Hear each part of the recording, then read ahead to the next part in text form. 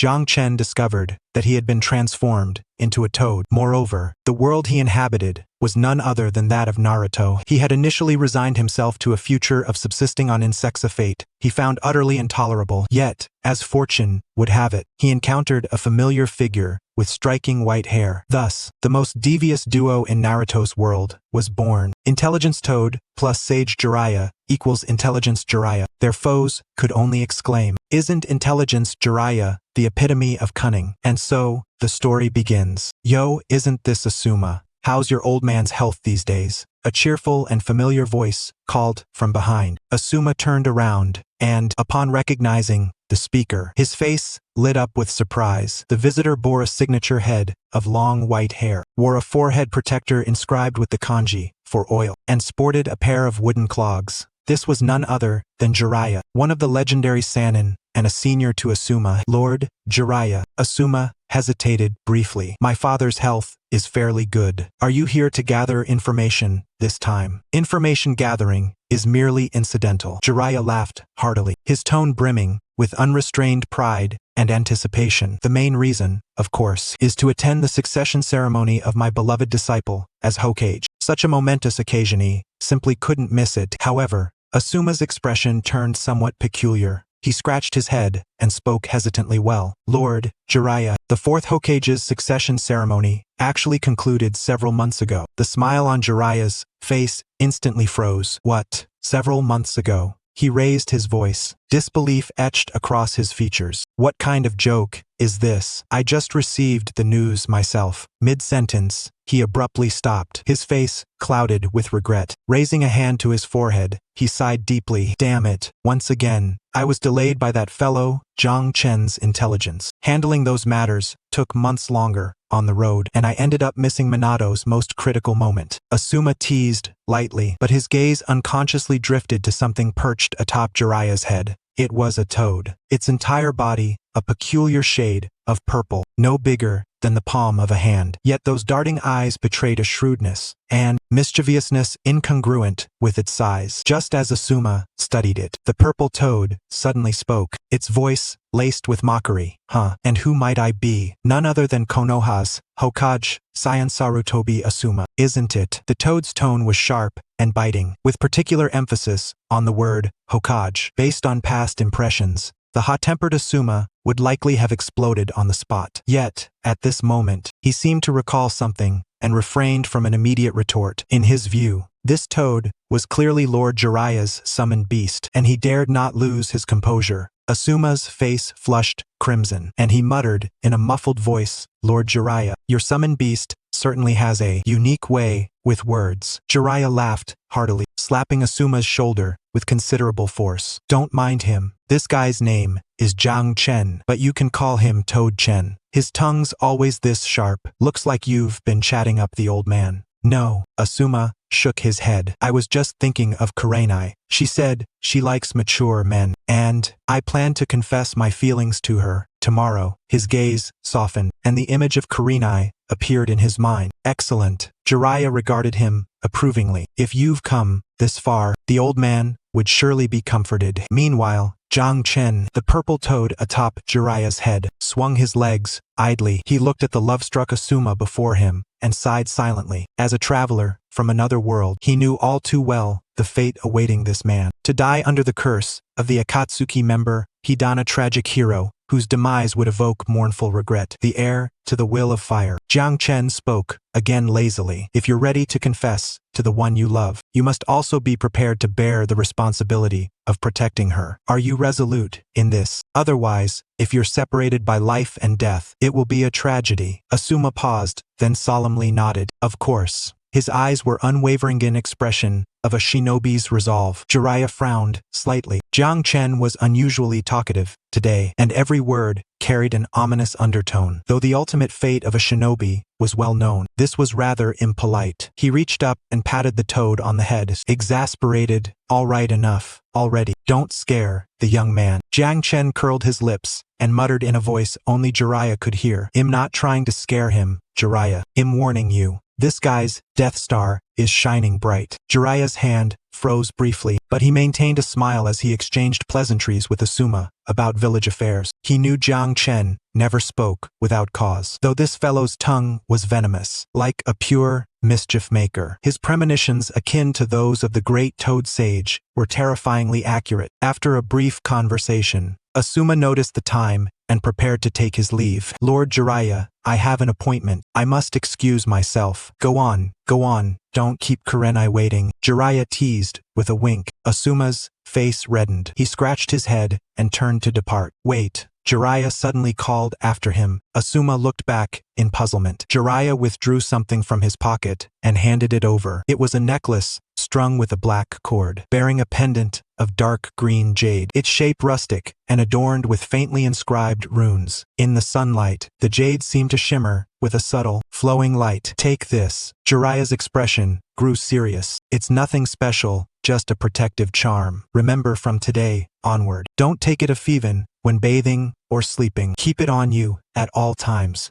Asuma accepted the necklace. The jade felt smooth and warm in his hand, and he sensed a peculiar energy coursing within. Though puzzled, he understood the pendant's value. Lord Jiraiya, this is far too precious. Enough nonsense. Jiraiya assumed the stern posture of a senior. Consider this a gift for returning to the village. If you want to thank me, then protect the village, and protect those you wish to safeguard. At this point, Asuma could no longer refuse. He clasped the necklace around his neck. The jade pressed against his chest, and a warm current instantly spread through his body, invigorating his spirit. Thank you, Lord Jiraiya. Asuma bowed respectfully. All right, go now. Jiraiya waved his hand, dismissively unconcerned. Jiraiya left Asuma behind until he reached the corner of a street, where the smile on his face slowly faded, replaced by a solemn gravity. Jiang Chen sensed something amiss. Leaning forward until his eyes met Jiraiya's, the street remained bustling with passers-by, the clamor unceasing. Jiraiya's voice dropped to a whisper, and with it, the atmosphere grew markedly serious. Jiang Chen, what you just said, is it true? The setting sun painted the sky in a magnificent blaze of orange and red. Jiraiya stood motionless, his tall silhouette casting a long shadow upon the ground. His question was like a stone cast into a still lake, shattering the surrounding tranquility. Jiang Chen, the purple toad, leapt nimbly from Jiraiya's head onto his shoulder, settling into a comfortable position. He did not answer immediately, but scratched his chin with his front webbed foot, exuding a leisurely air. What's the matter? Have any of my intelligence reports ever turned out false? Jiang Chen retorted, his voice tinged with his usual casual confidence. Jiraiya fell silent. Indeed, not even once. It was precisely because every report had proven true that he had been relentlessly chasing leads, even missing his own disciples' ceremony. Yet, for the sake of those innocent lives, he harbored no regrets. His encounter with Jiang Chen itself was an extraordinary stroke of fate. At that time, he was still scouring the world in search of the child of prophecy, occasionally returning to Mount Myoboku to seek new divinations from the great toad sage. And it was during that period that Jiang Chen stumbled into his world. Reflecting on this, Jiang Chen's thoughts involuntarily drifted back to the past. When he regained consciousness from a chaotic haze, he found himself transformed into a toad, moreover, a purple toad spirit. The surroundings were filled with towering plants, and the air was damp.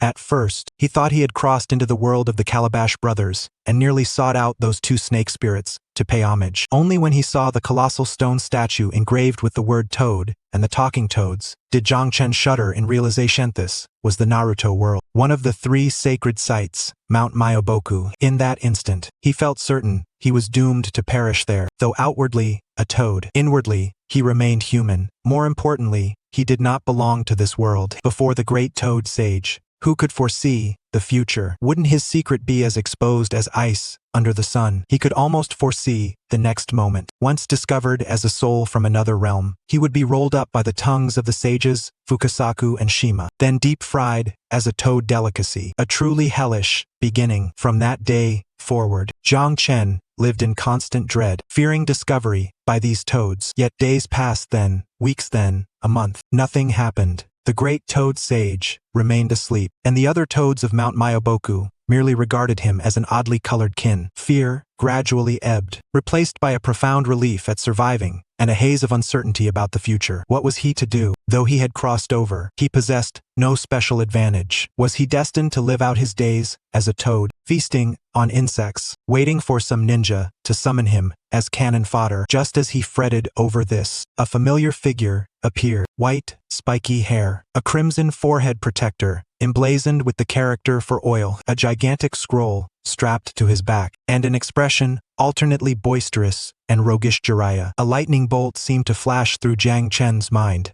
Though he lacked a golden finger, he wielded the world's most formidable weapon, intelligence. Perhaps, due to his transmigration, his mind worked increasingly well, and he slowly recalled the plot of Naruto. After all, he had been a corporate drone for several years, and the Naruto series he watched in childhood should have long faded from memory. Yet this man before him was a pivotal figure from the early to middle arcs, Naruto's mentor and the teacher of the child of prophecy. If he could cling to this man's coattails, or become his partner, not only could he escape the fate of cannon fodder, but he might even alter those tragedies he had once deeply lamented. There was only one chance. He had to present a sincerity powerful enough to astonish Jiraiya, a battle-hardened shinobi. The next time Jiraiya came to Mount Myoboku, Jiang Chen summoned all his courage and intercepted him in a secluded corner. "Yo, Lord Jiraiya, thanks for your hard work gathering material." That was his opening line. Jiraiya was momentarily taken aback. He looked down at the little toad who dared to tease him and found it somewhat novel. "Little guy, you know me." Of course, Jiang Chen strove to appear profound. "I also know you're searching for a child of prophecy who can bring change to the world. I know you once had 3 disciples from the Hidden Rain village,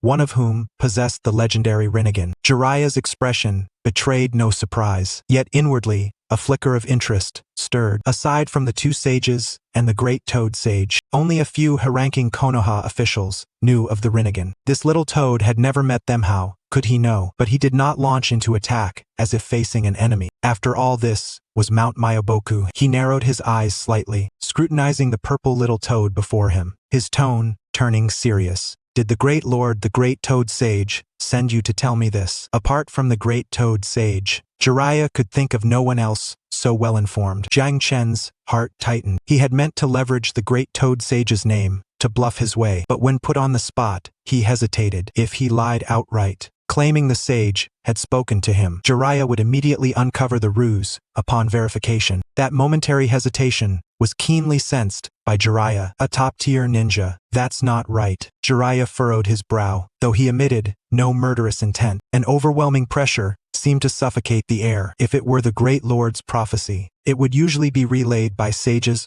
Fugaku or Shima, or, at worst, one of the toads responsible for communication. "You are too unfamiliar." Suddenly, he reached out, grasping Jiang Chen firmly and holding him up before his eyes for close examination. "Your chakra is weak, and you don't seem like a retainer of the great lord. Little guy, who exactly are you? How do you know these things?" Jiang Chen was gripped tightly, cold sweat streaming down his face. He realized he had underestimated the insight of the 3 legendary Sannin. "You may call me Toad Chen, but I would prefer you call me Jiang Chen. As for how I know, I have my own channels." Jiang Chen forced himself to say, "But that's not important. What matters is that I know the prophecy of the great toad sage. Your choice will determine the future of the world, and I can help you make the right choice." "Your channels?" Jiraiya snorted coldly, clearly unconvinced. "In Mount Myoboku, there's no way to bypass the sages, Fugaku and Shima. Since you refuse to speak the truth, I'll take you to meet them and see if they recognize you as one of our little toads." With that, Jiraiya paid no heed to Jiang Chen's struggles and grabbed him, vanishing instantly from the spot. A moment later, deep within Mount Myoboku, Sage Fugaku and Sage Shima exchanged glances as they looked at the little toad in Jiraiya's hand. "Little Jiraiya, this is indeed one of our toads from Mount Myoboku, but this child usually just stares blankly or eats bugs. I've never heard of it having any special abilities," Fugaku said doubtfully. "That's strange," Jiraiya said, fixing his gaze on Jiang Chen,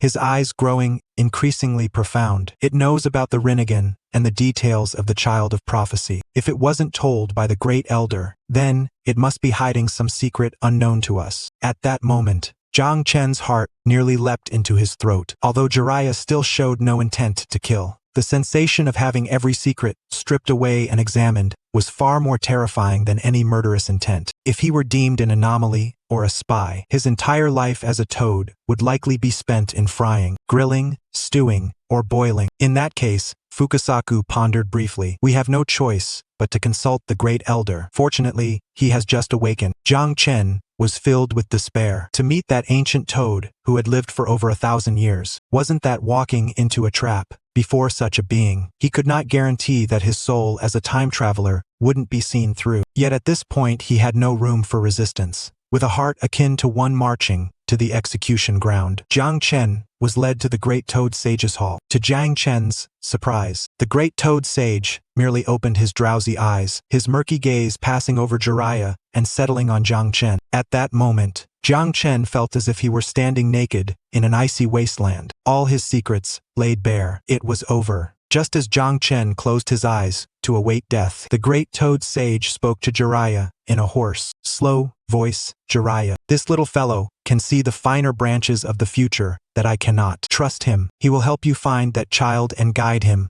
onto the right path. Jiang Chen suddenly opened his eyes, momentarily bewildered. He had been bluffing Jiraiya, so why did the Great Toad Sage personally vouch for him? Could it be that this ancient sage truly saw through everything and tacitly approved of his existence? Regardless of the truth, the Great Toad Sage's authoritative words became Jiang Chen's most steadfast talisman. The doubt in Jiraiya's eyes vanished instantly, replaced by solemnity. Since the Great Elder said so, this little toad was indeed a trustworthy companion. He formally signed a summoning contract with Jiang Chen, one of the highest priority. From then on, Jiang Chen became Jiraiya's personal strategist. Snapping out of his reverie, Jiang Chen looked at Jiraiya's still grave expression and said lightly, "What exactly did the Great Toad Sage say back then?" "He wanted you to trust me, and I would help you find the child of prophecy. Now, I'm just helping you avoid some unnecessary casualties. Asuma is the son of the third Hokage and the backbone of Konoha's future. It would be a pity for him to die in such an obscure manner." Die. Jiraiya's sharp ears caught the word immediately. "You mean to say he was supposed to die?" "That's right, and in a very unjust way." Jiang Chen did not elaborate. He knew the more he said, the greater the potential for altering the future. He only needed to present the outcome and the warning. Jiraiya took a deep breath, recalling the intelligence Jiang Chen had provided in the past. For instance, information about a minor country possibly harboring a cult, which saved him from a fruitless mission, or another mission that concealed a deeper conspiracy, allowing him to prepare in advance. Each time, Jiang Chen's premonitions had come true. "That necklace?"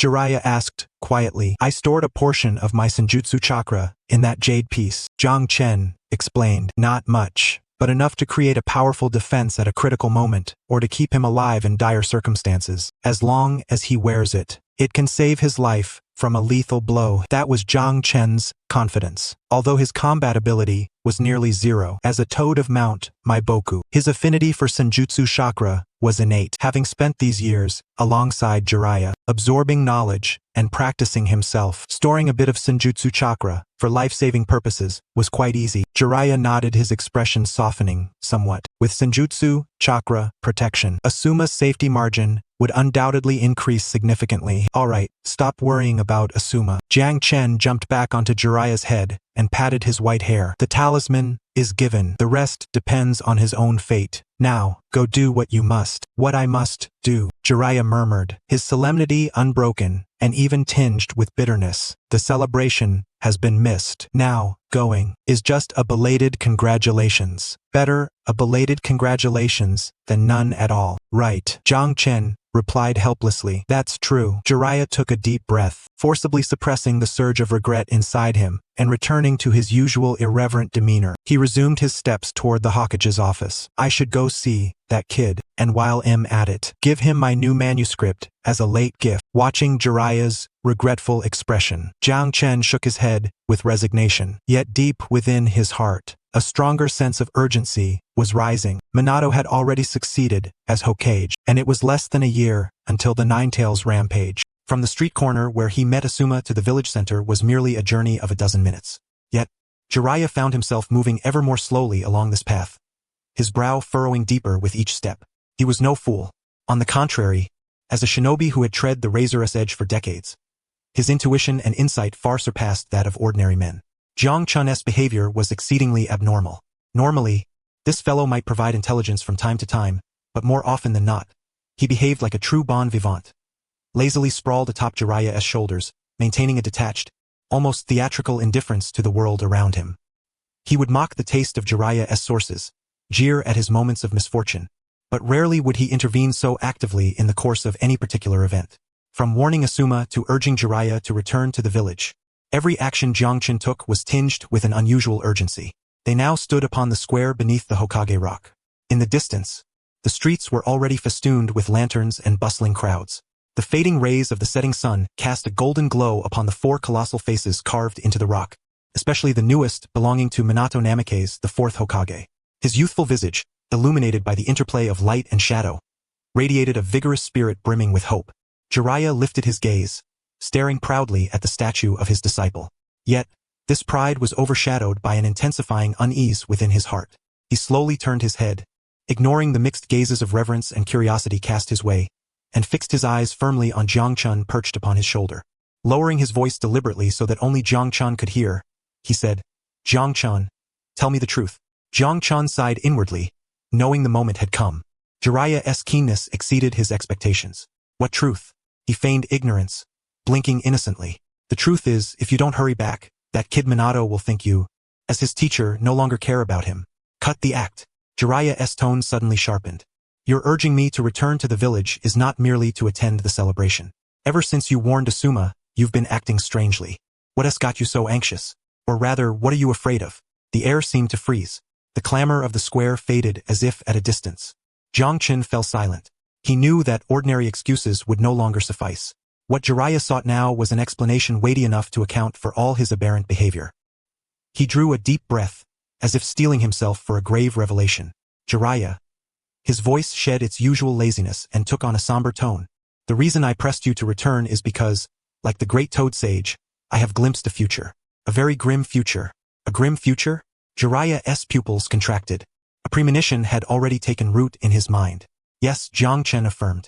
I saw the death of your most prized disciple, the 4th Hokage, Minato Namikaze. Boom! The words crashed through Jiraiya's mind like thunder from the heavens. For a moment, his ears rang, and the world around him blurred into unreality. No, that's impossible. He blurted instinctively, his voice trembling with shock. Minato wields the flying thunder god technique. Who in the shinobi world could kill him? Who could match his speed? This was Jiraiya's confidence, and the pride of all Konoha. Minato Namikaze was a renowned figure from the last great shinobi war, whose battlefield feats struck terror into any foe. To claim he would be slain was the greatest jest in the shinobi world. Jiang Chun watched him quietly, waiting for his emotions to settle before offering a haunting explanation. No matter how fast one is, there comes a time to stop. No matter how strong one's abilities, there is always a possibility of being unraveled. Jiraiya, tell me, how does an otherwise flawless hero reveal a flaw? Jiraiya's mind raced. A flaw? What flaw could Minato possibly have? He was humble, immensely powerful, resolute in spirit, virtually without any exploitable weakness. Seeing Jiraiya's bewilderment, Jiang Chun's voice sank to a devilish whisper as he delivered the answer. Give him a weakness. One he can never abandon, no matter what. A weakness. Jiraiya muttered the word, still unable to comprehend. Jiang Chun's gaze grew infinitely complex, filled with pity and a trace of reluctance. Yet he knew that a long agony was worse than a swift one. After Minato became Hokage, you two were soon to have a child, right? The two in question were Minato Namikaze and Kushina Uzumaki. In an instant, it was as if a cold lightning bolt shattered all of Jiraiya's thoughts. A child. A child of Minato and Kushina. The color drained from Jiraiya's face in a single second, leaving him as pale as paper. He envisioned countless terrifying possibilities. Kushina was the Nine-Tails Jinchuriki. Childbirth was the moment when the seal was at its weakest. If someone chose that moment to strike, was the target the Nine-Tails? Or the newborn infant? Either way, it was an unbearable blow for Minato. A husband, a father, faced with his wife's utmost vulnerability and the helplessness of his child. What could he do? Could his proud flying thunder god technique whisk away both of them simultaneously? Should he save Kushina first, or the infant who had just entered this world? Or should he confront the Nine-Tails, potentially unleashed by the enemy? Did he have the strength to protect his family while facing an adversary coveting the Nine-Tails? In that moment, Jiraiya understood everything. He grasped Jiang Chun's extraordinary urgency and the dread concealed behind the words death date. If that unknown enemy was already prepared, Minato was in grave danger. Who is the enemy? Jiraiya's voice was hoarse and ragged as he glared at Jiang Chun, still lowering his tone. A man wearing a mask, possessing space-time ninjutsu, who calls himself Uchiha Madara. Jiang Chun swiftly disclosed the critical information. Uchiha Madara? Wasn't he long dead? Relying on Jiang Chun's past trustworthiness, Jiraiya chose to believe him, but precisely because he believed, he dared not believe. For Madara was a legend who had once rivaled the first Hokage, Hashirama Senju. And now he had returned? Fear and unwillingness surged within Jiraiya's heart. No, he muttered, shaking his head in despair. This cannot be allowed to happen. In the next instant, the confusion on his face was replaced by resolute determination. He spun around sharply, pressing Jiang Chun back onto his shoulder, and his entire form became a blur as he dashed toward the Hokage's office. He didn't choose the usual streets, but leapt directly onto the rooftops, hurtling forward at breakneck speed, reckless and desperate to see the person he most wished to meet, and most feared to see. He was going to see Minato, immediately, at once. Speaking with Asuma had wasted precious time. As the evening glow on the horizon was swallowed by the encroaching night, Jiraiya's figure had already ascended to the rooftop of the Hokage's office. The tiles beneath his feet creaked under the strain, and villagers along the way only felt a gust of wind, unable to discern the fleeting silhouette. Minato, Minato, only that name echoed in Jiraiya's mind. Jiang Chun's words had stripped away all his composure and joviality, leaving only restlessness and an indescribable fear. Bang! He slammed open the door of the Hokage's office. Silence and dimness filled the room. There was no one inside. The desk Minato often used was neatly stacked with documents, and the robe embroidered with the fourth Hokage's crest hung quietly on a coat rack. Sunlight streamed through the window, dust motes drifting lazily within the beams. Jiraiya gasped heavily, clutching the doorframe. Anxious, his chakra stirred erratically within him. He was too late. Minato Namikaze was not in the Hokage's office. Calm down, Jiraiya, Jiang Chun said, tapping the top of his head with his paw. His tone grew serious. This was no time for panic. Minato should have returned home by now. Jiraiya drew a breath, momentarily suppressing the anxiety gnawing at his heart. Jiang Chun was right. He turned and walked away, his figure soon swallowed by the night.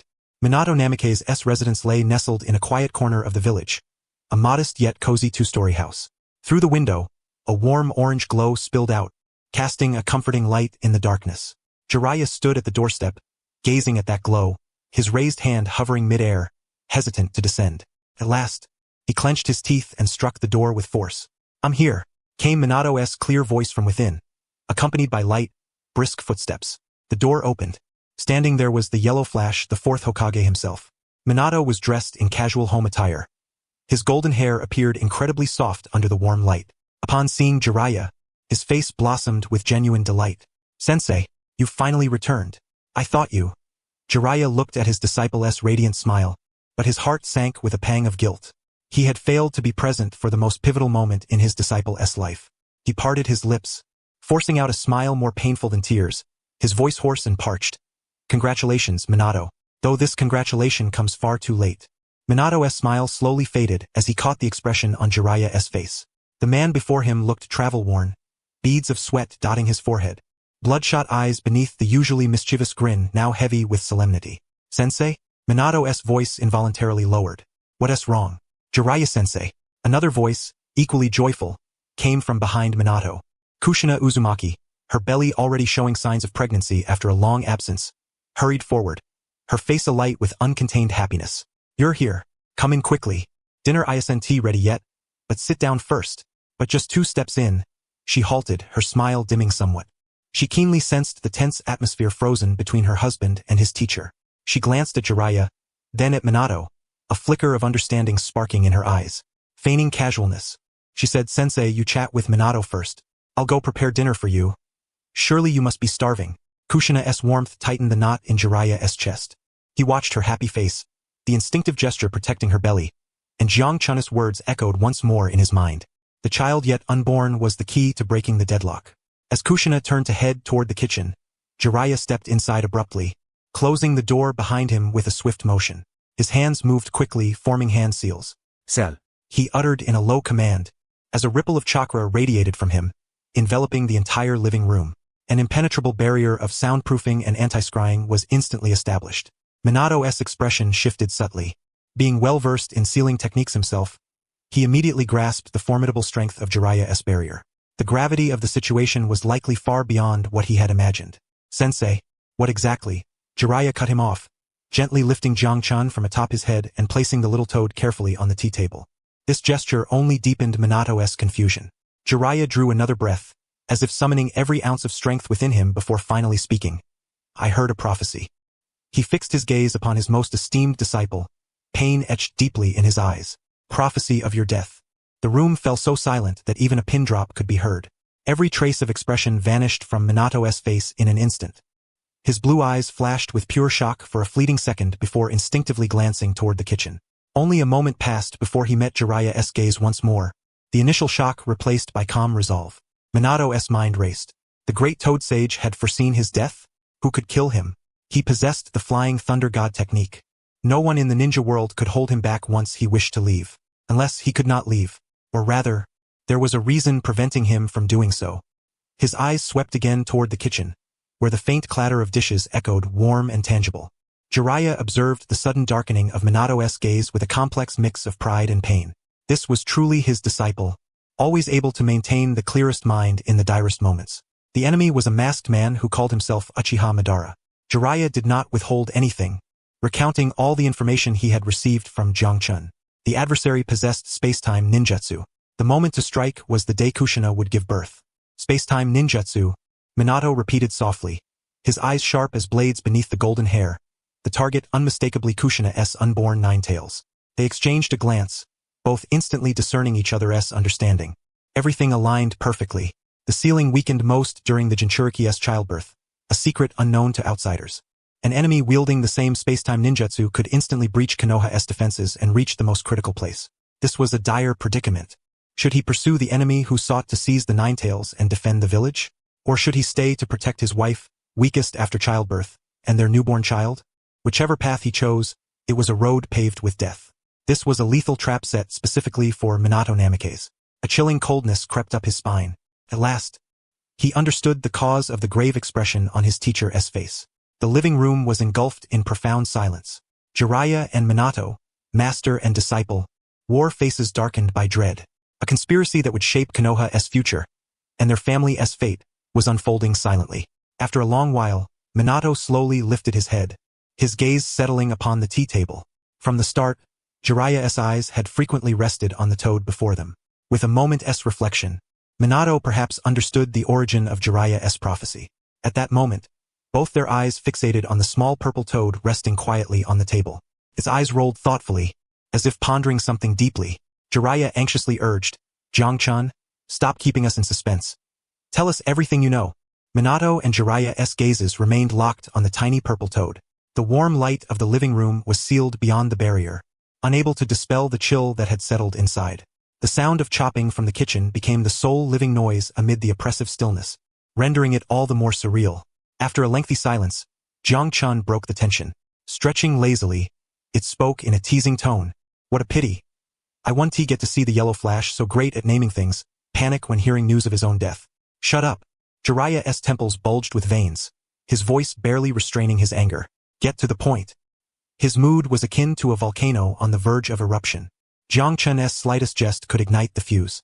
How could one not be anxious when someone so dear was on the brink of death? What was more terrifying was that, in his dealings with this toad, prophecies almost always came true. Yet, contrary to Jiraiya's expectations, Minato remained unusually composed. When Jiang-chan mentioned the title great at naming things, Minato's eyes brightened, and the tight line of his mouth softened into a faint smile. But that smile vanished as quickly as it appeared. He raised his hand and gently pressed Jiraiya's tense shoulder. "Sensei, stay calm." Minato's voice was steady, embodying the very spirit of the Hokage. He turned toward Jiang-chan on the table, showing no hint of offense, but rather a demeanor of sincere inquiry. "Please continue." This was Minato Namikaze. No matter the direst circumstances, he would always cast aside all distractions first, seeking the path to resolution. Jiang-chan looked at him, silently admiring. Truly the fourth Hokage, such composure was far beyond that of an ordinary shinobi. "Excellent." Jiang-chan nodded in acknowledgement, ceasing his evasions. "You should already comprehend that this was a meticulously orchestrated scheme by the adversary. They exploited Kushina's childbirth to seize the Ninetales, ensnaring you in an agonizing dilemma between defending the village or protecting your family. Regardless of your choice, one side would inevitably suffer devastation. Minato remained silent, nodding thoughtfully. He had already surmised the general outline when he first received the grim news. Yet two questions still lingered in his mind. First, who was the masked figure claiming to be Uchiha Madara? How could that legendary ninja possibly still be alive? Second, and most crucial, how did he know the precise time and place of Kushina's labor? That information was the highest of village secrets, entrusted to fewer than 5 individuals. Once Kushina's pregnancy was confirmed, the village had already begun preparations for the future. Recently, they were on the verge of finalizing the designated delivery location. The moment the second question escaped Jiang Chun's lips, the temperature in the living room seemed to plummet further. This implied that a traitor might have emerged within Konoha's highest echelons.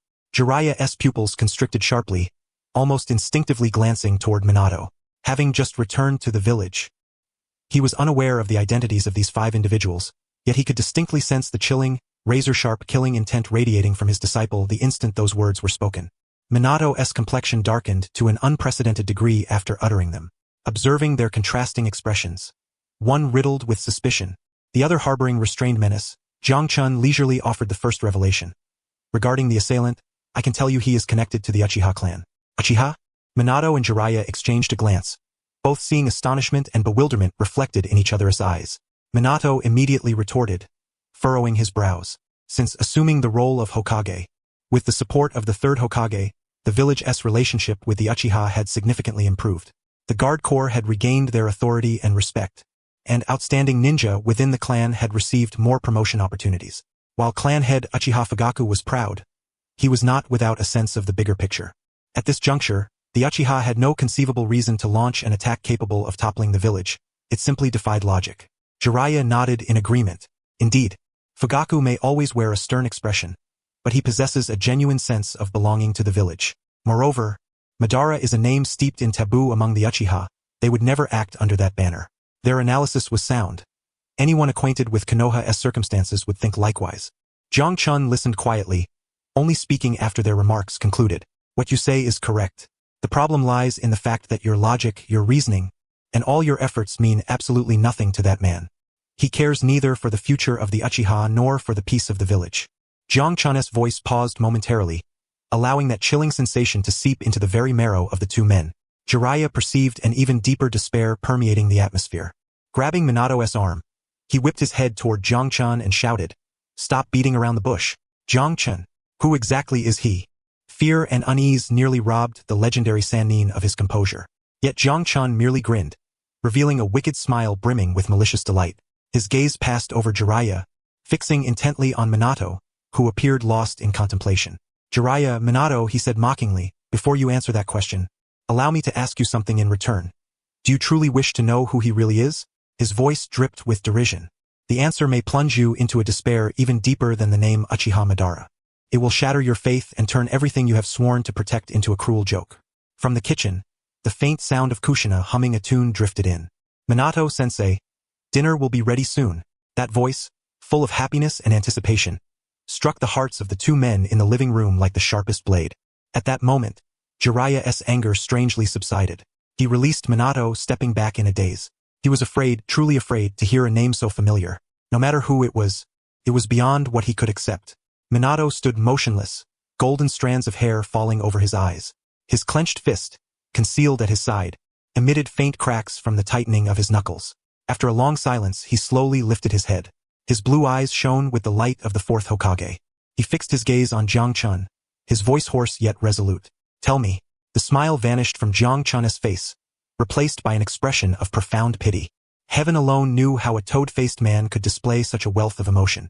Lowering his voice to a whisper as heavy as 1,000 weights, Jiang Chun continued, "Since you are prepared, I shall reveal the truth of what is about to unfold." He looked directly at Minato, enunciating clearly, "The masked man who seeks to annihilate everything you hold dear is a hero you once personally laid to rest. Uchiha Obito. Uchiha Obito." The moment Jiang Chun uttered the name, the air within the barrier seemed to freeze. Jiraiya's eyes glazed over, disbelief etched deeply upon his face. In his understanding, Uchiha Obito was Minato's student who had perished years ago, a hero who died in the Battle of Canopy Bridge defending his comrades. How could a dead man seek vengeance against his teacher and village? Uchiha Obito. Uchiha, Minato whispered, his voice barely audible, as if trying to convince himself. His body trembled imperceptibly. Those usually serene blue eyes lost their focus. Everything around him, the lights, the outlines of furniture, his teacher's worried face, blurred into indistinct shapes. Obito, the boy who was always tardy, always full of excuses, yet would stand before his comrades in moments of peril? The student who entrusted his Sharingan and future to Kakashi beneath the rocks? The name he himself had carved on a memorial stone? How could it be him? Jiraiya's thoughts were equally tumultuous. A fallen hero transformed into a villain bent on destroying the village and slaying his mentor? It was utterly absurd. Yet, considering Obito's surname, it did not seem entirely impossible. Within the upper echelons, the latent power of the Uchiha bloodline was well known. Minato, compose yourself, Jiraiya urged, though he found his own voice trembling. Jiang observed the torment etched across Minato's face and posed a simple question. Have you found his body? The query rendered both Minato and Jiraiya silent. Minato's breath faltered. No. After the Battle of Canopy Bridge, the cave collapsed completely. All they found were countless fragments of stone. Everyone assumed Obito was crushed beneath the boulders. His remains never recovered. An Uchiha who died without a corpse. Jiang spoke calmly. You have surely heard what happened next. If Uchiha Obito witnessed such a scene firsthand, it is only natural his eyes would change. Jiang words illuminated a long-neglected corner of Minato's mind. The eyes and peculiar abilities of the Uchiha clan. What if Obito had not died that day? What if, beneath those ruins, he awakened the Mangekyo and was rescued by some entity? A thought pierced Minato's consciousness. If that entity compelled Obito to call himself Madara, then could it be assumed that the figure behind the scenes was indeed Uchiha Madara? He saved the dying Obito and then, by some means, twisted his will, transforming a hero into a weapon aimed against his own teacher and village. Everything connected. The enemy had Obito assume Madara's name to conceal their own identity. What they truly desired was the Mangekyo Sharingan power Obito had awakened Kamui, as Jiang had described. Minato's trembling ceased. He slowly straightened up, the anguish and bewilderment etched on his face gradually dissipating, settling into a profound and tranquil calm. He had come to terms with the harshest of realities. This seemingly unsolvable game of chess had finally revealed a glimmer of a solution.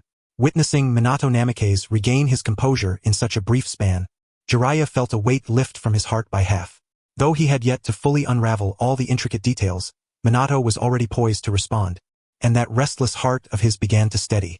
At that moment, dinner's ready. Come and eat. The kitchen door swung open, and Kushina's cheerful voice echoed forth. The aroma of the meal, coupled with that unique warmth, instantly penetrated the oppressive stillness of the barrier. Almost instinctively, Jiraiya formed a hand seal with one hand. Release. The invisible barrier quietly dissipated. Kushina emerged, carrying a large platter of steaming food. Seeing the two men still standing in the living room, their expressions grave beyond words, she couldn't help but wonder, what's wrong with you two? And nothing. Jiraiya quickly waved his hand, forcing a strained smile. We were discussing the plot of my new book. Is that so?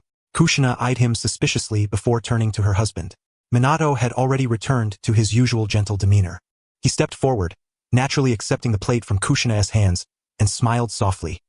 Sensei told me a wonderful story. I was completely captivated. Only then did Kushina relax, playfully scolding them. Wash your hands and come eat. Around the dinner table, the sumptuous dishes steamed invitingly. Kushina was in high spirits, persistently offering Jiraiya portions, sharing amusing tales from the village, and speaking of the hopes she and Minato held for their future child. Minato responded with a smile, occasionally serving Kushina her favorite dishes. Everything resembled any other joyful family dinner. Yet Jiraiya found no appetite. Holding his sake cup, he silently mouthed a question to Minato. Should we tell her? During the brief moment Kushina lowered her head to sip her soup, Minato subtly shook his head in the slightest manner. That look conveyed an overwhelming array of sentiments. Refusal, resolve, and a faint plea. Jiraiya understood. If they revealed to Kushina now that the one destined to shatter their family was none other than Obito Uchiha, someone she had once deeply cherished, the blow would shatter her spirit. The most brutal truth in this world must be borne alone by Minato Namikaze. With a heavy sigh, Jiraiya raised his cup and drained the potent brew in one gulp. Sensing his teacher's mood, Minato quietly placed his hand over Kushina's resting hand on the table, gently clasping it. Feeling this, Kushina lifted her head and offered her husband a radiant and blissful smile. Minato returned the smile warmly, as always, sunlight in human form. Yet, deep beneath his lowered eyelids, in a corner untouched by that light, he had already made his decision. Before anything unfolds, he would find Obito. As Minato Namikaze, not merely the fourth Hokage. He would stand before his former student. Obito, Sensei could not save your past. This time I must save your future. Before it is too late. Meanwhile, in the depths of a cold, damp underground cavern, the colossal outer path Geto statue stood silently, its 9 eyes sealed shut, exuding an oppressive aura that sent shivers down one's spine. A solitary figure sat quietly atop one of the statue's outstretched fingers, shadows shrouding his every expression. Obito Uchiha, a swirling mass of inky darkness, fluid like liquid, emerged from the rocky wall behind him, coalescing into form. A hoarse voice echoed through the cavern. The voice of Black Zetsu. It is time to reclaim your other eye. The full power of both eyes is essential. To ensure the flawless execution of the plan ahead, you require that complete strength. The man beneath the mask, Obito Uchiha, remained motionless as if he had not heard. Black Zetsu, seemingly accustomed to his silence, continued in its emotionless tone. It is on Kakashi, I senti it, as long as you enough. The cold, clipped word interrupted Black Zetsu. Obito did not even turn around, speaking in a nearly indifferent, unyielding tone. I have my own plans. You only need to do your part. Black Zetsu's form froze for a moment before resuming its fluid shape, as if the interruption had never occurred. Tactfully shifted the topic. Its voice bore no emotion. In that case, we should focus on the immediate priority. According to my observations, the birth of the Nine-Tails Jinchuriki is imminent. Those words successfully drew Obito's gaze into sharp focus. According to your plan, this is a once-in-a-lifetime opportunity. I senti it? Black Zetsu continued.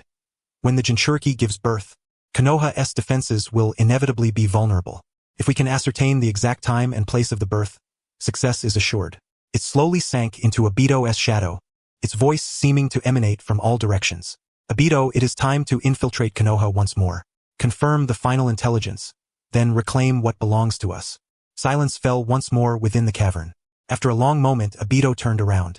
Through the single opening in his mask, his Sharingan with 3 tomo quietly rotated, transforming into the cold, merciless pattern of the Mangekyo Sharingan. This false world must come to an end, he whispered, his figure twisting like a phantom before vanishing into thin air, leaving only a chilling phrase echoing in the cavern. Rin, soon, we shall be together forever in a world without pain or loss. Jiraiya and Minato's silhouettes rose and fell silently atop the rooftops, years of ninja experience having taught them to conceal their movements beneath the cloak of night. A heavy silence hung between the two. Only at the village's edge training ground did 2 figures suddenly come to a halt. You actually believed that? A voice above Jiraiya's head drawled lazily. Jiang Chun kicked Jiraiya's head with his hind leg. Don't you fear I'm deceiving you?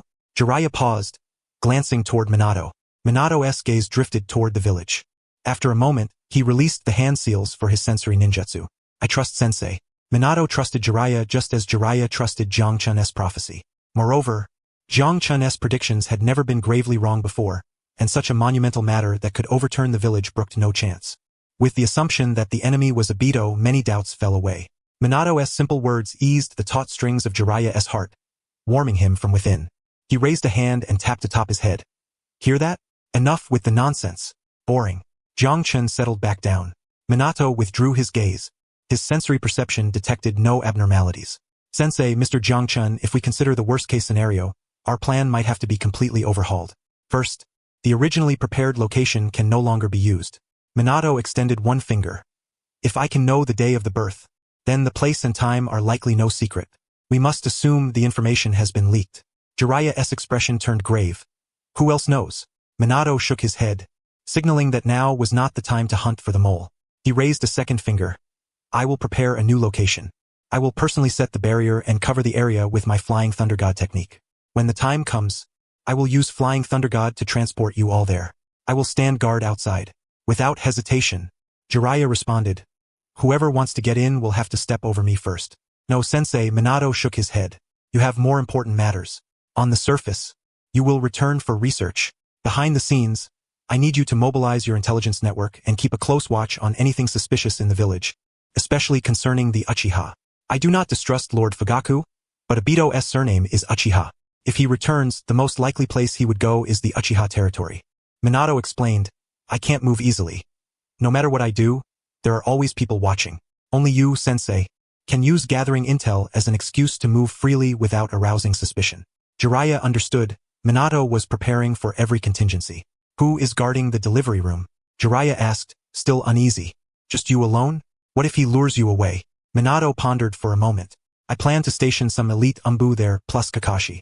As for the actual delivery room, Minato's voice lowered several decibels. Aside from the necessary birth attendants, I'm afraid we'll have to rely on you and the third Hokage. Jiraiya nodded. Silently, he acknowledged that the arrangement was meticulous. With the third Hokage stationed there, any situation could be suppressed. And Kakashi, Minato's most prized disciple, shared an unparalleled bond with Obito, an ideal bait to confuse the enemy. However, what Minato truly feared was Obito's current strength. Jiraiya sighed inwardly, hoping this mission would grant the silver-haired boy, who had long lived in the shadows, a glimmer of liberation. All right, it's settled. Jiraiya clapped his hands. He looked at Minato and couldn't help but whisper. But Minato, who exactly leaked the information? Until we find them, it's a grave threat. Minato's eyes darkened. That question was like a poisoned thorn embedded in the core of the entire plan, making it impossible to rest. As the two fell into silence, Jiang Chun, who had been lying prone, suddenly spoke up. That? I actually know. The surroundings instantly fell silent. Jiraiya furrowed his brow in speechless disbelief. You know? Why didn't you say so earlier? Jiang Chun yawned. You never asked me. Jiraiya was rendered speechless by the brazen laziness in his tone. Sensei. Minato reached out, placing his hand on Jiraiya's wrist, signaling him to remain calm. Let him speak. Jiraiya suppressed his frustration, feeling a heavy weight on his chest.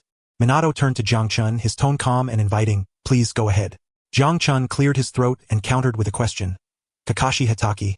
Hasn't he been visiting the memorial monument frequently lately? Jiraiya was stunned. Minato's expression also grew grim. The combination of Kakashi and memorial monument instantly linked all the pieces, revealing a clear thread. He could almost see the silver-haired boy standing before the stone, confessing his worthlessness, apologizing to Rin and Obito. Then, he would speak of his new mission, vowing to protect the Hokage's wife and the unborn child with his life, treating it as an act of redemption. Minato understood. He understood Kakashi's guilt and the child's obsession. As their teacher, he felt immense sorrow. Yet at this moment, that understanding plunged him into an ice-cold abyss. He could envision another scene in the shadows. Masked Obito silently listening to his friend's confession, piecing together the intelligence he sought, turning Kakashi's desperate defense into a blade aimed at his own teacher's wife. It was unbearably cruel. Minato's body trembled. This fact was more painful than Obito still being alive. The training ground was eerily silent. Jiraiya stared at Minato's pale face under the moonlight, unable to utter a single word. After putting himself in Minato's place, he felt this was worse than being stabbed in the back. After a long while, Minato lifted his head. Calmness returned to his azure eyes. Sensei, he spoke, his voice regaining the steady composure befitting the fourth Hokage. The plan remains unchanged. Jiraiya's face was fraught with worry. On the surface, everything was as before. The third Hokage's and Kakashi's missions remained the same. The location was the decoy we prepared for Obito. Jiraiya looked at Minato and suddenly understood. If they made too many arrangements, Kakashi, being so intelligent, would surely suspect himself as the leak. That guilt would crush him utterly. Minato intended to shield him from that burden. Obito will first go to the place we prepared. Minato's gaze shifted toward the distant Hokage rock, and we will be waiting for him in the real delivery room. When he believes everything is going smoothly, I will appear. Minato's voice was soft yet resolute, leaving no room for doubt, and personally pull him back. I understand. Jiraiya nodded heavily. He looked at his disciple, the fourth Hokage who had arranged everything, and felt a pang of sorrow. To bear such a truth into battle, how much pain must Minato endure? Minato, I'm fine, sensei. Minato turned around and smiled faintly at Jiraiya, but the smile carried nothing but exhaustion, weight, and an unyielding sharpness. He must save his former student, protect the student kept in the dark, and guard his wife about to give birth and their unborn child. All the burdens weighed solely on Minato's shoulders. Before becoming the fourth Hokage, I was their teacher, he declared. It's decided. Minato's voice was calm and steely, without the slightest hesitation. Jiraiya nodded deeply, the myriad thoughts swirling in his heart quelled by his disciple's resolute spirit. I will go to see the third Hokage. We shall act according to the plan, sensei. Minato turned, the moonlight tracing the sharp contours of his golden hair. Please be careful. Before the words had fully fallen, he vanished like a streak of golden light, melding into the night without a trace. Jiraiya stood rooted until Minato's presence completely faded from his senses, then exhaled a long, heavy breath. Let us go, Jiang-chan, he murmured. Time to meet the Uchiha clan leader. With a swift movement, Jiraiya too disappeared, racing toward the Uchiha territory in the exact opposite direction of Minato. They traveled in silence, the wind howling past their ears but unable to drown out the tumultuous noise within. Jiraiya's heart was far from the swift and steady figure he cut through the night. Jiang Chun's words echoed in his mind like a haunting melody. If the situation truly becomes irredeemable, we might as well seek the Uchiha's aid. Of course, I refer to the faction led by Fugaku. The suggestion was nothing short of a fairy tale. The Uchiha clan's status within the village was precarious. They were the founders of Konoha, yet also a sharp sword kept tightly sheathed and closely watched by the higher-ups. To seek their help was tantamount to bargaining with a tiger's skin. Jiang Chun, do you truly believe that Obito won to ally with the Uchiha? They are his blood relatives. Blood relatives? Jiang Chun's lazy voice came from above. Laced with undisguised mockery, Jiraiya, you are far too naive. To Obito now, what difference is there between the Uchiha and Konoha? They are both parts of this hypocritical world, co-conspirators in Rin's death. He hates the entire world, including the Uchiha who failed to protect anyone. He won to seek their help. He will only use them as pawns, exploit them and then destroy them. The Uchiha, awakened through extreme suffering, had long since departed from ordinary humanity. Jiraiya fell silent.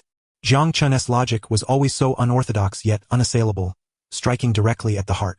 What about Fugaku? Will he help us? Not necessarily, Jiang Chun replied bluntly. But with Minato's ascension, the tension between the village and the Uchiha has indeed eased. Fugaku is clear-eyed.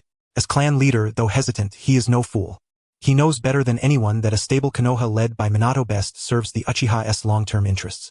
If he learns that a madman is trying to destroy all this, what do you think he'll choose? Despite this, the clouds of doubt still lingered in Jiraiya's mind. After all, they were the Uchiha. These three characters, etched deeply into the solemn chronicles of Konoha, are imbued with a multitude of intricate meanings. As his thoughts surged, the outline of the Uchiha clan's domain gradually came into view. The colossal fan-shaped clan emblem hung above the gate, exuding an aura of solemnity and aloof dignity beneath the moonlight. The streets within the clan's territory were cleaner than anywhere else in the village.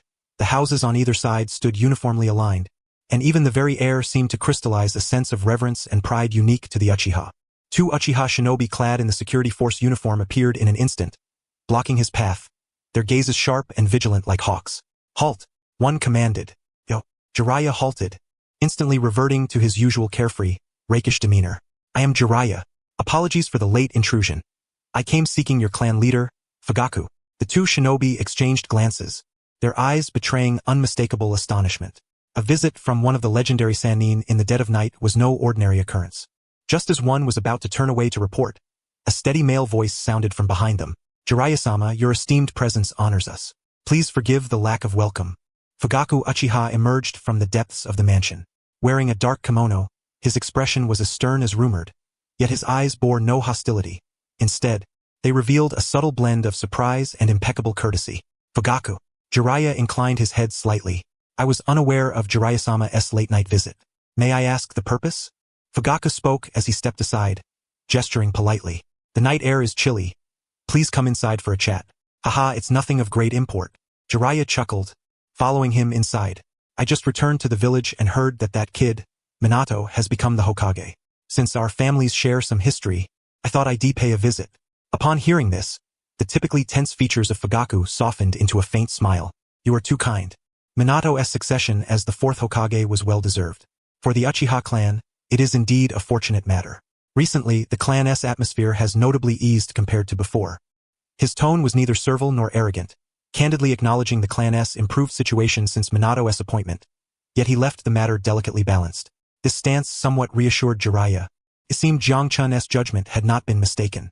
The two took their seats in the living room. Fugaku personally brewed a cup of hot tea, its fragrant steam dispelling some of the night's chill. Jiraiya raised the cup, blowing gently on the swirling vapor, then spoke casually. Having wandered far and wide for years, I've grown unfamiliar with the village's recent affairs. As the head of the security force, you must know the village intimately. Has everything been stable lately between the clan and the village? Fugaku's hand holding the cup paused imperceptibly before resuming its usual composure. He lifted his eyes, his calm gaze locking onto Jiraiya's. Thank you for your concern, Jiraiya-sama. All is well. He set the cup down lightly on the table with a soft click. Then, his tone shifted subtly though still measured, his eyes sharpening like blades. However, it has been several months since Minato assumed the Hokage mantle. Jiraiya-sama, you arrive neither early nor late, but choose this very night to visit under the guise of nostalgia. Fugaku leaned forward slightly, an imposing aura befitting a clan head quietly emanating. He enunciated each word with clarity.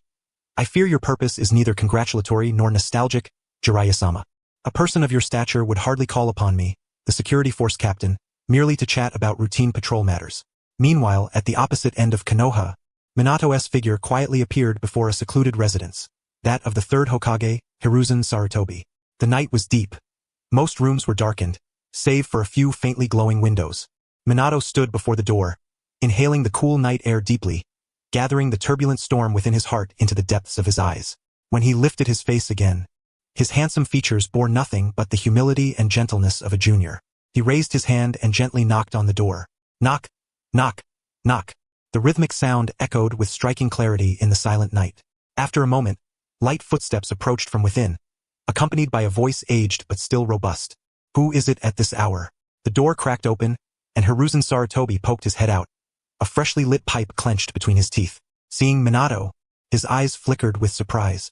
Minato, what are you? His words faltered mid-sentence. Before him stood his apprentice, the fourth Hokage of Konoha. Though smiling and standing tall as a pine, the cerulean depths of his eyes were veiled by an impenetrable mist and frost. Hiruzen's astonishment swiftly gave way to gravity. Without a word, he fully opened the door and stepped aside. Komein. He exhaled a cloud of thick smoke, his tone calm and unreadable. The night passed. What transpired between Minato Namikaze and the third Hokage that night remained a secret. When morning sunlight streamed into the office, the gloom on Minato's face had vanished. He had not slept, yet his mind was unusually alert. The pristine fourth Hokage robe hung on a rack, a symbol of responsibility. His thoughts were consumed by the plan from the previous night, rehearsing every step and anticipating every contingency. Jiraiya would handle his part. The third Hokage would oversee the rear, and then there was his disciple who knew nothing, Kakashi. Minato closed his eyes, the solitary silhouette of his silver-haired pupil emerging in his mind. He resolved to pay him a visit. At the Konoha Memorial Monument, the morning mist had yet to lift. A fine layer of dew clung to the black stone. Itachi Kakashi stood there, time unknown. Clad in umbu attire, his back straight as a rod, yet radiating an aura that kept others at arm's length. His gaze drifted over the two epitaphs. Uchiha Obito no era Rin. His gloved fingertips traced the chilly engravings repeatedly. Obito Rin. His voice was faint, wavering in the wind, barely audible. I failed to protect you both. Now all I can do is guard my master, my mistress, and their unborn child with this life. If you were still here, you would surely mock me, the useless fool who only speaks pretty words. As he whispered, a figure watched him silently from the shadows of a nearby grove. Beneath a mysterious tiger-striped mask, the single eye of the mask perfectly mirrored Kakashi's image. Namikaze Minato had arrived. A hoarse voice emerged from the shadow beside them as the figure of Black Zetsu slowly materialized. Your teacher is coming this way. If you don't leave now, it will be too late. Obito did not turn, his gaze fixed unwaveringly on Kakashi's solitary back. He remained unmoved. Don't forget our plan. Black Zetsu's tone sharpened slightly. Causing trouble at such a critical moment is foolish. If you expose yourself now, all that came before will be for naught. Obito was silent. Black Zetsu was right. Personal feelings must be set aside for the world where he could reunite with Rin. He cast one last glance at Kakashi, tormented before the monument, then turned. The three Magatama in the single eye of his mask began to spin. Let us go. The space before him began to warp, forming a vortex. At that moment, Minato appeared at the far end of the path leading to the memorial. From a distance, he saw Kakashi's solitary figure and instinctively slowed his pace, preparing to approach. But in the next instant, he halted abruptly. Something was amiss. A faint spatial distortion emanated from the direction of the monument, entirely different from his own jutsu. The distortion twisted and seemed to devour the surrounding light. His gaze immediately shifted to the source of the disturbance. At the edge of the woods not far behind Kakashi, the very air itself was rotating and vanishing. A figure clad in a black robe, wearing a mask, dissolved into a distorted blur, leaving only a vague silhouette behind. Space-time ninjutsu, the spirit consolation monument. Kakashi. Jiang Chun's prophecy, all the darkest conjectures. At this moment, they all crystallized into reality. A name broke through his restraint, slipping from his lips, barely audible. Obito. The voice was faint, yet it caused the silhouette, on the verge of vanishing completely into the void, to abruptly freeze in place. He heard it. That name he had long since abandoned was uttered once more by the lips of his most revered teacher. The stiffness lasted only an instant. The next moment, The vortex of space fully closed. The shadow and the ominous aura vanished together, as if they had never existed. The morning sunlight finally pierced through the thin mist, spilling down. Minato stood motionless, unmoving. The sunlight bathed him, yet he felt not a trace of warmth. He gazed ahead at Kakashi, still oblivious to everything, still immersed in grief. That sense of pity as a teacher was now replaced by something heavier, colder. Minato slowly clenched his fist. The horizon began to glow with the first pale light of dawn. Jiraiya walked along an empty street. The morning air carried a chill. At last, the first step had been taken. He pressed his fingers to his temple. He had not slept all night, his mind taut with tension, his body weary. TSK. Above him, Zhangchen clicked his tongue. You must be exhausted after acting all night, Jiraiya-sama? Don't be cheeky, Jiraiya retorted, clearly annoyed. If it weren't for you, would I be this tired?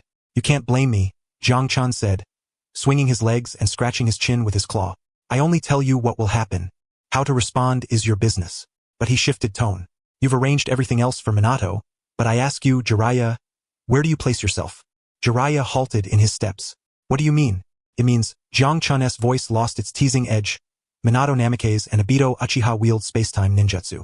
Their battle is a matter of life and death in an instant. And you? Your Sage mode is powerful. And your Rasengan enhanced with elemental transformations packs a punch. But can you keep up with their speed? When they strike at each other with Flying Thunder God and Kamui, what can you do? Stand by in Sage mode? Or rush in and become a liability? Minato must divert his attention to protect. The street was silent. Jiraiya stood frozen, the morning light stretching his shadow long and thin. Liability. He had never imagined that this word would one day be connected to him. Since that day at the rain-hidden village, he had once again tasted a sense of powerlessness. But then, it was the helplessness of being unable to turn the tide of battle. As the three legendary Sannin struggled under Hanzo's hand. Now it was the turn of his proudest disciple, Minato. He had believed he had crafted a meticulous plan, mobilized every available force, and could control the entire situation. Yet one sentence from Zhangchen pierced the most embarrassing truth. In the core battlefield where the fate was truly decided, he might not even have the right to intervene. He would be left far behind by that high-speed fight. He could only watch, powerless to act. Jiraiya suddenly let out a low laugh, laced with self-mockery but more so with a rekindled fighting spirit. He slowly lifted his head, those eyes that usually held a hint of casualness now burning with pure battle intent. You're right, Zhangchen. He no longer headed toward the inn but abruptly turned to face the mountains beyond the village. He resolved to return to Mount Maiboku for training. It had been a long time since he felt that all-or-nothing determination. Let us go. Jiraiya's low shout echoed as he soared skyward, transforming into a white streak atop the rooftops, swiftly racing toward the outskirts. Go back and tell Lord Fukasaku and Lord Shima, I am going to undertake the deepest level of sage training. This time, I want those old fellows to teach me all their secret techniques. Half a year passed in the blink of an eye. Konoha village enjoyed a rare period of peace after the war. The marketplace thrived. The laughter of children replaced the alarms and wails of the past. Everything was recovering. Yet beneath this calm, the true crisis loomed. Less than 10 days remained until Kushina Uzumaki, the Nine-Tails Jinchuriki, was to give birth. This tranquility could shatter at any moment. In the Hokage's office, Minato Namikaze maintained his extraordinary efficiency. No matter how many documents piled up, they were all handled by dawn. Every decision was precise and swift. However, the village's upper echelons had noticed it had been a long time since they saw the fourth Hokage waiting in his office. Aside from official duties, his presence was elusive. Flying Thunder God technique allowed him to appear instantly in any corner of the village and vanish just as quickly. The villagers knew the fourth Hokage was protecting them, but no one knew exactly where he was or what he was doing. This mystery reassured the villagers but stirred unease and opportunity in others. The root base remained as cold as ever. Danzo Shimura sat in the main seat, one hand resting on his cane, his expression dark and foreboding. No news yet? His hoarse voice asked. The root ninja kneeling before him lowered his head further. Yes. The fourth's whereabouts are uncertain. The precise location and timing of the Nine-Tails Jinchuriki's delivery remain top secrets and are unobtainable. Useless. Danzo snorted coldly. The ninja trembled, daring not to argue. Dismissed. The ninja treated this as a pardon, his figure flickering and disappearing into the shadows. In the empty stone chamber, only the tapping of Danzo's cane echoed. Half a year. Minato Namikaze had become increasingly inscrutable. He appeared to have delegated power and maintained good relations with the great clans, yet he held his core authority tighter than anyone, especially concerning the Nine-Tails. Such a significant matter bypassed the Elder Council, and even his advisors were excluded. What arrogance! To Danzo, this was Minato's fatal youthful flaw.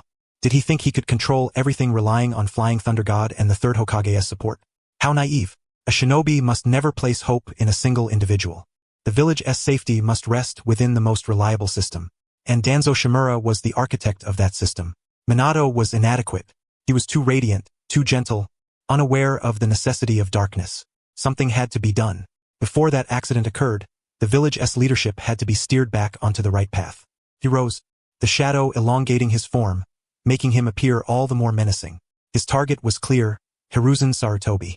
If the former Hokage could be swayed to voice even a hint of doubt about the current Hokage's methods, Danzo was confident he could shake the entire Konoha leadership. The third Hokage's residence basked in gentle afternoon sunlight. Hiruzen Sarutobi sat leisurely on the porch, trimming his bonsai. He had completely relinquished his power, living a simple retired life. The sharpness that once defined the shinobi hero seemed worn away by time, leaving only warmth and kindness. An umbu silently appeared behind him. Third Hokage-sama, Lord Danzo requests an audience. Without pausing in his pruning, Hiruzen did not turn, giving a faint hum. Moments later, Danzo's figure appeared at the garden gate. He looked at the old friend who seemed already at peace with the world, his eyes complex. Sarutobi, you seem quite at leisure. Danzo, leaning on his cane, approached step by step. Old age must be accepted. Hiruzen put down the scissors, picked up a nearby pipe, and leisurely lit it. But you are still so full of worries. The village had not yet reached a state where I could rest easy. Danzo spoke bluntly, his voice icy cold. I have come because of the matter concerning the Nine-Tails Jinchuriki. Hiruzen Sarutobi took a drag from his pipe, exhaling a smoke ring that obscured his expression. That is the fourth Hokage's responsibility. He handled it well. Well? Danzo's tone suddenly sharpened. What do you mean by well? The delivery location remains a secret to this day, and the strength of the guards is unknown. He has shouldered all the burden alone. This is a dereliction of duty to the village. Hiruzen, your student is no longer in the village. Will you simply allow him to act recklessly? At last, Hiruzen Sarutobi turned his head, and in those seemingly clouded old eyes, a sharp gleam flickered and vanished. He looked at Danzo, so intently that it made the other man's heart inexplicably tighten. Danzo, Sarutobi's voice was calm yet carried an unassailable authority. Minato Namikaze is now the Hokage. His decisions are the decisions of Konoha. We old-timers are not here to meddle but to trust him. Trust? Danzo seemed to hear a joke. Betting the safety of the entire village on the trust of one young man? If the seal fails and the Nine-Tails runs rampant, who will take responsibility? You? Or Minato Namikaze? I will take responsibility. Hiruzen Sarutobi interrupted, his tone leaving no room for doubt. He rose to his feet, no longer looking at the potted plants but meeting Danzo's gaze directly, inching closer step by step. The formidable presence befitting a legendary shinobi radiated from him without restraint, making the air around them heavy. I am fully apprised of everything Minato has done, and I agree with it all. He understands the risks of this matter better than you or me. He has been preparing for half a year. Sarutobi stood before Danzo, their faces almost touching. So, put aside those petty schemes of yours. At this critical moment, do not cause trouble. Konoha belongs to everyone. Danzo's breath faltered. From Sarutobi's eyes, he saw an unmasked warning and an unwavering resolve. He could not understand why Sarutobi trusted Minato to such an extent. Sarutobi, you Danzo. Seeing Danzo's stubborn refusal to relent, Sarutobi's voice grew even colder. Minato is the Hokage. Bang! Danzo's cane slammed violently against the bluestone slab, cracking it in several places. The muscles on his face twitched violently. His eyes filled with suppressed fury and resentment. You will regret this. He spun around abruptly, filled with a chilling rage, striding away with heavy steps. Sarutobi watched his resentful back disappear through the doorway and slowly exhaled a long smoke ring. In the courtyard, a single clipped green leaf twirled silently to the ground. He understood Danzo's nature. This matter would not end so simply. Send word to Minato. Half a year. In a shadowy underground cavern, Uchiha Obito sat motionless atop the immense finger of the Outer Path Ghetto statue. Time lost all meaning here. Only the subtle rotation of the Sharingan beneath his mask recorded each frozen moment. He had not set foot on Konoha's soil for half a year, not out of fear, nor because the plan had changed, but because of a voice that pierced through all noise and space-time, striking deep into his soul. Obito, Minato Namikaze. At the very moment he was about to escape using Kamui, that man had called out his name. No killing intent, no anger, not even a question. What was in that voice? Astonishment? sorrow, and a hint of familiarity that Obito dared not contemplate? It was this voice that shattered the fortress of hatred and despair he had built around his heart. Over these 6 months, he had replayed that scene countless times. He kept telling himself it was merely Minato's stratagem, a tactic to shake his resolve. In this filthy world, in this world that had taken Rin's life and his teacher's, how could he still harbor past emotions? Yet that hesitation had truly taken root deep within him. He began to subconsciously avoid Konoha, steering clear of any place that might connect him to his past. Black Zetsu was oblivious to the turmoil within him, sensing only the stagnation in his behavior. It grew impatient. The time was nearly upon them. A pitch-black fluid seeped from the cavern wall, coalescing into Black Zetsu's form. Its hoarse voice echoed through the cavern, laden with urgency. The Nine-Tails Jinchuriki's due date draws near. This is our best opportunity. Obito did not respond. Black Zetsu's patience was waning. It could sense the pervasive deathly stillness about Obito, a bad omen. This pawn it had crafted seemed to be deviating beyond its control. What are you hesitating for? Black Zetsu's tone sharpened with scrutiny. Since returning from Konoha, you have sat here paralyzed for half a year. What has stopped you in your tracks? Kakashi's confession? Or that long-abandoned emotion of yours? It had guessed part of the truth. Only those things he claimed long ago to have forsaken could cause Obito's stagnation. Silence. Obito finally spoke, his voice hoarse and dry. My affairs do not require your interference. Black Zetsu's form rippled slightly. Your ideal, that world with Rin, must be realized by you. Any unnecessary emotions are obstacles. Minato Namikaze or Kakashi Hatake, they are guardians of the old world. Enemies you must destroy. Enemies. Those 2 words struck heavily upon Obito's heart. He slowly lifted his head, the triple Tomo Sharingan spinning violently within the mask's eye-hole. He forced himself not to think of Minato's voice, instead bringing another image to the forefront. A torrential downpour, flashing lightning and rolling thunder. Through Rin's chest, Kakashi's right hand pierced. And himself, helpless, unable to reach any place in time. The icy hatred surged anew through his body, drowning the faint hesitation and wavering that had so painstakingly sprouted. He was wrong. He should have had no expectations. This world was flawed at its core. Rin's death was the best proof. Minato, as Hokage, protected this flawed world.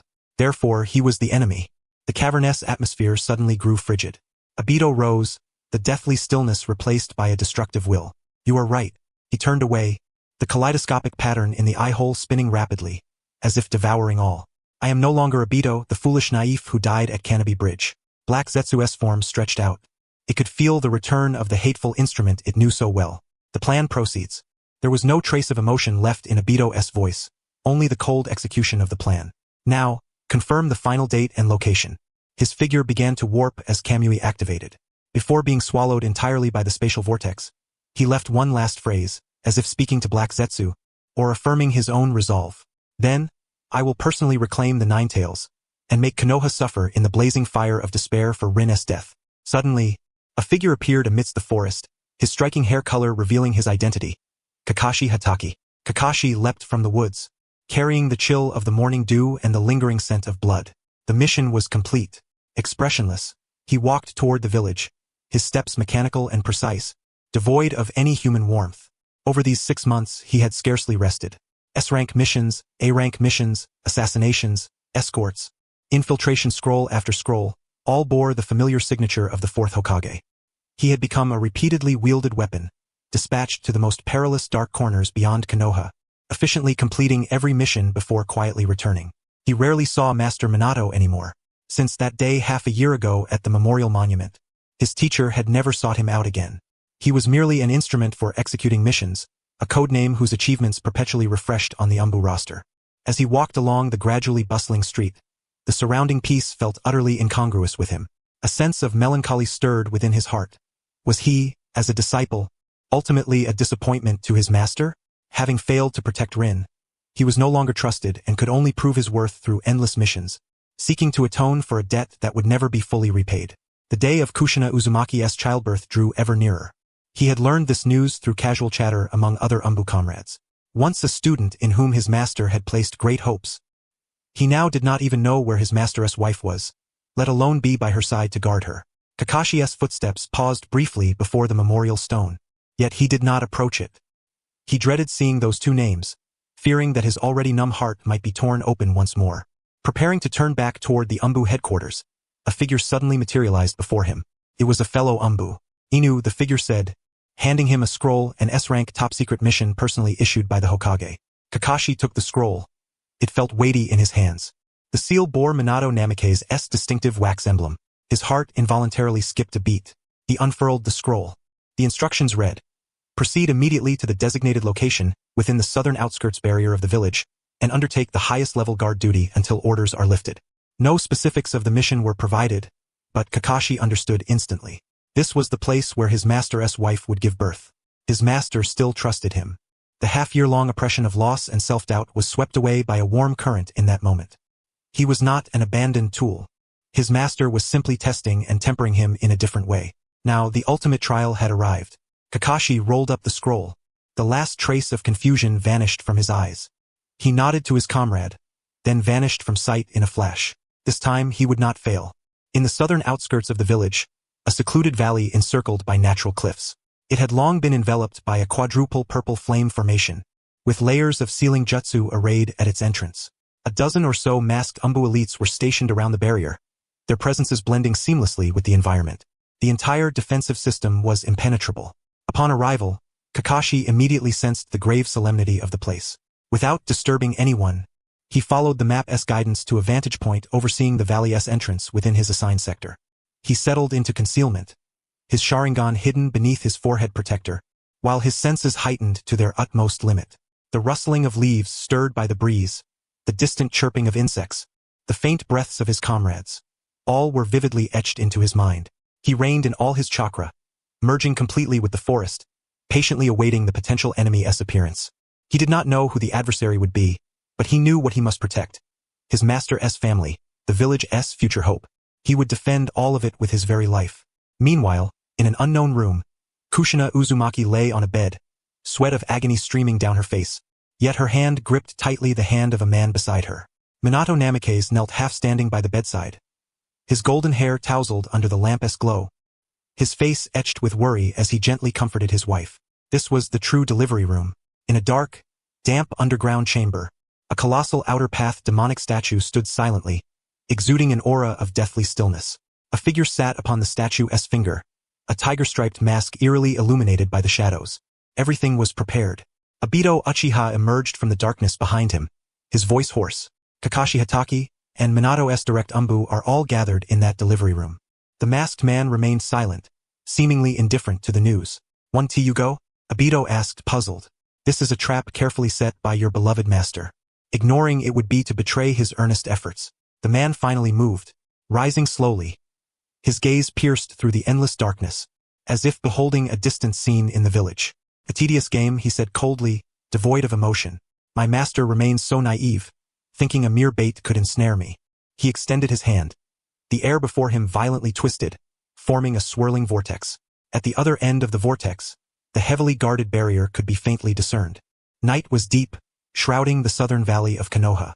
Kakashi Hatake crouched behind a massive boulder above the valley's entrance, his form concealed. He had flawlessly suppressed his chakra, blending indistinguishably with the surrounding rocks and foliage. Without deliberate scrutiny, he would remain undetected. This marked his third hour guarding the post. Within the valley, a wooden cabin specially erected for the mission glowed with light. A powerful quadruple purple flame formation enveloped the entire area, the purple chakra walls conspicuous in the darkness, severing inside from outside. Kakashi closed his eyes, centering his awareness. His master's entrusting of such a critical mission had finally provided an outlet for the self-doubt he had repressed for half a year. He was no longer the failure who could only repent before the memorial stone. He was the most trusted subordinate and student of the fourth Hokage. His gaze swept the surroundings. His Umbu comrades were all concealed at their posts, sealing off the entire area. Everything was perfect. Yet, peculiar unease lingered in Kakashi's heart. Why was the third Hokage not here? The childbirth of a Jinchuriki was an event capable of shaking the village's very foundation. The third should have been commanding on-site as a precaution. Yet the strongest defense force assigned was himself and these dozen Umbu. Had his master made other arrangements? Or was this place a trap? Kakashi shook his head, suppressing the intrusive thoughts. His mission was to protect, not to speculate. Obedience to orders was a ninja's duty. Time slipped by, minute after minute. Just as his mind reached a state of utmost focus, almost melding with the night, a profoundly discordant sensation suddenly pierced his perception. Although the surroundings remained silent, he felt something amiss. Even his eyes began to throb faintly. His intuition was correct. Not far ahead on a clearing, the air abruptly twisted without warning, forming a silent, rotating vortex. No alarm jutsu had been triggered. Kakashi's pupils constricted sharply. Every muscle tensed instantly as chakra surged throughout his body. He maintained concealment. Without knowledge of the enemy's abilities, any reckless move could result in total defeat. A figure emerged from the swirling vortex, standing beneath the moonlight. Clad in a black cloak and wearing an orange single-eyed mask, he exuded a sinister aura. Kakashi's heart sank. Space-time ninjutsu. To infiltrate in such a manner meant all outer defenses had been rendered ineffective. The visitor was precisely the one they had been awaiting. The masked man did not act immediately after appearing. He merely stood still, slowly lifting his head, his gaze spanning the distance to pinpoint Kakashi's hiding spot. Through the mask's eye-hole, that single eye calmly fixed upon him. Kakashi knew he had been discovered, yet he continued to confront the intruder. He was assessing, searching for weaknesses. Who was this man? How did he possess such an uncanny technique? What was his objective? Meanwhile, beneath the mask, Obito Uchiha's heart was anything but calm. He had seen Kakashi, the friend he once cherished, the comrade to whom he had entrusted his eye, lurking there in concealment. He assumed the quintessential Umbu stance to confront an adversary body taut, gaze sharp, every fiber of his being radiating vigilance and lethal intent. That was the look one casts upon an enemy. No questions asked. No recognition sought. Not even the slightest attempt at identification. At that moment, Obito's heart was seared with a piercing agony. Ridiculous. Truly ridiculous. I have returned, Kakashi. I stand before you, yet you cannot recognize me. The disappointment swelling from the depths of his soul swiftly morphed into an icy, seething rage. Is that so? Is this the very gaze with which you regard the murderer of Rin? Is this the posture you adopt to protect the world that cost you and me everything? You have forgotten who I am. On what grounds? By what right do you stand here, wearing the guise of a protector? A chilling, bone-deep killing intent radiated from Obito, slicing through the nocturnal gloom, aimed directly at Kakashi. Kakashi's body jolted violently. That unadulterated, unabashed malevolence caused every hair on his body to stand on end. He knew the standoff was over. He was poised to launch an attack to send the signal.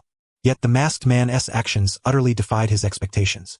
Instead of charging at him, the man turned and began to stride toward the wall of purple flames constructed by the fourfold purple flame formation. What does he intend? To forcibly breach the barrier? That cannot be. This barrier is supposed to suppress space-time abilities, even if the opponent possesses space-time ninjutsu. This thought flashed through Kakashi's mind, but the next moment, he witnessed a scene that would haunt him for life. The man's body passed directly through the purple flame wall, a barrier formidable enough to withstand the assaults of several Umbu-level warriors, without causing the slightest disturbance. The barrier was utterly ineffective against him. Kakashi's mind went blank. Helplessly, he watched the black silhouette disappear deep within the barrier, vanishing toward the direction of the wooden cabin. The external Umbu, the stringent defenses, and even himself, who fancied himself a trusted guardian, were rendered utterly meaningless. A decoy? A trap? No. All of us are the ones being toyed with. A bone-chilling coldness rose from Kakashi's spine, instantly permeating his entire body. He had lost, completely and utterly, before the battle had even commenced. His momentary daze lasted less than a second. A surge of cold energy shot from his feet to the crown of his head, shattering the numbness in his mind. This was no illusion. The enemy was infiltrating. Enemy assault. He immediately relayed the message to all Umbu via the miniature communication device in his throat. Target has breached the barrier. Repeat, target has breached the barrier. There was no time to ponder whether this was a trap. That silhouette, that man, was heading toward the cabin. There lay the one he had sworn to protect with his life. He could not allow him to pass. Absolutely not. The past exploded in his mind. Torrential rain, blood, the piercing sensation of Raikiri through his chest, and Rin's eyes dimming as she fell. He had already failed once. He had personally forsaken the trust of a cherished friend, and slain a comrade by his own hand. That burden of guilt had weighed on him for far too long. This time he would not fail again. Boom! Chakra erupted beneath his feet, as Kakashi shot forth from behind a massive boulder, charging toward the purple flame formation. He made no attempt to penetrate the barrier. His sole choice was to intercept or kill the enemy before irreparable damage could be done. Yet the masked man seemed to possess eyes in the back of his head. He halted and slowly turned around. He did not look at Kakashi but instead glanced upward at the illuminated cabin, letting out a faint, mocking scoff. The laughter dripped with derision and disdain. Itachi Kakashi. The masked man spoke, his voice low and mesmerizing. He merely uttered the name calmly, yet Kakashi's heart clenched sharply amidst his charge. This man knew him. You're still the same. The masked man tilted his head, his gaze settling on Kakashi's left eye, concealed beneath the forehead protector. Always rushing to the front lines, defending things you do not truly understand. Before the words finished, Kakashi had already closed the distance. No idle chatter, only ninjutsu answered the enemy. Sizzling, shrill bird-like cries rang out as white lightning converged in his right palm, forming a lethal electric blade. Raikiri, his fastest, most potent piercing ninjutsu. He poured every ounce of speed, fury, and resolve into this strike. He intended to pierce through the enigmatic foe before him. The masked man stood motionless, as if surrendering to the assault, allowing the deadly lightning to stab straight toward his heart. Too slow, Kakashi. Your speed, your ninjutsu, they have not improved at all. Obito's Sharingan beneath the mask gazed coldly at the approaching light. It was this very hand, this very technique, that had stolen Rin's life. Swoosh! No sensation of impact. Kakashi's right hand and the raging Raikiri passed through the masked man's body, striking empty air. The man stood there without substance, merely a phantom. What? Kakashi's pupils constricted sharply. He had exerted all his strength, but his body staggered forward from inertia. How could this be? What did you see with that eye? A frigid voice sounded beside him. Kakashi whipped around. The masked man had somehow appeared behind him, almost pressed against his back. Kakashi could even smell the musty stench emanating from him. A chill surged through him. Without hesitation, Kakashi swung a kunai backward into the man's heart. The same sensation. The kunai passed through the phantom without touching anything. Good reflexes. The masked man's voice tinged with amusement. But useless. He reached out, grasping Kakashi's shoulder. This time, it was no illusion. Kakashi's Sharingan caught the motion. His body instinctively tried to evade. But the hand was too swift, or rather, its timing was too uncanny. At the precise moment when Kakashi's effort missed and he could not dodge, the gloved hand firmly seized his shoulder. Substance. Kakashi was utterly stunned. A shift between illusion and reality? Such a space-time ninjutsu truly existed. Let go. Kakashi shouted fiercely, condensing chakra into a dagger in his left hand, swinging it horizontally as he turned. But the masked man's strength was overwhelming. His 5 fingers clenched tightly, pinning Kakashi in place. Don't rush off. Obito's voice dropped to a whisper, audible only to the two of them. The game has only just begun. Aren't you curious? Why did your teacher, Minato Namikaze, assign you here? He leaned close to Kakashi's ear, his tone laced with malicious temptation. He placed you, and his most elite subordinates, beside this utterly empty bait. Kakashi struggled, forming hand seals with his free hand. Earth release. Tracking Fang technique. Several ninja dogs burrowed from the ground, baring fangs as they lunged at the masked man from all directions. A tedious trick. The masked man did not even glance at them. He gripped Kakashi's shoulder with sudden force, swinging him into the charging ninja dogs. Bang! The ninja dogs dissolved into smoke. Kakashi slammed hard onto the ground, a sharp pain in his throat as a mouthful of blood welled up. At that moment, several dark figures darted from the forest. It was the rest of the Umbu arriving. Capta they worked in perfect harmony, striking with ruthless precision. Oh, reinforcements have arrived. Obito released Kakashi, watching with keen interest as the approaching Umbu rushed forward. The direct subordinates of teacher Minato, the elite of Konoha. Guardians of this flawed village carrying out flawed orders. Very well, then let me show you all a taste of despair. Would release. Intertwining technique. He pressed one hand firmly upon the ground. Without any warning, several sharp wooden spikes erupted wildly from beneath the feet of the Umbu. Puncture, puncture, puncture. Blood splattered in the darkness of night. These battle-hardened Umbu elites did not even have time to react before the wooden spikes pierced their bodies from below, hoisting them high into the air.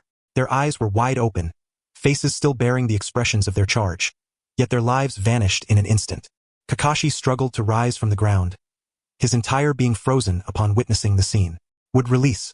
That is the jutsu of the first Hokage himself. Who exactly is this man? In less than a minute, the defense line laid out by their teacher was utterly annihilated. Only he remained. Do you see it, Kakashi? Obito turned around, stepping slowly toward him, treading upon the blood-soaked grass. This is what you have sworn to protect. Fragile beyond measure. Senti it? You. Kakashi clutched his chest, gasping heavily, the exposed eye bloodshot and strained. He looked upon his comrades impaled by the wooden spikes, his body trembling from a mixture of fury and helplessness. Who are you, truly? Obito let out a cold, mocking laugh. I am the one who will bring an end to this hypocritical world. And you, Kakashi, are nothing but a pitiful fool kept in the dark. He extended a hand, as if to remove his mask. Yet the motion halted midway. He changed his mind. Now is not the time. Let Kakashi struggle in ignorance and despair. It seems far more entertaining. You think the one you protect here is the Jinchuriki of the Ninetales? Obito's voice brimmed with pity. You think this is Minato's trust in you? Kakashi's breath caught. Wrong. The corners of Obito's mouth beneath the mask curled uncontrollably. This entire place, from beginning to end, has been nothing but a trap. What did you say? Kakashi stared at him in disbelief. Your teacher, the great fourth Hokage, used you and all his direct Umbu subordinates as bait. Merely to lure me here and buy time. Obito spoke slowly, each word striking Kakashi's heart like a hammer. Because the true delivery site, he dared not let anyone know. He trusts no one, not even you, his most beloved student. Impossible. Kakashi whispered, his gaze beginning to waver. You think that's all? Obito looked upon his broken form, a surge of vengeful satisfaction rising within. His real aim was to use me to divert you from the true battlefield. Because he knew that if you were involved in the actual sealing of the Ninetales, with your strength you would only become a hindrance. He abandoned you, Kakashi, just as you abandoned Rin at Canopy Bridge. That last sentence utterly shattered Kakashi's will. His mind buzzed deafeningly. Everything else faded away except for the words, abandoned Rin. Enough. The game is over. Obito no longer looked at him, turning away as his figure began to distort. Stay here and savor the meaninglessness you won through the lives of your comrades. A spatial vortex appeared, slowly engulfing his body. Before completely vanishing, he left behind one final message. Soon you will hear Konoha's anguished wails. The vortex disappeared. The night wind blew, carrying a heavy scent of blood. In the valley, only Kakashi remained, kneeling among the bodies of his fallen comrades. His body was motionless, frozen. Teacher, did you deceive me? The residual ripples of spatial distortion gradually subsided. Obito's figure materialized in a dense forest far from the village, his feet treading upon thick fallen leaves. The night breeze was chillingly cold, causing his black cloak to flutter violently. A faint trace of blood lingered in the air, what he had carried from the valley. He stood motionless. Beneath his mask, the Mangekyo Sharingan slowly rotated, reflecting the final image of Kakashi collapsing to his knees. That face, etched with despair, stirred a dark pleasure within him. But it was not enough.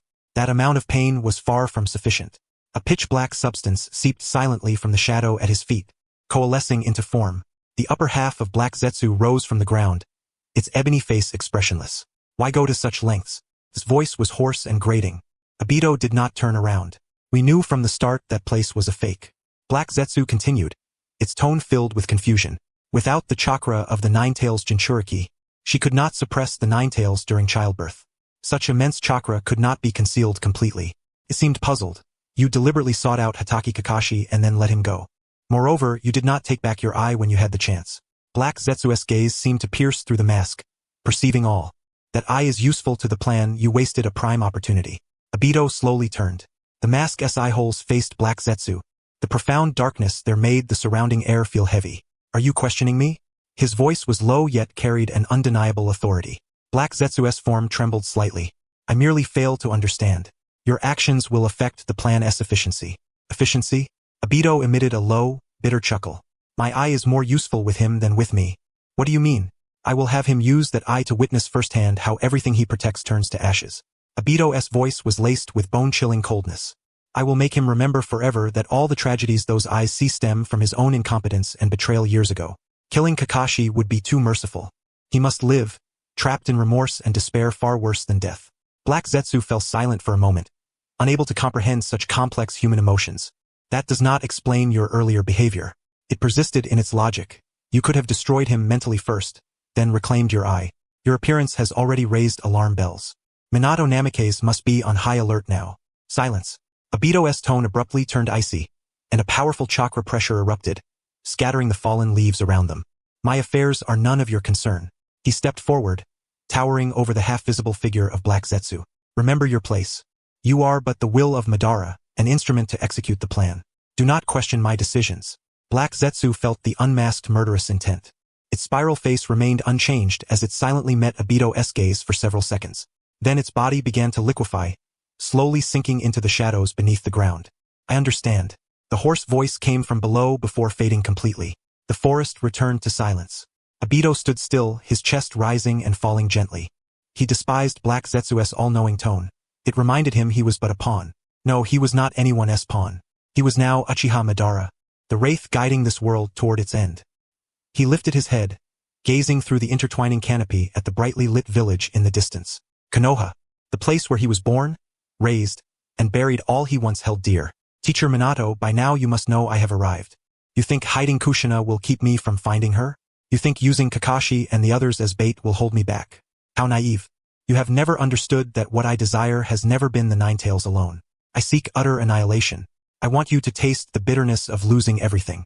Since you refuse to come forth, I shall compel you to emerge. Obito's form began to distort, gradually fading away piece by piece, until at last, his figure vanished completely.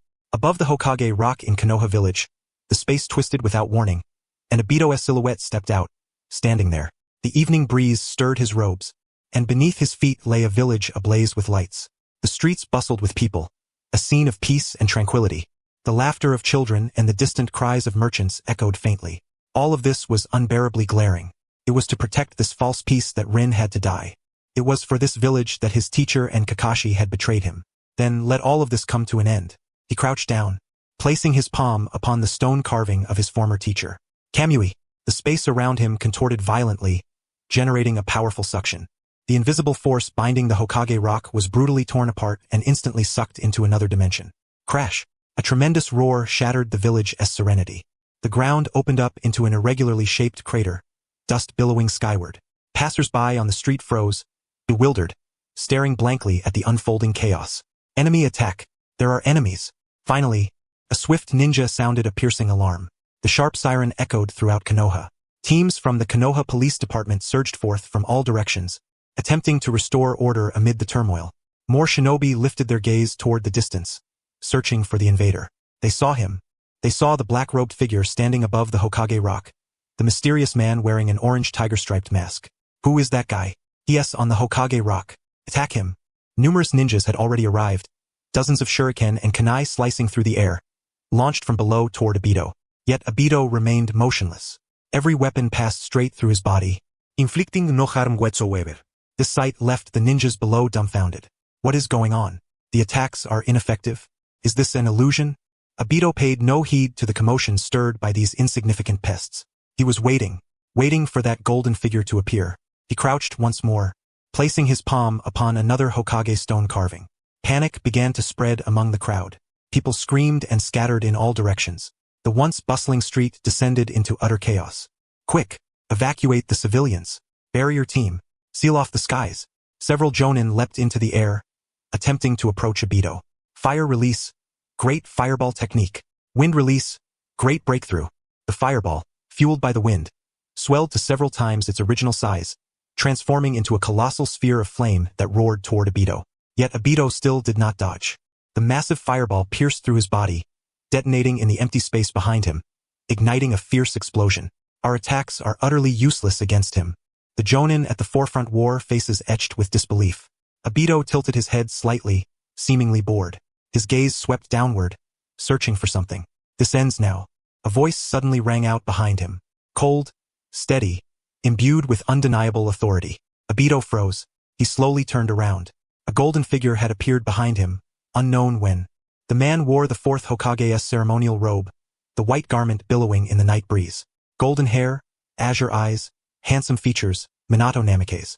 He had finally arrived. The wind ceased. The air above the Hokage rock solidified utterly the moment that golden figure appeared. Minato stood there, backlit by the moonlight, the 5 bold characters of the fourth Hokage emblazoned on his robe strikingly clear against the night. His gaze had been fixed unwaveringly on Obito since the moment he appeared. Obito's heart thudded abruptly. He has come. A twisted joy surged from deep within, and an absurd thought crossed his mind. Perhaps Minato could see through this mask, see through this black robe, and then, just like half a year ago, softly call out his name. Obito. Just one word. If only he would say it. Yet in those azure eyes, there was only deathly silence. Obito saw no surprise, no confusion, no complex emotions of reunion with an old friend. Only the coldness reserved for an invader. Beneath the mask, the involuntary curve of Obito's lips slowly froze, then collapsed. The faint spark of hope within his heart snuffed out instantly. A chill spread from his core to every limb. As expected. Indeed, He should never have harbored any illusions about this man. The gentle figure in his memories was perhaps nothing but a hallucination in the moments before his death. A low, dark laugh escaped beneath the mask, laden with unspeakable mockery. No wonder you're the yellow flash of Konoha. Your speed remains unparalleled. Obito's voice regained its icy, hoarse edge, but this time why was it so timely? He stepped forward half a pace, tilting his head, every movement dripping with provocation. I recall last time someone was late. Late enough for a heart to be pierced by a companion's raikiri. Minato's expression finally flickered. Yet he remained silent, simply watching him. What's wrong? Lost for words? Obito's tone grew more scornful. Or have you grown accustomed to it? For the village, sacrifices must be made, right? He spread his hands as if embracing the entire village engulfed in chaos. Just like tonight, to protect what you deem important, you could mercilessly treat your own students and subordinates as expendable bait. Who exactly are you? Minato finally spoke, his voice steady and devoid of emotion. Who am I? Obito laughed harder. I am Uchiha Madara. For instance, the Nine Tails. He stared intently into Minato's eyes, seeking even a flicker of panic within that azure sea. Speaking of which, I'm curious, where is the Nine Tails Jinchuriki? Where have you hidden her? So well concealed that even your most trusted subordinates know nothing? For the sake of this village, you could abandon your wife on the verge of childbirth in some forgotten corner? Fourth Hokage-sama, you truly are magnificent. Every word struck precisely at Minato's sorest wounds. Obito expected to see anger, hesitation, the emotions a husband and teacher should display. But once again, he was disappointed. Minato's expression remained unchanged upon hearing mention of the Nine Tails Jinchuriki and his wife. His composure was extraordinary, shutting out all emotion. Obito thought that such qualities were fitting for an exceptional ninja like him, now the Hokage. Yet precisely because of this, the fire in Obito's heart burned ever hotter. You will never find her. Minato stated the fact calmly. He placed his hand upon the pouch at his waist, where several custom flying thunder god kunai were sheathed. Before that, his body sank slightly, adopting a combat stance. Let me see what skills you possess, daring to assault Konoha alone. The moment the words fell, Minato moved. In an instant, without even seeing Obito form hand seals, Minato's figure vanished from his spot, appearing behind him the next moment, a specially forged kunai gleaming coldly, silently thrust toward the back of Obito's neck. Swift, utterly swift, as if transcending space itself. Obito made no attempt to evade, as though resigned. Swish. The kunai passed through his body unhindered, stabbing empty air. Minato's azure pupils contracted slightly. This sensation, a physical form yet striking nothing. Too slow. Obito's voice whispered faintly as he slowly turned, allowing the sharp kunai to pierce his chest. His body was like an ethereal shadow. Your flying thunder god technique is useless against me. He extended his hand, fingers splayed, abruptly lunging toward Minato, who was mere inches away. Minato reacted with remarkable swiftness, his figure vanishing once more. A flash of golden light, and he reappeared over 10 meters away, accompanied by another kunai he had preemptively thrown. He glanced at his empty hand, then at the unscathed masked man, his brows furrowing deeply. A technique that can penetrate everything? You may understand it that way. Obito's voice carried a hint of amusement. Quite a troublesome ability. I assent it. Your speed is ineffective against me. How can you be sure unless you try? Minato's voice remained calm. He formed a claw shape with one hand. Rasengan. A rapidly spinning blue orb of chakra materialized in his palm, emitting a shrill hum. Instead of launching another flying thunder god surprise attack, he charged straight ahead, clutching the Rasengan. Obito stood motionless in place. Beneath his mask, his Sharingan eyes keenly tracked every movement Minato made. Again, the same relentless, unwavering stance. Just like when he saved him years ago. Unfortunately, this time, the one standing before you is your adversary.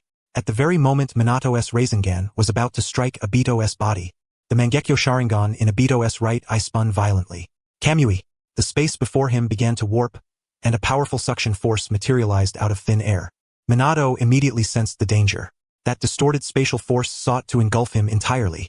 Without hesitation, just before his body was pulled in, Minato activated Flying Thunder God once more, vanishing from sight. The uncontrolled Rasengan slammed into the ground. Boom! The earth exploded into a massive crater, stones scattering in all directions. Golden light flickered as Minato reappeared on an intact Hokage rock in the distance, his expression grave. Space-time ninjutsu, he murmured to himself.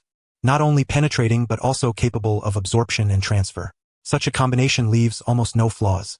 Indeed, Obito's voice abruptly echoed behind him. Minato's heart jolted, a chill rising from his back. When did he? He spun around sharply, only to find Obito standing behind him, seemingly appearing out of nowhere, a jet-black chain coiled in his hand. One end of the chain was fastened to Obito's wrist, the other tightly ensnaring Minato's ankle. Gotcha, yellow flash. Obito's voice was right next to him. The swirl vanished, and the night wind swept back into the valley, rustling Kakashi's silvery hair. He knelt there utterly motionless. The sounds of the world faded away. Only that man's final words echoed repeatedly in his ears. He abandoned you, Kakashi, just as you abandoned Rin at Canopy Bridge. Abandoned Rin. Those 3 words pierced his heart with cruel precision. He wanted to raise his hand to cover his ears but found his arms unbearably heavy, unable to lift. He wanted to retort, to scream, to tell that phantom shadow that the truth was otherwise. Yet, when he opened his mouth, no sound emerged. Only the cold wind, mixed with the scent of earth and blood, filled his lungs, choking him with pain in his chest. The surrounding stench of blood was overwhelming. It was the blood of his comrades. Bodies pierced through with wooden stakes hung high under the moonlight, casting grotesque shadows. He looked at them. Every face was etched into his memory. Subordinates who had sparred with him on the training grounds not so long ago, complaining about dull missions. Companions who had gathered just last week to drink and boast about new girlfriends. Now all were dead, dying to protect a target that did not even exist. Fallen into a trap meticulously orchestrated by their teacher. Kakashi's vision blurred. He could not tell if the moisture on his face was rain or tears. Perhaps neither. Only boundless despair continuously welled from his hollow eyes. Teacher. Why? The rustling of grass blades broke the silence. Kakashi did not respond. Like a statue, he had lost all awareness of the outside world. A tall figure appeared not far away. The newcomer had wild white hair, a forehead protector inscribed with the kanji for oil, and wore a red cloak. It was none other than Jiraiya, one of the legendary Sannin who had returned from training on Mount Myaboku. He surveyed the gruesome scene before him, his brows knitting tightly. The metallic scent of blood was pungent. Several bodies clad in ANBU uniforms were grotesquely pierced by wooden stakes, their deaths agonizing. At the center knelt a familiar figure, Hatake Kakashi, Minato's prodigious student. At this moment, he sat dazed amid the carnage, the icy rain soaking his frail frame, utterly unresponsive to the world. A trace of regret and sorrow flickered in Jiraiya's eyes. He had witnessed too many deaths, too many tragedies. Yet this tableau weighed heavily on his heart. This boy was Minato's disciple. How had he ended up here? What had transpired? Hey, old man. A languid voice sounded from above Jiraiya's head. A small purple toad, perched atop his white hair, yawned with boredom. Don't look anymore. Everyone else is dead. Your precious student flying thunder god has yet to react, so he's holding out for now. Jiraiya raised a hand and gently stroked a specially crafted kunai at his waist, marked with a unique symbol, the sword of Shinobi's love. It was Minato's insurance before leaving the village. Should Minato crush the corresponding seal, the kunai would heat up, guiding Jiraiya to arrive instantly using reverse summoning. No reaction is the best news. Jiangchun, is there still enough time? Jiraiya asked gravely. The purple toad, Jiangchun, shrugged indifferently. Who knows? Maybe your student 1T last another second, or maybe he'll easily deal with the enemy with the information he has. It scratched its chin with a hind leg, speaking flippantly. But since you're so considerate, perhaps use your overflowing compassion to comfort that kid on the brink of collapse. Jiraiya sighed. Ignoring Jiangchun's mockery, he stepped toward Kakashi. Kakashi. His voice was hoarse and low. Kakashi's body trembled imperceptibly but did not turn. It was as if he hadn't heard. Jiraiya crouched down, his gaze level with the wooden stakes piercing the ANBU corpses. He extended 2 fingers to touch one of the stakes. The tips of his fingers met a hard, icy surface, faintly pulsating with life. His expression shifted rapidly, from sorrow to profound shock and gravity. This is, he whispered, his pupils contracting sharply. Would release. Impossible. This technique, aside from the first Hokage, had long been lost. Jiangchun leaned forward, witnessing the scene and suddenly recalling something. Obito also possessed would release. Oh well, with Minato's speed and the advantage of having enemy intelligence, failure was impossible. With that thought, Jiangchun quickly lay back down. The gravity of the situation exceeded Jiraiya's expectations. An enemy wielding would release posed a threat potentially surpassing even the Ninetales. Kakashi finally showed some response. He slowly, stiffly turned his head. His youthful face was devoid of color, nothing but ashen gray. The left eye, hidden beneath his forehead protector, was unseen, but the exposed right eye was hollow, devoid of any light. He spoke, his voice dry. Lord Jiraiya. Suppressing his shock, Jiraiya strove to steady his tone. Kakashi, look at me. Where is the enemy? Enemy? Kakashi repeated the word, and in his hollow gaze, there seemed to flicker a faint ripple. It was as if he had recalled something. The corner of his mouth twitched, revealing a smile more pitiable than tears. The enemy had departed. Where did he go? Unknown. What did he look like? What powers did he possess? Wearing a tiger-striped mask with only one eye-hole. Kakashi's voice faltered as he spoke, his body able to pass through any attack. Pass through? Jiraiya immediately pretended to grasp the key point. Was it a space-time ninjutsu?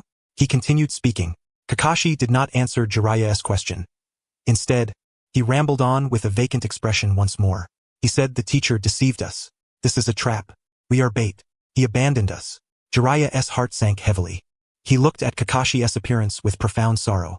This child had suffered not only physical wounds but also severe psychological trauma. And the cause was Minato's plan built on lies. Lies that targeted the most vulnerable part of his heart. That's not true, Kakashi, Jiraiya said in a low voice. Minato is not that kind of person. Not true. Kakashi suddenly raised his head, and in those lifeless eyes, a faint flame ignited. Then what about them? He stretched out a trembling hand, pointing toward the bodies of their fallen comrades around them. Tell me, why did they die here? For a non-existent Jinchuriki. For a damned bait plan. His voice abruptly rose, sharp and piercing, filled with a desperate roar. You know nothing. You're just like the teacher. You're all the same. You speak of protection, of the will of fire, but what have you truly protected? Tell me, he shouted, questioning as if he wanted to howl out every ounce of agony and despair lodged within his chest. Jiraiya remained silent. He could not answer, for he knew that no matter how he explained, in front of these cold corpses, his words would seem pale and powerless. He looked at this nearly broken boy before him and thought of himself many years ago. He recalled Nagato Yahiko, Konan. He remembered that disciple whose fate was also twisted by war and lies. Yes, Jiraiya finally spoke after a long pause, his voice heavy with exhaustion. I know nothing. He no longer tried to explain or comfort. Instead, he reached out and placed his hand on Kakashi's shoulder. That hand was broad and warm.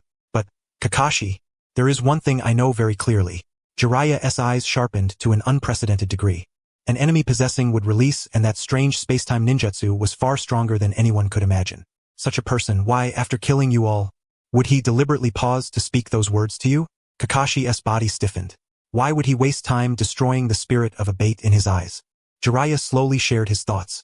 The answer was only one. Because the true target had never been the ANBU but you, Kakashi Hatake. You were deceived. He exploited your pain. He wanted you to drown in despair because he was afraid. Afraid? Kakashi echoed. Yes, afraid. Jiraiya fixed his gaze on Kakashi's eyes. He fears your Sharingan. Fears the name Kakashi Hatake, and most of all, fears that you will rise up and stand before him. So he must destroy your will first. Every word he spoke was meant to make you give up fighting, to make you self-destruct. Kakashi stared blankly at Jiraiya, lips moving but no words coming forth. At that moment, Buzz, the specially crafted kunai at Jiraiya's waist emitted a faint hum, its temperature rising sharply. Jiraiya's expression changed. It started. Minato's side has entered the most critical phase. Old man, no time to play with the brat. If you don't move now, you'll have to prepare to collect your disciple's body. Jiang Chen urged from above. Jiraiya released his hand from Kakashi's shoulder and sprang to his feet abruptly. He glanced toward the village, then back at Kakashi, who remained kneeling with a still bewildered gaze. He could not leave him here alone. In this state, he was no different from a corpse. Stand up, Kakashi, Jiraiya encouraged. I don't care what you heard or what you believe. Right now, your teacher, Minato Namikaze, is fighting desperately for the village. And you? Are you going to remain a failure? Kneeling here, swallowing the enemy's lies, watching him die before your eyes? Having spoken, he no longer looked for Kakashi's response. His hands quickly formed hand seals. Summoning jutsu. Boom! A great plume of white smoke exploded, and a massive toad appeared in the valley. Lord Jiraiya. Jiraiya leapt onto the toad's head. He cast one last glance at the silver-haired figure. The boy still knelt in place, unmoving. Jiraiya's expression was complex, ultimately turning into a sigh. Let us go. Pitch-black chains shot out from Obito's wrist, coiling around Minato Namikaze's ankle. The seals on the chains blocked space, nullifying the flying thunder god technique. Got you. Obito's voice brimmed with twisted delight. He had finally caught the legendary yellow flash. At will, in the next moment, this man would be dragged into Kamui's space, never to rise again. Minato glanced down at the chains binding his ankle, and in his azure eyes, Obito felt a flicker of unease.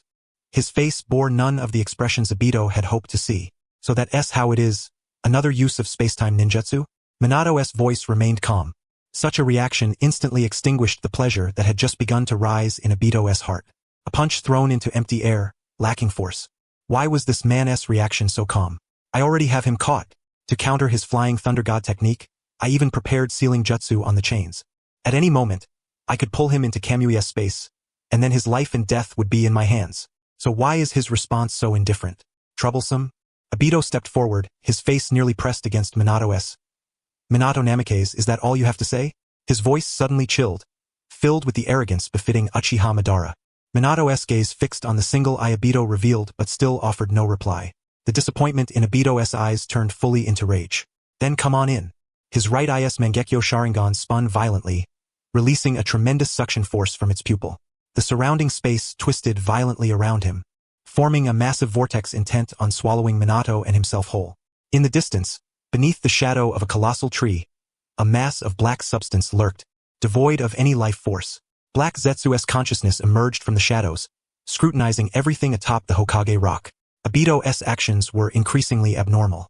Since his insistence on meeting Kakashi Hatake, there had been a palpable obsession. Now, facing Minato Namikaze, that obsession had transformed into a reckless test of life and death.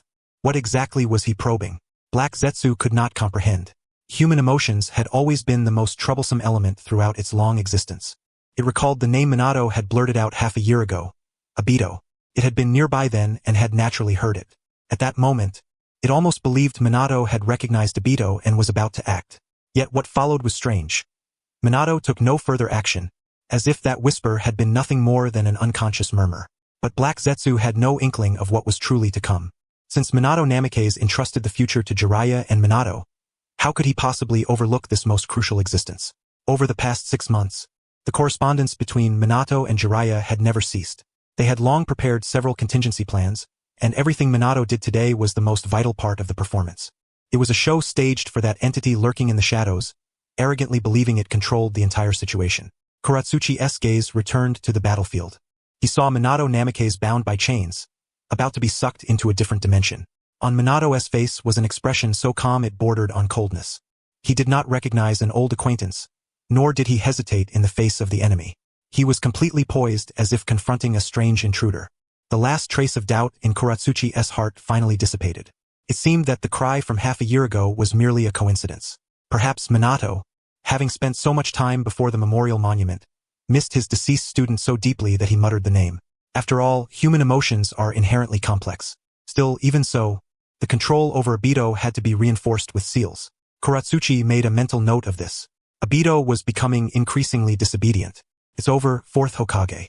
Obito watched as Minato was slowly pulled toward him, his voice filled with the satisfaction of vengeance. The whirlpool's suction grew stronger. Minato's body was forcibly dragged in. It seemed he no longer intended to resist. But just 1 second before Minato's body collided with Obito's, his right wrist twitched suddenly. Swish! A cold gleam shot forth, not toward Obito, but in the opposite direction, piercing the distant night. It was a specially crafted flying thunder god kunai. The single eye beneath Obito's mask narrowed briefly, but his overwhelming arrogance quickly suppressed the reaction.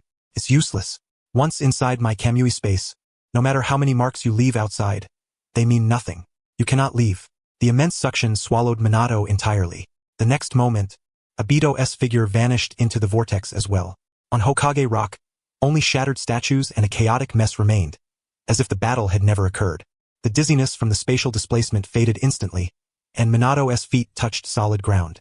He immediately steadied himself and scanned the surroundings. Before him stretched a strange, grayish space. This world had no heaven or earth, only countless gray cubes floating in the void, forming the platform beneath his feet and the distant backdrop. A suffocating pressure surged toward him. Welcome to my world. Obito's figure emerged not far ahead. Standing on a higher platform, he looked down on Minato with an air of supreme contempt.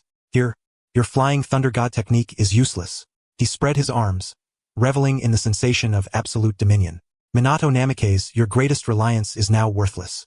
Now, tell me, where is the Nine-Tails Jinchuriki? Minato did not respond.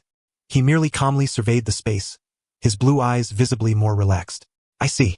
He finally spoke, his voice piercing the deathly silence. So this is the truth behind your technique? An alternate dimension independent of the real world. When your body becomes intangible, it actually shifts here. Minato's words froze the triumphant expression on Obito's face. Trapped in a desperate situation. Shouldn't he be panicking? Shouldn't he despair over falling into a dead end? How could he remain so composed, analyzing his own technique so calmly? You don't seem surprised at all. Obito realized something was amiss. Why should I be? Minato looked up, locking eyes with Obito. Behind that calm gaze was the sharpness of a blade unsheathed. I deliberately let you capture me so I could enter here. What did you say? Obito's body trembled violently, his Sharingan shrinking fiercely beneath the mask in shock.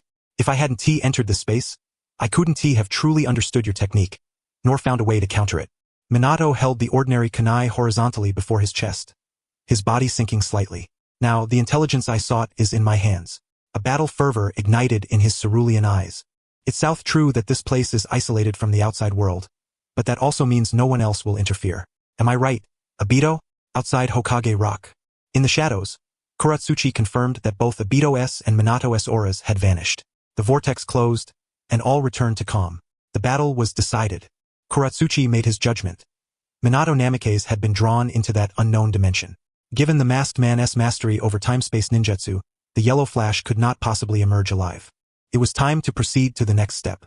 His body transformed into a pool of black water, silently seeping into the earth, heading toward the village's outskirts, the true birthing ground protected by the quadruple purple flame formation. The tool had fulfilled its mission, to hold back the most troublesome enemy. Now it was his turn to reap the final harvest. After the dizziness from the reversal of the jutsu passed, Jiraiya's wooden clogs touched solid wood flooring, and a rush of herbal fragrance filled his nostrils. The scene before him was a world apart from the bloodied valley he had just left. The room was modest in size. Flickering candlelight bathed the surroundings in a warm yellow glow. Terumi Bawako, wife of the third Hokage, carefully cradled a swaddled infant, her face radiating undeniable affection. On the bed, Kushina's long red hair was spread out. Though her complexion was somewhat pale, her violet eyes sparkled with joy. Lord Jiraiya, she greeted cheerfully upon seeing the visitor. Seeing Kushina so spirited, Jiraiya's tense nerves eased slightly at that moment. He nodded and cast his gaze upon the small bundle. Seems everything went smoothly. Of course. Kushina's voice brimmed with pride. Lord Jiraiya, come see my child. Terumi Bawako approached with the infant, her tone gentle. You've worked hard, Kushina. The delivery was very smooth, and the child is healthy. Jiraiya leaned closer to look at the wrinkled little face sleeping soundly in the swaddling. He could not help but reach out his rough fingers to gently touch the baby's cheek. Soft and tender. This was what Minato had staked everything to protect. And Minato? Kushina's voice inevitably carried a trace of worry. How is he? Rest assured. Jiraiya withdrew his hand, his tone steady. He is Minato Namikaze. He surveyed the room. The walls and floor were inscribed with countless sealing techniques, forming a vast barrier. The chakra flowing through the air was stable and powerful, completely isolating this place from the outside world. This location was one of several safe houses Minato had prepared long ago. Besides him and the third Hokage, no one else knew. Even Terumi Bawako, who assisted with the birth, had been brought here at the last moment by Minato using his Flying Thunder God technique. Kushina's abdominal Vajra seal had also been further reinforced by Minato's 4-symbol seal. Everything was arranged flawlessly. How is it outside? Terumi Bawako, unaware of the full situation, could still sense the unrest of the night. They are engaged in battle, Jiraiya replied succinctly. Above his head, Jiang Chen's lazy voice spoke. Don't worry about Kushina. He is the yellow flash. The child of the version refers to him. Thank you, Jiang Chen. Although Kushina did not understand what Jiang Chen meant by child of the version, she knew the situation was still under control. Over the past 6 months, Jiraiya had seen Kushina many times, and she had naturally come to know Jiang Chen, though they had yet to inform her about Uchiha Obito's situation. Jiang Chen's voice resounded directly within Jiraiya's mind. However, that fellow Minato was ruthless enough, using himself as bait and deliberately entering the enemy's alternate dimension. Jiraiya's gaze remained utterly unchanged. This was all part of the plan. Without entering that alternate dimension, it would be impossible to create a private space for just the two of them. And his task was to steadfastly guard this place, hold firm this final and most crucial battlefield. Kushina, you should rest first. Jiraiya moved to the corner of the room and sat cross-legged. From now on, leave it to me. The smile on Kushina's face faded somewhat. She nodded firmly. I understand, Lord Jiraiya. I entrust this to you. Silence settled over the room, broken only by the faint breathing of those within. Jiraiya closed his eyes, his hands forming a peculiar seal before him. In an instant, his entire aura shifted.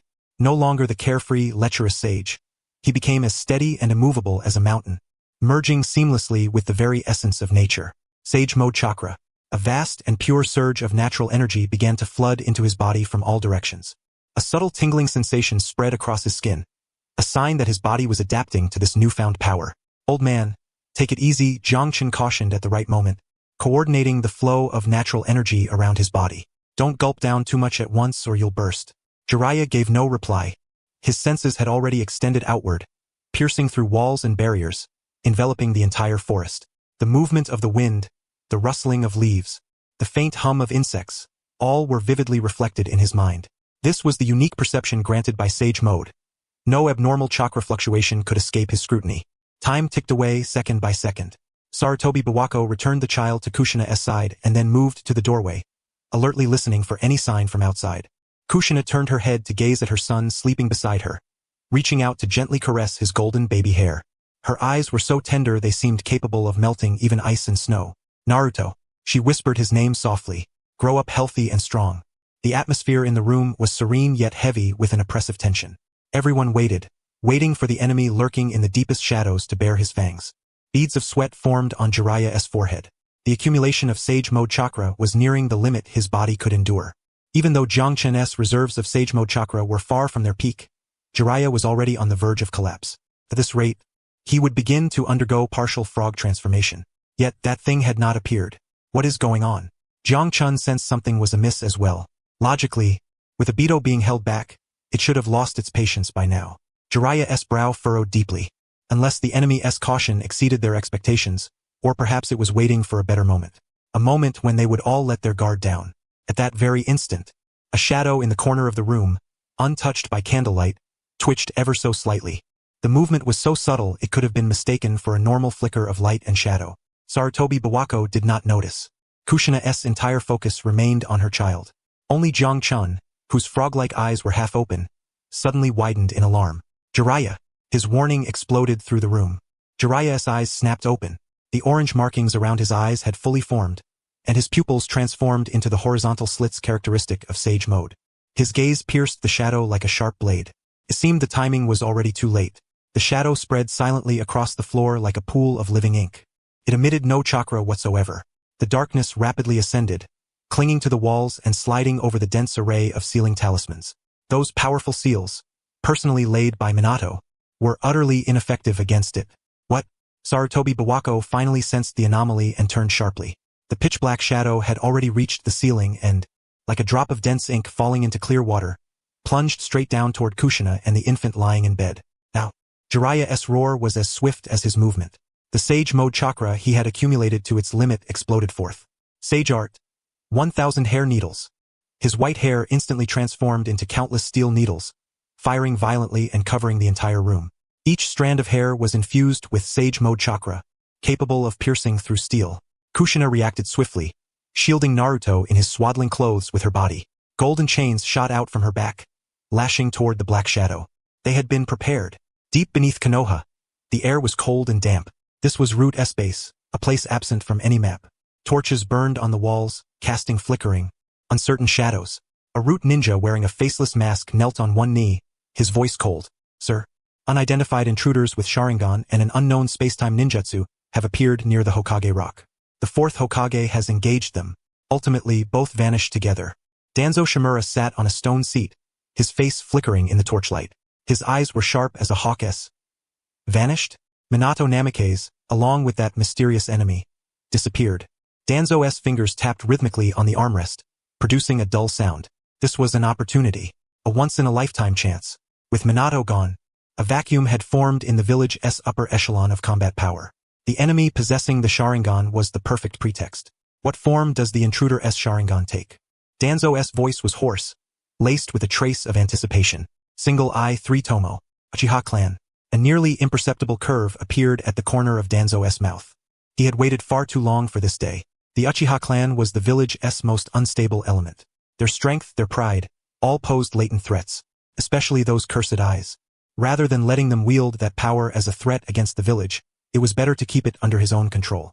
"Relay my orders." Danzo rose, shadows enveloping him completely. "All squads, assemble immediately. Target, Uchiha residence." The kneeling root ninja hesitated briefly. Sir Danzo, are we to seal off the residence and monitor the Uchiha? Danzo's voice brooked no argument. Inform everyone that suspicious individuals possessing the Sharingan have infiltrated the village, and the Uchiha clan may be implicated. Root is obligated to keep them under surveillance. He paused, his tone growing colder. Any Uchiha attempting to leave the residence unauthorized during this period shall be deemed accomplices of the intruders. They are to be eliminated without mercy. Yes, sir. The root ninja's doubts vanished, and his figure flickered before disappearing into the darkness. Danzo stepped out of the chamber, followed silently by a dozen root operatives. They resembled lifeless shadows, obeying a single command. Move out. The group slipped through Konoha's quiet streets. The night's turmoil seemed to have subsided. Most villagers remained indoors, unwilling to venture outside. Only patrol squads of Jonin moved vigilantly across rooftops. Danzo and his party avoided all patrol routes, choosing the darkest corners to stealthily approach the southeastern edge of the village. There lay the Uchiha South dwelling place. Once sealed off, Danzo would have countless reasons and methods to screw just as they were about to reach their destination. A figure suddenly appeared in the middle of the street ahead, without any warning. The person stood with his back to the moonlight. His silhouette stretched long and slender, like an insurmountable mountain. Against the chill of the night breeze, he wore a loose robe and had a pipe clenched between his lips, leisurely exhaling smoke rings. Hiruzen Sarutobi. Danzo's footsteps halted. The root shinobi behind him also came to a standstill, instantly assuming battle stances. The very air seemed to freeze in that moment. Sarutobi. Danzo's voice grew cold. So late. What are you doing here? Hiruzen Sarutobi turned around. His murky eyes shone with unusual clarity in the darkness. He did not look at Danzo but instead cast a glance at the murderous aura radiating from the root operatives behind him. I should be the one asking you that, Danzo.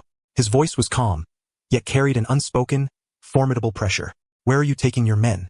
Danzo's eyes narrowed. The village was attacked. I am acting under orders to maintain internal stability.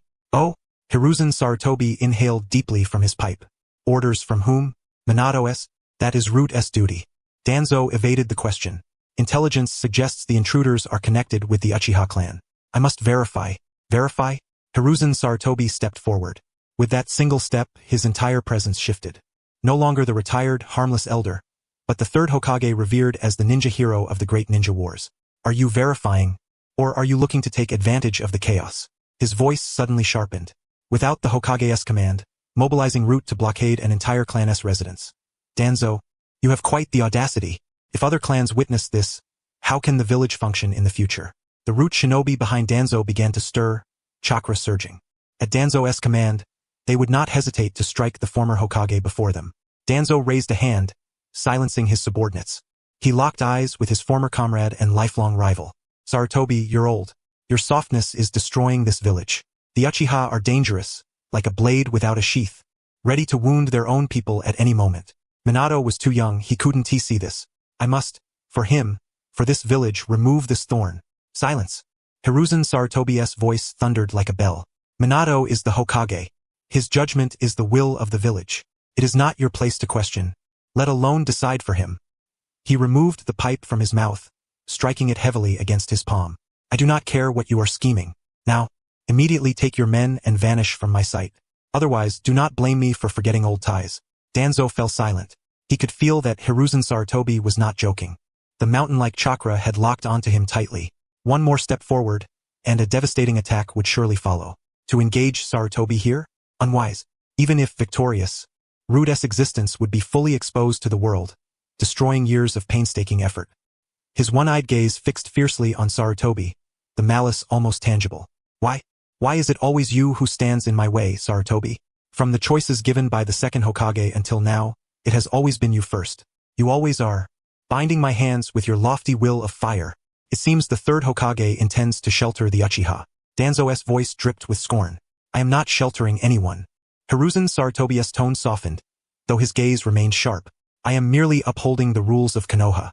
Since Minato is engaged with the enemy, it is my duty to ensure the village remains orderly before he returns.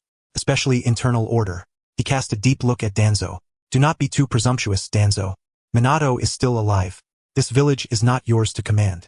Those words pierced Danzo's heart like a needle, striking the deepest core. His bandaged hand clenched tightly. In the end, he released his fist. Let us go. He spat out the 3 words through clenched teeth, turning away without another glance at Hiruzen Sarutobi.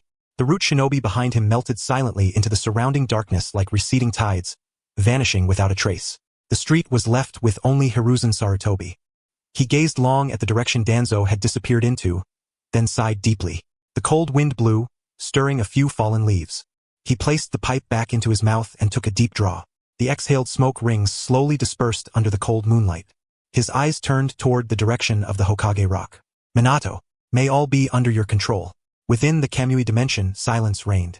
Countless gray cubes floated in the void, forming the sole framework of this world, cold and lifeless. Since Minato uttered that name, time seemed to freeze. Obito. Those two words acted as a key, unlocking a long-sealed lock. All the masked man's carefully constructed auras collapsed at once. Minato stared at Obito's exposed single eye. Those deep blue eyes, usually calm as the ocean, finally revealed a complex emotion. At this moment, Minato no longer bore the sharpness of facing an enemy, nor the burdens of the Hokage's responsibility and position. He was simply Obito Uchiha's teacher. After a long pause, a voice emerged from beneath the mask. No longer the hoarse, aged tone mimicking Uchiha Madara's cadence, but a slightly rough youthful voice. How much do you know? Obito asked. Minato sighed softly, the sound exceptionally clear in the empty space. Everything about you. He paused, watching the eye tremble slightly from shock, then added, I am sorry, Obito. Apology. Those two words seemed to suddenly strike a nerve within Obito. A tightly stretched string deep within his body snapped. Apology. His voice shot up sharply, filled with biting sarcasm and uncontrollable madness. What use is an apology? He roared fiercely, the single eye bloodshot, a sea of anger and pain. If it were useful, would Rin have come back? If you truly felt sorry, why were you always late? Every single time. His voice trembled, each word torn from the depths of his throat. Kaminari Bridge was like this. When Rin died, it was like this. You were always too late. But why? Obito's roar turned into a question, overflowing with overwhelming resentment. Why this time were you so fast? You reached me in just a few breaths. You stopped me, saved those civilians. Why? Why could you save others but never Rin? Why? His furious cries echoed through the gray space, crashing against the cold cubes, rebounding, drilling into the eardrums. This was the question buried deepest in his heart, the root of his descent into hell. Why is this world so unjust? Why was the thing he treasured most placed last by the teacher he revered most? Minato stood silently, neither attempting to argue nor evade. He bore all his student's anger and accusations, allowing those sharp, bloodied words to pierce his heart one by one. He gazed at the nearly deranged youth before him, gazing upon the visage twisted by hatred, beholding the torment nearly overflowing from that solitary eye. He could envision the scarred face concealed beneath the mask. That hoarse voice was the answer. He could imagine how, over these years, this boy, who ought to have flourished under the sun, had struggled alone amid darkness and despair. As Obito's breathing grew heavier and the strength behind his roars seemed to wane, Minato's hand rose slowly, as if intending to act. Yet, midway through the motion, it halted. He merely fixed his gaze, brimming with compassion, upon him. All these years, Minato's voice was as gentle as a whisper. You have endured much. Minato chose not to utter any grandiose maxim at this moment. Only the simplest, most heartfelt apology. As his words fell, an eerie silence once again enveloped the Kamui space. Obito's body stiffened. The madness, rage, and resentment in his eyes were as if wiped away in an instant by an unseen hand. The boiling sea of blood froze in a split second. He retreated slowly 2 steps from the pillar, increasing the distance between himself and Minato. Then, a faint laugh escaped him. Endured much? Obito repeated the phrase, his tone unsettlingly calm. Teacher, you remain as naive as ever. He lifted his head, and the hollow depth of his Sharingan eye deepened, unfathomable. The boy who had lost control moments ago had vanished, replaced by Obito reborn from darkness. Suffering, pain, sorrow. Aren't these things the very fabric of this world? His voice steadied, yet the chill it carried was far more piercing than his previous roars. Where there is light, darkness must exist. Where there are victors, there must be the vanquished. Where love exists, hatred inevitably follows. This is the law of the world, an immutable cause and effect. He spread his hands as though revealing an undeniable truth. You apologize because you believe you bear responsibility for Rin's death. You think my descent into darkness pains you. See? This love again. The corner of Obito's mouth curled into a mocking arc beneath the mask. Your love burdens you with guilt. My love for Rin breeds hatred. Towards you, towards Kakashi, towards this world. What a laughable cycle. Minato listened silently, his brow furrowing slightly. So your apology is meaningless, teacher. Obito's voice turned icy. You merely attempt to ease your own guilt to preserve the image of the perfect teacher in your heart. You do not comprehend what I pursue. I neither need your apology nor your sympathy. He gestured toward the void beneath them. What I seek is not to cling to life in this contradictory, painful reality, but to create a world without losers, without war, without parting. A true world of peace. A world where Rin still lives. His voice carried a fervent devotion. In that world, all shall find happiness. The dead will return. Lost love will be restored. That is true salvation. And you, Obito's gaze returned to Minato, the Sharingan slowly turning, the three tomo reshaping into the form of a shuriken. You are merely a guardian of this false world, incapable of understanding my vision. Therefore, you stand as the greatest obstacle on my path to true peace. The moment his words ceased, Obito's figure vanished. Without hesitation, Minato instantly shifted his body to the left. Whoosh! A kunai grazed past his Hokage cloak, embedding deeply into a distant gray stone. Obito reappeared in another direction. Give up, teacher. His voice echoed from all directions, forming a sinister reverberation in the enclosed space. Here, your pride in speed is meaningless. You have nowhere to run. Tak, don't let him touch the ground. Jiang Chen urged quickly. As a time-traveling spectator familiar with the plot, Jiang Chen knew precisely what that black shadow was.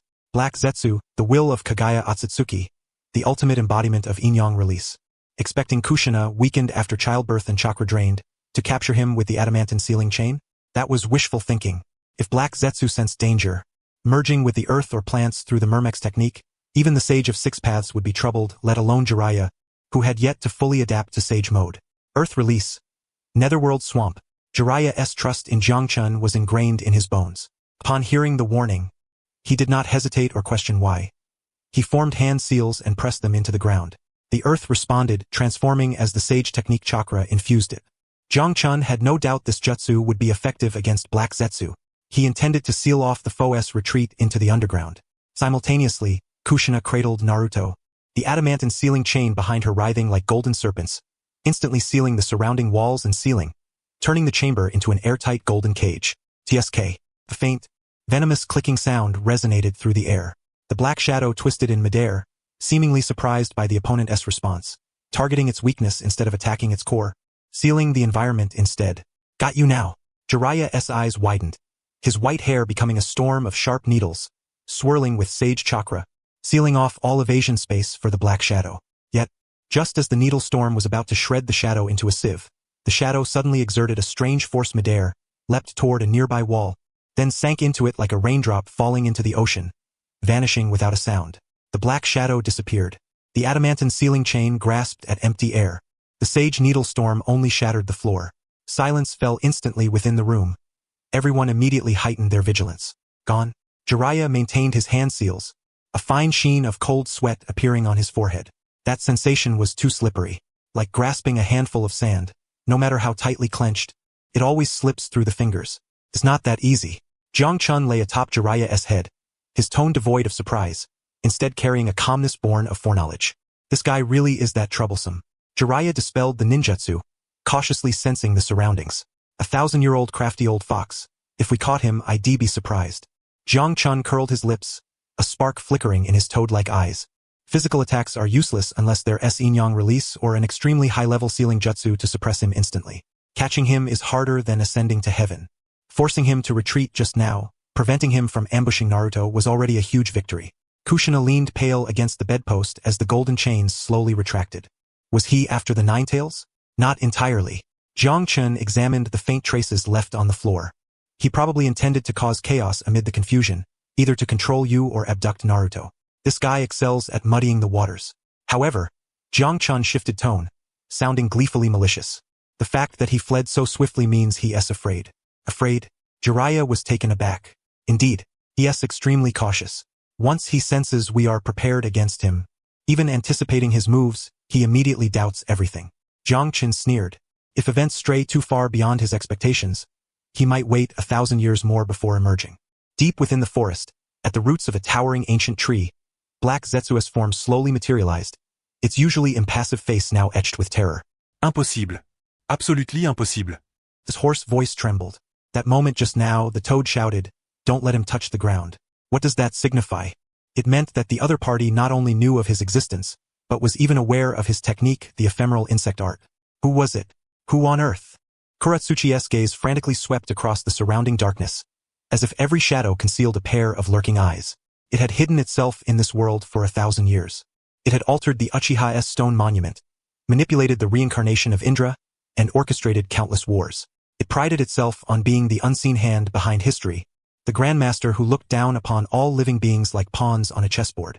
Yet now it felt like a clown streaking naked across a stage, with an audience watching from below. Konoha, no, not just Konoha. Kuratsuchi forced himself to calm down. That toad. The purple toad. He recalled the small creature perched atop Jiraiya's head just moments ago. It was the one who called out, "Summoning beast? Mount Mayaboku?" A chill surged through Kuratsuchi's heart. Could it be that the great toad sage, that immortal old hermit, had foreseen something? No matter what, the situation had completely slipped beyond control. Obito was still trapped within the Kamui dimension. Suddenly, Kuratsuchi remembered the pawn still being schooled by Minato Namikaze. If even that pawn's intelligence had been leaked, then Obito's information must have long since been compromised. Damn it, he had walked into a trap.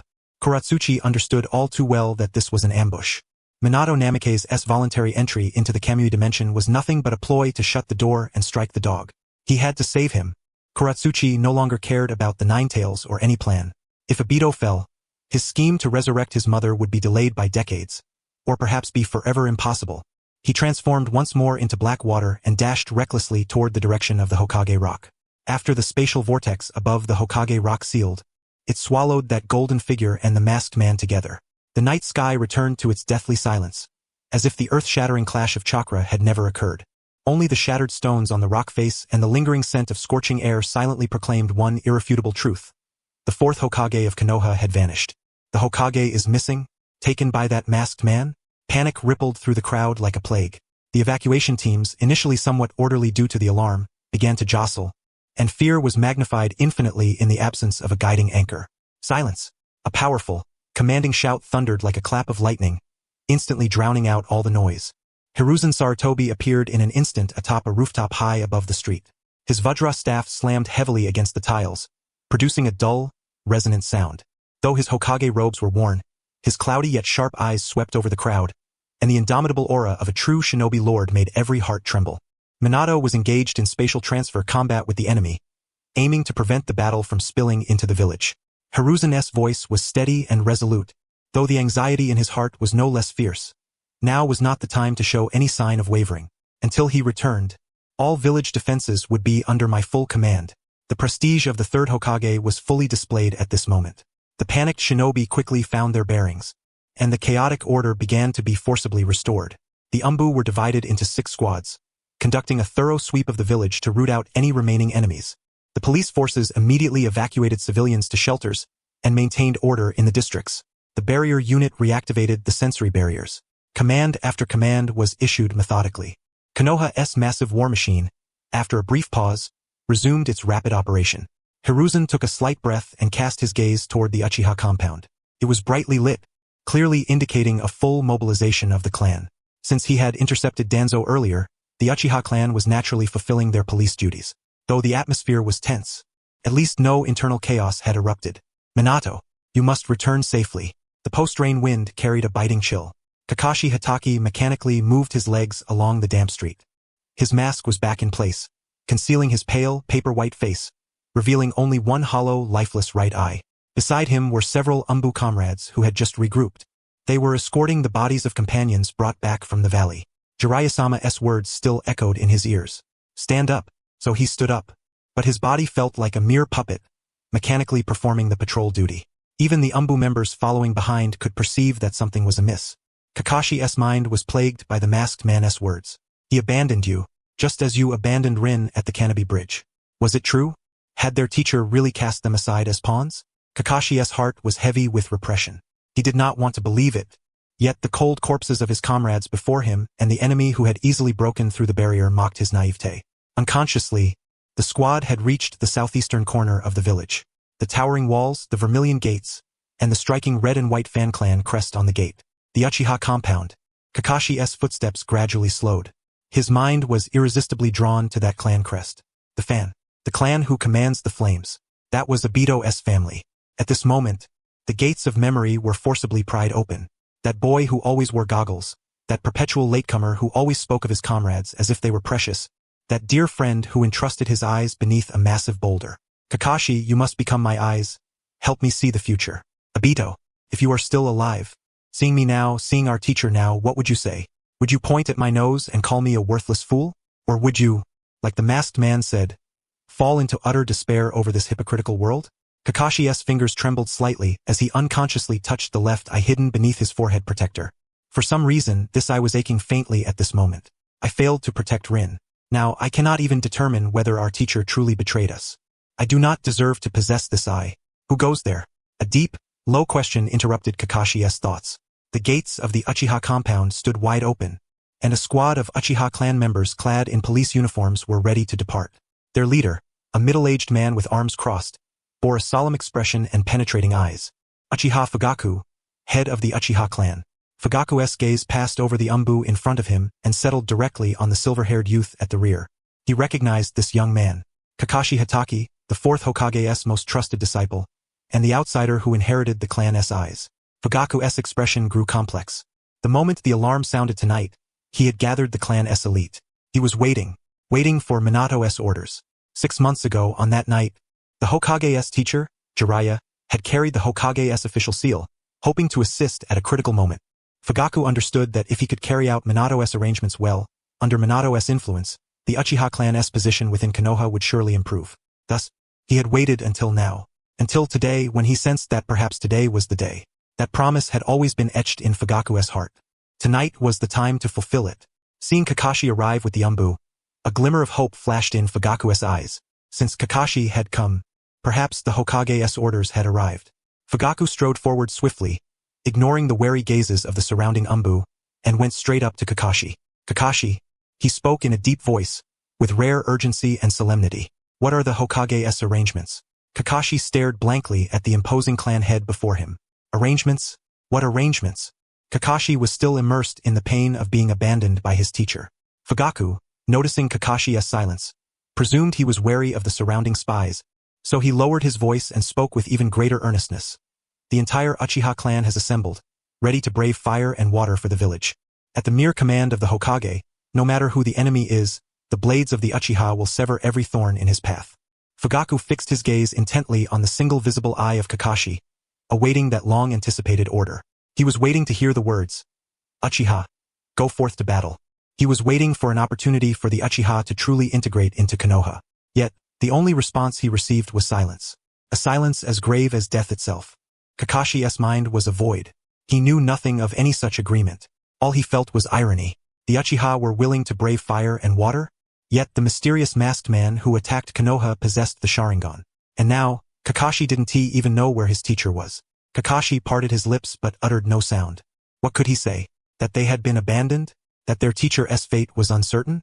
Seeing the emptiness, confusion, and even a trace of despair in Kakashi's eyes, the light in Fugaku's own gaze dimmed little by little. Is that so? Is not yet time? An ANBU member beside him stepped forward, placing himself between Kakashi and Fugaku, shaking his head at the clan leader.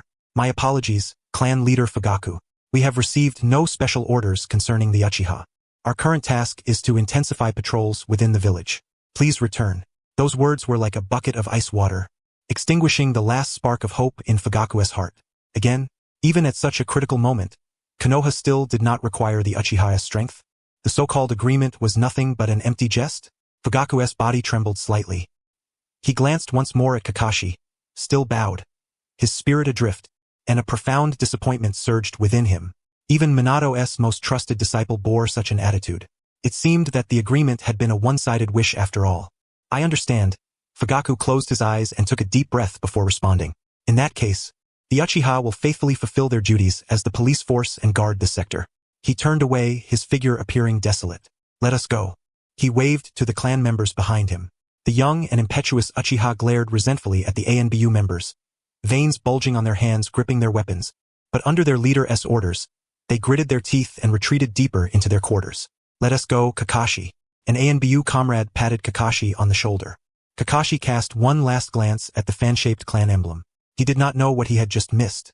All he felt was like a restless spirit drifting through the storm-tossed night. Obito, If you were still here, what would you do? The ANBU squad departed with Kakashi, vanishing at the end of the street, leaving only the gate of the Uchiha compound creaking softly in the night breeze, as if sighing in helpless resignation. Obito. Minato finally spoke, his tone chillingly calm. You've grown stronger and wiser, but it seems you have forgotten one thing. Obito raised a brow. What? I am your teacher. Before the words had fully left his mouth, the golden figure suddenly vanished. Only a lingering afterimage remained in the air, as Minato appeared beside Obito, the kunai in his hand shrieking as it tore through the air, aimed straight for Obito's throat. Swift, faster than the eye could follow. Yet Obito did not dodge. Not even a blink. The sharp kunai passed through his neck as if through a phantom. Minato's body followed immediately, passing through Obito's form. Too slow. Obito sneered coldly, swinging the chain in his hand fiercely, wrapping it around Minato's back. Minato's figure flickered once more, reappearing atop a floating stone some dozen meters away. Physical attacks nullified. Minato watched Obito's untouched neck and swiftly recalled the intelligence Jiangchun had once relayed. That man's ability was intangibility. Seemingly invincible, but in truth, a portion of his body was transferred to another dimension. When attacking, he must become corporeal. Also, the intangible state was time-limited, roughly 5 minutes. When Minato first heard this, he had been skeptical of that toad who only perched atop Jiraiya-sensei's head to complain. But now it seemed that little Jiangchun's intelligence was uncannily accurate. If Jiangchun were here, his tail would surely wag to the heavens. Minato inhaled deeply, clearing his mind of distractions. Since the intelligence was accurate, the tactic was simple. Force him to attack. The moment he materialized, decide the outcome. For Minato, achieving this was no great difficulty. What? Giving up the offensive already? Obito mocked as he eyed Minato motionless in the distance. The so-called yellow flash, once deprived of his speed advantage, was nothing special. With a sudden tug of the chain, Obito shot forward like an arrow loosed from a bow. Since you want to come at me, then I'll come at you. Obito's speed was tremendous, combined with the strange terrain of the Kamui dimension. His figure darted left and right, unpredictable. Minato remained still, his gaze fixed firmly on Obito's Sharingan. He was waiting for a flaw. Obito reached Minato and with a hiss, the chain coiled like a venomous snake around Minato's neck, while his left hand gripped a sharp kunai aimed at Minato's heart. It's over, teacher. Obito roared, the red light in his eyes flaring. At that very moment, Minato moved. He did not retreat. Instead, he charged into Obito's attack.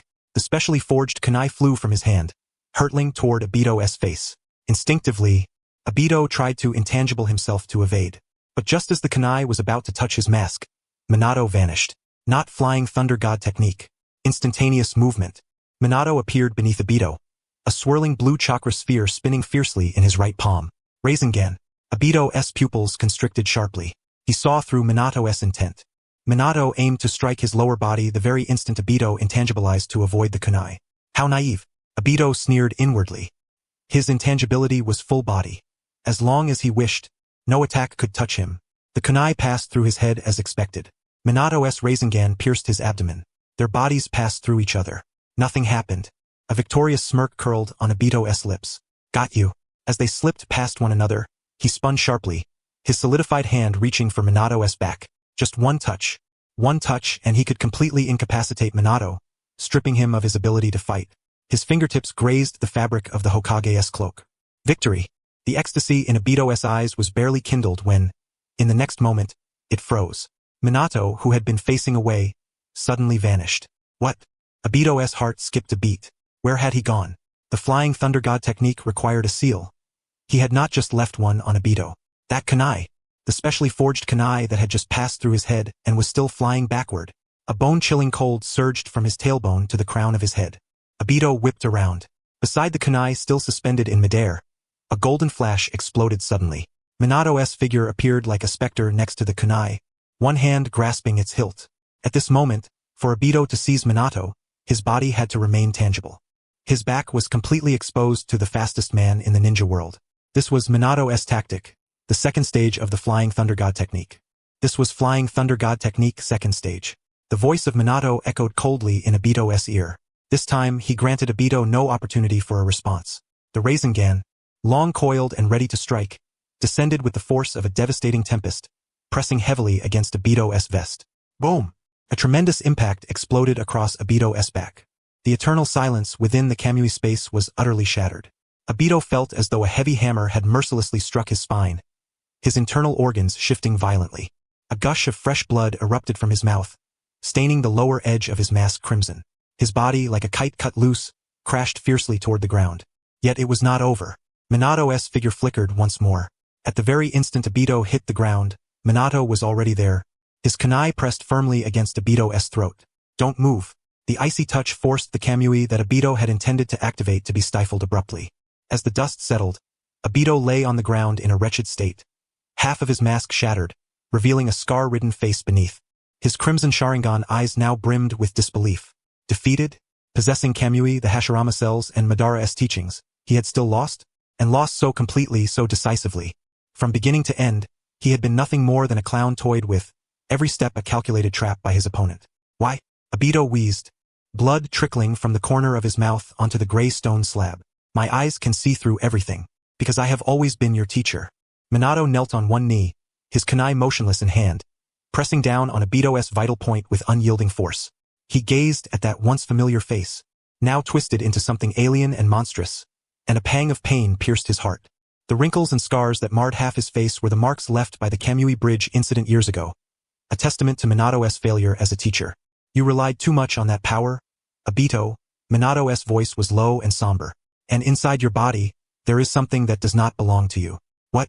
Obito was about to retort when Minato suddenly extended his left hand, spreading his fingers wide, and pressed heavily against Obito's left chest. Don't move. Feel carefully. Closing his eyes, Minato's vast chakra flowed from his palm into Obito's body, racing straight toward his heart. Instinctively, Obito tried to struggle, but then he froze. Guided by Minato's chakra, he distinctly sensed a dark and obscure chakra buried deep within his heart. Without careful perception, its presence would be undetectable. It was a talisman, a profoundly advanced sealing talisman. Obito's pupils contracted sharply, his voice trembling. It's a talisman. Minato slowly opened his eyes, a mixture of pity and anger shining within them. As long as this talisman remains, you cannot commit suicide, nor can you perform any decisive action against the will of the caster. He can even control your life and death through this talisman at any time, or turn you into a compliant puppet. No, that's impossible. Obito muttered, the image of that aged figure flashing through his mind. Madara saved him. Madara taught him. Madara entrusted everything to him, commanding him to create a world with Rin. He said it was to save me, to mend my broken heart. He treated you as a tool. Minato's fury was directed at Uchiha Madara behind Obito's back, for treating his disciple as an instrument. If he truly trusted you, if he truly regarded you as his successor, why would he implant such a talisman? Minato's palm suddenly intensified its pressure, intricate black seals appearing densely upon it. For symbols seal isolation. A warm force instantly enveloped the cold talisman, temporarily severing its connection with Obito's heart meridians. The chilling sensation that had haunted him vanished. Yet Obito's heart sank to the abyss. The talisman was real. Minato had not deceived him. The very figure he regarded as savior, as a guiding light, Uchiha Madara, had been wary of him from the start, using him for his own ends. The so-called Eye of the Moon plan, the so-called creation of an ideal world, at this moment, seemed shrouded in a veil of deceit. Why? Obito's voice was hoarse, his gaze hollowly fixed on the gray, overcast sky. Teacher, why did you have to go this far? Wouldn't it have been simpler to just kill me outright? I am a traitor to Konoha, the murderer of so many people. Obito's words choked off abruptly. He recalled his original plan, to summon the Ninetales during Kushina's childbirth, when her seal was weakest, and destroy Konoha. Obito. Minato looked at his bewildered disciple, pain flickering in his eyes. Do you know what happens to a Jinchuriki once the tailed beast is extracted? Obito was silent. Of course he knew. The Jinchuriki dies without a doubt once the tailed beast is removed. That was Kushina. Minato's voice trembled slightly. She is your wife. She treated you like a younger brother. You were always late. Though she scolded you, she always saved food for you. When you were injured, she was more worried than anyone else. To create an illusion of Rin, are you truly prepared to kill Kushina, who loved you like a sister, with your own hands? Those words pierced Obito's defenses like a blade. He opened his mouth but could make no sound. In his mind, the fiery-haired, spirited figure overlapped with his scarred, blood-stained self before him. What am I doing? For Rin's sake, am I willing to sacrifice my wife? If Rin knew that to bring her back, I had to kill my wife and destroy the village, would she still smile at me? No, she would probably scold me. Obito's body trembled, not from pain but from a profound fear and self-loathing rooted deep within his bones. Minato observed Obito's silence and slowly withdrew his hand from his chest. He rose, turning his back to Obito. That talisman, I have temporarily sealed and isolated it. Madara can no longer control you through it. You are free now, but I cannot stay here to witness your repentance. Minato lifted his gaze, as if piercing through the alternate dimension, looking toward distant Konoha. The village still needs me. Obito remained motionless on the ground, like a soulless shell. Minato said no more. He knew some wounds could only be healed by oneself. Some sins could only be atoned for with the remainder of one's life. Flying Thunder God technique. A golden light flared. Minato's figure vanished instantly from the Kamui space, leaving Obito alone, lying solitary upon the cold stone slabs. Minato was not unable to enter or exit Obito's alternate dimension. He had long been sensing the Flying Thunder God seal that Obito left in Konoha. Perhaps due to the nature of the alternate space, he could not perceive the seal Obito left outside. Yet at a certain moment, that seal suddenly became distinct. The chakra consumption increased slightly. The gray space was deathly silent. A tiny whirlpool quietly dissipated. After a long while, a single tear traced down Obito's cheek, passing over those grotesque scars and falling onto the dust below. Rin, I am sorry. Without warning, ripples spread across the space, and a golden figure materialized from thin air, staggering as he landed. Minato Namikaze knelt on one knee, one hand pressed against the damp grass, gasping heavily. Coughing, he clutched his chest, forcing down the surging blood and breath. Though he had utterly overwhelmed Obito within the Kamui space, the intense mental strain and precise chakra manipulation left him profoundly exhausted. More importantly, the wound within his heart weighed heavier than any physical fatigue. Brush, brush, brush. The moment he appeared, several dark shadows darted out from the surrounding treetops. Fourth Hokage-sama. The voice of the Umbu squad leader at the forefront was filled with incredulous joy. You have returned safely. In the previous battle, Minato and the masked man vanished together into the vortex of time and space. Rumors had spread throughout the village, and some even speculated that the Hokage had met with misfortune. Now, seeing the steadfast pillar return, every member of the Umbu present felt as if a great weight that had hung over their hearts had finally been lifted. How is the situation? Minato straightened his posture, regaining his usual composure, though a hint of hoarseness lingered in his voice. Reporting, Hokage-sama. The Umbu squad leader quickly reported. The third Hokage-sama has stabilized the situation. Aside from the destruction of some buildings caused by the falling of the Shadow Rock, there have been no casualties, and the evacuation of villagers is nearing completion. That's good. Minato's tense shoulders relaxed slightly. It seemed that everything was unfolding according to the plan he had discussed with the elders. What about Kakashi? Minato suddenly inquired. The Umbu leader was momentarily taken aback, seemingly not expecting the Hokage's first concern after the village's safety to be Kakashi's name. Hatake Kakashi apparently accompanied the patrol team on a security mission just now. The Umbu hesitated, lowering his voice. But his condition seems off. Off? Minato's brow furrowed. Yes. It's as if he has suffered a severe blow. The Umbu chose his words carefully, mechanically carrying out his orders, showing no reaction to anything around him. Earlier, even some members of the Uchiha clan tried to speak with him, but he ignored them. Minato's heart clenched sharply. Of course, he knew why. For Kakashi, tonight was not only a crisis for the village but also a night when his faith shattered. His teacher had gone missing, and old wounds were reopened by a mysterious figure. I understand. Minato took a deep breath, his gaze once more resolute. Relay my orders. Yes, sir. First, lift the first-level combat alert and switch to regular vigilance. Calm the villagers' emotions. Second, have the Umbu keep my return a secret for the time being. Do not make any announcements. I need to see the third Hokage and Jiraiya first. Third, Minato paused, a complex glint flashing in his eyes. Find Hatake Kakashi immediately and bring him to my office. Tell him I have important matters to discuss. Understood. Several Umbu vanished in an instant. Minato stood alone in the clearing, looking up at the moon partially veiled by dark clouds. Obito was still in Kamui space. Although that talisman had been sealed, whether he would awaken, whether he could emerge from that hellish obsession, Minato was uncertain. But the measures he had covertly implemented beneath Obito's body would at least ensure that Obito would be powerless to continue attacking Konoha for the time being. If Obito truly could not turn back, if Obito truly struck at Konoha once more, Minato clenched his fists. I am the Hokage, he murmured, his voice barely audible.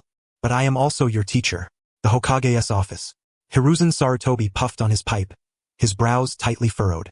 The clamor outside was gradually subsiding, yet this elder's heart remained restless. Minato had been gone too long. That masked man's abilities were too uncanny. Even though they had anticipated something, no shinobi could ever be certain of absolute safety. Third Hokage-sama. A golden flash illuminated the office. Hiruzen spun around sharply, nearly dropping his pipe. Looking at the figure before him, slightly disheveled yet still upright, a glimmer of tears shimmered in the elder's eyes. Minato, you've returned. Apologies for causing you worry. Minato offered a rueful smile and sat down beside the chair. He was exhausted, not only from chakra depletion but from mental fatigue as well. Was the enemy repelled? Hiruzen inquired cautiously. Retreated. Minato answered briefly, avoiding Hiruzen's probing gaze. The enemy had been severely wounded and would likely not dare set foot in Konoha again anytime soon. That's good, that's good. Hiruzen nodded repeatedly, but as a seasoned leader with decades of governance, he keenly sensed a reservation in Minato's words. If you repelled him, why not capture him? Why not kill him? With your yellow flashes, you could have inflicted serious damage. There's no reason to let him escape. Minato had only disclosed Obito's abilities. Out of a teacher's selfishness, he withheld Obito's true identity. Unless... Hiruzen looked at Minato's weary and conflicted face, a thought suddenly arising but immediately suppressed. Everyone has secrets. As long as Minato remained the Hokage devoted to Konoha, some matters need not be scrutinized too deeply. Hiruzen exhaled a ring of smoke and spoke gravely. Minato, Danzo's attitude towards the Uchiha clan remains hostile. I warned him, but knowing him, he likely will not relent. Minato's eyes hardened. This was his greatest fear. If the village learned that the assailant was truly Uchiha Obito, a member of the Uchiha clan, tensions between the clan and the village would instantly escalate, making civil war inevitable. Though Obito had committed grave errors, he was also a victim, a pawn manipulated by Madara. Moreover, he was Minato Namikaze's student. Even for the sake of Konoha's stability, this secret had to be kept buried deep within. That man is not a member of the Uchiha clan. Minato lifted his head, meeting Hiruzen's gaze with unwavering conviction. The mysterious masked man's Sharingan was most likely stolen. This was a lie, Minato told himself inwardly. A lie the Hokage must tell for the greater good, and the last effort a teacher could make to protect a wayward student. Hiruzen stared at Minato for a long moment before sighing and nodding. If the fourth Hokage says so, then so it shall be. The elder rose, patting Minato's shoulder. This is in your hands now. I will go soothe the elders and advisors. Since the enemy has been driven back, the remainder is rebuilding. Finally, as he prepared to leave, he uttered one last phrase. Minato, go forth without hesitation. Do not let my opinions weigh on your decisions regarding Danzo. Hiruzen departed. The office was left with Minato alone. He leaned back in his chair, closing his eyes. His mind was filled with the image of Obito's scarred, tear-streaked face and his final words. I'm sorry. Knock, knock, knock. A knock sounded at the door. Enter. Minato opened his eyes, adjusted his sitting posture, striving to look less fatigued. The door slid open. A silver-haired youth stepped inside. He was drenched, his forehead protector askew, and the one exposed eye, blank and lifeless, emitted an aura of chilling deathly stillness. Itachi Kakashi. Seeing his teacher sitting there unharmed, a faint flicker stirred in Kakashi's hollow gaze, but that was all. Hokage-sama. Kakashi's voice was dry. He did not address him as teacher but by the formal title. This subtlety pierced Minato's heart anew. Minato's hand beneath the desk curled slightly, his fingertips still lingering with the sensation from when he had touched Obito's heart in Kamui space. These were two utterly different students, yet both inflicted the same pain upon him at this moment. Kakashi, Minato's voice softened. First, change out of those wet clothes. He opened a drawer, took out a clean towel, rose, and walked around the desk to offer it to the youth. Kakashi did not take it. He stood stiffly, like a statue bereft of a soul, his gaze passing over Minato's shoulder to fix on some distant point in the void. Why? The boy's question was abrupt. Minato's hand froze in midair. The masked man said that Kakashi's body began to tremble subtly, a manifestation of deeply suppressed emotions. He said, I am the decoy. He said, you sacrificed me, the entire ANBU, and everyone else, casting us into that valley to protect the true target, your wife and the unborn child. Kakashi abruptly raised his head, his lifeless eyes bloodshot, despair and accusation nearly overflowing. Sensei, tell me this isn't true. You haven't abandoned us. Have you? The office was engulfed in a deathly silence. Only the sound of the wind outside the window and the ticking of water droplets falling onto the floor could be heard. Minato gazed at his disciple, on the verge of collapse. He knew that if he uttered a single word dismissing it as the enemy's stratagem, it might temporarily soothe Kakashi, but he could not fully deny it, because, from a strategic standpoint, it truly was a decoy plan. Minato took a deep breath, forcibly pressed the towel in Kakashi's cold hand, and then placed both hands firmly on the youth's shoulders. Look at me, Kakashi. In Minato's azure eyes, there was no evasion, only clarity as pure as the sky after a rainstorm. That valley was indeed the decoy. Kakashi's pupils dilated sharply, his body convulsing violently, as if all his strength had been drained away. Yet Minato increased the pressure on his hands, steadying the boy's frame. In this plan, you were never the discarded piece. What do you mean? Kakashi gaped blankly. That enemy possesses spacetime ninjutsu and can manipulate would release. His intelligence network penetrates even deeper than we imagined. Minato spoke calmly. Each word weighed heavily, trying to convey strength to his disciple. If I concentrated all defensive power around Kushina, once he broke through, it would mean total annihilation. I needed an illusion convincing enough to deceive him. Minato fixed his gaze into Kakashi's eyes, articulating slowly and clearly. And throughout all of Konoha, aside from me, only you could convince him that this was the true defensive core. Because you are Kakashi Hatake. Because you are my disciple. Because you would risk your life to protect that place. A faint tremor crept into Minato's voice. The enemy was intelligent and arrogant. Ordinary ANBU would not fool him. Only you, only your unwavering will to protect at all costs, could create the illusion that this was the critical point. I placed you there not because your life was worthless, but because I believe you will survive.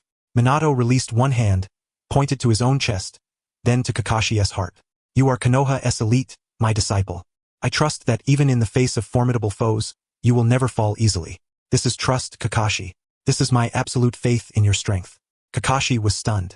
The towel in his hand crumpled under his grip. Trust? So that was trust? Kakashi lowered his head. His voice choked. All the ANBU comrades. They died. That masked man, he killed them all. He mocked me, saying I couldn't protect anything. Just like back then. Just like when I couldn't protect Rin. He did not voice those last words, but Minato understood. That guilt threatened to engulf the boy completely. Minato's heart clenched painfully. He knew that feeling all too well. Just half an hour ago, in another dimension, facing the scarred face of Obito, who questioned why he was always late, he had felt the same despair. Obito had fallen into darkness, and Kakashi was standing at the edge of a precipice. If Kakashi were to learn now that the masked man who slaughtered his comrades in the valley, who crushed hearts with words and nearly destroyed Konoha, was none other than his closest friend, Uchiha Obito, whom Minato longed for day and night and had mourned countless times before the memorial, Kakashi would lose his mind. His already shattered psyche would collapse utterly. He must never know. Even if it meant bearing a lifetime of lies, swallowing all bitterness alone. The truth could not reach Kakashi now. The expression in Minato's eyes shifted, finally hardening into resolute determination. He stepped forward again, opened his arms, and embraced the drenched Kakashi tightly, just as he had when Kakashi was a child, returning wounded from his first mission. I am sorry. Minato's voice whispered in Kakashi's ear, thick with remorse. As Hokage, my decisions required sacrificing comrades. But as your teacher, I'm sorry, Kakashi, for making you endure so much. I shouldn't have let you face that masked man alone. The warmth of his body seeped through Kakashi's wet clothes, and the boy's rigid frame slowly softened. You protected the village, Kakashi. You held him back and bought me time. Without your perseverance in that valley, Kushina and Naruto might have met with disaster. You did very well. Truly very well. Minato repeated these words over and over, comforting Kakashi while convincing himself. After a long while, the boy in his arms emitted a stifled sob. Kakashi's trembling hand rose, clutching the back of Minato's Hokage cloak so tightly that his knuckles turned white. The sense of abandonment that had weighed on his heart, suffocating him, finally cracked open in the warmth of his teacher's embrace and the affirmation in his words. So, I am not the discarded pawn. So, Sensei still trusts me. The voice of Hokage Kakashi was thick with nasal emotion. Sensei. Minato gently corrected him. Teacher. Kakashi finally wept. Not a wail, but the quiet, broken sobs buried deep in his throat. Minato closed his eyes, allowing Kakashi to release his emotions. His gaze passed through the office walls, as if looking into the distant depths of time and space. Obito. Minato silently repeated the name in his heart. Look at what you have done. You nearly destroyed your best friend. I know you harbor hatred. I know you despair of this world. But as long as I remain Hokage, as long as I remain your teacher, I will never give up. I remember the talisman sealed within Obito's heart by me. It is the shackle Madara used to control Obito, and one of the roots of his tragedy. Knowing the disease means there is hope for a cure. I lost you once. This time, no matter where you run, no matter how much darkness you bring into this world, I will bring you back. Even if I must break your legs, Even if I must imprison you in Konoha forever, I will pull you from that hell. This is not only the responsibility of the Hokage. It is a teacher's promise to his 2 disciples. 10 minutes later, Kakashi's emotions finally settled. Sheepishly, he loosened his grip and stepped back, lowering his head, unable to meet Minato's eyes. Go. Minato turned, picked up a document from the desk, masking the exhaustion in his eyes, and said, "Go see Kushina and Naruto at the hospital. She was just saying if you didn't go. She'd rush to the ANBU holding the baby to find you." Mentioning his wife revived a glimmer of life in Kakashi's once lifeless eyes. "Yes, teacher." Kakashi respectfully bowed and turned toward the door. Upon reaching it, he paused and glanced back once. Under the light, Minato Namikaze lowered his head to read the document.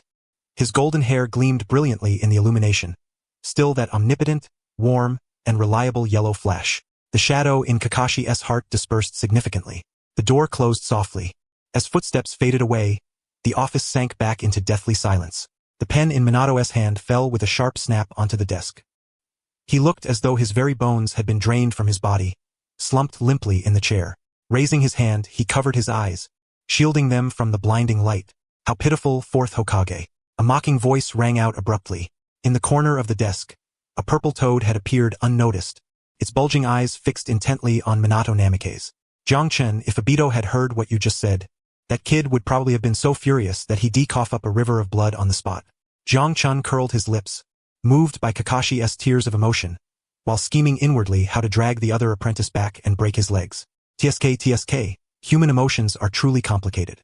Minato lowered his hand, a faint bitter smile appearing on his face. "Mr. Jiangchen, please stop ridiculing me. I am not mocking you." Jiangchen leapt onto the pile of documents, settling into a comfortable position, and said, "I'm merely reminding you. You were walking a tightrope just now. If Kakashi had been a bit more perceptive, or if Obito had gone mad and come back shouting, your painstakingly crafted act of deep master-disciple affection would have been exposed. That is precisely why I need your help and that of Jiraiya-sensei." Minato straightened his posture. The weakness in his eyes vanished, replaced by the calm and wisdom befitting the Hokage. "I have temporarily sealed the curse tags on Obito. Madara can no longer manipulate him as freely as before. But his current state of mind is perilous. Very perilous indeed." Jiangchen rolled his eyes. "That kid is nothing but a late-stage antisocial Chinibu, his head full of I want to create a world with Rin. Convincing him with mere words? Impossible. Then we must act." Minato's fingers tapped lightly on the desk. Although this assault was repelled, Obito will not relent. Moreover, Danzo's faction is, Danzo's old fool is surely sharpening his blades against the Uchiha. Jiangchen took up the thread. This time, although no large-scale destruction occurred, rumors that the assailant was an Uchiha 1T be quelled. Although Obito didn't show his face, Kakashi saw the Sharingan, and the Umbu did too. The Uchiha clan is definitely taking the blame. Minato nodded, his brows furrowed tightly. "That is exactly what I fear. If mishandled, Konoha will plunge into chaos from within." "So, you deceived the 3rd Hokage and Kakashi just now." Jiangchen regarded Minato meaningfully. "You said that the masked man is not of the Uchiha clan, that the Sharingan was stolen. This is the only way for now." Minato sighed. "If we admit that it is Uchiha Obito, not only will Kakashi break down, but the Uchiha clan will be thrust into the eye of the storm. Although clan leader Fugaku prioritizes the greater good, the radicals within the clan will not stand idly by. Once civil war erupts, Obito and Madara will reap the benefits." "This is the Hokage's lie," Jiangchen murmured. "Sometimes, the truth is indeed more cutting than a blade." Minato rose and walked to the window. The rain had ceased. The dark clouds dispersed, revealing the cold moonlight. The lights of Konoha village still shone brilliantly. After tonight's ordeal, this tranquility felt all the more precious. "Mr. Jiangchen, please keep the fact that Obito is still alive, and that he is the masked man absolutely confidential. For now, only you, Jiraiya-sensei, and I know. Rest assured. My mouth is tighter than a toad's skin." Jiangchen yawned, then asked, "But how do you plan to deal with Uchiha Madara? And what about that Black Zetsu?" At the mention of Black Zetsu, Minato's gaze instantly sharpened. "That thing is the root of all evil. Obito was seduced by him. As long as Black Zetsu is eliminated, there is hope for Obito's return." Minato turned to look at the Konoha map on the desk, his eyes locking onto a shadow at the village's edge. "Next, I will take the initiative. Since they prefer to lurk in the shadows plotting, I will stir these waters thoroughly and root them out one by one." "Oh?" Jiangchen's interest was piqued. "What's the plan?" Minato's lips curled slightly, revealing a sudden mischievous smile. "This matter is to remain confidential for now. But Obito Minato's finger tapped on the old site of the Canopy Bridge on the map. Since he so desperately wants to create a false world, I will show him that in this real world, there are still things worth cherishing. Kakashi Rin-S bond, and the teachings of me, his master. This lesson is far from over. Watching Minato Namikaze exude such commanding presence, Jiang Chun couldn't help but whistle inwardly. That's more like it. This is the yellow flash who strikes fear into the ninja world. Gentleness is only his base color. Sharpness and decisiveness are the very framework that allow him to carry the name Hokage. Alright then, since you put it that way. Jiang Chun stretched lazily. I suppose I'll reluctantly indulge you in one more bout of madness. But on one condition. Once this is all over, I demand a bowl of Ichiraka ramen with 10 Naruto rolls. Minato paused momentarily, then laughed, that warm smile returning to his face. No problem. You'll be well fed. Oh, by the way, Jiraiya asked me to tell you to go keep Kushina company. What kind of father abandons his family at a time like this? But when Jiang Chun looked up, Minato's figure was nowhere to be seen. Jiang Chun shook his head helplessly. With a flash of golden light, Minato Namikaze appeared. Before he could even steady himself, a broad, calloused hand thundered down upon his shoulder with a gust of wind. Though no chakra was used, the force was so great that the already exhausted Minato nearly staggered to his knees. You're late again, Minato. Jiraiya's slap was solid. Minato felt his entire left side tingling, but he did not dodge. Instead, he bent slightly with the momentum, wearing that signature gentle, wry smile. Jiraiya-sensei, your strength is still as formidable as ever. Minato rubbed his shoulder, dust falling from his flak jacket with emotion. Enough nonsense. Jiraiya glared, his expression shouting, I'm very displeased. He pointed behind him at the heavily warded hospital bed. Kushina needs you most right now, yet you, as her husband, have gone missing, and I have to stand guard here like a gatekeeper? What will people say? Though his words were harsh, Jiraiya's sharp eyes swept over Minato quickly. Aside from some torn fabric at the hem, Minato's chakra was depleted but steady, showing no fatal injuries. Satisfied, the heroic Jiraiya finally felt the heavy stone in his heart lift, his tense shoulders relaxing. He knew exactly what Minato had been doing. That masked Uchiha Obito, that madman with the strange space-time ninjutsu. If left unchecked, tonight's calamity in Konoha would not end here. Minato was risking his life to secure a future for this mother and child, for the entire village. Alright, quit standing there like a statue. Jiraiya waved dismissively, stepping aside to clear the path. Hurry up. Someone's neck is getting stretched out. Minato took a deep breath, tidied his disheveled hair, and strode toward the back of the room. Under the warm yellow light, Kushina Uzumaki leaned against the headboard. Her once proud red hair had lost its luster, damp strands clinging to her cheeks. Her complexion was pale, almost translucent, but her violet eyes overflowed with a tenderness barely contained. Nestled in her arms was a tiny, wrinkled infant, eyes closed, breathing softly. Kushina. Minato's voice was gentle. On the battlefield, he could dispatch 50 jonin without flinching, face the Nine-Tails roar alone. But now, seeing his frail wife and newborn son, the fourth Hokage found himself at a loss for words. Foolish Minato. Kushina's lips curved into a faint smile. Though her voice was feeble, it bore the familiar, fiery reproach reminiscent of red chili peppers. How did you end up looking so disheveled? If Naruto sees his father in such a bedraggled state, he'll surely be disappointed in you. Minato approached the bedside, dropping to one knee until his gaze met Kushina's at eye level. He reached out, intending to touch his wife's cheek, but hesitated mid-air. Observing his hand, smeared with dust and reeking of smoke and gunpowder, he felt a pang of awkwardness and wanted to withdraw it. He had come in haste and had not yet had the chance to cleanse himself. At that moment, a cool hand grasped his. Kushina took hold of Minato's grimy hand, pressing it gently against her face and softly rubbing it. Welcome home, the father of our child. Those words, the father of our child, instantly shattered all of Minato's stoic facades. Every trace of exhaustion, fear, heartbreak over Obito, and apprehension for the future was soothed by that warm, tender touch. Minato lowered his head, resting his forehead against the back of Kushina's hand, remaining silent for a long while. Kushina said nothing, merely caressing Minato's golden hair with gentle affection. The very air in the room seemed to thicken, suffused with a rosy glow of tender bubbles.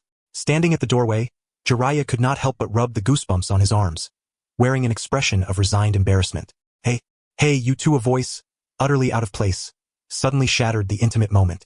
Perched atop Jiraiya's head, the purple-toed, Gamakichi, had somehow hopped down onto the bedside table. Sitting cross-legged, supporting his chin with one claw, his deadpan eyes flicked disdainfully between the couple. While I don't oppose your marital affection, could you at least consider that there's a bachelor and a toad here? This public display of affection is giving me indigestion. Gamakichi curled his lips and pointed at Jiraiya. Especially that white-haired old man over there. Look at those envious, jealous eyes. He is practically burning a hole in the floor. Be kind. Don't provoke a lonely old man. Lonely old man. My foot. I'm a sage. And this is all for research. Jiraiya's hair instantly frizzled in indignation, his face flushing crimson as he gesticulated wildly in protest. It's the solitude of an artist. What do you, a stinky toad, know about that? Kushina, amused by the exchange between the man and the toad, let a faint blush color her pale cheeks. She looked at Gamakichi and spoke softly. Long time no see, Mr. Gamakichi. Well, long time no see, fourth Hokage's wife. Gamakichi replied with utmost courtesy. Rising gaklo in salute. Thanks for birthing such a chubby boy. Though he looks like a monkey, at least he didn't take after Jiraiya. Just then, Naruto, who had been peacefully sleeping in Kushina's arms, stirred. The little one seemed to sense something, his eyes still closed as he began to squirm restlessly. His plump hands flailed about in the air, emitting soft coos and babbles. Huh? What's wrong, Naruto? Kushina, a little flustered, tried to soothe him. Yet Naruto's tiny hand pointed precisely at Gamakichi, his body straining forward as if the purple toad were some exquisite delicacy or an indispensable toy. Gamakichi blinked in surprise, then felt a powerful aura of affinity emanate from the infant. A stir echoed in Gamakichi's heart. Was this the reincarnation of Ashura's chakra? Or merely the Uzumaki clan's natural sensitivity to energy? After all, Gamakichi was now a toad of Mount Myaboku, imbued with pure sage chakra. To newborn Naruto, whose spiritual senses were still keen, Gamakichi shone like a radiant beacon, irresistibly attractive. Whoa! Naruto, unable to grasp his target, pouted and was about to wail. No. I am scared. Gamakichi leapt forward 2 steps, approaching Naruto. Instantly, the infant's crying ceased. Both chubby hands grasped one of Gamakichi's hind legs, tugging it contentedly into his embrace, even pressing his drooling cheek against the toad's slick skin. Hey, let go. I'm a noble seer, not your pacifier. Gamakichi stumbled under the pull, nearly toppling into the cradle, helplessly enduring the future savior's assault on his leg. At the same time, he carefully modulated the natural energy on his skin, wary of harming the fragile baby. Witnessing this, Minato and Kushina could not suppress their laughter. Looks like Naruto really likes Mr. Gamakichi, Minato remarked, wiping moisture from the corner of his eye with a smile. That kid's got good taste. Jiraiya observed fondly as he watched his apprentice revel in play with the toad. Yet his expression soon grew grave again. Casting a glance at Kushina and Gamakichi, both occupied by the childish affection, he discreetly signaled Minato with his eyes. Minato understood instantly. He gently patted Kushina's hand and spoke softly. You rest for a while. I'll talk with the master. Kushina, a perceptive woman, noticed the gravity in the 2 men's eyes. She nodded obediently, turning her attention back to her son, who was still clutching the toad's leg and drooling. Minato rose and followed Jiraiya to the far corner of the room, where they erected a small soundproof barrier. The moment the barrier formed, Jiraiya's usual mischievous aura vanished completely. How is that masked man? Jiraiya lowered his voice, his tone icy. Gamakichi says he is Obito. Did you see him? Have you confirmed it? The smile faded from Minato's face. Leaning against the wall with arms crossed, he gazed through the barrier into the pitch-black night outside, his eyes laden with complexity. I confirmed it. Minato's voice was soft yet carried an ineffable weariness. Though half his face was ruined and his chakra had become cold and twisted, his manner of speech retained the unmistakable tone of a seasoned warrior. It is truly Obito. Despite bracing himself, Jiraiya clenched his fists until his knuckles cracked, fury burning in his chest. That bastard, what did Madara do to him? To turn a child who dreamed of becoming Hokage into a demon bent on Konoha's destruction. He has a curse seal in his heart, Minato explained. It's Madara's method of control. I've temporarily severed the connection to the seal, but it will take time to eradicate it completely. So you let him go? Jiraiya made a throat-slitting gesture. Minato shook his head. I didn't let him run. Since I subdued him with my flying thunder god technique, how could I let him escape? He didn't escape. I set him free. Turning to meet Jiraiya's astonished gaze, Minato raised his right hand, joining his index and middle fingers in a sensing gesture. In the Kamui dimension, I not only marked his body but also inscribed the highest level sensory seal on a massive stone within that alternate space. That dimension is sealed. Whenever he enters or exits it, or uses space-time ninjutsu to transfer his body, it causes fluctuations in the dimension. Those fluctuations, as long as they're not too distant, I can perceive. A glint of steely resolve flashed in Minato's eyes. To me, Obito is transparent now. Every move he makes is under my surveillance. He sighed. The reason I let him go is because his will is still unsteady. If I forcibly dragged him back to Konoha, he would face interrogation and execution by the Black Ops. Moreover, Black Zetsu is still lurking in the shadows. If we press too hard, Black Zetsu might trigger the curse seal or exploit Obito's body to commit even more reckless acts. I need time. Time to purge Black Zetsu, and time to unravel Obito's tangled heart. Is this a strategy of casting a long line to catch a big fish? Jiraiya stroked his chin thoughtfully, then nodded after a moment's contemplation. Indeed, it was the most prudent course of action. As long as he remains under your surveillance, he will be unable to stir up any significant trouble. Upon saying this, Jiraiya suddenly recalled something and glanced toward the door. Where is Kakashi? That boy just now seemed utterly lost, as if his soul had been torn away. Since you have returned, why haven't you brought him along? This might be the moment for the comrades in arms to meet face to face and clear the air. Perhaps it would bring some relief to Kakashi. Minato's expression stiffened upon hearing this. He shook his head with a rueful smile, his eyes brimming with helplessness. Sensei, what do you think would happen if the current Kakashi were to encounter the present-day Obito? Jiraiya was momentarily taken aback. Kakashi has long been haunted by guilt over Obito and Rin.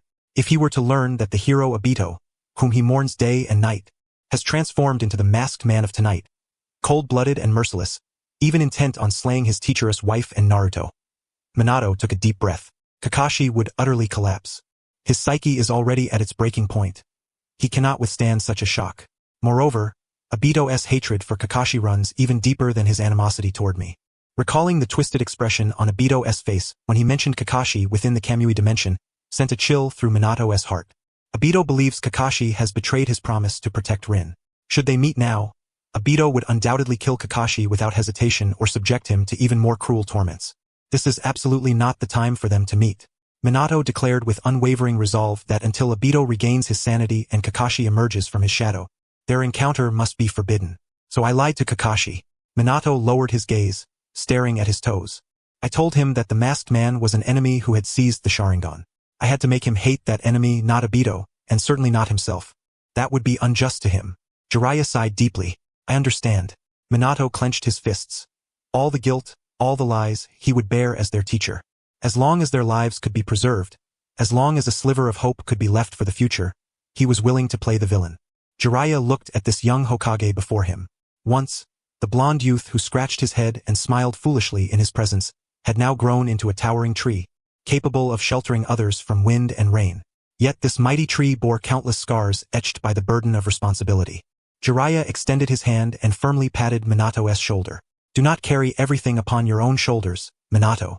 Jiraiya grinned broadly, revealing a mouthful of gleaming white teeth. Do not forget you still have me as your teacher and that one, he gestured toward Zhangchun, who was currently being used as a pillow by Naruto. And that toad, whose tongue may be sharp but who indeed possesses some merit. No matter what happens, we are here. Feeling the weight on his shoulder, warmth surged through Minato's heart. He lifted his head and once again revealed that smile warm as sunlight. Yes, sensei. At that moment, a pig-like scream pierced the barrier from outside. Ah, let go, that's my leg. Not a chicken drumstick. Kushina, control your son. He is biting me. Shouldn't he be toothless? Minato and Jiraiya exchanged a glance, simultaneously lifting the barrier, unable to suppress their laughter. No matter how dark the world outside may be, no matter how many storms the future holds, at least in this moment, within this small infirmary, there is new life, there is laughter, there is hope. That is enough. Deep beneath Konoha, the root base, here sunlight never penetrates. The air is thick with the staleness of mold and the rusty scent of blood. The labyrinthine underground corridors stretch like an anthill, countless shinobi wearing blank masks flitting through the shadows like phantoms. Danzo Shimura wore a dark frown, leaning on his cane as he paced step by step down the corridor toward the core chamber. Thud, thud, thud. The cane's strikes echoed through the empty hallway, betraying the owner's exceedingly foul mood. Returning to the chamber, Danzo sank heavily into the chair symbolizing dark power, his exposed single eye flickering with a sinister gleam. Suddenly, he raised his hand and swept a stack of scrolls off the desk with a harsh clang. The sound startled two root shinobi kneeling nearby, causing their bodies to tremble slightly as they lowered their heads further. Hiruzen and Minato. Gritting his teeth, Danzo spat out these two names through clenched jaws. This time, he had lost utterly. He had originally thought this was a godsend opportunity. As long as Konoha descended into chaos, and the Hokage Minato perished or failed in his duties, he would have countless pretexts to intervene in the center of power. More importantly, since the assailant possessed the Sharingan, even if he was not a member of the Uchiha clan, it would serve as the perfect excuse to strike against the Uchiha. He had even prepared to retrieve several pairs of high-quality Sharingan amidst the chaos, to augment the strength of his right arm. But what was the outcome? Minato Namikaze not only returned unscathed but swiftly quelled the crisis with overwhelming force. Old Hiruzen Sarutobi was like a fierce guard dog, staunchly blocking the Uchiha compound, preventing Danzo from even setting foot inside. Lord Danzo, a root shinobi wearing a cat-faced mask, emerged like a shadow from the floor, kneeling on one knee, voice devoid of inflection. The Umbu have sealed off all information regarding the assailant's identity. The fourth Hokage has ordered that no one discuss the masked man's features from last night. Violators will be punished for disturbing military morale. Sealing off information? Danzo sneered, fingers slowly stroking the handle of his cane. Minato was still too young. Such a cover-up would only accelerate the germination of doubt. He knew human nature too well. Fear demands an outlet. Disasters require scapegoats. The shinobi naturally knew what had happened that night, but the civilians were ignorant. A little subtle encouragement would suffice. Issue the orders. Danzo's voice was low and hoarse, reverberating through the chamber with a chilling malice. Activate the root operatives lurking in every corner of the village. No need for grand displays, just casually leak bits of information in taverns, shelters, hospitals. Say that witnesses saw the mysterious masked man who attacked Konoha had Sharingan eyes. Say that the reason the police forces delayed appearing on the front lines last night was because the Uchiha clan had already received secret orders to retreat. The kneeling root shinobi stiffened, then bowed his head. Yes. Furthermore, Danzo narrowed his eye. A glint of coldness flashed within. Spread the notion that the fourth Hokage concealed the truth to protect the Uchiha. I want the villagers to believe their Hokage has been blinded by that evil clan. Since we cannot seize power through force, we shall use the venom of public opinion to erode the Uchiha's foundation bit by bit, and simultaneously shake Minato's prestige among the villagers. Minato, do you truly think you can protect them? Danzo gazed at the flickering candlelight, a cruel curve tugging at the corner of his mouth. When all the village's malice points toward that clan, I want to see whether you, as Hokage, choose to side with the villagers or sink together with the Uchiha. Outside Konoha, deep within the forest of death, ancient trees soared to the sky, their immense canopies blotting out the sun. Even in broad daylight, the forest was dim and eerie. Beneath a colossal withered tree, the ground suddenly rippled like the surface of water. A mass of pitch-black substance slowly emerged from the earth. Its half-black, half-white body appeared somewhat stiff, golden pupils filled with uncertainty and suspicion. 3 days.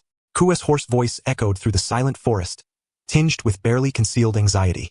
Since that night, when Obito and Minato Namikaze vanished together into the vortex of Kamui, 3 whole days had passed. Obito seemed to have evaporated from this world without a trace. Kuratsuchi was well aware that Obito was not dead. As the incarnation of Madara's will, it had implanted a vast number of white Zetsu cells within Obito's body. These cells served not only as material to repair Obito's form but also as a formidable tool to monitor him. It could distinctly sense that the white Zetsu cells in Obito's body remained active, which signified that their host was still alive. If he was alive, then why had he not returned? Kuratsuchi directed its gaze toward the direction of Konoha, where reconstruction had already begun. Although ruins and broken walls still remained, the sense of order surviving the catastrophe filled it with profound unease. Minato Namikaze's yellow flash. Kuratsuchi murmured softly.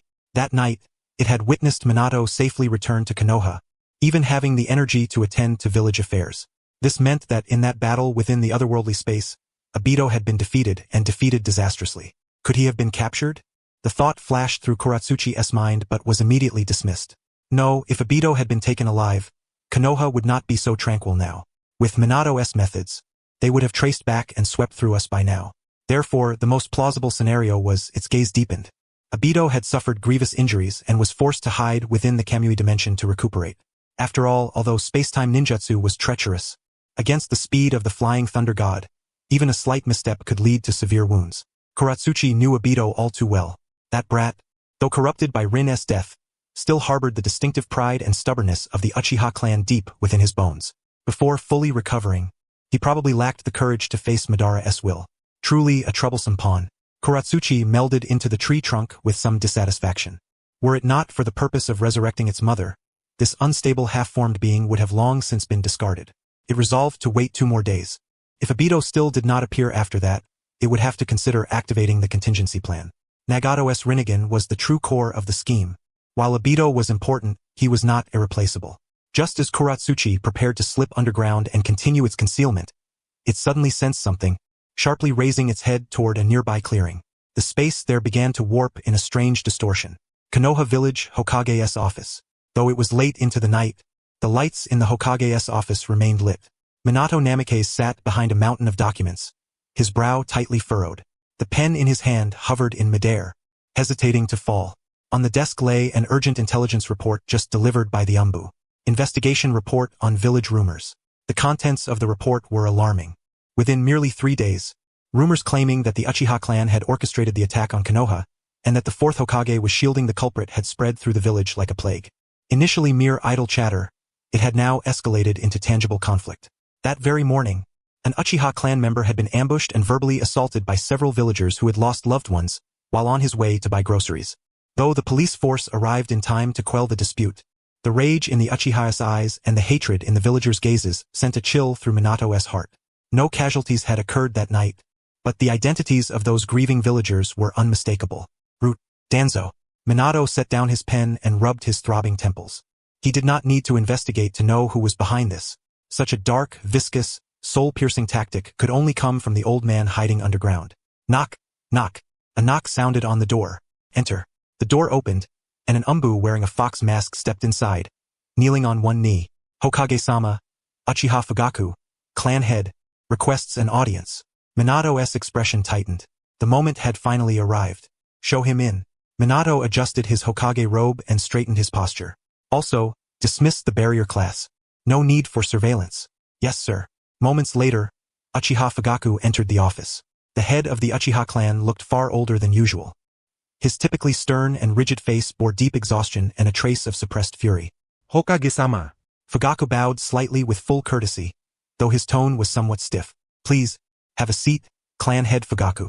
Minato gestured toward the chair opposite him and even rose to pour a cup of tea. Fugaku did not sit. He stood rigidly before the desk, his gaze fixed unwaveringly on Minato. Hokage-sama, I come at this late hour for but one matter. Fugaku's voice trembled slightly. You must have heard the rumors spreading throughout the village? Minato nodded calmly.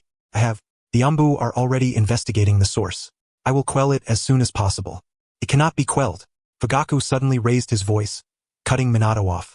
The usually composed clan head appeared visibly agitated.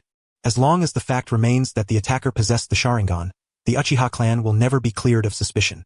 The villagers will not believe any explanation. They only trust their own fears. Hokage-sama, that night, Kakashi saw it and so did your Umbu. That masked man, was he truly an Uchiha? Please, give me an honest answer. An oppressive silence fell over the office. Minato looked into Fugaku's bloodshot eyes. He knew that Fugaku was afraid. The clan head did not fear death on the battlefield, but he feared his people being isolated by the village, feared the Uchiha clan's demise amidst suspicion. Simply because he was the Uchiha clan head. Minato sighed inwardly.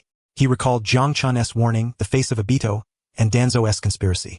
If he revealed the truth now, that the masked man was Obito, the Uchiha clan might be exonerated from the charge of rebellion, yet what would follow would be an even more terrifying political storm.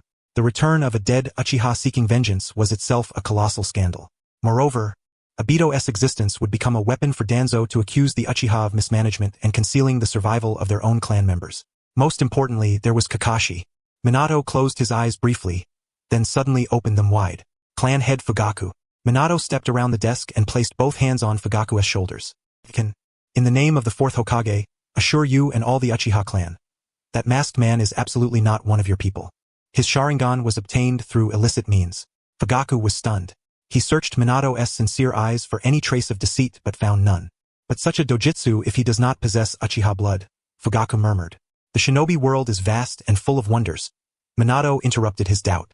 Human experimentation and other means can achieve things beyond normal imagination. Moreover, Minato's expression turned grave. If he were truly an Uchiha, why would he attack on that night? Why would he shatter the hard-won peace of the Uchiha? It defies logic.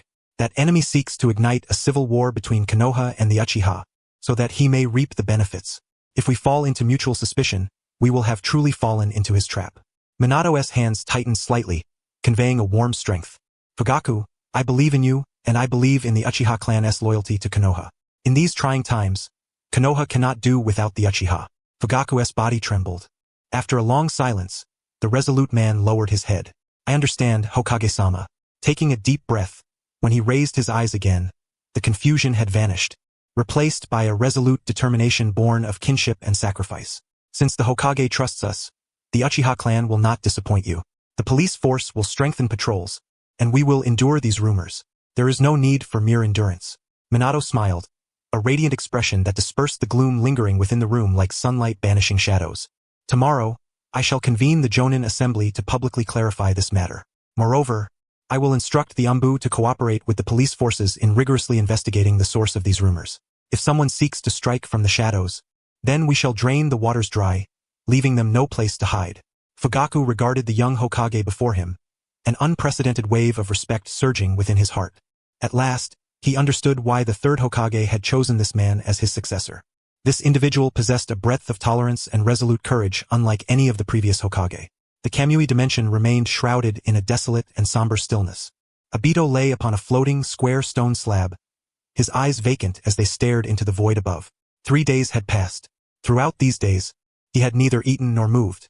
The spot on his chest sealed by Minato, though no longer emitting the chilling constraint, felt like a branding iron, constantly reminding him of his devastating defeat and the cruel truth. Within his heart, Madara had inscribed a curse.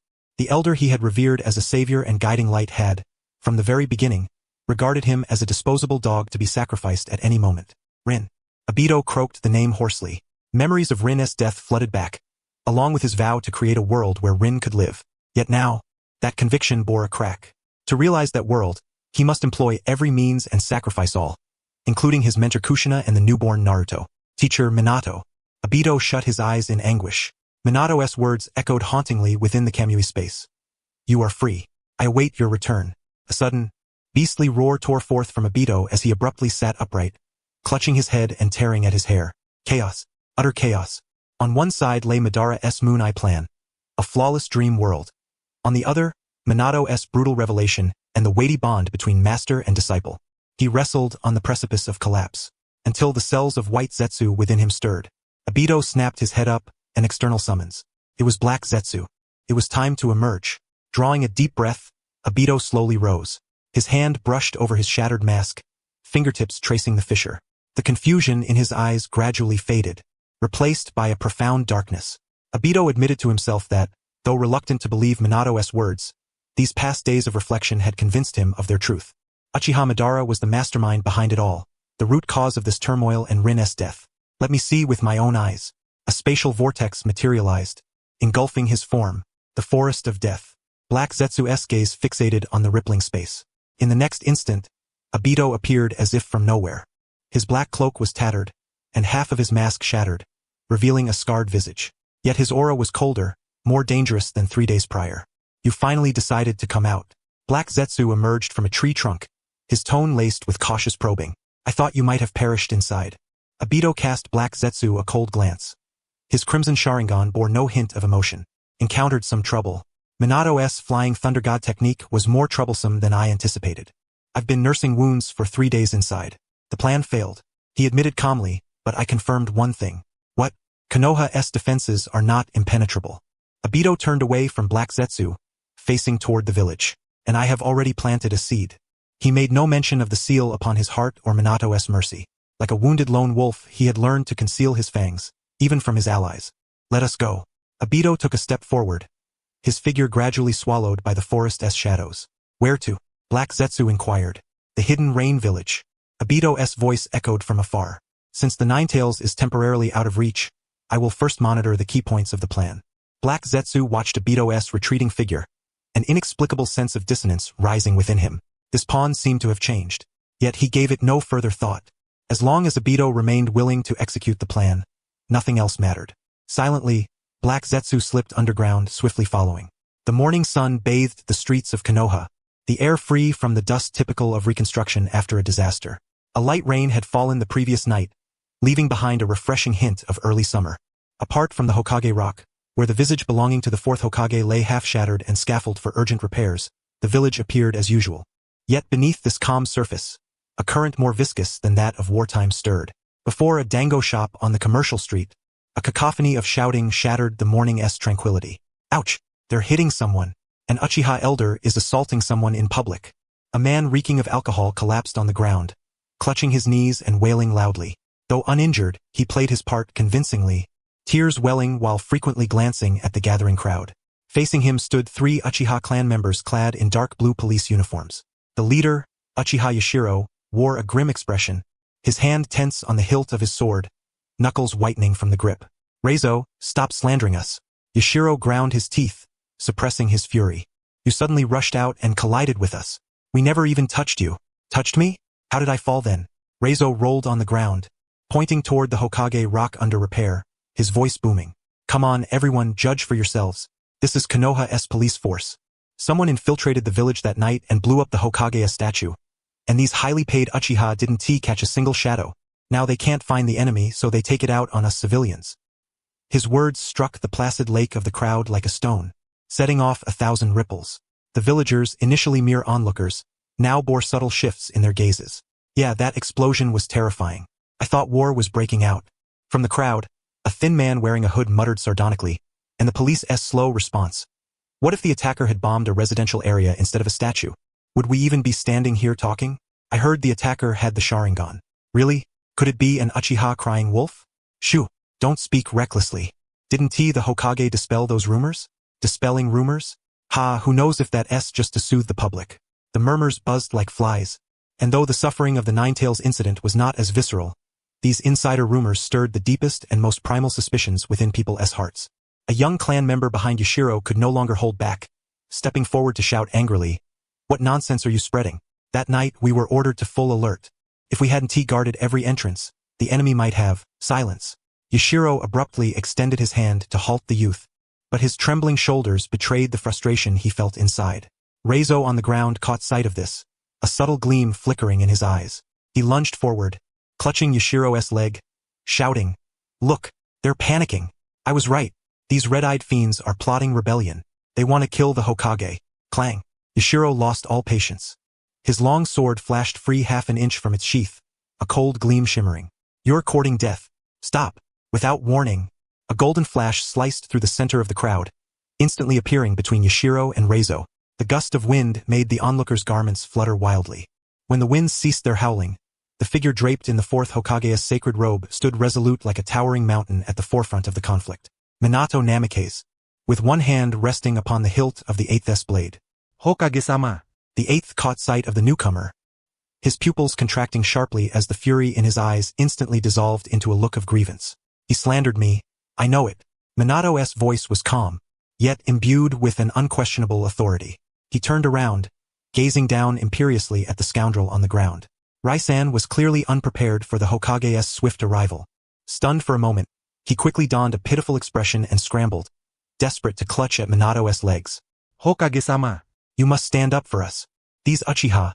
Minato slightly sidestepped, evading the man's filthy grasp. His piercing blue eyes fixed coldly upon him, sharp enough to penetrate the very soul. "Raisan, you reside in the West District and are a gambler," Minato stated evenly, without the slightest ripple of emotion. "If I recall correctly, your leg injury occurred 3 days ago when you were caught cheating, not today from a collision." Raisan's face stiffened, a cold sweat breaking out on his forehead. "And," Minato pointed toward the hooded man who had stirred the crowd earlier, "that is your creditor. Isn't it? How convenient. Today the debtor and creditor are cooperating so seamlessly." A murmur rippled through the crowd.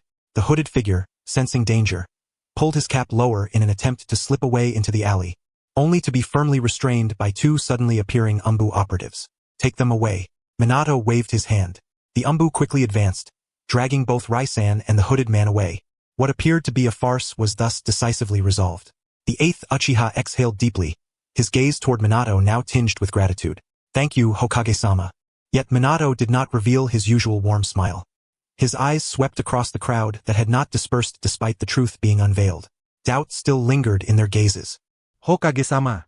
A matron suddenly called out from within the crowd. "Though that scoundrel lies, our doubts remain genuine. The destruction of the Hokage rock was a declaration of war against the village. Why did the assailant possess the Sharingan? Why did the security squad fail to stop him? You always urge us to trust the Uchiha, but what if next time it is not the stone that is bombed, but us?" "Yes." "Hokage-sama." "You cannot shield a latent threat out of mercy." Voices of accusation rose one after another. Minato remained standing, gazing at the villagers he had strived to protect. Though the Nine Tails had not been unleashed and no lives were lost, fear sometimes does not require corpses to fester. As long as there exists even the slightest crack of insecurity, rumors can proliferate like poisonous weeds. The root cause of this orchestrated scheme lay in the long-standing conduct of the Uchiha clan. If the truth were revealed that it was Obito, that it was Madara Uchiha's conspiracy, the Uchiha clan might be exonerated, yet Konoha would face even greater turmoil. Kakashi would collapse, and Obito would be driven to desperation. Having chosen concealment, he must bear the weight of misunderstanding. This matter will be resolved by the village. Minato drew a deep breath, his voice spreading throughout the street through chakra. Until the investigation concludes, I do not wish to see anyone direct suspicion toward their comrades. The Uchiha clan is also part of Konoha. That night, if not for their swift sealing of the surrounding area, the enemy might have wrought far greater devastation. Having spoken, he turned to the 8th and said quietly, lead the team back. Reduce patrol frequency over the next 2 days and avoid crowded areas. The 8th opened his mouth, then, seeing Minato's somewhat forlorn silhouette, said nothing, gritting his teeth as he waved his hand. Dismiss. Amidst a sea of complicated gazes, Minato activated Flying Thunder God and vanished. On the rooftop across the street, Shikaku Nara stood with both hands in his pockets, an unlit cigarette dangling from his mouth, his brows furrowed into a deep crease. A cunning tactic indeed. Akimichi Choza beside him stuffed a skewer of roasted meat into his mouth, grease glistening everywhere. Though no one died, this move strikes deeper at the heart. Danzo intends to roast the Uchiha on the fire of public opinion, exploiting the villagers' fear of the unknown. Shikaku sighed. The destruction of the Hokage rock held more symbolic weight than actual loss. Danzo was signaling to the villagers. This was a warning. Next time would be a massacre, and the traitor lurks among us. Once such distrust takes root, no matter what Lord Minato does, his position will be questioned. What then? Yagami High also approached, expression grave. If the Uchiha are severely punished, it will push them to rebellion. If they are protected, the Hokage will lose the people's hearts. Lord Minato's foundation is still too shallow. Shikaku shook his head. Danzo has clearly calculated this. Perhaps we can. Inside the Hokage's office, Minato leaned wearily in his chair, the sacred robe casually draped aside. Sunlight streamed through the window but failed to illuminate the shadow cast in his eyes. Well, is that all? A purple toad leapt onto the desk, unabashedly patting Minato's hand with its paw. Jiang Chun curled his lips, his amphibian eyes full of mockery. Weren't you quite imposing on the street just now? I do not wish to see anyone direct suspicion toward their comrades. TSK, TSK. That line almost moved me to tears. Minato smiled wryly, rubbing his brow. Mr. Jiangchen, please spare me your sarcasm. You saw the situation yourself. Though no substantial casualties occurred, the trust crisis Danzo has manufactured is more troublesome than the Nine Tails. Of course, Danzo plays politics, you play house. How can they be the same? Jiang Chun rolled his eyes and sat cross-legged atop a pile of documents. You think no deaths mean gratitude? How naive. Too naive. Because no one died, people have the leisure to suspect and fear. I shake a finger at you. The destruction of the Hokage rock was a slap in the face, a humiliation. Danzo gave them a perfect explanation. The Uchiha plotted rebellion. An insider is sabotaging us. Such logic neatly explains the security squad's failure and satisfies their voyeuristic thirst for the Sharingan. And you, fourth Hokage, not only fail to root out the traitor but stand between the suspects and justice. Tell me, if not you, whom would they suspect? Minato fell silent. He knew Jiang Chen's words were true. Directly striking at the root would indeed provoke civil war, but to sit idly by was never his style. Standing by the window with his back to Jiang Chen, his voice calm yet laced with chilling resolve, he said, if Danzo wishes to use public opinion to set fire to the Uchiha, then I shall let him be consumed by his own flames. Jiang Chun raised an eyebrow, a flicker of surprise and admiration crossing his eyes. Oh, it seems our Hokage has a plan? He used a lowlife like Raisan to sow chaos, seemingly clever, but it left a glaring flaw. Minato turned, his gaze as sharp as a blade. Raisan is merely a pawn, but the hand behind him is far too extensive. The night the Hokage rock was bombed, the barrier unit remained inert. This alone is the greatest suspicion. You intend to start with the barrier unit? Jiang Chun leaned against the desk, intrigued. No, that's the conventional approach which will yield no results. Minato shook his head, a grim smile curling his lips. I plan to employ unorthodox means. Jiraiya-sensei happens to be in the village. As a best-selling author, his control over public opinion is unparalleled. I intend to have him spread rumors in the streets that the attack on the Hokage rock was due to tampering with the barrier, and that someone is attempting to conceal the truth by framing the Uchiha to seize control of the security squad. Ah! Jiang Chun could not suppress his laughter, his mouth wide in amusement. Conspiracy theory versus insider theory, this is ruthless. Who would have thought the usually radiant Golden Flash would be so adept at psychological warfare? For the sake of the village, sometimes one must employ certain tactics. Minato's expression remained unchanged as he continued. As for that Raisan, I will release him. Release him? Jiang Chun's eyes lit up, as if he had guessed Minato's intent. You intend to, publicly releasing him and proclaiming with great fanfare that, since he is a first-time offender who was misled, the Hokage's mercy shall prevail and no further pursuit will be made. Minato approached the table, his fingers lightly tapping its surface. Danzo was inherently suspicious. To him, a mission failure that I had leniently handled and returned the individual unscathed was a colossal risk. Driven by distrust, Danzo would inevitably seek to eliminate this threat. Jiang Chun seized the moment, his smile growing increasingly sinister, while you had long since orchestrated a masterful trap. Indeed, Minato nodded. I will have Kakashi change attire and follow covertly. Should Root attempt to silence the witness, we will catch them red-handed before all eyes. At that moment, the villagers will clearly see who is truly guilty, and who is mercilessly harming their own people. Jiang Chun stretched lazily and exclaimed. This stratagem of sowing discord and luring out the snake is brilliantly executed. Minato, you are becoming more and more like a seasoned Hokage. As long as the heart remains pure, a few dirty tactics are truly acceptable. That is what you taught me before, Mr. Jiang Chun. Minato smiled faintly, picked up the Hokage's conical hat from the table, and calmly placed it upon his head. Shadow veiled half of his face, revealing only a pair of icy blue eyes. In those eyes, there was no longer confusion, but only the dignity and resolve befitting the Hokage. Send someone.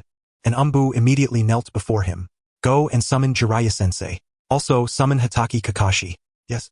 In the western district of Konoha, nestled in the corner of an izakaya adorned with red lanterns, the raucous sounds of chopstick clashing drinking games and the crisp clinking of glasses intertwined. The air was thick with the scent of inferior sake and the smoky aroma of grilled squid. Jiraiya sat cross-legged upon the tatami mat, his cheeks flushed, a white porcelain sake cup gently swaying in one hand, while the other held a brush, sketching on the spread manuscript. This plot here isn't explosive enough. Jiraiya belched lightly, pressing the brush firmly on the paper, lowering his voice. If the protagonist is to infiltrate deep behind enemy lines, the bait must be cast more naturally. If it seems too contrived, the readers, meaning the enemy, take the bait. Jiang Chen, reclining lazily on his shoulder like a purple toad, rolled his eyes and whispered in a voice only the two could hear. Stop hiding behind your smutty novels. To the point. Has that rogue license been dealt with properly? Jiraiya chuckled, his gaze momentarily clearing before clouding again, as he pretended to be drunk and reached for the peanuts on the plate. Rest assured. Minato's actions were even swifter than I imagined. Jiraiya concealed his mouth behind a sip of sake and revealed. Yesterday past midnight, that Lai-san had just emerged from the gambling den when Ibiki's men silently bagged him. He is now on the third basement floor of the interrogation department, probably confessing even how many times he wet the bed as a child. At this, Jiang Chen raised an eyebrow. He is an Umbu elite skilled in transformation and mimicry. Jiraiya traced a circle on the table with chopsticks dipped in sake, then quickly wiped it away. Every nuance, from the swagger in his walk to the sleazy accent, was imitated flawlessly. For authenticity, Minato even arranged a gambling match where the fake Lai-san won a large sum, as you predicted. With money in hand, the gambler couldn't resist indulging in more upscale venues. Jiang Chun snorted.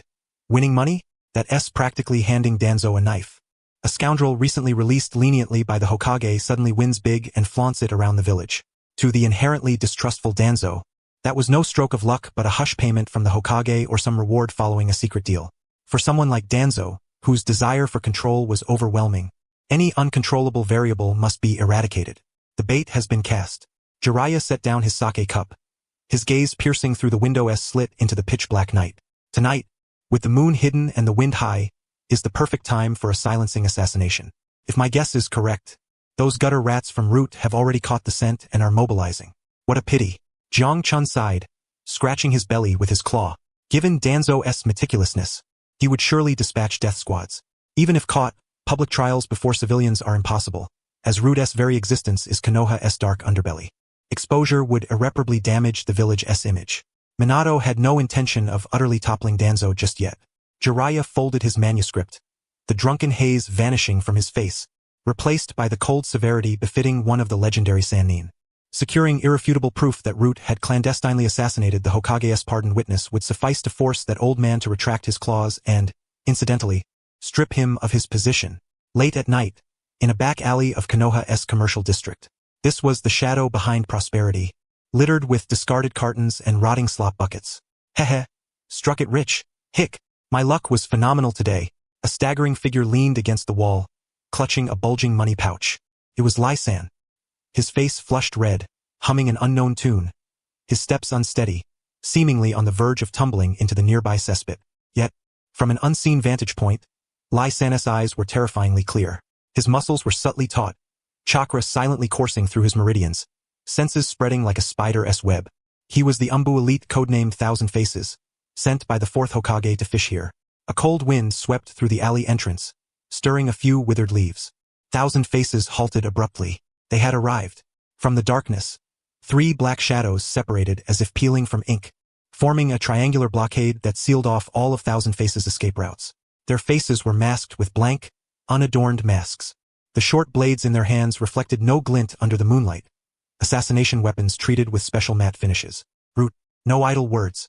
The lead Root ninja pushed off the ground and became a black streak. The dagger aimed straight for Lai-san's throat. Quick. At the brink of extremity. Thousand Faces' pupils constricted. His current guise was that of a common thug. If he unleashed advanced ninjutsu to counterattack, he would be exposed instantly. But he did not need to fight back. At the very moment the dagger was about to pierce skin, a dazzling flash of lightning suddenly exploded in the narrow alley. Zzzzz. It sounded like 1,000 birds crying out simultaneously. A silver-haired youth descended from the rooftop like a leopard, the crackling lightning in his hand illuminating the entire alley, also revealing the fleeting astonishment beneath the Root Ninja's mask. Clang. Raikiri did not pierce the Root Ninja's body but struck the side of the dagger with pinpoint accuracy. The tremendous impact shattered the ninja's webbing instantly. The dagger flew from his grasp, embedding deeply into the adjacent wall. Hatake Kakashi landed, shielding Lai-san. His exposed right eye brimmed with chilling resolve. The civilian just pardoned by the Hokage, you dare lay a hand on him?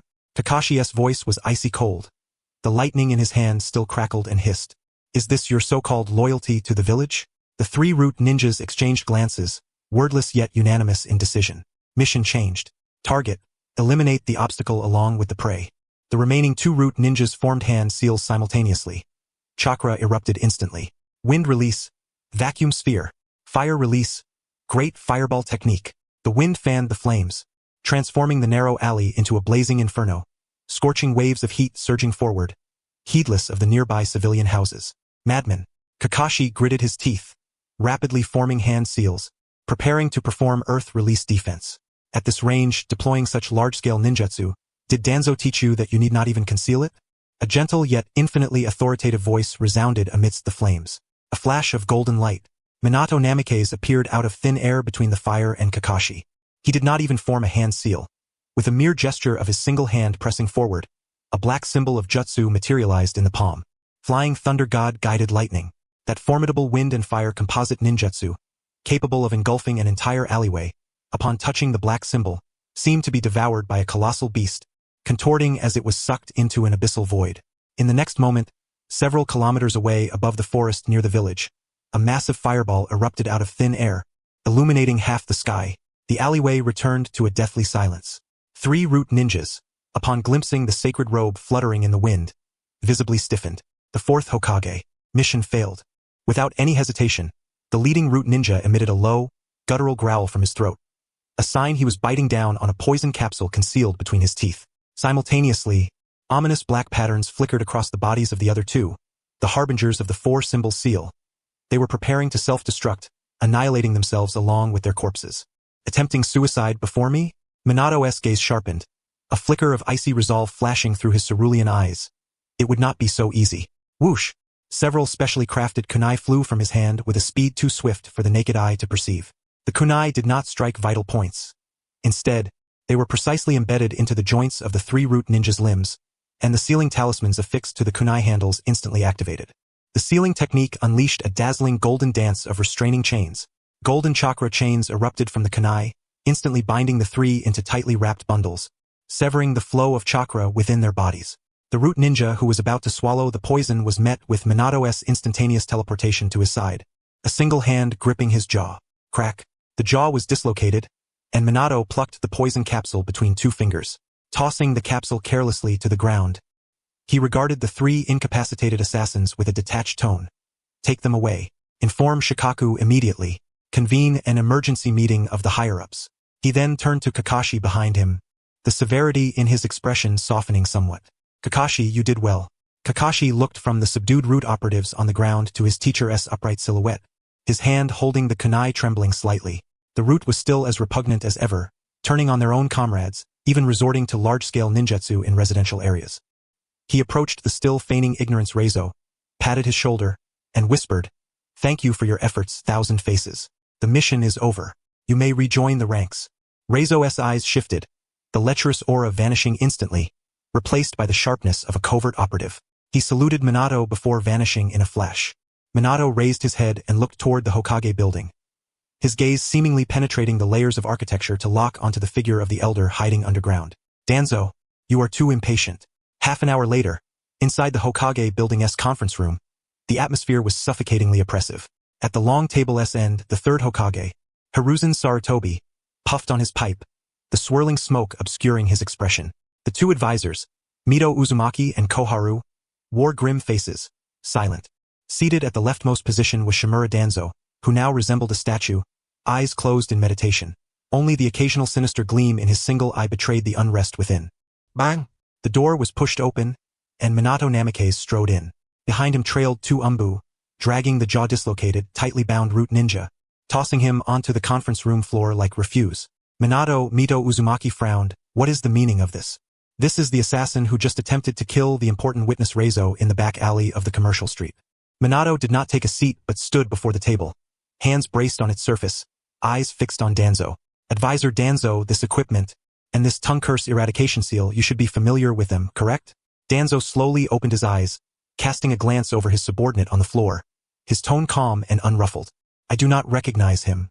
Root had no mission tonight. Is that so?" Minato sneered, drawing a scroll from his bosom and slamming it onto the table. It contained fragments of intelligence freshly extracted from the assassin's mind by Ibiki. Despite the sealing techniques obstructing them, the instructions concerning target Reizo sowing chaos and framing the Uchiha were crystal clear. Danzo's eye twitched. "Minato, are you interrogating me? Everything I have done was for Konoha. That Reizo is full of lies, slandering the village's security forces. Keeping him alive will only prevent you from using rumors to attack the Uchiha, right?" Minato cut him off sharply, refusing to yield an inch. "Reizo is under my special pardon. Danzo, if you dispatch assassins to kill someone pardoned by the Hokage, are you questioning my judgment, or do you believe your root has risen above the Hokage?" That statement, if pursued, was gravely serious.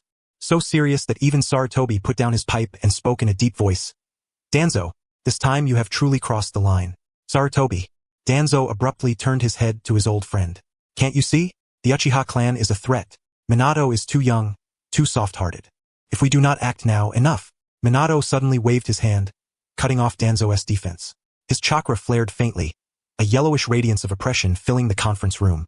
"I do not care what your reasons are. Assassinating civilians, deploying large-scale destructive ninjutsu within the village, even attempting to attack the Umbu who intervened." Minato pointed to the root ninja on the ground, pronouncing each word with gravity. "This is an act of treason." Danzo's pupils narrowed sharply. Given Root's recent repeated violations and severe lack of control, Minato turned to the third Hokage and the 2 advisors, effective immediately. "All of Shimura Danzo's duties are suspended. All root members will be reassessed and re-examined by the Umbu. Until the investigation concludes, Advisor Danzo, you are to recuperate in the clan lands and must not step outside." "How dare you?" Danzo sprang to his feet, murderous intent boiling in his single eye. "I am the Hokage." Minato met his glare calmly, unwavering. "This is an order." A heavy silence fell over the room. Mito Uzumaki and Koharu exchanged glances, both stunned by the resolute decisiveness of the usually gentle Minato, who was now stripping Danzo of his military authority outright. Sarutobi looked at the young figure before him, momentarily seeing a reflection of his younger self, perhaps even more sharp and assertive. He sighed, knocking the ashes from his pipe onto the table edge. "Danzo, you have indeed been rash this time. Let us proceed as the 4th Hokage says. Root does need reform." Danzo stared at Sarutobi in disbelief, his body trembling slightly. He had lost, defeated by a seemingly insignificant rogue, undone by his own impatience. Minato did not need to reveal the truth to the civilians. Merely exposing Rude's insubordination and reckless slaughter of innocents was sufficient to legally crush him. Very well. Danzo cast a long, penetrating gaze at Minato, as if imprinting the young man's visage into his very bones. He took up his cane and limped toward the door. Passing Minato, he paused and whispered in a voice only the two could hear, chilling in its menace. You will regret this, Minato. Without root, your naive mercy alone will never suppress the darkness within this village. Minato kept his eyes forward, replying coolly, darkness exists because the light has yet to shine thoroughly enough. Danzo, times have changed. As Danzo's figure vanished beyond the door, Minato's tense shoulders relaxed slightly. He knew this was only the first step. Although root was temporarily suppressed, Danzo's decades of influence were deeply entrenched and could not be uprooted all at once.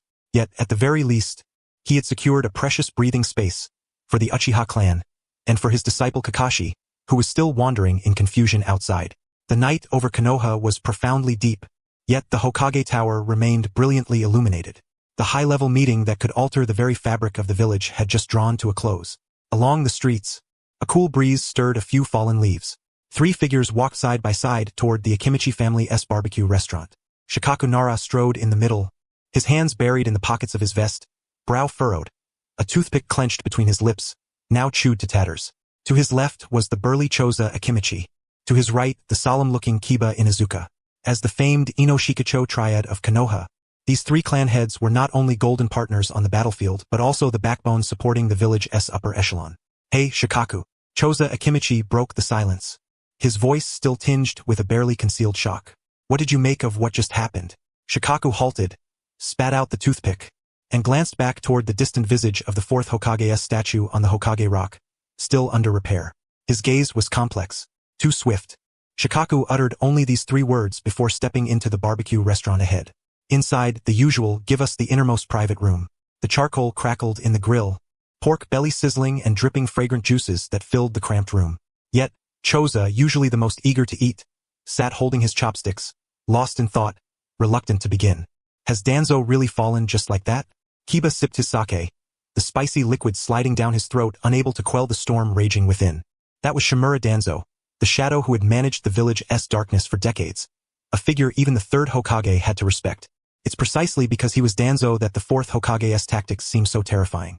Shikaku picked up the tongs and expertly flipped the meat, the firelight illuminating his face, full of wisdom. Did you notice?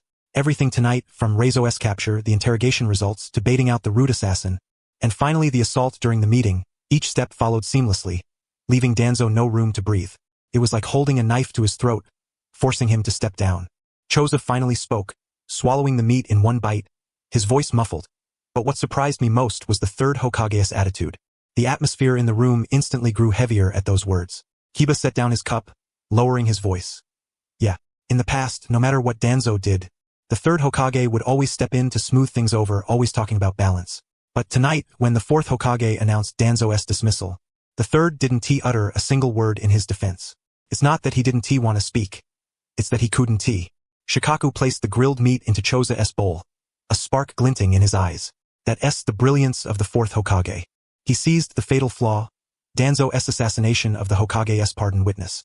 It's a direct challenge to the Hokage's authority. A line crossed. Shikaku paused, then continued his analysis. The 3rd Hokage, though sentimental, is first and foremost the former Hokage, the guardian of the village's order. If Danzo reaches for the Hokage's authority, and the 3rd Hokage speaks up to defend him, it would mean denying the very position of Hokage, and repudiating the heir he himself chose. So the 3rd's silence is, in fact, tacit consent. He sighed, leaning back in his chair.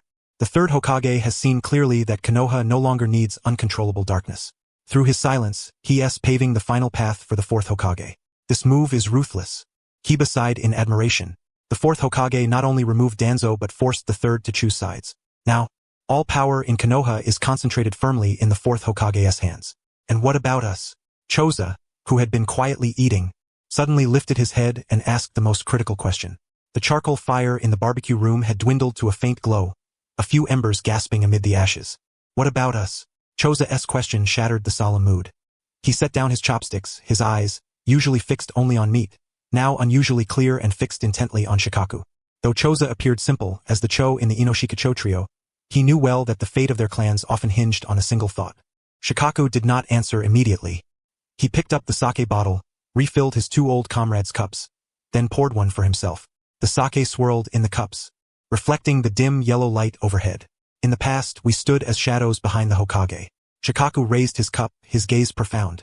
No matter who the Hokage was, as long as it was for the village, the Ino-Shikacho would obey orders. This is the way our three clans survive, loyalty to the position of Hokage, not to any individual. That must remain our creed going forward. Kiba took up the thread, his fingers gently tracing the rim of his cup. Though the third Hokage remains, his attitude tonight said it all. He is weary, he is old. He passed the baton of power completely, even silently endorsing Danzo's downfall to help the fourth Hokage's ascent. Exactly. Shikaku drained his cup. The fiery liquid burned down his throat, sharpening his mind. Konoha now is like the charcoal in this grill. The old embers still glow, but the new flame has been kindled. Without adding fuel, these old coals will soon turn to ashes. Choza frowned. Shikaku, don't beat around the bush. Tell us plainly, what should we do? Shikaku set down his cup with a crisp sound. Take the initiative in choosing sides. He spoke the two words decisively, not passively following orders, but proactively offering aid in the hour of need. Danzo is down, route sealed off. The village's shadowy underbelly has left a vast vacuum. Shikaku traced a circle on the table with his finger. Intelligence, assassination, interrogation, surveillance, those domains once monopolized by Root are now wide open. Though the fourth Hokage has the Umbu, his forces are insufficient, and many Umbu still owe loyalty to the third Hokage's old guard. What he lacks most now is trusted confidence. If we help him fill this void, rebuild Konoha's power structure, the village's upper echelon will also gain a voice for us. Kiba's eyes lit up. You mean we actively take on these responsibilities? Yes. Shikaku's eyes gleamed with sagacity. The Inuzuka clan excels at sensing and interrogation. We can assume Root's intelligence vetting. The Akimichi clan is powerful and loyal. We can handle defensive key areas, plugging the holes left by Root. And as for us, the Nara clan, he tapped his head. We can assist the fourth Hokage with complex political affairs and strategic planning, freeing him to focus on true enemies. Excellent plan. Choza grinned widely. The fourth must be swamped right now. Not only is it aid in a time of need, but also a pledge of loyalty. Shikaku rose, grabbing his vest from the coat rack. Now that the winds have shifted, if we remain sheltered in our safe harbor, we be too slow. Where to? Kiba asked. The Hokage Tower. Shikaku opened the private room door. The night breeze swept in. Under the cover of night, we shall deliver a gift to our Hokage. Inside the Hokage's office, towering piles of paperwork seemed endless. Minato Namikaze rubbed the aching bridge of his nose, having just endured a high-stakes political struggle and now facing the fallout from Root's paralysis. Even he felt a trace of fatigue. Knock knock. The rhythmic sound echoed at the door. Enter. Minato set down his pen, adjusted his posture. The door opened, and Shikaku Nara, Kiba Inuzuka, and Choza Akimichi filed in one after another. Unlike their usual casual manner, they approached the desk and knelt in unison on one knee. Hokage-sama. Minato was momentarily taken aback, then rose to his feet, moving around the desk to help them up. Gentlemen, what is the meaning of this? Please, rise. Though they were superiors and subordinates, these three were clan heads and seasoned jonin, and privately they rarely observed such formalities. Tonight's solemnity clearly signified that something extraordinary was afoot. Shikaku remained seated, lifting his gaze to meet Minato's with burning intensity. Lord Hokage, I apologize for the late intrusion, but it is because we are acutely aware of the predicament you now face. Advisor Danzo has been suspended, and Root has been sealed off. Though these measures serve the village's justice, there is no denying that Konoha's intelligence network and covert defenses have suffered a significant breach. Minato's hand hovered midair, his eyes narrowing slightly. Shikaku pressed on. The ANBU's manpower has always been stretched thin. Now, with the burden of maintaining routine operations while simultaneously identifying Root operatives, we are nearing a breaking point. Without swiftly filling this void, the village's defensive framework will be fatally compromised. Therefore, the three clans Ino, Shika, and Cho stand ready to share your burden, Lord Hokage. Shikaku's voice was steady and resolute. The Yamanaka clan pledged to dispatch their elite to assist the ANBU in intelligence analysis and interrogation. The Akimichi clan would allocate forces to assume Root's former responsibilities at the village's outer sentries. And as for the Nara clan, he paused briefly, a confident smile playing on his lips. If you would not find it disagreeable, I am willing to remain stationed at the Hokage's office after attending to clan affairs, to assist you in administrative duties and strategic planning. Minato's eyes narrowed slightly as he regarded the three before him. Though he understood their intentions, a warm current surged within him, a measure of comfort. Their prior reluctance had given way to allegiance.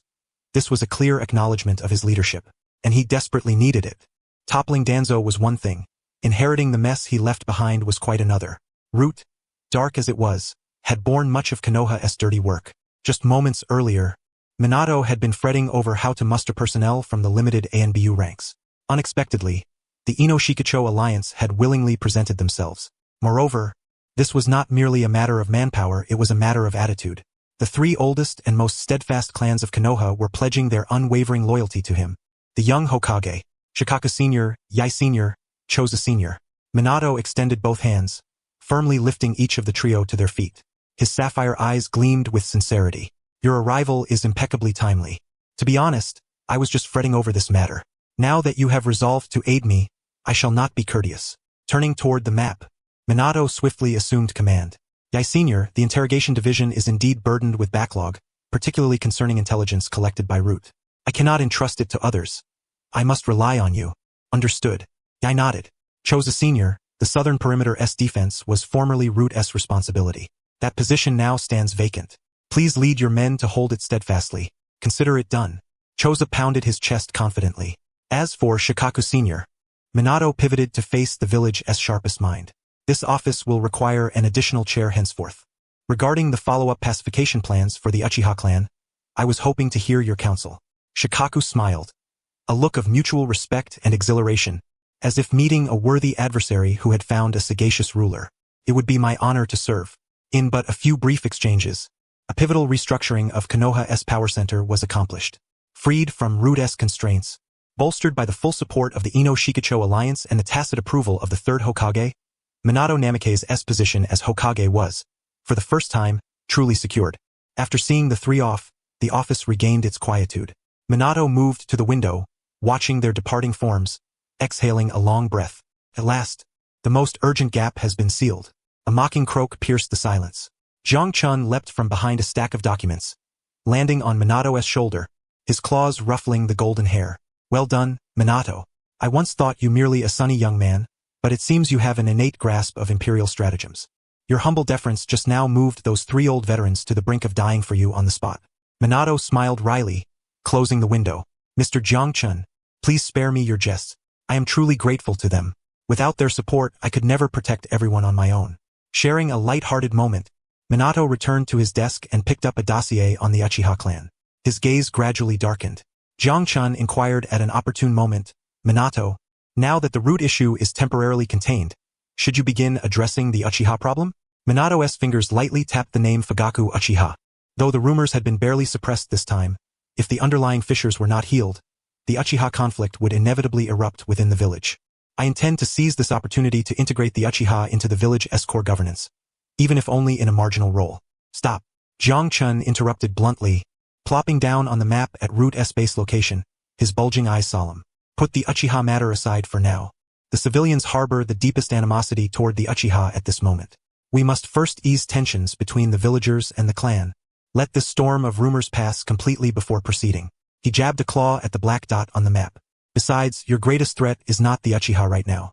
Minato blinked. You mean Danzo? Obviously. Jiang Chun rolled his eyes. Do you think stripping him of his position and power rendered him a toothless tiger? How naive. Minato, you still underestimate Root. His voice dropped, imbued with a chilling menace. Do you know why Danzo controlled Root for decades, commanding unwavering loyalty from his subordinates, even unto death? Minato frowned. Brainwashing? Brainwashing is merely the surface. Jiang Chun shook his head. True control lies in the cursed seal of the severed tongue. That curse mark? Minato recalled the pattern he had seen on an assassin's tongue. I thought it was merely to prevent leaks. That is only one of its functions. Jiang Chun sneered, his tone grim. That seal is etched directly onto the tongue. As long as Danzo wills it, he can render the bearer mute or paralyzed at any moment. More importantly, control over the seal is bound to Danzo personally, not to the position of Root's leader. Minato's pupils contracted sharply. He instantly grasped Jiang Chun's implication. You mean? Exactly. Jiang Chun locked eyes with Minato. Even if you announce Root's dissolution, even if you imprison Danzo, as long as that seal remains, those Root shinobi are forever Danzo's private army. Removing his title only pushes him underground, but the blade remains firmly in his grasp.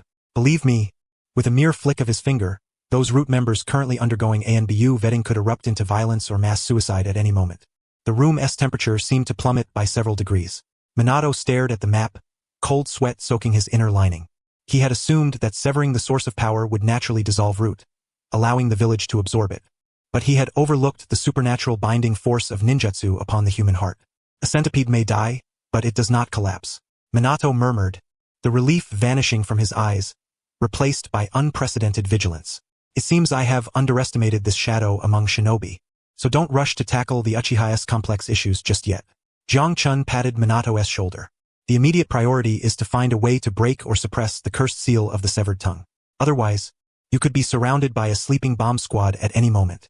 Also, Jiang Chun added, don't forget that masked man, Toby. With Danzo's setbacks, Black Zetsu will surely seek new opportunities.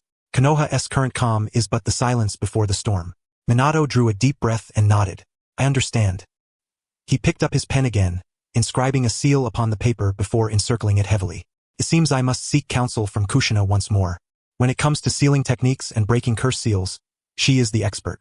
Jiang Chun, standing nearby, reminded him you should also prioritize improving your own strength. Find time to train under Jiraiya in the art of sage techniques. That was precisely the purpose of my visit, came the reply. In a while, we may have to make another trip. Mr. Jiang Chun, Minato spoke with a hint of reluctance in his voice. So late at night you still intend to go out? Jiang Chun paused his actions and turned around. The gleam of Minato's slightly weary yet still gentle face was reflected in those frog-like eyes. Ah, since you have already brought order to matters here, it's time for me to leave, Jiang Chun said casually, scratching his belly with his claw. The old man is still waiting at the village entrance. Minato blinked in slight surprise before turning to ask, where are you headed? To Rain Hidden Village to visit Jiraiya. Minato's fingers lightly tapped the tabletop, a flicker of understanding passing through his eyes. Jiang Chun and Jiraiya's journey to Rain Hidden Village was inevitable. Jiang Chun had intended to check on his 3 disciples there for some time. Unfortunately, his meeting with Jiraiya had come rather late, coinciding with Minato's succession as Hokage and immediately followed by the Nine-Tails rampage. Time was scarce and duties heavy. Now that the village's affairs had temporarily stabilized, Jiraiya finally had the opportunity. Moreover, Jiraiya had no intention of meddling in the village's power transitions. Even though Minato had leveraged his position to purge Danzo, and Jiraiya had covertly influenced public opinion behind the scenes, he never made a formal appearance. He had no desire to entangle himself in the village's political struggles. As a teacher, he stood up for Minato when the latter most needed support, but once Minato was firmly established, he chose to quietly withdraw. Minato immediately realized this was likely due to Jiang Chun's prophecy and understood. Yet, he grew puzzled and gazed out into the pitch-black night. What about the teacher? Why is it always Mr. Jiang Chun who delivers the messages? Since you are about to embark on a journey, as his disciple I should see him off. Jiang Chun twisted his mouth into a disdainful expression. That guy is still gathering material. He says he wants to find some inspiration at the bathhouse before leaving. After all, Rain Hidden Village is that eternally rainy cursed place. It doesn't have the abundant beautiful scenery like Konoha. Minato shook his head helplessly and smiled wryly. The teacher is still the same, never forgetting his novels even at such times. But Jiang Chun understood. What the teacher truly wanted was to depart with a bit of carefree grace, just as he always did. Don't listen to his nonsense, Jiang Chun said as he jumped onto the windowsill, turning his back to Minato. His voice drifted with the night breeze. That old lecher is just afraid of farewells. He thinks if you, as Hokage, personally see him off, it will seem like a tearful parting, too sentimental. He says a true gentleman always waves goodbye with his back to the sunset, though it's night now, and just walks away. Upon hearing this, Minato's eyes moistened slightly. He stood up and approached the window, gazing toward the village entrance in the distance. Mr. Jiang Chun, Minato said solemnly, please convey to the teacher that Konoha will always be his home. And also, thank you, Mr. Jiang Chun, for all that you have done for us. Rest assured, Jiang Chun waved his claw dismissively. With me around, as long as he doesn't recklessly try to spy on some forbidden older lady, his life is safe. But you, Minato, though Danzo has fallen, darkness still lingers. Do not be complacent. Having spoken, Jiang Chun leapt away, his purple figure dissolving into the night. Minato remained by the window for a long while, unmoving, until a cold breeze swept by, and he murmured softly, safe travels, teacher. Outside the gates of Konoha, 2 dim street lamps cast a hazy glow through the night mist. Jiraiya leaned against a large tree, his massive scroll strapped to his back, arms folded. Contrary to Jiang Chun's words, he was not gathering material elsewhere but had been waiting here all along. Yo, you lecherous sage. Wasn't he expecting to find you anywhere but the roadside hot spring? A purple shadow suddenly burst from the grass, landing squarely on Jiraiya's disheveled white hair. Foolish toad. Who's in a hurry? Jiraiya snorted, shifting his posture but unable to resist glancing toward the village. I'm just admiring the moonlight tonight, even though there's no moon. Cut the act. Jiang Chun mercilessly pierced through his pretense. Minato didn't come. He's still buried in a mountain of paperwork. But he told me to tell you to be careful and not die out there. Jiraiya paused briefly, then broke into a hearty laugh. That kid's getting less charming by the day. But it's good he didn't come. Good he didn't. He turned his back to the heavy gates of Konoha and stretched luxuriously. Let us go, Jiang Chun. Where to? Rain Hidden Village. Jiraiya's gaze grew profound, his voice tinged with rare melancholy. To see those three little rascals. So many years have passed. I wonder how tall they've grown, whether they've eaten well, and if they still cling to their dreams. Jiang Chun crouched atop his head, feeling the night breeze. Yet his heart was not as optimistic as Jiraiya's. Though as a time traveler he naturally bore a certain superiority, after experiencing so much with Jiraiya, he understood the dangers of the shinobi world, especially with the Second Great Ninja War having ended not long ago and many shinobi villages still restless. Jiraiya glanced back once at the sleeping village, hoisting the enormous scroll that could weigh down an ordinary man. His eyes, usually mischievous, now revealed a rare blend of reluctance and resolve. Let us go. He turned, the clacking of his wooden sandals on the gravel path ringing crisply. You're not thinking of dropping by to see Tsunade on the way, are you? Jiang Chun teased, yawning as he ruffled Jiraiya's wild white hair. The road to Rain Hidden Village is long and treacherous. If you don't come back, your little secret will truly go to the grave. Foolish toad. Keep your cursed mouth shut. Jiraiya snapped, raising an eyebrow. I'm going to gather intelligence, not seek death. Besides, Tsunade's in a bad mood now. Why would I bother her? A real man knows when to give space. Cowardess just a coward, pretending to be all refined, Jiang Chun sneered, unrelenting. Just as the two bickered, preparing to merge into the night and depart Konoha completely. Thud. A sudden sound of footsteps landing behind them. Jiraiya's muscles tensed instantly, instinctively preparing to form hand seals, but the next moment, a wave of chakra so familiar it could not be mistaken halted him. The sacred robe fluttered in the wind as Minato Namikaze appeared out of thin air, a smile gracing his face. He had used the flying thunder god technique to rush from the Hokage's office. Teacher, Mr. Jiang Chun. Minato stepped forward quickly, his deep blue eyes glinting with a hint of mischief. Teacher, leaving without saying goodbye is no good. Clearly, he too understood that Jiraiya's departure was imminent. The teacher had even joked about going to learn sage techniques. Jiraiya stopped in his tracks, turning to face his most cherished disciple with a deliberately disdainful expression, arms crossed. Didn't I tell you not to come see me off? Making such a fuss isn't fitting of a Hokage. It's not like this toad and I don't know the way. Though his words were brusque, the laughter at the corner of his eyes betrayed him.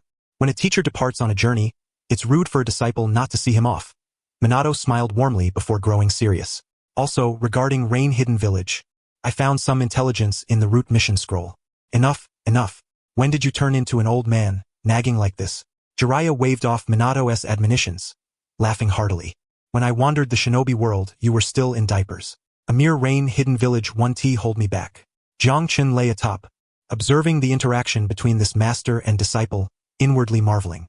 In the original storyline, Jiraiya had ventured alone into the hidden rain village, ultimately perishing in battle while confirming information about pain, sinking into the depths without even leaving a trace of his body behind. That was an eternal regret in the hearts of all Naruto fans. But now everything was different. Minato was still alive, Danzo had been suppressed, the Uchiha clan was not annihilated, and Jiraiya had even gained prior knowledge of some intelligence. Minato, you can rest assured. Jiang Chun interjected lazily, with me as your prophet. Even if the Sixth Path Sage were to appear, which he can't, so we're fearless, we would all come through unscathed. But you, with all the mess in Konoha, you have your hands full. Hurry back.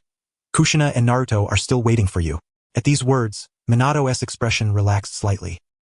He looked at Jiraiya, and after a moment, as if having made up his mind, a mysterious, even slightly mischievous smile appeared on his face. Teacher, actually, besides bidding farewell, I came with an assignment I'd like you to check. An assignment? Jiraiya was taken aback. You're already the Hokage, and you still have to submit assignments? Minato said nothing, merely lowering his head slightly. Suddenly, the night breeze ceased. Both Jiraiya and Jiang Chun sensed an eerie shift in the flow of the surrounding air. The natural energy that had once been scattered across the land and sky now converged wildly toward Minato's body. That feeling.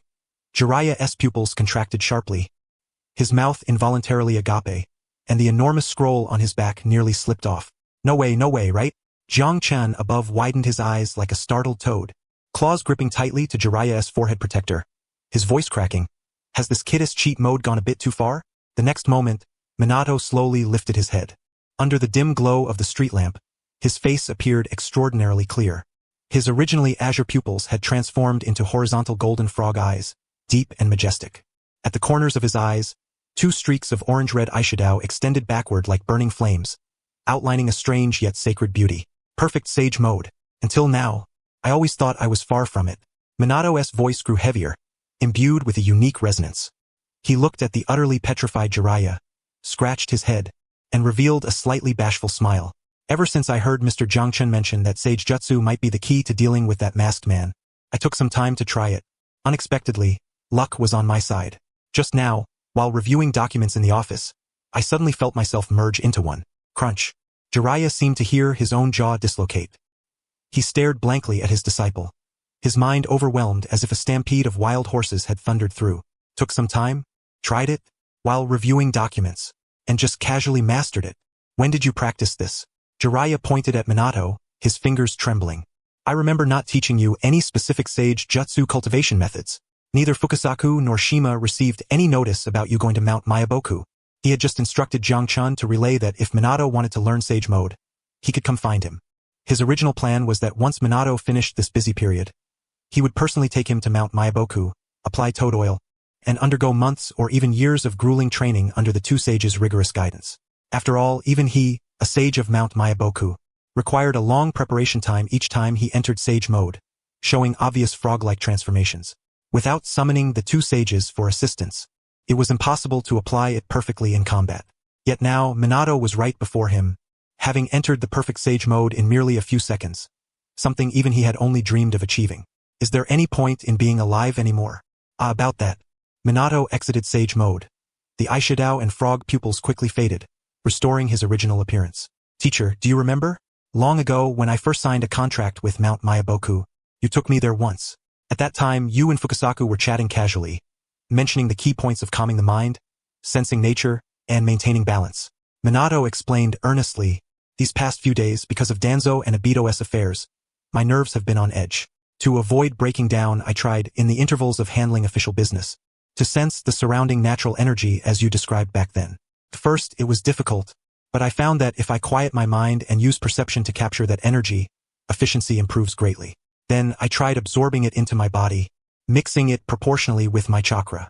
He spoke so casually, as if saying I was hungry, so I cooked some noodles. Tried mixing. Jiraiya clutched his chest, feeling as if struck by an arrow. Heaven knows how difficult it is to balance natural energy and chakra. A slight excess turns one into a stone frog. A slight deficiency prevents activation. Countless people have paid with their lives to fill that gap. And now this kid casually tries mixing? Pervert. Jiang Chen rolled his eyes dramatically overhead, offering the most candid assessment. Is this the true worth of the version, son? Jiraiya, you lost fair and square. Minato's talent is terrifying. As a time-traveling individual familiar with the plot, Jiang Chen understood better than Jiraiya what this meant. In the original work, Minato did indeed possess Sage Mode, but claimed to be unskilled at it because it took too long to gather energy and lasted only briefly, unsuitable for his swift attack style. But that was during peaceful times, or rather, when he wasn't pushed to the brink.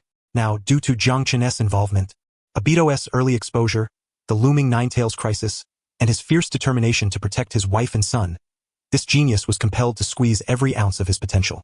He needed another means to threaten that intangible ability when Flying Thunder God failed, and Rasengan couldn't break through defenses. Sage Jutsu was the trump card he had prepared for Obito. Teacher? Seeing Jiraiya silent for a long time, Minato anxiously asked, did I practice it wrong? I noticed your Sage Mode has those, markings on the cheeks, but mine doesn't. Ahem.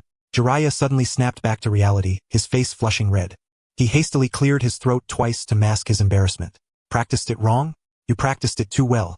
So well that it makes me want to find a hole to crawl into. Cough. Exactly. Jiraiya forced himself upright, adopting an air of profound mastery, even reaching out to firmly pat Minato's shoulder. As expected of my disciple. To grasp this step from just a few casual hints I once gave, although you still lag behind me somewhat, it's barely qualified. Jiang Chen above rolled his eyes again. Do you have any shame? His perfect mode is leagues ahead of your frog mode, you know? But Jiraiya no longer cared about his pride. Beyond shock, he felt an indescribable pride and comfort. In the ninja world, The master-disciple lineage is the most sacred bond. The disciple need not be inferior to the master, and the master need not be wiser than the disciple. To surpass the teacher is the greatest honor a teacher can have. Minato. Jiraiya shed his playful grin. His gaze grew especially tender and grave. Since you have mastered Sage Jutsu, I am completely at ease. That masked man Obito's abilities are strange. Ordinary ninjutsu is ineffective, but Sage Jutsu, harnessing natural energy, greatly enhances attack range and perception. Perhaps it could catch the moment he materializes. Remember, no matter what happens, you are the Hokage of Konoha, my disciple. Feeling the warmth from his teacher's palm, Minato nodded firmly. I understand. Teacher, you must also be extremely cautious in the Hidden Rain Village. If I say if, and you encounter an insurmountable danger, please be sure to use the reverse summoning technique to escape. Konoha cannot be without you. Ah, you insolent brat. You actually dare to worry about this sage's arrival? Jiraiya burst into a hearty laugh. His mirth so robust that even the owls perched atop the treetops fluttered their wings and fled in alarm. Abruptly, he spun around, turning his back to Minato and waving his hand. His voluminous sleeves billowed in the wind, his silhouette exuding an air of effortless elegance and boldness. Return, Minato. Keep the village safe. When I bring back good news, we'll go enjoy a bowl of Ichiraka ramen together. And at that time, make sure that Naruto calls me master. Having spoken, Jiraiya did not look back again. With the purple toad perched atop his head, he strode purposefully into the dense embrace of the night. Minato stood beneath the street lamp, watching his master's figure gradually vanish into the darkness ahead, his hand lingering in midwave for a long moment, motionless. After an indeterminate span of time, he slowly lowered his hand, the warmth in his eyes replaced by a sharpness as keen as a blade. Sage mode. He lowered his gaze to his palm, sensing the surging natural energy within. This was not merely power, it was responsibility. Since Obito sought to shroud the world in darkness, then he would wield this light born from nature itself to rend that darkness asunder. It's time for me to begin the cleansing. Minato whispered. In an instant, his golden form distorted and disappeared, leaving behind only two dim street lamps standing sentinel in the night breeze, silently guarding the gates of Konoha.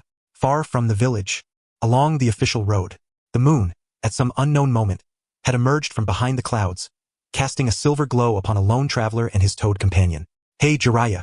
Kachin rested against the forehead protector, swaying with the rhythm of Jiraiya's running. Were you a bit rattled just now? Nonsense. Jiraiya retorted stubbornly. The sage was thrilled. Thrilled. Got it? Come on. Minato entered sage mode so perfectly that I felt your big scroll was trembling. Admit it, you're just jealous. He mastered it on his own.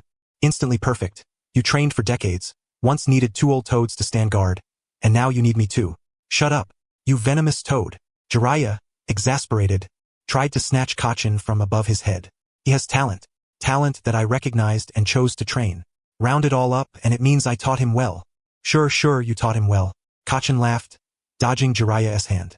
But seriously, the stronger Minato gets, the more confident we can be heading to Amigakure this time. Jiraiya paused briefly, though his pace never faltered. Indeed, he gazed at the winding, seemingly endless road ahead. With such a capable pillar holding down the home front, I can finally let go and visit my other disciples. At this, Jiraiya's voice deepened, tinged with complex emotion. Nagato, Yahiko, Conan, I hope things haven't deteriorated to the extent you foresaw. Kachin. Hey, lecherous sage. Kachin rested again on Jiraiya's forehead protector, his purple skin shimmering with an eerie sheen beneath the rain. He extended a claw and wiped rain from his face, his tone languid yet laced with chilling coldness. That corner ahead, we're almost there, right? Jiraiya halted. His usually squinting eyes opened slightly, revealing a glint of sharpness. Without a word, he withdrew a map from his pocket and pretended to study it, though the corner of his eye had already locked onto the seemingly tranquil woods ahead. Ah!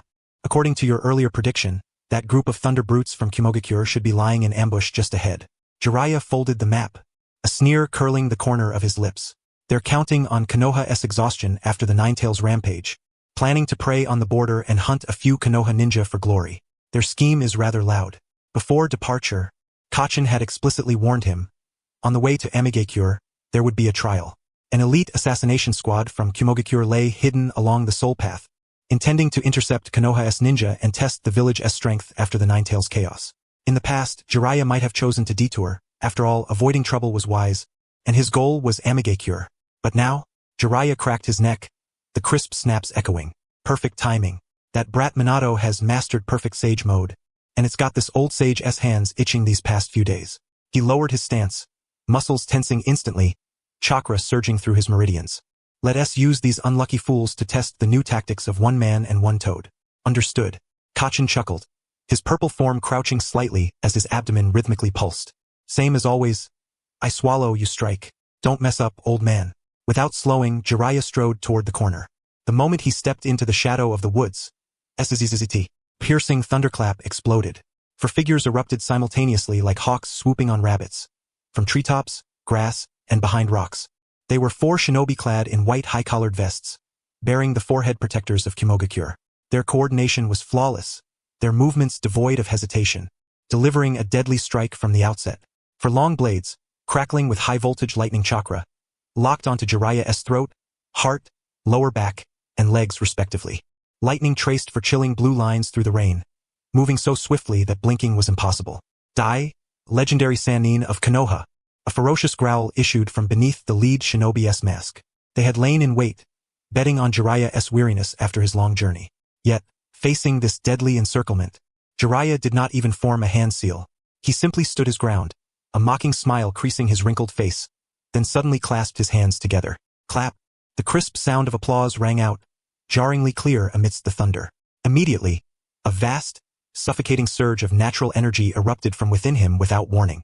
In the past, to enter Sage mode, Jiraiya needed to remain perfectly still for a long time, summoning the assistance of the 2 sages, Fugaku and Shima. But now things were different. Kachin, perched atop his head, had been voraciously absorbing the surrounding natural energy for 5 minutes. This purple toad from another world possessed an astonishing affinity for natural energy. No need to summon the 2 sages, not even to remain still, because Kachin was the perfect external battery. Senpo, hair needle 1000.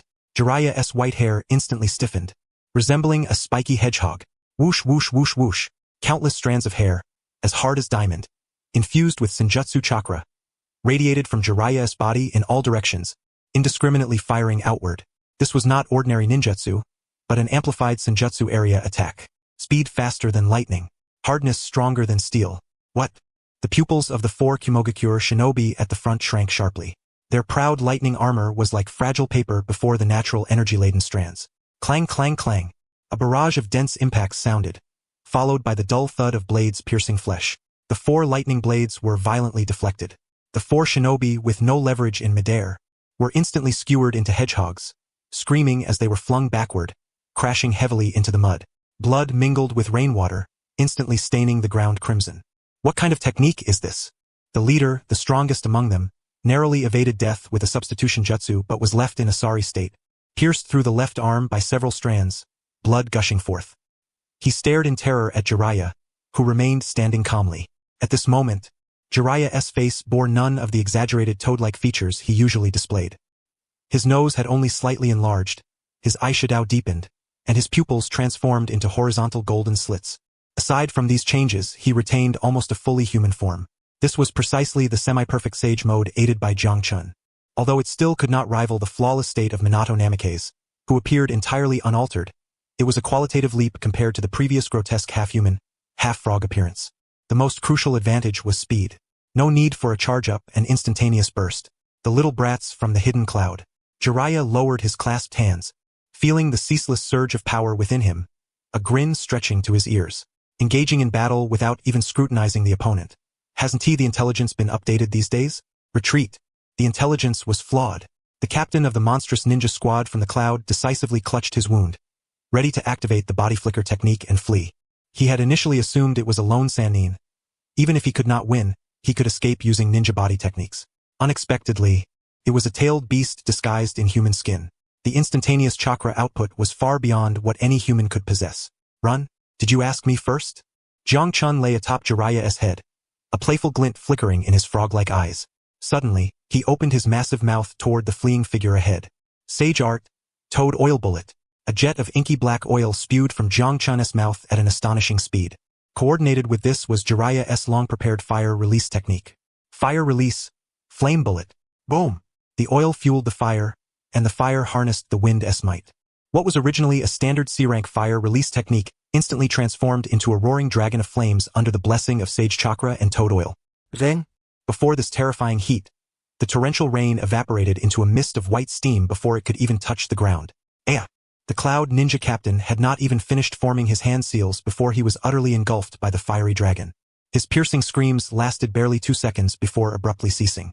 The 3 heavily wounded Cloud Ninja lying on the ground gazed at the scorched earth, their fighting spirit utterly shattered, leaving only boundless despair. Too formidable. How could Jiraiya, one of Konoha's Sannin, be so powerful? This was completely different from the intelligence they had previously. Jiraiya dispersed the sparks at his fingertips as the sage mode on his body gradually faded.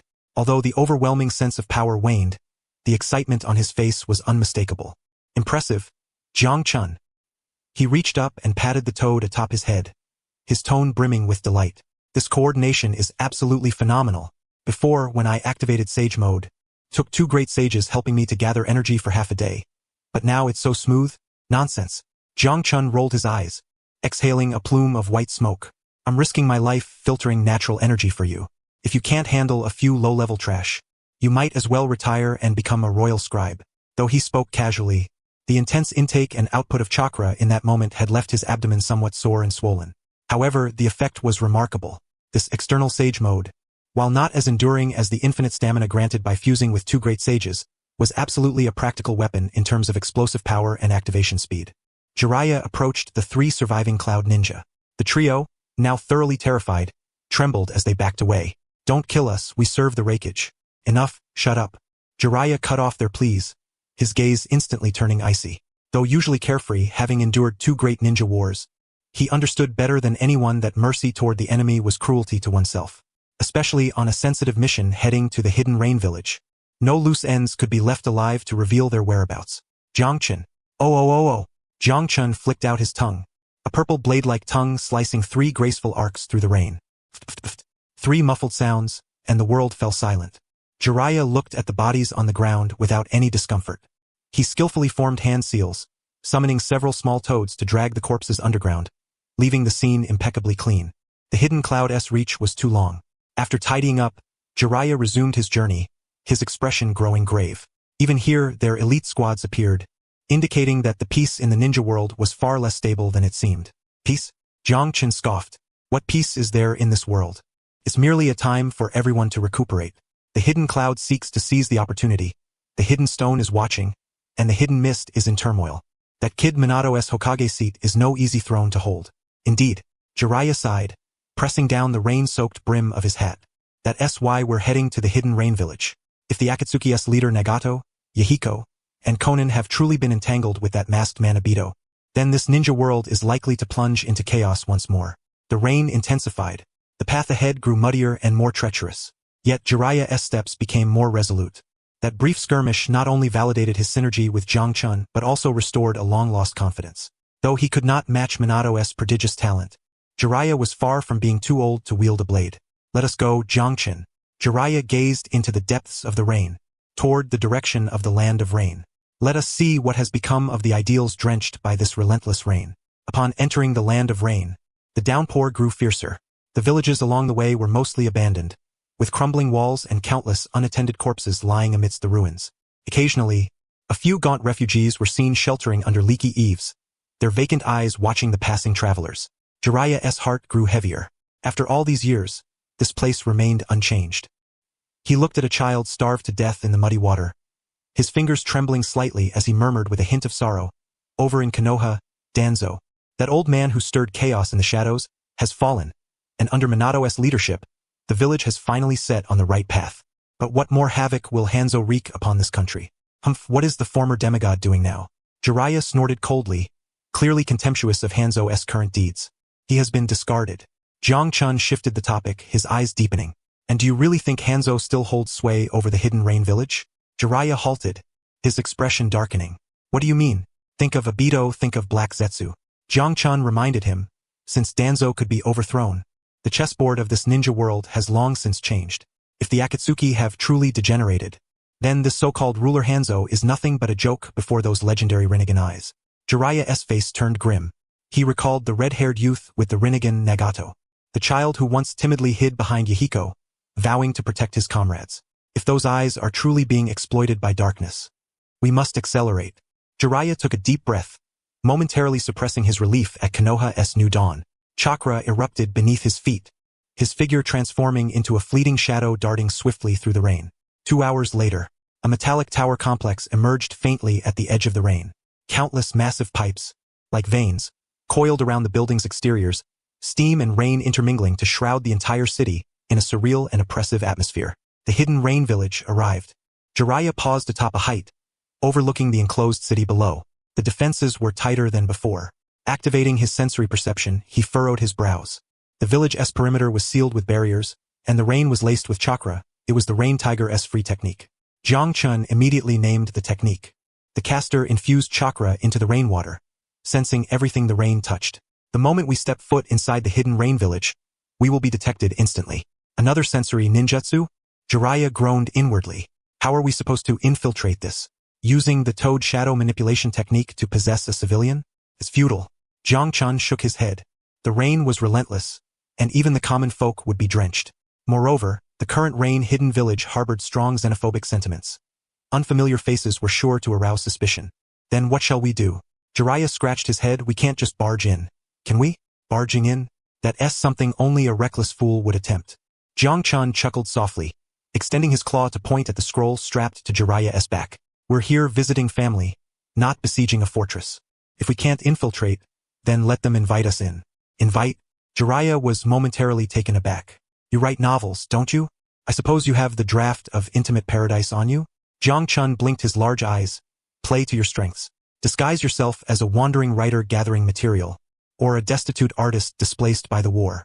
This rain is perceptive. Disguising chakra 1T work. Who said you had to disguise your chakra? Jiang Chun looked at him as if he were a fool. Take off that glaring red vest of yours. Change into some ragged clothes. Then, suddenly, Jiang Chun opened his mouth and spat out a palm-sized, faintly glowing fleshy orb. Swallow this. What is this thing? Jiraiya stared at the sticky object with disdain. It looked like some kind of organ. This is my magic pill, Jiang Chun declared seriously but nonsensically. Swallow it and it will unfold inside your stomach, temporarily isolating your chakra fluctuations. As long as you don't actively use ninjutsu, to others you'll appear as an ordinary person with only faint chakra. Jiraiya eyed it suspiciously. Really? Believe it or not. If you don't eat it, then stay here and get soaked. Gritting his teeth, Jiraiya pinched his nose, snatched the orb and swallowed it with closed eyes. Ugh, what's that taste? It reeks of toad oil. Good medicine tastes bitter, don't you know? Jiang Chun quickly shrank and slipped into Jiraiya's arms. Alright, now pack away your ninja gear into the scroll and then reverse summon back to Maiboku. We're now just a pair of unfortunate, street performers. Street performers? Jiraiya's mouth twitched. Yes, you're the beast tamer, and I'm the toad being tamed. How fitting a pair. 10 minutes later, a middle-aged man clad in a tattered raincoat, his face covered in stubble and looking utterly destitute, staggered toward the entrance of the rain-hidden village. Clutched in his arms was a small purple toad. Stop! 2 rain shinobi clad in raincoats and breathing masks blocked the path, their kunai gleaming coldly in the rain. What are you doing? The rain-hidden village does not admit outsiders. The middle-aged man, Jiraiya, trembled as he lifted his head, wearing a face full of ingratiating smiles. The acting was Oscar-worthy. Please, sirs, have mercy. His voice was hoarse, tinged with tears. I'm a traveling performer. I was robbed by bandits on the road. My money was stolen. Cannot go on. I seek shelter in the village for food and to escape the rain. He patted the bulge in his arms. I also have a fortune-telling toad that can entertain you, gentlemen. The 2 rain shinobi exchanged glances, confirming the man was indeed just an ordinary, down-and-out uncle. A performer? One sneered. In times like these, who has the heart to watch your monkey tricks? Scram, scram, don't block the way. Wait, the other shinobi seemed to notice something, his gaze falling on a corner of a book peeking out from beneath Jiraiya's worn but still decent raincoat. It was the draft of Intimate Paradise. What's this? The shinobi pointed at the book. Jiraiya's heart tightened, but on the surface, he wore a panicked expression, quickly clutching his chest. These are some of my humble, mediocre stories. Let me see. The shinobi snatched the manuscript. Jiraiya's heart leaped to his throat. If the handwriting or content were recognized. The shinobi flipped through a few pages casually. At first, there was disdain, then surprise, followed by a blush and rapid breathing. Take this plot. He swallowed hard, eyes wide. This is good stuff. The rain-hidden village was sealed off year-round, with entertainment severely lacking. Such a work, rich in humanistic care and artistic flair, was utterly irresistible to these rain-soaked shinobi. Cough, cough. The shinobi closed the book, feigning a cough, then tucked it into his chest. This book is suspected contraband. Is confiscated. Jiraiya. Jiang Chun nearly burst into laughter in his arms. Is this the so-called variant of the seduction technique? Enough. You seem like a poor soul too. The shinobi's mood brightened.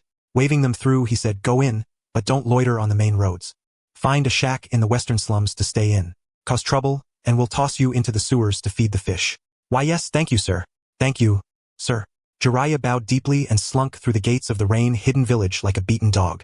Once inside, the oppressive metallic aura hit him like a wave. He kept his head down, hastening across the streets. Only upon entering a deserted alley did he straighten up, the humility vanishing from his face in an instant. Within the highest tower of the rain-hidden village, dim candlelight flickered in the damp air. This was the abode of the gods. Save for angels, none dared set foot here. Conan stood upon the terrace, cluttered with pipes and steel bars. Rainwater streamed down her paper wings, dripping softly. Her cold gaze pierced the veil of rain, as if watching this weeping nation, yet seeming to contemplate far deeper matters. Heavy footsteps sounded behind her, accompanied by the crisp clacking of abacus beads. Conan. Kakuzu's dark green eyes were bloodshot, clutching a thick ledger, his voice seething with murderous resentment.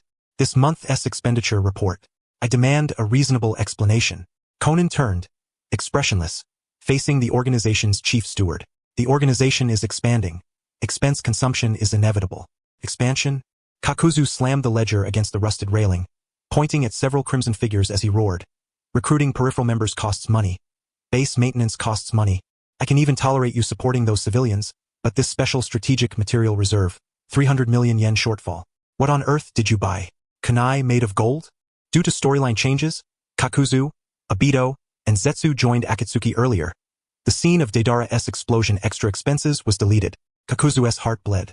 He had fought tooth and nail to exchange gold for bounty hunting, losing blood for millions. Yet here a single stroke of the pen accounted for billions. It felt like the cabbage he painstakingly grew was being rooted out by an invisible pig. Conan's expression remained unchanged. Her amber eyes betrayed no ripple. That Pain's directive. She wielded her best shield. To prepare for the anticipated tailed beast capture battle, we must stockpile vast quantities of explosive tags, soldier pills, and medical supplies. Rain-hidden village's industrial base is weak. These can only be procured at exorbitant prices from the black market. Explosive attacks? Kakuzu eyed Conan suspiciously. How many explosive tags require 300 million yen? That sum could arm a small nation. That is confidential. Conan retorted coldly.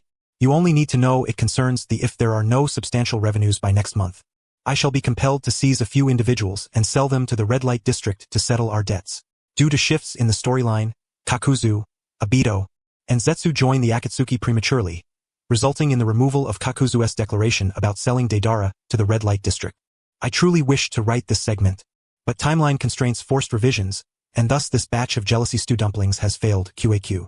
Having spoken, he grumbled and turned away, muttering incessantly about 300 million and his money.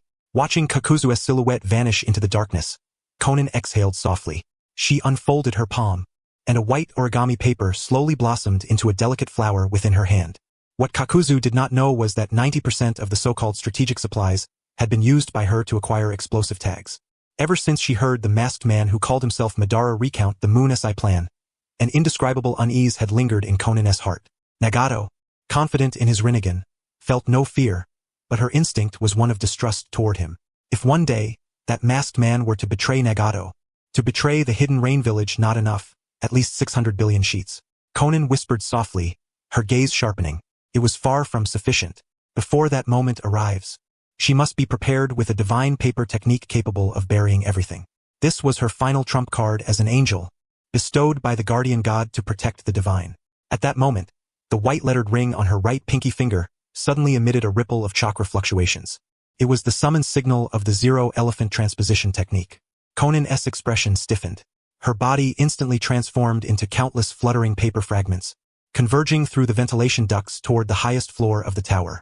The tower's summit was vast and desolate. Beneath a colossal gargoyle sculpture, a gaunt figure sat silently in a mechanical chair resembling a wheelchair. It was Nagato. Now he was skeletal, his back pierced with numerous black chakra receivers. Only those pale violet Rinnegan eyes emitted a chilling glow in the darkness. Before him, the corpse of Deva Pain, known as Yahiko, stood upright like an emotionless deity. The paper fragments swirled and coalesced into Konin's form. Nagato, what has happened? Konin hurried to his side, her tone tinged with concern. Ordinarily, Nagato would issue orders through Devapane. He rarely summoned others directly unless in extreme urgency. Zetsu has brought news. Nagato's voice was hoarse and low, devoid of inflection. As his words fell, the shadows on the ground suddenly writhed, as if a black pitcher plant were sprouting from the earth. The unmistakable aloe-like form of White Zetsu slowly ascended. Konin is here too. Discussing how to spend Kakuzu's money? White Zetsu's flippant voice echoed. Shut up. Black Zetsu's hoarse voice cut off the idle chatter halfway. That yellow-eyed one fixed his gaze on Nagato. The situation has changed. I have detected an intruder. An intruder? Konin frowned. The Rain Tiger's free will technique gave no response. Because he had not fully entered, or rather, he had employed some means to mask his presence. Black Zetsu's tone was unusually tinged with apprehension. At 50 kilometers outside the village perimeter, I sensed a most unpleasant aura. It is the sage chakra of Mount Mayaboku. Mayaboku? Konin's pupils contracted slightly. You mean Jiraiya-sensei? Nagato exhaled the name slowly. In that instant, the air seemed to freeze. For Nagato and Konin, the name represented memories, warmth, and the agony of abandonment. He was their teacher, the one who had offered hope amid despair, yet departed when they needed him most. Are you certain it is him? Konin's voice quivered. No mistake, Black Zetsu said sinisterly. Moreover, he is accompanied by an annoying toad. At that, Black Zetsu instinctively shrank closer to the ground. During the recent assault on Konoha, it and Obito had suffered repeated setbacks. By intuition, it suspected the purple toad atop Jiraiya's head was involved. What it feared was not the toad itself, but the variable it represented. Therefore, it fled back to report the moment it caught the scent from afar, not daring to approach for reconnaissance. Jiraiya-sensei Nagato lowered his eyelids, staring at his emaciated hands. Has he come to kill me? For Konoha's peace? To eradicate the Akatsuki threat? Most likely. Black Zetsu continued to fan the flames. Konoha has just quelled internal strife, and Minato Namikaze has secured his position. Now they are free to clear nearby threats. Jiraiya, as one of the legendary Sannin, infiltrating the hidden rain village personally. His intent is unmistakable. Nagato. Konin looked at him, a flicker of inner struggle in her eyes. If it truly is our teacher, there is no teacher here, nor student. Nagato abruptly raised his head, a glint of merciless divine light flashing in his Rinnegan. Devapane slowly turned around, gazing out at the endless rain beyond the tower. Since he has come, let him see. Nagato manipulated Paine's voice, cold and resolute. Let him see how, in this forsaken land abandoned by great powers, we nurture peace through suffering. Konin, I am here. Prepare to properly welcome our teacher. Nagato issued the command. Since the Rain Tiger's free will technique failed to detect him, it meant he had come fully prepared. Do not act rashly. Exercise caution. Lower levels of the hidden rain village slums. Here, the rainwater mixed with industrial waste, taking on a murky, oily black hue. The streets were narrow and filthy, flanked by piles of discarded metal parts and refuse. A middle-aged man clad in a tattered raincoat huddled beneath a leaking eave, holding a cold, hard, steamed bun. He did not eat it but used the chewing motion to mask subtle lip movements. Hey Jiangchen. Jiraiya lowered his voice, speaking at a volume only he could hear. There is something off about this rain. Obviously. The purple toad in his arms rolled its eyes, its voice resonating directly in Jiraiya's mind. The chakra mixed in the rain has intensified. Earlier it was a random scan. Now it's a repeated sweep. No doubt something's up. Looks like we've been discovered. Jiraiya bit into the bun, his eyes seemingly dull but actually vigilantly scanning his surroundings. My acting should be convincing enough. Your acting is fine, but your very presence is the problem. Jiang Chun retorted. That old schemer Black Zetsu is definitely nearby. That guy is like a dog with a keen nose. Probably, as soon as we crossed the border, he caught our scent and ran to report. Black Zetsu Jiraiya swallowed the bun, inwardly on high alert. He had been sensing the area all along yet could not locate the adversary. Like you said, that one is the mastermind behind the scenes. If it's here, it means the Akatsuki's core truly lies within the hidden rain village. Don't rush. Jiang Chun warned. Since they are already on alert, the entire hidden rain village is now a wide-open trap. Nagato, or rather Pain, is waiting for you to walk right into it. So what? Jiraiya suddenly grinned broadly, revealing a mouthful of white teeth. He reached out to catch the raindrops falling from the eaves, watching the murky droplets shatter in his palm. As a teacher, I can't just avoid home visits because my students set a trap, can I? Moreover, Jiraiya's gaze pierced through the layers of rain, fixed upon the towering spire that pierced the clouds. There, he sensed a familiar yet alien chakra. It was the prophesied child in whom he had once placed great hopes, believing him capable of bringing transformation to the ninja world. Previously, Jiraiya had believed Nagato was that prophesied child. I want to ask him too. Jiraiya's voice grew low and weary. What has this so-called god truly brought to this country? Pain? Or a deeper despair? After conducting some investigations, he found nothing unusual among the upper echelons of the Hidden Rain village. Instead, he detected some anomalies within the civilian quarters. Alright, if you want to wax poetic, save it for later. Jiang Chun interrupted Jiraiya's sentimental musings. Their SA chakra signature approaching from the alley on the left, 3 of them. They're the Hidden Rain S patrol squad. Their target is clear. They're coming for you. Black Zetsu melded seamlessly with the moss-covered, slick wall, revealing only his bean-sized eyes, which fixed intently on the narrow, filthy alley below. The rain washed over his gaze. Yet it could not extinguish the absurd sense of disbelief swelling within him. This was not how the script was supposed to unfold.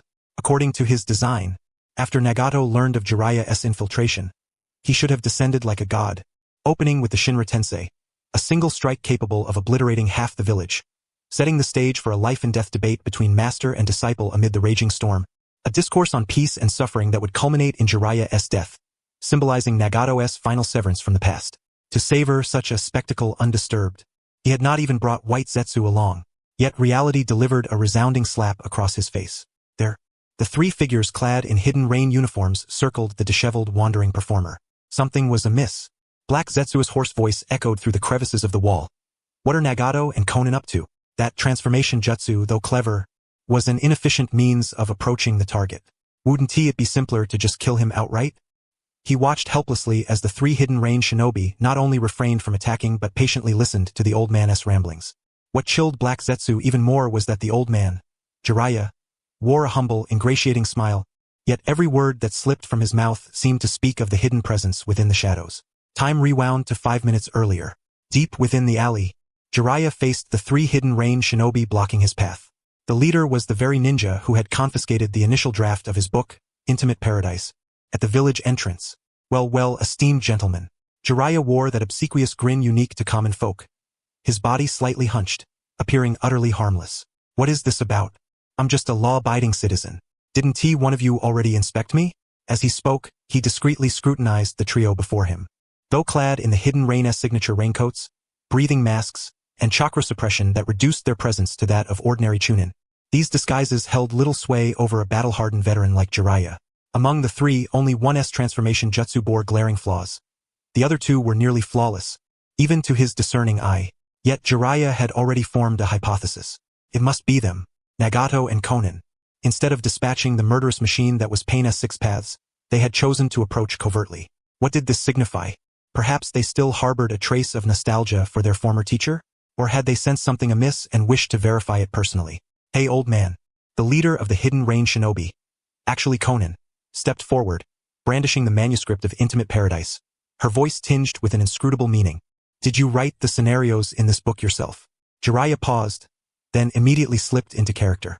Rubbing his hands together, a lecherous grin that every man could recognize spread across his face. Hehe, your eyes are sharp, my lord. These are all genuine insights I gathered from my travels. What, interested in the plot ahead? If you like, I can recite a passage for you right now. Shut up. Konan interrupted coldly, though not angrily. Instead, she tucked the manuscript back into her chest, as if the contraband held particular significance. Behind her, Nagato, disguised as pain, remained silent, his eyes hidden behind the mask, fixated unwaveringly on Jiraiya. That gaze, even through the facade, was complex. It was scrutiny, nostalgia, and vigilance all at once. We found your entry record at the village gate. Pain finally spoke. A wandering performer, accompanied by a toad, arriving in the Hidden Rain village at such a critical time. Don't you find the timing rather suspicious? Injustice. My lord. Jiraiya exploded theatrically, his acting enough to shame any true vagabond. I'm just trying to make a living. I heard that although the Hidden Rain is isolated, under Lord Pain's strict rule, people aren't killed or robbed indiscriminately. That's why I dared to come.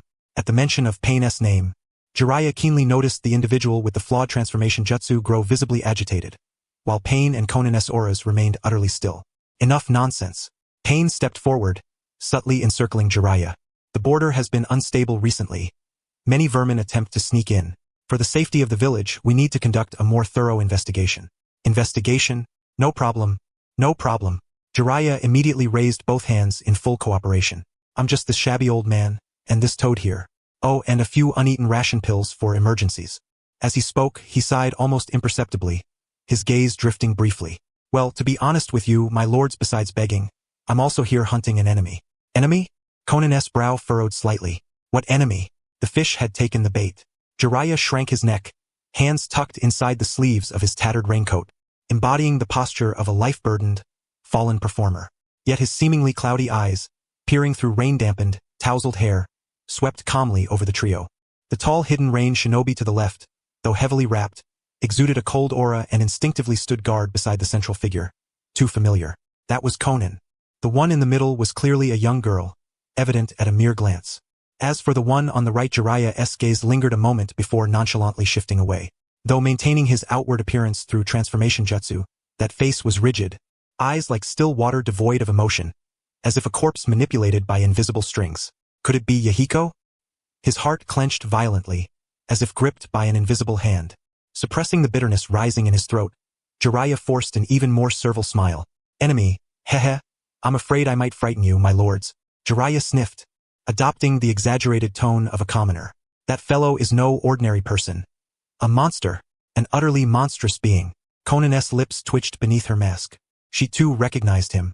Despite the grizzled beard, the pungent odor, and the near-invisible chakra fluctuations, the ingrained demeanor, the habitual scratching of his head when troubled, and the purple toad cradled in his arms, this was none other than Teacher Jiraiya. Conan instinctively glanced at Nagato beside her. Nagato's gaze was profound and intricate.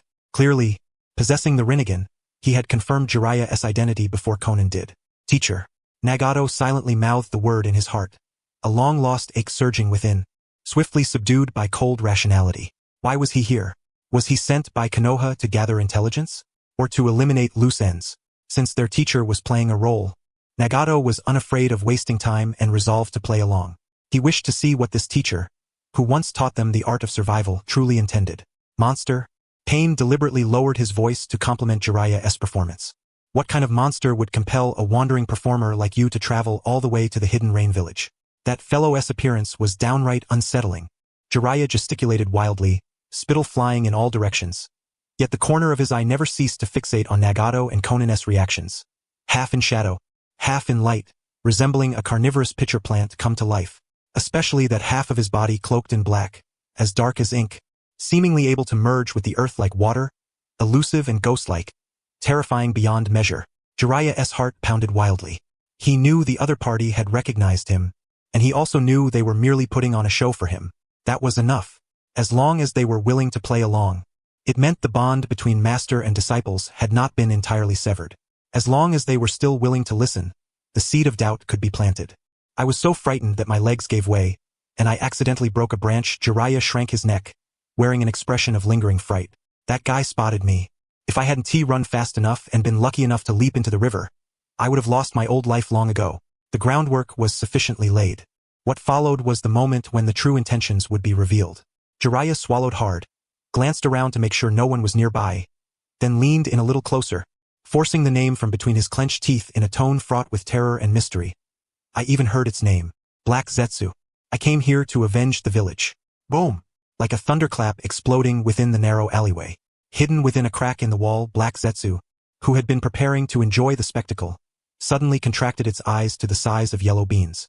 It stared fixedly at the loquacious Jiraiya below, a wave of unprecedented absurdity and horror surging within its heart. What the hell was this bastard doing? Black Zetsu raged inwardly. Of course, it knew that was Jiraiya, and it knew Nagato and Conan had recognized him. According to its original script, this should have been an awkward reunion between master and disciples, or a tragic confrontation. Yet it never expected Jiraiya to simply overturn the table. Moreover, the old man had revealed, right before Nagato's eyes, that he had a hand in the attack on Konoha. Damn it! Damn it! Damn it! Black Zetsu.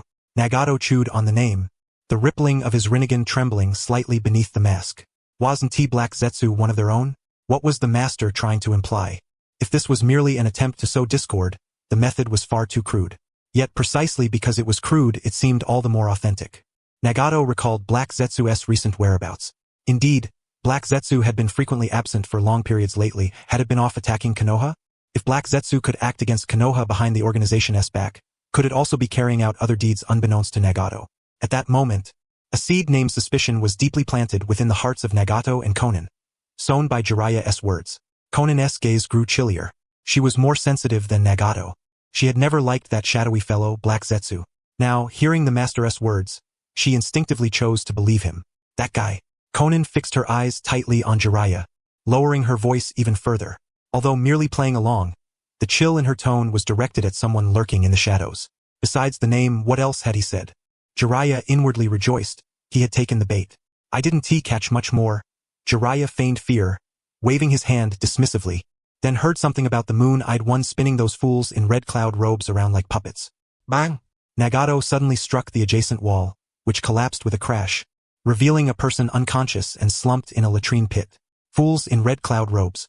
That red and black cloak was the symbol of the Akatsuki, the mantle they bore in their fight for peace. To Black Zetsu, were they merely fools?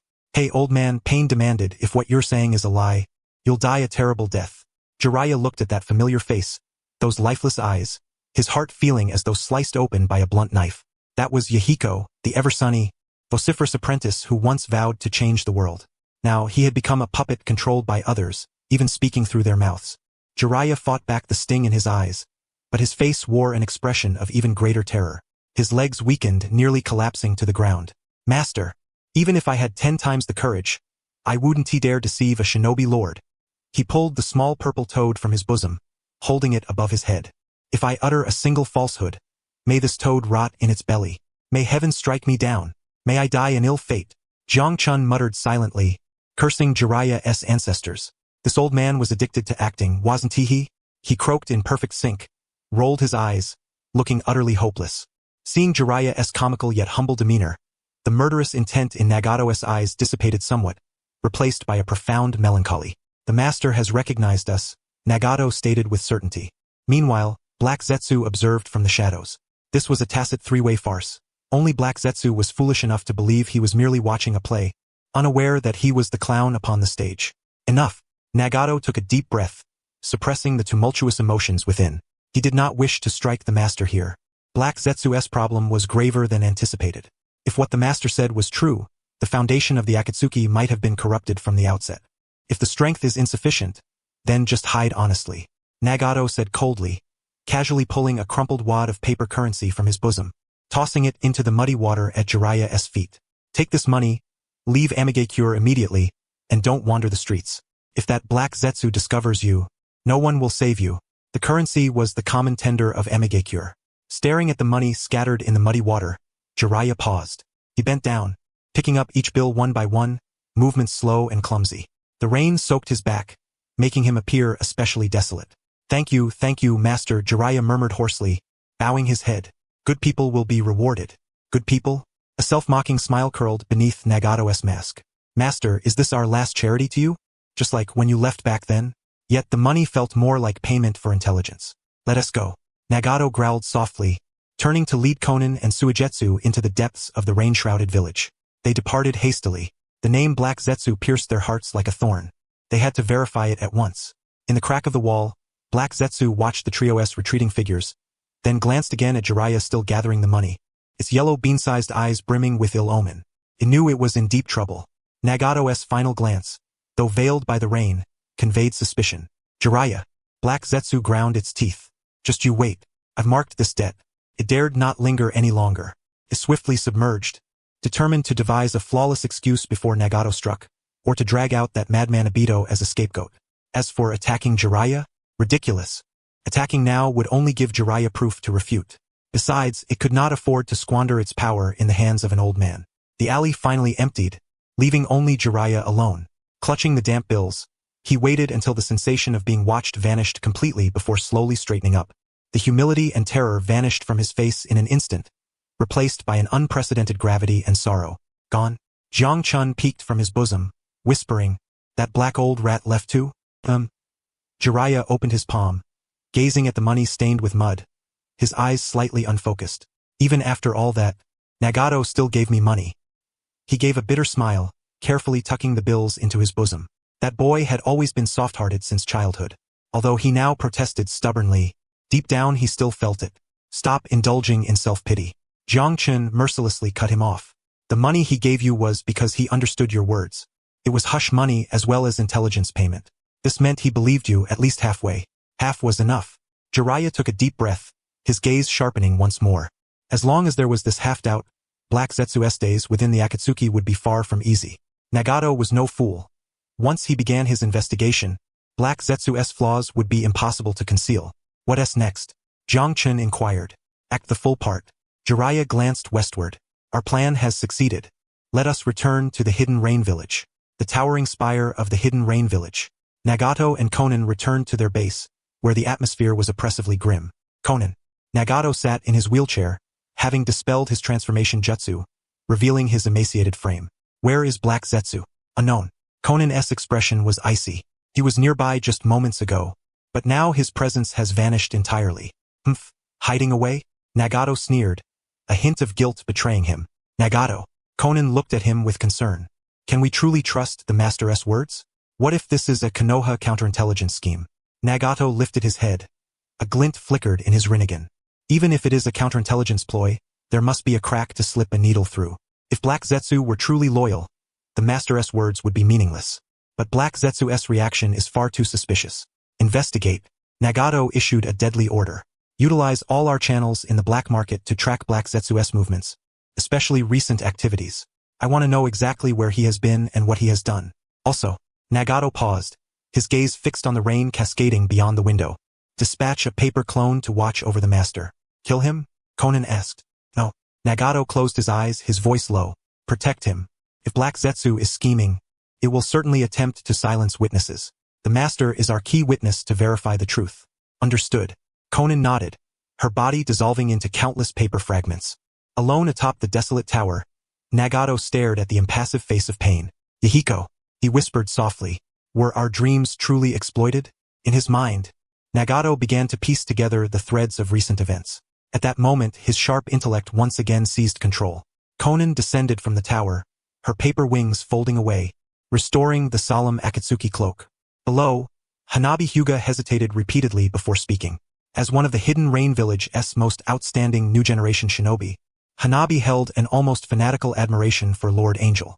In her eyes, Lord Angel was the divine envoy, the hope to save this weeping nation. Yet, the events of today stirred a subtle dissonance within the young woman. That destitute wandering entertainer, that lecherous old man spouting nonsense. Neither seemed to be a benign soul. Lord Angel. Hanabi could no longer restrain herself. She quickened her steps and stopped half a pace behind Konan, her voice clear yet tinged with urgency. I don't understand.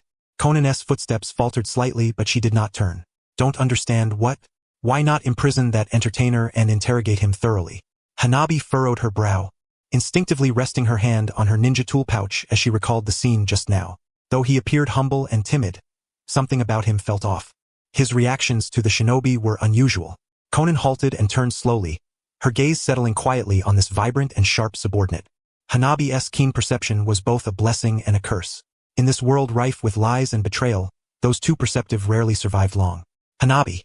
Konan's voice was soft, like raindrops falling upon paper.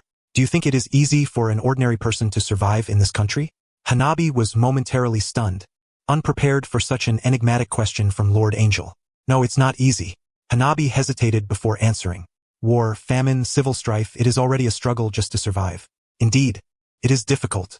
Konan turned her gaze toward the endless rain beyond the stairwell's vent. To survive, ordinary people must learn to disguise themselves. Beggars must appear more pitiful. Merchants craft a sharper guise. Even the stray dogs on the street learn to tail between their legs. She extended her hand, catching a cold drop of water seeping through a crack in the pipe. That man may possess some cunning, or perhaps secrets we do not know. Yet the way he knelt in the muddy water to pick up coins, Konan's mind flashed to Jiraiya's hunched silhouette. That moment of sorrow was not an act. She closed her eyes, suppressing the surge of emotion deep within.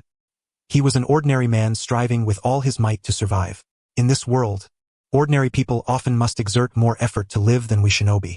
Konan did not directly address Hanabi's doubts but offered an ambiguous reply. Since the gods have decided to spare him, there is no need to ask further. Sometimes, knowing too much is itself a danger. Yes, subordinate understands. Hanabi nodded, still harboring doubts, but choosing unconditional obedience to Lord Angel's command. You may return now. Conan gestured, instructing the patrol to strengthen security around the tower. Tonight will not be peaceful. Understood. Hanabi saluted and vanished into the dark passage. Once her subordinates had gone, Conan raised her right hand. Countless white paper fragments gathered in her palm, transforming into exquisite paper cranes. Go. Conan commanded softly. The paper cranes seemed to come alive, flapping their wings as they silently flew along the ventilation ducts. Ah! Finally revived. Jiraiya placed his hands on his hips, gazing toward the clear northern sky, a broad smile lighting his face. The son of the land of fire still knows how to behave. Staying too long in that godforsaken hidden rain village makes even the place itself moldy. What moldy? Your brain or those old drafts of yours? A languid voice drifted down from above his forehead protector. Jiang Chun lay atop Jiraiya's head, basking lazily in the sun, his purple skin shimmering with an eerie glow. Hey, old lecher. Aren't you headed the wrong way? Returning to Konoha should be southeast. Where on earth are you planning to gather material going in this direction? Jiraiya's wooden clogs paused briefly before he resumed walking nonchalantly, his gaze drifting. Ahem, just finished a perilous mission, nerves still taut. As an excellent writer, some relaxation is necessary for better creation. I heard a new place opened recently in Shosatsu Street. Cut the nonsense. Jiang Chun interrupted mercilessly, his frog-like eyes full of knowing mockery. Shosatsu Street. Huh? The famous gambling den. A slaughterhouse for fat sheep about to be butchered. Are you sure you're going there to relax, not to lose money? Or perhaps to find some legendary big fat sheep? Jiraiya's face visibly flushed, like a cat with its tail stepped on, bristling instantly. Nonsense. Do you think I'm the sentimental type? I'm just going for a few drinks. And to observe the local customs and traditions. Customs and traditions? I think you want to investigate how magnificent the mountains are there. Jiang Chun rolled his eyes, his tone dripping with irony. Stop pretending, old man. You just want to see Tsunade, don't you? Though it's unrequited, what's wrong with admitting it? Shut up, you stinky frog. Jiraiya, vexed and embarrassed, reached up to grab Jiang Chun atop his head. Who's unrequited love? We're pure comrades in arms. Comrades, understand? Comrades? What kind of comrades? The ones who take punches for each other? Jiang Chun sprang deftly, evading Jiraiya's massive hand, and landed upon his shoulder, pressing the attack. Besides, back in Amigakure, you treated this old man like a mere prop in your little play, kneeling, acting all submissive. I haven't settled that score with you yet. Now that I've seen through your petty schemes, consider this interest collected. Jiraiya's hand froze midair, recalling his groveling posture before Nagato, which indeed tarnished the reputation of the legendary Sannin. His imposing aura diminished by a good 30%. Alright, I'm scared of you, Jiraiya sighed, the playful grin fading from his face, replaced by a rare depth of solemnity. He halted his steps, withdrew the intelligence scroll he had gathered in Amigakure from his bosom, and cast his gaze toward Tenzaku Street. Although Minato had temporarily secured the Hokage's seat, the mess left behind by Danzo had yet to be cleaned up, and with the uncertainties surrounding the Akatsuki, the current ninja world, though seemingly tranquil, was actually rife with undercurrents. Jiraiya's voice lowered, tinged with barely perceptible fatigue. After Orochimaru lost the competition for Hokage, he devoted himself to research. Nagato and the others turned out like that. Of the legendary Sannin, now only Tsunade and I can still exchange words. Jiang Chun observed the slightly melancholic profile of Jiraiya and refrained from further mockery. He knew that although Jiraiya appeared carefree and lighthearted, he was, in truth, a man of profound loyalty and sentiment. The ordeal in Amigakure and Nagato's transformation had undoubtedly dealt him a tremendous blow. According to the intelligence relayed by the Toad Messenger, Tsunade had recently been active near Tenzaku Street. Jiraiya resumed his stride, this time noticeably increasing his pace. After being exposed, he seemed somewhat eager, for whenever that guy's mood soured or when something significant was about to occur, he would plunge into reckless gambling. Hopefully, this time it was merely a harmless itch. Tenzaku Street, the most notorious den of iniquity in the land of fire. Here, there was none of the austere solemnity of the ninja villages, nor the dignified authority of the daimyo, only endless desires and clamorous revelry. The streets were festooned with lanterns of myriad colors, and even in daylight, one could hear the crisp clatter of dice hitting bowls and plates, accompanied by the hysterical cries of gamblers. The air was thick with cheap cosmetics, mingled with the scent of alcohol and roasted meat, a fragrant breath of decadence and indulgence. Big, bet big, bastard, small again, that's my money. Within a lavish gambling hall nestled at the heart of the street, a cacophony of voices and swirling smoke filled the air. At the innermost table, a crowd had gathered, their eyes fixed upon the golden-haired woman seated opposite the dealer. She was a woman of exquisite beauty. Her golden tresses were casually tied back. A purple diamond-shaped mark adorned her forehead, and she wore a long, emerald robe emblazoned with the character for gamble. Beneath it, a gray fishnet lining accentuated her statuesque figure with striking clarity. She crossed her legs languidly, idly toying with a few chips in her hand, her gaze vacant, seemingly indifferent to the surrounding frenzy. "My Lady Tsunade," Shizun murmured anxiously from behind her, clutching a pink piglet. "We've lost 30 rounds in a row. This is our last travel fund. If we lose again, we'll be sleeping on the streets tonight." The piglet nestled in Tantan's arms whined softly, as if echoing her owner's worries. "Enough chatter, Shizun," Tsunade snapped impatiently, waving her hand dismissively. She slammed the last stack of chips onto the table. "This round, I'm all in on big. I refuse to believe my luck will keep turning sour today." The dealer, a bald man with a visage marred by coarse features, grinned crookedly upon witnessing the scene. This infamous fat sheep had been bleeding money in their establishment all morning. Practically a godsend. "All bets are placed," the dealer shouted excitedly, shaking the dice cup vigorously before slamming it onto the table. Just as the dice cup was about to be revealed, Tsunade's previously unfocused eyes snapped sharply into focus, her hand frozen on the table. A familiar chakra presence abruptly intruded into her perception. Though the other party suppressed their aura deliberately before a fellow legendary Sannin, such a unique energy stood out like a beacon in the darkness. "That idiot," Tsunade cursed under her breath. The tension wrought by gambling instantly dissipated, replaced by an indescribable mixture of irritation and relief. The dealer lifted the dice cup. 4, 5, 6 big. "The house loses." The crowd erupted into exclamations. "She won. The legendary fat sheep actually won. Good heavens. Is the world about to change?" Shizun's eyes widened in disbelief. Staring at the massive pile of chips the dealer pushed forward, nearly brought to tears by excitement. "Lady Tsunade, we won. We finally won. Now we can pay off our debts and stay in the finest inns." Yet Tsunade displayed not the slightest trace of joy. Instead, she frowned more deeply as she regarded the chips. "Bad luck," she snorted coldly, rising abruptly. The chair scraped harshly against the floor. "I'm done playing." "Huh?" Shizun's smile froze, nearly dropping Tantan. "Not playing anymore? But Lady Tsunade, we're just starting to turn our luck around. This is a once-in-a-lifetime opportunity." "I said I'm done," Tsunade replied curtly, pushing the chips aside without a glance and turning towards the exit. Her green robe swept out in a graceful arc behind her. "The air here is too foul. It makes me sick." "Wait, Lady Tsunade." Shizun watched the pile of chips, enough to sustain an ordinary person for a lifetime, and then glanced at Tsunade, who was nearly at the door, her heart breaking. Gritting her teeth, she reluctantly abandoned the money, clutching Tantan as she hurried after her. "Lady Tsunade, wait for me. Where are you going?" Inside the gambling hall, the crowd exchanged glances, and upon seeing the enormous, unclaimed sum on the table, pandemonium erupted as they scrambled to seize the fortune. Outside Tenzaku Street lay a tranquil forest. Sunlight filtered through dense foliage, casting mottled patterns upon the moss-covered ground. Occasional cicadas chirped softly, enhancing the serene atmosphere. Jiraiya leaned against a colossal ancient tree, arms crossed, his signature white hair fluttering gently in the breeze. Jiang crouched on a nearby branch, yawning with boredom. "I say, are you sure she'll come? That Tsunade, after all, famous for her stubbornness. What if she's winning and too happy to bother with you?"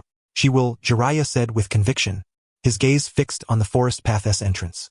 "If she wins, she'll see it as a terrible omen and won't be able to sit still."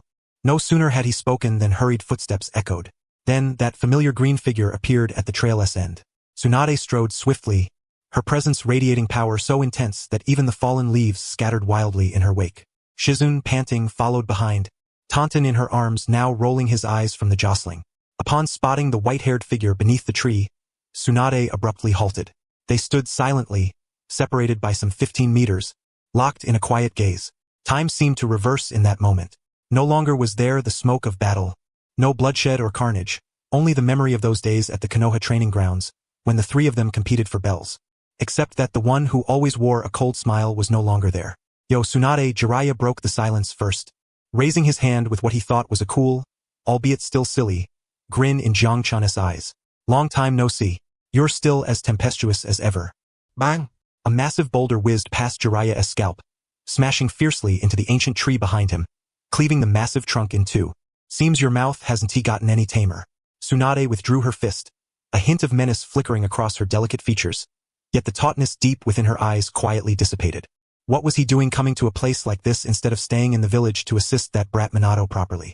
Caught peeping into the women's bathhouse. And now hiding out here? Hey, is that really the image you have of me? Jiraiya exaggeratedly wiped the non-existent sweat from his brow, glancing nervously at the broken tree behind him. I just returned from a top-secret S-rank mission. Passing through here, I thought I'd drop by to see an old friend. S-rank mission? Tsunade raised an eyebrow, her gaze sharp as she scrutinized Jiraiya, seemingly searching for signs of injury. Sounds like you took on another reckless job. So, how did it go? Still got all your limbs? When this hermit steps in, success is inevitable. Jiraiya patted his chest confidently, then his expression grew slightly more serious. But this time it was a bit troublesome. The ninja world isn't at peace. Tsunade fell silent. Though she had left Konoha, it did not mean she was indifferent to the broader affairs of the ninja world. As the granddaughter of the first Hokage, political sensitivity was etched into her very bones. Silence. Without looking back, Tsunade ordered, "Go scout around. Don't let anyone get close." Yes, Lady Tsunade. Though Shizune was filled with questions, she understood that this was a serious matter and hastily retreated with Tun to a distant crossroads. Once only the two of them remained, along with a toad. Tsunade approached a stone and sat down, pulling a bottle of sake from her bosom and taking a long swig. "Speak. What's really going on? You wouldn't have come all this way to see me for something trivial." Jiraiya walked over without ceremony, snatching the bottle from her hand and taking a generous gulp. The sharp liquid slid down his throat, igniting a blaze within. "I went to Amigakure." Jiraiya wiped the corner of his mouth, his voice low as he spoke of the 3 former disciples he once took under his wing. Tsunade's fingers gripped the bottle tightly, knuckles whitening. "Nagato and the others?" Yeah. Jiraiya nodded, his gaze drifting to the mottled leaves above. They've changed. Ihiko is dead. Nagato's eyes. "It seems something is using them." "The Rinnegan?" Tsunade murmured, her expression growing grave. "And there's more." Jiraiya pointed to the toad perched above him. "This guy discovered something even more intriguing. An ancient being, Black Zetsu, who lived for over 1,000 years, is manipulating Madara Uchiha and Obito Uchiha." Tsunade spat out the sip she had just swallowed, eyes wide as she stared at the purple toad. "Madara Uchiha?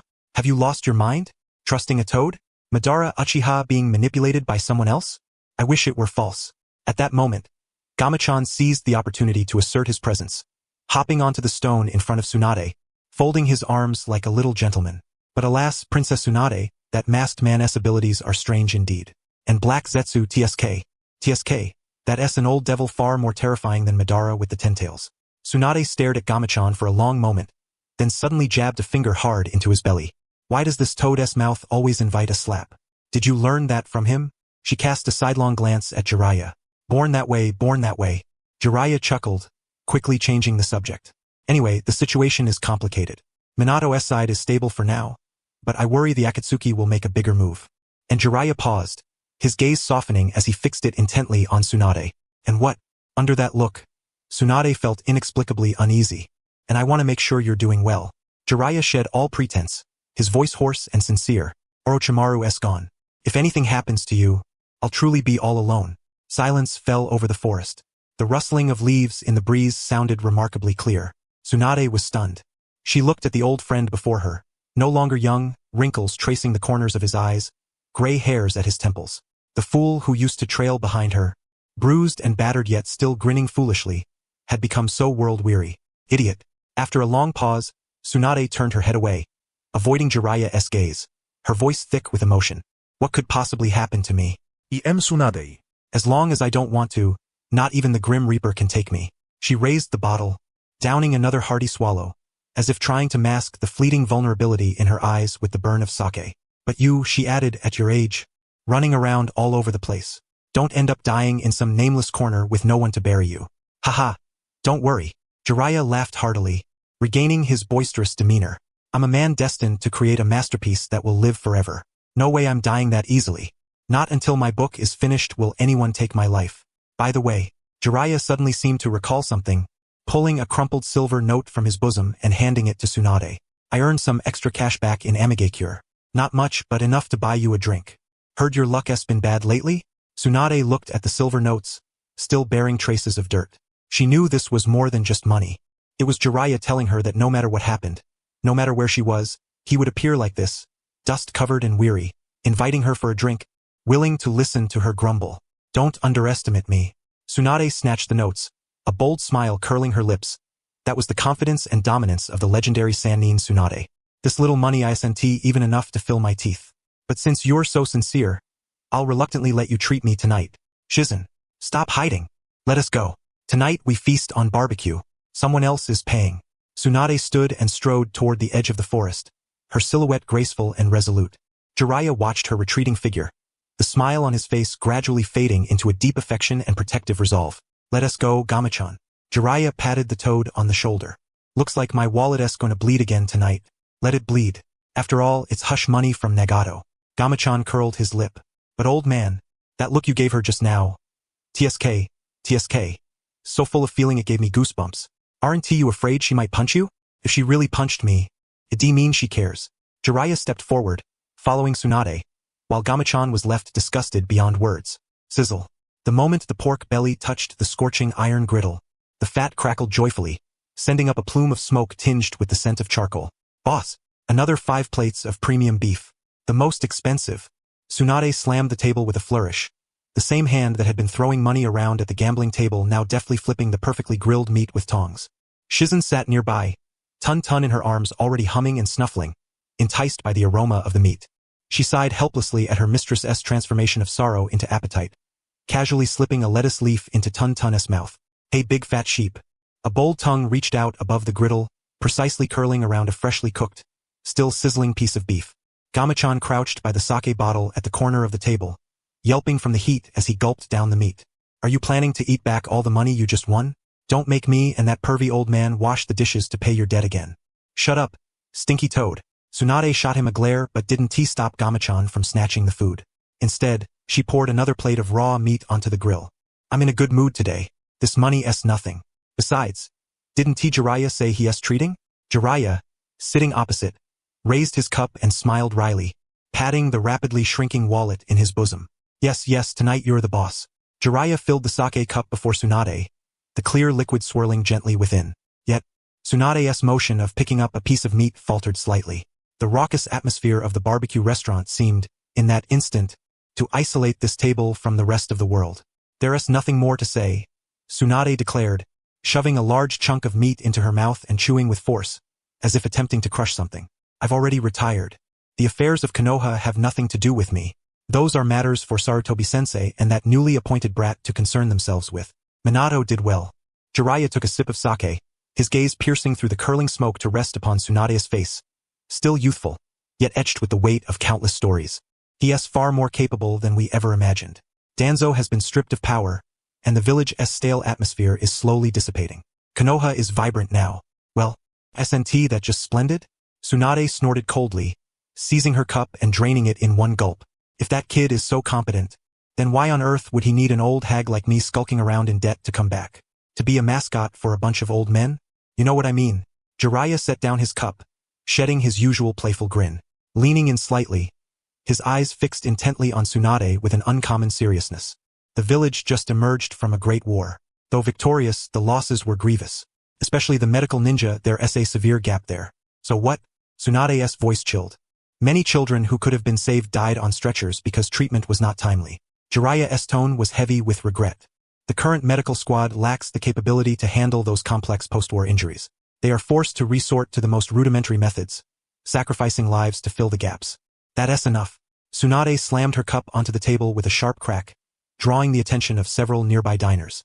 She's une trombolde, clutching tonton tightly. Jiraiya, do you really think I've softened my temper? Tsunade lowered her head, golden bangs veiling her eyes, concealing her expression. Only the whiteness of her knuckles gripping the edge of the table betrayed the force she exerted. I told you I want to go back. That village only takes away what I cherish. Her brother Nawaki. Hello then. Those blood-stained memories surged anew from the abyss of her mind, reeking of nauseating gore as Jiraiya's words echoed. Her breathing grew rapid. Instinctively, she glanced at her hands. Though spotless, slick only with barbecue grease, in her eyes a warm, viscous red liquid seemed to ooze down her fingers. Drip, drip.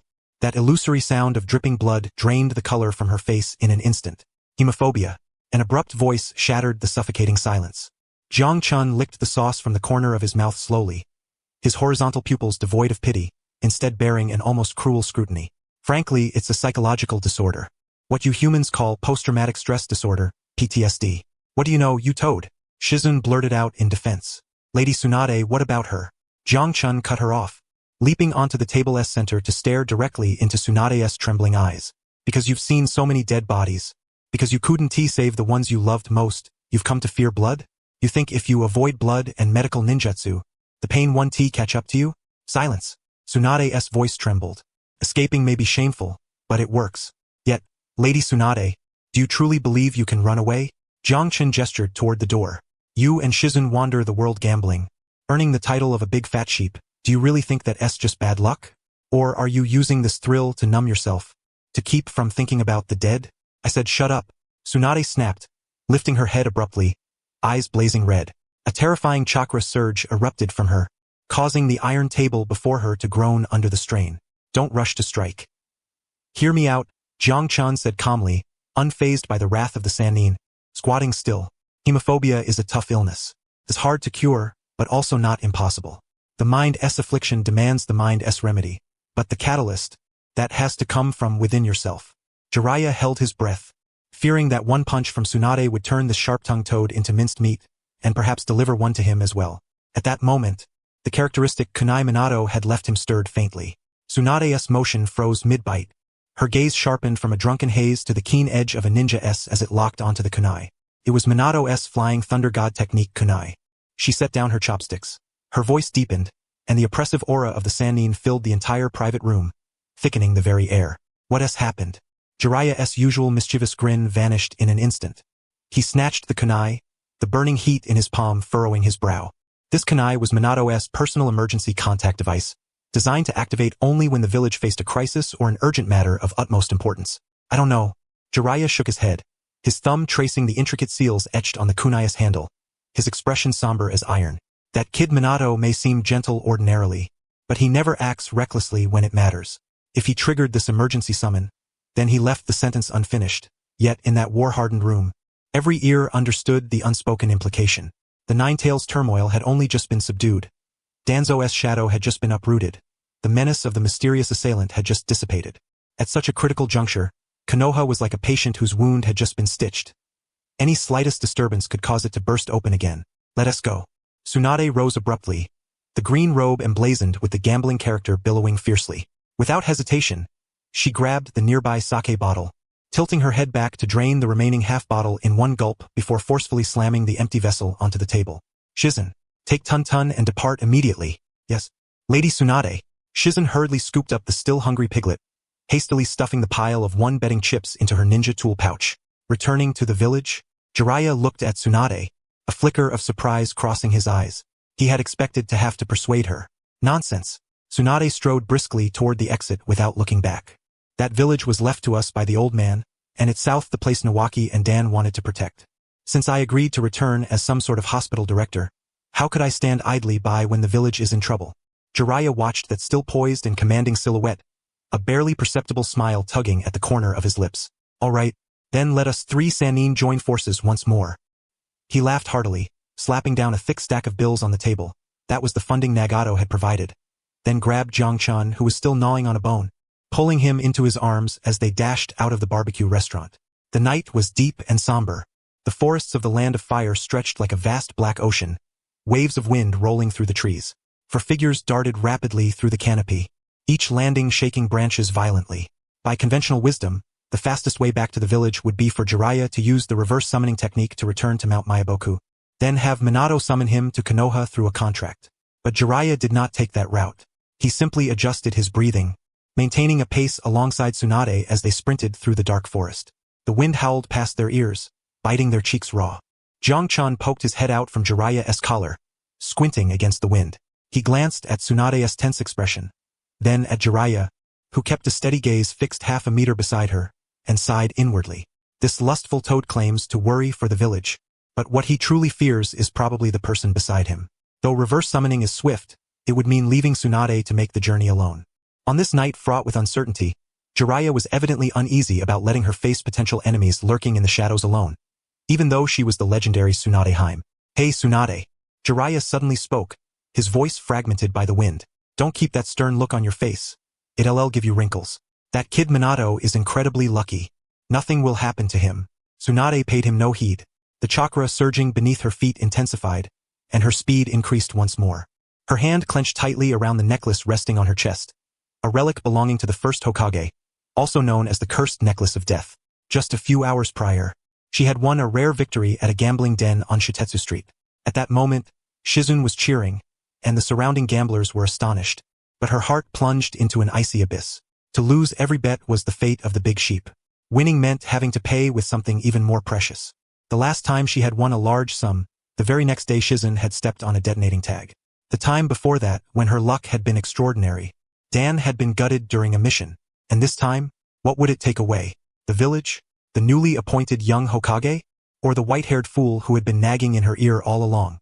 Fear slithered like a cold serpent along her spine, ascending to the back of her head, nearly suffocating her. Bloody, mangled images flashed relentlessly through her mind, and she seemed to hear those heart-wrenching screams once more. Damn it, damn it. Tsunade cursed under her breath, beads of cold sweat forming on her forehead, her breathing growing rapid and erratic. Ouch! An exaggerated scream suddenly rang out beside her.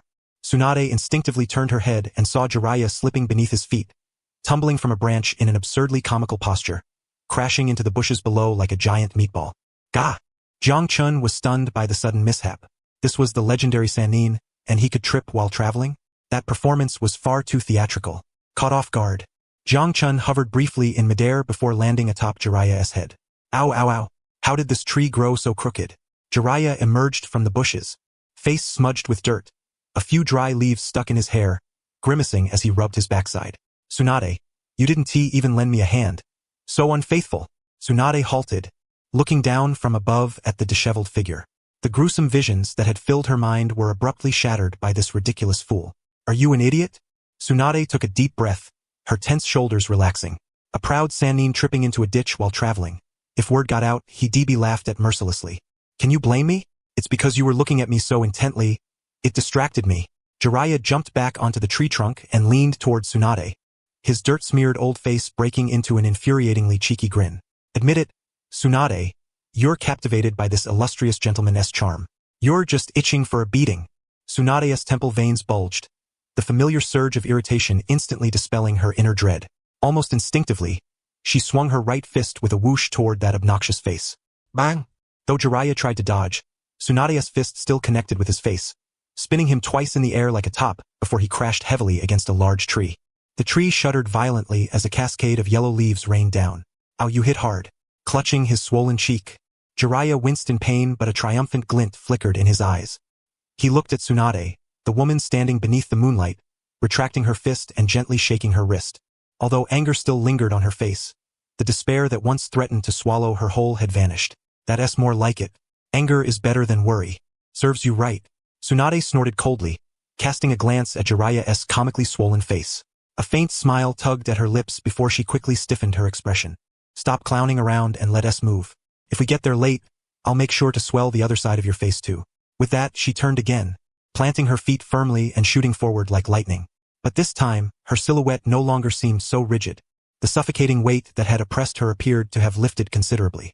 All right, as you command, Lady Tsunade. Jiraiya rubbed his face, chuckling softly as he immediately gave chase. On a branch behind them, Shizun hugged Tun, her expression blank as she watched the scene unfold. Jiraiya-sama did that on purpose, right? Shizun murmured. Obviously. Prepared this time, Jiang Chun had leapt aside before Jiraiya was struck and remained unharmed. Landing beside Shizun, he watched the pair ahead with admiration.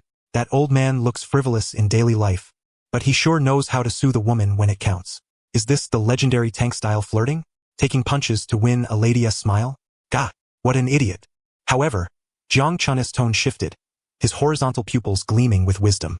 The knot in Tsunade's heart could not be undone by mere antics. That unease following her gambling victory was like a ticking time bomb. Jiraiya was merely buying her time before the explosion. So what do we do? Shizun asked anxiously. Play it cool. Jiang Chun yawned and leapt back onto Jiraiya's shoulder as he sped ahead. A troubled heart needs its own remedy. Once we reach Konoha and see Minato, perhaps half her affliction will be healed. Jiang Chun held no fear for the village's safety. He now fully comprehended Minato's formidable power. The deepest darkness of the shinobi world, the secrets of the Black Zetsu, were no longer concealed. Moreover, Minato had mastered Sage mode, and beside him stood a Jinchuriki of the Nine Tails. With such a lineup, Jiang Chun did not believe there was a single ninja in the world capable of standing against them. A night of relentless flight. When the eastern horizon began to pale with the first light of dawn, and the earliest rays pierced through the clouds to bathe the earth, the iconic gates of Konoha finally came into view. The enormous green gates stood tall and proud, the character for peace emblazoned upon them strikingly vivid in the morning glow. Tsunade halted 100 meters from the gates, panting heavily as her chest heaved. The prolonged high-speed sprint had drained her strength, but what exhausted her even more was the anxiety that had clung to her all along. Had something truly happened? Would it be the same scene again? Rubble and ruin, corpses strewn everywhere, screams piercing the heavens. Her fists clenched instinctively, nails digging deep into her palms, as she dared not lift her gaze toward the gate. She feared what lay beyond, a wasteland, the golden-haired boy who always wore a sunny smile reduced to a cold corpse. That ominous premonition following a gambling win had now reached its peak. "We're here." Jiraiya landed beside her, gently patting her shoulder. His voice was calm, stripped of its earlier playful tone, carrying a reassuring strength. "Look up, Tsunade." Tsunade inhaled deeply and forced herself to raise her head. Her eyes passed over the towering walls, through the morning mist. No smoke or flames were visible. No scent of blood tainted the air. Konoha still lay quietly bathed in the morning light. Early birds chirped from the branches, and from afar, the shouts of vendors opening their breakfast stalls could be heard. And at the very center of the wide-open gate stood a figure. Golden hair gleamed brilliantly in the sunlight. The white Hokage cloak fluttered gently in the breeze, and the words "Fourth Hokage" emblazoned on his back were strikingly bold. Minato Namikaze. He stood there calmly, arms folded, leaning against the gatepost, wearing that signature smile warm like the sun. Upon seeing the newcomers, he straightened and raised his hand in a gentle wave. "Jiraiya-sensei, Lady Tsunade." A clear, melodious voice pierced through the morning mist, reaching their ears. "You all moved faster than I anticipated. Care to join me for a bowl of ramen?" Silence. A silence as profound as death. Tsunade stared blankly at that intact figure, smiling radiantly, her mind momentarily emptied. "No enemies? No danger? No corpses?" Then what was that frantic rush all about just now? A long, drawn-out sigh came from beside her. Jiraiya looked as if his very bones had been drained, collapsing instantaneously. Wiping the sweat from his brow, his expression shifted from taut tension to utter relaxation, even tinged with relief. "I knew it," Jiraiya muttered, his complaints barely masking the smile tugging at the corners of his eyes. "That kid-s got a stubborn streak. Looks like this was just a false alarm." Behind them, Shizen's legs buckled, nearly dropping her to the ground as she clutched Tun-Tun, tears of joy streaming down her face. "Thank goodness everyone's safe. Thank goodness." Jiang Chun crouched on Jiraiya's shoulder, watching the scene unfold and shaking his head. This was what they called worry making one lose composure. He gazed at Minato Namikaze, standing at the doorway with a brilliant smile, and thought to himself, this kid must have timed it perfectly to ambush them at the gate. He suspected Minato had long known Tsunade's location and, sensing the flying thunder god seal on Jiraiya, could effortlessly deduce Jiraiya's intentions. This was no innocent airhead, he was a natural-born schemer. Tsunade finally snapped back to reality. She looked at Minato's radiant smile, then at Jiraiya beside him, who wore an "I told you so" expression. A surge of nameless fury suddenly rose from within her. It was the kind of feeling you get when you've braced yourself for death, only to find out you're just attending a surprise party. The overwhelming contrast made her dizzy, then furious. "Minato Namikaze!" Her roar thundered across the sky, startling a flock of birds from the trees. The ground beneath Tsunade's feet cracked instantly, and she appeared before Minato as if teleported, grabbing the fourth Hokage by his collar and hoisting him up. "You reckless brat. Why send out false signals when there's nothing wrong? Do you have any idea how close you just brought me to death? Are you so comfortable being Hokage that you want to retire early?" Faced with the wrath of the third Sannin, Minato showed no sign of panic. He maintained his gentle smile, allowing Tsunade to shake him by the collar, even bowing slightly with impeccable courtesy. "Forgive me, Lady Tsunade, for startling you. But if I hadn't done so, you might have hesitated outside for much longer. The village's current state truly needs you." Moreover, Minato paused, his gaze shifting past Tsunade to Jiraiya behind her and to the freshly awakened village of Konoha. "We all need you." Tsunade's movements froze. She looked at the young Hokage before her, seeing the pure trust and acceptance in his eyes. The heavy boulder that had long pressed upon her heart shattered utterly in that instant. The so-called curse, the alleged misfortune, seemed utterly pale and powerless beneath the sunlight of that moment. Tch. Tsunade released her grip, awkwardly turning her head and vigorously wiping away the suspicious moisture at the corner of her eye. Enough with the sweet talk. Since you tricked me into coming back, let us settle the accounts properly. If your treatment doesn't satisfy me, I'll tear down your Hokage office anytime, of course.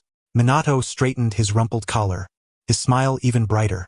As long as you're willing to stay, not only the Hokage office but even the Hokage rock can be torn down to celebrate. Hey, that one is off limits. Jiraiya stepped forward with a mischievous grin, slinging an arm over Minato's shoulder. Since everyone is safe and sound, shouldn't we celebrate? Tsunade just won big this time. How about treating us to a feast? I heard Ichiraku ramen has a new dish. Get lost. Tsunade kicked Jiraiya's shin, though this time without much force. She looked at the two men before her, then at the street gradually coming alive in the distance, the wisps of cooking smoke rising in the morning light. A long-lost sense of belonging surged within her like a tide. Let us go. Tsunade took a deep breath and led the way into the village, her green robe fluttering in the morning breeze. Shizen, keep up. No Dalin. Yes, Lady Tsunade. Beneath the sunlight, the silhouettes of the three Sannin overlapped once more, as if they had never parted. Jiang Chun lay on Jiraiya's shoulder, watching the scene with a faint smile tugging at his lips. Now, finally, he could meet the legendary Otsutsuki Ichiraku. During the half-year prepared to confront Obito and Black Zetsu, he had spent almost all his time with Jiraiya on Mount Myaboku, with no spare moments. The norin of Ichiraku ramen was lifted, and the steaming aroma of rich bone broth wafted out. Yo! Hand-pulled. For bowls, no. 5 bowls of the Supreme Deluxe Chashu Ramen. Double Naruto rolls. Jiraiya's booming voice made the entire small shop tremble thrice. He squeezed to the counter, pulling the purple toad off his shoulder and placing it beside its designated dish. All right, Lord Jiraiya, 4th Hokage, Lady Tsunade. Rare guests indeed. The cook, wearing a white apron, had eyes perpetually narrowed into slits that gleamed with keen light. His ladle carved a neat arc through the air, draining the noodles of broth. Please wait a moment. It'll be ready shortly. Minato smiled as he found a seat, courteously pulling out chairs for the others.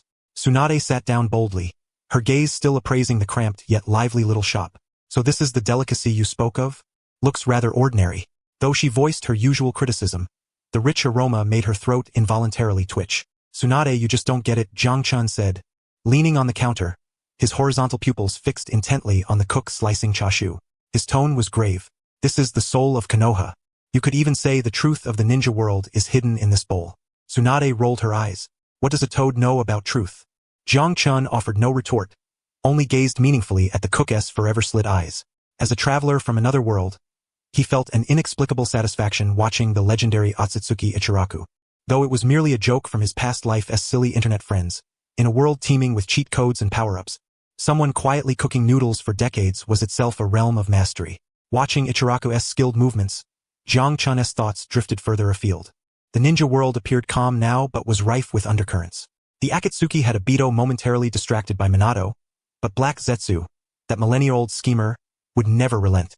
Not to mention the Otsutsuki Ashiki, barely clinging to life in a different dimension, and the Otsutsuki Kagaya sealed upon the moon.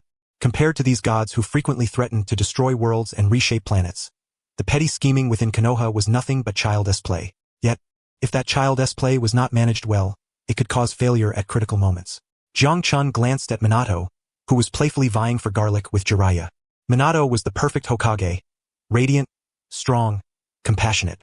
But precisely because he was so perfect, he was destined never to touch certain bottomless darkness. The brighter the light, the deeper the shadows. Beneath the great tree of Konoha, someone had to tend to those rotten roots hidden from sight. In the past, that role belonged to Danzo, but that old schemer was selfish to the core, even willing to cut down the tree to use as firewood. Now that Danzo's downfall was inevitable, that dark position lay vacant. Surely, Minato couldn't be both the sun and the moon at the same time. That would be utterly degrading and utterly inconsistent with his character. A successor must be found. In Jiang Chun's mind emerged the image of a slippery, cold shadow, a serpent. Orochimaru, that scientific fanatic in pursuit of truth, that cold lord with ruthless methods who cared little for politics. As long as he was given sufficient funding, ample experimental materials, all legal, and a taste of immortality, Orochimaru would undoubtedly be the ideal candidate to take over root and handle Konoha's dirty and arduous tasks. Moreover, this fellow was strong enough, cold-blooded enough, and lacked those tedious ambitions of world domination. Jiang Chun narrowed his eyes, already formulating a plan within his heart. This matter required a private opportunity to liaise with Minato. As for why he did not inform Jiraiya first, Jiang Chun cast a glance at the white-haired hero beside him, who was eating with such abandon that oil dripped from his mouth, utterly lacking any semblance of dignity. What use was there in telling this guy? Apart from his loud protests about he is my dear friend and Orochimaru also has his reasons, this steed's intelligence in political struggles was practically negative. Such delicate political maneuvering was like playing the lute to a cow when explained to him. Here it comes. The hand-pulled ramen, heaped into 5 towering bowls like small mountains, was placed on the table. I one tea hold back. The group clasped their hands together, followed by a symphony of synchronized slurping. Even Tsunade's eyes brightened instantly after tasting the broth. Her previously tense shoulders relaxed completely as she began to feast heartily. The meal was devoured in a whirlwind. When it came time to settle the bill, Minato clutched his rapidly thinning wallet, counting coins with a face full of anguish, while Jiraiya, utterly satisfied, picked at his teeth, showing no intention of paying. Jiraiya laughed and patted Minato on the shoulder before being the first to leave the noodle shop. By now, the night had deepened. The streets of Konoha were sparsely populated, and the streetlights stretched their shadows long and thin. The light-hearted atmosphere from the noodle shop gradually dissipated as they drew nearer to the Hokage's office. Back in the Hokage's office, the windows were wide open, and the night breeze swept in, rustling the papers on the desk. Minato walked over and sat behind the desk, folding his hands beneath his chin. His deep blue eyes appeared particularly profound in the shadows. Tsunade found a sofa and sat casually, silently holding Tun nearby, while Jiraiya leaned against the window, his usual playful grin replaced with a more serious demeanor. Jiang Chun leapt onto the desk, taking the most conspicuous seat. Speak, Minato. Jiraiya broke the silence first. You hurriedly called Tsunade back. Besides the medical system, there must be the matter of Danzo. What do you intend to do with that old man? Although Danzo had been relieved of his duties and route sealed off, as long as Danzo lived, his decades of influence within Konoha's route persisted. The route operatives loyal to him were like ticking time bombs ready to explode at any moment. Tsunade also looked to Minato, letting out a cold snort. In my opinion, just kill him outright. That kind of pest is a waste of resources to keep alive. Minato did not answer immediately. Instead, he retrieved a scroll from the drawer, classified files seized from the root base, detailing the list of subordinates Danzo had controlled over the years through the deadly poison seal. Killing him was the simplest solution. Minato's voice was soft yet carried an unyielding chill. However, Danzo was after all the disciple of the second Hokage and a venerable elder of Konoha. A public execution or assassination would stir unrest within the village and might even cause other ninja villages to suspect turmoil within Konoha's ranks. Moreover, Minato's fingers lightly tapped the scroll. Root operatives bore cursed seals. If Danzo died unnaturally, these seals could trigger a chain reaction, causing them to die suddenly or lose control. So what do you propose? Jiraiya frowned. You can't possibly intend to keep him alive, can you? Minato lifted his gaze, sweeping over everyone present before finally resting it on Jiang Chun. A brief moment passed as man and toad locked eyes. Jiang Chun grinned broadly, revealing a cruel smile. Minato withdrew his gaze and spoke slowly, revealing the plan he had decided on during his return trip. I have resolved to compel Shimura Danzo to commit suicide. Suicide? Jiraiya and Tsunade were both taken aback. Indeed, Minato stood and approached the window, gazing down upon the sleeping village of Konoha. His silhouette under the moonlight appeared cold and resolute. For Konoha's honor, for the future of those misguided root ninjas, Shimura Danzo must bear the guilt of his failures and the shame of being unable to face the previous Hokage, thus choosing to commit seppuku as atonement. Only in this way could he die with dignity. Only in this way could the root operatives be legitimately reintegrated instead of purged as rebels. Only in this way could Konoha's darkness turn a new page. Jiraiya opened his mouth, seemingly to speak, but fell silent. He gazed at his once sunny and gentle disciple, who now casually decided the life and death and posthumous reputation of a village elder. The method was ruthless yet steady. Tsunade raised an eyebrow, a playful smirk curling her lips. Make that old bastard kill himself? That's no easy task. Someone like him fears death above all else. There's no way he'll cooperate willingly. Minato turned, a gentle smile returning to his face, though it bore a chilling undertone. He will cooperate. From his bosom, Minato produced a specially crafted flying thunder god kunai, twirling it lightly between his fingers. Because I will personally persuade him. I believe he will voluntarily take his own life. Jiang Chun lay prone on the desk, yawning, his horizontal pupils gleaming with excitement. At last the time to act had come. Removing this malignant tumor would allow Konoha's great ship to sail unburdened, ready to face the impending storms. Then let us act tonight. Minato pinned the kunai onto the map marking the root base, his voice low and steady. Send Danzo on his final journey. Such dirty work? Don't count on me. Tsunade rose, smoothing the creases of her green robe, her face etched with disdain for political strife. Since I agreed to become that so-called director, I must visit the hospital. Compared to killing, saving lives is my true craft. As for that old man, she paused, a cold smile tugging at her lips, her eyes clear with worldly insight. Let him die with dignity, so as not to soil Konoha's ground. Without a trace of hesitation, she turned and strode toward the door. Hey, Tsunade, wait for me. Jiraiya hurriedly grabbed the scroll from the desk, stuffed it into his bosom, then scooped up Jiang Chun, who had been watching the drama unfold on the table, and trailed after Tsunade. His tone playful. It's late at night. I'm not comfortable letting you walk alone in the dark. Get lost. Do I need your protection? Tsunade's angry shout echoed down the corridor, mingling with Jiraiya's teasing laughter as they faded away. Only Minato Namikaze remained in the office. He stood silently by the window, listening to the fading quarrel of his master and Lady Tsunade at the stairwell. The warm smile in his deep blue eyes gradually faded, replaced by an abyssal chill. Kakashi, Minato whispered. Masked Hatake Kakashi instantly appeared before the desk, kneeling on one knee. Hokage-sama. Minato gestured toward the already summoned ANBU squad and took out the special kunai, fingers lightly caressing the cold blade. Bring the sealing scrolls Kushina prepared. We are about to pay a visit to that venerable elder. Yes, sir. Konoha Hospital, Emergency Hall. The hospital was far from quiet in the dead of night. The scent of disinfectant lingered in the corridors, punctuated occasionally by muffled coughs and infant cries. As Tsunade entered, the once somewhat lax doctors and nurses on duty immediately straightened like cats startled by a sudden step, their eyes filled with awe toward the legendary Sannin and relief at seeing the pillar of strength. Jiraiya followed closely behind, with Jiang Chun perched atop his head like a diligent and devoted bodyguard. TSK, is this really the state of medical care in Konoha now? Jiang Chun rested against Jiraiya's forehead protector, his horizontal pupils scanning the surroundings. The equipment was outdated, staff was insufficient, and even the triage area was in utter disarray. It seemed Minato had entrusted a heavy burden to you, Tsunade. Shut up, you damn toad, Tsunade retorted with a grunt, though her gaze involuntarily sharpened as she began to scrutinize everything around her. Her professional instincts made it difficult to overlook such glaring issues. Just as the group was about to proceed to the director's office, a crowd emerged from the direction of the pediatric emergency room.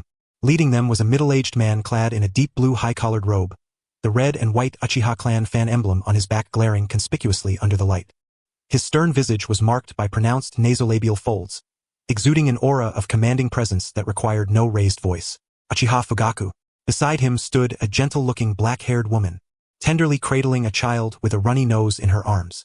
Following them was a boy of approximately 5 or 6 years of age. The child possessed a pair of obsidian-like, profound eyes, with distinct tear troughs at the corners.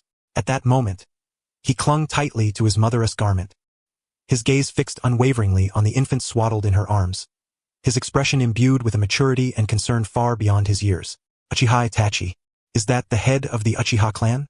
Jiraiya halted, raising an eyebrow in surprise. So late at night, the entire family is out and about? Jiang Chun's gaze instantly locked onto the small figure. 1 against 7. Itachi-sama. At present, he was still just a brat with full little brother adoration attributes. Fugaku evidently noticed the commotion on their side as well. When he saw Tsunade and Jiraiya, a flicker of astonishment crossed his normally austere face, but he quickly composed himself and briskly approached with his family. Tsunade-sama, Jiraiya-sama.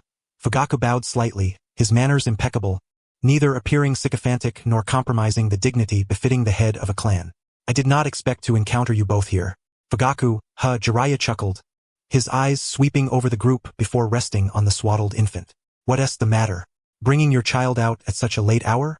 Sasuke caught a slight cold and has a bit of a fever, Makoto explained gently, her eyes filled with tenderness as she softly patted the restless baby in her arms.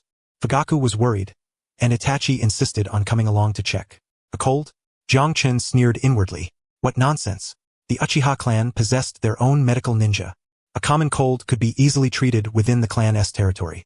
Was it really necessary for the clan head to drag his entire family to the Konoha Hospital's emergency room? Moreover, judging by Fugaku's demeanor, as if bracing for a great threat, it seemed less a visit for medical treatment and more an act of seeking refuge or making a statement. Jiang Chun's eyes flicked between Fugaku and Itachi.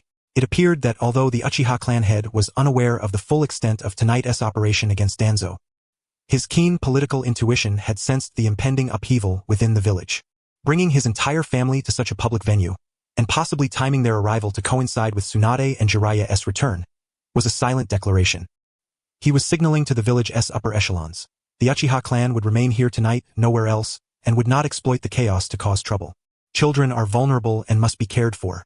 Tsunade refrained from exposing this feeble pretext. She stepped forward and reached out to check Sasuke's forehead. At that moment, Itachi, who had been on guard, suddenly lifted his head, his black pupils contracting slightly, as if readying to activate his Sharingan to protect his brother. Yet upon recognizing Tsunade, he forcibly suppressed the instinct, gripping his mother's garment all the tighter. No serious harm. The fever will break soon. Tsunade withdrew her hand and said calmly, Fugaku, since you're here, stay a while longer. The wind outside is strong tonight, don't let the child catch another chill. There was a hidden meaning in her words. Fugaku's body tensed, and he abruptly raised his head to meet Tsunade's gaze. He understood perfectly. The strong wind outside was a veiled reference to the operation against Root tonight. Staying quietly in the observation room was a way of ensuring the Uchiha clan remained uninvolved and refrained from interference. Yes, thank you for your reminder, Tsunade-sama. Fugaku took a deep breath, the last trace of doubt in his eyes dissipating and replaced by a resolute sense of relief. We will remain here until dawn. As he watched the Uchiha family enter the observation room, Jiang-chun lounged lazily atop Jiraiya's head and let out a languid yawn. It seemed that the wise were not limited to Minato alone. Jiraiya stroked his chin thoughtfully. The Uchiha clan doesn't seem so difficult to get along with after all. Of course not, Jiang-chun rolled his eyes. As long as they aren't treated like thieves, they're naturally willing to be good neighbors. Deep beneath Konoha, the root base. Top, top, top. The crisp footsteps echoed through the desolate corridor. Minato Namikaze led the way, followed by Kakashi wearing his mask and 4 members of the Umbu Black Ops. The journey had proceeded with an eerie smoothness. Those usually lurking in the shadows like venomous snakes, the root ninja, now appeared as soulless puppets, standing silently along the corridor with bowed heads, ignoring the Hokage's intrusion. It seemed he had been expected. Minato halted before a tightly shut black iron door, his voice calm and unreadable. Hokage-sama, be cautious, there may be traps. Kakashi warned in a low voice, his short blade already drawn halfway out. No worries. Minato shook his head and reached out to push the heavy door open. Creak. The grating sound of iron against iron pierced the silence as the door slowly swung open. Beyond it lay a vast circular chamber, the walls densely inscribed with sealing jutsu. In the center of the hall stood a large chair. Shizumura Danzo occupied it. He was not clad in his usual battle attire, but rather a loose black kimono. His eyes were closed, and he leaned on a cane, exuding an unusual calmness, even a pretentious air of nonchalance. Hearing the door, Danzo slowly opened his eyes. Kakashi saw no hint of panic in them, only a detached indifference, as if resigned to the outcome. You've come, 4th Hokage. Danzo's voice was hoarse and aged, echoing through the empty hall. Later than I expected. Handling some trivial matters, Minato replied, stepping into the hall and stopping about 10 meters away from Danzo. A distance that, for the Flying Thunder God technique, was no different from being face to face. Trivial matters, Danzo mused, a sarcastic smile tugging at the corners of his mouth. Do you mean pacifying the Uchiha, or fetching that madwoman Tsunade back? Minato Namikaze, you always waste your energy on these useless emotional ties. That's precisely why you failed. Advisor Danzo, Minato stated calmly, unprovoked. Because you never trusted anyone, when you fall, there will be no one behind you. Danzo sneered but offered no rebuttal. He leaned on his cane and slowly rose. At once, Kakashi and the Umbu tightened their nerves. Several kunai aimed at his vital points. Don't be nervous. Danzo waved his hand slowly. These old bones of mine can't take much roughhousing anymore. Since you brought your people here, it means Hiruzen that weakling has tacitly approved your actions. To the victor go the spoils, I have nothing to say. He produced a scroll from his sleeve and casually tossed it toward Minato.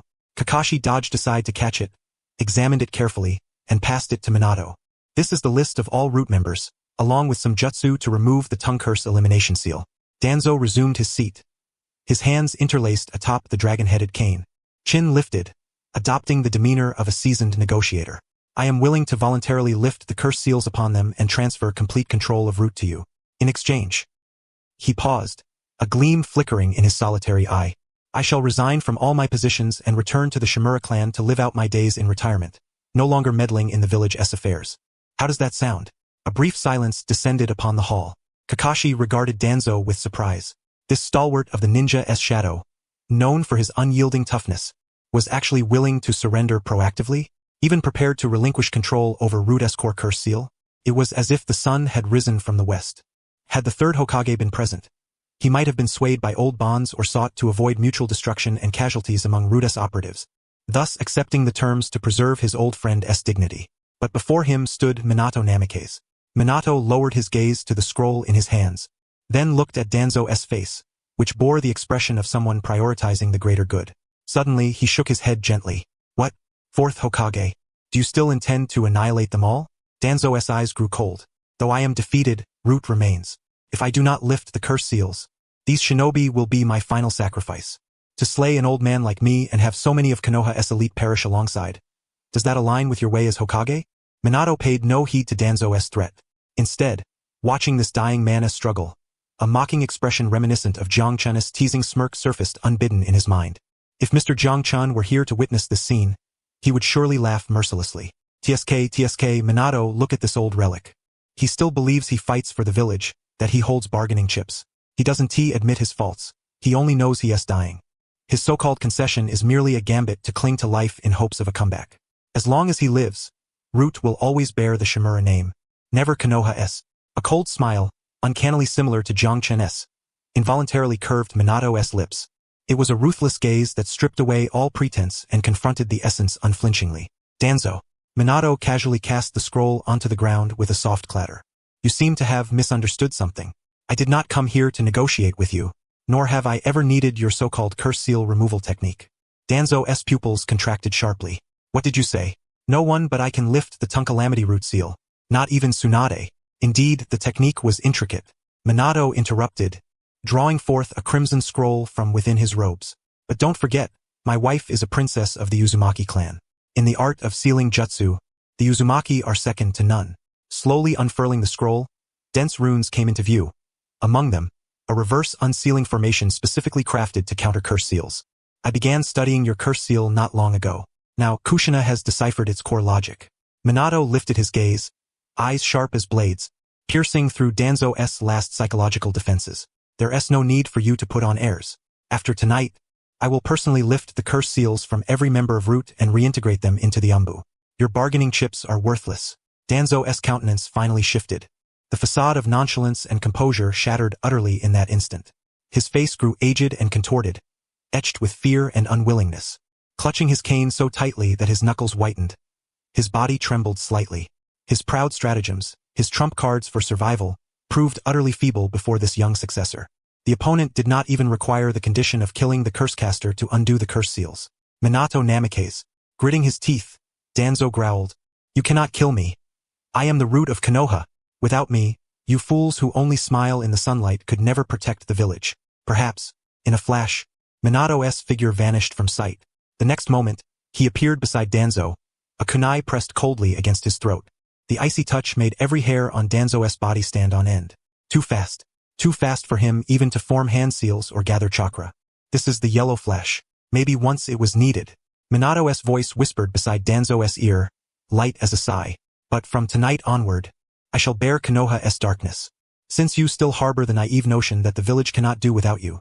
The kunai in Minato's hand pressed a fraction more firmly, piercing Danzo's skin. A drop of blood slid down the blade. Then, for the future of the village, I must ask you to retire voluntarily. Or rather, Minato's gaze was icy, devoid of emotion. Please, for Konoha, be prepared to die. Danzo's eyes widened, fixed unwaveringly on some empty point ahead.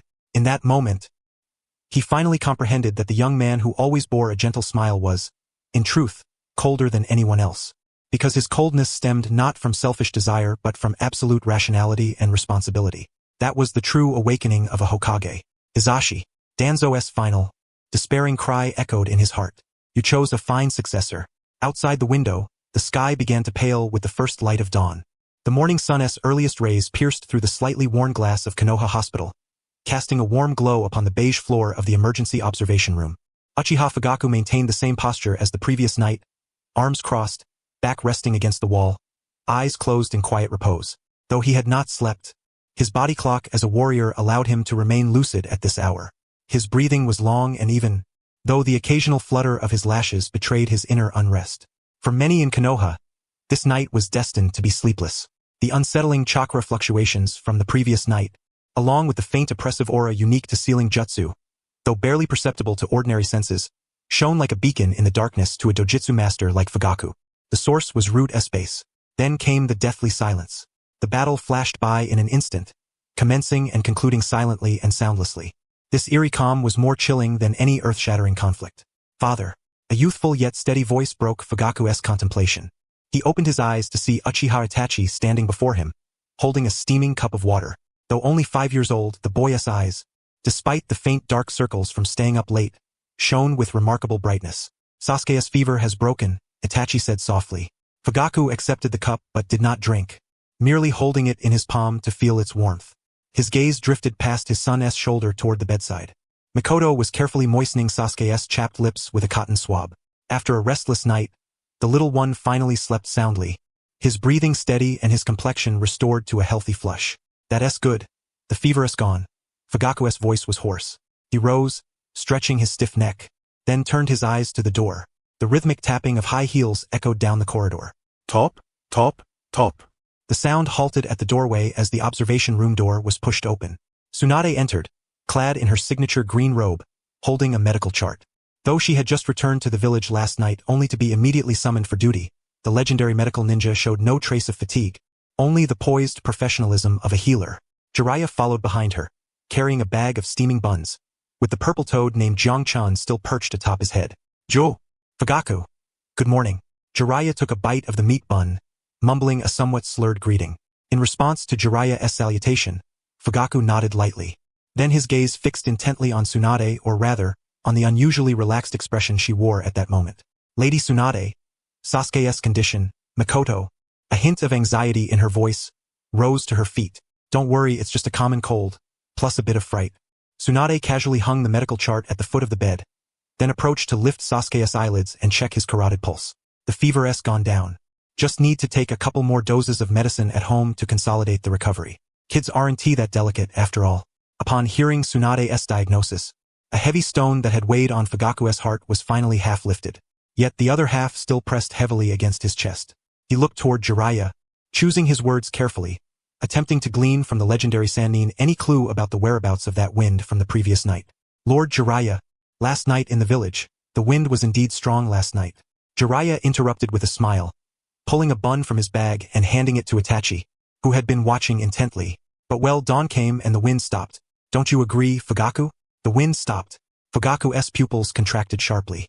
He understood the double entendre. At that moment, a masked ANBU member appeared at the doorway like a phantom. He did not enter but bowed slightly to Tsunade and Jiraiya inside the room, then handed a sealed scroll to Jiraiya before vanishing as mysteriously as he had come. Jiraiya caught the scroll, casually tossing it in his hands, a deeper smile spreading across his face. Looks like the old man's death poem has arrived. He muttered to himself, or perhaps deliberately so that Fugaku would overhear. Because of guilt over his dereliction of duty, unable to face the fourth Hokage, he chose seppuku to atone. TSK, that method of death is quite dignified. Snap. The paper cup in Fugaku's hand tilted askew. Tenzo is dead? Seppuku to atone? The man who held Konoha's darkness for decades, feared even by the third Hokage, just vanished silently overnight? And by such an absurd reason as suicide?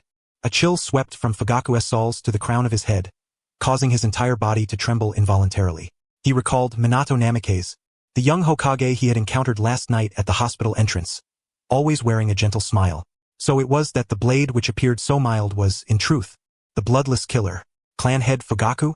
Tsunade's voice pulled him back from his shock. Since the child is fine, you may return now. Hospitals are rife with germs and not suitable for prolonged stays. Fugaku drew a deep breath, forcibly suppressing the tempest raging within. He lowered his head and, with unprecedented reverence, bowed deeply to Tsunade, Jiraiya, and even to the absent fourth Hokage. Thank you, Lady Tsunade. The Uchiha clan will forever remember the kindness shown tonight. This was not merely gratitude for healing, but also for that morning when the wind ceased. With Tenzo's death, the greatest malevolent force against the Uchiha had vanished. Though the future remained uncertain, at least their clan's plight would not worsen. Though Mikoto had no desire to comprehend the intricate political nuances, seeing her husband's shoulders visibly relax, she too breathed a sigh of relief. She tidied the baby's belongings, cradled the still sleeping Sasuke, and offered a gentle smile to those present. This time you have truly troubled all of you, elders. Mikoto's gaze fell upon the purple toad perched atop Jiraiya's head. The hurried encounter in the emergency hall last night had only revealed the toad's unusual coloration to her. Now up close, she noticed the eyes of the toad shimmered with an almost anthropomorphic vivacity, even tinged with a scrutinizing quality. By the way, Mikoto inquired curiously, I haven't yet asked the name of this toad lord. I heard Lord Jiraiya call it Gachin? That name doesn't quite fit the style of Mount Myaboku. I recall the toad sages from Myaboku mostly bore names like Bunta, Ken, or Hiro. Gachin, who had been lazily counting Itachi's blinks out of boredom, turned his head at her words. He smiled broadly at the gentle Uchiha matron before him, his voice crisp and imbued with the vitality of youth, utterly unlike any sound one would expect from a toad. Madam, you have keen eyes. Indeed, I am an oddity. An oddity? Mikoto blinked. Exactly. Gachin leapt down from Jiraiya's head, landing firmly atop the bedside cabinet. Standing upright, he clasped his forepaws behind his back, striking a pose of inscrutable profundity. I was not born in Myaboku, nor do I belong to this shinobi world. My homeland lies in a distant realm devoid of chakra. There, people cannot wield ninjutsu. Yet they have forged iron birds that traverse the skies by day, small black mirrors that reveal scenes thousands of miles away, and even venture safely into the ocean's abyss 10,000 meters deep. I failed my tribulation in that world, well, due to certain accidents I was reincarnated into this body. Gachin spoke with solemnity, blending truth with fabrication in roughly a 7-to-3 ratio. The air fell silent for a few seconds. Uchiha Itachi's eyes, usually serene as still water, suddenly widened. Iron birds? Black mirrors? What on earth was this toad talking about? For this 5-year-old child, whose worldview was still forming, the bizarre realm Gachin described was far more astonishing than any ninjutsu. Another world, Itachi murmured, his gaze toward Gachin gradually shifting. Even Fugaku could not help but steal another glance at the toad. Though reason told him this was mere boasting, given that this was Jiraiya's summon, he wondered, what if it were true? A sudden, ill-timed snicker shattered the mysterious atmosphere. Jiraiya covered his mouth, his shoulders shaking with laughter. All right, don't listen to his tall tales. Jiraiya mercilessly jabbed a finger into Gachin's round belly. Otherworldly monster, my foot. I reckon he's just a mutated toad. Look at that purple hue, like a moldy bun, where's the slightest hint of a fearsome monster.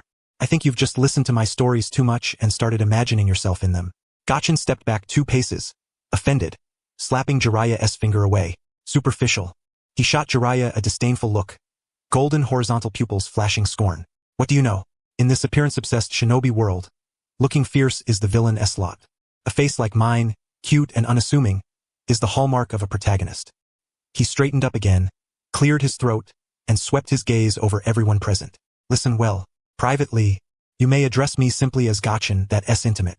But, Gachin drew out the last word, chin raised slightly, an inexplicable aura radiating from his small frame.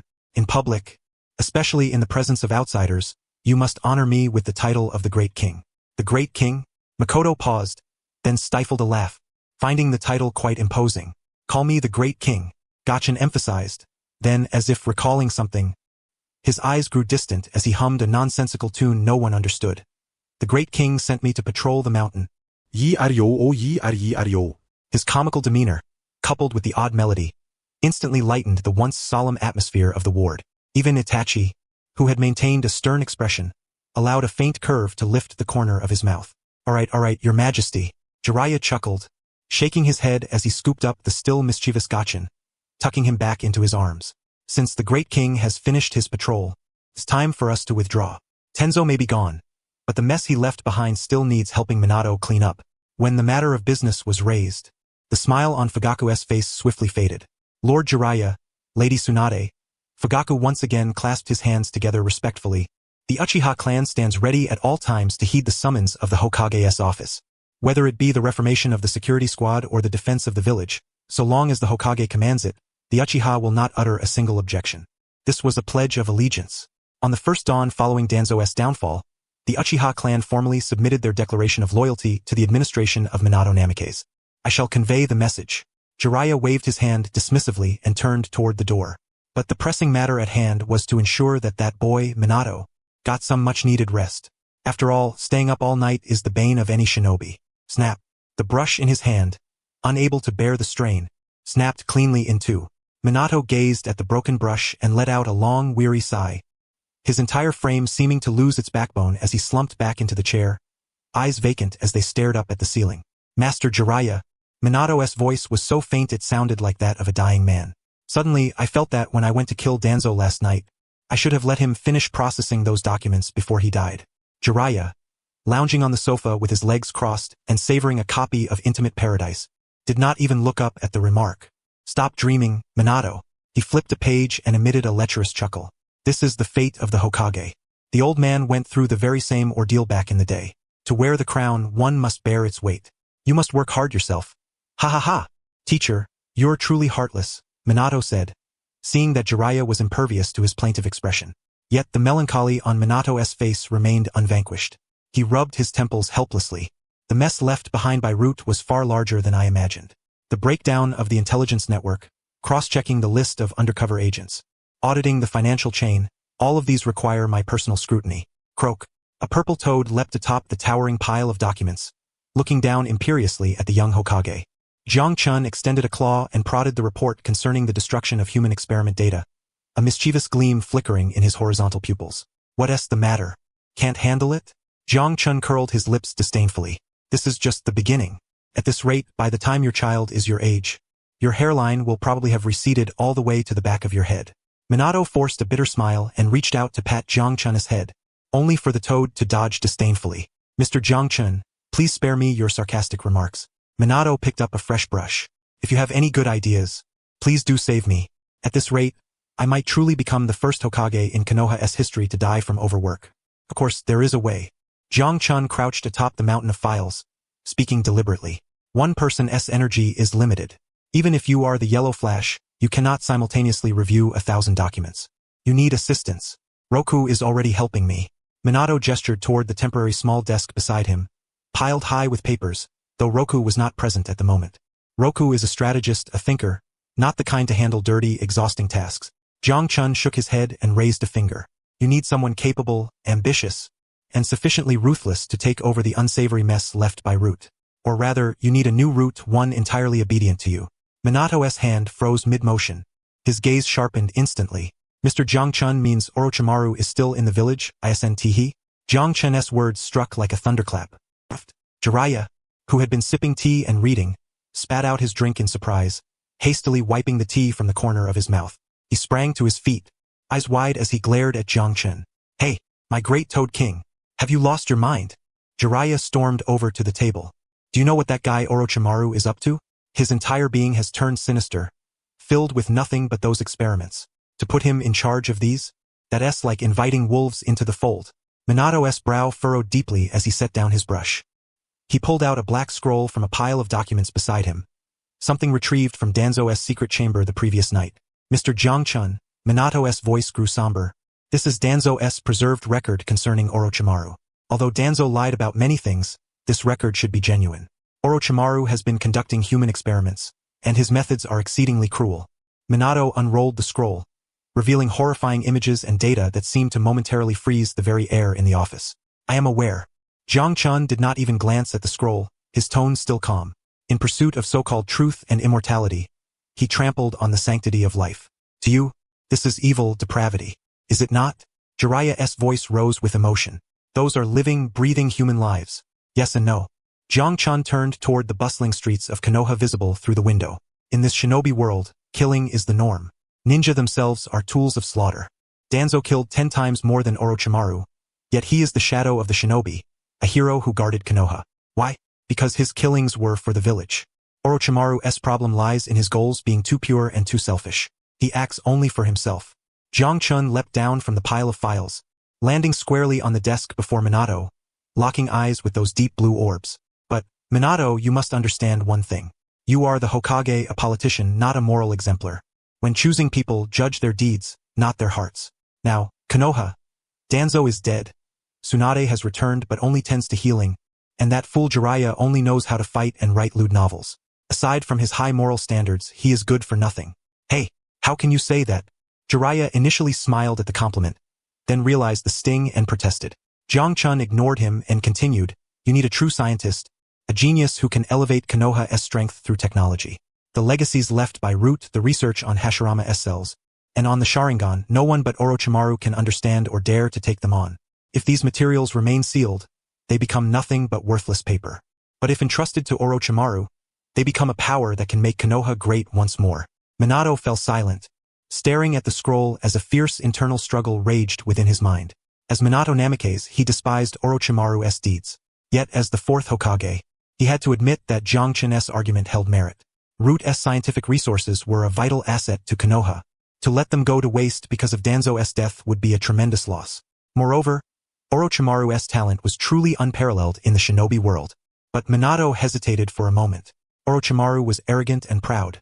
He had never even vied for the Hokage's position. Would he now be willing to return and serve as my assistant? And how could I guarantee he would not spiral out of control? That is the art of negotiation. Jiang Chen grinned slyly. What is Orochimaru's core desire? Money? Power? The Hokage's seat? It is immortality, mastering all the world's ninjutsu, unraveling the ultimate truth of chakra. As long as you offer the right stakes, he will be your most loyal tool. Jiang Chen tapped a rhythmic beat on the table with his claw. Tell him Konoha will build him the most advanced laboratory. Tell him all forbidden jutsu scrolls ever gathered by Root, even the unfinished techniques left by the second Hokage, will be at his disposal. Even Jiang Chen lowered his voice. Like a demon tempting one into damnation, you can tell him you know the secret of the Shinigami, that behind the technique known as Reaper Death Seal lies the gateway to the Pure Land. Minato's pupils contracted sharply. Reaper Death Seal. That was the Yuzu clan's ultimate sealing technique, a trump card he had prepared to protect the village. How do you know that? Minato stared at Jiang Chen in astonishment. I am a prophet, after all. Jiang Chen chuckled softly, offering no further explanation. In any case, to a scientific fanatic like Orochimaru, as long as you can provide him with knowledge he cannot refuse, he will obediently work for you. As for control, Jiang Chen glanced at Jiraiya beside him. Isn't there still a fool around? As long as Jiraiya remains in Konoha, as long as Tsunade stays in Konoha, even if Orochimaru harbors ulterior motives, he must weigh the consequences of a rift among the three legendary Sannin. To quote the third Hokage, this is what they call bonds.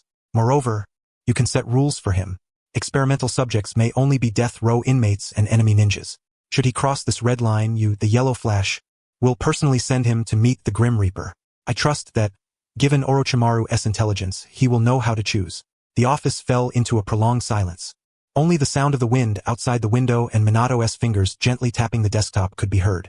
Jiraiya opened his mouth, intending to object, but the words died on his tongue. Though emotional, he understood the current situation. Konoha had just undergone turmoil and indeed needed strength. Furthermore, if they could bring Orochimaru back, perhaps watching over him might be a form of salvation. After a long pause, Minato exhaled deeply, re-rolling the black scroll and setting it aside. This matter requires further contemplation. Rubbing his brow, a flicker of weariness crossed his eyes. Orochimaru's danger is uncontrollable. I need time to assess and to consult with the third Hokage. However, Minato looked at Jiang Chen, forcing a faint smile. Mr. Jiang Chen's proposal will be given serious consideration. After all, I do not wish to truly exhaust myself in this position. That's the spirit. Jiang Chen nodded with satisfaction. No need to rush. Let the bullet fly a while. The immediate priority is to hold Danzo's funeral with grandeur, to show those schemers that Konoha remains a united fortress. Meanwhile, the land of lightning, Kumogakure, this village, perched atop towering peaks that pierce the clouds, is shrouded in mist year-round, with thunder rumbling incessantly. Its rugged stone architecture mirrors the nature of its ninjas, valorizing strength and straightforwardness. Within the office on the top floor of the Raikage S building, bang! A tremendous crash resounded as a massive fist shattered the heavy solid wood desk into splinters, with chips scattering. Dead. A burly, dark-skinned man of towering stature, bare-chested with muscles bulging like granite, roared furiously, his voice shaking the window panes. He was the fourth Raikage. He glared with eyes like copper bells, fixated on the intelligence ninja kneeling on one knee before him. Violent lightning chakra crackled around him like blue serpents of electricity. That indomitable old man Danzo, the pestilential ninja who clung to life like a cockroach, was actually dead, and by his own hand. S voice brimmed with disbelief and rage. What a joke. That sly, treacherous bastard would commit seppuku out of guilt? Does Konoha take the entire ninja world for fools? Raikage-sama, please calm yourself. Matabi, the secretary standing nearby, calmly pushed up her glasses, clutching documents as if accustomed to such scenes of destroyed office furniture. According to intelligence from spies embedded in Konoha, Danzo is indeed deceased. Konoha's official statement claims it was out of gratitude for the previous generation's benevolence and remorse for his own failures, thus he died to atone. Nonsense. A waved his hand, stirring a gust of wind. It must be internal strife. Absolutely internal strife. That yellow flash, Minato Namikaze, that blonde brat who always wears a grin, actually struck such a dark blow, eliminating his own village's elder upon taking office? This proves the fourth Hokage's methods are far harsher than we anticipated. An elderly man seated in the corner spoke slowly. He was Kumogakure's strategist, Dota. Tapping his fingers lightly on the armrest, Dota remarked, with Danzo's death, a power vacuum and turmoil will inevitably arise within Konoha. Root's influence is deeply entangled. Minato Namikaze's attempt to fully assimilate it will not be accomplished overnight. This is our opportunity. A spun around sharply, his eyes gleaming with a belligerent light. The last probing squad we sent has vanished without a trace. Konoha's reply was that they were attacked by rogue ninjas and are missing. Humph. Do they take us for children? That is Minato Namikaze warning us. Dota's voice was grave. Raikage-sama. You are well aware of the terrifying dominance that Yellow Flash wields on the battlefield. Without absolute certainty, rash engagement would be detrimental to Kumogakure. Just let it go? I clenched his fists until the knuckles cracked. Danzo is dead, and Konoha is at its weakest. If we do not seize a peace now, once Minato firmly establishes himself and consolidates Konoha's power, there will be no chance later. Furthermore, S gaze grew greedy and fierce. I hear Konoha's Hyuga clan has recently loosened their defenses. Those Byakugan eyes are a strategic resource Kumogakure has long coveted. Raikage-sama? Matabi regarded him with concern. Send another squad. I made a decisive gesture, this time with more sensory ninjas. Officially, they are to offer condolences for Danzo and discuss compensation for the missing squad. In reality, S lips curled into a feral grin, revealing a set of gleaming white teeth, like a predator selecting its prey. Probe them thoroughly. I want to know exactly where Minato's limits lie. If he shows any sign of weakness, or if Konoha is truly in chaos, we will tear up the ceasefire agreement and bring our armies to the border. Dota frowned, sensing the recklessness, but seeing the Raikage's unyielding resolve, he sighed reluctantly. Yes, but to be safe, shall we have Lord Killer be stationed at the border as support? No need. I laughed confidently. If that blockhead goes, he'll surely cause a commotion. Send an elite squad. Tell them, if there's a chance, bring me back a pair of Hyuga's Byakugan eyes. Even if only the corpses. If Konoha dares kill our people, they must be prepared to pay the price. Is that the Kumogakure delegation? Jiang-chan suddenly opened his eyes, a gleam flashing through his horizontal pupils as his gaze fixed on the end of the official road in the distance. Jiraiya squinted toward the horizon as well. At the far end, several black dots appeared on the skyline. As they drew nearer, the dots swiftly expanded, revealing a formidable column of troops. Their uniformly dark skin reflected the sunlight, dazzling and sharp. Unlike a typical diplomatic delegation, they wore white, single-shoulder tactical vests, exposing strong, scarred arms. Each man carried a heavy pouch of ninja tools strapped to his thigh. At the forefront stood a towering figure, one-eyed, wearing a black mask that revealed a single eye filled with unrestrained ferocity and arrogance. The leader of the Kumogakure delegation, a confidant of the Raikage. They showed no intention of slowing down. Instead, their pace quickened, carrying an air as if they intended to storm Konoha's gates directly, raising a cloud of dust as they charged toward the village entrance. TCH, they really come bearing ill will. Jiraiya folded away his casual demeanor and closed his book. Straightening from his slightly stooped posture, he rose tall and firm, exuding the profound presence befitting one of the legendary Sannin. A heavy, silent aura enveloped him. Stop. Jiraiya did not shout, only calmly uttered the single word. His voice was quiet but exploded like thunder in the ears of the Kumogakure delegation. That invisible pressure, like an unseen wall, forcibly halted their sprint. The one-eyed ninja at the front faltered, leaving 2 deep footprints pressed into the ground. He lifted his head. The lone eye fixated unwaveringly on the white-haired man standing resolutely in the middle of the road, a subtle twitch at the corner of his eye. Is this how Konoha welcomes guests? The one-eyed ninja sneered, his voice hoarse and rough. So the famed Sannin Jiraiya personally guards the gate? It seems Konoha is truly short-handed. What? With Danzo dead, you can't even muster a decent reception team? His words dripped with provocation. Not only did he highlight Danzo's demise, but he also insinuated that Konoha was deserted. Jiraiya's face bore no hint of anger. Instead, that trademark hearty smile blossomed. Not at all, not at all. I simply heard that the visitors from Kumogakure had traveled a long way and might lose their way. So I, a mere idler, was tasked to welcome you. Folding his arms, Jiraiya's gaze swept over the group of hostile shinobi with amusement. After all, Konoha's path was treacherous now, riddled with pitfalls. Should any of you accidentally stumble and break a leg, Lord Raikage would surely be distressed. You, a young Kumogakure shinobi behind the one-eyed man, could no longer restrain himself, his hand instinctively moving toward the ninja sword on his back. Stand down. The one-eyed ninja raised a hand to stop his subordinate, a flicker of apprehension flashing in his single eye. The chakra clash moments ago had made him vividly aware of the terrifying power of the man before him. Could this be the legendary sage? His mere aura subdued their entire squad. It was long known that Lord Jiraiya was silver-tongued, and seeing him now confirmed his reputation was well-earned. The one-eyed ninja forced a smile, the corners of his mouth twitching without warmth. We are the Kumogakure delegation, sent by Lord Raikage to pay respects to Lord Danzo and to discuss the border misunderstandings with the Hokage. He deliberately emphasized the word misunderstandings. All in good time. Jiraiya turned slightly, gesturing with his hand in invitation. His smile radiant but his eyes chillingly cold. Since you are here to offer condolences, please come in. The Hokage has been waiting in his office for some time. The Kumogakure delegation snorted coldly and strode boldly through the gates of Konoha. Jiangchen, perched atop Jiraiya's head, watched their backs with a sneer. Condolences? These people hadn't even brought a single white flower. Their murderous aura nearly overflowed. They might as well be here to rob someone. Let us go, show these hillbillies a glimpse of the world. Jiraiya dusted off his clothes and leisurely followed. Along Konoha's main thoroughfare, an eerie atmosphere lingered. The Kumogakure delegation marched arrogantly in the center of the road, drawing curious glances from villagers and shinobi alike. The one-eyed ninja's gaze scanned the surrounding buildings and crowds like radar. He was observing Konoha's reconstruction, the villager spirit, and most importantly, Konoha's defensive strength. Yet, the more he looked, the deeper his frown grew. The expected desolation and panic were nowhere to be found. The streets were tidy, shops abundant, and although the villagers wore a hint of busyness on their faces, there was no trace of imminent disaster anxiety. What surprised him even more were the patrolling shinobi. Uchiha?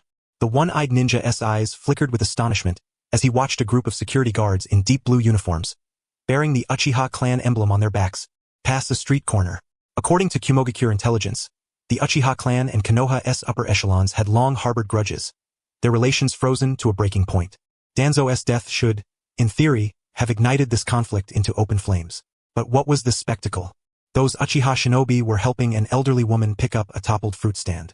Though their expressions remained cold, their movements were gentle. Behind them, several Umbu operatives walked side by side, seemingly in conversation, devoid of the tension described in the intelligence reports. Looks like your intel needs updating. Jiraiya's voice came from beside him, tinged with mockery. Under the fourth Hokage's leadership, Konoha has never been more united. Looking for infighting? I'm afraid you'll be disappointed. The one-eyed ninja's expression darkened, but he said nothing, quickening his pace. The journey was silent. When they arrived before the Hokage's office building, Minato Namikaze was already waiting at the steps below.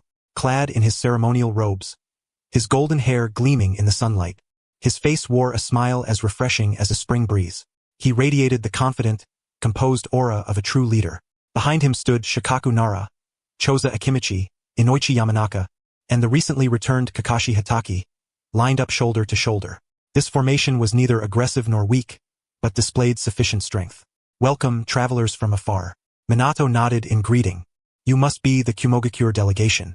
The one-eyed ninja stared at the young Hokage before him, his mind flashing back to the golden light on the battlefield, and an involuntary tightness gripped his throat. Yet he was, after all, Lord Raikage's trusted aide, the face of Kumogakure. Kumogakure delegation, greetings to the Hokage, he said perfunctorily, bowing slightly. His eyes dared not stray from the figure opposite him, his tone stiff. There's no need for formalities. We have come for an explanation regarding our missing squad. We shall discuss this matter in the conference room. Minato showed no anger at the other's discourtesy. After exchanging a glance with Jiraiya, he turned and walked away. His effortless demeanor left the one-eyed ninja feeling as though his punches struck only cotton. He snorted coldly and strode briskly into the Hokage building with his men. Once the last Kumogakure shinobi disappeared behind the door, Jiraiya stretched leisurely, his joints crackling crisply. All right, mission accomplished. Time to gather some material. Jiraiya chuckled softly and turned on his heel, his steps as light as a man in his 20s. Jiangchun lay atop his head, watching Jiraiya's impatient demeanor and rolling his eyes. You call that gathering material? You're just after the ladies. Nonsense. Jiraiya protested righteously, yet expertly veered into an alley leading to the shopping district. An artist's pursuit can never be called lust. It's a quest for beauty and exploration. Besides, with these Kumogakure fellows here, the village's atmosphere is too oppressive. I need to liven things up. Where to? Jiang Chun asked, feigning ignorance. Of course, the most well-informed, scenic, and soul-cleansing place in all of Konoha. Jiraiya stopped before a building bearing a giant sign with the kanji for hot water. A lecherous yet sacred smile spread across his face. The Konoha public bathhouse. Is the barrier set? The voice belonged to the one-eyed Kumogakure shinobi from earlier, who now removed his mask, revealing a scarred and grim visage. Don't worry, boss. A small-statured Kumogakure shinobi withdrew his hand from the floor, sensing the chakra flow around them. Both the soundproof and anti-sensing barriers had been established. Even if that golden flash himself came, he wouldn't learn a thing. The one-eyed ninja nodded, seating himself cross-legged on the tatami, his single eye emitting a faint, eerie glow in the darkness. Everyone understood the mission. Lord Raikage's orders are clear. Not only must we test Minato Namikaze's limits, but we must also retrieve that thing. Understood. The three Kumogakure shinobi around him responded in unison, their eyes gleaming with avarice. Konoha is nothing more than a toothless tiger now. The one-eyed ninja sneered, producing a rudimentary Konoha defense map from his pocket. With Danzo dead and the route disbanded, the Umbu was being reorganized. The young Hokage appeared strong, but had no one at his disposal, especially not the Uchiha clan. His finger slid to a corner of the map, marking the security guard station. According to intelligence, the grudge between the Uchiha and the village still festered. It was impossible for the wounds to heal in mere days. Today's South scene on the street was nothing but a performance put on for their eyes. As night fell, those haughty red-eyed clan members would undoubtedly slack off in their patrols. This was our moment. The one-eyed ninja's gaze lingered on a spot marked with a red circle, the territory of the Hyuga clan. Compared to the ever-vigilant and on the brink of madness Uchiha, the Hyuga, a group of cage-dwelling birds, were evidently easier prey. Moreover, I have received confirmed intelligence. The one-eyed ninja licked his parched lips, revealing a set of gleaming white teeth. The head of the Hyuga main family, Hisashi Hyuga, had recently fathered a daughter. Apure Byakugan, untainted by any curse mark, truly a gift from heaven bestowed upon the hidden cloud village. Boss, how shall we proceed? The slight figure of the sensory ninja rubbed his hands together excitedly. Will you lure the Umbu away? No. The one-eyed ninja shook his head, eyes dark and fierce. The bloodline limit is ours to claim at all costs. You set fire near Konoha's archives. The bigger the commotion, the better. Draw away Minato's shadow guards and the main force of the Umbu. He then pointed at another burly ninja. You're responsible for the extraction outside the village. Once the target is secured, immediately deploy the pre-prepared reverse summoning scroll to get them out. Finally, his gaze settled on a silent cloud ninja carrying a short dagger on his back. The fastest and most skilled infiltrator of their team, codename Thunder Raccoon.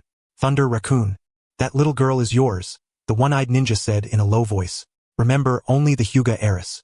If you're discovered, you know what to do. Thunder Raccoon's figure swayed slightly in the darkness, as if about to dissolve into the shadows. Understood. The one-eyed ninja rose and approached the window, peering through the curtains at the pitch-black street outside. Move out. At the stroke of midnight, the streets of Konoha lay silent, with only the occasional night breeze stirring a few fallen leaves. A shadow flitted across the rooftops like a phantom, moving with the lightness of a feather, toes barely touching the tiles without a sound. Thunder Raccoon. He lowered his body, gliding along the roof's ridge, his eyes coldly observing the empty street below through the slit in his mask. Humph, so this is the so-called leader of the 5 great nations? Thunder Raccoon sneered disdainfully in his heart. How slack is their defense? According to the Cloud Village's intelligence, this hour should have been the peak patrol period for the Uchiha Guard Squad. Yet, not a single patrolman was in sight, not even a night watchman. Looks like the boss was right. The Uchiha and the village have long since grown apart. Thunder Raccoon mused inwardly.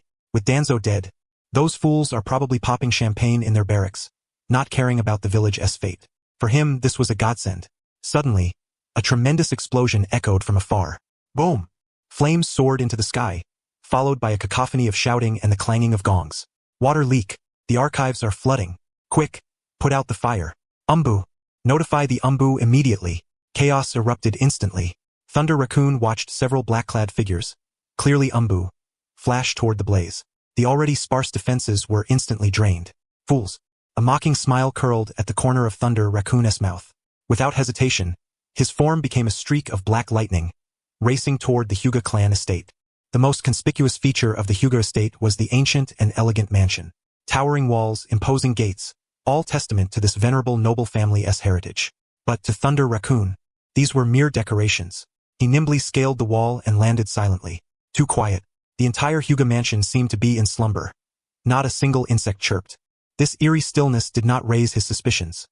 Rather, it reinforced his conviction.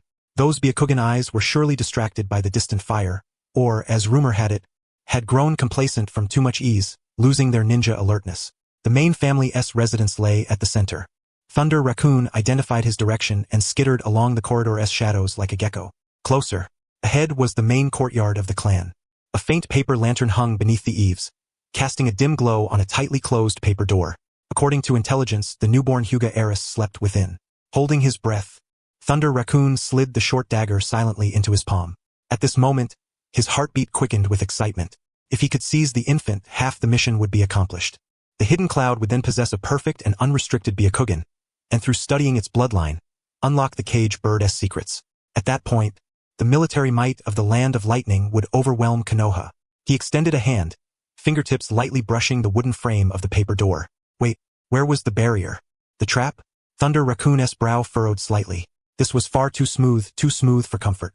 But the arrow was on the string, he had to release it. He drew a deep breath, chakra coalescing at his fingertips, and gently lifted the latch. Creak. The paper door slid open. Pitch darkness enveloped the room. Squinting, Thunder Raccoon tried to locate the infant's cradle in the gloom. Yet, the moment his foot crossed the threshold, a suffocating pressure surged from all directions without warning. Suddenly exposed to countless gazes, he felt as if stripped bare, every inch of him laid open to scrutiny. Every hair on his body stood on end. His elite ninja instincts triggered instantly, and without hesitation, he sprang backward, attempting to retreat. Since you're here, don't be in such a hurry to leave. A mocking voice abruptly echoed through the courtyard. The once pitch-black yard now shimmered with numerous eerie lights. No, it wasn't light. They were eyes. Thunder Raccoon landed in the center of the courtyard, eyes wide with terror. All around, on the walls, rooftops, and beneath the corridors, countless figures stood densely packed. To the left, a group of ninjas clad in deep blue high-collared robes stood with arms crossed, their expressions cold and arrogant. Their blood-red eyes bore the black tomo of the Sharingan, slowly rotating and radiating a chilling chakra that sent shivers down the spine. Sharingan. To the right, a group dressed in white training garments assumed gentle fist stances. The veins around their eyes bulged, and their pure white Byakugan eyes glowed faintly in the moonlight, as if capable of seeing through every meridian in the human body. Byakugan. On the rooftop directly ahead, two figures stood side by side, looking down imperiously upon the intruder. The one on the left bore a stern visage, deep nasolabial folds, hands clasped behind his back, radiating a calm yet formidable aura like a mountain. Itachi Uchiha. The figure on the right wore his long hair flowing over his shoulders, the dignified Byakugan shining brightly.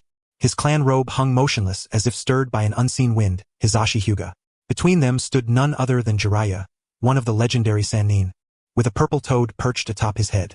The toad held a foxtail grass blade in its mouth, its golden horizontal pupils gleaming with a mocking amusement, as if watching a fool. This Thunder Raccoon's mind instantly crashed. Wasn't he the intel saying the Uchiha and Hyuga were estranged? That Konoha was rife with internal strife? Who could explain why the heads of the two great dojutsu clans in Konoha stood together like brothers? And this number, there must be hundreds. The entire Konoha guard squad and the elite of the Hyuga branch family were here, all for capturing one man? This isn't just a spy hunt. This is the force one would deploy to catch a tailed beast. Hehehe. A strange and eerie laughter emerged from the purple toad's mouth. Jiang Chun spat out the foxtail grass and grinned, revealing a villainous smile. Surprised? Unexpected? Jiang Chun extended his clawed hand, pointing first at Lei Li, whose calves were already cramping from fear, then gestured toward the countless red and white eyes sprawling across the mountainside. I hear you from Kumogakure want to bring back some local specialties? Come, don't be shy. Red ones, white ones, pick whichever you like. As long as you survive to carry them. Lei Li's hand trembled as it gripped the short blade. He stared at the hundreds of eyes fixed upon him, feeling like a hapless little rabbit lost among a pack of wolves. No, among a herd of dinosaurs. Run? Where to run? To his left lay an arsenal of genjutsu. To his right, a full suite of painful techniques.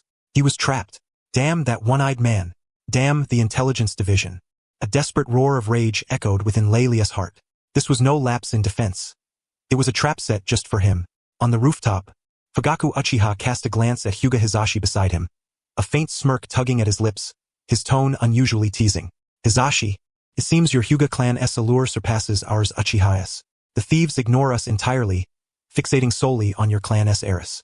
Hyuga Hizashi snorted coldly, his Byakugan eyes brimming with murderous intent. That's because some people look too fierce. They scare the thieves away. The two exchanged a glance. Though their words were barbed, the unspoken camaraderie forged in battle was unmistakable. This was the first major move since Minato Namikaze assumed office, not merely to apprehend thieves, but a grand spectacle. A display of Konoha's internal unity, a muscle-flexing show to intimidate external foes. Get started. Jiang Chen yawned, waving his claw with a hint of listlessness. Don't keep the kid waiting. Remember to hold back a bit.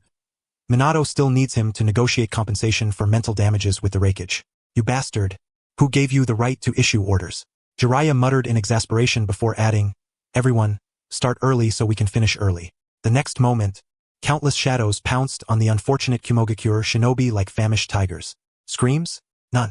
Before the ocular jutsu users, he didn't even have the chance to end his own life. Meanwhile, near the Konoha archives, a fire raged. The Kumogakure shinobi who had said it was hiding in the shadows, smugly watching the frantic crowd attempting to extinguish the flames. The plan is going smoothly, he thought with delight. These fools from the Umbu have been completely outwitted. Suddenly, a hand gently rested on his shoulder. Buddy, mind if I borrow a light? A languid voice whispered in his ear. The Kumogakure shinobi stiffened, mechanically turning his head. Before him stood a masked Umbu member with silver, broom-like hair, peering through his mask. That white hair, Kakashi Hatake. Behind Kakashi, dozens of Umbu operatives formed a fan-shaped encirclement, each clutching gleaming kunai. Since his conversation with Minato, Kakashi had been pondering deeply. He sensed something was amiss that night and sought to verify his suspicions. Guided by a certain inquisitiveness, he resumed his usual indifferent demeanor, yet with a hint of renewed vitality. I was hoping to play with you a little longer, Kakashi sighed, his hands sparking with lightning, emitting a cacophony like 1,000 chirping birds. But Sensei said we should wrap up early tonight. His gaze instantly grew ice-cold. The one who dared scheme against Konoha must have already been turned into pulp. If you arrived any later, you wouldn't have even seen his last moments. A flash of lightning streaked through the night, and silence reclaimed the darkness. That night, the Kumogakure delegation was destined to spend an unforgettable lifetime within Konoha's prison. Atop the Hokage building, Minato Namikaze stood before the floor-to-ceiling window, watching two disturbances subside in the distance, a gentle smile gracing his face. Now, we have enough leverage for negotiation, he muttered softly to himself, turning to the unfinished compensation list for Kumogakure. Mr. Jiangchun is right. Since they've come, how could we let them leave without leaving something behind? Minato dipped his brush and added a heavy 0 after the mental damages column. At the Hyuga clan grounds, the laughter of the purple toad, Jiangchun, unsettled even the Uchiha and Hyuga shinobi, but seeing that he was Jiraiya's summoned creature, they could only resign themselves in helplessness. Nara Shikaku stood by the table, watching Minato's handwritten letter, his lips twitching involuntarily. Hokage-sama, this letter is a bit too blunt. Sentiet? The letter's contents were straightforward, even crude.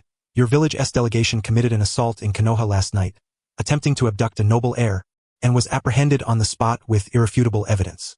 However, all members of Konoha's Umbu 4th Squad assigned to receive your delegation have vanished without a trace. We have reason to suspect that your village ambushed our personnel at the Fire Country border while dispatching your delegation. We hereby demand that Lord Rakeage return our personnel within 3 days and compensate for the assault. See attached list. If we do not see them within 3 days, the 4th Hokage will personally visit your village until our missing comrades are recovered. Consider this your final warning. Straightforward, I senti it? Minato set down his brush, blew on the still wet ink, and glanced at the purple toad basking in the sunlight on the windowsill. Mr. Jiangchun, what do you think? Ribbit. Jiangchun rolled over and yawned lazily. I think it's perfect, polite yet reasonable. Especially the last sentence. Consider this your final warning. A masterstroke that captures the aura of a great nation. Polite? Shikaku glanced at the long list of demanded goods and sums, enough to buy half a small country, and couldn't help but grumble, this is outright robbery.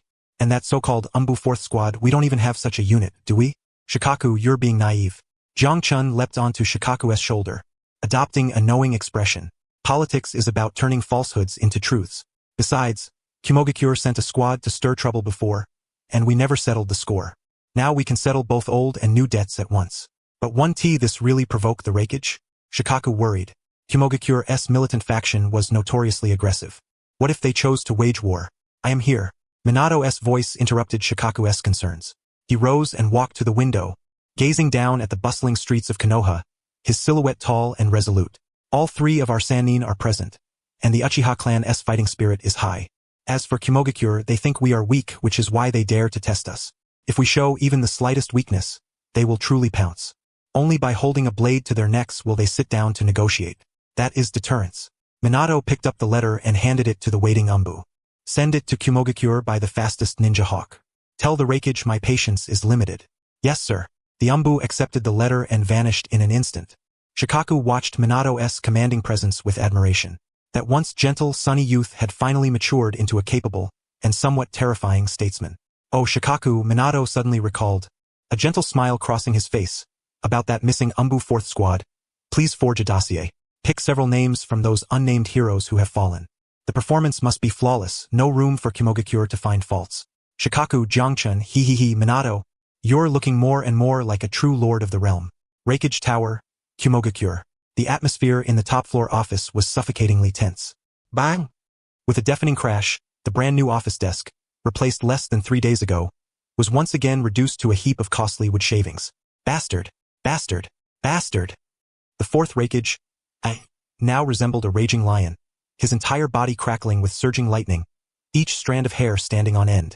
The terrifying chakra fluctuations shattered every pane of glass in the office.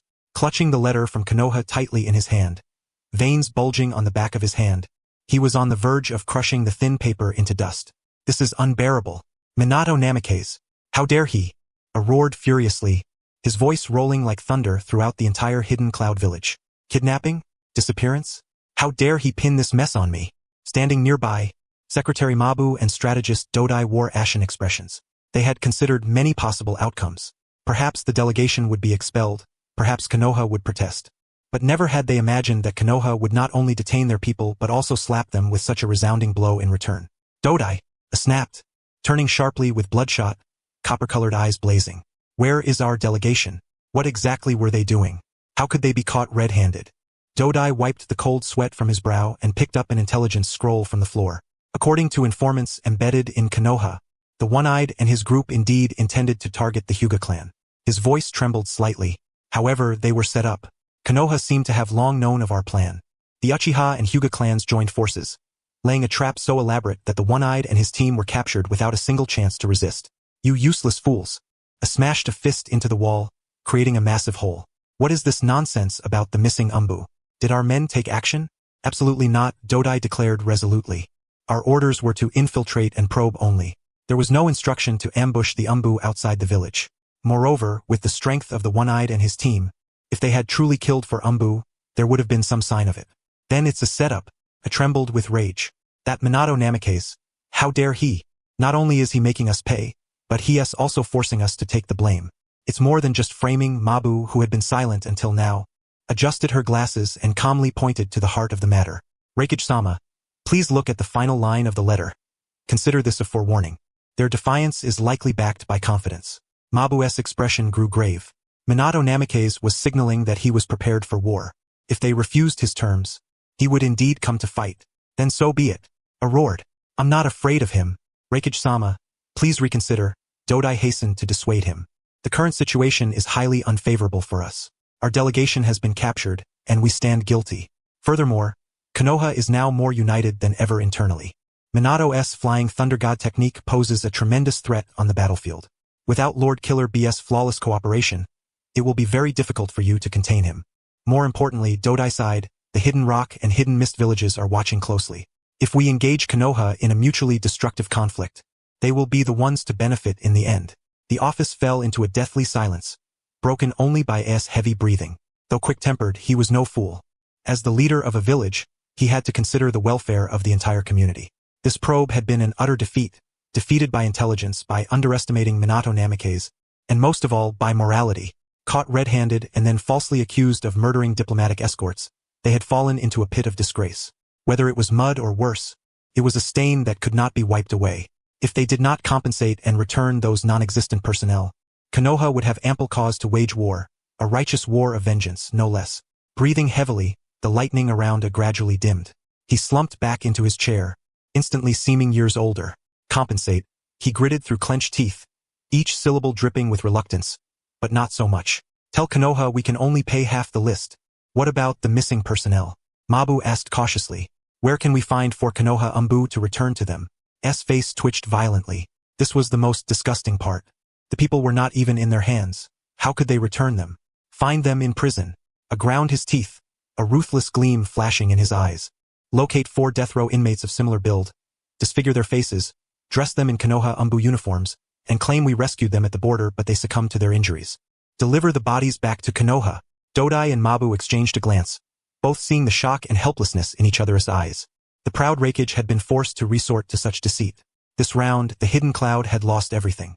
Minato Namikaze stared fixedly at the southern sky beyond the window, his fists clenched until the knuckles cracked. This debt, I will remember it. 998. 999. 1000. Might Guy suddenly exploded with energy, launching himself upward and executing a turn in midair that, though not graceful, was undeniably powerful, landing solidly. He flashed a dazzling smile and gave a thumbs up to the silver-haired youth standing before him with his hands in his pockets and an expression of utter despair. Yo, Kakashi, this is what youth looks like. Gaia's voice boomed like a bell, drawing the attention of passing villagers. Since I've finished my 1000 push-ups warm-up, it's time for us to settle this once and for all. Come on, youth is burning bright. Kakashi, with his single visible eye drooping like a dead fish, flipped a page of Kiss Paradise and replied flatly, Guy, I'm still on vacation. Excuses. All just excuses to avoid embracing youth. Guy burst into tears, clenching his fists and roaring toward the setting sun. Kakashi, you've changed. Ever since you joined the Umbu, has your passion been sealed away behind that mask? Whereas the rival who once matched me blow for blow. Kakashi sighed and closed his book. Ever since their teacher became Hokage, the shadows in his heart had lifted somewhat, but facing an inexhaustible force like Guy still left him physically drained. Far more than when a mysterious masked man had recently shaken his defenses. Just as Guy prepared to charge forward to forcibly ignite their youthful duel, a fleeting shadow darted across the treetop beside them. Ribbit, with the croak of a frog, an Umbu marked by a toad perched atop his head appeared in an instant. Gaia's movement halted abruptly. Though thick-skinned, he understood the significance of an Umbu's arrival. Mr. Jiangchen? Kakashi looked at the purple toad in surprise. What brings you here? How are things with the teacher and Lord Jiraiya? Don't mention it. Jiangchen waved his paw impatiently. That Minato fellow has become a stamp-pressing machine. There's nothing for me to do there except drink ink-flavored tea. As for that old lecher Jiraiya, Jiangchen rolled his eyes, recalling the scene outside the tavern earlier. Jiraiya shamelessly pestering Tsunade to read his palm, only to be punched through the wall. He was still peeling paint off the wall. I just couldn't stand the sour stench anymore, so I came out for fresh air. Kakashi's mouth twitched. Only this Toad King could script the 3 legendary Sannin and the Hokage in such a way. The Umbu stepped forward, bowing slightly to Kakashi and Guy. Captain Kakashi, Jonin Guy, the Hokage commands you to assist Lord Shikakanara in receiving the compensation supplies sent from the hidden cloud village at the village entrance. Compensation? Guy was momentarily stunned, scratching his head. Why would the hidden cloud compensate us? Weren't they always so arrogant? You just got back from your mission, so you don't know. Jiangchen said, leaping down from the bulletin board. He arced gracefully through the air, landing precisely atop Kakashi's silver mop of hair. It settled into a comfortable posture, lying down like a purple hat. The hidden cloud had intended to strike at our village's bloodline, only to be defeated by our forces instead. They could only swallow this silent humiliation. Jiangchen patted Kakashi's forehead protector and said, Let us go, Kakashi. Take me to see the expressions on those hidden cloud guys' faces now. It's bound to be quite a spectacle. Kakashi sighed helplessly, adjusted his forehead protector, and ultimately did not refuse. "Okay, let us go," Kakashi called out. Kei fixed his gaze on Jiangchen perched atop Kakashi's head, furrowing his brows and stroking his chin thoughtfully. "What's wrong?" Kakashi asked. "Kakashi," Kei said seriously, pointing at Jiangchen, "although this Mr. Toad looks strong, having him perched on your head is really ugly. It completely ruins your dashing image as my rival. This is not in accordance with the aesthetics of youth." The air froze for a moment. Kakashi's lifeless eyes suddenly widened. "Ugly? This guy actually said ugly?" Before Kakashi could retort, Jiangchen, lying atop his head, bristled first. "Ugly?" Jiangchen's horizontal pupils narrowed slightly, his voice turning dangerous. "You, with your watermelon-rind thick eyebrows and big eyes, dare to question my looks? I am the most handsome toad in Mount Mayaboku, the dream frog of countless female toads, but it really looks out of place." Kei persisted, oblivious to the danger. Snap! A crisp sound rang out. No one saw Jiang Chun's movement clearly. A tongue, whipping out like a whip, struck precisely on K's forehead. Ah! K screamed miserably, his eyes spinning like mosquito coils, stars flashing before his eyes. Huh? Kakashi, why are there three of you now? That's the lesson. Jiang Chun leisurely retracted his tongue, wiping it on Kakashi's hair as he said, "Remember this, thick-browed kid. If you dare criticize my style again, I'll strip that green skin-tight suit of yours and use it as a rag." Kakashi felt the wiping sensation on his head and twitched at the corner of his mouth. "That's my hair, not a napkin. So tough, that's youth for you." K, the true embodiment of youth, soon regained consciousness. He had a large red swollen bump on his forehead, but his eyes blazed with fierce fire. "No wonder you can handle Kakashi's summoned beast. This power, this speed. Is this the pain of youth?" Jiang Chun rolled his eyes in exasperation. "Kakashi, does this guy have nothing but muscle in his brain?" "Probably," Kakashi sighed. By the way, as Kakashi strode toward the village gate, he hesitated and asked, "Mr. Jiang Chun, how should I address you in formal settings? Toad-chin? Or after all, the upcoming occasion was diplomatic. Directly calling by name seemed somewhat lacking in solemnity, but calling him Toad Sage might make Jiraiya jealous. A name is merely a symbol." Jiang Chun yawned indifferently. "In the ninja world, if people remember your name, it's either because you're ridiculously strong or you died heroically. For these hidden cloud folks, who I am is not important. What matters is whom I represent. Just call me the Toad King," Jiang Chun said calmly. Getting these hidden cloud people, who had been living comfortably, to accept this name was already difficult. Adding a prefix might be too much for their brains to handle. Kakashi nodded, half understanding. As they spoke, the group had already arrived at the main gate of Konoha. Outside the gate, a long line of horse-drawn carriages was parked. These carriages were not standard Konoha issue. Instead, they were made from the Hidden Cloud's unique cold-resistant ironwood, with wide wheels and sturdy axles, clearly designed for long journeys and heavy loads. Each carriage was piled high with enormous wooden crates, sealed with the Hidden Cloud Village's emblem. At the forefront of the caravan stood a burly Hidden Cloud ninja with a golden buzz cut and dark skin. He carried a broad-bladed greatsword on his back, a thousand-bladed cigarette dangling from his mouth, his expression sullen and defiant. He was a Hidden Cloud Jonin and the captain responsible for escorting the compensation supplies. Opposite him, Nara Shikaku was lazily leaning against a doorpost, holding a long list and glancing through it intermittently. "Senior Shikaku," Kakashi approached and nodded slightly. "Oh, Kakashi, you're here." Shikaku lifted his eyelids, glanced at Kakashi, then at Jiang Chun and revealed a knowing smile. "Perfect timing. This task is troublesome. With you here, it'll be easier. Is this Konoha's attitude?" The Hidden Cloud captain raised his head, his sharp gaze shooting at the toad on Kakashi's head. "A bunch of kids and a toad?" He spat out the cigarette and snorted coldly. "Does Konoha have no one else? They actually sent a beast to inspect the supplies?" The atmosphere instantly dropped to freezing point. Kakashi's eyes grew cold. His hand instinctively reached for his ninja tool pouch. Even K, who had just followed along, dropped his playful demeanor, standing firmly before Kakashi with an aura as steady as a mountain. "Beast?" Jiang Chun was not angry. Instead, he laughed. The laughter sounded particularly harsh in the silent village entrance. "Looks like the rakeage, that big oaf, didn't he just fail to teach you how to fight properly? He also failed to teach you how to speak." Jiang Chun leapt down from Kakashi's head, his landing creating a purple afterimage as he instantly appeared atop one of the Hidden Cloud captain's crates. He crouched there, eyes level with the captain. "Listen carefully, black-skinned kid." Jiang Chun extended a claw and pointed at the captain's nose. "The place you're standing on is Konoha. The things you brought are your ransom money. Since you're here to pay a fine, bend your waist." "You!" The Hidden Cloud captain roared in anger, his great sword humming, chakra clearly infused. "You're courting death. Stop." Shikaku's timely voice sounded. He shed his lazy facade, his eyes sharp. "Captain of Hidden Cloud, if you want to act here, I won't hesitate to double the compensation amount. You don't want your rakeage to know that it's because of your behavior that the compensation had to be doubled, do you?" These words were like a bucket of ice water, instantly dousing the captain's fury. He recalled the rakeage's furious yet helpless expression before departure, and the delegation still imprisoned in Konoha. The Hidden Cloud captain took a deep breath and forcibly suppressed his humiliation. "Inventory the supplies." He gritted his teeth and spat out the command. Although the Hidden Cloud ninjas were full of resentment, they reluctantly opened the crates. Gleaming gold sand, precious chakra metals, rare medicinal herbs, these were specialties of the Land of Lightning and the Hidden Cloud's years of savings, now to be handed over to Konoha. Kay looked at the items and could not help but gasp. So much money. How many missions would it take to earn this back? That is the price of war, Kakashi said softly, or rather, the price of provocation. Jiang Chun jumped onto a crate filled with chakra metals, inspecting like a supervisor. This purity 1T do. Too many impurities. Has this herb gone damp?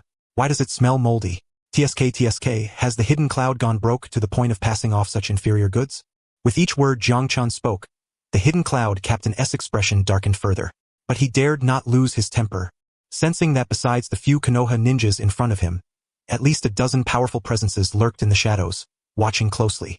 That yellow flash, though unseen, had already made its attitude clear, because its disciple was here. Finally, all the supplies were counted. The numbers matched. Shikaku closed the list, a satisfied smile on his face. Thank you all for your hard work. Next, we come to the final handover. Shikaku clapped his hands. For Umbu operatives emerged from the shadows, bearing 4 ebony coffins. The captain of the Kumogakure squad's pupils constricted sharply. These were the missing members of our 4th Umbu squad whom the hidden cloud had rescued at the border. Shikaku pointed toward the 4 coffins, his tone laden with sorrow, yet his gaze remained icy. Although they had tragically succumbed to their grievous injuries, Konoha was nonetheless grateful to the hidden cloud for returning their remains. This debt of gratitude shall not be forgotten. The captain of the hidden cloud stared at the coffins, swallowing hard. He knew full well what lay within. These were the 4 death row prisoners dragged from the hidden cloud's death prison, disfigured and garbed in Konoha Umbu uniforms. This was the greatest humiliation the Raikage had ever endured in his lifetime, calling black white.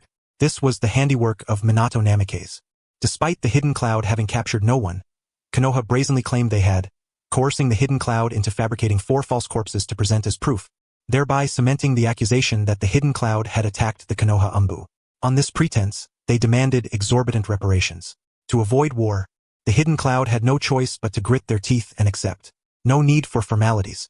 The hidden cloud captain uttered the words with every ounce of strength he could muster.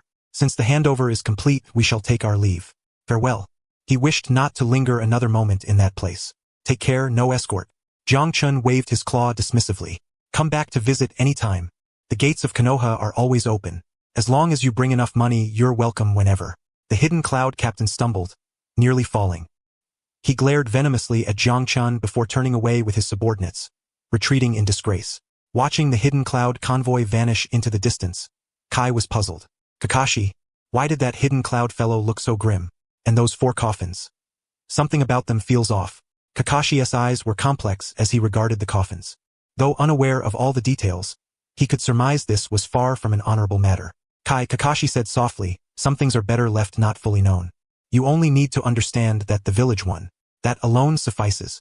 Oh, Kai nodded, half understanding. Then his excitement returned. Since the mission is done, can we continue our duel now? Kakashi, come on. Let us ignite our youth. Kakashi was about to refuse when suddenly something light landed on his head. Jiang Chun had leapt down, perching on Shikaku's shoulder. Enough, stop bullying the honest man, Jiang Chun said, looking at Shikaku. Since you've received the goods, better store them quickly. That guy Minato is probably waiting to replenish the Umbu's shortage with this shipment. What a hassle. Shikaku sighed, directing the Umbu to start unloading the crates. He had wanted to get home early to accompany his wife. Count yourself lucky, Jiang Chun grinned. At least you don't have to face the Raikage's fury like the hidden cloud captain. That guy is probably going to lose a layer of skin when he returns. True enough, Shikaku smiled faintly, his gaze deep as he looked into the distance. This battle has severely weakened the hidden cloud's vitality. For at least 5 years, they won't dare bare their teeth at Konoha again. Meanwhile, under the leadership of the 4th Hokage, Konoha will use this shipment and the ensuing peace to swiftly restore and even elevate its strength. The office door was flung open abruptly. Minato, if you called us here so late, it better be something serious. Tsunade strode in briskly, the scent of alcohol clinging to her. She tossed her green jacket onto the sofa and settled down. If it's to celebrate shaking down the hidden cloud, I suggest the izakaya. Jiraiya followed behind, a smile playing on his lips. Now Tsunade, don't be so irritable. Maybe Minato wants to treat us to a late-night snack? But as the two took in the scene inside the office, their expressions shifted. Behind the desk, Minato Namikaze was not attending to paperwork. His fingers were interlaced beneath his chin, and his blue eyes were heavy with solemnity. Perched on his shoulder, the purple-toed Jiang Chun had abandoned his usual teasing expression, his golden horizontal pupils fixed on a corner of the room. Following their gaze, Tsunade and Jiraiya looked over. In the shadows stood a child, around 8 or 9 years old, frail in stature, clad in an ill-fitting gray robe, barefoot, his skin pale as death. Most striking were his eyes, hollow, lifeless, devoid of the brilliance befitting his age. This is... Tsunade frowned. She detected an unsettling aura emanating from the boy, the scent of chemicals and blood. He was found in the deepest recesses of the Root-S underground base during the Umbu-S sweep. Minato's voice was low. He is the sole survivor. Codename, Alpha. Root. Jiraiya closed his book, his expression darkening. That old bastard Danzo. How much has he been hiding underground? It's not just things that shouldn't see the light of day. Jiang Chun's voice was hoarse as he spoke. This child is an experimental subject, an extraordinarily special one. Minato looked at Alpha with gentle eyes. Child, show us your ability. Don't be afraid. No one will harm you. At the command, Alpha's body trembled slightly. He raised his right hand, palm facing upward. Chakra surged within him, a pulse vibrant yet eerie. Crackling faintly, a tender green branch pierced through the skin of Alpha's palm, growing and curling until it transformed into a sturdy wooden spike, hovering in midair. Tsunade sprang to her feet, chair toppling behind her. She stared at the wooden spike, her breath ragged, chest heaving. Her eyes were filled with shock, soon overtaken by fury. Would release. She ground her teeth. In the entire shinobi world, only one person wields such power, my grandfather, Hashirama Senju, the first Hokage. How could this be? How is this possible? Tsunade rushed before Alpha, grasping his wrist. The boy instinctively tried to resist, but he was powerless before her strength. A green medical chakra enveloped Alpha's body. As her examination deepened, Tsunade's complexion grew increasingly grim. Cell transplantation, genetic fusion. Her hand trembled.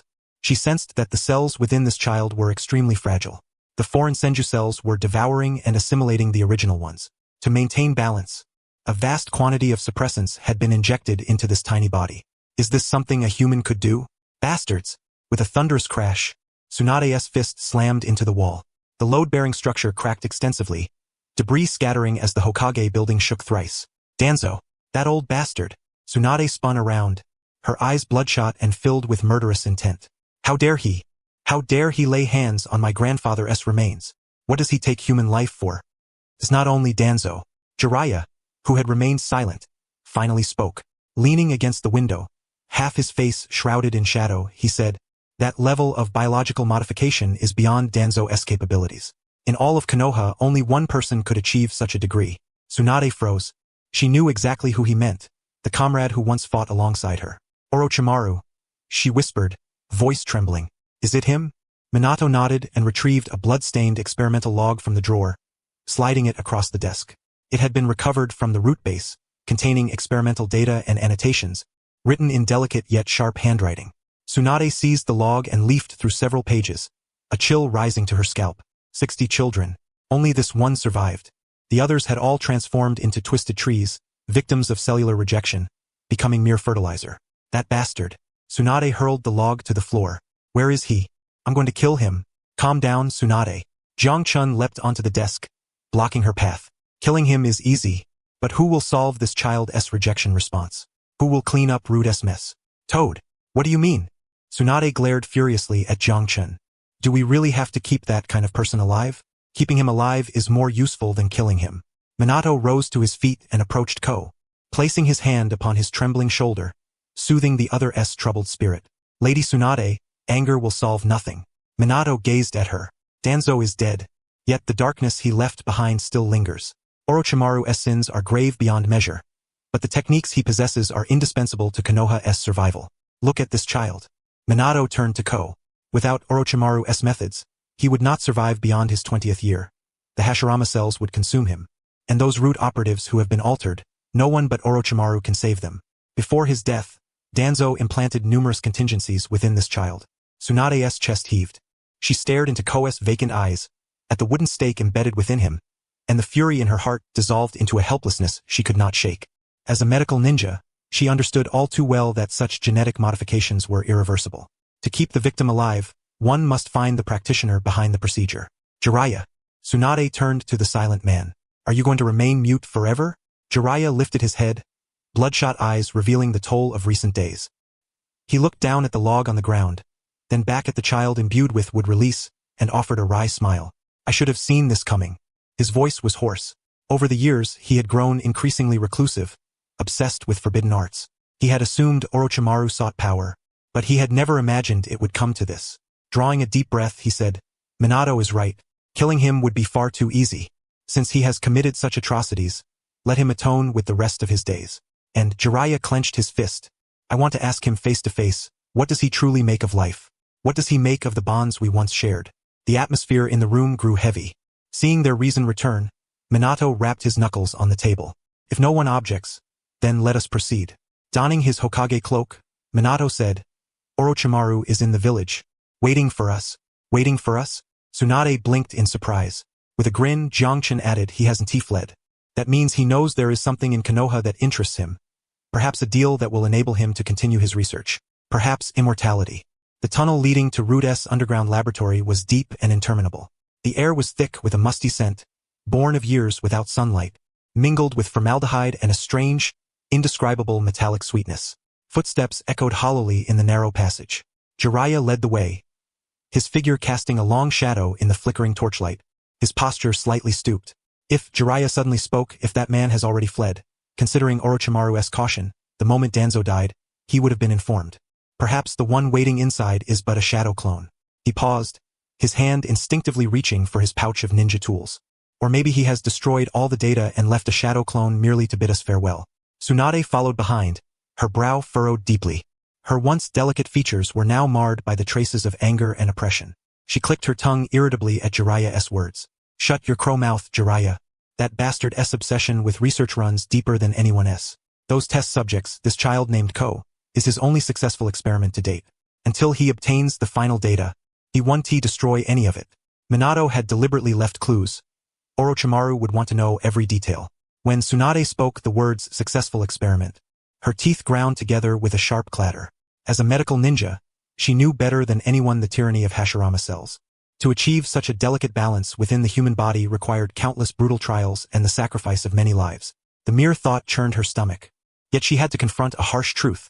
The child's condition was perilously unstable, liable to transform into a tree at any moment due to cellular runaway. With her current medical ninjutsu, she could only suppress the symptoms, not cure the root cause. The one who tied the knot must also untie it. To save the child, to resolve the mess left behind by Root, Orochimaru's techniques were an unavoidable hurdle. She had not expected to encounter such darkness so soon after returning to the village. Regardless of his presence, they had to go in. Minato walked at the rear, his voice calm. If he is there, we negotiate. If not, I only hope you two will lend me your strength. His words were succinct, yet all understood the lethal resolve beneath them. After all, Orochimaru, one of the legendary Sannin, held many secrets of Konoha. They could not allow those to fall into enemy hands. Let us only hope that Lord Jiraiya and Lady Tsunade do not lose their resolve. Don't worry, he is definitely there. Jiangchun sprawled lazily on Minato's shoulder, yawning.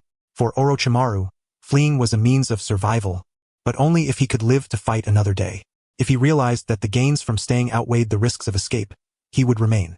That snake's greed was unmatched. Jiraiya turned his head, his gaze complex as he regarded the purple toad. Toad-chan, on what grounds are you so certain? Do you truly understand Orochimaru? Even I cannot fathom his current thoughts. I may not understand him, Jiangchun replied, scratching his belly with a claw, voice brimming with confidence. But I understand desire. What does Orochimaru seek? The pinnacle of ninjutsu, the unraveling of all truths in this world. Without immortality, how can he achieve that? He paused, his tone dropping to a low, enticing whisper. And these are things I can grant him. If one views the previous life as an unknowable realm beyond the reach of the shinobi world, then for one who holds the script, this shinobi world is his domain of omniscience. Though it might sound boastful, he truly is the intersection of these two worlds. Orochimaru desires immortality? I can show him a form of life even more advanced than the reanimation jutsu. He wants truth? I can reveal the origin of chakra, the secrets of the god tree, even the existence of extraterrestrials. Jiangchun grinned broadly, a smile heavy with meaning. To a knowledge-hungry mad scientist, the knowledge in my mind is the deadliest poison. Once he smells a trace of it, even if a mountain of blades and seas of fire lie ahead, he will crawl through them. Moreover, Jiangchen glanced at Minato. The enemies to come are far greater than mere clouds or rocks. Facing the imminent arrival of the Otsutsuki clan, Orochimaru's scientific prowess and peculiar black technologies are indispensable strategic assets. Otsutsuki? Tsunade's keen senses caught the unfamiliar word. Her brow furrowed even more deeply. What is that? A new hostile force? You'll learn in time. It's too complicated to explain now, Jiang Chun replied dismissively, waving his claw. In short, you only need to know that I have enough leverage to keep him here. Jiraiya parted his lips as if to say more, or perhaps to endorse Jiang Chun's bold claims, affirming that the toad was indeed capable of such words. But at that moment, their footsteps halted. Ahead, the path ended. A massive steel door, etched with sealing jutsu, barred their way. Two serpents intertwined were carved into the door, their tongues flickering outward, facing the approaching group as if silently hissing a warning. We have arrived. Minato lifted his gaze, eyes piercing through the heavy door. As a top-tier sensory ninja, he could clearly sense the chakra beyond. Cold, viscous, slippery, like a frigid venomous snake slowly coiling around one's neck, sending shivers down the spine. It was Orochimaru's chakra, and it bore no disguise, boldly unleashed as if proclaiming to those outside. Come in. I have been waiting for you for a long time. Exhale. Jiraiya exhaled a long, heavy breath, and the slight stoop in his back straightened instantly. He extended his hand, pressing it against the cold door panel. Are you ready? Whether the question was directed at the companions behind him or at himself remained uncertain. Open the door. Tsunade spoke coldly, chakra already coalescing in her fist. Creak. There was no need for violent force to break through. As Jiraiya pressed firmly with his palm, the seemingly indomitable iron door gradually swung inward. No trap awaited them as expected. Beyond the door lay a vast, desolate laboratory. The ghastly white light illuminated the space as if it were daylight. Lining the walls were rows upon rows of enormous glass jars, each containing bizarre and grotesque biological specimens, gently floating in a pale green nutrient solution. At the very center of the laboratory stood a broad experimental table. A man with long black hair and skin as pale as paper faced away from the entrance, holding a test tube, his attention entirely fixed on the reaction within. He wore a simple gray kimono, loosely tied at the waist with a purple sash. Upon hearing the door open, he did not turn around, nor did he pause the motion of his hand. You've arrived. Orochimaru's voice was hoarse yet magnetic. Later than I anticipated. It seems Danzo's demise cost you quite a bit of time. Orochimaru. Jiraiya stepped forward a pace, shouting in fury. That roar carried a multitude of emotions. Anger, disappointment, and heartbreak. What do you take life for? Jiraiya demanded. Do you know what we discovered outside? Do you realize what you have done? Do you think our past camaraderie will spare you from death? At last, Orochimaru set down the test tube. He slowly turned around, his golden, vertically slit serpent eyes devoid of fear, only serene indifference. Run? Orochimaru chuckled softly, his long tongue licking his lips. Jiraiya, you are still so naive. The world is vast, yet the places that can accommodate me are few. Leaving Konoha meant losing the finest experimental materials and equipment. Moreover, his gaze swept over the enraged Tsunade before resting on the expressionless Minato Namikaze. Konoha has grown somewhat interesting. That fool Danzo has fallen, replaced by a young, resolute, and ambitious Hokage. I wonder if such a Konoha can tolerate my existence. Tolerance. Tsunade could no longer restrain the fury within her. She surged forward, slamming her fist onto the laboratory table before Orochimaru. Boom! The hardened alloy surface immediately dented, various glass instruments shattered, fragments scattering in all directions. Look around you. Look at those things in the jars. Tsunade pointed to the nauseating specimens, her eyes bloodshot. Is this what you call existence? Using innocent children's lives to satisfy your curiosity?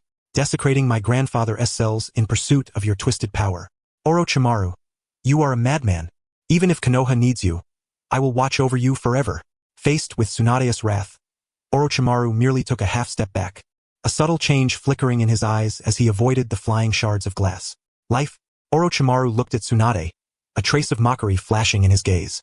Tsunade, it is precisely because you have grown accustomed to death that you have become so fragile.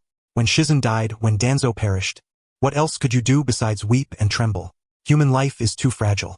Orochimaru spread his arms in an embracing gesture, so fragile that a mere touch shatters it. What is there to revere in such frailty? What I do is merely to transcend this fragile mortal flesh and attain eternity. The sacrifice of those children was a necessary cost in the quest for truth. Should success be achieved, they would become immortal alongside me. Fallacy. Tsunade trembled with rage, chakra radiating brilliantly from her clenched fist. I will kill you right now.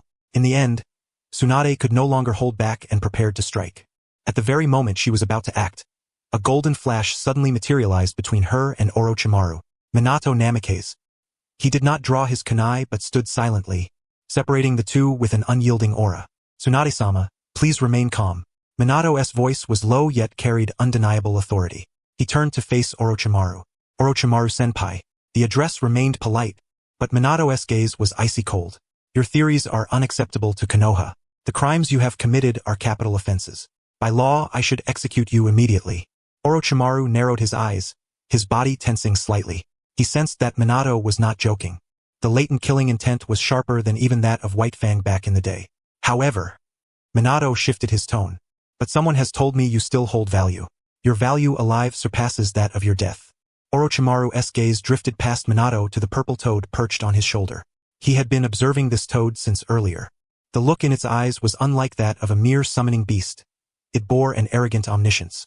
Combined with certain rumors within the village, it suggested this summoning was far from ordinary.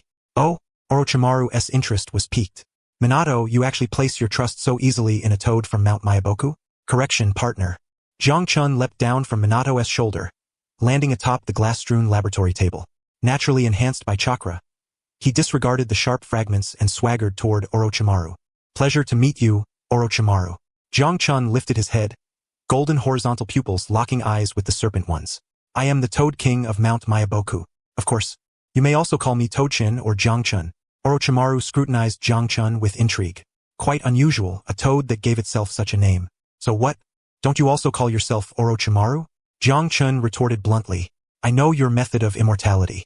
You intend to transform yourself into a snake, changing bodies every few years, clinging to life like a parasite. Is that your understanding of eternity? Orochimaru's smile stiffened. The development of the reanimation jutsu remained in theoretical verification stages. Aside from a few confidants privy to some details no one truly knew. How did this toad know?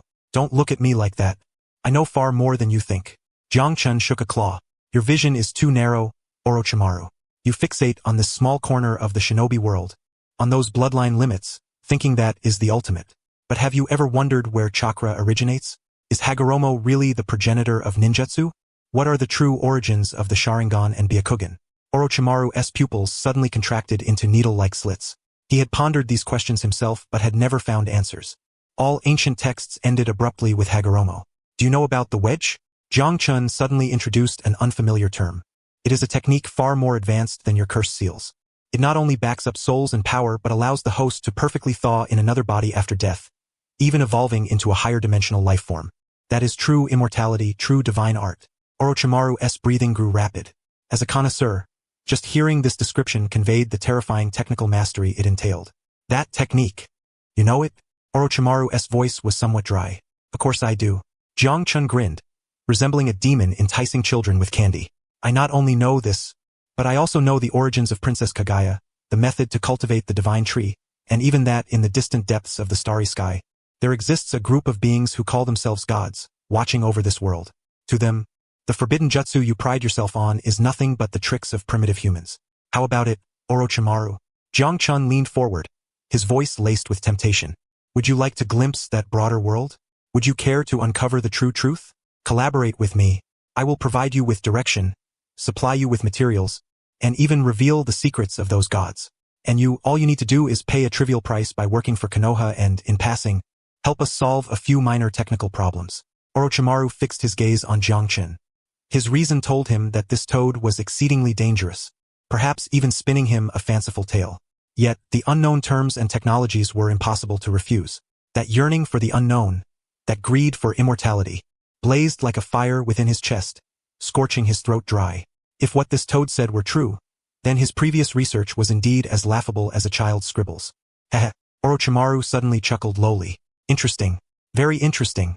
Orochimaru abruptly stifled his laughter, his eyes burning with intensity as he stared at Jiang Chun. I admit, you have moved me. No matter where you learned these things, as long as you can prove them true, I would have no objection to selling my life to Konoha. He turned his head toward Minato, wearing that signature sinister smile. Fourth Hokage, it seems we must redefine our relationship. Minato watched the scene, his tense body finally relaxing somewhat. He knew they had succeeded. Just as Minato gathered golden sealing formulas in his hands, preparing to approach Orochimaru and implant a restraining technique to ensure the safety of this perilous deal, the Orochimaru who had his back to everyone suddenly raised a pale hand, fingers gently waving to stop Minato's action. Let us discuss this later, fourth Hokage. Orochimaru's voice retained that distinctive magnetic huskiness, but now carried a faint, elusive quality. My true self is not here. Though this environment suits experiments, it is not suitable for such discussions. What? Jiraiya's pupils suddenly contracted. Before he could react, the gray-robed Orochimaru before him cracked a grin, eerie and stiff. What you spoke of, my true self will know. As for that deal. Orochimaru's golden vertical pupils cast a deep glance at the purple toad perched on Minato's shoulder. I am looking forward to it. Bang! With a muffled explosion, white smoke instantly billowed, filling most of the laboratory. The Orochimaru standing there vanished without a trace, leaving only a slowly dissipating swirl of chakra dust. A shadow clone? Jiraiya surged forward, waving his hand to disperse the smoke. Staring at the empty ground, his expression darkened. Damn it! I knew this guy would only leave a shadow clone behind. I couldn't see through it either. Minato withdrew his sealing formula, a trace of gravity flickering in his blue eyes. This technique was created by the second Hokage, Tobirama Senju. Even with a high-level dojutsu like the Byakugan or Sharingan, it is extremely difficult to discern its true form. Upon release, it fully returns memories and experiences to the original. It truly is a perfect method for intelligence gathering and risk avoidance. Damn bastard! Tsunade glared at the empty laboratory, a surge of anger at being toyed with flooding her mind. She spun around fiercely and slammed a chakra-charged fist into a massive cultivation tank beside her. Crash! The reinforced glass shattered instantly, green nutrient fluid bursting forth like a flood. Inside, a twisted experimental specimen soaked in the liquid slipped onto the floor, exuding a sickening stench of decay. Is he mocking us? Tsunade gritted her teeth, veins bulging on her forehead. We wasted so much breath on a shadow clone while he hid in the shadows, watching the show. Calm down, Tsunade. Jiraiya quickly jumped aside, avoiding the splashing corrosive liquid, offering a wry smile. You know, Orochimaru, with Danzo just dead, if he had dared to stay here in his true body waiting to be captured, then he wouldn't be Orochimaru. So what now? Tsunade shook the slime from her hands, her face full of displeasure. Run all over the world to catch that slippery snake? Or issue a bounty? No need. Minato shook his head, his gaze calm as it fixed on the darkness deep within the laboratory. Since Orochimaru is no longer here, it means he was wary of us from the start. But Mr. Jiang Chen's words clearly struck a nerve. If he accepts our terms, he will return on his own. All we can do now is wait. Indeed.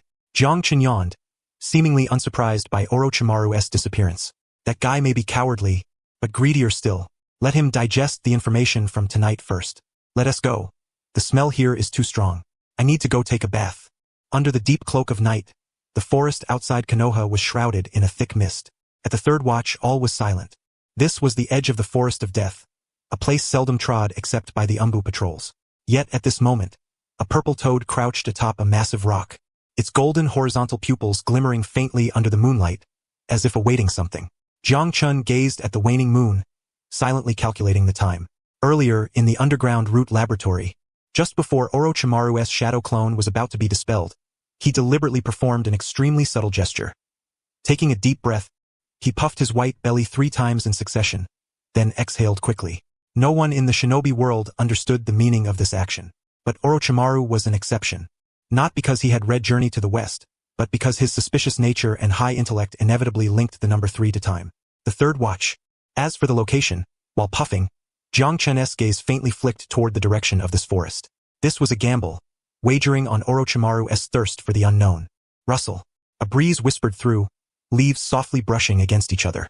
Jiang Chen's ears twitched slightly, a curve forming at the corner of his lips. Here he comes. Beneath the shadow of an ancient tree some 10 meters away, a slender figure slowly emerged as if grown from the darkness itself. Pale skin, golden vertical pupils, and purple eyeshadow extending to the wings of the nose. This time it was the genuine article. Orochimaru crossed his arms, leaning against the tree trunk, those serpent eyes fixed intently on the toad atop the rock, his gaze both wary and betraying a concealed curiosity. Truly interesting. Orochimaru was the first to break the silence, his voice piercingly clear in the night. A toad from Miyaboku Mountain, using such a subtle method to summon me. Puffing 3 times, hinting at the third watch. Is this your way of mimicking those immortal sages from ancient texts imparting secret techniques? You've surprised me. Jiang Chun rose from the rock, dusting off his paws like a human. I originally thought that with your cautious nature, even if you understood the hint, you'd send a few snakes to scout first. Yet you actually dared to come alone, because I wish to confirm one thing. Orochimaru slowly straightened, and an icy, oppressive aura instantly spread outward. He extended his elongated tongue, licking his lips. Those things you spoke of earlier in the laboratory about gods, about the wedge, about the origin of chakra, were they mere fabrications concocted to save your life? Or do they hold some truth? If they were lies, Orochimaru's gaze instantly turned icy and piercing. Even if you are Jiraiya's summoned beast, tonight you will become my experimental subject. The events deep within the Death Forest that night were known only to the two involved, him and the Toad. Orochimaru had changed. He was no longer the sullen rogue ninja reserve. Now he resembled a fervent researcher. His golden serpent eyes brimmed with insatiable curiosity. 1 week later, Minato Namikaze arrived once more in the underground chamber, accompanied by a masked youth, Lord Hokage. Several root operatives carrying equipment halted their tasks and saluted upon seeing Minato. The numbness in their eyes had noticeably diminished since before. Minato nodded and glanced toward the center of the laboratory. Orochimaru stood before a massive operating table, hands forming seals as he manipulated chakra threads to dissect a pale white body. Hearing the noise, Orochimaru did not turn his head. His voice was hoarse. "You're here? Later than I anticipated. Have you brought the specimen?" "Of course. Also, today's treatment for him can commence." Minato stepped aside, revealing the youth behind him. The boy appeared around 10 years old, frail, masked, body tense, hands trembling, clearly terrified. He was Yamato, the sole survivor of Orochimaru's previous would-release experiments. "Remove the mask," Minato said gently. "Do not be afraid. This will be your treatment room from now on." The boy hesitated briefly before lifting the mask. His face was rather delicate, albeit pale, eyes restless. Jiang-chun, perched on Minato's shoulder, poked his head out. His golden horizontal pupils studied the boy before grinning broadly. "Since you're starting a new life, you need a new name. Yamato is too dull. How about Dave?" "Dave?" Minato was taken aback. "What kind of name is that? Does it carry any meaning?" "Of course." Jiang-chun spoke with feigned solemnity. "In my homeland, there is a man named Dave who excels at cultivating plants, especially peas and sunflowers. Since this child can wield would-release, the name Dave is a perfect match. In battle, he can plant pea shooters in the rear lines. How powerful would that be?" The boy did not comprehend the idea of pea shooters but sensed a hint of mockery in the name, shrinking his neck and glancing nervously at Minato. "Ahem." Minato cleared his throat twice. Although he respected Jiang-chun, the name seemed too unreliable. "Mr. Jiang, perhaps we should reconsider. I think Yamato is a fine name, symbolizing peace and harmony." "Yamato?" Orochimaru turned around, holding a blade stained with liquid. His serpent eyes swept over the boy as if appraising a slightly expensive instrument. "The name does not matter. As long as he cooperates with the experiment, he may be called whatever." The boy recoiled from that gaze, stepping back to hide behind Minato. "Don't waste time." Orochimaru pointed to a glass tank filled with pale green liquid. "Lie inside. I will recalibrate the balance of your Hashirama cells. Previous experiments were crude, a sheer waste." Minato patted Yamato's shoulder. "Go ahead, Yamato. This is to help you." Although Orochimaru looks fierce, his skills are among the best in the ninja world. "In just 1 month, you will be able to live like a normal person." Yamato met Minato's encouraging eyes, and his fear subsided somewhat. He nodded, inhaled deeply, and approached the glass tank. The liquid enveloped his head, and Yamato closed his eyes, slipping into slumber. 1 month later, Orochimaru watched the data pulse, licking his lips. "Just 1 month and I will perfectly resolve the rejection reaction. Then Konoha will gain a true would-release ninja." Minato felt a weight lift from his heart.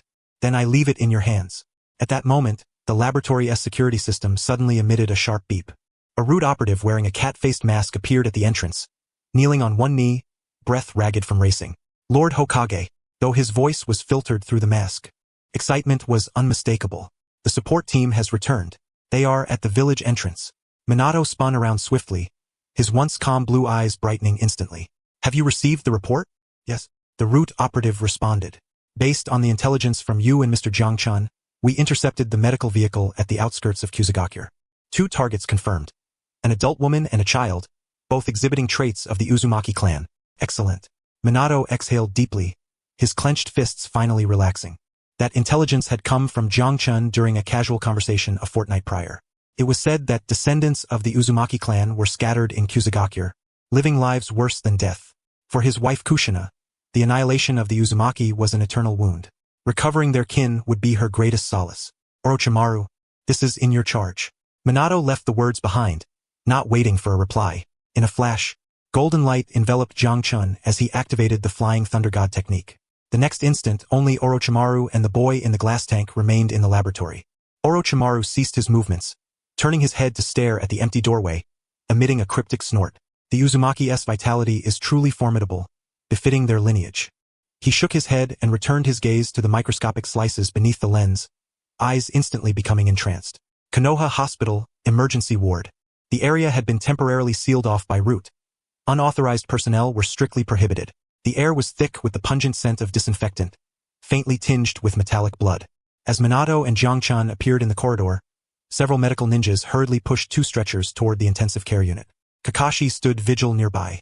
Clear the way. Move aside. The patient's vital signs are weak. Prepare for transfusion.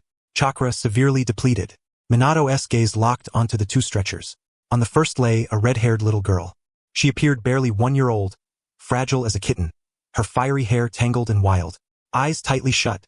Her tiny hands gripped the stretcher's edge, anxiety palpable even in unconsciousness. This was Karen. The sight upon the second stretcher drew a collective gasp from all present. There lay a woman with equally red hair. Yet the fiery brilliance that should have adorned her locks was now withered and dull, resembling autumn's dead grass. More harrowing were her arms, neck, and exposed collarbones, covered in dense, overlapping bite marks. Old scars had crusted into dark purple hardened patches. Fresh wounds oozed blood, flesh peeling back to reveal bone. Some bite marks overlapped so heavily it was impossible to discern how many times she had been bitten. She resembled a piece of sugarcane repeatedly chewed. Her life force and chakra nearly drained to nothing. This Kakashi's lone visible eye constricted sharply. Even one accustomed to death on the battlefield felt a wave of visceral discomfort and rage. What the hell did those bastards in Kusagakure do to her? Move the blood packs. Jiangchen's voice atop Kakashi's head was colder than ever. In Kusagakure, biting her once restores chakra and injuries. So, whether severely wounded shinobi or civilians trying to save on medical expenses, they all resort to biting. This is the fate of bloodline limiters without power. Minato stood rooted, gazing at the woman's pale face, his body trembling slightly. He thought of Kushina. If Kushina had never been brought to Konoha, had never become the Nine-Tails Jinchuriki, or if Konoha had fallen in war, would she have faced such a fate? An indescribable mixture of dread and fury tangled within Minato's heart. He strode forward with long strides, intercepting the medical ninja pushing the stretcher. Lord Hokage? The medical squad leader exclaimed in surprise. Minato did not utter a word. He extended his hand gently, placing it upon the woman's forehead. Warm and immense chakra flowed continuously from his palm into her body. It was the life force he had distilled from the Nine-Tails chakra. Though not as refined as medical ninjutsu, it was enough to keep her clinging to life. She must be saved.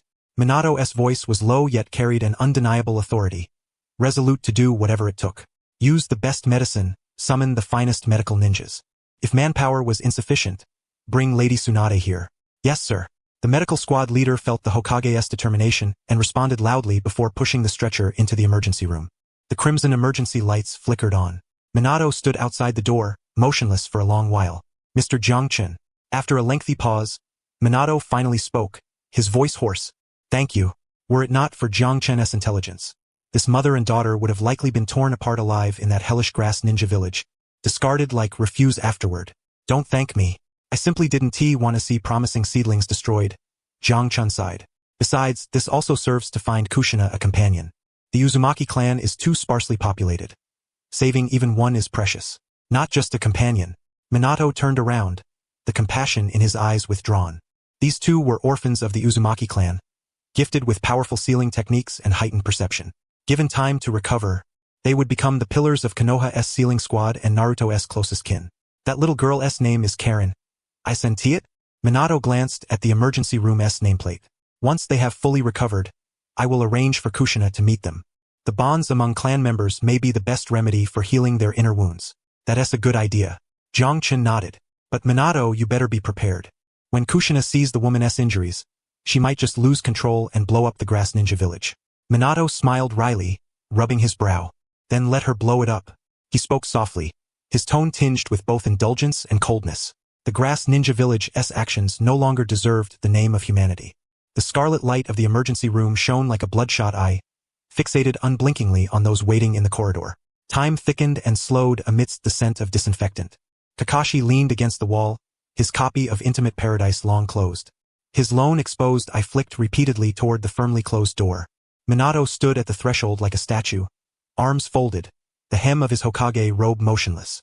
Only the occasional flutter of his eyelashes betrayed his inner unrest. This is taking too long.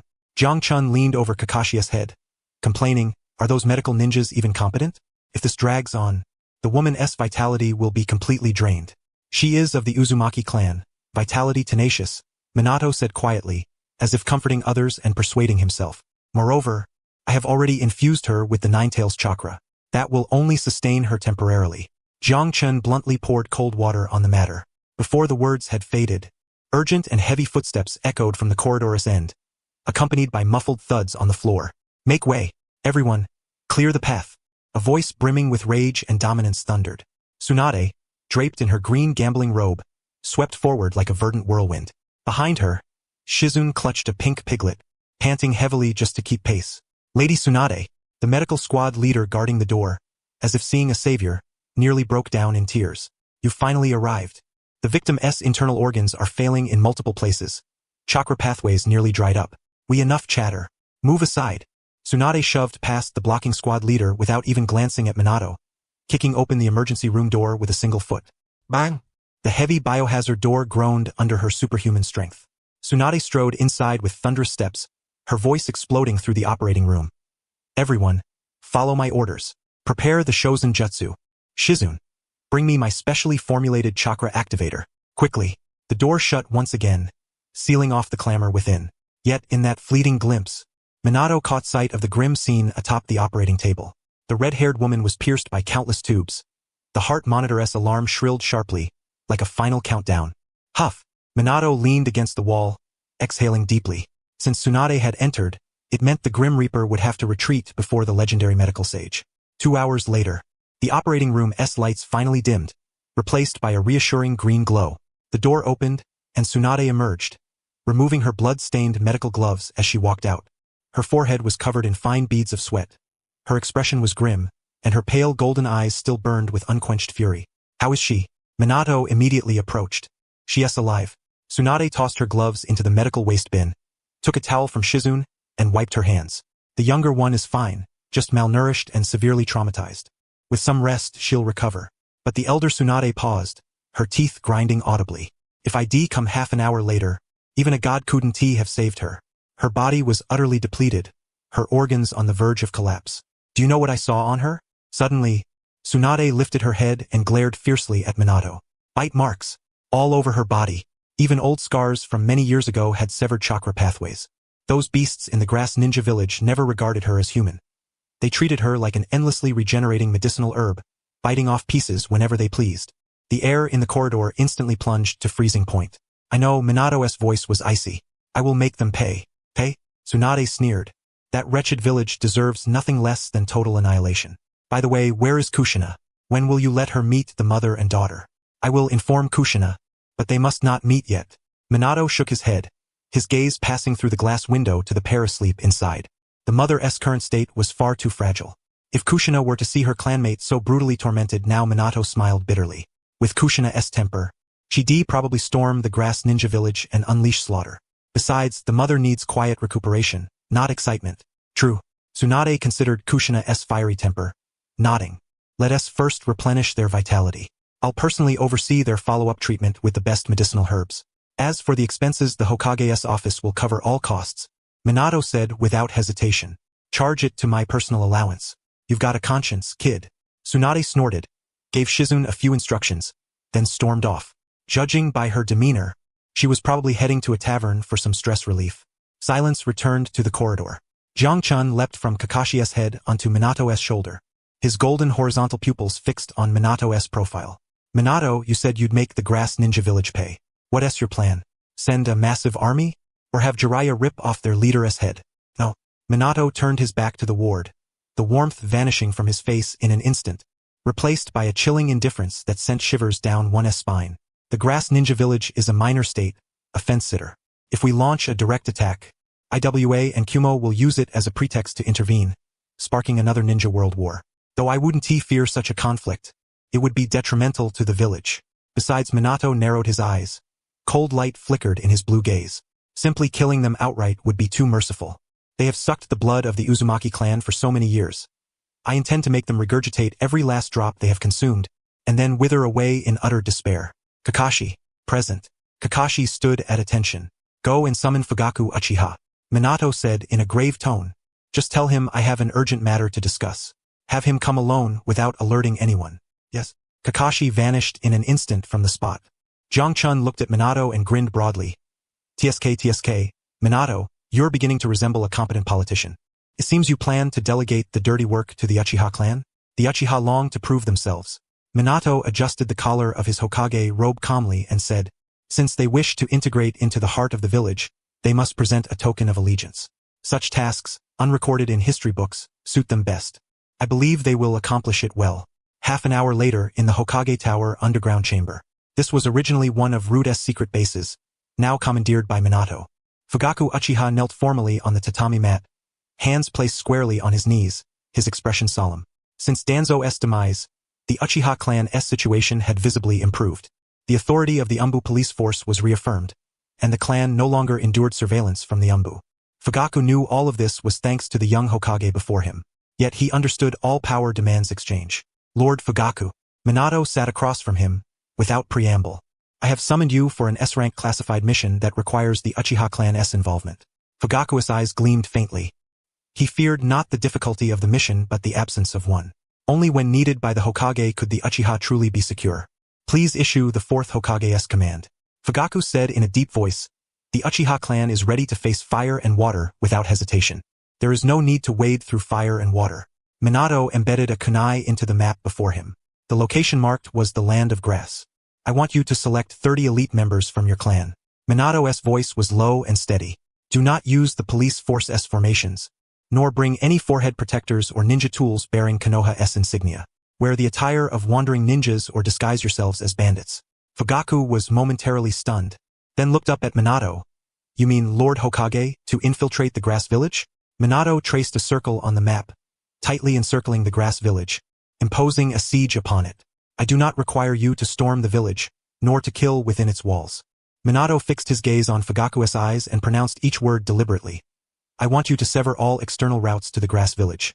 Any merchant caravans entering or leaving the grass village must be driven away. Any clients dispatching missions to the grass village must be dissuaded. Should any ninja from the grass village emerge to resist, a cold arc curled the corner of Minato's mouth. They are to be slain without mercy. But before the killing, they must be made to tremble with fear. Everyone must know the grass village is preyed upon by a terrifying band of brigands. Anyone daring to trade with them is courting death. Fugaku nodded silently. The grass village was a small settlement, lacking resources, surviving mainly by acting as intermediaries for greater nations, trading intelligence and accepting low-level commissions. If the trade routes and commissions were cut off, within 3 months their economy would collapse. Without money, they could not purchase food or ninja tools. Without commissions, their ninjas would disperse. This was to starve the grass village into submission without shedding blood. Fugaku swallowed nervously and cautiously inquired, Lord Hokage, what if they seek aid from Iwagakure or other great nations? That falls under the Ministry of Foreign Affairs. Minato restored his gentle smile, as if the ruthless strategist moments ago was not the same man. I will inform the great nations that rampant banditry plagues the land of grass. It is their internal affair, and Konoha will not intervene. If they cannot handle a few bandits, it only proves the grass village's incompetence. As for you, Minato regarded Fugaku. The Uchiha's genjutsu and fire style are arguably the strongest in the ninja world for concealing identities and sowing chaos. I trust you will perform this charade convincingly. Fugaku took a deep breath. This was the Hokage he wished to follow. Resolute outwardly, ruthless in method, yet flawlessly meticulous. Moreover, entrusting this mission to the Uchiha signified that the Hokage regarded them as true comrades. I understand. Fugaku bowed deeply. Please rest assured, Lord Hokage. Starting tomorrow, not even a fly will enter the vicinity of the grass village. I will have the clan's elite activate their Sharingan and torment those grass ninjas with genjutsu until they regret ever being born. Excellent. Minato nodded with satisfaction. Go forth. Remember, these are the actions of brigands, unrelated to Konoha. Yes. Fugaku rose, saluted, and swiftly vanished into the darkness. His steps were lighter than when he arrived, as if a 1,000-pound burden had been lifted. Only Minato and Jiang Chun remained in the chamber. TSK. Jiang Chun jumped onto the map, staring at the grass village pinned by the kunai. Minato, this economic blockade combined with armed siege is far crueler than outright slaughter. Just imagine those grass ninjas watching commissions dwindle day by day, granaries emptying, yet unable to glimpse a shadow of their enemy. That despair, TSK. They treated their people like livestock. They should have foreseen this day. Minato drew out the kunai, twirling it lightly between his fingers. For villains without scruples, one must wield methods even darker than theirs. However, Minato's tone shifted. A trace of weariness appeared on his face.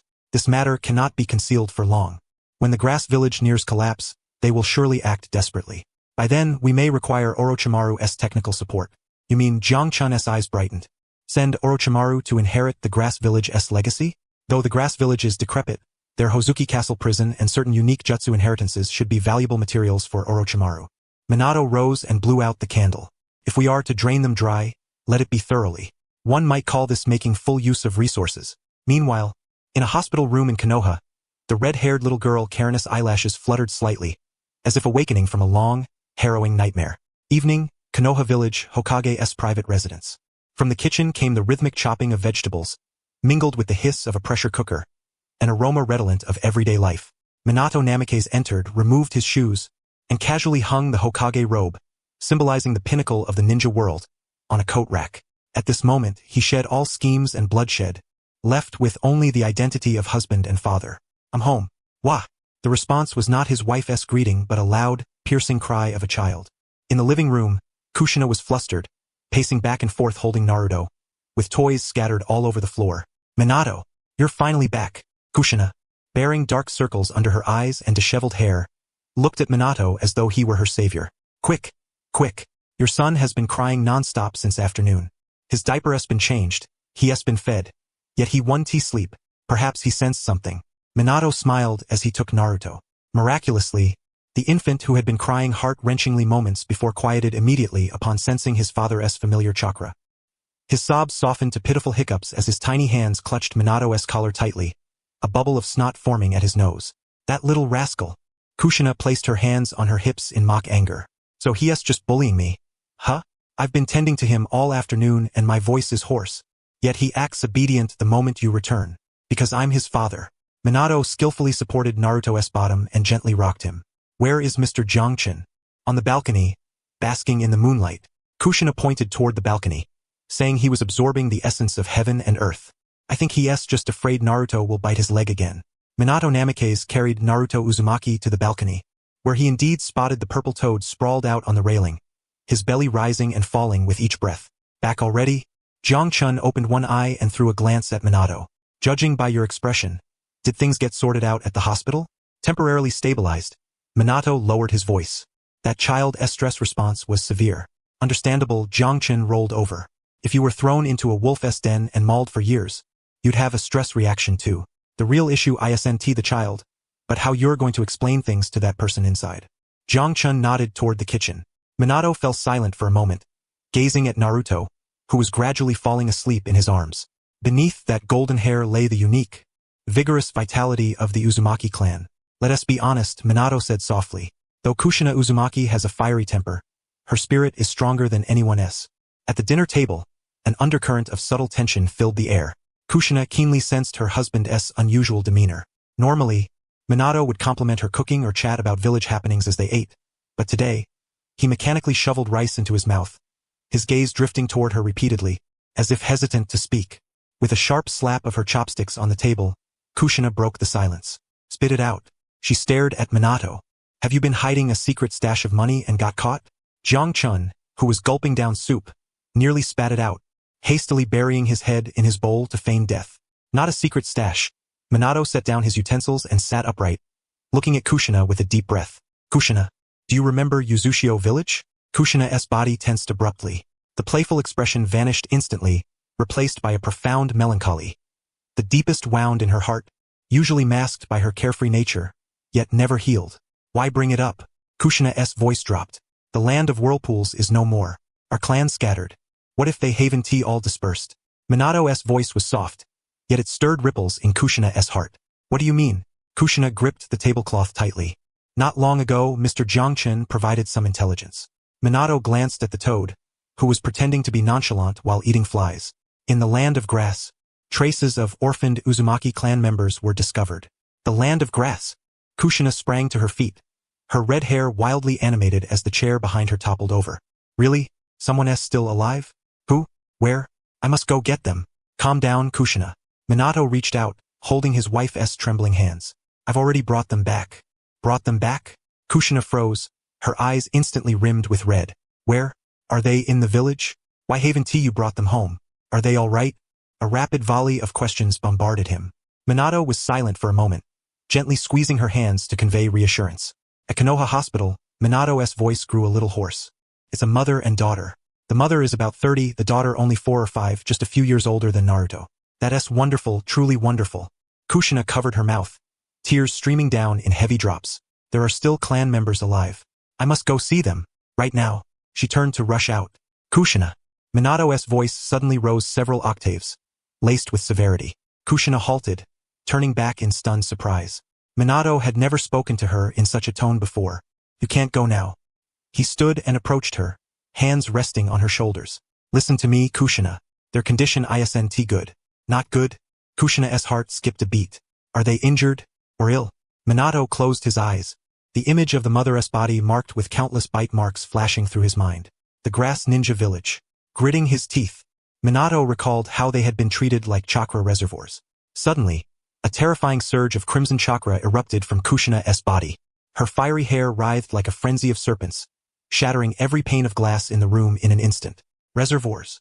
Kushina's voice sharpened into a piercing, anguished cry. You mean they bit them? As a member of the Uzumaki clan, she was intimately familiar with the cursed innate ability to heal through biting the skin to restore chakra and mend wounds. A power only used in moments of utter desperation to sacrifice oneself to save comrades.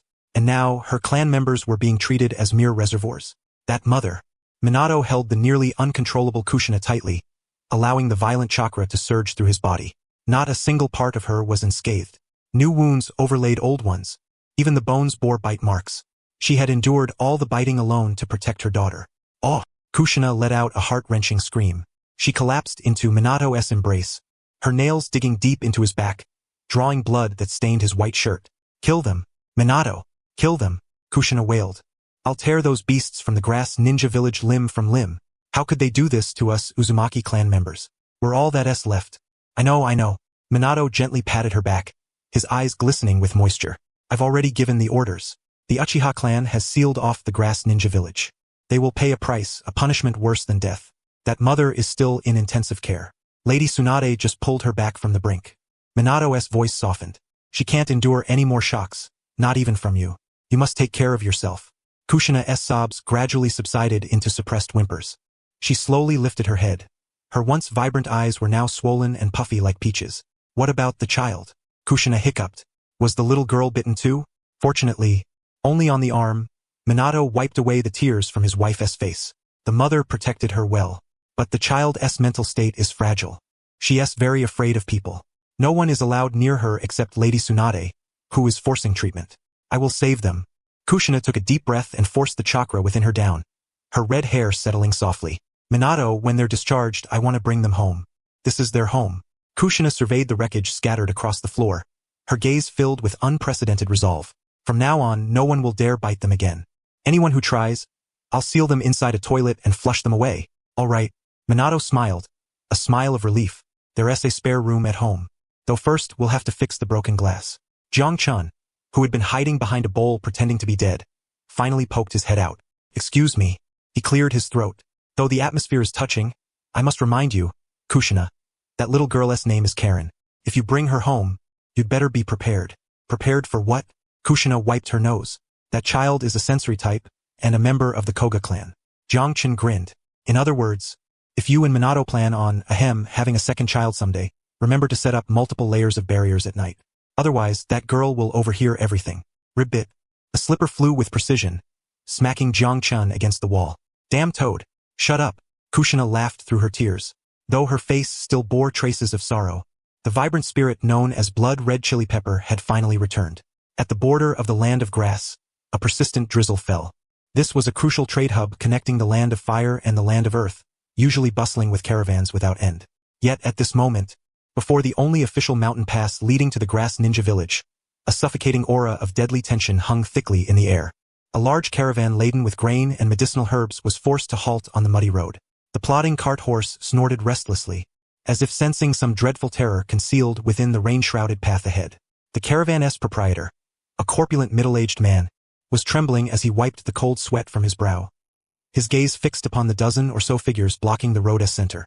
Those men wore tattered straw raincoats, their faces concealed behind coarse masks devoid of any ornamentation. Some merely draped a piece of black cloth over their features. Each gripped a variety of weapons. Some blades were rolled and sharpened, others rusted and worn, appearing like a band of desperados roaming the borderlands. Yet, for reasons unknown, the caravan owner felt these brigands were unlike any ordinary thieves he had encountered before. There was something different about them. The ninja hired by the caravan clearly sensed the danger and hesitated to approach for negotiations. Left with no choice, the owner forced himself forward a few steps, pulling from his bosom a heavy pouch of coins. He plastered a flattering smile on his face, his voice trembling as he spoke. "We are delivering goods to Kasunin village. This is a small token for you gentlemen to buy some wine, just to make things easier." "Easier?" The masked leader emitted a hoarse, mocking laugh. He did not reach for the pouch but tilted his head, peering at the caravan through the mask's eye-holes, his gaze cold and calculating, as if appraising a flock of sheep destined for slaughter. "This road is closed today." His voice was deliberately low, tinged with menace. "Not just today but tomorrow as well. From now on, anyone delivering goods to that wretched village, no passage. This is against the rules." The caravan owner panicked. "We have a contract. Besides, this cart carries tribute for the Kusunin village leader. Rules? My rules are the only rules." The masked man sneered, suddenly swinging his long blade with brutal force and speed, without any chakra, relying solely on raw power. Clang! The pouch in the owner's hand burst open instantly, golden coins scattering like a shimmering rain into the mud. Simultaneously, the shaft of the cart loaded with medicinal herbs was cleanly severed by the blade. With a thunderous crash, the cart toppled, spilling its precious cargo soaked instantly in the muddy water. "Ah!" The caravan owner screamed, collapsing to the ground, his face ashen with terror. These were thieves? What kind of thieves possessed such deadly skill? "If that blade had struck his neck, my blade is the law." The masked leader stepped forward, exuding a killing intent as heavy as a mountain. Though no ninjutsu was used, the aura of a survivor risen from a sea of corpses robbed every guard of the courage to draw their swords. "Leave." The leader spat the word out coldly. "If I ever see you transporting even a single grain of rice to Kasunin village again, I will chop off your heads and kick them like balls. Retreat. Fall back." The caravan owner scrambled back to the group, shouting hoarsely, "Turn around. Return to the land of fire. This business is over. What's the use of trading if we don't even have our lives?" The massive caravan broke into chaotic retreat, like a flock of sheep driven by wolves, abandoning their armor and fleeing the land of conflict. Only when the caravan vanished entirely into the rain did the masked leader slowly sheath his blade. "Eighth predecessor, no boss." A fellow masked bandit approached, lowering his voice. "That last strike was too clean. We almost gave ourselves away. The thieves' swordsmanship should look worse." "Humph. Pretending to be useless at chakra control is harder than killing." The one called boss was Uchiha Hakadai. Irritated, he tugged at his collar, uncomfortable in his tattered straw raincoat. The clan leader had decreed that the Sharingan must not be used, nor their signature fire-style jutsu. All must rely on taijutsu and swordsmanship alone. Still, Hakadai's lips curled coldly beneath his mask as he gazed toward Kasunin village. Even without those powers, handling these amateurs was more than enough. "Send orders to seal the crossroads. Let nothing through except birds." "Yes, sir." Kasunin village, Leader's office. Bang! A heavy wooden desk was overturned with force, scattering papers and maps across the floor. The village chief, a grim-faced elder with deep-set eyes, paced furiously. "Thieves? You tell me those are thieves?" He spat at the intelligence captain kneeling before him, saliva flying. "Which thieves don't want money, only block the road? Which thieves can seal off all roads within a 10-mile radius? 3 days. A full 3 days. Not a single supply cart has come through. Chief." The intelligence captain, drenched and trembling, spoke with difficulty. "They are too strong. Our patrols were knocked unconscious and thrown back the moment they approached. Although they used no ninjutsu, their taijutsu and swordsmanship are like elite soldiers from a great nation." "Elite soldiers from a great nation," the chief's expression darkened with uncertainty. "IWA? Kumo? What do they want? To annex us? They don't seem like regular troops." The senior advisor beside him paled, clutching a statistical report. "They carry no forehead protectors, nor use any signature ninjutsu. It appears someone hired a top-tier rogue ninja group specifically to target us." "Target us? Why?" The chief's anger boiled over. "We of Kasunin village have always maintained neutrality, never offending the great nations. Who wishes to see us destroyed? Now is not the time to ask that." Another senior official interrupted anxiously. "The hospital is barely holding on. More and more wounded retreating from the front lines are arriving, and the medicinal supplies ran out yesterday. The price of a bottle of hemostatic medicine on the black market has soared to the heavens, yet it remains unavailable." Mention of the hospital cast a suffocating silence over the room, a blend of despair and regret. Damn it. The chief sank into his chair, clutching his thinning hair. And now, just at this moment, the medicine runs out. His gaze grew vacant as he murmured, "If only that woman were still here." His words pierced the hearts of all assembled. Indeed, the medical director sighed, his face full of nostalgia and sorrow. If that woman from the Uzumaki clan were here, even without medicine or bandages, just bringing the wounded to her, letting her bite each one, what wound couldn't she heal? That woman was too convenient. Another senior official echoed, a morbid greed in his voice. Last time, that Chunin with ruptured internal organs. She bit him once, and by the next day he was walking again. Her healing speed was far superior to our best medical ninjutsu. What they mourned was not the lives of that mother and daughter, but their bodies, which rivaled the finest medical techniques. In the eyes of Kusunin's leadership, they were not humans but strategic assets. And the younger one, the chief's eyes flickered with regret. Though small in age, her chakra purity was even higher. If they were still here, how could we have been driven to such desperation by a band of thieves? Even without medicine, with those two mother and daughter, we could have held on. Why did we lose them now of all times? The chief slammed his fist on the armrest. The escort squad was useless. They couldn't even protect two supplies. If I find out who kidnapped them, I will skin him alive. Unbeknownst to him, the very person he threatened sat in the Hokage's office in Konoha, coldly watching the direction of the land of grass. Chief, it is too late to say this now, the senior advisor said bitterly. Without that woman, our casualty rate has skyrocketed. Along with food shortages, morale is plummeting. Some have already fled, but none have returned with news. Bastards! The chief's face contorted with rage. Someone is sabotaging us. Send orders to Hozuki City, release some of the worst criminals. Let them scout ahead. I refuse to believe those thieves can withstand the monsters of Hozuki City. But chief, about Hozuki City, we have no time for that. The chieftain roared, we're all starving to death. What use are rules now? Tell Wu Wei, as long as he can open the trade routes, I authorize him to wield the power of that box. Grass Ninja Village Hospital Critical Injury Ward. The air here was thick with a nauseating stench of decay. Due to the scarcity of medicine and sterilization methods, many ninja wounds had begun to fester. The wails rose and fell like the cries of hell itself. It hurts. Give me painkillers. Give me medicine. A jonin with a severed arm writhed frantically on his bed. Bloodshot eyes searching desperately. Where's the doctor? Where have they gone? No medicine left, sir. Truly none left. A young medical ninja cowered in the corner, clutching an empty medicine bottle, trembling in fear. No medicine? Then go find that woman. The jonin shouted in despair, his mind already clouded. The red-haired woman. Where is she? Drag her here. Quickly. Just one bite. Just one bite and the pain will stop. Go now. Sir, she has gone missing. Damn it. How could she be gone? The jonin shoved the medical ninja aside, fell off the bed, and crawled on the floor in agony, his fingernails scratching bloody grooves into the floorboards. I remember now the taste. So sweet. Just one bite. Like a drug addict in withdrawal. He recalled in desperation the fleeting pleasure of devouring others' lives to fill his own void. The wounded around him, upon hearing his cries, revealed greedy, hollow glimmers in their eyes. Yes, if only that woman were still here. Even that little girl would do. Why did we lose them? Why didn't we lock them up tighter? The entire ward was suffused with longing for that mother and daughter. But this longing bore no warmth, only naked hunger and exploitation. They did not regret their past cruelty. They regretted only that they had not preserved those two morsels longer. Outside the window, the rain fell heavier and heavier. Grass Ninja Village was like an isolated island, sinking bit by bit into the abyss of darkness amid hunger, pain, and unknown terror. Deep within the forest outside the village, Itachi Uchiha leaned against a tree trunk, listening to faint wails carried by the wind, coldly wiping his long sword. Did you hear that? He spoke to his clan members nearby. They can no longer be called human. Captain, how much longer must we besiege them? Until they eat bark and dirt. Hokage sheathed his sword, his gaze icy. This is the Hokage's order. There is no mercy for a village that devours its own. Remember, we are thieves. Thieves must have the ways of thieves. Lowering his straw hat, Hokage declared, tonight, we burn a few more granaries. Accelerate their demise. Flames surged skyward, casting the last granaries of Grass Ninja Village in a crimson glow.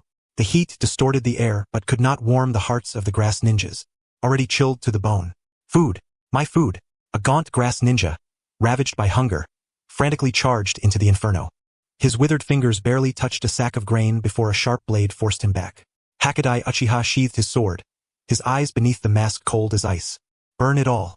Not a single grain shall remain. As oil was poured, the flames roared instantly. The acrid scent of scorched rice spread, a poison more lethal than any for those starved for 3 days. The grass ninja collapsed, despairingly scooping up a handful of scorching black ashes and stuffing them into his mouth. Mixed with tears and blood, he swallowed madly, emitting beast-like whimpers. No, you demons! Why not just kill us outright? The wails rose relentlessly. At this moment, the psychological defenses of the starving grass ninjas shattered utterly along with their grain reduced to ashes. Within the special care ward of Konoha Hospital, morning sunlight filtered through the slats of the blinds, broken into slender golden threads that scattered across the pristine bedding. Karen Uzumaki slowly opened her eyes. No longer did she see the dark, damp cell of Grass Ninja Village, reeking of mildew and blood, nor the faces of ravenous demons baring their fangs. The air was tinged faintly with the scent of disinfectant, mingled with the fragrance of gardenias drifting in from outside the window. She instinctively shivered, curling her body, clutching her arms over her chest, the spot where the bite marks were densest. Awake, a gentle, magnetic male voice sounded at her ear. Karen turned her head in alarm to see a young blonde man sitting by her bedside, clad in a white Hokage robe, holding a bowl of warm rice porridge. His eyes were clear and pure like an untainted lake. Beside him stood a blonde woman, arms crossed, watching her with deep concern. This place is... Karen's voice was hoarse. Her throat burned fiercely as she tried to speak. Konoha Hospital. Minato Namikaze set down the porridge bowl and gently tucked the covers around her without rashly touching her body. Don't worry. There are no grass ninjas here, and no one will harm you or Karen anymore. At the mention of Karen, her once dim eyes brightened instantly. She struggled to sit up but, weakened to the extreme, fell heavily back onto the pillow. Karen, my child. She is fine. Tsunade approached, placing a hand on Karen's shoulder, her palm glowing with a soft green chakra. She's in the next room, recovering faster than you, sleeping soundly now. If you move too much and tear your newly healed wounds, it will only cause her trouble. Feeling the warmth on her shoulder, the healing ninjutsu, tears slid silently down her cheeks.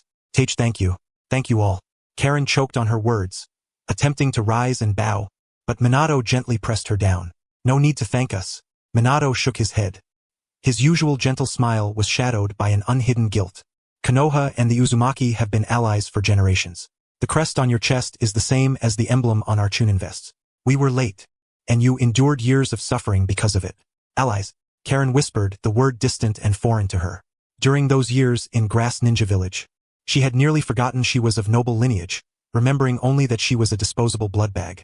And, there are still your clan members in the village. Minato looked at her, quietly dropping a bombshell. Kushina Uzumaki. She is my wife and the current Ninetales Jinchuriki. After learning of your condition, she wanted to come see you several times, but because you were so weak, Lady Tsunade feared your emotions might be too unstable and kept her back. Lady Kushina. A flush of unnatural crimson bloomed on Karen's pale face. For an Uzumaki cast adrift, that name meant kinship, a final refuge and dignity. Is she really here? She asked just outside, not far from here. Tsunade interjected with a hint of helplessness. That girl's been frantic. Once you're feeling better tomorrow, we'll arrange a meeting. For now, you need rest and nourishment. Minato lifted the porridge bowl, scooped a spoonful, and held it to Karen's lips. His gaze sincere. Eat something. For Karen's sake, you must live. Karen looked at the spoonful of white porridge, then at the radiant man in the Hokage robe before her. No one in Grass Ninja Village had ever treated her like this. She opened her mouth and swallowed the porridge through tears. It was the sweetest thing she had ever tasted in her life. 10 minutes later, the ward door closed softly. In the corridor, the once warm atmosphere vanished entirely. Minato's smile faded, replaced by the gravity of the Hokage. He glanced at Tsunade and lowered his voice to ask, "What's the exact situation?" Tsunade leaned against the wall, rubbing her temples irritably, sighing. The life is saved, external injuries can heal, but her lifespan might be significantly affected. What do you mean? Her vitality is overdrawn. Tsunade extended her hand and gestured in the air. The Uzumaki clan's vitality was indeed tenacious, yet it could not withstand the relentless torment inflicted by the Kusa Ninja Village's fiends.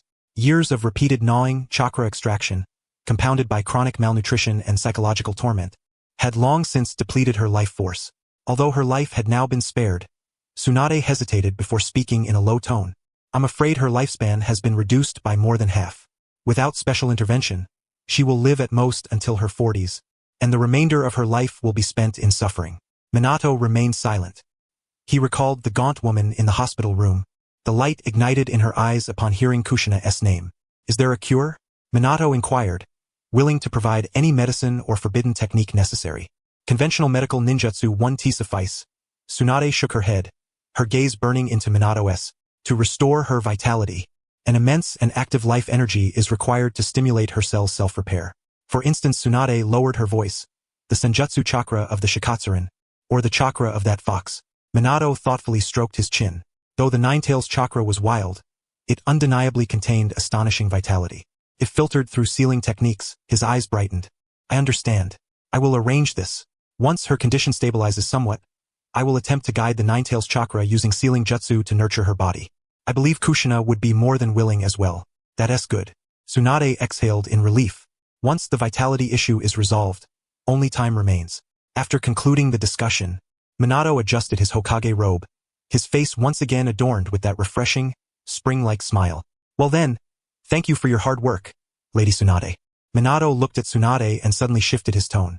Also, congratulations. Congratulations?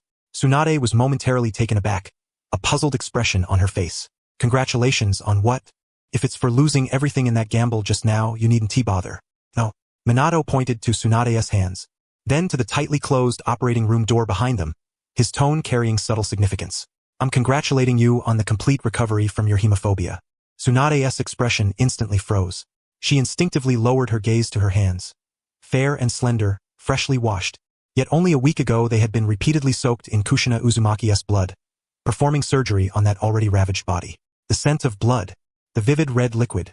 Her pupils contracted slightly as memories surged like a tide. At that time, her mind was filled with fury, hatred for the atrocities of the Kusa ninja village, sympathy for the pitiable mother before her. Driven by such intense emotion, she had completely forgotten her fear. She had rushed into the operating room, taken up the scalpel, sliced through the skin, and staunched the gushing blood. Throughout the process, her hemophobia did not manifest. Tsunade opened her mouth, her voice dry and hoarse. She looked at her hands as if seeing them for the first time. The inner demon that had plagued her for so many years, caused her to avoid so much, and even robbed her of reason, had somehow been broken unknowingly? Sometimes anger is also a kind of medicine, Minato said softly. When the will to protect someone surpasses fear, the heart's demons naturally crumble. Lady Tsunade, welcome back. Konoha's medical division cannot do without you. Having said this, Minato bowed slightly and turned to walk toward the end of the corridor. There, the purple toad, Gamachan, was crouched on the windowsill waiting for him. Tsunade stood alone in the hallway, staring blankly at her palms. After a long while, the corners of her mouth lifted slightly, tracing a faint curve of relief tinged with self-mockery. You little brat, you're not the one to lecture me. That's roughly the situation. Minato pointed to the map on the table, tapping firmly on the location of the Kusa ninja village. The Uchiha clan's blockade had persisted for some time. According to intelligence, the internal order of the Kusa ninja village was on the verge of collapse. The lord of Hozuki Castle, named Muai, was likely about to lose his grip. He raised his head, his eyes turning to the silver-haired hero standing by the desk, his tone gentle yet meaningful. It is time to retrieve the legendary six-paths Shinogu, the box of bliss. Senior Orochimaru has coveted this box, which can open a different dimension and may even be connected to the Otsutsuki clan, for a long time. Jiraiya crossed his arms and sat cross-legged on the sofa. After hearing Minato's words, his eyes rolled twice. He first glanced at the curtain on the left, then peered at the bookshelf on the right, and finally exaggeratedly lay on the floor, sneaking a look under the desk. Sensei, what are you looking for? Minato asked with some helplessness. I'm looking for someone. Jiraiya dusted off his knees and returned to the sofa, spreading his hands innocently. Such an important S-rank mission, retrieving the legendary Six Paths Shinogu, possibly facing a rampaging monster. Surely it requires a top-tier ninja who is strong, handsome, reliable, and steady, right? He pointed to himself, then to Minato, and finally to the purple toad perched on Minato's shoulder. Besides you, the Hokage who cannot leave the village at will, and a stinky toad, there's only an old man who wants to gather material for a book. Minato smiled and complimented. In my heart, Sensei has always been a top ninja who is strong, handsome, reliable, and steady.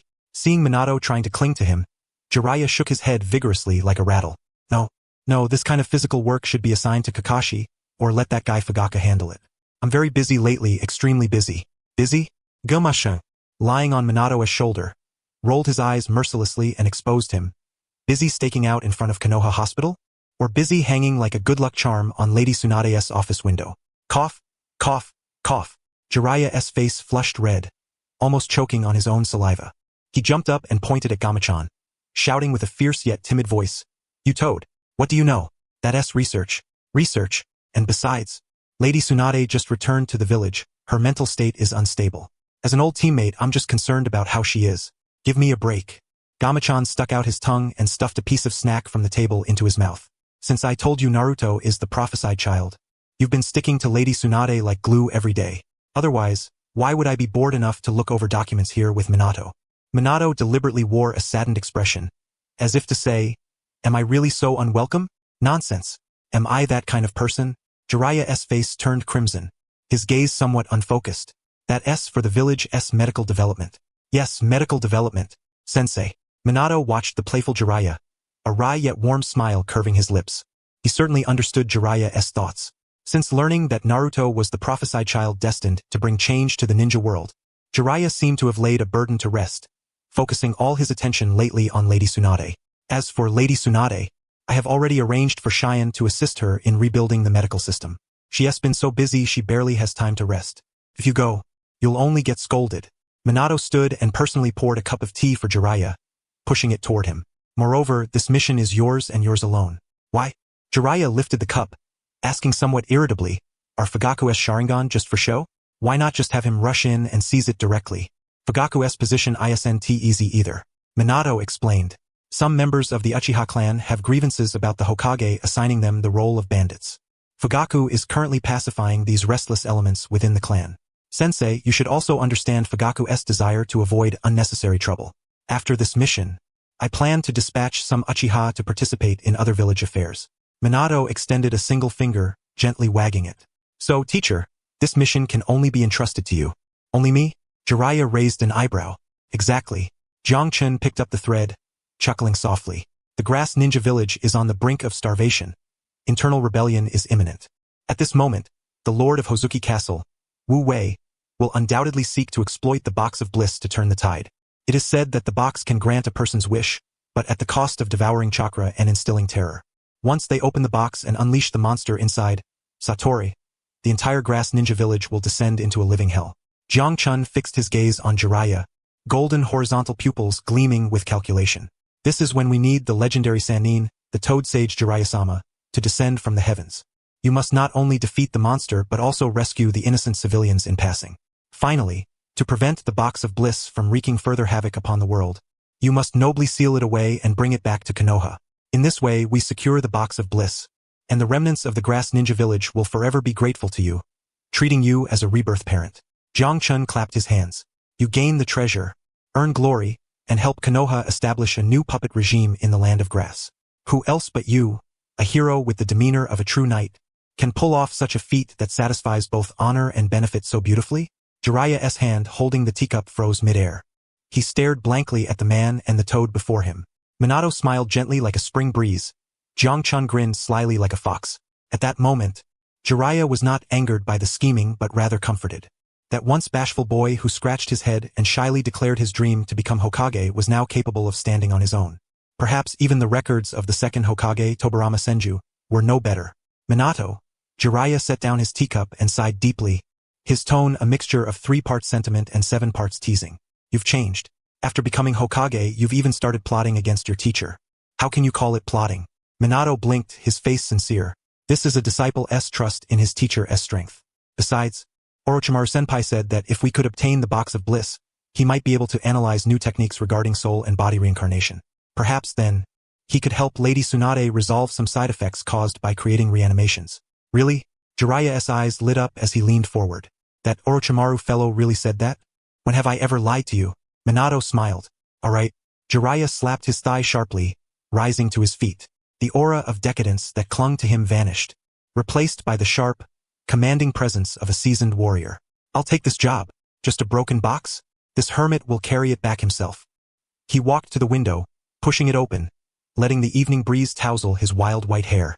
"By the way, Minato," Jiraiya placed one foot on the windowsill and looked back. "When I return, make sure Ichiraku reserves me a seat. I want the biggest portion of chashu ramen you're treating." "No problem," Minato nodded in agreement. And Jiraiya's gaze lingered briefly on Jiang Chun, a mischievous smile curling his lips. "That stinky toad still isn't back? Your mouth might be foul, but it's quite handy for drawing hatred when it counts." Hey! Jiangchun began to protest but was swiftly scooped up by Jiraiya. Then I'll leave it to you, Mr. Jiangchun, to assist the teacher. Minato watched the scene with a bright smile. Jiraiya casually tucked the purple toad into his bosom, laughed heartily, and his figure became a blur as he vanished into the twilight. Silence reclaimed the office. Minato moved to the window, gazing in the direction Jiraiya had disappeared, his smile fading gradually. The box of bliss, he murmured, pulling out a top-secret scroll from his pocket. It was the intelligence Jiangchun had previously transcribed for him, detailing the Otsutsuki clan. If the box truly was a weapon left by the Sage of Six Paths, then the key required to unlock it must be immense chakra. Minato's fingers lightly tapped the windowsill. The grass ninja village possessed no tailed beasts. They could only fill the void with human lives. Wu Wei, how far will you go for that elusive wish? Land of Grass, Hozuki Castle. This colossal prison, built on an isolated island surrounded by the sea, was now shrouded in a suffocating stillness. Uchiha could never forget Hozuki Castle, and naturally, its supplies had been cut off. The prisoner's eyes were green with hunger, and multiple uprisings had already erupted. Though all were suppressed, the scent of blood in the air grew ever stronger.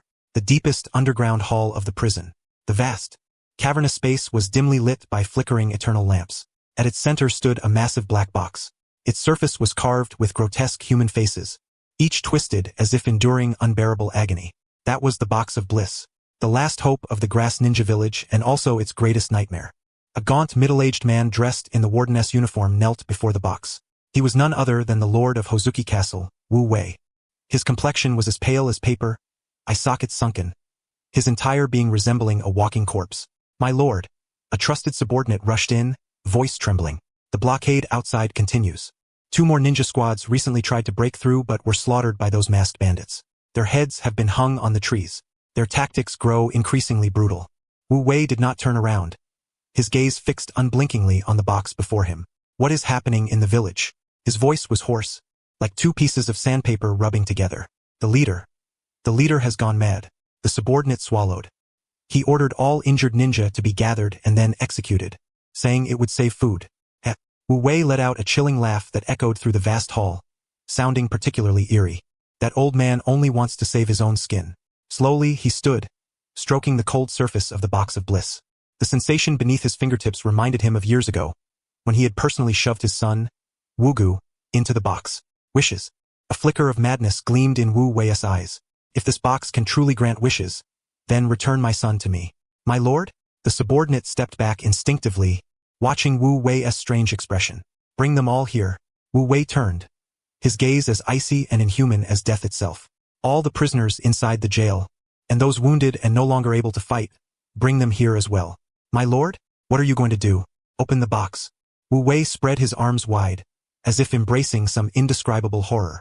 If those outside wish to trap us to death, then let this world perish with us. As long as there is enough chakra, as long as there is enough fear, it will awaken. At the outskirts of the grass ninja village, deep within the dense forest, Uchiha Fugaku perched atop a treetop, his scarlet Sharingan eyes radiating an eerie glow in the night. He keenly sensed a vast and malevolent chakra slowly stirring in the besieged village far away. It felt like a demon slumbering beneath the earth had just opened one eye.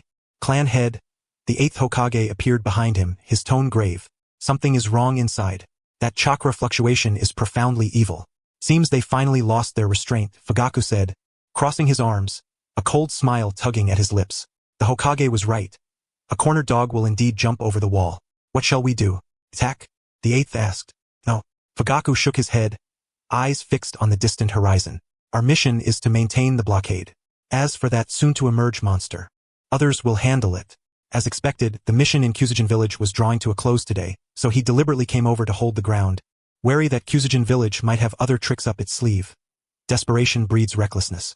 No sooner had he spoken than a deep, muffled roar echoed from the distant sky. Immediately, a jet-black pillar of light surged skyward from the direction of Hozuki City, piercing straight through the dense clouds. Intertwined within that beam were countless agonized screams, as if the gates of hell had been violently torn open. A nauseating wave of malevolence swept across tens of miles. Even seasoned members of the Uchiha clan could not help but feel their hairs stand on end upon sensing such a vile presence. It has arrived. Fugaku narrowed his eyes. The box of ultimate bliss has been opened. Meanwhile, on the official road still 10 kilometers from Kusujin village, Jiraiya, who was dashing along, abruptly halted. He lifted his head to gaze at the black beam that cleaved the heavens, the playful grin on his face vanishing instantly. Hey, lecherous sage. Jiang poked his head out from Jiraiya's arms, eyes fixed on the black light, brimming with eagerness. Looks like we're just in time. Jiraiya reached up to press his forehead protector, his gaze sharpening with intensity. This ominous chakra, it's definitely a formidable one. Hold tight, Toadchin. With a fierce stomp, Jiraiya's wooden sandals struck the ground, propelling him forward like a cannonball. The time has come for this Toad Sage of Mount Myaboku to make his grand entrance. The wind howled as the madness of the legendary Sannin erupted without restraint. And the monster about to crawl out of the box, Goku, probably had no inkling that it was about to face the most unreasonable rogue duo in the ninja world. Beneath Hozuki City, the nauseating black light finally dissipated. In its place stood a colossal creature. It bore jet-black wings and a skeletal frame. Its hideous bird-like beak emitted a shrill screech reminiscent of nails scraping glass. Goku. Wu Wei knelt on the ground, eyes vacant as he stared at the thing emerging from the box. This was not the son he had hoped for, but a grotesque abomination. A roar. The monster unfurled its wings, stirring a stench-laden wind. Instead of attacking the bandits outside as Wu Wei had wished, it suddenly lowered its head, its crimson beastly eyes fixated on the nearest living beings, the guards and prisoners of Hozuki City. Fear was its most exquisite nourishment. Help! Save me! Before a prison guard could even turn, Goku's razor-sharp claws pierced his chest. The monster lifted its head, savoring the scene like a connoisseur of fine delicacies, hurling the convulsing body into the air before crushing it with a bite.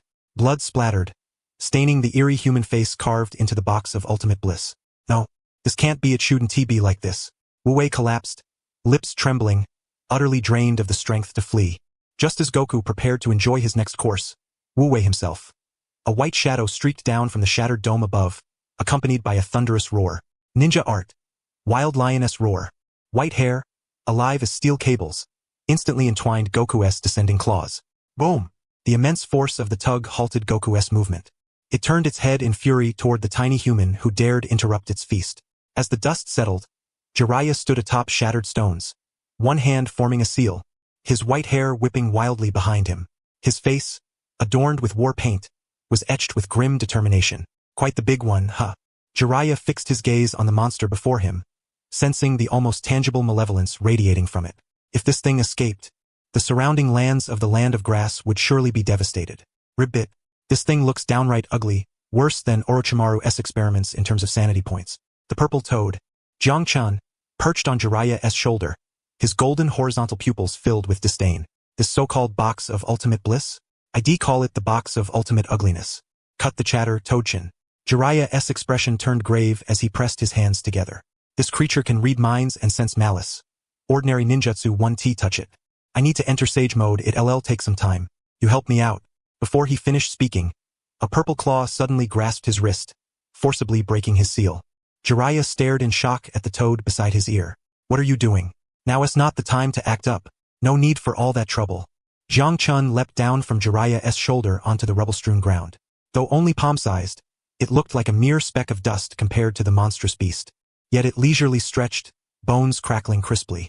Old man, your sage mode prep takes too long. Even with my help, it's a pain. Turning its back to Jiraiya, its golden horizontal pupils blazed with a fervor never seen before. Besides, I've been looking forward to this fight for a long time. Toad-chun, Jiraiya frowned, about to scold it for acting rashly. Just watch. Jiang-chun's voice dropped low. Even though I'm only a vanguard in Gourd Mountain, now boom. A terrifying purple chakra burst forth from the tiny body without warning, distorting the very air. The ground shattered instantly, countless stones defying gravity as they floated upward. Jiraiya's pupils contracted sharply as he instinctively leapt back several dozen meters. Within the purple radiance, Jiang-chun's form began to swell wildly. 1 meter, 5 meters, 10 meters, 20 meters. In the blink of an eye, a mountain-sized purple toad towered within the underground hall. It was no longer the pudgy creature it had been. Its once rounded belly now bore armor-like muscular contours. Golden mystical patterns shimmered across its purple skin, and its golden horizontal pupils radiated an imperious dominance. The colossal toad rose, powerful hind legs supporting its immense frame. If the old Jiang-chun was a toad-turned-spirit, the one before them was a demon king stepped out from myth. Is this the physical form enhanced by sage chakra?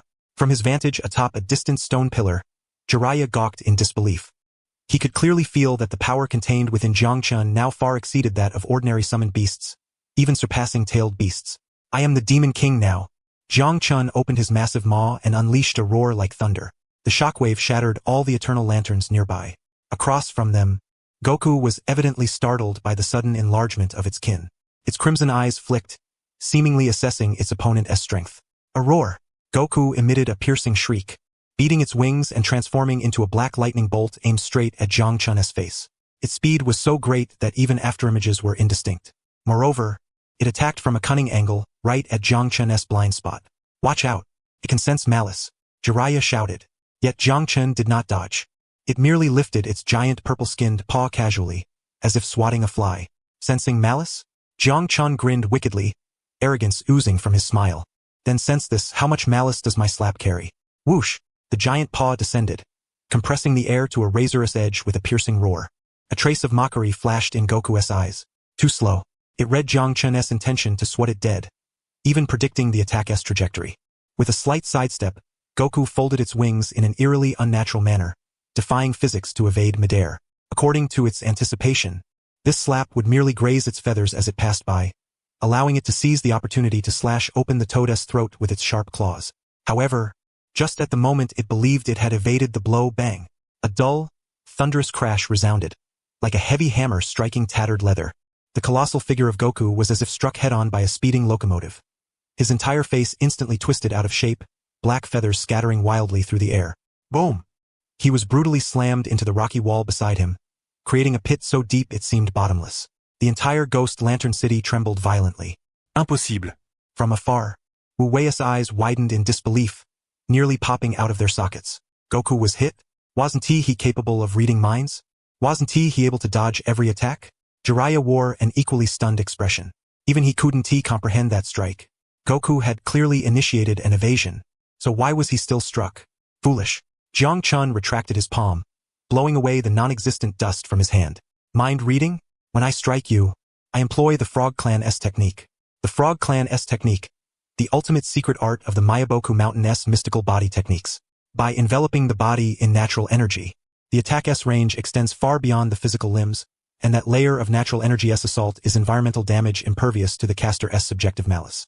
Goku could perceive Jiang Chun's fist, yet he couldn't detect the invisible, ferocious natural energy cloaking it. Roar! From the depths of the rocky wall came an enraged bellow. Goku burst forth from the rubble. He was injured. Half his face swollen grotesquely, his beak twisted. The excruciating pain drove him mad. He opened his massive mouth, rapidly condensing a black orb of energy within. That was a high-concentration chakra cannon, powerful enough to level this entire underground hall. Want to challenge me? Don't you know the left side of the ancient duobo tradition always loses? Jiang Chun gazed at the black sphere with increasing disdain. Even in the world of the Calabash brothers, you pale in comparison to those who manipulate fire and water. He inhaled deeply. The surrounding natural energy surged into his abdomen like a whale swallowing water. His already robust chest swelled once more. Beneath his purple skin, faint glimmers of deep blue light flowed. That was no ordinary water style. It was a mystical art fused with Senjutsu chakra, the mystic art Demon King's prison cannon. Boom! A profound jet of water erupted from Jiang Chun's mouth, striking first and with unmatched ferocity. The force was overwhelming. Just as Goku spat out the black orb, he was engulfed head-on by the terrifying water column. His own attack swallowed back into his mouth. Screech! Piercing, agonized scream echoed through the underground chamber. The air seemed utterly siphoned dry by that mystic art Demon King's prison cannon. The terrifying water jet not only blasted the enormous monster Goku away, but also gouged a trench several meters deep into the sturdy subterranean rock walls of Ghost Lantern City. Seawater mixed with groundwater flooded in, producing a rushing sound. Dust billowed. Stones cascaded down. Amidst the ruins, black feathers lay scattered. A pitiful sight. Cough, cough, cough. From the depths of the wreckage came a muffled cough. Goku staggered to his feet, looking utterly miserable. His once glossy black wings were half broken. Half of his menacing avian beak was cruelly twisted by the water jet, revealing jagged teeth and gums oozing black blood. His crimson beast-like eyes fixed intently on the towering purple toad before him. The mockery and arrogance once gleaming within them had vanished, replaced by an emotion called fear. He couldn't comprehend it. He truly couldn't comprehend it. This colossal beast before him, its mind intent on crushing him to bits. Yet the fists it swung were wrapped in an energy beyond his perception. The sensation was akin to seeing a wooden club strike your body, only to feel it as a searingly red-hot iron. What? No more screams? Jiang Chun's enormous toad palm patted his bulging belly, producing a muffled thud. A grin split his lips, revealing a cavernous maw. Weren't you so capable earlier? Come, show this king another dance. Goku took a step back, his heel crushing a fragment of rock beneath it. As a monster born from the box of ultimate bliss, he possessed exceptional intelligence. He realized that with his current physical strength and mind-reading ability, he was no match for this toad-wielding mystical arts. To win, he needed far greater chakra reserves. His gaze suddenly shifted sharply toward a trembling group in the distant corner. Wu Wei, along with hundreds of prisoners and wounded, dragged there forcibly. Fear. What a delicious feast. And the chakra contained within those living bodies. Roar. Goku suddenly emitted a piercing shriek. Instead of attacking Jiang Chen, he whirled around, his broken wings beating furiously, whipping up a bloody gale as he lunged toward the defenseless humans. Simultaneously, the box of ultimate bliss, standing silently at the center of the arena, seemed to respond to the monster-esque call.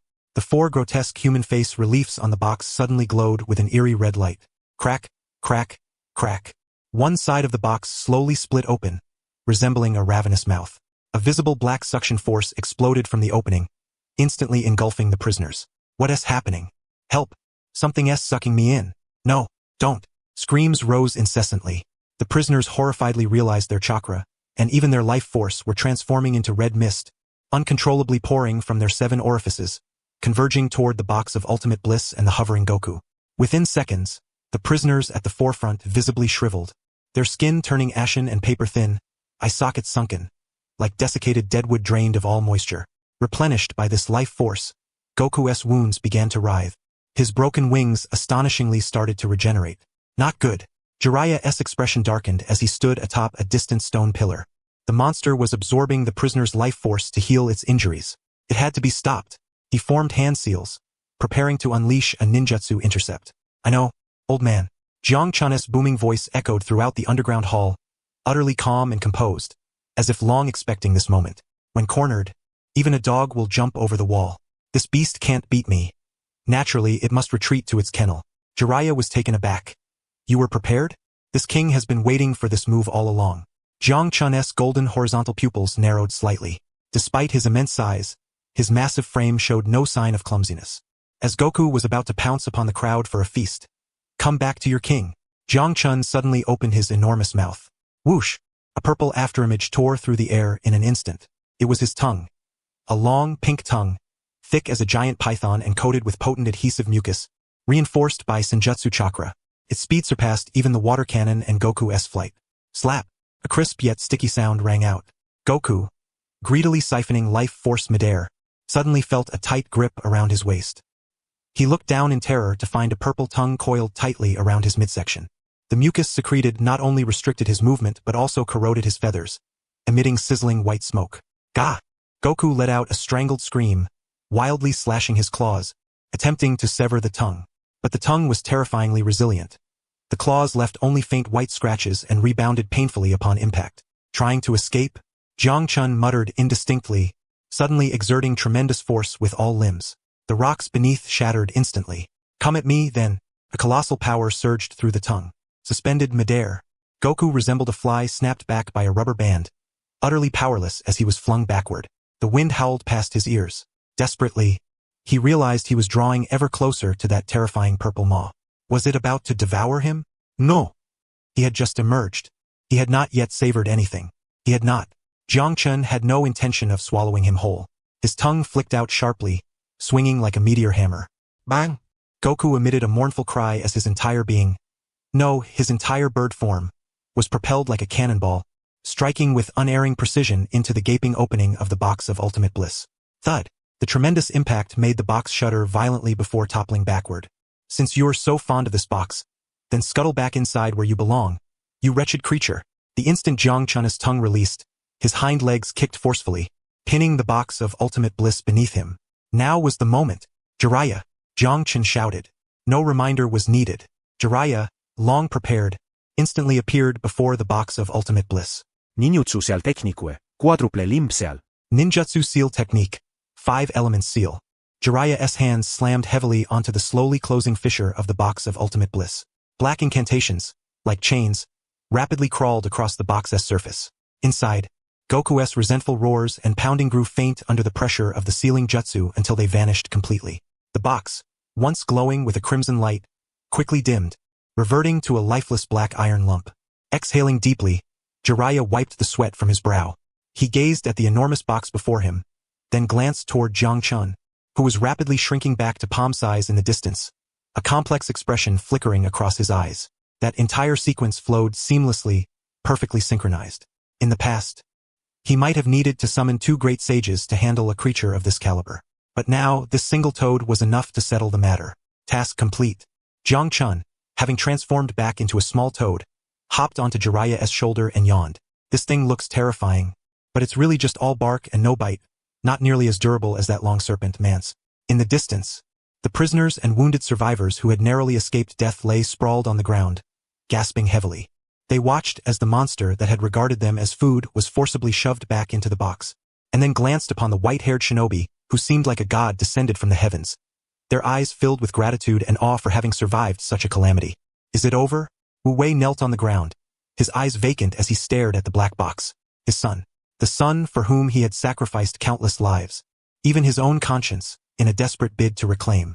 In the end, he had become a man-eating monster and was sealed away once more. Everything felt like a grotesque nightmare. Wu Wei, lord of the city. Jiraiya turned around and looked down coldly at the broken man, his voice icy. The box of ultimate bliss is not something you can command. Your wish was a deception from the very start. Wu Wei trembled but said nothing, burying his head deeply in the dust. At that moment, a series of swift, orderly footsteps echoed from above. Hurry! Treat the wounded. Secure the scene. We must not allow those prisoners to riot. Dozens of ninjas clad in black bodysuits leapt down from the shattered dome, instantly taking strategic positions throughout the underground hall. Leading them was a man dressed in deep blue clan robes, with a glimpse of combat armor beneath. The fan emblem of the Uchiha clan on his back stood out sharply in the dim light. Uchiha Fugaku. His face was stern, his crimson Sharingan eyes scanning the scene before settling on Jiraiya and the massive box. Though he had remained outside, the commotion underground was tremendous, and the unsettling chakra fluctuations, even through thick rock layers, made him uneasy. Seeing Jiraiya safe and the purple toad perched calmly on his shoulder, Fugaku silently exhaled in relief, while simultaneously harboring a deeper respect for the strength of this Sannin. To defeat a monster of that magnitude with just a single summoned beast? Clan head Fugaku. You're late. Jiang Chun teased lazily from Jiraiya's shoulder. The fight's already over, and you just now show up to clean up. Fugaku ignored the toad's banter and strode quickly to Jiraiya, bowing slightly. Lord Jiraiya, the grass ninja on the perimeter have been cleared out. Most of the guards in Ghost Lantern City have surrendered. Following the 4th Hokage's orders, we are declaring that the high-ranking officials of the Grass Ninja Village summoned the monster through forbidden jutsu in a bid for power, which went out of control. Konoha intervened on humanitarian grounds to assist in suppressing the rebellion. Fugaku glanced at Wu Wei kneeling on the ground, then at the surviving prisoners, witnesses all. That kid Minato really left no loose ends. Jiraiya smirked, pulling a colossal scroll from his bosom and sealing the box of ultimate bliss inside. All right, since we have the witnesses, this matter is now in your hands. Remember, the box's existence is classified as S-rank secret. Yes, sir, Fugaku nodded, accepting the orders. He turned and gestured, prompting Uchiha elite forces to move in promptly, methodically securing the scene, treating the wounded, mainly to keep them alive as witnesses, and escorting Wu Wei. Just as Jiraiya took 2 steps forward, he suddenly stopped, turned back, and gave Fugaku a thumbs up. You all did a very nice job on this mission.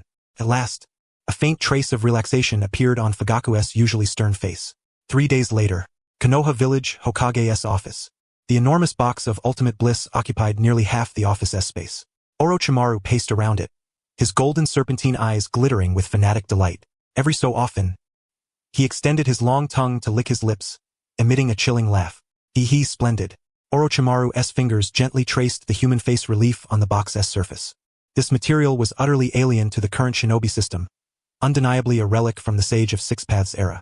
Moreover, Orochimaru produced a pair of golden-rimmed glasses and donned them, scrutinizing the box of ultimate bliss before him. I sense an extraordinarily peculiar chakra fluctuation inside. It's not merely the monster's chakra, but a residue akin to fragmented souls. Seeing Orochimaru's glasses, Jiang Chun's eyes lit up. Can those glasses detect combat power? Orochimaru smiled at the toad. Prompted by Jiang Chun's remark, a new idea seemed to dawn on him. But before he could speak, Minato's question interrupted. Can you analyze it? Minato set down the documents, fingers interlaced under his chin, his gaze calm. It will take time. Orochimaru turned toward the box of ultimate bliss. This thing devours chakra and emotions, then transforms them into tangible matter. That creature named Goku is essentially a conglomeration of countless people's fears and chakra. If I can unravel its mechanism, his voice grew hoarse. I could resolve the rejection issues of the impure world reincarnation vessel and even approach the realm of soul reconstruction. Soul reconstruction? Tsunade frowned, setting down her teacup. Orochimaru, don't play with fire. This is far too dangerous. Danger often accompanies opportunity. Tsunade, Orochimaru replied with a dismissive smile. Just like that woman from the Uzumaki clan you brought back. Her life force is nearly depleted, and conventional methods are hardly effective. But if I can harness the principles of this box to convert chakra into pure life energy to nourish her, so, you intend to use it to convert energy? Leaning over Minato's desk, Jiang-chan suddenly broke the silence. Not a bad idea. But this box only takes things in. Nothing comes out. If you want it to disgorge its contents, you first need to learn how to control it. Therefore, I must apply to establish a dedicated laboratory. Orochimaru glanced at Minato. I cannot do this alone. I need manpower, resources. Minato did not immediately agree. Instead, he fixed a deep gaze on Orochimaru. The atmosphere in the Hokage's office grew increasingly heavy until, at last, Minato produced a pre-prepared document, stamped it with the Hokage's seal, and said, "From now on, the root base shall be your exclusive research institute. I will instruct Roku to assist you with funding and personnel." But, Senior Orochimaru, Minato's eyes suddenly sharpened. You know the bottom line. Also, the research on the Otsutsuki must remain close to your heart. Of course. Orochimaru accepted the document, a satisfied smile spreading across his face. Before the cataclysmic catastrophe, all research must yield. Does it not? Having spoken, he formed a hand seal with one hand, summoning a massive serpent that coiled around the Gokuruka box and turned to leave without a moment's hesitation. Watching Orochimaru's departing figure, Jiraiya sighed. Minato, entrusting him with this, are you truly certain? Do not suspect those you employ. Employ without suspicion. Minato rose, walked to the window, and gazed upon the bustling Hidden Leaf village. Besides, with Mr. Jiang-chan watching over things, Senior Orochimaru cannot stir up much trouble. The current leaf needs strength, not only the strength of shinobi but also the strength of technology. Technology? Jiraiya scratched his head, clearly unfamiliar with the term. Exactly. Jiang-chan leapt onto the windowsill, eyes fixed on the commercial street under construction in the distance. The shinobi world is advancing, old man. Relying solely on hand seals and chakra molding will inevitably lead to obsolescence. That fellow Orochimaru may be twisted, but his mind is sharp. Give him a path, and the changes he can bring to Leaf will far exceed your imagination. For instance? Tsunade asked with curiosity. For instance? Jiang-chan grinned. Limb regeneration? Traveling 1,000 miles in a day? Or even crafting a chakra cannon powerful enough to blast the moon to pieces? Tsunade and Jiraiya exchanged glances, each seeing astonishment mirrored in the other's eyes. Had this been in the past, they would have dismissed it as madness. But after all that had transpired, and seeing that purple toad, they suddenly felt this might not be a mere dream. Knock, knock, knock. A steady, resonant knock sounded at the door. Enter. Without looking up, Minato's pen paused briefly in his hand. The door opened, and a damp night breeze swept in. Uchiha Fugaku strode into the office. He still wore the dark combat uniform from his mission, the clan's fan crest on his shoulder dampened by rain, lending it a profound depth. Though the overnight journey had left him somewhat weary, his eyes shone brighter than ever before. Fugaku approached the desk, standing firmly without performing the usual elaborate clan etiquette, and instead produced a scroll from within his robes, presenting it with both hands. Hokage-sama, the blockade mission around Kusagaku has been successfully completed. Following your instructions, all remaining tailed beasts have been dealt with. Kusagaku has also consented to our proposal. Minato set down his pen and took the scroll, not rushing to unseal it. Lifting his gaze, his deep blue eyes met Fugaku's, a warm smile gracing his face. Thank you for your hard work, clan head Fugaku. The Uchiha clan's execution is truly well deserved. Were any of the clan members posing as bandits injured? No. Fugaku shook his head, a rare faint smile tugging at his lips, though still somewhat stiff. They performed the role with great dedication, perhaps too much. I noticed some younger members seemed to relish the freedom of swinging their blades without restraint. Ha! That must have been pent-up frustration. Jiang-chan interrupted, swallowing a chip. Stuck dealing with trivial matters in the security squad and getting rolled eyes from villagers every day. I do want to be out there acting like a big shot too. Fugaku glanced at the purple toad beside him. In another time, he might have taken offense. But now, he merely nodded slightly, acknowledging the sentiment. That is precisely what I wanted to discuss. Minato placed the scroll aside, leaned back in his chair, fingers interlaced. While the security squad's work is important, confining the Uchiha to such a limited scope is a waste of their talents. Moreover, prolonged opposition to the villagers undermines unity. Hearing this, Fugaku's heart skipped a beat. He keenly sensed the deeper meaning behind Minato's words. The Hokage means the Kusagakure operation was only the beginning. Minato stood and approached the map by the window, circling the hidden leaf territory with a finger. Since the Uchiha have proven their loyalty and capability, it is time I honor my promise. Turning, his gaze blazed upon Fugaku. I require a roster. A roster? Fugaku instinctively echoed. Yes, a roster. Minato returned to his desk, picked up a pen, and wrote several department names on a blank official document. The Umbu, the Barrier Corps, the Mission Assembly Hall, even the security department of the Hidden Leaf Hospital. I intend to open positions within these departments to the Uchiha clan, no longer confined to the security squad alone. He slid the paper toward Fugaku. I want the Uchiha to step beyond that fan-shaped wall and truly blend into every corner of the village, undertaking missions alongside the Hyuga, Akimichi, and Nara clans. Fugaku stared at the thin sheet, his breath suddenly quickening. His hand trembled slightly as he reached for it, yet the paper felt as heavy as 1,000 pounds. This was the dream of generations of Uchiha. Since the second Hokage established the security squad, the Uchiha had been subtly isolated at the fringes of power. They appeared to wield law enforcement authority but were in truth estranged from the village's core. Now, Minato Namikaze, the young Hokage, was personally shattering that barrier. Is this truly permissible? Fugaku's voice was hoarse. What about the other village elders and the two advisors? I am the Hokage. Minato's voice was low yet carried an undeniable authority. I can decide what benefits the village. As for the advisors, I believe the matter concerning Senior Danzo has made the current situation clear to them. Jiang Chun chuckled beside them. Those two old fellows are probably hiding at home burning incense and praying no old skeletons get uncovered. They have no time to meddle in this. Fugaku took a deep breath, calming his racing heart. He extended both hands solemnly, carefully folded the document, and placed it into an inner pocket. I understand. He stepped back half a pace and bowed deeply to Minato, more sincere and humble than ever before. Within 3 days, I will present the roster. I will personally review every selected clan member to ensure their absolute loyalty to the village. I trust you, Fugaku. Minato stepped forward and helped Fugaku to his feet. Let us build the village together. In that moment, the atmosphere in the office grew unprecedentedly harmonious. The icy barrier that had long stood between the Hokage's faction and the Uchiha clan was silently melting away. With the serious matters concluded, Minato did not seem eager to dismiss Fugaku. He turned and poured a cup of tea, his tone relaxing as if two fathers were chatting casually. Speaking of which, on your recent trip to the Land of Grass you seemed burdened. Is it because of family matters? Fugaku accepted the teacup, somewhat touched by the gesture. He hesitated for a moment, then nodded slightly. Not exactly. I've just been pondering the children's future. Oh? Minato's interest was piqued. It's Itachi and Sasuke. Assentiate? At the mention of the children, Fugaku's stern countenance softened somewhat. Yes. Itachi is remarkably precocious. Fugaku sighed. When he was only 4 years old, he had already begun contemplating the meaning of life, as well as the relationship between our clan and the village. Now, at just over 6, there is little left that I can teach him. Geniuses are always solitary. Minato nodded in agreement. Fugaku gave a wry smile but offered no rebuttal.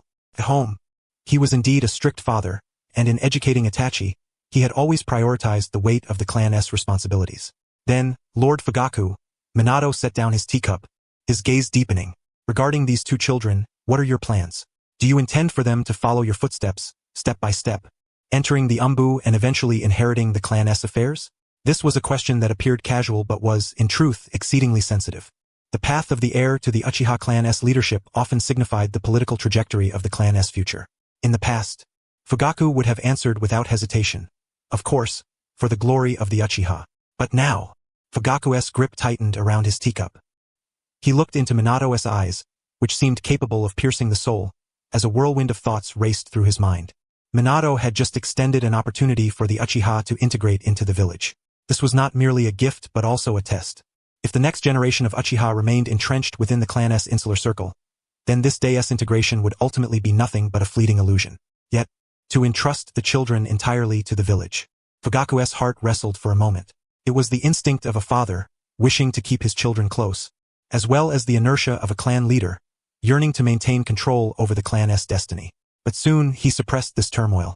He recalled Danzo's downfall, the annihilation of the grass village, and the weighty list he had just seen. The times had changed. If you cannot defeat them, then join them. And join them wholeheartedly, without reservation. Fugaku drew a deep breath and gently set his teacup upon the table. He lifted his head and met Minato's gaze with resolute determination. Lord Hokage, Fugaku said solemnly, I must confess that I have been somewhat overwhelmed in educating my children. Itachi's thoughts are far ahead of his years. I fear my narrow perspective may hinder his growth. As for Sasuke, he is still young. I only wish for his safety and happiness. Therefore, Fugaku paused, deftly returning the ball to Minato, and said, I wonder if your honor might offer me some guidance? Surely you would do far better than I. Those words were masterfully crafted. They conveyed humility while subtly affirming. The future of these children ultimately lies in your hands. Snap. Jiang Chun's bag of potato chips fell onto the table. He looked at Fugaku with some surprise and muttered quietly, Is this old fossil finally waking up? His political awareness must have shot up like a rocket. At that moment, Minato's smile blossomed even more brilliantly. He was exceedingly pleased with Fugaku's response. This was not merely a concession on the right to educate the children, but a wholehearted pledge of the Uchiha clan's future. Since Lord Fugaku trusts me so deeply. Minato straightened his posture and adjusted his Hokage cloak. Then I shall accept without hesitation. He stepped before Fugaku and extended a single finger. I have observed Itachi closely. His talent is second only to Kakashi. More importantly, he possesses a perspective and will of fire beyond his years. Minato's voice took on a solemn tone. If you do not mind, I would like to take Itachi as my disciple. What? Fugaku sprang to his feet so abruptly that he nearly toppled the chair behind him. He widened his eyes, overwhelmed with disbelief. Taking a disciple? This is no simple matter of instructing genin or chunin. In the shinobi world, the bond between master and disciple is the closest of ties, even surpassing blood relations. The third Hokage was the disciple of the second, the Sannin were disciples of the third, and Minato himself was Jiraiya's disciple. This is a clear, unbroken line of succession leading to the very heart of Konoha's power. If Minato were to take Itachi as his disciple, it would signify the first time the Uchiha truly stepped into the inner circle of the Hokage's lineage. Moreover, if Itachi proves exceptional enough, he could one day vie for the title of Hokage. Fugaku felt his mind reeling, the overwhelming astonishment nearly dizzying him. Lord Hokage, are you truly serious? His voice trembled. Of course, Minato smiled and nodded. However, being my disciple is arduous. Furthermore, I wish for him to first undergo a few years of training in the Umbu. Kakashi currently needs a partner, so I intend for them to work closely together. Willingly, absolutely willingly. Fugaku's excitement made his words tumble out incoherently. To become your disciple would be Itachi's honor, and a great honor for the Uchiha clan. Send him to the Umbu, to the most demanding post. Whatever you command, he will do. Seeing Fugaku's ecstatic demeanor, Minato chuckled and waved him down, motioning for him to sit. As for Sasuke, Minato shifted his tone to a lighter one. He is still a child. I hope he can live like an ordinary Konoha child, attending the ninja academy in due course, making friends and enjoying a carefree childhood. Do not place too much pressure on him. Minato looked at Fugaku. Itachi has already borne too much. I intend for Sasuke to be in the same class as Naruto so they can be companions. Fugaku paused briefly before comprehending Minato's thoughtful intention. Itachi, as the bridge between clan and village, was destined to walk a thorny path of strength. Sasuke, Minato wished to preserve as the human side, the last vestige of innocence and joy within the Uchiha clan. One literary, one martial, one tense, one relaxed. This was the finest arrangement. I understand. Fugaku's eyes glistened with unshed tears.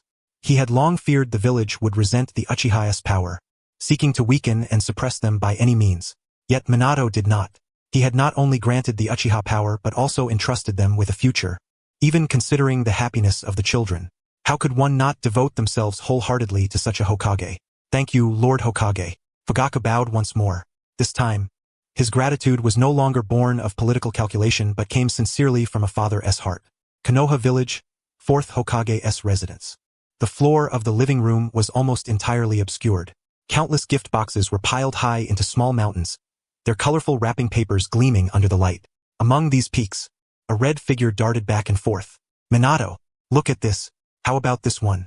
Kushina Uzumaki held a finely crafted cloth tiger in her hand, suddenly drawing close to Minato Namikaze. Her eyes, usually so vibrant and lively, were now filled with anxiety. I saw this at the market a few days ago. I heard the little girl's name is Karen, right?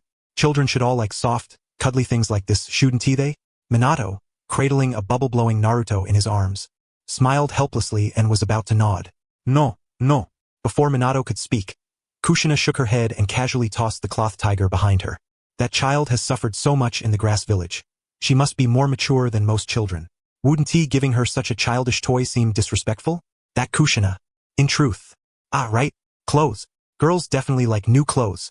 Like a gust of wind. Kushina swept over to another pile of gifts and pulled out a set of pink little kimonos. This fabric is silk, so it won't irritate the skin. But is pink too tacky? Should we switch to red instead? After all, that's the color symbolizing our Uzumaki clan. She murmured incessantly while holding the pitiful kimono against herself twice. Her excitement unmistakable. Minato freed one hand and gently placed it on his wife's shoulder. Kushina. Calm down. Minato's voice was gentle, imbued with a soothing strength. No matter what gifts you bring to see them, they will be truly delighted. But Kushina halted her movements and turned to face Minato, her eyes slightly reddened. I've never met them before. Ever since the fall of the land of whirlpools, I thought I was the only one left in this world. She lowered her head, fingers nervously twisting the edge of her garment. Now that I suddenly know there are still clan members alive, and right here in the hospital, I'm afraid. I'm afraid I won't be good enough.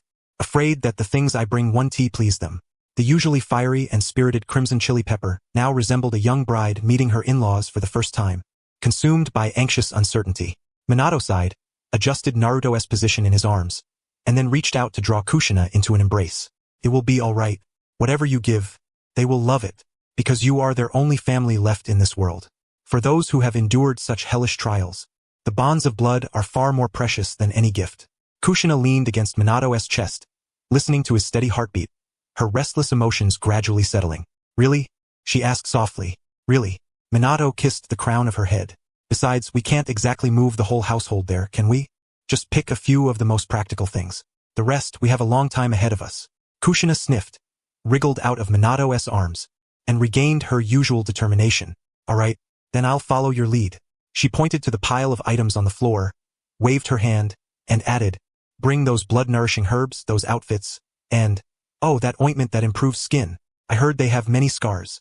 Her voice lowered again, but her hands did not falter. Minato watched his wife bustling about, a warm smile curling at the corner of his mouth. He knew Kushina wasn't merely selecting gifts. She was trying to fill the years of emptiness in the hearts of that mother and daughter with these offerings. Meanwhile, in the bustling shopping district of Konoha, the village's most prosperous area, shops of all kinds glittered with abundance. Inside a high-end gift store called Childhood Whimsy, Jiraiya held a brightly painted rattle adorned with the Konoha emblem, shaking it twice with a serious expression as he spoke to Tsunade beside him. This rattle is nice. Its crisp sound can soothe the mind. Even though Karen has had a rough time, she is still a child. She should like this. Tsunade crossed her arms, brows furrowed, her eyes scanning the shelves impatiently. Too slow. She glanced at the rattle in Jiraiya's hand, snorted coldly. If you keep picking things one by one like this, we'll never get to the hospital before dark. This is about sincerity. Don't you understand sincerity? Jiraiya retorted. Giving gifts is about earnestness, tailored to the recipient's needs. Shopkeeper. Tsunade ignored Jiraiya's rambling and pointed to an entire wall to the left. This whole row, and that row over there, all for girls, right? The shopkeeper blinked, nodding instinctively. Yes, Lady Tsunade. These are the latest styles this season. There are dolls, hair accessories, and wrap it all up. Tsunade cut him off. Her tone as calm as if she were buying a single cabbage. Ah! The abacus in the shopkeeper's hand fell to the floor with a clatter. What ah? Tsunade frowned, her innate Sanin aura leaking out in full force. What? Afraid I can't pay? Put it on the Hokage building S-tab if you want, or mine personally. I've saved quite a bit from missions. No. No. I'll wrap it up right away. Right away. The shopkeeper snapped back to reality, his face blossoming into a broad smile as he hurriedly summoned the clerks to start packing. Jiraiya's hand holding the rattle froze mid-air, his mouth twitching. Tsunade, you're really what? Tsunade turned her head and stared at him with unwavering conviction. We don't know what that child needs. Since we don't know, we'll just buy everything she might use and let her choose. The leftovers can be thrown away or given away. Is this the rich person's logic? Jiangqin, perched atop Jiraiya's shoulder, rolled his eyes and quipped, it's like saying, I don't know what you like to eat, so I ordered every dish on the menu.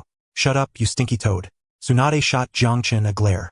The descendants of Lady Mito's clan have fallen on hard times in Konoha.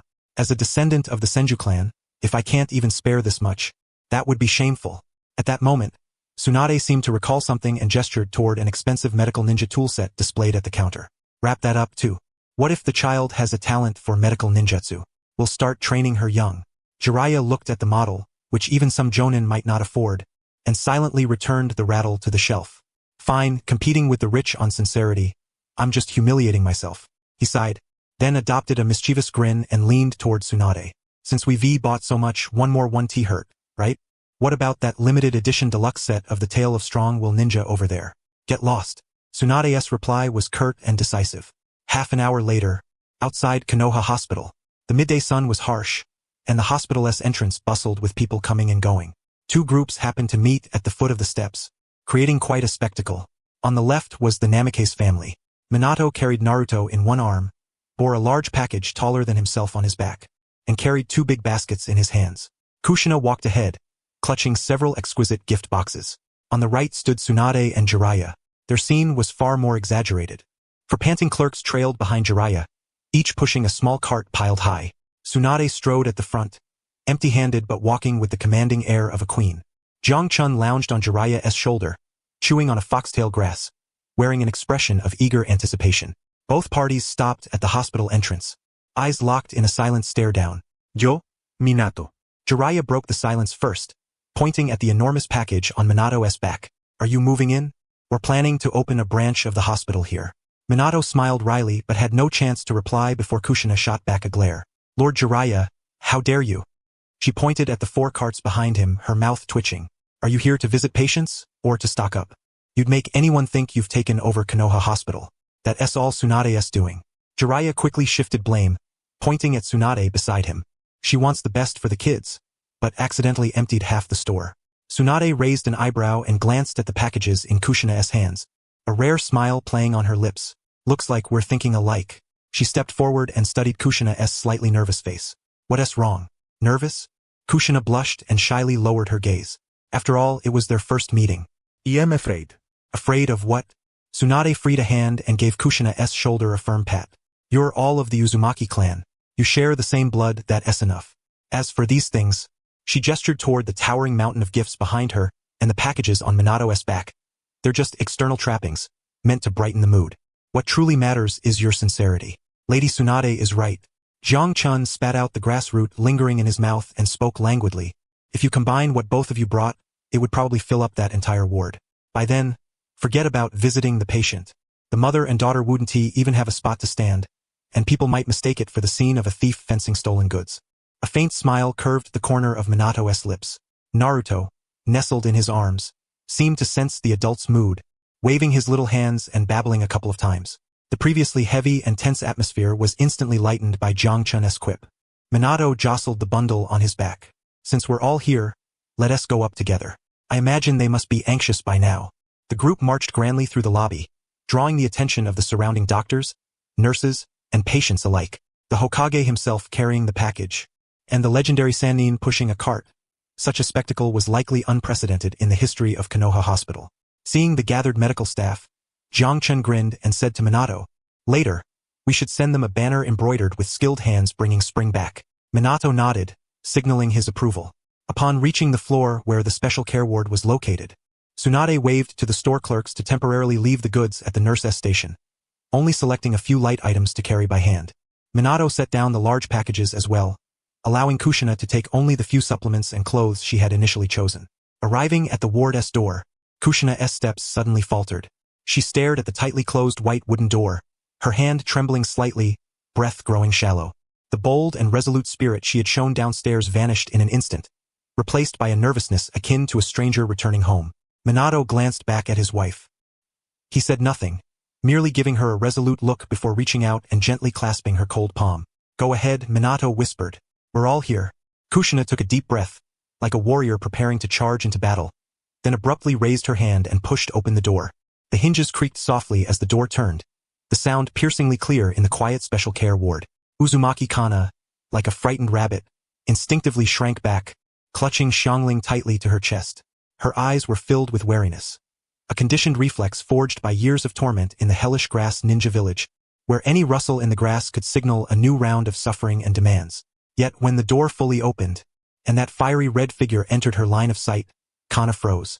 That blaze of red hair, dazzling like flames, streamed wildly in the midday sun, like a life ablaze. Uzumaki Kushina stood at the doorway, and upon seeing the mother and daughter on the hospital bed, her hand unconsciously loosened its grip on the gift box. The carefully selected gift boxes clattered to the floor with a dull thud, but at this moment, no one cared about those precious material possessions. Kushina's gaze passed over Kana's pale, emaciated face, immediately resting on the arm exposed beneath her sleeve. Though they had never met before, Kushina had frequently pestered Minato for updates, and was well aware of the suffering they had endured.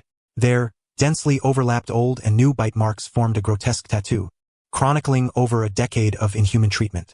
Even after being treated, the scars had faded somewhat, but their gruesome appearance still revealed the torment she had suffered. The air froze at that moment. Minato stood silently behind his wife, holding Naruto who was sucking his fingers, not urging her on but quietly observing the scene with eyes full of compassion. Yukana's dry throat uttered a hoarse voice as she looked at the woman with matching red hair at the door. "Who are you?" She dared not be certain. In the countless days and nights in Grass Ninja Village, she had fantasized about a clansman coming to rescue her, about survivors still existing in the land of whirlpools. But as time passed, that hope turned into despair. She thought that only she and her daughter remained, carrying the Uzumaki bloodline in this world. Kushina did not answer. As if afraid to shatter some fragile dream, she softened her footsteps and walked slowly to the bedside. She reached out, her fingertip trembling as she tried to touch Kana's arm, but stopped just before making contact with the scars, as if it were a red-hot iron searing her heart. "I am Kushina." Kushina's voice choked slightly, her eyes instantly reddening with unshed tears. "Uzumaki Kushina." Upon hearing the name Uzumaki, a mist of moisture suddenly welled in Kana's numb eyes. That was her surname, the one she had once been proud of, and which had since become a curse. Uzumaki Kana whispered to herself, tears silently breaking free, tracing down her gaunt cheeks. There really are still clan members. The next moment, Kushina could no longer contain herself. She bent down abruptly and embraced this clanswoman, who was older yet frail enough to be toppled by a gust of wind. "You are safe now. No one will ever bully you again." Kushina buried her face in Kana's neck, tears soaking the patient gown. "This is Konoha, our home. As long as I am here, no one will dare lay a finger on you." Feeling the warmth of the embrace and the familiar, comforting chakra radiating from it, Kana's tense body gradually relaxed. She lifted her scarred hand and gently returned the hug, releasing a cry suppressed for years. It was an outpouring of survival, a relief of finding a harbor after drifting as a lone boat. Caught between the two, Xiangling nearly suffocated, struggling fiercely and poking out half her head. Her red eyes timidly surveyed the group before her. Though only 4 or 5 years old, due to the Grass Ninja Village's circumstances, she had already awakened the Kagura Sharingan, possessing perception far beyond ordinary children. In her sensed world, the ant holding her mother emitted chakra like a blazing flame, warm but not scorching. The blonde man standing at the door was like a gentle sun, radiating a comforting aura just by his presence. Most peculiarly, the blonde boy cradled in that man's arms harbored an unexpectedly profound chakra. "Hey little one, what are you looking at?" As Xiangling curiously observed, a teasing voice suddenly sounded beside her ear. Startled, Xiangling quickly shrank behind her mother, revealing only her eyes as she warily glanced toward the source. There, perched on the broad shoulder of a tall man with a head full of white hair, was a purple toad. The toad's golden horizontal pupils regarded her with keen interest. That was Mr. Jiang Chun, also known as Toad-Chen, a rather special summoning creature. Minato stepped forward with Naruto in his arms, explaining with a hint of jest, "Don't be afraid. It doesn't bite." "Who says I don't bite?" Jiang Chun rolled his eyes, leaping from Jiraiya's shoulder onto the bedside table, aligning his gaze with Xiangling's. "I can be quite painful when I bite, but, seeing as you're a little Uzumaki brat, I've got your back." Xiangling blinked, seemingly verifying whether the toad was joking. She could sense that within this tiny toad dwelled a terrifying power that sent shivers down her spine. An ancient and natural force, far more formidable than any ninja she had encountered in Grass Ninja Village. "All right, stop scaring the child." Tsunade entered, followed by several carts piled high with gifts.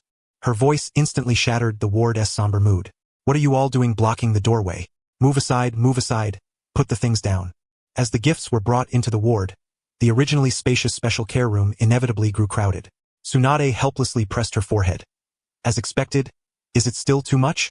I clearly already picked out so many." Kanna wiped away her tears, staring at the towering pile of gift boxes, feeling somewhat overwhelmed. "This is a welcoming gift." Kushina released her embrace, sniffed, and a radiant smile blossomed across her face. Though tears still clung to the corners of her eyes, It's all for you. There are clothes, supplements, and even toys for Karen. Too many. We cannot accept this. Kana instinctively wanted to refuse. In the grass village, obtaining even the slightest thing required a sacrifice of blood. Such an abundance of gifts stirred a deep unease within her. Accept it. Minato stepped forward, gently extending Naruto, who was cradled in his arms, a bit closer. This is also to celebrate the reunion of our two families. Look, Naruto is happy to see you all as well. Little Naruto seemed to cooperate with his father's words, waving his chubby little hands and flashing a toothless grin at Karen, emitting a series of delightful giggles. Gazing upon the baby, who shone like a little sun, the wariness in Karen's eyes finally began to dissipate. Tentatively, she reached out a finger and lightly poked Naruto's cheek. Soft and warm, Naruto grabbed hold of Karen's finger firmly, showing no intention of letting go, and instead laughed even more joyfully. This scene brought knowing smiles to the adults present. The reunion was heartwarming. Karen looked timidly at everyone. Although she already knew these people were not malicious, unfamiliarity still lingered. Minato, sensing the mood had been set, timely broke the silence and steered the conversation toward more pressing matters. Miss Kana, regarding your arrangements after discharge, Kushina and I have discussed it. Minato's voice was steady and strong, exuding a reassuring sense of stability.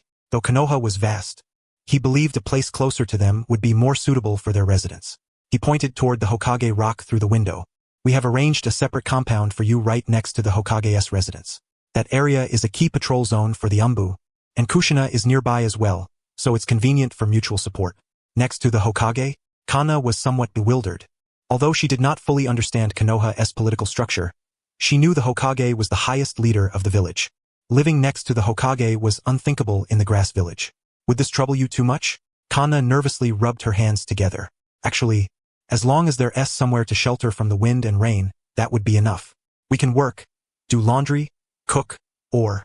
She bit her lip, her gaze dimming, her voice dropping to a whisper. Or if you need someone to tend to injured patients, I can do that too. As she spoke, she instinctively tried to roll up her sleeve, revealing the arm marked with countless teeth marks.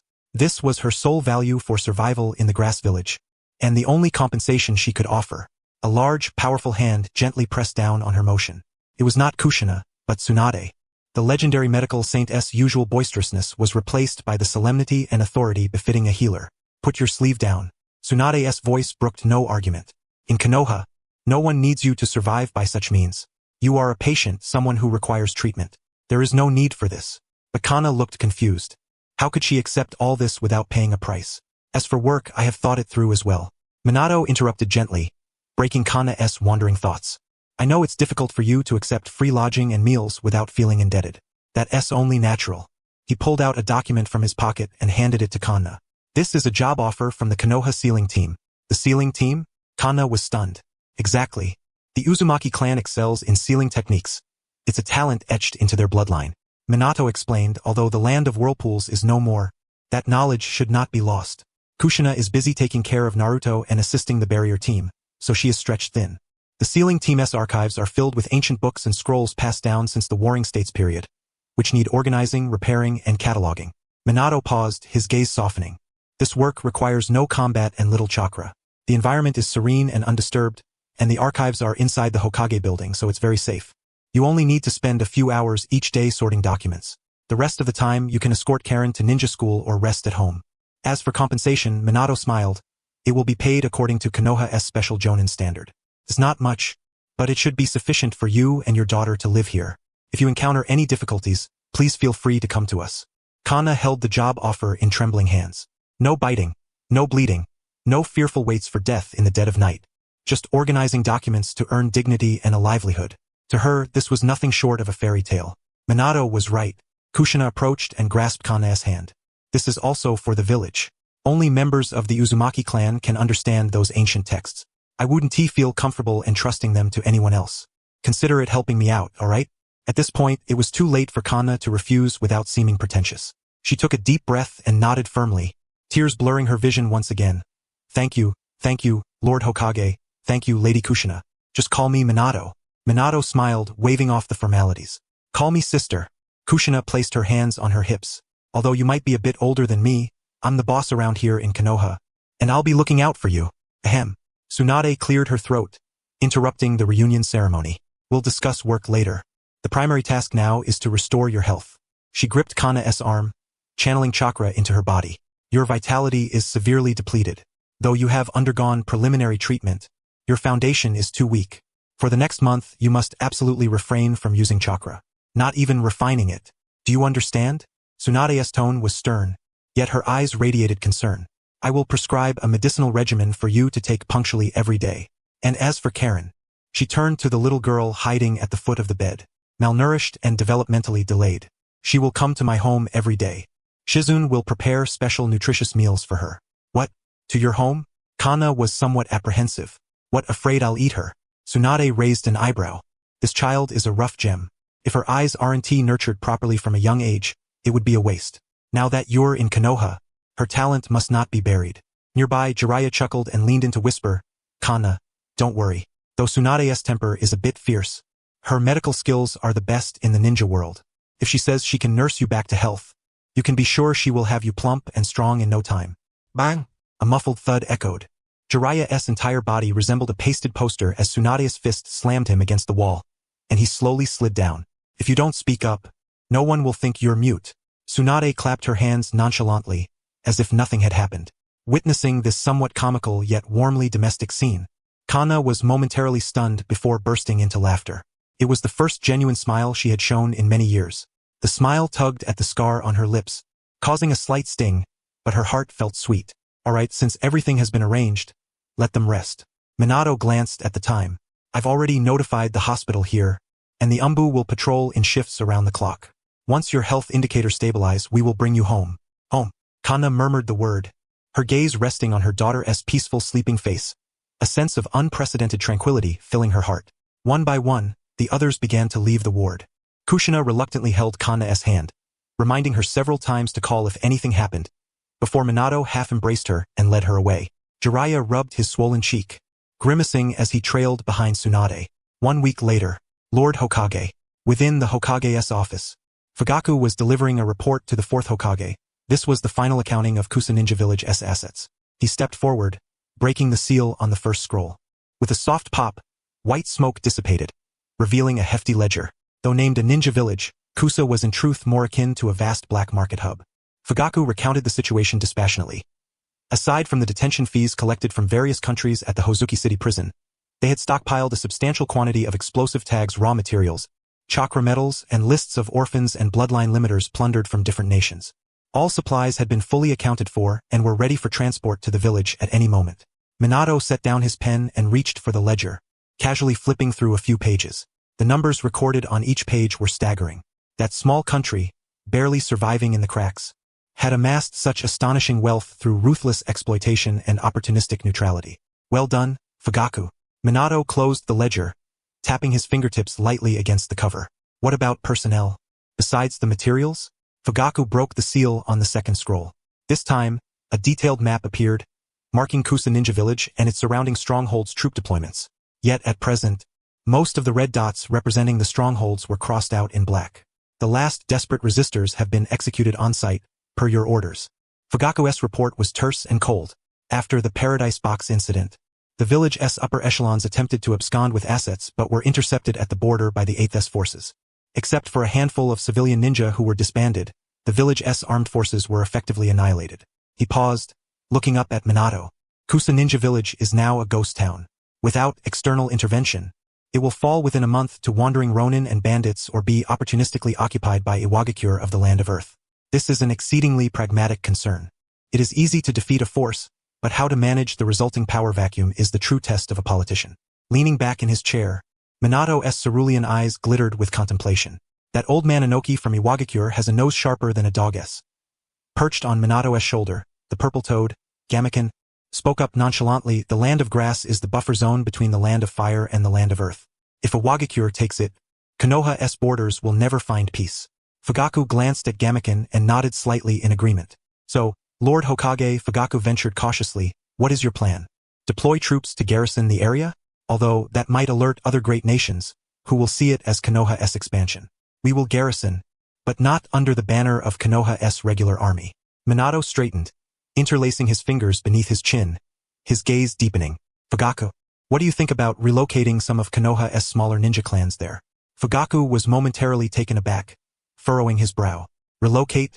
Konoha has developed for decades. Its population is saturated. Minato rose and approached the world map hanging on the wall, circling the land of grass. Many small clans dependent on the great families are losing their living space due to resource allocation issues. They have little chance to thrive in Konoha, but if they move to Kusa Ninja Village, there are existing infrastructures, vast tracts of land, and the enormous supplies we just seized. Turning back to Fugaku, Minato continued, we can support these minor clans in establishing a new regime in Kusa. Nominally, it would be an independent Kusa Ninja Village. In reality, their roots would be in Konoha, making them Konoha's vassals. Fugaku's pupils contracted slightly. That is a clever move. It alleviates Konoha's internal population and resource pressures, controls a country without bloodshed, and avoids the diplomatic complications of direct annexation. Moreover, Minato's voice lowered, tinged with significance. Hozuki City is isolated overseas, enclosed by its environment, a natural laboratory. Fugaku's heart skipped. He recalled Orochimaru, who had been granted special research privileges by Minato following the Paradise Box incident. Some of Orochimaru's experiments caused too much commotion. Certain matters were indeed inconvenient within the village. Minato walked to his desk and picked up a pre-prepared document.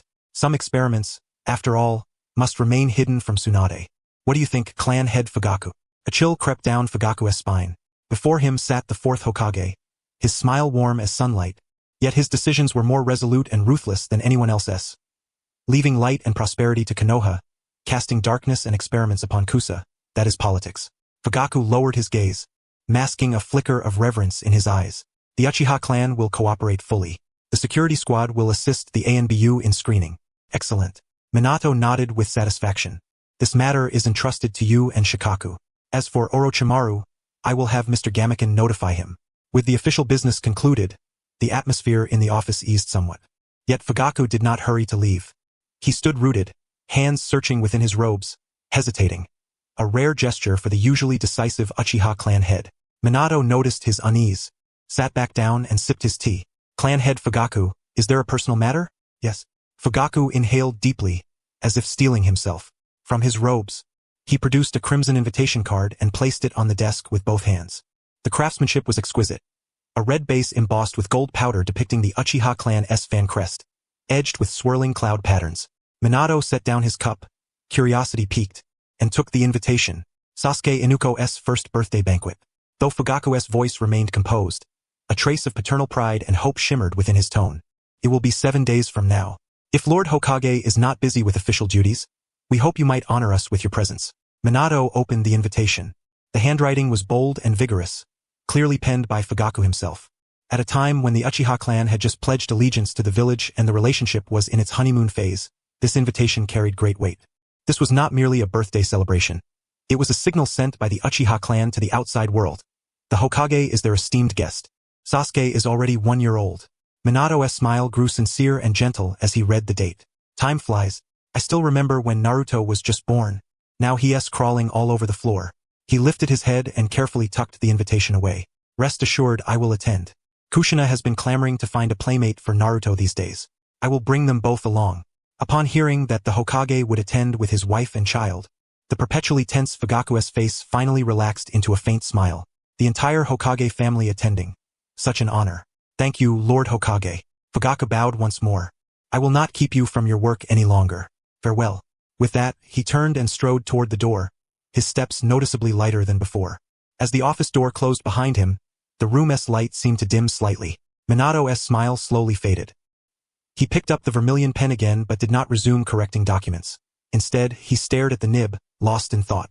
More than the children's birthday party, Minato, perhaps you should consider my previous proposal, Gamaken said, setting down his teacup. His golden horizontal pupils fixed on Minato, his tone growing serious. Minato's pen halted mid-air. He knew precisely what Gamaken meant. Collaborate with Kuratsuchi. Minato murmured the words softly to himself. Wow, I've only ever seen so many zeros like this in Chengdu. Inside the Hokage's office, a purple toad lay sprawled across the desk, its 2 front paws clutching a freshly unfurled scroll. Its golden horizontal pupils were wide and round, and its mouth hung open in an exaggerated arc. Jiang Chan stared at the dense string of numbers on the scroll, and couldn't help but curse in the language of his previous life.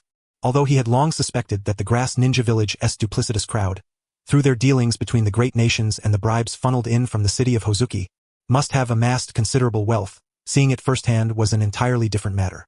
Chengdu, Kushina Minato, seated behind the desk, set down his crimson brush with a hint of puzzlement, a flicker of confusion crossing his cerulean eyes. Where was that? Another place as affluent as the Grass Ninja Village? Though he had grown somewhat immune to the occasional strange terms Jiang Chun would blurt out, curiosity still occasionally surfaced. That's not important. Jiang Chun waved a paw dismissively, pushing the scroll back toward Minato, while wiping away the non-existent drool at the corner of his mouth. The important thing was that with this sum, Orochimaru's insatiable laboratory would at least be free of financial worries for the next several years. They could even renovate the village orphanage and equip the guard squad with a new batch of gear. Minato examined the list and a trace of relief softened his expression. Even a shadow of a village must fret daily over the essentials of life. Though Konoha was vast and powerful, the repeated ninja wars had drained its resources considerably. This gift from the Grass Ninja Village was like a timely rain, enough to transform Konoha's finances from strained to abundant. The head of the Fugaku clan truly surprised me this time. Minato's fingers tapped rhythmically against the desk, producing a steady tapping sound. However, Mr. Jiang Chun, while the financial matter is resolved, there remains the issue we discussed earlier. His voice gradually deepened, and the atmosphere in the office shifted accordingly. The previously light-hearted mood dissipated in an instant. You mean the cooperation with that Korezetsu? Jiang Chun folded away his playful grin, leapt onto the windowsill, and gazed out at the bustling streets of Konoha. His eyes grew profound. Exactly. Minato rose and approached Jiang Chun, crossing his arms. Based on the intelligence you provided earlier, the entity known as Korezetsu is the shadowy mastermind threading through the entire history of the ninja world. He instigated the conflict between Indra and Azura, altered the Uchiha clan's stone monument, and manipulated Uchiha Madara, all for the resurrection of his mother, Otsutsuki Kagaya. At this, Minato paused, a flicker of apprehension crossing his eyes. A schemer who has lived for over 1,000 years with such calculated intent. Could there really be a possibility of cooperation? Dealing with a tiger to catch a wolf is fraught with danger. One misstep and you'll be devoured. Minato's concerns were not unfounded. For any ordinary person, negotiating with a madman driven solely by the desire to save his mother would be sheer folly. Yet Jiang Chun grinned broadly. Minato, you must understand one truth. He waved a lollipop in the air, its stick gleaming. In this world, there are no eternal enemies, only eternal interests. Korezetsu was indeed a conspirator, but he was also a devoted son. À deux vos têtes sont? Minato blinked in surprise. Exactly. His sole purpose for existence is to rescue his mother, sealed within the moon, Otsutsuki Kagaya. Jiang Chun turned, leaning against the glass window as sunlight bathed his back. So here is the question. Why did Kagaya create the White Zetsu army? And why was she sealed by her two sons? Minato furrowed his brow, pondering Jiang Chun's fragmented revelations. Because she used the god tree to drain the land's vitality, even transforming humans into White Zetsu soldiers, inciting resentment from Hagoromo and Himura? That's merely the surface. Jiang Chun shook his head, his golden eyes gleaming with insight. Though Kagaya was a woman of extreme control, she was not a pure bloodthirsty maniac.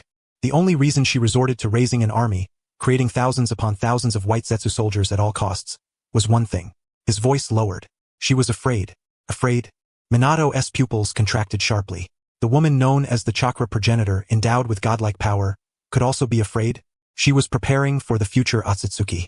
Jiang Chun dropped this bombshell. The Otsutsuki clan was not limited to Kagaya alone. She was merely the cultivator of the clan's seeds. For some reason, she betrayed her family and monopolized the fruit of the god tree. She knew that sooner or later, her kin would come to settle the score. Thus, she needed to raise an army, even at the cost of all humanity, to consolidate chakra and create the White Zetsu.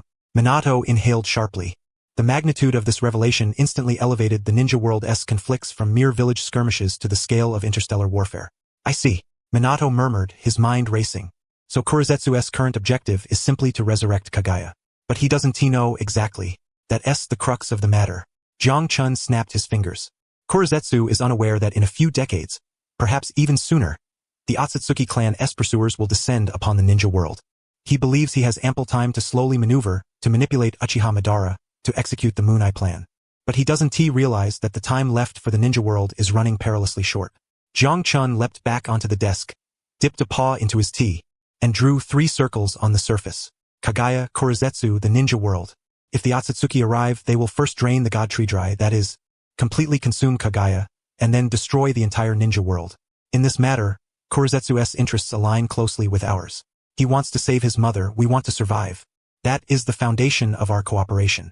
Minato gazed at the water stains on the desk, his eyes sharpening. As a seasoned statesman, he immediately grasped Jiang Chun's intent.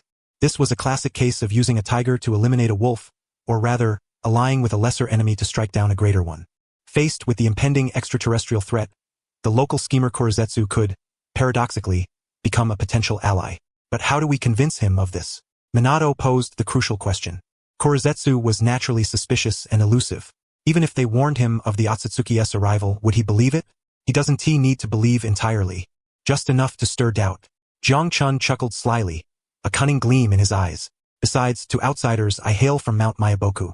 He gestured toward the window, in the direction of Orochimaru's laboratory. Minato, have you ever considered something? Since Kaguya believed that creating an army of White Zetsu could counter the incoming Otsutsuki pursuers, what does that imply? Minato was momentarily stunned. He had never given this question much thought.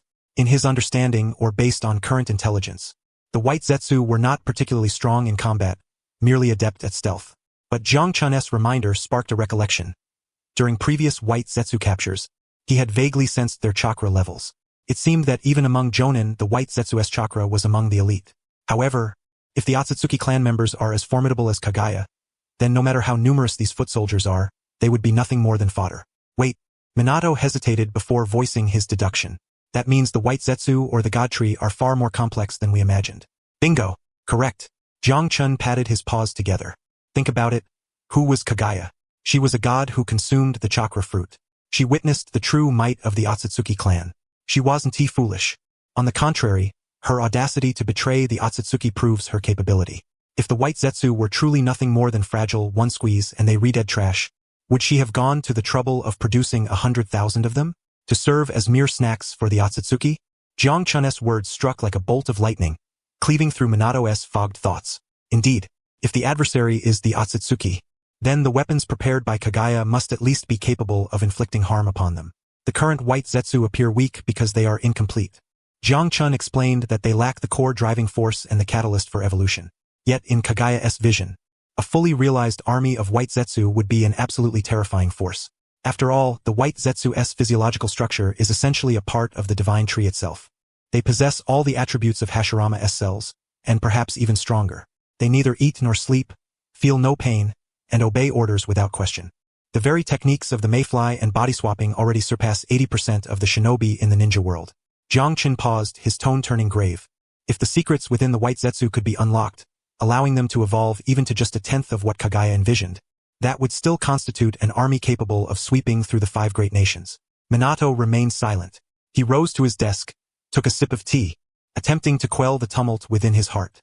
As Hokage, he instinctively recoiled from such biochemical weapons.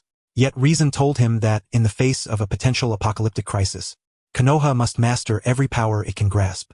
Moral fastidiousness is a luxury when survival is at stake. Hence, Orochimaru's research. Minato lifted his gaze toward Jiang Chun. It was not merely to resolve the side effects of the reanimation jutsu, but also to unravel the mysteries of the White Zetsu. Precisely. Jiang Chun nodded. Orochimaru is the foremost scientist of the ninja world. Given sufficient material and direction, he will undoubtedly succeed. And Black Zetsu holds a vast trove of original data concerning the Divine Tree and the White Zetsu. We require his data. He requires our intelligence and strength to oppose the Otsutsuki. It is a mutually beneficial arrangement. Minato inhaled deeply, setting his teacup down heavily upon the desk. I understand. Have you really been using those astronomical sums to purchase explosive tags? Smack!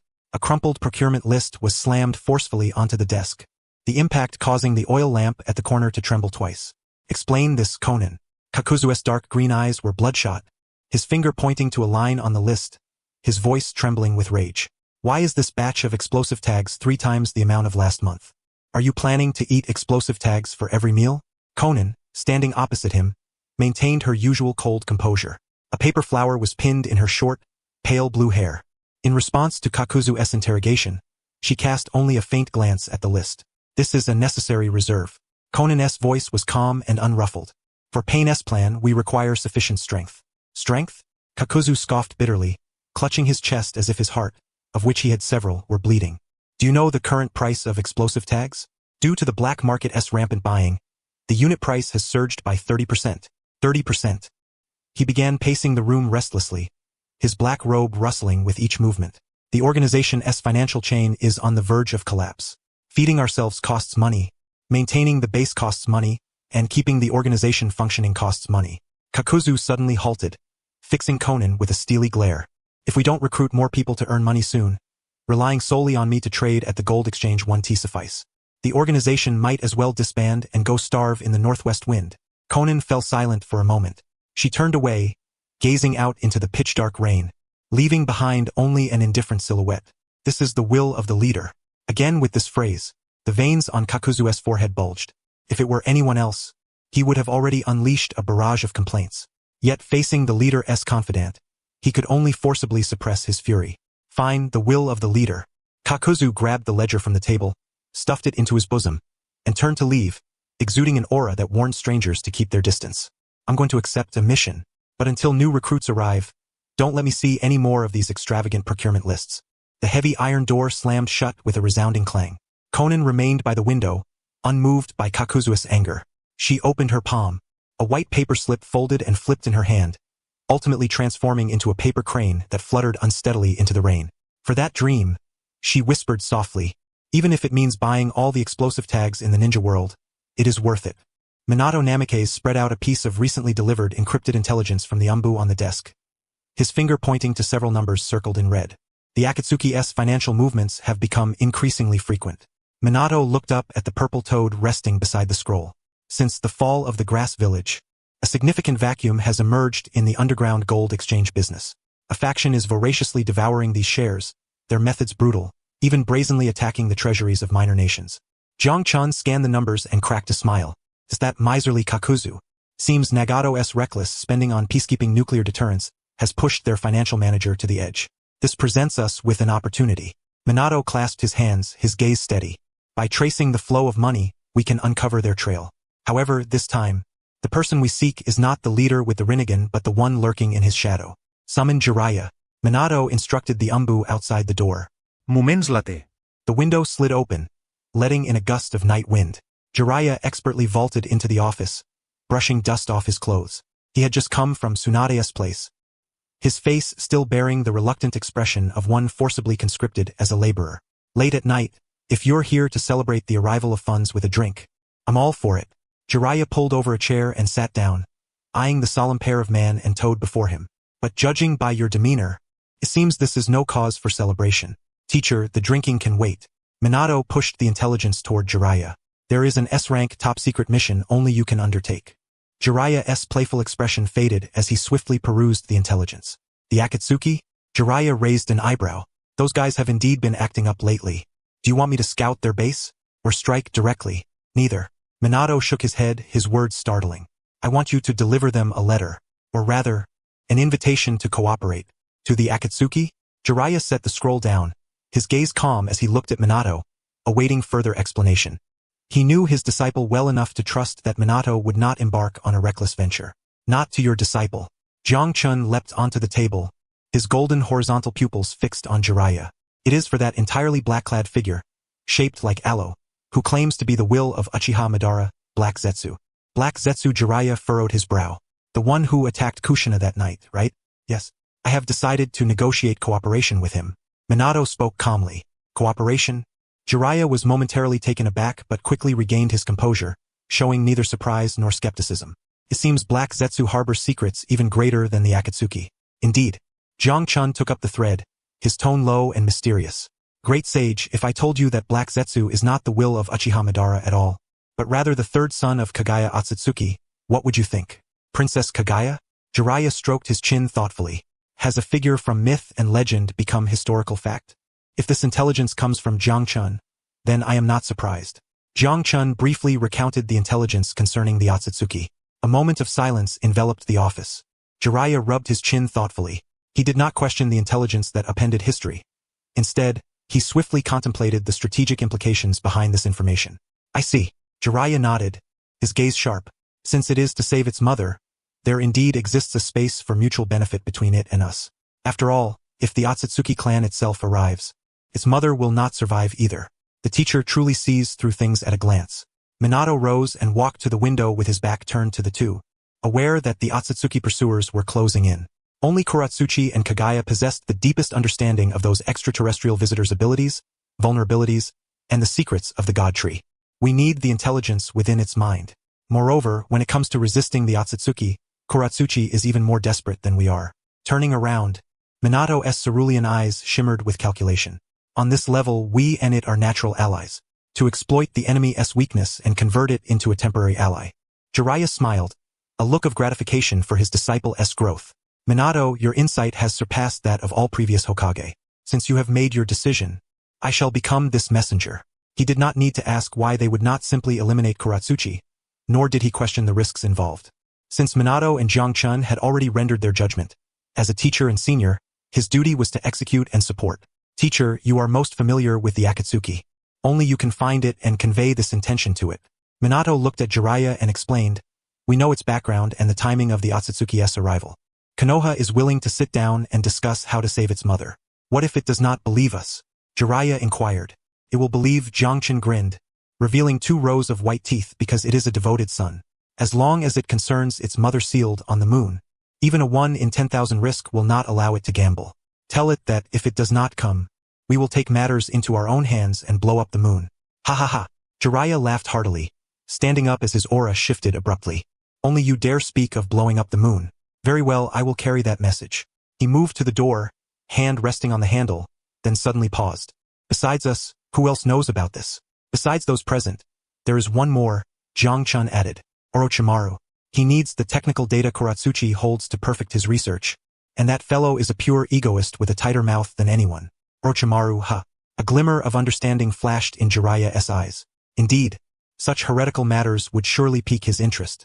Since that stinky snake is also on board, I must keep a closer eye on him to prevent any mishaps. Rest assured. Minato. Jiraiya waved his hand with his back toward Minato. Since this is your decision, it must be for the village's future. I will bring that dark creature here. The door closed, and Jiraiya's figure vanished into the night. Minato sat back down, picked up the intelligence on Akatsuki's funds, and with a flicker of chakra fire at his fingertips, reduced the scroll to ashes. With the teacher here, I am at ease. As Jiraiya's figure melded completely into the darkness, calm returned to the office. Minato watched the ashes cool completely before slowly sitting back, rubbing his slightly throbbing temples. The volume of information this night was overwhelming, from the vast wealth of the grass village to Kuratsuchi's true identity. Each matter demanded the Hokage's immense mental effort to digest and strategize. What's wrong? Already tired? Jiang Chun jumped onto the coffee table, biting into an apple with juice spilling forth. This is just the beginning. When those Otsutsuki aliens truly arrive, you probably won't even have time to sleep. He was merely pondering how long such peace could last. Minato gave a wry smile, reaching for the next document. Knock, knock, knock. The urgent knocking sounded again. A member of the Umbu wearing a cat-faced mask pushed the door open and knelt on one knee. Speaking rapidly, Hokage-sama. Orphanage Director Yakushi Nono is requesting an audience downstairs. Yakushi Nono? Minato's pen paused, ink spreading in a blot on the paper. The name was familiar. A former Root Ace spy, codenamed the Wandering Shrine Maiden, who had later left Root for reasons unknown and taken charge of Konoha's orphanage. Since Danzo's fall and Root's purge, this former ace had been under Umbu surveillance but had always behaved obediently, never overstepping. At this late hour, Minato glanced at the clock on the wall. Is she alone? No, the Umbu replied. She brought a child about 5 or 6 years old, wearing round glasses. Upon hearing about the bespectacled child, Jiang Chun, preparing to have Jiraiya summon him over, froze for a moment. Let them in. Minato set down the documents and gestured to the Umbu. As the heavy wooden door opened, 2 figures, one large and one small, entered the Hokage's office. The woman at the forefront was dressed as a nun, round glasses perched upon her nose, her expression weary, yet the eyes behind the lenses shone with shrewdness and caution. Yakushi Nono, former Root Ace spy, codenamed the Wandering Shrine Maiden. Behind her clung tightly to her garment a boy with round glasses as well, silver-gray short hair framing his face. The boy appeared timid, head bowed, avoiding eye contact with those inside, only occasionally lifting his eyelids to swiftly scan the surroundings with a sharpness beyond his years. Jiang Chun, perched on Minato's shoulder, narrowed his golden horizontal pupils at the sight of the silver-haired boy. Yakushi Kabuto, this pivotal figure who stirred upheaval in the shinobi world and even instigated the 4th Great Ninja War, now stood there like a frightened little quail. Hokage-sama. Nono approached the desk and bowed respectfully. Her gaze lingered briefly on the purple toad resting on Minato's shoulder but, as a seasoned spy, she betrayed no undue surprise. Thank you for your hard work, Director Nono. Minato set down his pen and motioned to the chair beside him. Please sit and report. I wish to hear your account of the situation in Kirigakure. Nono nodded but did not sit, standing straight as she began her report on her observations during her time undercover in the Land of Water. The current situation in Kirigakure is unexpectedly calm. She chose her words carefully, brow furrowed as if even she found the intelligence puzzling. From my peripheral surveillance and gathered information, the 4th Mizukage, Yagura, though reclusive, maintains smooth governance. There has been no large-scale purge within the village, nor any overt persecution targeting bloodline limit clans. Compared to his predecessor, the 4th Mizukage seems to have realized the village's predicament and is attempting to foster recovery and improvement. They are even trying to restore limited trade with the outside world. Hearing this, Jiang Chun, who had been casually resting on Minato's shoulder, suddenly narrowed his golden horizontal pupils sharply. Calm? No persecution? This was completely at odds with the original storyline. According to the original timeline, after Rin's death, Obito controlled the 4th Mizukage Yagura to exact revenge on Kirigakure, implementing the brutal bloody mist policy, forcing Ninja Academy students to fight each other and conducting an extermination of bloodline clans. Yet now, Nono brought news of a peaceful Kirigakure. Minato's expression grew grave. Having learned of the future's course through Jiang Chun, he naturally understood what this calm signified. The trajectory of history had shifted. Are you certain? Minato's voice was grave as he inquired. Is it possible that the surface tranquility is merely a facade, while a purge is underway in secret? That possibility cannot be ruled out, Nono replied, shaking her head. However, if the purge were of such magnitude, there would be no way for any information to leak out. The number of refugees and the movement of rogue ninjas on the black market remain entirely normal. Minato exchanged a glance with Jiang Chun, who stood at his shoulder. Both read the unspoken doubt reflected in each other's eyes. If Yakura had not imposed a reign of terror, it suggested that Obito might not have taken control of Yakura, or perhaps Obito's plans had shifted, or could it be that Obito was still hesitating? Yet such uncertainty was hardly consistent with the man who had descended into madness in his quest to create Karen's world. I see, Minato said. He drew a heavy circle around this doubt in his notebook, temporarily setting it aside. This intelligence was of utmost importance. It seems we must reevaluate our strategy regarding Kirigakure. He closed the notebook and turned his gaze toward the silver-haired boy standing behind Nono. And this child is? Nono's body visibly tensed. She turned around, pulling the boy close in front of her, her hands resting protectively on his shoulders, like a mother hen guarding her chick. His name is Kabuto, she said, her voice tinged with earnestness. He is a child from our orphanage. Kabuto pushed up the slipping glasses on his nose and bowed awkwardly to Minato, saying nothing. Yet his eyes peering through the lenses shyly studied the young Hokage before him. This child's talent is exceptional, Nono continued, her tone complex. Whether in chakra control or intelligence analysis, he possesses astonishing instinct. When Danzo-sama was still alive, he had often hinted at wanting to have Kabuto trained within Root. At the mention of Danzo's name, Kabuto's body trembled slightly. But I do not wish for him to go. Nono lifted her head and looked Minato straight in the eyes. I know what Root is like. It extinguishes human emotions and turns people into mere tools. After Danzo's death, Root was disbanded, and I thought we could finally breathe easy. But I worry. She did not elaborate further, but her meaning was clear. She feared that Kabuto's talents would attract others' attention, leading him down the same path, becoming a spy or an assassin. So, you brought him to me. Minato gently took up the thread. Yes, Nono bit her lip. If it were you, 4th Hokage, I believe you could give him a different future. I want him to live in the sunlight, not hide in the shadows like I have all my life. Silence fell over the office. Jiang Chun looked at the silver-haired boy who kept his head lowered. Kabuto Yakushi. In the original chronicles, this man, adept at navigating all sides with cunning and treachery, ultimately instigated the 4th Great Ninja War. Yet here, he was merely a child yearning for a place to belong. Had there been no coercion from Danzo, no tragic accidental killing of his foster mother, his life might have been entirely different. Lift your head, Kabuto. Minato's voice was gentle yet firm. Kabuto instinctively raised his eyes, meeting a pair of deep blue orbs. Do you like medical ninjutsu? Minato inquired. Kabuto hesitated briefly, then nodded softly. Director Nono has taught me some. I believe that being able to heal others' wounds is a wonderful thing. That's good. Minato smiled, a smile as refreshing as spring sunshine.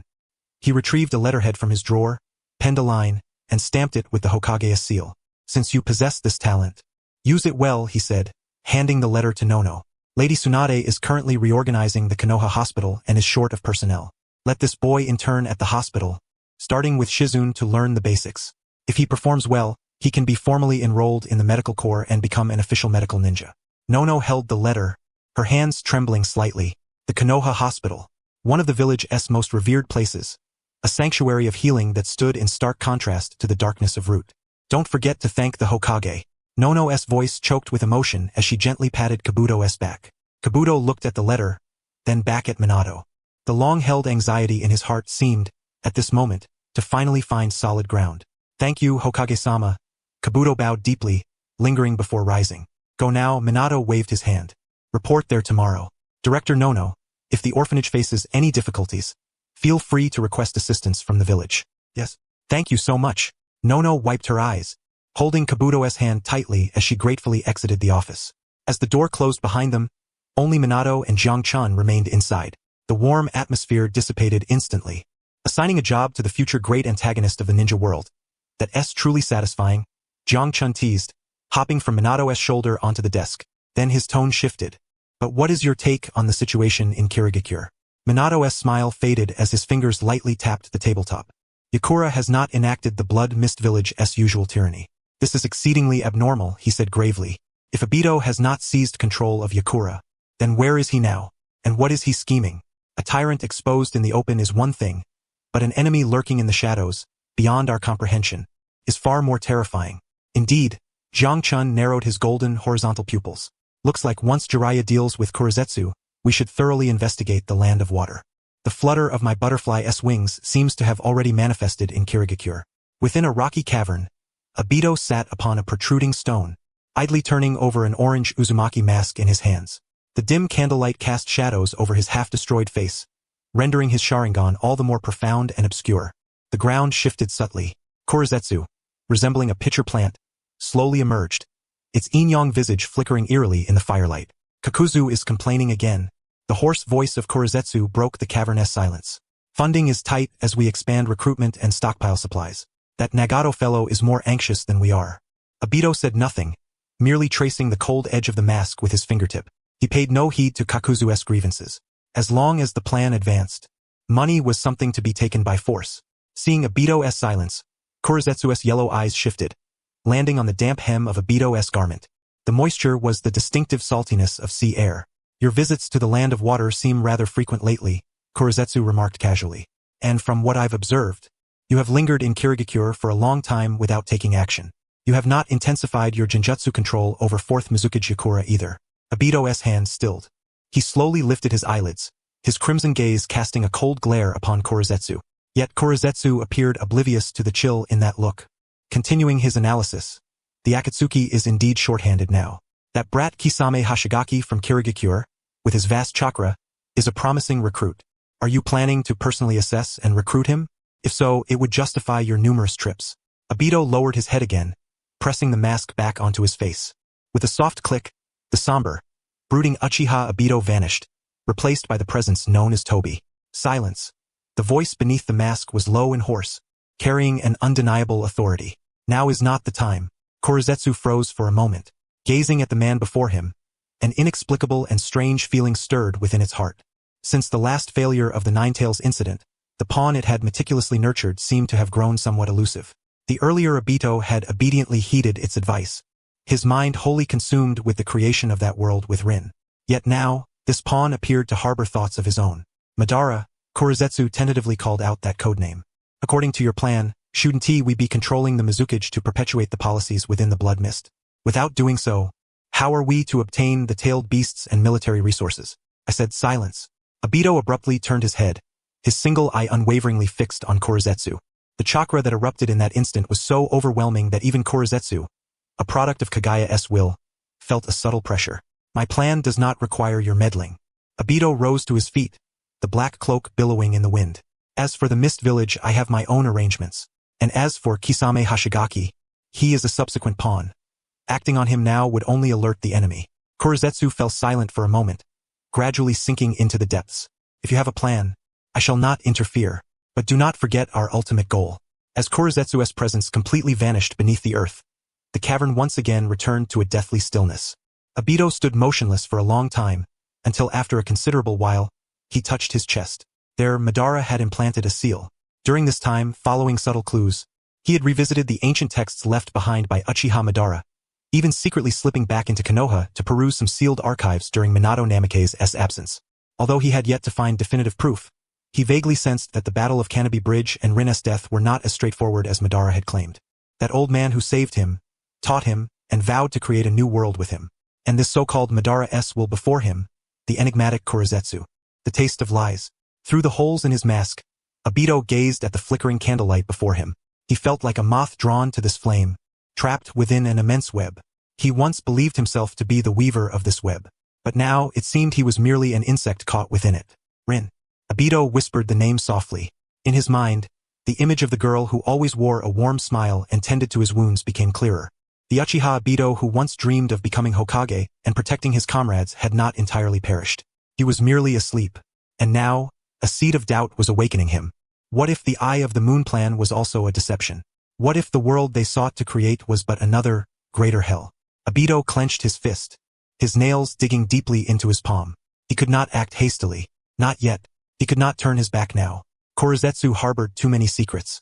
Until he unraveled all the truths, or possessed adequate means to cope, he must continue playing along. Play the role of Uchiha Madara well. Play the mastermind behind the Akatsuki well, since they wish to play games. Obito let out a faint laugh, tinged with 3 parts self-mockery and 7 parts coldness. Turning around, he strode deeper into the cavern, his silhouette gradually swallowed by the darkness. Then, let us play together. The sky above Amigakure remained a stifling leaden gray. Fine rain fell like an endless net, shrouding the city forged of steel. Jiraiya stood atop a massive drainage pipe, allowing the rain to soak his signature white hair. He did not use chakra to shield himself from the rain, standing carelessly as the crimson cloak fluttered softly in the storm. Every drop of rain here was an extension of Nagato. From the moment he stepped into Amigakure's boundaries, he knew he had been exposed.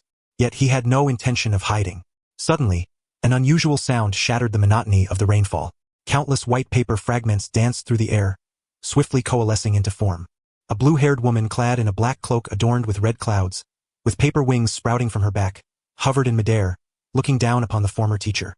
Konoha's expression was void of emotion, her pale orange eyes radiating an aloof indifference that kept others at 1,000 miles distance.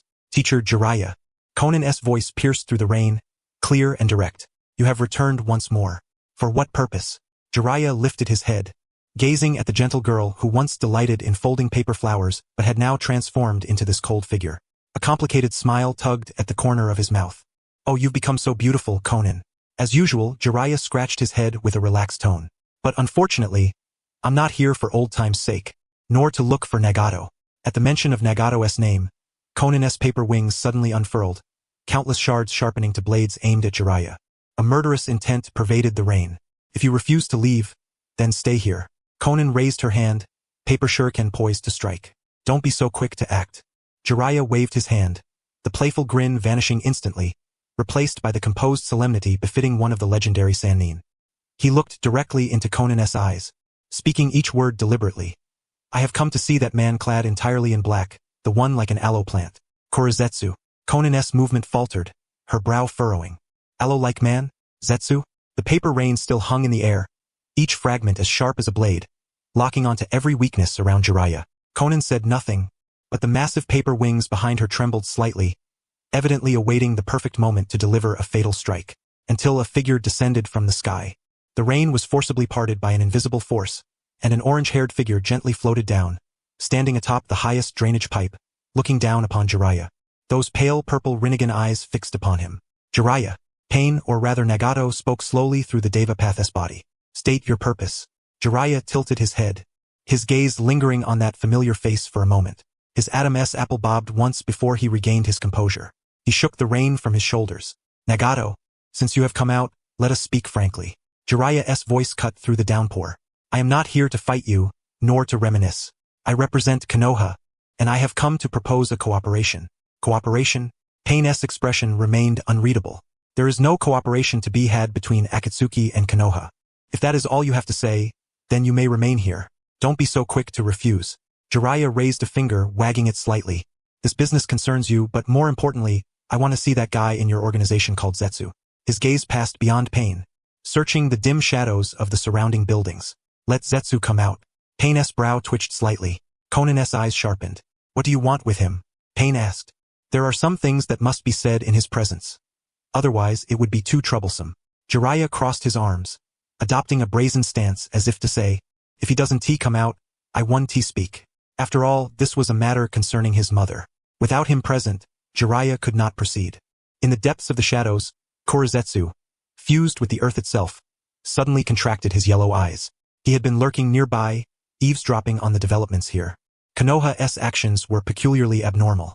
Not only had they not dispatched the Umbu to encircle and attack, but they had also allowed Jiraiya, one of the legendary Sannin, to come alone, and now he had even named him specifically to meet. Mother? Those two words pierced like a needle, striking the most sensitive nerve within Konoha. It forced him to harbor suspicion. Could it be that Konoha has discovered something? In the next moment, he dismissed this possibility outright. Impossible. It has survived for over a millennium, erasing every trace of its existence with meticulous care. Even Madara Uchiha was toyed with at its whim. How could mere Konoha possibly know its true nature? Yet, what was this unsettling feeling gnawing at him? Zetsu. Pain's voice rang out, carrying an unquestionable command. Come forth. Black Zetsu hesitated briefly. In his current role as a scout for the Akatsuki, defying the leader's orders would surely arouse Nagato's suspicion. The ground trembled. A colossal pitcher plant slowly emerged, and the black and white silhouette materialized behind Pain. Black Zetsu's hoarse, grating voice sounded. What do you want from me? Konoha's fools? I don't recall having any dealings with you. He was probing, attempting to glean some hint from Jiraiya's expression. Upon seeing the principal figure finally appear, Jiraiya's lips curled into a meaningful smile. He produced a scroll from his bosom but did not hasten to unfurl it. Instead, he toyed with it in his hands. Now that everyone is assembled, what exactly do you wish to say? Nagato inquired through Pain, his tone tinged with impatience. The surrounding air tightened abruptly. Conan's paper fragments emitted a faint tearing sound, as if poised to launch an attack in the very next moment. Yet Jiraiya paid no heed. His gaze locked firmly onto the black and white creature, the playful expression on his face vanishing instantly, replaced by unprecedented gravity. I have intelligence to share. Jiraiya stared into Black Zetsu's yellow eyes and added, or rather, I have been entrusted to deliver this intelligence to you, Black Zetsu, the third son of Otsutsuki Kagaya. Boom! The impact of those words was more terrifying than enduring the leader's almighty push. Black Zetsu's body stiffened instantly. Those yellow eyes trembled violently. He even instinctively retreated half a step, the black half of his body rippling fiercely. How could this be? That name, that identity. This is a secret unknown even to the sage of Six Paths' two foolish sons. How could a mere human know this? What nonsense are you spouting? Conan frowned, utterly bewildered by Jiraiya's words. Otsutsuki Kagaya? Who is that? Even Nagato wore a puzzled expression, his gaze flickering back and forth between Jiraiya and Black Zetsu. Don't play dumb. Jiraiya gave Black Zetsu no time to devise a counter-strategy, rapidly unleashing a follow-up bombshell.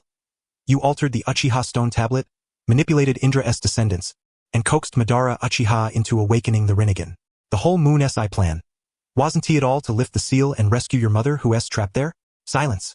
Black Zetsu emitted a sharp roar, his hoarse voice twisted with panic, murderous intent surging like a tidal wave. Kill him. Pain. Kill him at once. Yes, fabricating lies. However, Pain remained motionless. Not only did Nagato refrain from action, but he also turned the Deva path to block Black Zetsu's line of sight. Those Rinnegan eyes gleamed with icy scrutiny. Zetsu. Pain's voice was soft yet bore immense weight. Why are you so agitated? Black Zetsu found himself at a loss for words. He realized he had lost control. As Madara's will incarnate, he should have shown scorn for such baseless claims, not reacted like a cat whose tail had been stepped on. Such an extreme response only confirmed his guilt. Looks like I hit the mark. Jiraiya shrugged, a triumphant smile crossing his face. Nagato, it appears your ally has not been entirely honest with you. The so-called Moon SI plan, the so-called world peace, it's all a grand lie woven to save his mother. Who exactly are you? Black Zetsu fixed Jiraiya with a gaze as dark as the abyss, his voice low and ominous. Konoha could not possibly know these things. Indeed, Konoha does not know. Jiraiya tapped his temple. But someone does. And that person asked me to convey a message to you.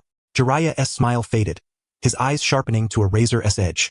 Reinforcements from the Otsutsuki clan are already en route. If you waste your time playing childish games, your mother will be utterly devoured by those extraterrestrial invaders. The moment those words fell, Black Zetsu's defenses shattered completely. The black half of his body churned violently like boiling tar.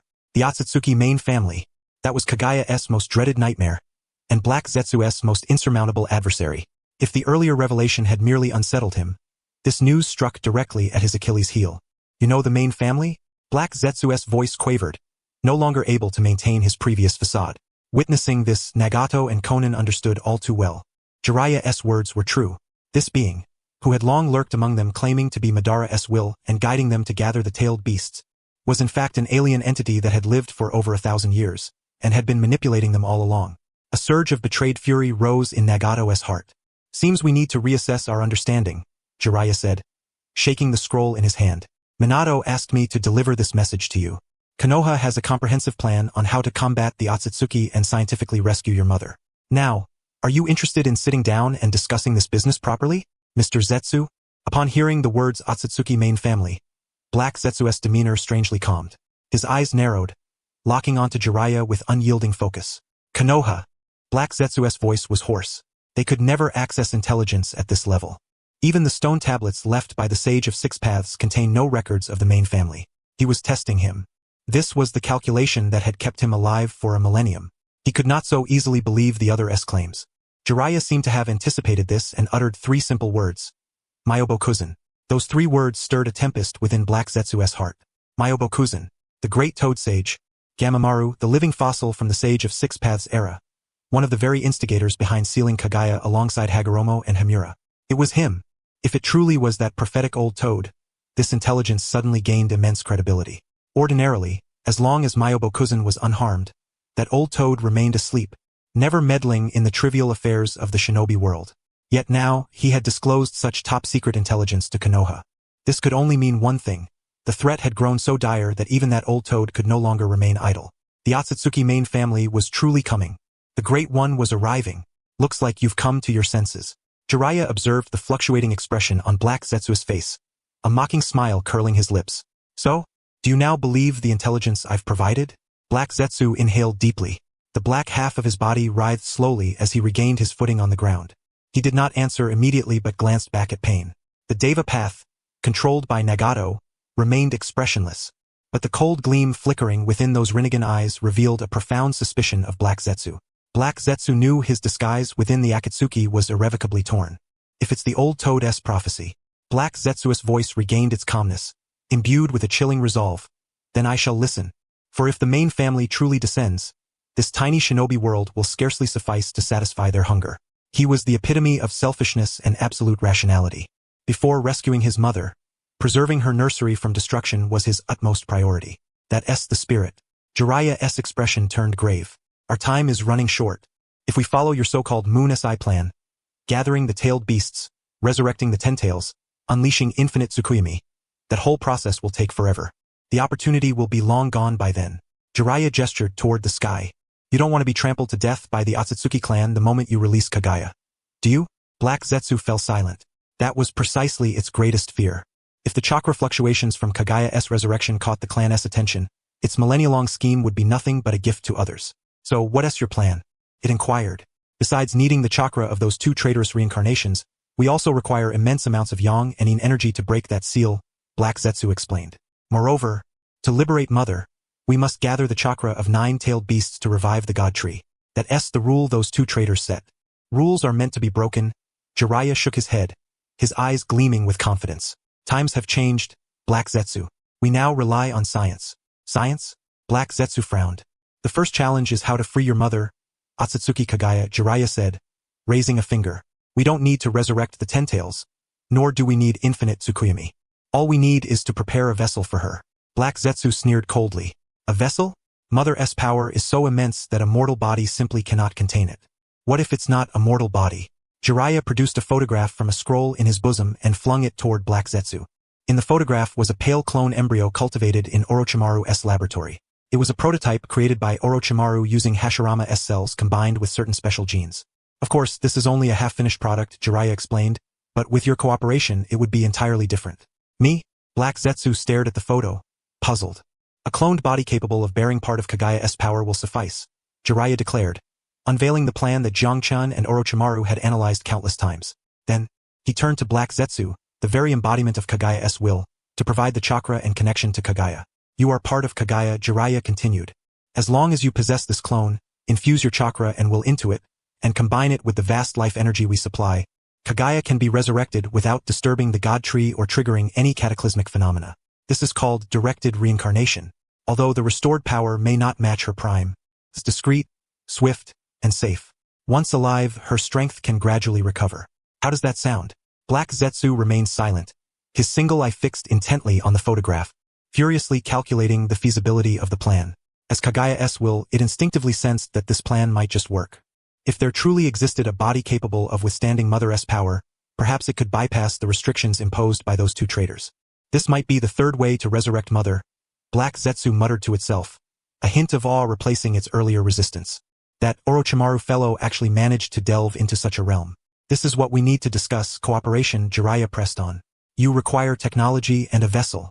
We need Kagaya's power to confront the Otsutsuki. It's a mutually beneficial deal. Moreover, Jiraiya glanced at Pain beside him and said meaningfully, this way, you won't need to rely on Nagato anymore or pursue any false peace. Everyone gets what they want. SNT that better? Nagato stood atop a high pipe, rain streaming down his face. He looked down at the black creature bargaining with Jiraiya below and felt an overwhelming sense of absurdity. His lifelong ideal, the cause he had fought for, was, in the eyes of these shadowy players, nothing more than a foolish tool to be discarded at any moment. Anger, the sting of betrayal, a raging fire surged within him. Zetsu. At last, Pain spoke, his voice no longer ethereal and godlike, but laced with a suffocating coldness. Since you have deceived me, I suppose you are prepared to face my wrath. Black Zetsu turned and regarded Pain, its yin-yang face twisting into a sinister, mocking grin. Now that the truth is out, there's no need to maintain that loyal facade any longer. Nagato, don't look at me with those betrayed eyes. Spreading its hands dismissively, its tone dripping with disdain as if discussing a trivial tool, it said, you only seek to use the tailed beasts as weapons to intimidate the great powers, enforcing peace through pain. Everyone is exploiting each other. No one is nobler than the rest. It paused, its black fluid form subtly contorting as it gestured toward Jiraiya. Besides, the price Konoha offers is one I cannot refuse. Compared to your drawn-out plan that requires decades to gather, seal, and threaten, it's simply inefficient. For such an elusive ideal, you expect Mother to remain sealed for decades more? Sorry, but time has run out. You, Conan, standing beside Nagato, narrowed her eyes sharply. Her paper wings suddenly unfurled, countless explosive tags rustling ominously in the rain, as if ready to reduce Black Zetsu to dust at any moment. Don't make a move, Conan, Jiraiya suddenly intervened, stepping forward to stand between them. Killing it now benefits no one. And if the Otsutsuki clan really arrives, aim no Kuni won't escape either. He lifted his gaze, piercing through the downpour to look directly at the purple Rinnegan eyes atop the tower. Nagato, you've heard it too. The true threat comes from the heavens. This is no longer a conflict between nations but a purge aimed at the entire shinobi world. Instead of wasting strength here, we should consider how to survive the coming chaos. The rain intensified. Cold droplets slid down Pain's face like the endless tears of his nation. Nagato's frail body sat slumped in the control chair, his bony hands clutching the armrests, knuckles whitening from the grip. Anger undeniably so. Yet beneath this surging fury lay a profound sense of absurdity and confusion. After Yahiko's death, all that Nagato had stood for, all the sacrifices made for peace, even his self-proclaimed godly arrogance, were seen by these millennia-old monsters as nothing more than a foolish tactic, one to be discarded at will. If that was the case, what did Yahiko's death mean? What was all this pain worth?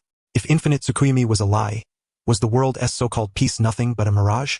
Nagato's breathing grew rapid. The unstable hum of the black chakra rod connected to his back intensified, and the Rinnegan patterns in Pain's eyes fluctuated violently. Nagato. A warm hand gently rested on Nagato's withered shoulder. It was the real Conan.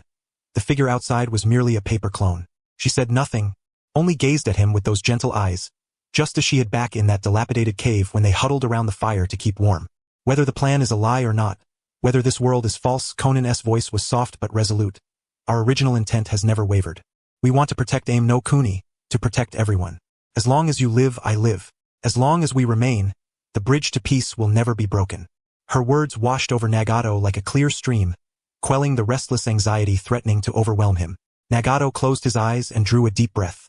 Indeed, if the Otsutsuki were to utterly destroy the very soil of the shinobi world, then no matter what ideals of peace existed, they would have nowhere to take root.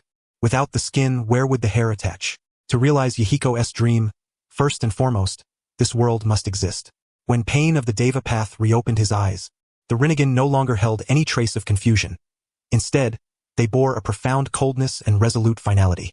Jiraiya-sensei, Nagato's voice emanated through pain of the Deva path. Though still indifferent, it had shed some of its divine arrogance and gained a weightiness more befitting a human. You have changed. You have become more like a politician. Yet perhaps this is precisely what the shinobi world requires now. I can temporarily set aside my prejudices. Nagato gazed downward at Black Zetsu and Jiraiya, articulating each word with gravity. Since that so-called Otsutsuki clan head seeks to annihilate all existence, it stands as the greatest obstacle to peace. Before we can clear this barrier, the Akatsuki is willing to lend its aid. A sigh escaped Jiraiya's lips as relief washed over him, a long-lost smile gracing his face. He picked up the photograph lying on the ground and handed it back to Black Zetsu. Well then, Mr. Black Zetsu, will you accompany me back to Konoha to witness the birth of that vessel? Black Zetsu's single eye flickered with greed and calculation as it regarded the photograph. It knew this could very well be a trap. Once in Konoha, it would become a sitting duck, tightly monitored by Orochimaru and the village. Yet it had no choice. For the sake of its mother and to confront the threat from the Otsutsuki clan, it had to wager everything. Naturally, Black Zetsu's form slowly sank, merging with the earth, leaving only a black head exposed. It cast one final, meaningful glance upward at Pain and curled its lips into a sinister smirk. Nagato, though our cooperation ends here, in light of your wholehearted efforts, I shall offer you one last piece of advice. This hoarse, eerie voice drifted into Nagato's ears with the wind and rain. Protect your eyes well. They are not something just anyone can possess. Don't lose them. With that, Black Zetsu emitted a harsh, chilling laugh before vanishing completely beneath the earth. It held no concern for the Rinnegan sealed within Nagato. If Konoha's plan failed, it trusted that Konoha would willingly assist in gathering the tailed beasts. Nagato furrowed his brow. Protect my eyes? Behind this seemingly caring admonition, an inexplicable chill crept over him, as though those Rinnegan never truly belonged to him but were merely a temporary loan. A borrowed treasure. Nagato? Konan's worried gaze fell upon him. Me fine. Nagato replied. Controlling pain of the Deva path, Nagato turned away, no longer looking in the direction of Jiraiya's departure, leaving only a solitary, forlorn silhouette to his former teacher. What Nagato did not know was that Jiraiya's final glance toward him was fraught with complexity and regret. As if, aside from Nagato, everyone else already knew the truth. Since the terms are settled, I shall await your arrival in Konoha. Jiraiya cast one last look at Nagato's retreating figure, uttering no sentimental words. Forming hand seals, he performed the reverse summoning technique. Boom! A vast plume of white smoke erupted amidst the rain, swiftly scattered by the howling wind. Jiraiya's figure vanished from sight. Black Zetsu's form followed suit, sinking into the earth and disappearing without a trace. Atop the tower, only Pain and Konan remained. Nagato, controlling Pain of the Deva path, stood silently in the rain, his Rinnegan fixed on the distant horizon, lost in thought. Several hundred meters away from the tower, in a shadowed corner, the fabric of space rippled faintly. A figure wearing an orange spiral mask materialized from the void, revealing only one Sharingan eye. I see. Obito murmured softly. The space warped again, and the swirling ripples engulfed his body, swallowing him into darkness, leaving behind only a faint chakra signature. Konoha Hokage's office. Minato Namikaze sat behind his desk, holding a report on border patrols, though his gaze remained fixed on the darkness beyond the window. Bang! A burst of white smoke erupted in the center of the office. Minato immediately set down his pen, his body tensing before relaxing once more. As the smoke cleared, Jiraiya plopped down onto the nearby sofa, disregarding appearances. He grabbed the water pitcher on the table and gulped down several mouthfuls. Water dribbled from the corner of his mouth, soaking the front of his shirt. Exhaling deeply, Jiraiya slammed the pitcher onto the desk. Alive. Was it successful?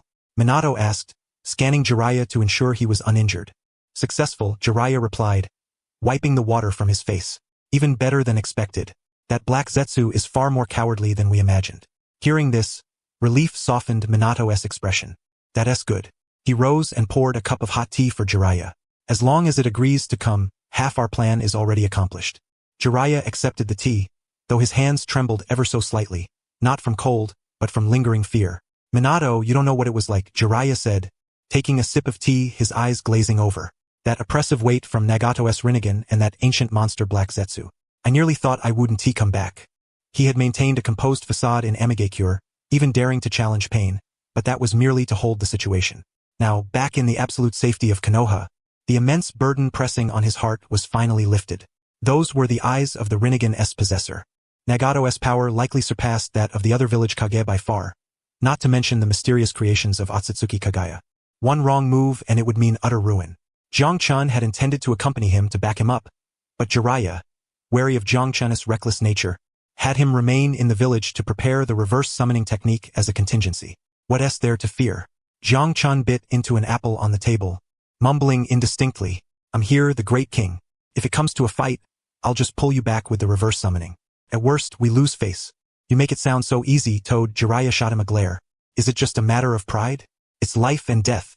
If negotiations fail, if Black Zetsu escapes and Nagato flies into a rage, Konoha will never know peace again." "How did it get here?" Minato interrupted their banter, asking the crucial question. "It said it would infiltrate on its own. We just need to prepare to receive it," Jiraiya answered. Minato nodded, fingers lightly tapping the desk. "Good. If it comes itself, it means it still retains some caution. Caution is a good sign. It shows it truly wants to cooperate." A brief silence fell over the office. The atmosphere was relatively amicable, as the greatest crisis had been temporarily averted. Leaning back on the sofa, Jiraiya stared at the ceiling, his expression growing increasingly complex. "Minato." Jiraiya's voice turned somber as he suddenly spoke of Nagato. Minato looked toward his teacher. Everyone understood what Jiraiya meant. Nagato was once his most promising disciple, yet now he had become this. At the end, Black Zetsu had given Nagato a piece of advice.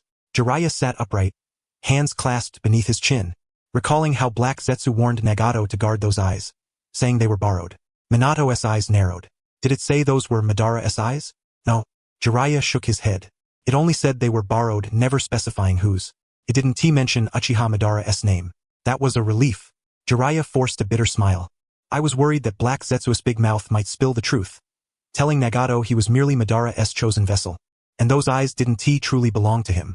Jiang-chun swallowed his apple, sneering coldly. "Black Zetsu is cunning." He shook his hand. "Though it has betrayed Madara's plan, it still needs the power of the Rinnegan." "What do you mean?" Jiraiya looked at Jiang-chun. "Just think about it, we need to create a vessel for Kagaya. But this is merely a makeshift solution. If communication proceeds smoothly and we can obtain from Kagaya a method to counter the Otsutsuki, then all will be well. However, if the plan fails right from the start with the clone, then we might truly require Kagaya's power." Jiang-chun explained that to genuinely resurrect Kagaya, an immense amount of chakra is still necessary. The 9-tailed beasts must still be captured, and the divine tree still needs to be planted. It's just that the process has changed. Nagato's Rinnegan is the key to summoning the Outer Path Ghetto statue and sealing the tailed beasts. But what if Nagato realizes he is merely a tool being used? Those eyes belong to Madara. What if, in a fit of rage, he destroys them? Or if he falls into despair and recklessly seeks out Madara's corpse? Jiang-chun jumped onto the map and pointed to the location of Amigakure. Black Zetsu is not foolish. It needs Nagato to remain as its leader, to continue safeguarding those Rinnegan eyes, and even to keep gathering the tailed beasts, even if it is under the pretense of opposing the Otsutsuki. Therefore, it only said it was borrowing them. This is both a warning and a reservation. It is preserving Nagato's dignity while also leaving itself an escape route. Indeed, Minato took over the conversation. If Nagato knew the entire truth, given his temperament, he would likely spiral out of control. That would be detrimental to us and to Black Zetsu. The current situation is best. Minato rose and walked to the window, gazing out into the pitch-black night. Nagato believes he is fighting to protect the shinobi world. Black Zetsu believes it fights to save its mother, and we fight for survival. Though our purposes differ, at least until the threat of the Otsutsuki is eliminated, our barrels are aligned. Jiraiya sighed and pulled a photograph from his chest. It was a picture taken when he was teaching the 3 children in Amigakure. In the photo, Yahiko smiled radiantly, Konan appeared gentle and shy, and although Nagato's eyes were hidden by his hair, there was a faint smile at the corner of his mouth. Since we are going to put on a show, let us perform it in its entirety. Jiraiya carefully returned the photograph to his chest, his gaze growing resolute once more. At Black Zetsu's speed, it would probably arrive by tomorrow morning. Minato looked toward Jiang-chun. How are things progressing on Orochimaru's side? That serpent has been impatient for quite some time. Jiang-chun grinned. Ever since hearing that extraterrestrial samples were coming our way, I haven't slept a wink. I fine-tuned the laboratory equipment 800 times. The embryo of that vessel is now thriving. Excellent. Minato returned to his desk, picked up a pen, and signed a document. Order the Umbu to enter a state of maximum readiness. Starting tomorrow, seal off all sensory barriers around the village's perimeter and publicly declare it as a training exercise. He paused. Also, Minato looked at Jiraiya. Sensei, you will accompany Black Zetsu throughout the entire process. After all, you are the intermediary, and bring Fugaku along as well. Minato added, the Uchiha clan's Sharingan is particularly sensitive to creations like Black Zetsu, which is a product of yin-yang release. Having Fugaku present will help prevent any underhanded schemes. Fugaku? Jiraiya was momentarily taken aback. Is it appropriate to involve him in such a top-secret S-rank matter? It is. Minato smiled. Since we've decided to integrate the Uchiha into the village, we cannot treat them as outsiders during times like this. Jiang Chun chimed in. Besides, wouldn't it be interesting to have the Uchiha clan's head meet the very culprit who altered their clan's stone monument? Jiraiya imagined the scene. Fugaku activating his Sharingan, staring intently at Black Zetsu, demanding to know why it betrayed the Uchiha clan. Indeed, it would be quite intriguing. A mischievous smile curled at the corner of Jiraiya's mouth. Alright, I'll take this task. I'm curious to see the expression on that stern Lord Fugaku's face when he learns the truth. Then it's settled. Minato closed the file. Tomorrow morning, we meet in Orochimaru's laboratory to give this devoted son, desperate to save his mother, a proper lesson. Let him understand what shinobi world-style scientific cultivation truly means. The morning mist had yet to dissipate, rendering the gates of Konoha village exceptionally desolate. Hisashi Hyuga adjusted the voluminous robe draped over his frame and strode toward the village entrance. He had received an urgent summons from the Hokage earlier that day. Yet, as he rounded the corner, his steps abruptly faltered.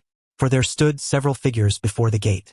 The fourth Hokage, Minato Namikaze, clad in his ceremonial robes, faced away from him. Lord Jiraiya leaned against a gatepost, scribbling and sketching in a small notebook. To Minato's left, Fugaku Uchiha stood with arms crossed, eyes closed in repose. Hisashi's pupils constricted slightly. The Hokage, the Sannin, the Uchiha clan head. Such an assembly at the village entrance typically heralded but one thing: war. Hisashi quickened his pace, his palm instinctively brushing against the ninja tool pouch at his waist. My Lord Hokage, Hisashi said as he came to a halt, his gaze sweeping over those present. What has transpired? Has an enemy nation invaded, or is it the Ninetales? Minato turned around, a gentle smile gracing his face. Good morning, Lord Hisashi. No need for alarm, we are merely awaiting a special guest. A guest? Hisashi frowned. What sort of visitor warrants such a formidable escort? Fugaku opened his eyes and met Hisashi's gaze. The two exchanged a glance. Since the joint operation between the Uchiha and Hyuga clans that night, relations between the two had eased considerably. Hisashi nodded in return, a gesture of courtesy, though his hand remained firmly on his ninja pouch. He has arrived. The purple toad perched upon Minato's shoulder suddenly spoke, expelling a blade of grass from its mouth, its golden horizontal pupils fixed intently upon the ground ahead. Both Hisashi and Fugaku turned their heads. The earth beneath them churned violently, as if something sought to break free from the soil. A colossal pitcher plant emerged, its leaves unfurling to reveal a humanoid figure, half black and half white. Is this Konoha's way of receiving guests? The creature, Korezetsu, cast its yellow eyes over the assembly with a hoarse voice, summoning the heads of the two great clans. Surely you fear I might escape. That is correct. Hisashi's temple vein throbbed fiercely. Byakugan activate. In his vision, the chakra radiating from this black and white abomination was peculiarly erratic, utterly alien to any human pattern. Moreover, the chakra nature of its half-body evoked an inexplicable blend of familiarity and dread. It was a tremor emanating from the depths of his bloodline. Ha!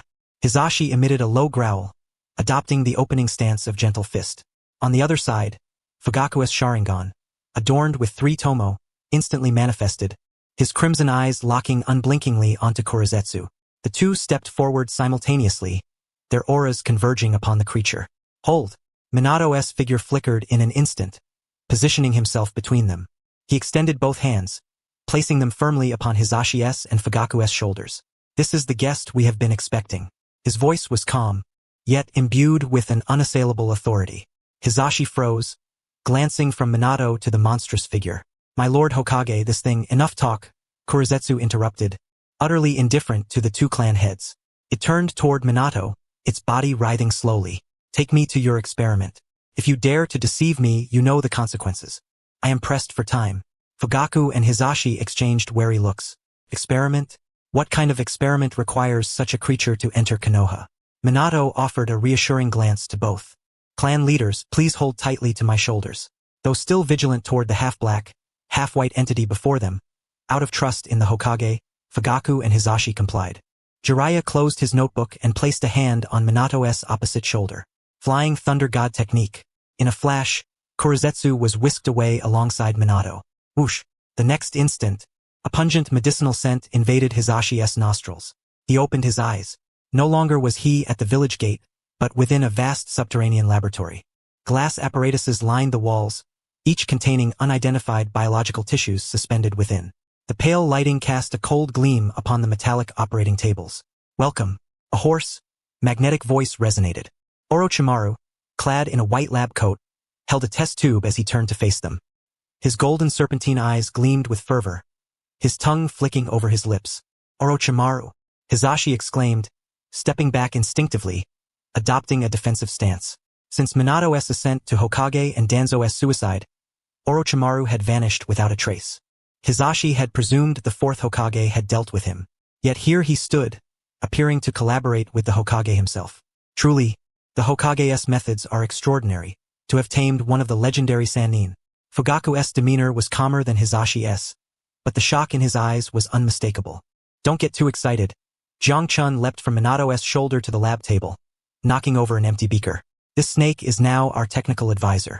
Though his character leaves much to be desired, his skills are unparalleled. Orochimaru cast a glance at Jiang Chun, offering no rebuttal, only a faint chuckle. As long as it leads to the truth, identity is irrelevant. Setting down the test tube, Orochimaru's gaze swept past the others and settled upon Korezetsu. Is this the special specimen? He approached Korezetsu, eyes alight as if beholding a priceless treasure. The product of Kagaya's will is truly a wondrous construct. Korezetsu felt a chill under Orochimaru's scrutinizing gaze. Having lived for over a millennium, it was the first time a human had examined it with such dissecting, frog-like eyes. Where is the container? Korezetsu asked coldly. Don't tell me you intend to resurrect Mother in this dilapidated place. Follow me. Orochimaru turned and pressed a switch on the wall. A section of the wall slowly slid open, revealing a hidden chamber. At its center stood a massive cylindrical cultivation tank. Suspended within the green nutrient solution was a pale body, a female form. Though not yet fully formed, the tightly closed eyes, the subtly protruding bony horn on the forehead, and the slowly growing white hair all stirred an uncanny familiarity in Korezetsu. This Korezetsu stepped forward, pressing a palm against the glass. His body trembled slightly. Though the aura was faint, it could sense the power of Hashirama's cells coursing within the body, interwoven with certain indescribable elements. This was a prototype cultivated using Hashirama cells as the foundation, fused with genetic fragments from the Uchiha, Hyuga, and Uzumaki clans.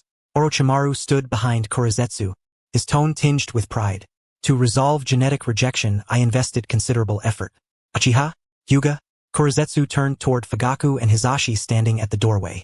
It vaguely understood why Minato had summoned these two. Indeed, Minato approached. The Uchiha clan inherited Indra's In chakra, spiritual energy. The Hyuga clan inherited the Byakugan bloodline from Himura, the blueprint of physical structure. To bear Kagaya's power, the Yang chakra of Hashirama cells alone is insufficient. Minato pointed toward the cultivation tank. The Yin and Yang must be perfectly unified, and combined with the purity of the Byakugan. Only then can we create a vessel most akin to the Otsutsuki origin. Hayashi and Fugaku listened, utterly bewildered. Indra, Himura, Princess Kagaya? These names sounded like myths and legends. The two clan heads, Jiang Chun said as he leapt onto Fugaku's shoulders, patting his head. Stop daydreaming. We didn't call you here for a lecture. Fugaku stiffened and stood obediently. We need your chakra, Jiang Chun continued, gesturing at the cultivation tank. During the process of infusing the soul and chakra into this base body, extremely precise monitoring is required. Fugaku, your Sharingan will be responsible for overseeing the fusion of in-release chakra, ensuring that the spiritual energy does not overwhelm the physical form. Hayashi, your Byakugan must monitor the reconstruction of the meridian system, making certain this body can withstand the flow of chakra. This is a task only your two clans can accomplish. Hayashi drew a deep breath. Though he still did not fully comprehend, he understood one thing clearly. The Hokage was conducting an unprecedented experiment, and he and Fugaku were pivotal to its success. What an extraordinary level of trust. Hayashi and Fugaku exchanged glances, each seeing the determination reflected in the other's eyes. The time had come to pledge their loyalty. I understand, Hayashi said, stepping forward. The veins around his Byakugan bulged as his gaze penetrated the cultivation tank. The meridian system of this body was peculiar, some parts severed, others unnaturally thickened. That S because it has been specially modified to accommodate Princess Kagaya's chakra, Orochimaru explained. The meridians of ordinary people are far too fragile to endure such power. Korezetsu listened to their exchange, his doubts gradually dissolving. These people, it seemed, were not merely speaking empty words. They had not only created a vessel but had also enlisted the descendants of Indra and Himura to assist. Such a scientific and rigorous approach gave this ancient schemer, who had spent 1,000 years weaving plots, a rare sense of reassurance. You call this science? Korezetsu muttered, staring at the cultivation tank. This is technology. Jiraiya chimed in with a grin, stepping closer. As long as it works, what does the name matter? So, Mr. Korezetsu, are you satisfied with this vessel? Korezetsu fell silent for a moment, gazing at the suspended body within the liquid, the face bearing a faint resemblance to his mother. It will have to do, he said grudgingly. Compared to his mother's original body, this was a poor imitation. But it was usable, wasn't it? Minato's words were sharp and to the point. Moreover, this is currently the only way for your mother to reappear in this world without alerting the main family. Korezetsu offered no rebuttal. His form dissolved into a pool of black liquid that flowed along the floor toward the base of the cultivation tank. Then let us proceed. Korezetsu's voice echoed from beneath the ground. I will attempt to infuse my chakra into this body. If this plan fails, you will all pay the price. Rest assured, Orochimaru said, licking his lips as he formed hand seals. I have prepared extensively for this moment. Just as the experiment was about to commence, Jiraiya turned his head, his gaze seeming to pierce through the heavy metal door toward the corridor's end. Wait, Jiraiya murmured, his voice low and his Adamus apple bobbing once. Someone's coming. Korezetsu, poised to merge with the cultivation tank, halted his movements and narrowed his eyes. The black fluid body swiftly contracted, seeping like ink into the shadows beneath the experiment table. He did not want any unexpected trouble at this moment. Minato's cerulean eyes fixed on the direction of the door. It's Lady Tsunade. Minato exhaled, but his tense shoulders did not relax. The chaotic fluctuations in chakra signaled that her current state was far from normal. Orochimaru stood by the control panel, reaching out to switch off several running instruments. The humming noise subsided, leaving only the bubbling and gurgling sounds within the cultivation tank. This barrier was specially reinforced by me, Orochimaru said hoarsely, tapping his fingertips lightly on the tabletop. She shouldn't be able to sense the chakra reaction here.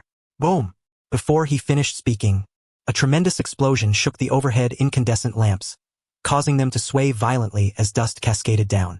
The alloy door, strong enough to withstand a barrage of explosive tags, did not even last a second before buckling inward, twisting grotesquely, and then bursting outward along with its frame. The heavy metal panel crashed onto the floor, sliding several meters until it collided with a specimen rack in the corner. Smoke and dust filled the air. A figure stood at the doorway, chest heaving fiercely. Tsunade held a punching stance, her golden hair disheveled and cascading over her shoulders, her hazel eyes bloodshot.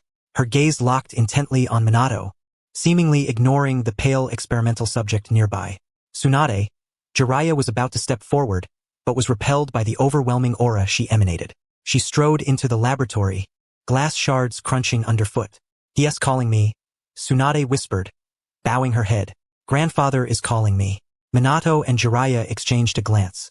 Lady Tsunade, Minato appeared beside her in an instant, softening his tone. The first Hokage passed away decades ago. There are only some experimental subjects here. No, not those lifeless things. Tsunade snapped her head around sharply, the look in her eyes causing Minato's heart to skip a beat. It was his voice. Just now, he called my name. I could never mistake that chakra resonance. Unconsciously, Tsunade touched the necklace at her neck. Is this that brought me here? Orochimaru narrowed his serpentine eyes, licking the corner of his mouth. He moved to the other side of the cultivation tank, scrutinizing the readings inside. Interesting, Orochimaru murmured. To synchronize with Korezetsu's fusion, I pushed the activation of Hashirama cells within the base body to the brink of criticality. Could it be that this has forged some link between the Pure Land and the mortal realm? The Pure Land? Jiang Chun jumped down from Minato's shoulder and landed on the desk cluttered with blueprints. That would make sense. This body fuses the powers of Uchiha, Hyuga, and Senju clans. In a way, it truly is the vessel closest to the six paths. Jiang Chun picked up an apple and blew on it. Now that the signal tower is set up, it's not impossible for someone over there to try calling in. But Hayashi stood in the corner, veins still bulging around his Byakugan. How can a dead man speak? That defies all logic. Uchiha Fugaku remained silent, his 3-tomo Sharingan slowly rotating as he stared at the cultivation tank. He had sensed it too. Just moments ago, the chakra flow within this base body had briefly faltered, a surge both overwhelming and domineering, belonging to none present. Logic or not, Tsunade took a deep breath, forcing herself to remain composed. Grandfather surely has something urgent to tell me. That call was too desperate. There must be an emergency. She turned sharply, her gaze slicing through everyone like a blade. I must see him, Tsunade declared. Since you created something that can provoke his response, you must know how to let me meet him. A brief silence fell over the laboratory. Minato rubbed his brow. This has become quite a commotion. Originally, the intention was merely to resurrect Kaguya. Yet, unexpectedly, the first Hokage was summoned instead. As for a method, there was indeed one. Jiang-chan bit into an apple. The crisp sound shattered the silence. If one wished to know what the deceased had to say, why not summon him and inquire face to face? All eyes instantly converged upon Orochimaru. Those present were high-ranking officials of Konoha and were naturally familiar with the forbidden jutsu developed by the second Hokage Edo Tensei. Orochimaru, as it happened, had mastered this forbidden technique. Don't look at me, Orochimaru said, spreading his hands with a mischievous smile. This is a sacrilegious jutsu that desecrates the dead. Tsunade, weren't you the one who despised my research into this? Tsunade's expression flickered uncertainly. She indeed loathed this technique. Toying with the souls of the deceased, forcibly dragging ancestors back from the Pure Land. This was the utmost disrespect toward life. Yet, the overwhelming sense of unease she had just felt was too strong to ignore. It was a bloodline-linked warning. A call crossing the boundary of life and death from Hashirama Senju. Do it, Tsunade uttered with a dry voice. Orochimaru, this time I consent. Tsunade was not oblivious to their current purpose here. It was yet another experiment she found distasteful. But now there was nothing left to say. Since you have spoken. The curve of Orochimaru's lips widened, his eyes gleaming with excitement.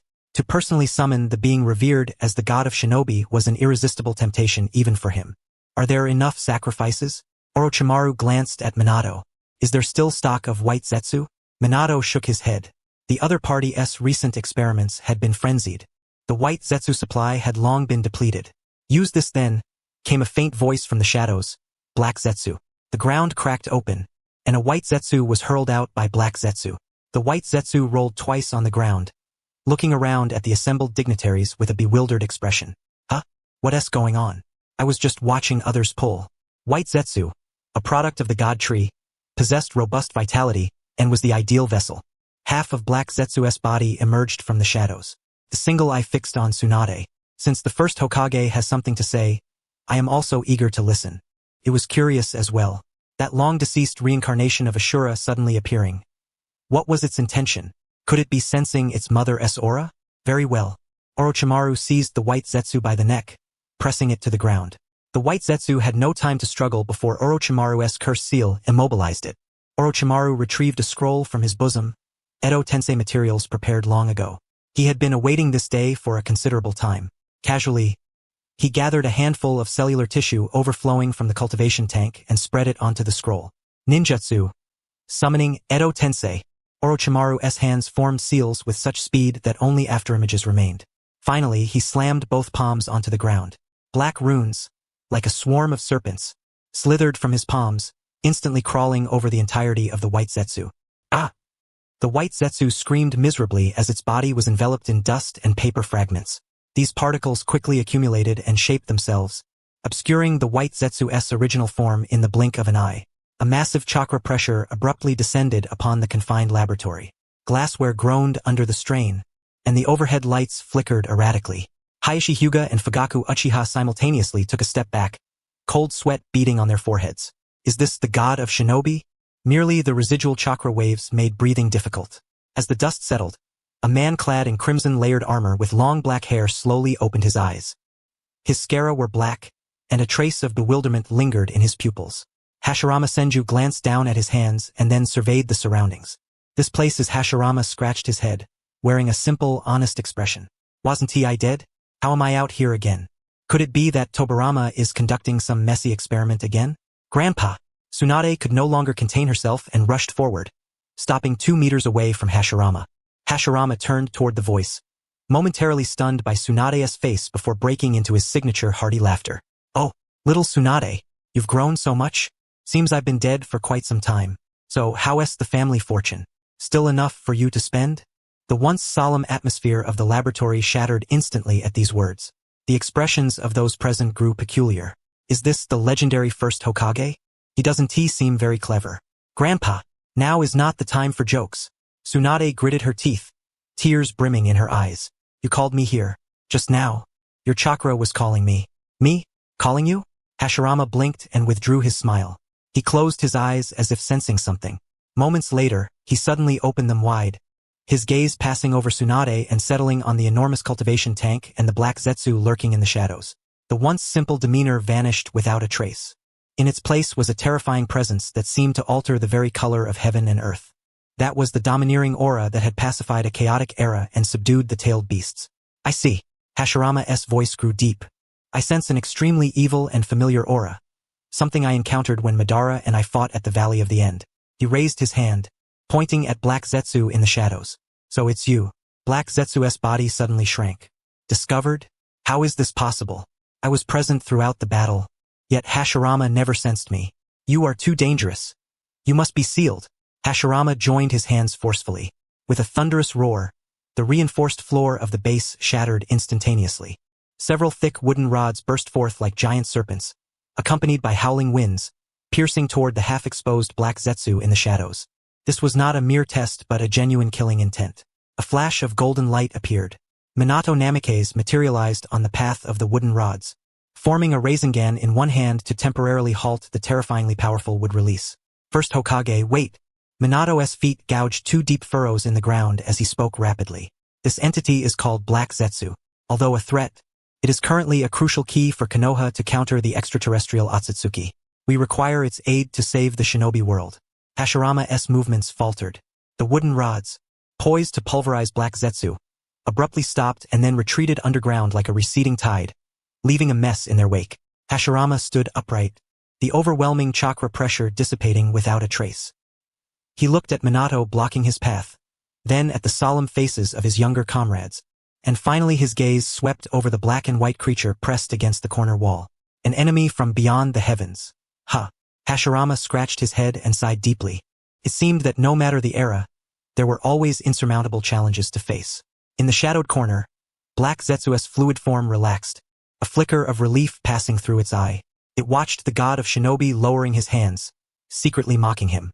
The reincarnations of Ashura truly were such unicellular creatures. The moment someone intervened, they would readily lay down their blades. So long as the opponent refrains from striking, it is confident in its ability to maneuver beneath the very noses of these people, even exploiting this so-called alliance to achieve its own ends. However, Senju Hashirama spoke once more. Yet those simple words carried a changed tone. No longer was it the bold, vibrant voice from before. Instead, it bore an ancient, far-reaching timbre, imbued with a weighty sense of history, as if echoing from the distant river of 1,000 years past. Kuratsuchi's eyes suddenly widened, her pupils contracting fiercely into pinpoints. That voice, it was etched deep within her soul. Even after a millennium even turned to ash, she recognized it. It was he who had sealed her mother back then, the traitorous son who had betrayed his mother, the immortal founder of the shinobi sect, Otsutsuki Hagoromo. In the midst of all eyes, Senju Hashirama's Edo Tensei form began to undergo a transformation. The cracks that had previously been mere remnants of the reanimation no longer scattered dust, but instead radiated a white chakra aura. The crimson-layered armor melted away like snow. In its place appeared a voluminous white robe, its collar adorned with 9 black magatama beads. Hashirama's once black hair instantly turned white, flowing backward in a weightless cascade, while 2 formidable horns sprouted from either side of his forehead. He now held a black staff, whose circular top emitted a crisp clinking sound. The reanimated body slowly rose off the ground, hovering midair. His eyes opened, not the pitch-black scara of the reanimation, but rings of profound purple ripples. The Rinnegan. Click. The pen slipped from Jiraiya's hand, clattering onto the floor. He studied those eyes intently, as if recalling something. This eye, he had seen it on Nagato. This man was none other than the legendary sage of 6 paths. Minato Namikaze tightened his grip on his kunai, breath momentarily halted. Though he had never seen the sage's true visage, this image, these eyes, perfectly matched the ancient records of that legend. The sage of 6 paths. Orochimaru extended his tongue but forgot to retract it, greedily fixated on the suddenly manifest body. his eyes burning with covetous desire. Only Jiang Chun lay face down on the table, whistling nonchalantly, utterly fearless. Yet Kuratsuchi's reaction was vehement. She immediately summoned a white Zetsu, attempting to possess it and burrow underground to escape. Her former arrogance and scheming vanished, replaced solely by primal trembling. The elder suspended in midair did not glance at Kuratsuchi. He rotated those purple Rinnegan eyes, surveying each person present, his gaze seeming to pierce flesh and peer directly into souls. Finally, his eyes passed over the crowd and settled on the purple toad. But how do you intend to prove the veracity of the events you recount? Otsutsuki Hagoromo inquired. A hush fell over the laboratory, all eyes focusing on Jiang Chun. Everyone knew the formidable power of Jiang Chun's prophetic abilities, yet remained unaware of their origin. At this moment, curiosity stirred among them, especially in Orochimaru, whose tongue involuntarily flicked out again. Jiang Chun remained unperturbed, his confidence stemming firstly from his own strength. Upon traversing into this world, he had immediately glimpsed his own reflection in a pool, initially feeling a strange familiarity, believing himself to be the intelligence frog from the Calabash brothers. But the sight of Jiraiya nearly shattered that notion, leading him to suspect he was a reincarnated toad from Mount Myaboku. Yet all that changed after he absorbed natural energy and condensed a demon core. He was, in fact, a yokai capable of condensing a demon core. After forming the core, his power amplified astonishingly, capable of shattering mountains with a single tongue lash. No wonder the natural energy here was so abundant. No wonder the Otsutsuki sought to seize it. Had he fed on it indefinitely, he might have drained this world dry like the divine tree. Yet that was unnecessary. Merely strengthened by natural energy, his body was impervious to blades and guns, immune to fire and water. Coupled with his affinity for natural energy and the passage of time, his abilities had surpassed their former heights. One must understand, Senjutsu Chakra was capable of harming even the Otsutsuki. What if he wielded the natural energy within his demon core offensively? He had a premonition it might upheave the very surface of the earth. Secondly, he possessed the endorsement of the Great Toad Sage. With the Great Toad Sage's backing, he could attribute all prophecies to himself, sparing himself needless argument. Jiang Chun replied, Sage of Six Paths, are you familiar with Mount Myaboku? The Otsutsuki Hagoromo hovering in midair slightly lowered his eyelids. The violet Rinnegan rippled. Mount Myaboku. The staff in his hand lightly struck the void, producing a crisp chime. That is the place where Gamamaru trained. When I was young, he guided me in the study of Senjutsu, which I used to oppose my mother. He regarded Jiang Chun with a gaze tinged with curiosity.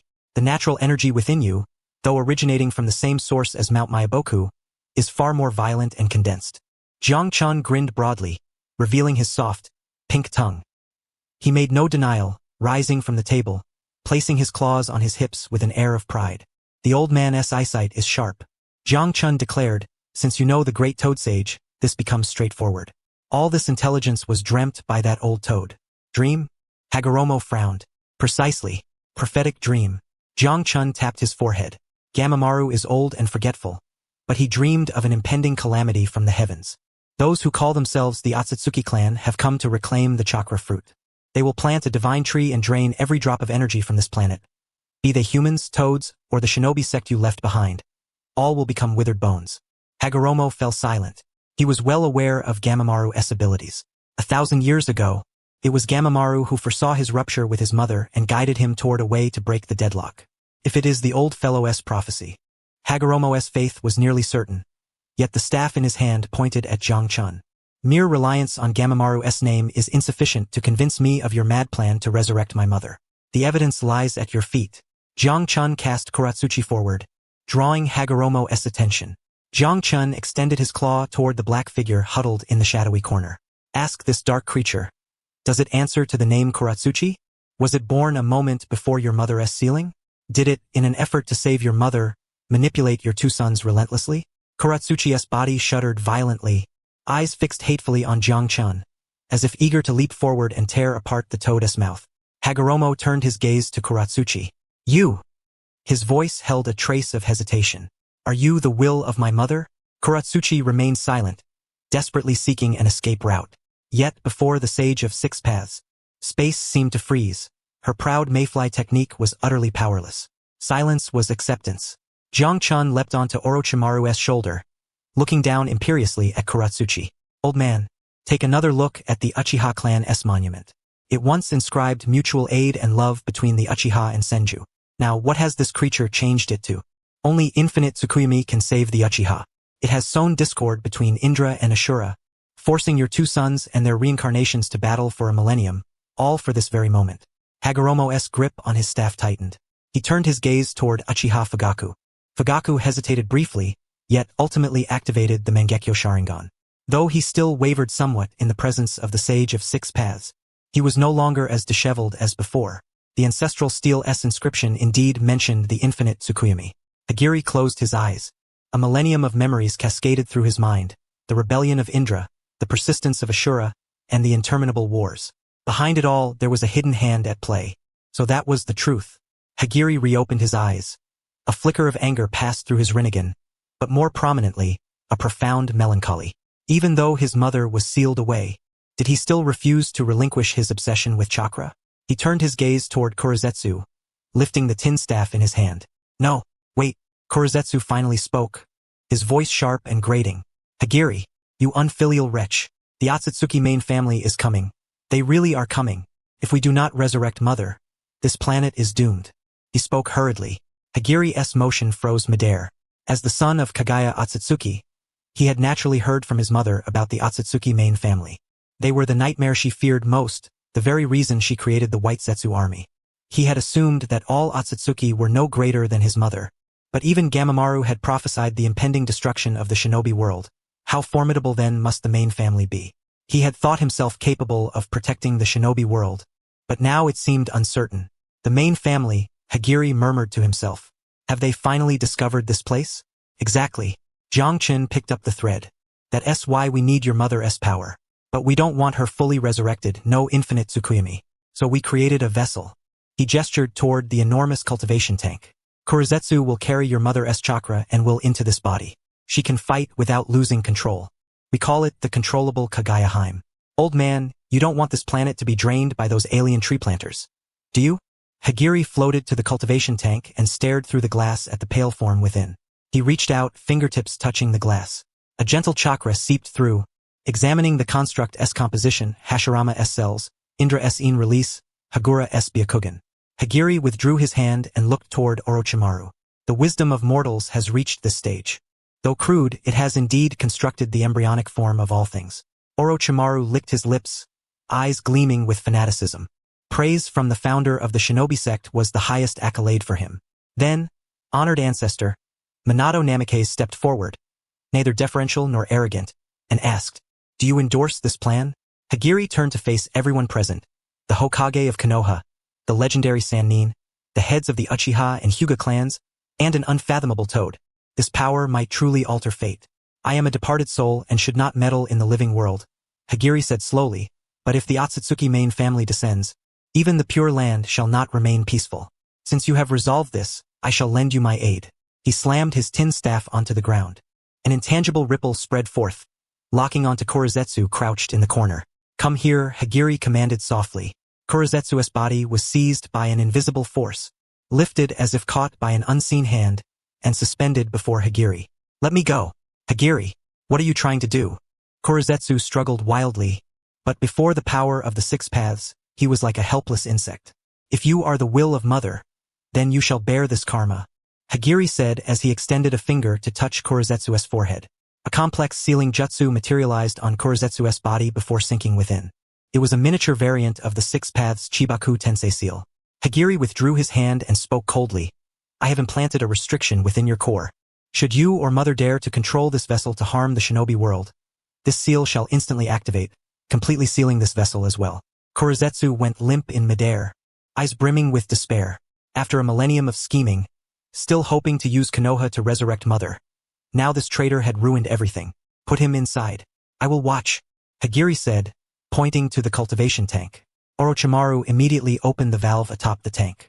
Korezetsu glanced at Hagiri, then Jiang Qin, clenched his teeth, and transformed into a pool of black liquid, seeping into the tank. He had no choice. If he refused, Hagiri would have destroyed him on the spot. The black liquid swiftly enveloped the pale construct, infiltrating through its pores. The nutrient solution churned violently. Suddenly, the construct's tightly shut eyes snapped open. The left eye was a pure Byakugan, the right a scarlet hue that rapidly shifted to a purple Rinnegan, finally settling into the form of a Rinne Sharingan adorned with 9 tomo. It was a projection of Kagaya's power. A terrifying chakra surge erupted from the body. Crack! The specially reinforced blast-proof glass shattered. Green nutrient fluid spilled out. The figure stood barefoot on the liquid-covered floor. Her long hair cascaded like a waterfall, trailing to her ankles. She slowly lifted her head. Her eyes held the dazed bewilderment of awakening, yet also the detached aloofness of a deity. Hagiri! The woman's voice was cold, echoing through the laboratory. Why are you here? Hagiri gazed upon this mother, both familiar and strange, a complex expression flickering in his eyes. He bowed slightly in respect. Mother, long time no see. The emerald nutrient fluid slid down her pale skin, dripping onto the shattered glass-strewn floor. Kagaya Otsutsuki stepped barefoot amid the chaos, her hair damp and clinging to her back. She paid no heed to the mortal's horrified or fervent gazes. Her Byakugan shifted slightly, her gaze piercing through the drifting dust, fixed unwaveringly on the suspended sage of 6 paths. That was her child. Also the foe who had sealed her away. Kagaya parted her lips, but only a dry sob emerged from her throat. Without warning, 2 clear streams of tears welled from the corners of her eyes, tracing down her cheeks to mingle with the puddles beneath her feet. The terrifying chakra subsided silently.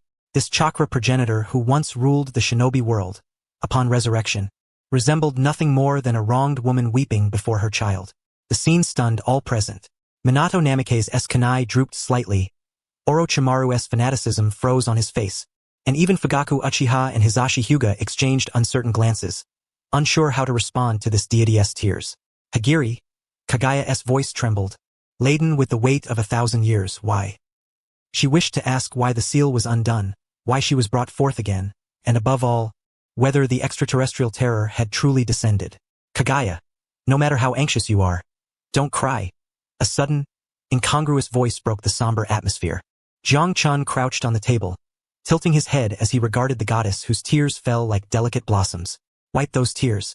The Otsutsuki main family won't arrive for decades yet. There's still time. No need to start mourning now. Kagaya's sobs abruptly ceased. She abruptly turned her head, those majestic eyes fixed unblinkingly upon the purple toad. Decades? Kagaya repeated this measure of time, yet the tears in her eyes did not cease. Instead, they flowed more fiercely. In just decades they would arrive. She did not weep out of sentimentality, nor out of joy at reunion. She was truly crying from anxiety.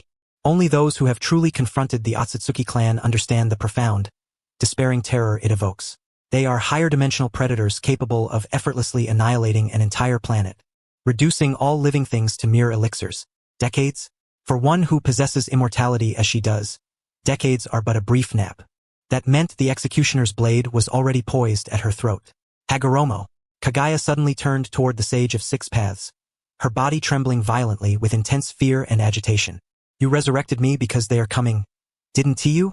She stepped forward, the glass shards beneath her feet crushed into powder. Do you still intend to oppose me? Kagaya's voice sharpened. To resist them, I must reclaim chakra. I must create the white Zetsu. I must plant the god tree. Only then can I survive. Will you once again stand against me this time and seal me away? Her eyes brimmed with vigilance and despair. She had thought Hagoromo revived her to serve as cannon fodder or to reenact another tragic scene of filial sealing. The Sage of 6 Paths hovered midair, his staff gently swaying as it emitted a crisp sound. He regarded the hysterical mother with his Rinnegan eyes unruffled. Mother, Hagoromo spoke slowly, his voice aged and calm. I am but a remnant of chakra lingering in this world, a departed soul. I lack the power to revive you or to stop you once more. Kagaya was stunned. She lowered her gaze to her new body. Though the flow of chakra was somewhat unfamiliar, this was indeed a genuine flesh and blood vessel, not a lifeless shell. Not you? Kagaya asked bewilderedly. Then who? Hagoromo raised his hand, pointing his staff toward the mortals gathered around. He said, it was these mortals you once regarded as insignificant who, through wisdom and technology, reconstructed your physical form. Kagaya followed the direction of the staff. A blonde youth, Minato. A long-haired eccentric, Orochimaru. A white-haired lecherous man, Jiraiya. And 2 descendants bearing the bloodlines of Indra and Hamura, Fugaku, Hisashi. Finally, her gaze settled on the purple toad itself. Mortals? Kagaya furrowed her brow, a trace of disdain flickering in her eyes. How could these insignificant ants possibly achieve such feats? In her era, humans were merely nourishment for the god tree, lowly beings unworthy even of chakra. Times have changed, mother. Hagoromo sighed, his body descending slowly until he met Kagaya's eyes. It was precisely these mortals who detected the impending arrival of the Otsutsuki clan. They devised this plan to resurrect you. They refused to sit idle or be drained dry by the god tree. Hagoromo gestured toward Jiang-chan. The prophecy brought by that toad united these mortals. They hope to harness your power to confront this extraterrestrial threat. He placed the prophecy of Gamamaru upon Jiang-chan's head. Prophecy. Kagaya's pupils contracted slightly. She gazed at Jiang-chan, a figure from a millennium past surfacing in her mind. Gamamaru? Kagaya murmured, is it that toad's prophecy? If it is the toad endowed with precognitive dream abilities, then indeed it might have glimpsed future scenes. More or less. Jiang-chan swallowed an apple he had procured from somewhere in one bite and patted his paw. Though I, the great king, am far more handsome than that old toad, our intelligence is shared. Kagaya, stop calling them ants. Jiang-chan jumped onto Minato's shoulder, pointing at Orochimaru. This body you now inhabit was created by this snake-loving fellow. You are now using mortal technology. Kagaya felt the faint yet potent chakra within her. This body fused the vitality of Hashirama's cells, Indra's spiritual power, and Hamura's Byakugan. Though not as formidable as her original form, it possessed a subtle balance. Mortals have truly come this far. The disdain in Kagaya's eyes lessened somewhat. She looked at Hagoromo. So, you want me to trust these mortals? Try it, mother. Hagoromo nodded. 1,000 years ago, I chose to believe in humanity's potential, sharing chakra with them and founding the shinobi sect. Now, a millennium later, perhaps they have found a path surpassing ours. To oppose the Otsutsuki, reclaiming chakra alone is insufficient. Hagoromo's voice grew stern. If you unleash infinite Tsukuyami again, the planet's vitality will be extinguished. Even if you defeat the main clan, this land will hold no hope. But these mortals are the future and hope of the shinobi world. The power born from their struggle for survival will be more fearsome than any existence. Kagaya fell silent. The Black Zetsu within her also remained quiet. As her will, Black Zetsu understood the situation more clearly than anyone. Fighting alone was a dead end. Since these mortals could create such a vessel and even summon Hagoromo to reason, it meant they truly held some power. I understand. Kagaya took a deep breath, wiping away the tear stains on her face. She resumed her aloof, lofty demeanor. Though the corners of her eyes remained tinged with red, her aura had completely transformed. Since it is Gamamaru's prophecy, since it is your choice, you traitor. Kagaya swept her gaze over the assembled crowd. Then I shall observe to what extent you mortals can achieve. However, a word of warning first. She raised her hand, concentrating a nascent form of a seeking sphere in her palm. Though small, the aura of destruction it radiated made Orochimaru tremble with excitement. That is that yin-yang release? If you cannot withstand the main clan, I will not hesitate to reclaim all chakra. Even if it destroys this world, I will survive. This was her final bottom line. It will not come to that. Minato stepped forward, a confident smile on his face. We will not let that moment arrive. Kagaya-senpai, welcome to the Shinobi Survival Alliance. Don't call me senpai, call me ancestor. Jiang-chun interjected. By seniority, everyone here is the great-grandchild of her great-grandchild. Kagaya glanced at Jiang-chun without retorting. She turned to Orochimaru, pointing at her current body. This body is too weak. Kagaya spoke bluntly. The chakra quantity is less than 1/10,000th of my prime. In this state, not only can I not confront the main clan, I can't even overpower that traitor's pinky finger. Orochimaru licked his lips and produced a scroll from his bosom. This is only the beginning, Lady Kagaya. Orochimaru croaked a laugh. The allure of science lies in exploration. With enough data and materials, this body's potential is limitless. Moreover, we have prepared supplements for you. Minato clapped his hands. The side door of the laboratory opened. Several umbu from the sealing division pushed in a massive cart. Several enormous sealed jars rested upon the cart, each containing the Gokuraku boxes plundered from the hidden grass village Esquito City, alongside several white Zetsu still struggling within. Gokuraku boxes? Kagaya instantly recognized those weapons from the era of the Six Paths. They were the devices used by Hagoromo to imprison criminals in days long past. Now, they could serve to replenish your chakra. Jiang-chun explained. Orochimaru has studied them extensively. These boxes can convert fear and chakra into pure energy. With these white Zetsu as catalysts, it should be enough for you to regain some vitality. Kagaya regarded the box, then glanced at the prepared offerings. Suddenly, She sensed that these mortals were far more malevolent than she had imagined. Their ruthless exploitation of every resource was even greedier than hers, the progenitor of chakra. Intriguing. A faint curve touched the corner of Kagaya's lips. It seemed entrusting hope to you all might not be such a foolish endeavor after all. She stepped forward to the Gokurika box, placing her palm upon its surface. The will of the Black Zetsu surged within her, greedily absorbing the energy contained inside the box. Hagoromo watched this scene, his form beginning to waver and grow ethereal. The time has come. Hagoromo looked to the assembly. My chakra is nearly spent. Though this meeting is brief, I am glad to see such successors in the shinobi world. Grandfather. Tsunade rushed forward, attempting to grasp Hagoromo's garment, but her hand found only empty air. Her grandfather, Hashirama Senju, had vanished. She was unwilling to accept this. Do not worry. Hagoromo smiled kindly. As long as this land endures, as long as people continue to communicate, I shall watch over you all from the Pure Land. He turned his gaze toward Kagaya's departing figure. Mother, take care. With those 4 words spoken, the 6 paths Sage's form dissolved into specks of white light, vanishing into the air. At the very moment before the white Zetsu corpses, used as sacrifices for impure world reincarnation, lost their life force, they restored the visage of Hashirama Senju, who looked toward Tsunade with eyes full of regret. My dear Tsunade, this reunion is truly brief. I hope we may have a proper conversation next time. Kagaya did not turn back. Yet, her hand upon the box paused ever so slightly. Gone already? She whispered softly, her voice unreadable in emotion. With Hagoromo's departure, the oppressive aura within the laboratory dissipated. Yet, a more urgent atmosphere enveloped the group. Otsutsuki Kagaya had been resurrected. Though as a collaborator, everyone knew this was a double-edged sword. All right, the touching family drama has concluded. Jiang-chun clapped his hands, drawing everyone's attention back. Now, let us discuss business. He looked toward Kagaya. Madam Kagaya, now that you have joined us, we must establish some rules. First, regarding the tailed beasts still wandering outside. The tailed beasts are part of my chakra. Kagaya turned around, her complexion considerably rosier after absorbing the Gokuraku box's energy. They must be reclaimed. Time flew swiftly. Before long, the eve of Uchiha Sasuke's first birthday celebration arrived.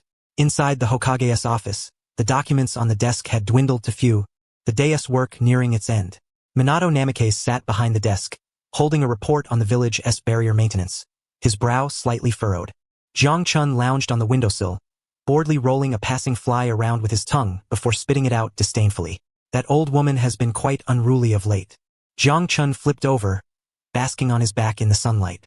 Reports from Orochimaru's side indicated that although Kagaya cooperated with the experiments, she remained utterly silent on key information. Minato put down his pen, rubbing his forehead. You mean the Divine Tree and White Zetsu's creation methods? He asked. Not just that. Jiang-chun sat up, gesturing with both front paws. Also the secrets of how the Divine Tree evolves, and certain contingencies she left behind long ago.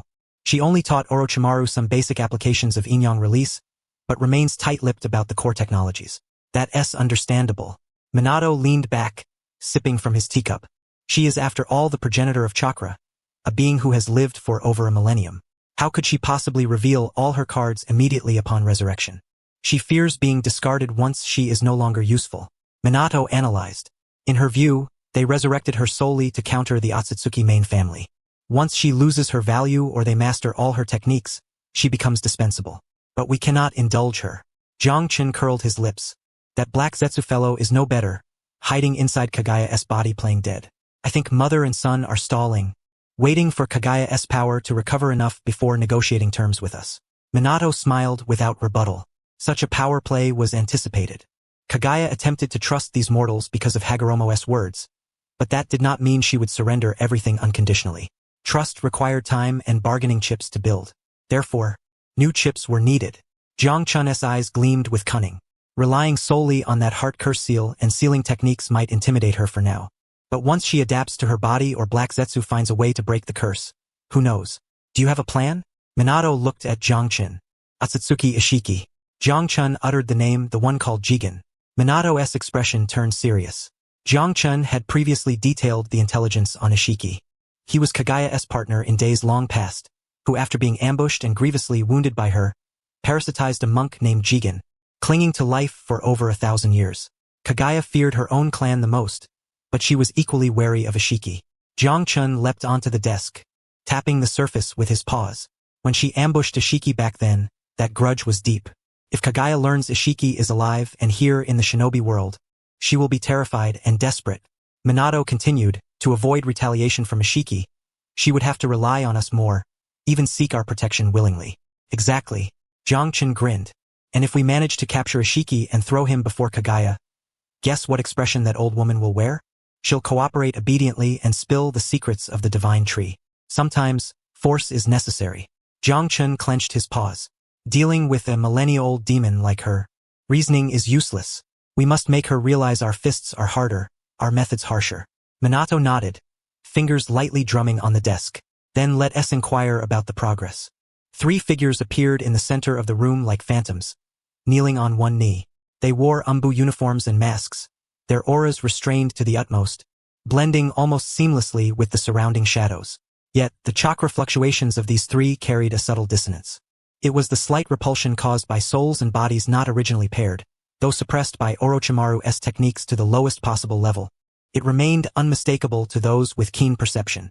They were the umbu elites who had been killed by Obito that night during the Nine-Tails chaos, sacrificed to protect the decoy. Orochimaru, employing cloning and forbidden techniques, had pulled their souls back from the edge of the Pure Land and transferred them into new vessels. This was both a desecration and a miracle. Yet, these 3 umbu bore no resentment. For a shinobi, the ability to continue serving the village even after death, and to attain greater power in the process, is in itself a blessing. Lord Hokage, the captain of the umbu, head bowed and voice hoarse, spoke, "You summoned us. No need for formalities." Minato Namikaze waved his hand. "Have there been any developments regarding the search for Jigen?" The umbu captain lifted his head, a trace of shame flickering behind his mask. "I must admit my subordinates were incompetent. Following the clues provided by Lord Kawaki, we did find traces of the target in the mountain range between the Land of Iron and the Land of Earth. But," the captain hesitated. "As we approached the area, it seemed the opponent sensed our presence. Their stronghold was deserted, leaving behind only strange black markings and residual traces of space-time ninjutsu. Have we been discovered?" Minato did not appear surprised. Though Ishiki Otsutsuki was parasitically inhabiting Jigen's body, his power was significantly diminished. Yet being of the Otsutsuki clan, his sensory abilities far exceeded those of ordinary men. He was exceedingly cautious. The umbu captain continued his report. "We searched the surrounding area for 3 days. It appears he is deliberately avoiding ninja activity zones. He has begun drifting among some remote minor countries, his movements elusive and unpredictable. Moreover, he seems to wield an advanced space-time ninjutsu.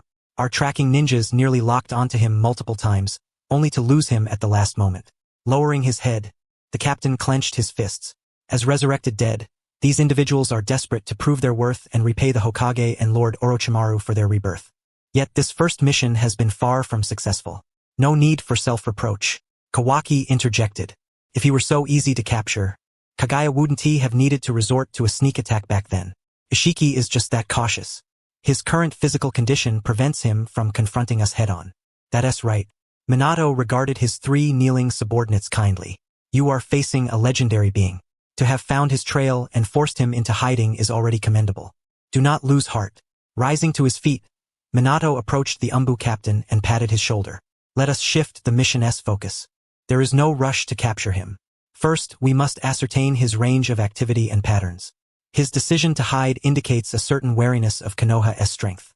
A gleam of determination shone in Minato's eyes. As long as he remains in the shinobi world, he will not escape. "Yes, sir."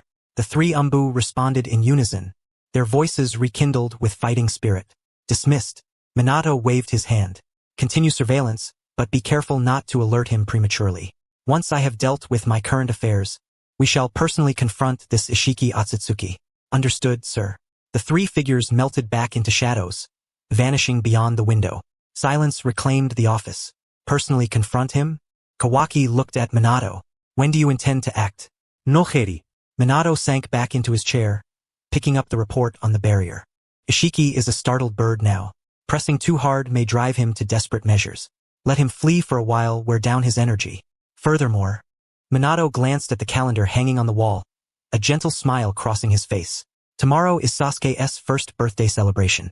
Fugaku even sent me an invitation." Minato continued, This is not only a family affair for the Uchiha clan but also a pivotal moment to mend relations between the village and the Uchiha. As Hokage, I cannot afford to be absent at such a crucial juncture. Indeed, Kawaki nodded, biting into an apple on the desk. First, we solidify internal unity, then deal with the external mess. Besides, I'm curious what that second pillar will pick up at the ceremony. Second pillar? Minato raised an eyebrow. Ahem, nothing. It's just my pet name for Sasuke. Kawaki laughed heartily. By the way, have you prepared a gift? Don't show up empty-handed and embarrass the Hokage. Rest assured. Minato opened a drawer and retrieved a beautifully wrapped box. Kushina prepared it long ago. She insisted that since it's Makoto's child, the gift must be special. That's good. Kawaki stretched. I should get ready too.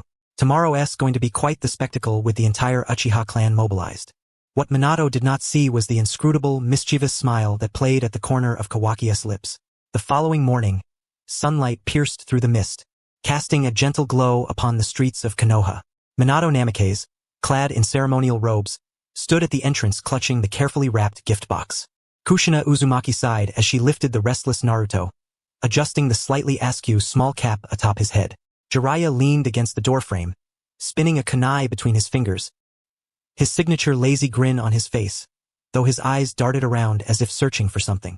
Teacher, where is Mr. Kawaki? Minato asked, adjusting his collar casually. He vanished early this morning. Today is the day of the Uchiha clan's celebration, and he usually loves to join such lively events. Jiraiya's spinning kunai halted. His expression stiffened briefly before he chuckled awkwardly. That toad said he was preparing a surprise for you. He waved off the concern with a careless tone. Don't worry, he'll show up. He said he needs to help Fugaku rehearse the welcoming ceremony, so those wooden-faced Uchiha don't get their manners wrong. Rehearsal? Minato's fingers paused mid-button, his brow twitching. A foreboding sensation rose from deep within. That toad's so-called rehearsals usually come with some toe-curling awkwardness. Are you sure there's no problem, teacher? Minato asked. Relax, relax. Jiraiya nudged Minato's back as they stepped outside. That toad may be eccentric, but he knows how to behave when it counts. I hope. Those last 3 words echoed silently in Jiraiya's heart. The group set off from the Hokage residence, heading toward the Uchiha clan's territory. Villagers along the way paused respectfully, receiving Minato's warm nod in return. The closer they drew to the Uchiha domain, the more pronounced the eerie silence became. The usual patrol whistles of the guard were absent, and even the streets were devoid of wandering Uchiha. We've arrived. Jiraiya halted, pointing to a grand gate ahead. The crimson and white fan emblem of the Uchiha clan gleamed brilliantly under the sun. The gate stood open, yet no guards were in sight. Minato took a deep breath, suppressing the growing sense of unease, and stepped across the threshold. As he was ushered into the clan's great hall, his ominous premonition was confirmed. The spacious reception hall was densely packed with a sea of figures. Not ordinary clan members, Minato discerned chakra signatures, each and every one an elite Uchiha Jonin. Rather than sitting in customary kneeling salutations, they stood in precise formation, hands resting at their sides, chins raised, faces astern as if preparing for an S-rank suicide mission. The atmosphere was suffocating. Though none had activated their Sharingan, dozens of burning gazes fixed on Minato as if tangible pins. Minato stepped forward with one foot. Prepare. Uchiha elder standing at the front suddenly barked. The next moment, an image seared itself into Minato's memory for a lifetime. Loyalty. Dozens of elite Uchiha warriors simultaneously raised their arms high, their legs exerting tremendous force as they leapt from the spot. Bang! The floor emitted a muffled thud, straining under the weight. Loyalty. They landed and leapt again. The synchronized chant echoed in unison, the waves of sound shaking dust from the beams overhead. Those Uchiha clan members hidden behind seemed desperate to ensure the Hokage witnessed their sincerity, jumping with such vigor that their heights nearly struck the hanging chandeliers. Naruto, cradled in Kushina's arms, was startled by the sudden roar and burst into tears. Even Jiraiya, accustomed to grand scenes, stood agape, his kunai clattering to the ground. This group of ordinarily haughty Uchiha, who usually regarded others with disdain, now resembled a troop of wind-up frogs engaged in some absurd religious ritual. Minato still did not understand whose handiwork this was. He closed his eyes and focused his senses. Indeed, at the rear of the Uchiha formation, a familiar aura trembled slightly. There, the purple toad was hiding, clutching its belly, shoulders shaking, evidently laughing so hard it was nearly breathless. Stop! Stop at once! Minato hastily raised his hand, loudly putting an end to the farce. If they continued, rumors of the Hokage being driven mad by the Uchiha would spread throughout the ninja world by tomorrow. Hearing the Hokage's command, the Uchiha abruptly ceased their movements. They landed, maintaining their raised arms, faces showing a trace of confusion. An elder leading the group panted heavily, glancing at Minato and then toward Jiangchun, who was concealed behind. "Hokage-sama, is it not precise enough?" the elder asked, voice tinged with anxiety. The Toad King said this is the latest expression of the will of fire in Konoha, your favorite kind of vibrant ritual. Minato's lips twitched. Since when did he favor such cult-like ceremonies? "I appreciate your intentions," Minato said, rubbing his forehead and forcing a gentle smile. "But this method is rather unusual. Let us refrain from it in the future." "I see." The elder nodded thoughtfully. "Perhaps we did not leap high enough to truly demonstrate the Uchiha clan's superhuman physical prowess." Minato opened his mouth but ultimately abandoned any further dispute on the matter. Rarely did the clan head, Fugaku Uchiha, intervene in these affairs. Dressed in a black-patterned haori, he emerged from the rear of the crowd. Fugaku's face wore its usual stern expression, yet his eyes betrayed a sense of relief at having completed his mission. To him, as long as the Hokage felt the Uchiha's determination to integrate into the village, whether by performing morning exercises or smashing stones with his chest on the spot, he would raise no objection. Hokage-sama, Jiraiya-sama, Fugaku boet sliktly, gesturing politely. Forgive the simplicity of this ceremony. Please forgive our embarrassment. Kindly join me at the seat. The first birthday banquet for my son is ready. Though the atmosphere was awkward, it finally grew lively. Fugaku promptly led everyone to the honored seats at the front. Only then did Jiangchun leap out from behind a statue, bounding up to Minato's shoulder in a few quick hops. "How is it, Minato?" Jiangchun whispered mischievously into Minato's ear. "This is the result of a whole morning's coaching by me, your king.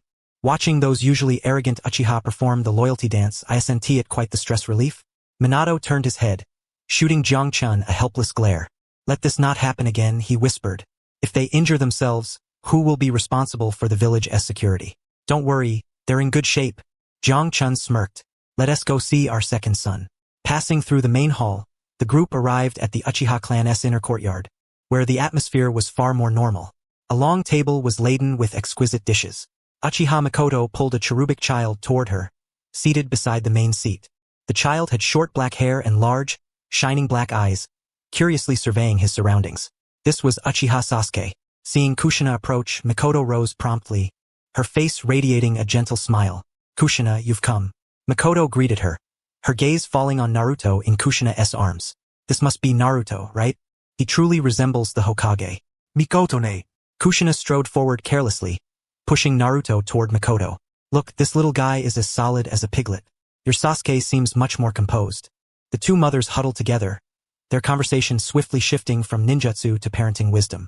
Naruto and Sasuke, destined rivals, were barely old enough to walk but were already forced into a diplomatic face-to-face encounter. Naruto stretched out his chubby hand, trying to grab Sasuke's face. Sasuke furrowed his brow, twisted his little face in disdain, and avoided Naruto's hand with a disdainful sound. "Hey, this kid's got attitude." Jiangchun jumped onto the table, watching the scene with amusement. "No wonder he's from the Uchiha clan, such early flair." Fugaku approached, pouring sake for Minato and Jiraiya. "Where is Itachi?"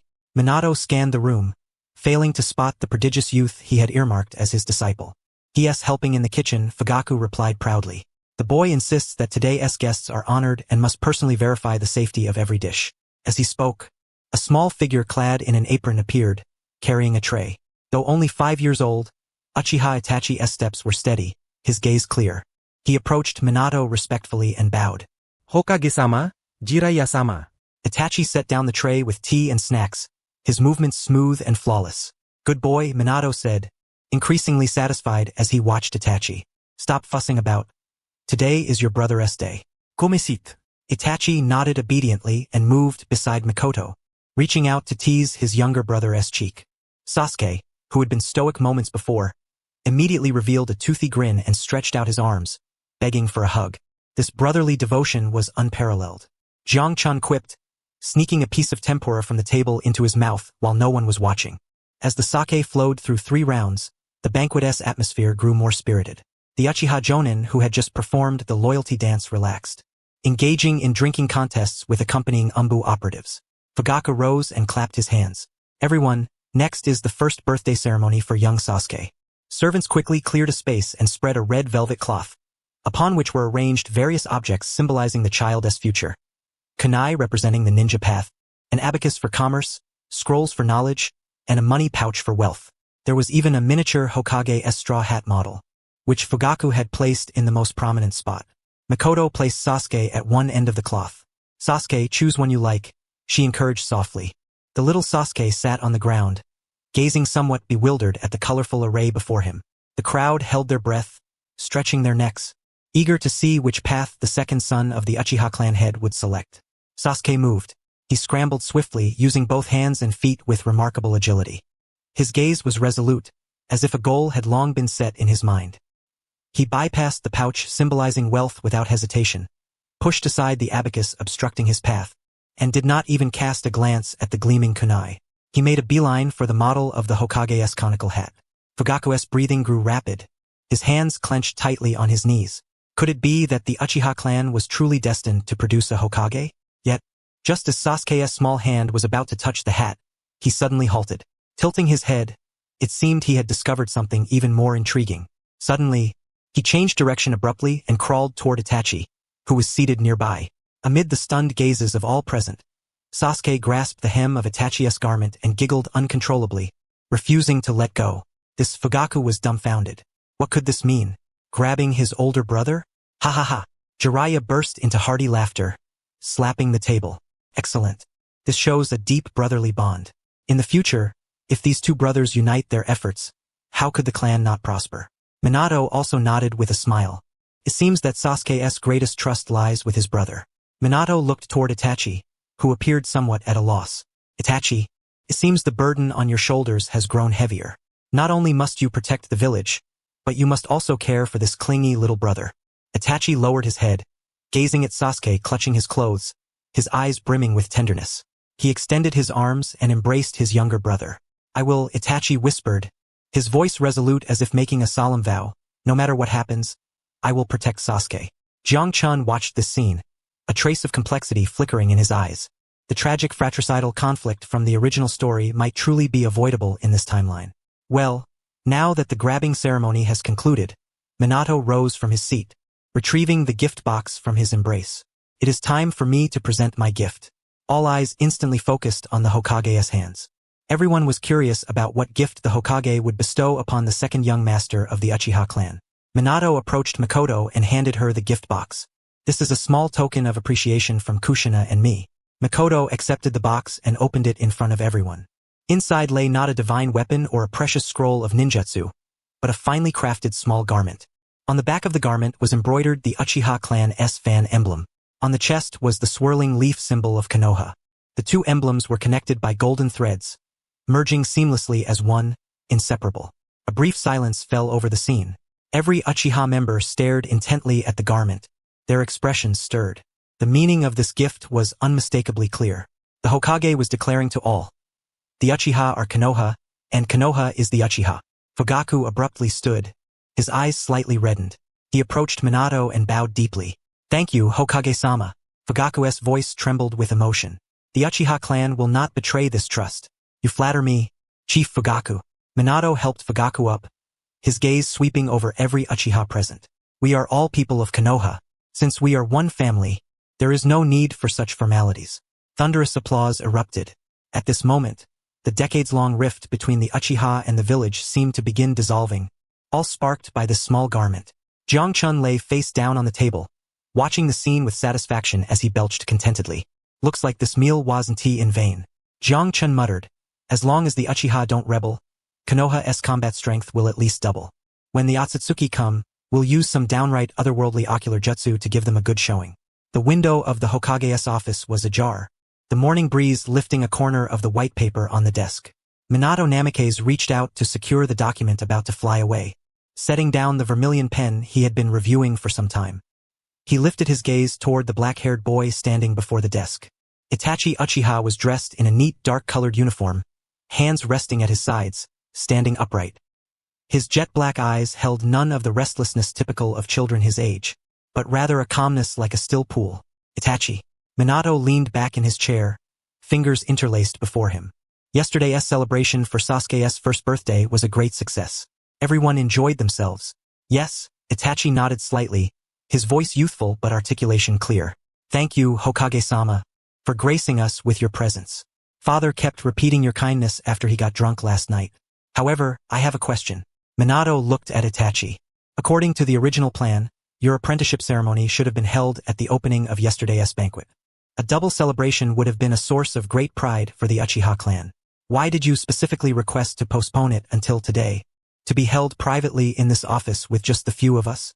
Jiang-chan, the purple toad perched on Minato's shoulder, opened its eyes, its golden horizontal pupils scrutinizing the 5- or 6-year-old boy. It was curious as well. In a setting like yesterday's, announcing Itachi as the Hokage's disciple would have elevated the Uchiha clan's prestige to its peak. Itachi was silent for a moment. He lifted his head, meeting Minato's gaze. Sasuke is only 1 year old, Itachi said. That was his birthday celebration. If my apprenticeship ceremony were combined with it, all eyes would be on me. Sasuke is the guest of honor. I do not wish to steal his spotlight. Minato raised an eyebrow. That reason is filled with the love of an elder brother. Is that all? He pressed. No. Itachi shook his head. The Uchiha clan's prominence has been too great recently. He paused, then continued. Father serves as the security squad captain, a position that already draws attention. Yesterday, you personally attended and presented a garment laden with symbolism. The major clans are already gossiping about it. If I were announced as your disciple in such a setting, the Uchiha would become the target of widespread criticism. Itachi's voice was calm, as if recounting an impersonal matter. Excess is as harmful as deficiency. Continuous glory breeds arrogance among clan members and provokes anxiety in other shinobi clans. Handling things discreetly benefits both the village and the Uchiha. Silence briefly enveloped the office. Minato blinked and turned to Jiang-chan on his shoulder. Jiang-chan spat out a grape skin, spreading its claws. Why are you looking at me? That phrase wasn't taught by me. Minato looked back at Itachi, admiration deepening in his eyes. 5 years old.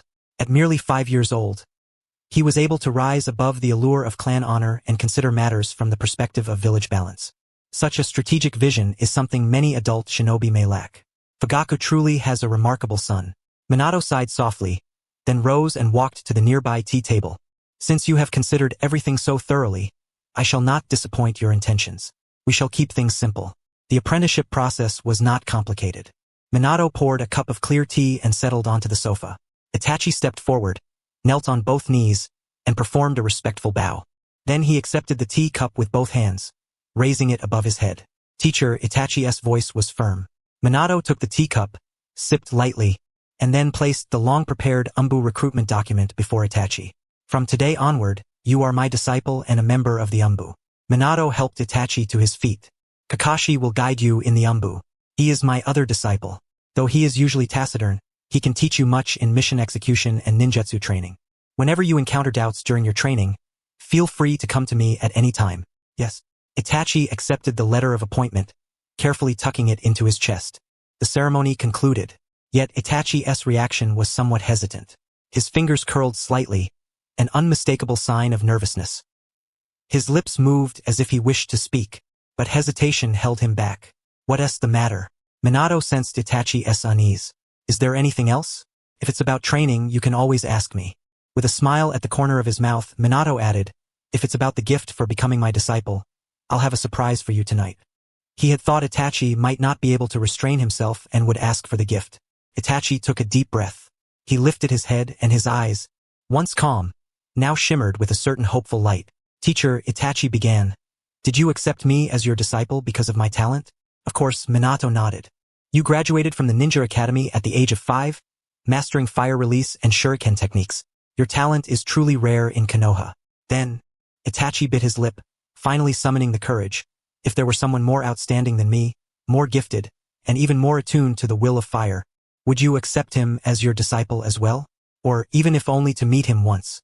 Minato showed no surprise at Itachi's words. Instead, a knowing smile appeared on his lips.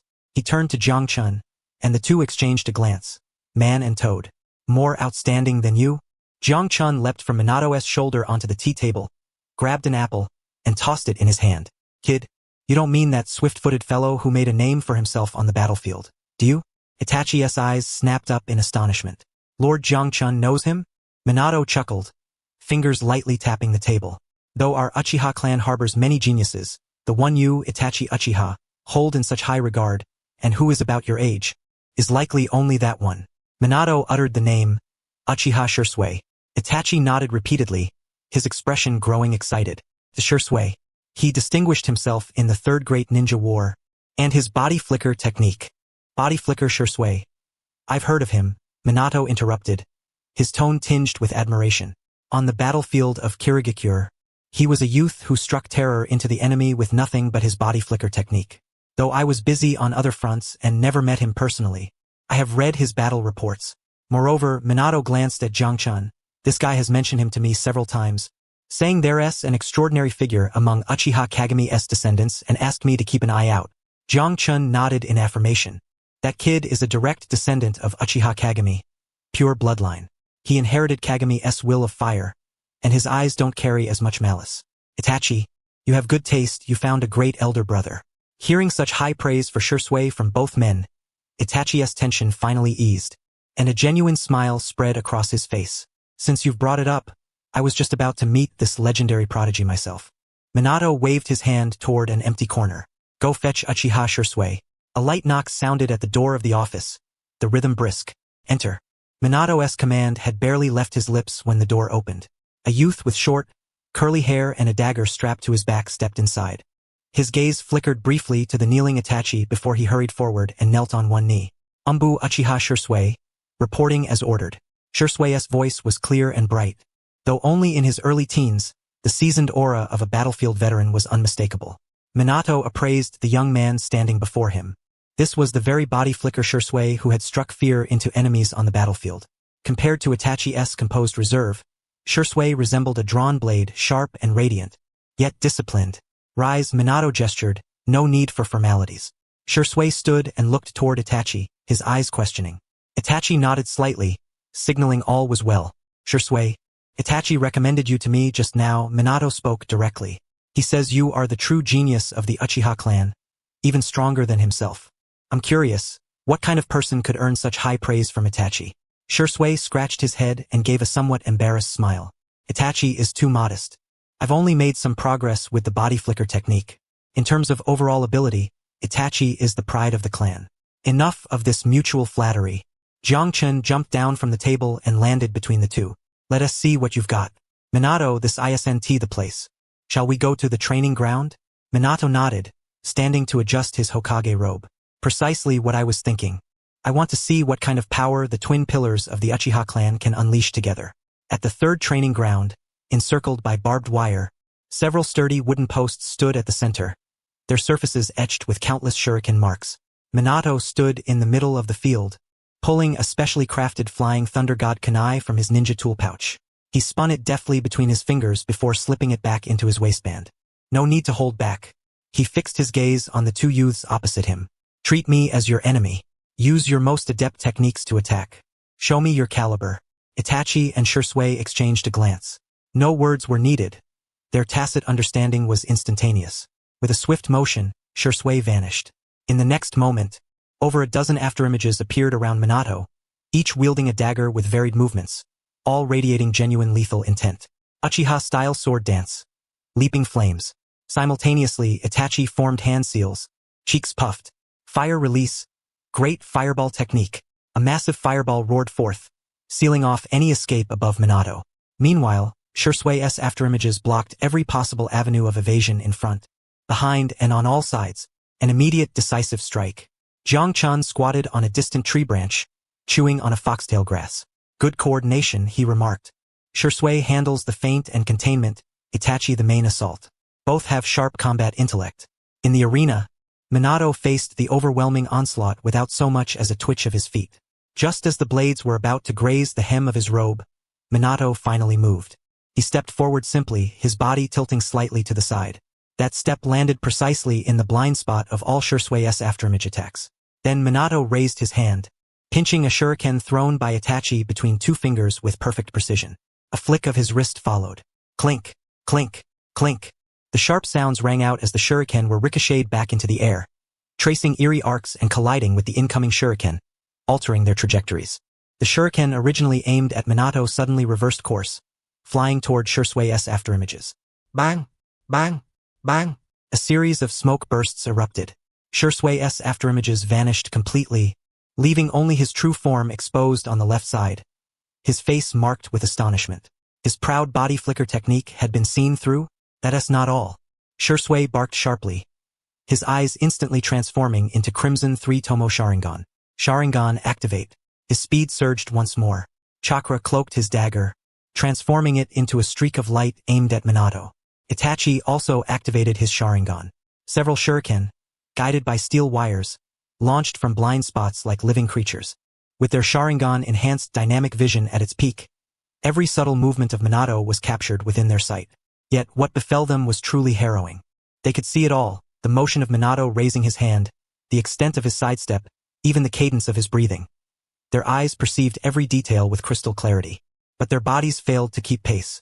Minato's speed was not so swift as to be imperceptible to the naked eye, yet each of his movements outpaced them by half a beat. When Shisui's knife struck forward, Minato was no longer there. When Itachi's shuriken formed a tight encirclement, Minato had already slipped through the gap. A soft snap echoed. Minato's palm lightly tapped Shisui's shoulder. Shisui's entire body stiffened, his dagger frozen midair. With his other hand, a kunai pressed firmly against Itachi's back. The battle was over. The entire encounter lasted less than a minute. Minato withdrew his hand, his face neither flushed nor breathless. Not even the hem of his Hokage robe was disturbed. Quite splendid, Minato remarked with a smile. Shisui's Shunshin no Jutsu was ingenious, using afterimages to disrupt vision while the main body awaited an opportune moment. Itachi's shuriken technique was equally exquisite, sealing off movement with impeccable precision. The two youths closed their Sharingan eyes, standing with arms at their sides, their faces etched with defeat. To them, the fight had been nothing short of a one-sided display of mastery. Don't be disheartened, Jiang Chun interjected as he leapt over. You faced the yellow flash himself. In the entire ninja world, those who can match his speed can be counted on one hand. Forcing him to move even twice is something you can boast about for a lifetime. Minato shook his head, his expression turning grave. No, I'm not praising you. He fixed his gaze upon them. Your weaknesses are glaring. Instantly, Itachi and Shisui straightened, adopting a posture of attentive humility. You rely too heavily on your eyes. Minato pointed to his own. During the battle, after you activated your Sharingan, your movements did indeed become smoother. You tried to anticipate my next steps by observing my muscle contractions and chakra flow. There was nothing wrong with that. Sharingan's insight is indeed unparalleled in the ninja world. His tone shifted.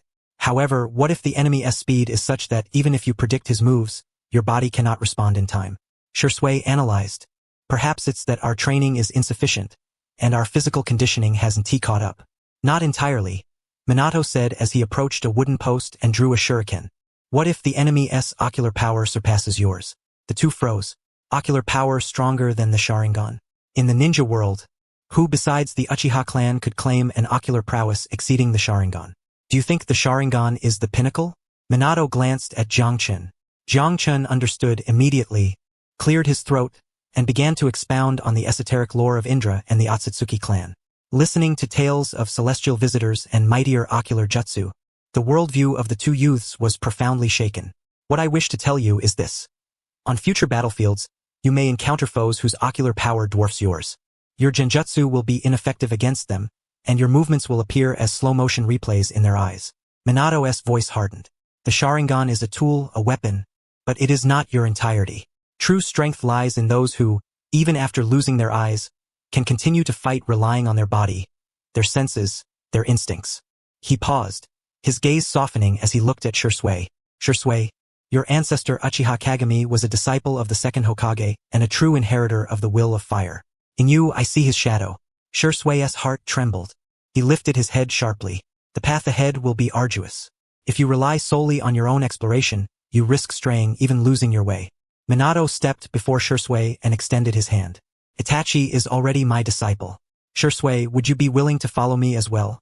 Not as a member of the Umbu, but as my student? The sudden invitation left Shisui utterly stunned. He looked toward Itachi, who bore a smile of encouragement. Then he turned back to Minato. In those deep azure eyes, there was no trace of prejudice against the Uchiha clan, only pure admiration and expectation. As a descendant of Uchiha Kagami, Shisui had long yearned to break the barriers between his clan and the village, just as his ancestor had. And now, the Hokage himself was extending his hand to him. Shisui drew a deep breath, his eyes moist, and abruptly knelt on one knee, performing the most solemn disciple-esque bow. Disciple Uchiha Shisui pays respects to his teacher. His voice trembled with an uncontrollable surge of emotion. This recognition was more precious to him than anything else. Very well, rise. Minato helped Shisui to his feet, a gentle smile gracing his face. Since you have called me teacher, the lesson ends here. What follows is a welcoming gift. I believe Itachi has been eagerly awaiting it. With that, Minato produced 2 slender wooden boxes from his bosom and handed one to each of them. Open and see. They accepted the boxes and lifted the lids. Within lay 2 short swords of antiquated design. The blades bore a dull gray hue, their surfaces etched with intricate, irregular patterns. Bereft of superfluous ornamentation, they exuded a chilling austerity. This is Shisui, discerning the quality, grasped the hilt and attempted to infuse a trace of chakra. The gray blade instantly blazed to a fiery red, a scorching heat wave erupting from the edge, warping the air around it. Chakra-conductive metal, Shisui exclaimed. Such metal is exceedingly rare, typically only incorporated sparingly at critical points in ninja tools. Yet this blade was forged predominantly from it. Indeed, Minato nodded. I commissioned a famed craftsman from the land of craftsmen. Not only was chakra metal incorporated, but special sealing formulas were also added to maximize the wielder's chakra attributes. Itachi lifted the other blade and infused his chakra.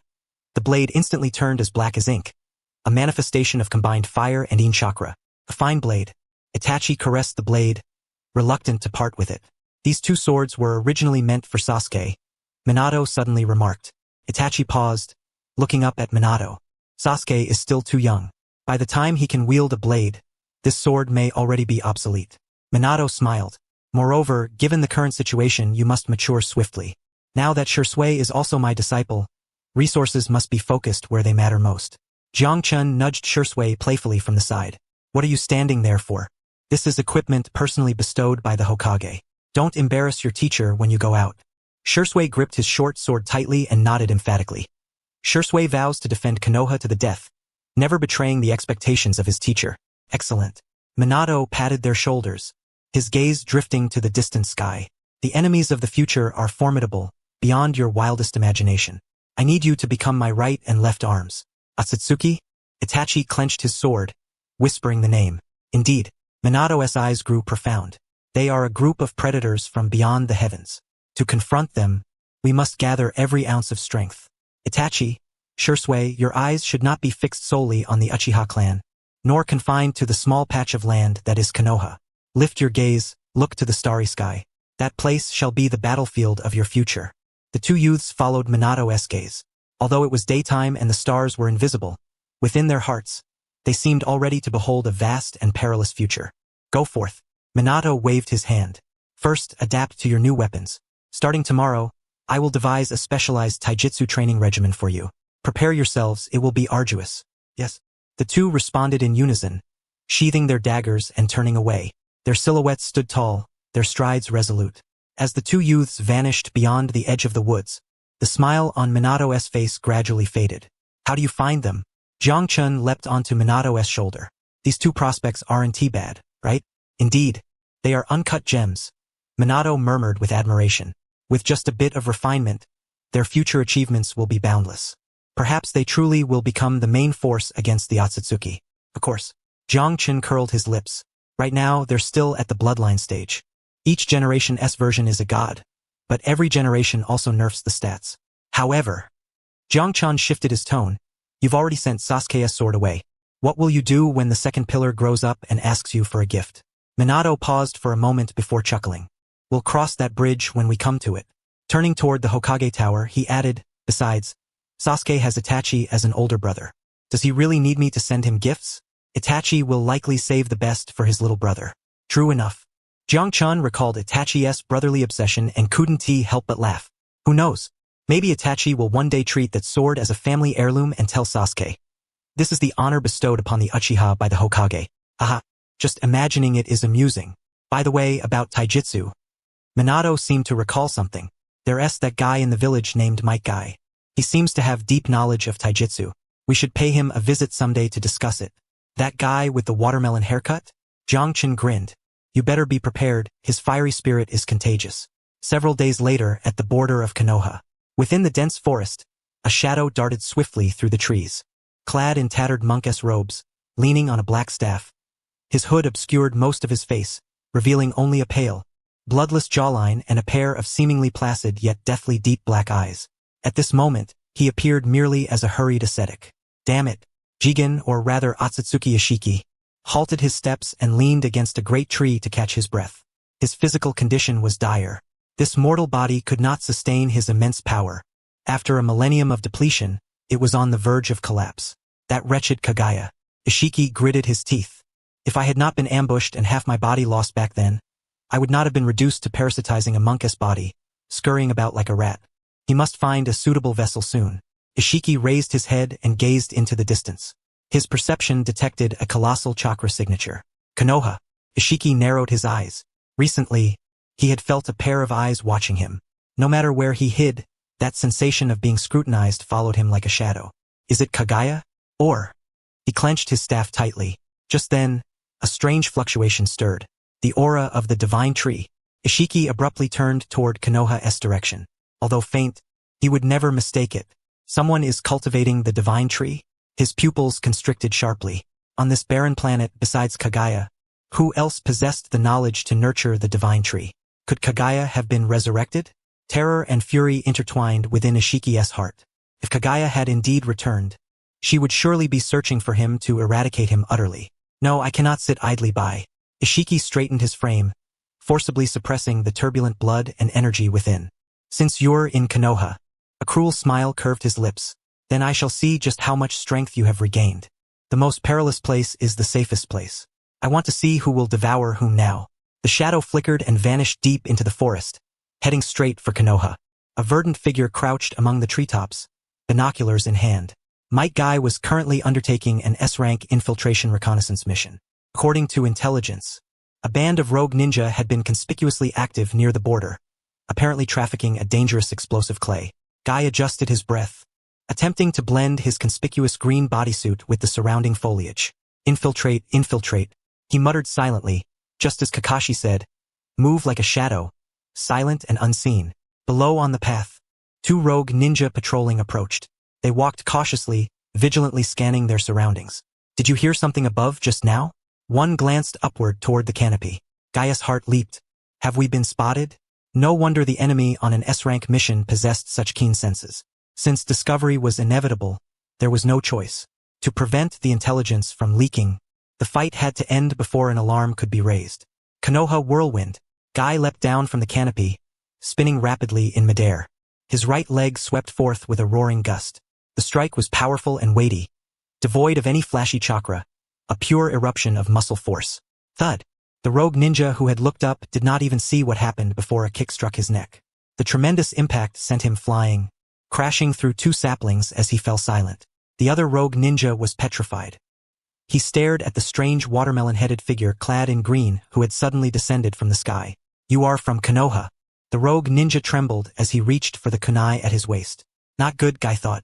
I cannot let him recognize me as a Konoha shinobi. Konoha whirlwind. Without giving him the chance to draw his blade, Guy struck again, kicking the opponent's abdomen. The rogue ninja's eyes nearly popped out as he curled his body like a shrimp, foaming at the mouth before collapsing. Guy landed, striking a perfect finishing pose. Who? Wiping imaginary sweat from his brow, he reflected, as the master said, knocking out everyone who sees me is the perfect infiltration. He hoisted the unconscious captive at his feet and surged forward, transforming into a green whirlwind as he raced toward Konoha. Konoha, third training ground. This remote area, usually deserted, had now become Might Guy's exclusive training arena. Clack, clack, clack, clack. Guy, shirtless, muscles rippling, his skin flushed with an eerie crimson hue, pounded relentlessly against a massive iron stake.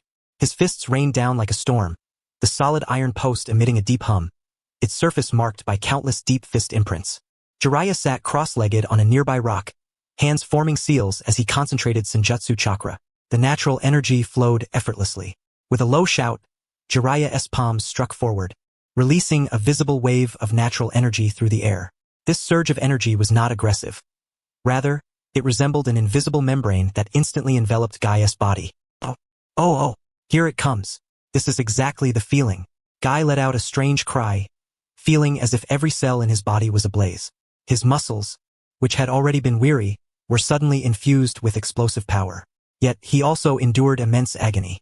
Natural energy is wild and unruly. If an ordinary person were to absorb it, they would instantly petrify into a toad statue. Guy lacked the innate talent to cultivate sage techniques, and his body was incapable of storing and harmonizing natural energy. Hence, Jiraiya devised a crude method.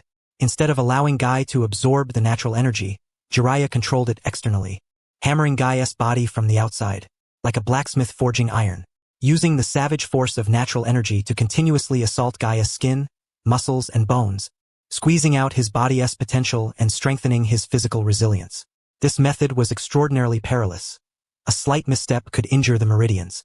Only a sage master like Jiraiya, combined with Gaia's tenacious vitality, dared to attempt it. Keep your yelps down. I'm tired too, you know? Controlling natural energy with such precision is even more exhausting than fighting Orochimaru. Jiraiya wiped the sweat from his brow and grumbled. He glanced at the still vigorous, bull-headed youth and couldn't help but complain. Now I finally understand why Danzo rejected you back then. The route requires unfeeling machines, not hot-blooded fools who burn their youth every day. Thank you for the compliment, Lord Jiraiya. Guy failed to perceive the sarcasm in those words and instead looked moved. Is this the bond of youth? I feel like my physical strength has improved tremendously. He clenched his fists, feeling the surging power within. Although this external forging was agonizing, its effects were extraordinary. Guy grinned broadly, flashing a row of white teeth. Training like this for a day is worth a whole month of my usual weighted exercises. Please, increase the intensity. Do you think I don't get tired? Jiraiya rolled his eyes, deactivated Sage mode, and took a moment to rest. My chakra isnt conjured out of thin air. Just then, Minato Namikaze arrived with Jiangchun. It seems the special training has been effective. Minato regarded the deformed iron stake with a flicker of approval in his eyes.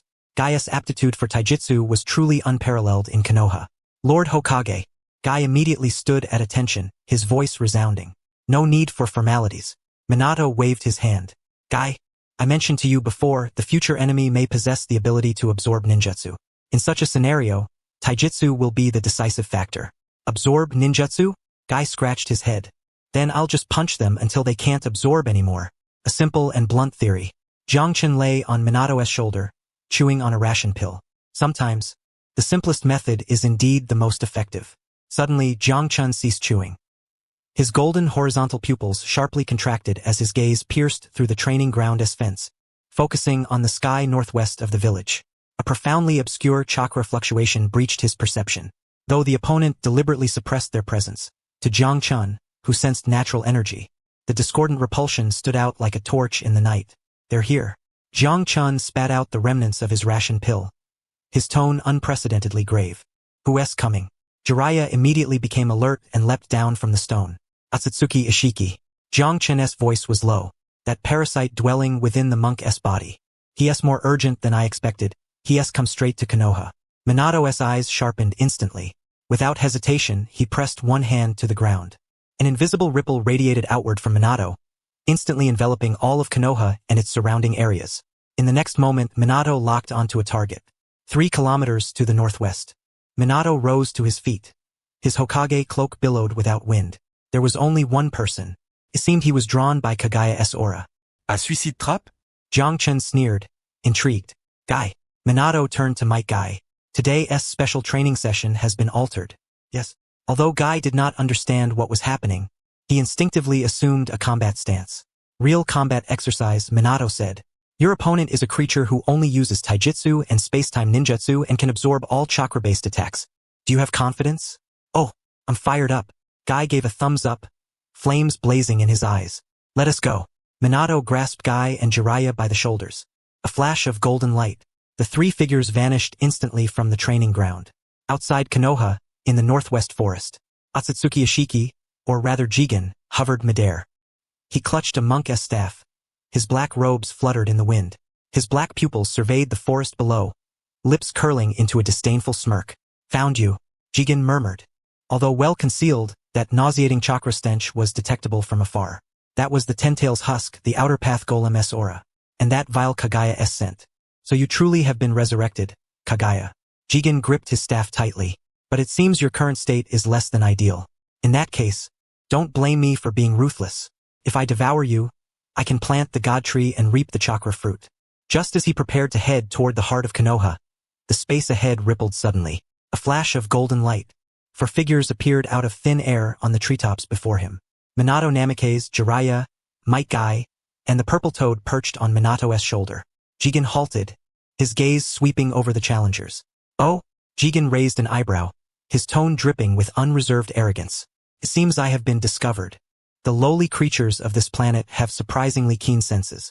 His eyes lingered momentarily on Minato and Jiraiya before drifting away, as if regarding 2 slightly stronger monkeys. Finally, his gaze rested on the purple toad. A creature from Mount Myaboku? Jigen narrowed his eyes. It appears that foolish Kagaya has allied with you natives? Don't keep calling us natives. Jiangchan leapt onto a tree trunk, crossing his clawed arms. The body you now possess is also that of a native monk. Atsutsuki Ishiki, that is truly the pot calling the kettle black. Upon hearing his true name uttered by a toad, Jigen's expression darkened. Seems you know quite a bit. Jigen's staff tapped lightly against the void. Since you know who I am, yet still dare to block my path. Who gave you such courage?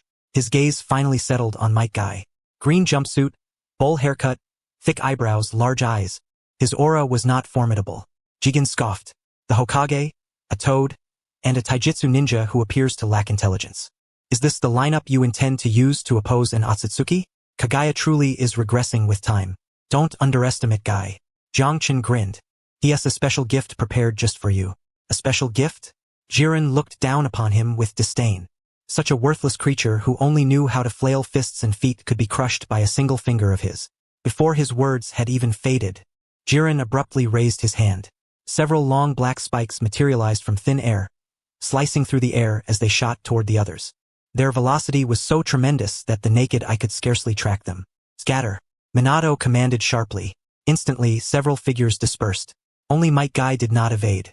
Fixing his gaze upon the flying black rods, there was no trace of fear in his eyes, only exhilaration. Is this the challenge of youth? With a fierce shout, Guy advanced rather than retreated.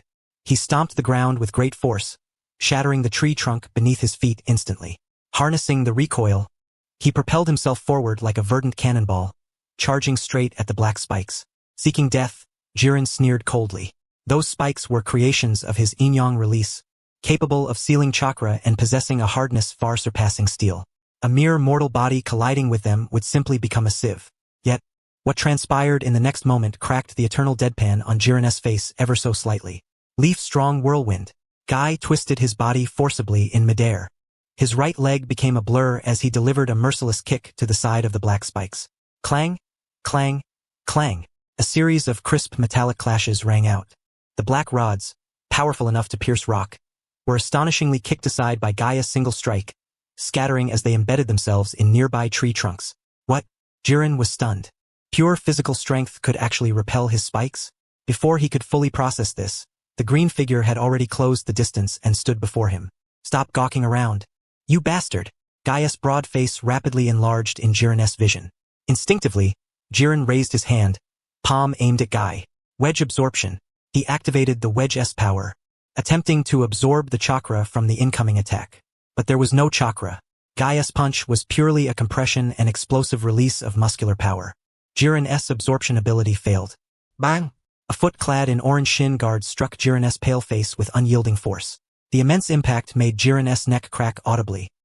He was hurled backward like a kite with its string cut, crashing harshly into the forest below.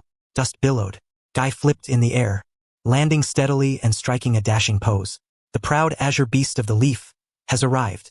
Atop a treetop, Jiraiya gawked in disbelief. Is this really possible? That guy is not an Otsutsuki? How was he kicked away with one blow by Guy? Because he is fragile, Jiangchen explained.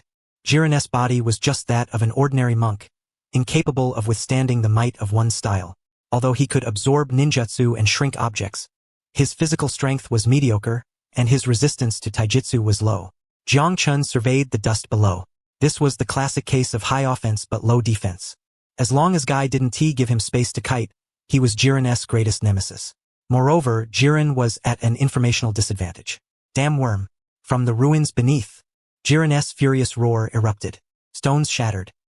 He floated up from the pit, a clear shoe print marring his face, and his once pristine monk's robe now tattered and torn. Since Kagaya's ambush a millennium ago, he had never suffered such humiliation. Being kicked in the face by a native, unforgivable. Jiren's right eye transformed into a golden, wheel-shaped pattern, the dojutsu of the Otsutsuki clan, Shomyohiko. I will crush you all, he bellowed, his staff instantly growing to the size of a towering pillar as he slammed it down toward Guy. Guy, watch out, Minato warned. Leave it to me. Guy showed no hint of fear. He inhaled deeply, crossing his arms over his chest. Veins bulged beneath his skin, and green chakra steam began to rise around him. 8th gate, 6th gate, came on, open. Boom! A storm of green energy swept the surroundings, bending trees in every direction. Guy vanished in an instant. The next moment, he reappeared beneath the colossal staff. Peacock. His fists became countless afterimages, generating searing flames through friction with the air, resembling a peacock unfurling its tail. With sheer force, he braced against the descending staff. Such power. Jiren gazed at the green glowing man below with a hint of solemnity. This seemingly ridiculous watermelon-headed fellow was not as simple as he had imagined. Minato, Jiraiya, Jiangchun observed the battlefield. Don't just watch. Guy handles the frontal assault. You two take care of the flanks and harass him.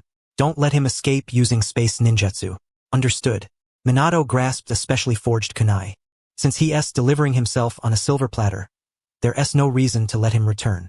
Though I'm not skilled in sage arts, I won't let him get away. Nearby, Jiraiya had his hands clasped, concentrating sage chakra. Upon hearing this, he nearly lost his footing. When you say that, does he even still gather sage chakra? Might Gaia's feet hit the ground, crushing 2 stones beneath him. He panted heavily, his chest heaving violently. That kick had clearly connected solidly, but the sensation was somehow off. As the dust settled, Jiren floated midair, his robe torn, revealing pale skin.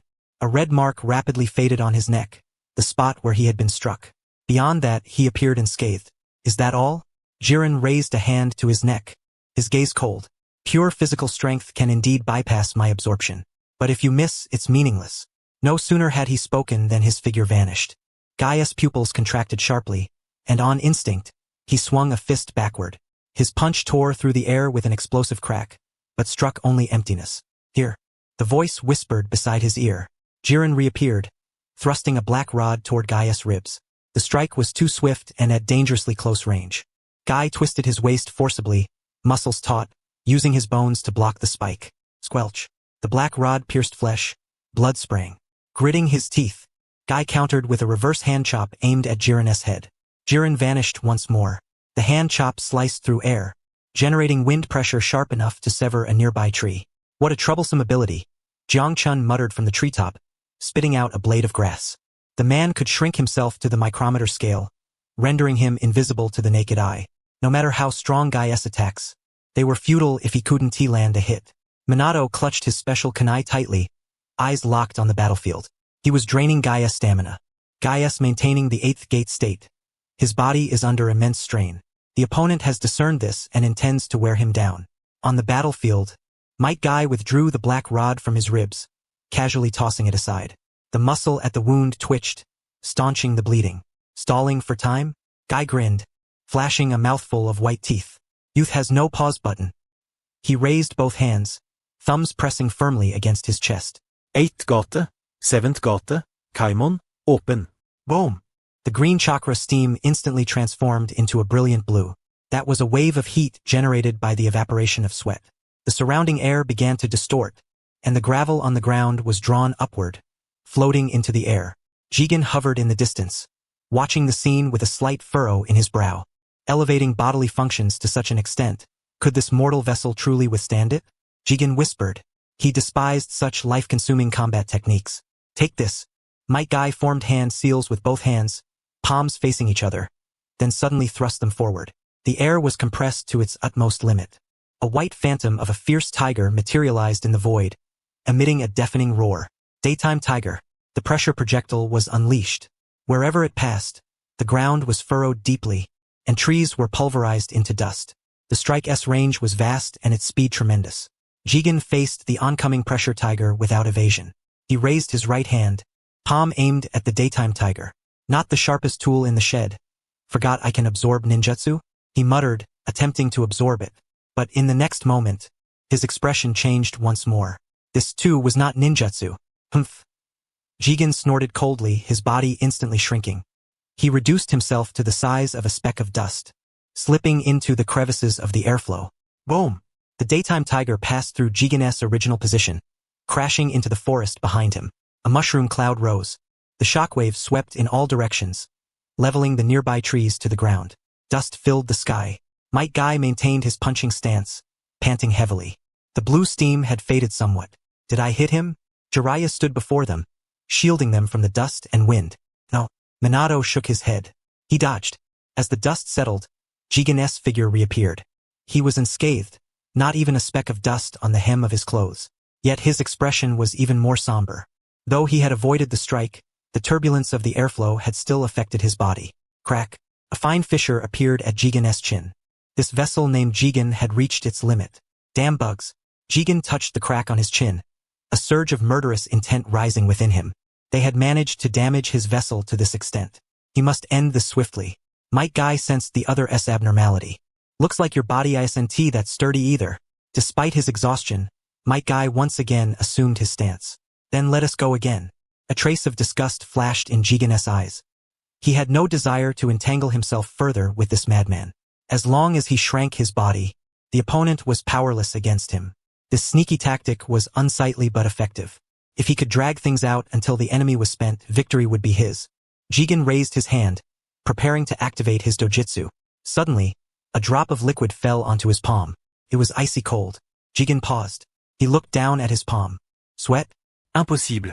How could such a mere native make him so disheveled? Jigen looked up. A vast cluster of dark clouds had gathered overhead without his noticing. Another drop fell, striking his eyelid. Rumble. Rain poured down in torrents, the dense curtain instantly enveloping the entire battlefield. Then, Jigen stared at the downpour, a sense of absurdity rising in his heart. The sky was clear moments ago. How could it suddenly rain? He glanced at the treetops in the distance. Jiraiya was forming hand seals with both hands, expelling a stream of chakra into the sky. Water release, 1,000 raindrops. This was not an offensive ninjutsu, merely pure rainfall. Yet the rain sent a chill through Jigen. The water soaked his robes, increasing their weight. More importantly, the rain was everywhere. If he shrank again, the raindrops would be enormous water spheres to him. The surface tension of the water would restrict his movements, inevitably affecting him. A trap. The word flashed through Jigen's mind. These people had been plotting against him from the start. That spiky-haired one was responsible for frontal assault, forcing him to use his shrinking ability. The others were covertly altering the environment, sealing off his escape routes. Not only that, Jiang Chun's voice pierced through the rain. The rain conducts electricity and reveals your position. Try shrinking again. As long as you remain in the rain, we'll know where you are. This is a trial. You might as well spar honestly with Might Guy. Jigen gripped his staff tightly. He glanced at his body. The cracks had spread to his cheek. If he took another blow, this body would collapse first. If it broke down and he had yet to find a new vessel, it would truly be over. Beside him stood a Hokage and a giant toad, both watching him intently. Even the spiky-haired one he had looked down on had managed to make him so troubled. These natives were far more tenacious than those from Kagaya's era. Retreat. The thought took root within Jigen. He had not yet found a second body. There was no need to fight these lunatics to the death here. As long as the Green Mountains remain, one need not fear the lack of firewood. Once he found a suitable vessel and completed reincarnation to restore the Otsutsuki true form, these people would be mere ants to be crushed at will. Jigen retracted his staff, his body drifting backward. Trying to run? Might Guy roared furiously. Where do you think you're going? He stomped the ground, splashing a vast amount of mud, then charged at Jigen like an arrow released from a bow. Get lost. Jigen raised his hand, shooting several black rods forth. Might Guy neither dodged nor blocked but swung his fists to smash the rods away. Yet that moment's hesitation allowed Jigen to widen the distance.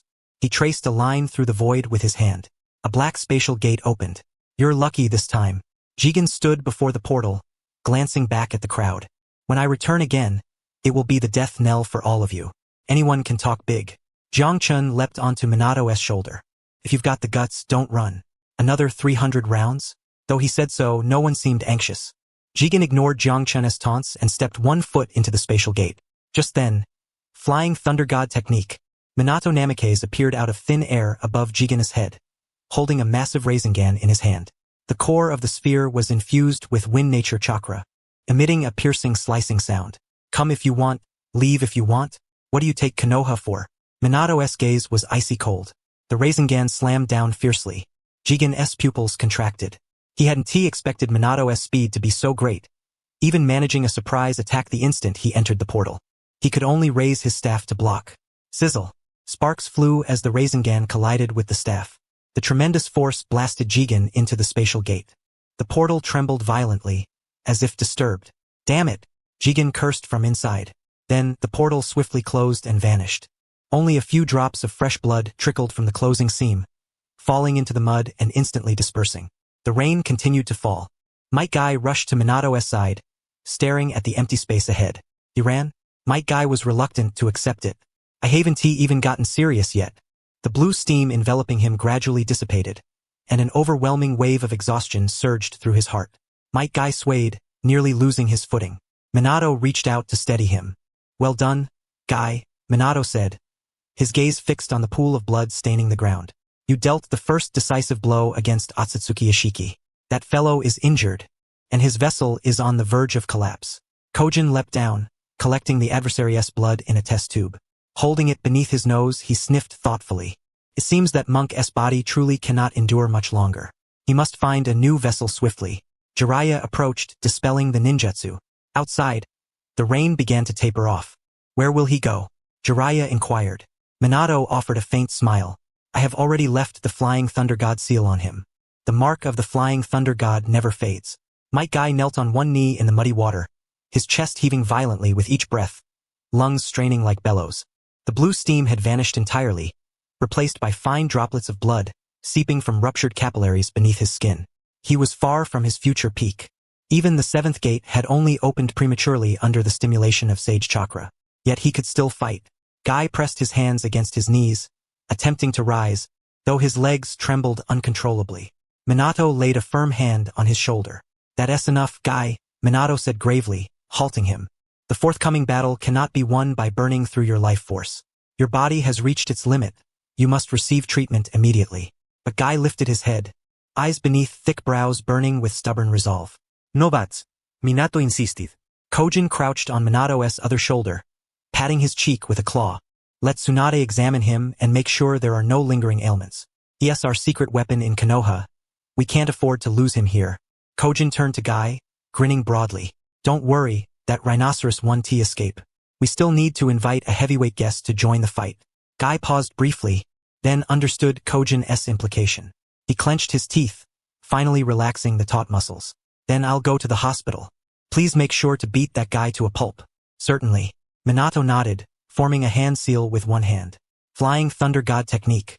A flash of golden light enveloped them, and the figures of Guy and Minato vanished, reappearing instantly at the emergency entrance of Konoha Hospital. With another gleam, Minato reappeared alone. The forest now held only Minato, Jiraiya, and Kojin. Jiraiya shook the rain from his hair and looked at Minato. Has the seal's location been confirmed? Crystal clear. Minato closed his eyes briefly to sense, then opened them. A glint of icy determination flickered in his sapphire gaze. He fled beyond the land of fire, not too far from here. Then what are we waiting for? Jiraiya cracked his knuckles. We strike while he is weakened. Hold on. Kojin dropped to the ground and rapidly expanded to half his usual height. That Otsutsuki Ishiki might be wounded, but he is still Otsutsuki. A cornered beast is the most dangerous. We need to bring that big lady along. The most important thing is to show her our strength so she cooperates willingly. Minato added. Haim Kagaya? Jiraiya stroked his chin thoughtfully. Indeed, no one understands the Otsutsuki better than she does. Besides, this is her family matter. Kojin sneered. The debtor has come calling. How can the party involved be absent? Minato adjusted his ceremonial robe and looked at the two. Sensei, you and Kojin prepare. I will go to fetch Lady Kagaya. Go ahead, Jiraiya waved him off. We'll follow shortly. Minato's form flickered once more, vanishing into thin air. Underground laboratory beneath Konoha. Orochimaru stood before the control panel holding a test tube up to the light. Inside was the blood of Jigen, which Kojin had just collected.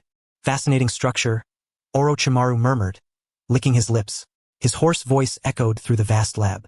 Though human blood, Its nuclei have been eroded and assimilated by some higher dimensional force. Is this the power of the wedge? Beside the cultivation tank, Kaguya Otsutsuki sat cross-legged on the floor. Her eyes closed, long hair splayed across the ground, hands forming a strange seal as she absorbed chakra transformed within the Gokuraku no Hako. Hearing Orochimaru's words, Kaguya's eyelids twitched, and she slowly opened her eyes. A subtle fluctuation flickered within her pale irises. Didn't he manage to kill him? Kaguya's voice was cold and clear. He escaped, Orochimaru replied, turning to her. But he's seriously injured. That vessel called Jigen is on the brink of collapse. Kaguya said nothing, closing her eyes again. Yet the once steady flow of chakra around her briefly faltered. It was fear. Even after a millennium, even weakened as he was, that name remained her nightmare. Lady Kaguya. Minato spoke to the seated figure, it's time to depart. Kaguya's eyes snapped open, her body tensing instantly. Where?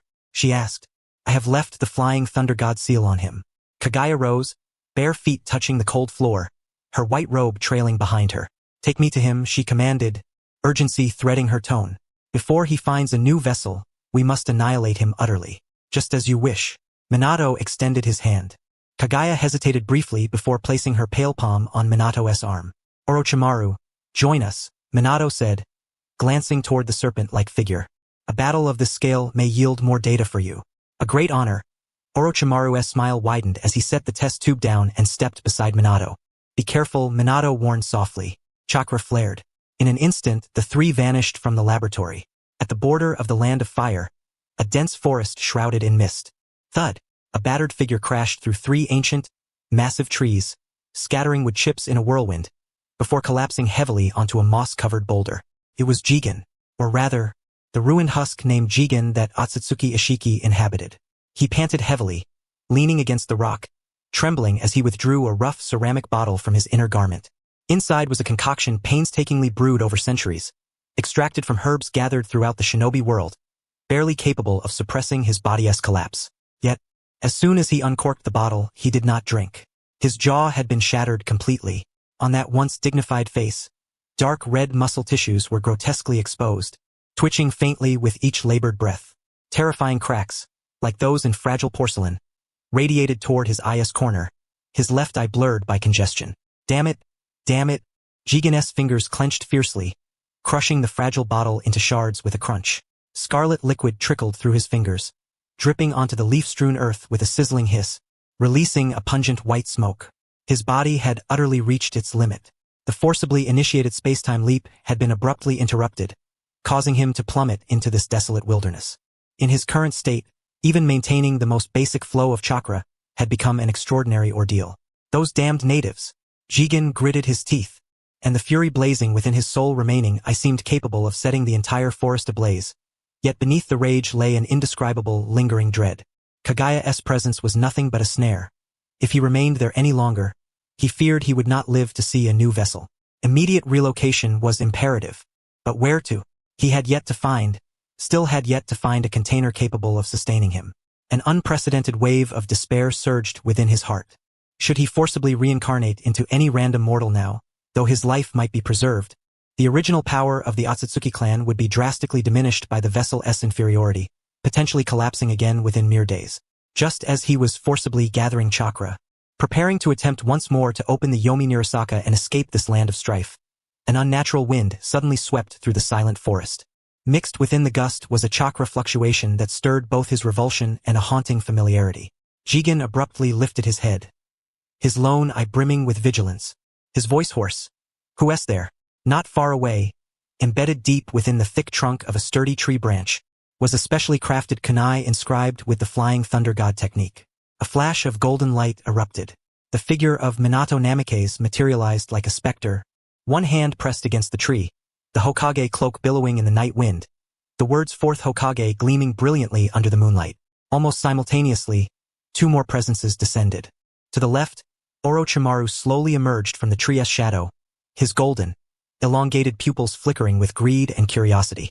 To the right, a figure clad in snow-white garments hovered midair, cold moonlight draping over her as if she were sheathed in frost. Kaguya. The three formed a triangular formation, firmly pinning the grievously wounded Jigen at its center. Jigen's gaze swept over Minato and Orochimaru before finally locking onto the white-clad woman suspended in the air. At that moment, the forest's atmosphere seemed to solidify completely. On Jigen's shattered face, his expression shifted from astonishment to shock, and finally twisted into a grotesque, sardonic sneer. So that's how it is. I was careless to overlook the space-time jutsu you left behind. Supporting himself against a rock, Jigen struggled to rise, brushing dirt and fallen leaves from his body in a vain attempt to preserve the last shred of dignity of the Otsutsuki clan. He fixed his gaze on Kagaya, his voice rough and grating from damaged vocal cords. I was wondering who gave these lowly creatures the courage to relentlessly hunt me. It was you all along, Kagaya. Kagaya remained silent. She quietly observed Jigen, her pure white eyes glinting with an icy radiance beneath the moonlight. She regarded this man who had once been her superior, the one who had filled her with fear and forced her to betray and ambush him in order to triumph. Now, in this muddy forest, he appeared utterly wretched. His body broken, his aura waning, like a mangy dog with a shattered spine. Why do you remain silent? Jigen took a step forward, the brittle twigs beneath his foot snapping crisply. A millennium apart, and you've only degraded further. Associating with these lowly beings? Even relying on the methods of mortals to resurrect yourself. Jigen gestured disdainfully toward Kagaya's current state and the humans around her, eyes filled with contempt. As an Otsutsuki, have you truly stooped so low? Is this your plan? To use these natives against me? Spreading his arms wide, though his body wavered, the arrogance inherent to the Otsutsuki clan remained undiminished. Do you really think this ragtag bunch of mud-dwellers can kill me? Kagaya remained mute. She merely tilted her head slightly, glancing at Minato standing beside her. Minato wore a faint smile, heedless of Jigen's taunts. The specially crafted kunai in his hand twirled lightly on his fingertips, golden sparks tracing perilous arcs through the night. Senior Kagaya, Minato spoke softly yet with unyielding confidence. It seems this Otsutsuki gentleman harbors some misconceptions about the power of shinobi.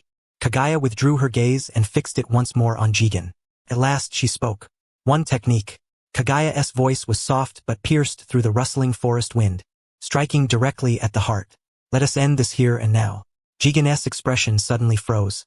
For 1,000 years you hid inside that monk's body, living like a rat in a gutter, barely clinging to life, without even a worthy retainer. Kagaya raised her hand, pointing at Jigen's shattered face, her tone cold and merciless. Look at you now, beaten to such a state by the monkeys you disdain, unable even to escape back to a different dimension, forced to land in this desolate forest. What right do you have to speak so brazenly here? Kagaya's words were like a dagger, piercing with surgical precision into Jigen's deepest wounds. At this moment he was truly isolated and helpless. Jigen's face twitched violently, the murderous intent in his eyes nearly taking shape. Shut up, he roared, his chakra eruption causing the surrounding trees to tremble. If you hadn't ambushed me back then, lose is lose. Kagaya cut him off coldly, whether then or now. She lowered her hand, those milky white eyes no longer haunted by the fear she once felt toward her superior, now filled solely with icy, lethal intent. My current state has indeed not yet returned to its peak, Kagaya admitted. In a one-on-one fight, I might not be able to kill you. She paused, a faint curve forming on her lips, the smile of a victor. But when did I ever say I intended to fight you alone? As Kagaya's words fell, the space behind Minato violently rippled once more. Summoning jutsu, Minato formed a seal with one hand, pressing heavily against the tree trunk. Bang! A massive plume of white smoke exploded, the shockwave snapping several thick branches. Perched atop the treetops was a colossal purple toad. A stray dogtail grass clamped between its jaws, looking down imperiously at Jigen below. Immediately after, Jiraiya's figure appeared atop the toad's head. He stood with arms crossed, the visage of Sage mode under the moonlight appearing both fierce and imbued with immense power. Well, if it isn't the Otsutsuki who got beaten by lowly creatures. Gamakichi, the toad, spat out the grass root from his mouth, his golden horizontal pupils unabashedly scrutinizing Jigen. Quite the look you've got there, chin split open. That was a kick from Guy, wasn't it? TCH, looks like Gaia's youthful vigor was a bit too much, nearly shattered your old bones. Jiraiya snorted, his gaze sharp as a blade. Not looking too hot. Huh? One kick from Guy and you're in this state. Yet you still dare to boast about wiping us out? Jigen's face darkened ominously at the sudden appearance of the two men and the toad. He was surrounded. On this land he once scorned, he now faced Kagaya and the Hokage ahead, the white-haired shinobi in sage mode and the enigmatic chakra toad behind. And nearby, A sinister Orochimaru flicked his forked tongue, his gaze dissecting his prey. So this is your trump card? Jigen looked at Kagaya, laughing bitterly with rage. Gathering a bunch of helpers, and you think that's enough to defeat me? Whether you can or not, we'll just have to see. Jiang Chun leapt down from the tree, landing on a clearing not far from Jishin. His two claws flexed at the wrists, producing sharp, cracking sounds. That earlier strike was merely a warm-up. Jiang Chun grinned broadly, revealing a row of gleaming white teeth that appeared especially sinister amidst the dim forest. Now, the main course was just beginning. Kagaya stepped back at the opportune moment, hovering higher among the treetops. She made no haste to strike. As a member of the Otsutsuki clan, she understood better than anyone the tenacity of Ishiki. Even though Ishiki now seemed to be at the end of his strength, the cornered beast was most dangerous. No one could be certain whether he had any remaining means for a mutual destruction. Since these Konoha shinobi were willing to take the lead, let them first expend some energy. Let us see if these mortals' technology and ninjutsu can truly kill a desperate Otsutsuki. Kagaya spoke coldly, her tone haughty, as if to say, let me see what tricks you have. Jishin watched this scene, his fury burning to its peak. Kagaya did not even deign to intervene personally. No, it was that her current body was even weaker than his. She simply dared not. Very well. The black rod in Jishin's hand suddenly elongated, transforming into a sharp spear. Chakra surged uncontrollably throughout his body as the black patterns rapidly spread. This was the second state of the wedge. Though his body screamed in agony, every cell protesting, he had no choice. Since escape was impossible, he would kill them all. Don't be so arrogant, inferior creatures. Jishin roared, and the rock beneath his feet shattered instantly. His form became a streak of black lightning, vanishing from the spot. The battle, beneath the moonlit canopy of the dense forest, was on the verge of eruption. Otsutsuki Ishiki observed the golden light barriers rising around him. These were the sealing formations prepared in advance by Minato Namikaze, imbued with high-density sage chakra. Like a gigantic birdcage, it completely sealed off a 100-meter radius. You think such a barrier can imprison me? Jishin howled. The black patterns on his body spread wildly as the wedge drained the last vitality from this form. He raised the black rod, attempting to pierce through the barrier. Yet, the moment he moved, a bone-chilling coldness descended from above. Darkness fell. Jishin abruptly lifted his gaze. It was not clouds obscuring the moonlight, but a mouth. An enormous, exaggeratedly vast mouth, covered with purple eerie patterns. A giant toad's maw. At that instant, Jiang Chun's form expanded to its utmost. Not like a mere summoned beast's growth, but revealing his true nature as the Demon King. The purple demonic aura extended like tangible tentacles, sealing off every avenue for Jishin's evasion. Little snack, don't struggle. Jiang Chun's voice seemed to echo from all directions, carrying a mocking roar. I have reserved a VIP chamber in my stomach just for you. Dame inferior creature. A flash of resolute defiance crossed Jishin's eyes. His body shrank instantly, attempting to use the microscopic shrinking technique of Shomyo Baiku to reduce himself to the micron scale, hoping to escape through the barrier's cracks or beneath the soil. If he became small enough, nothing could stop him. But he miscalculated. Jiang Chun did not bite with his teeth. Instead, he inhaled sharply. Devour heaven. Two simple words, yet they triggered the collapse of space itself. Jishin was horrified to discover that the surrounding air, light, even gravity, all converged toward that fathomless purple maw. His shrunken body, lighter in mass, was even less able to resist the terrifying suction. No, this cannot be.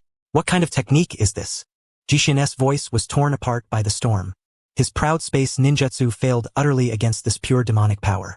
The mouth was not connected to a throat but to an independent interdimensional space outside the shinobi world. It was the Sumeru seed he had cultivated in his abdomen after condensing the demon pill, imitating a miniature world. A final, piercing scream echoed as the figure that had terrified Kagaya for a millennium was swept away like a speck of dust, inevitably swallowed by that purple abyssal maw. Glug. Jiang Chun closed his mouth, his Adam's apple bobbing once. The demonic aura within the barrier dissipated. Jiang Chun swiftly shrank back to his original palm-sized form, leaping onto Minato Namikaze's shoulder. He tapped his belly with his claw and let out a satisfied belch. But the taste is terrible. Jiang Chun puckered his lips in disgust, as if he had just eaten expired chicken that had sat in a refrigerator for 3 years, tainted with an earthy stench. A deathly silence engulfed the entire forest. Jiraiya's mouth hung open, his jaw nearly dropping to the ground. Orochimaru's vertically slit pupils constricted to pinpoints as he fixed his gaze on Jiang Chun's white belly. as if trying to peer through the skin to discern its inner workings. The one who reacted most strongly was Kaguya Otsutsuki. She hovered midair, her eyes wide and round, the once cold and proud expression replaced by stunned vacancy. Is it over? That Ishiki, the one with the powerful dojutsu who once drove her to the brink, just devoured like that? What exactly is this toad? Kaguya slowly descended to the ground, her bare feet treading silently on the fallen leaves. She dared not approach Jiang Chun, instead standing a few meters away, veins bulging around her pale eyes as her gaze locked onto his abdomen. Is he dead? Kaguya's voice trembled slightly, tinged with disbelief as she sought confirmation. Not completely dead, but close enough, Jiang Chun replied lazily, scratching his ear. There's an independent space inside my belly that isolates him from the world's spiritual energy. Inside, he can neither absorb chakra nor activate spatial ninjutsu. He can only be slowly digested by my demonic aura. But after all, he is an Otsutsuki. His vitality is as tenacious as a cockroach's. He'll probably last a few hours. Upon hearing this, Kaguya did not relax. Instead, she grew more tense. She closed her eyes abruptly, unleashing her vast sensory perception like a tidal wave that spread across the entire land of fire and even extended toward distant continents. She was searching for any other wedges remaining in the world. The most terrifying aspect of the Otsutsuki clan was not their combat prowess but their viral-like reincarnation ability. As long as even one vessel imprinted with a wedge existed, Ishiki could be resurrected at any time. 1 minute, 2 minutes passed. Cold sweat beaded on Kaguya's forehead. Minato Namikaze did not disturb her, merely standing silently nearby, his kunai at the ready in a state of constant vigilance. Finally, Kaguya opened her eyes. She exhaled deeply, the tension in her shoulders collapsing as if she had shed a millennium-esque burden. None remain, she murmured, a faint, relieved smile curling at the corner of her lips, an expression tinged with both desolation and satisfaction. That Jishin was indeed his final vessel. The failed experiments had long since been destroyed, and he had not yet completed imprinting a new one. Upon Kaguya's confirmation, everyone present exhaled in relief. In that case, Orochimaru stepped forward, licking his lips, his eyes gleaming with a thirst for knowledge. Princess Kaguya, I have a question. Kaguya glanced at him. In the past, she would not have deigned to acknowledge such a mortal. But now her mood was favorable. Speak. Kaguya uttered a single word with a chilling coldness. How does one utterly annihilate an Otsutsuki? Orochimaru's question struck at the very heart of the matter. Since they can reincarnate through the wedge, does that imply that as long as the wedge remains, the soul endures? Although we have him trapped now, if we kill him, will his soul drift away, seeking the next host? This is a crucial issue.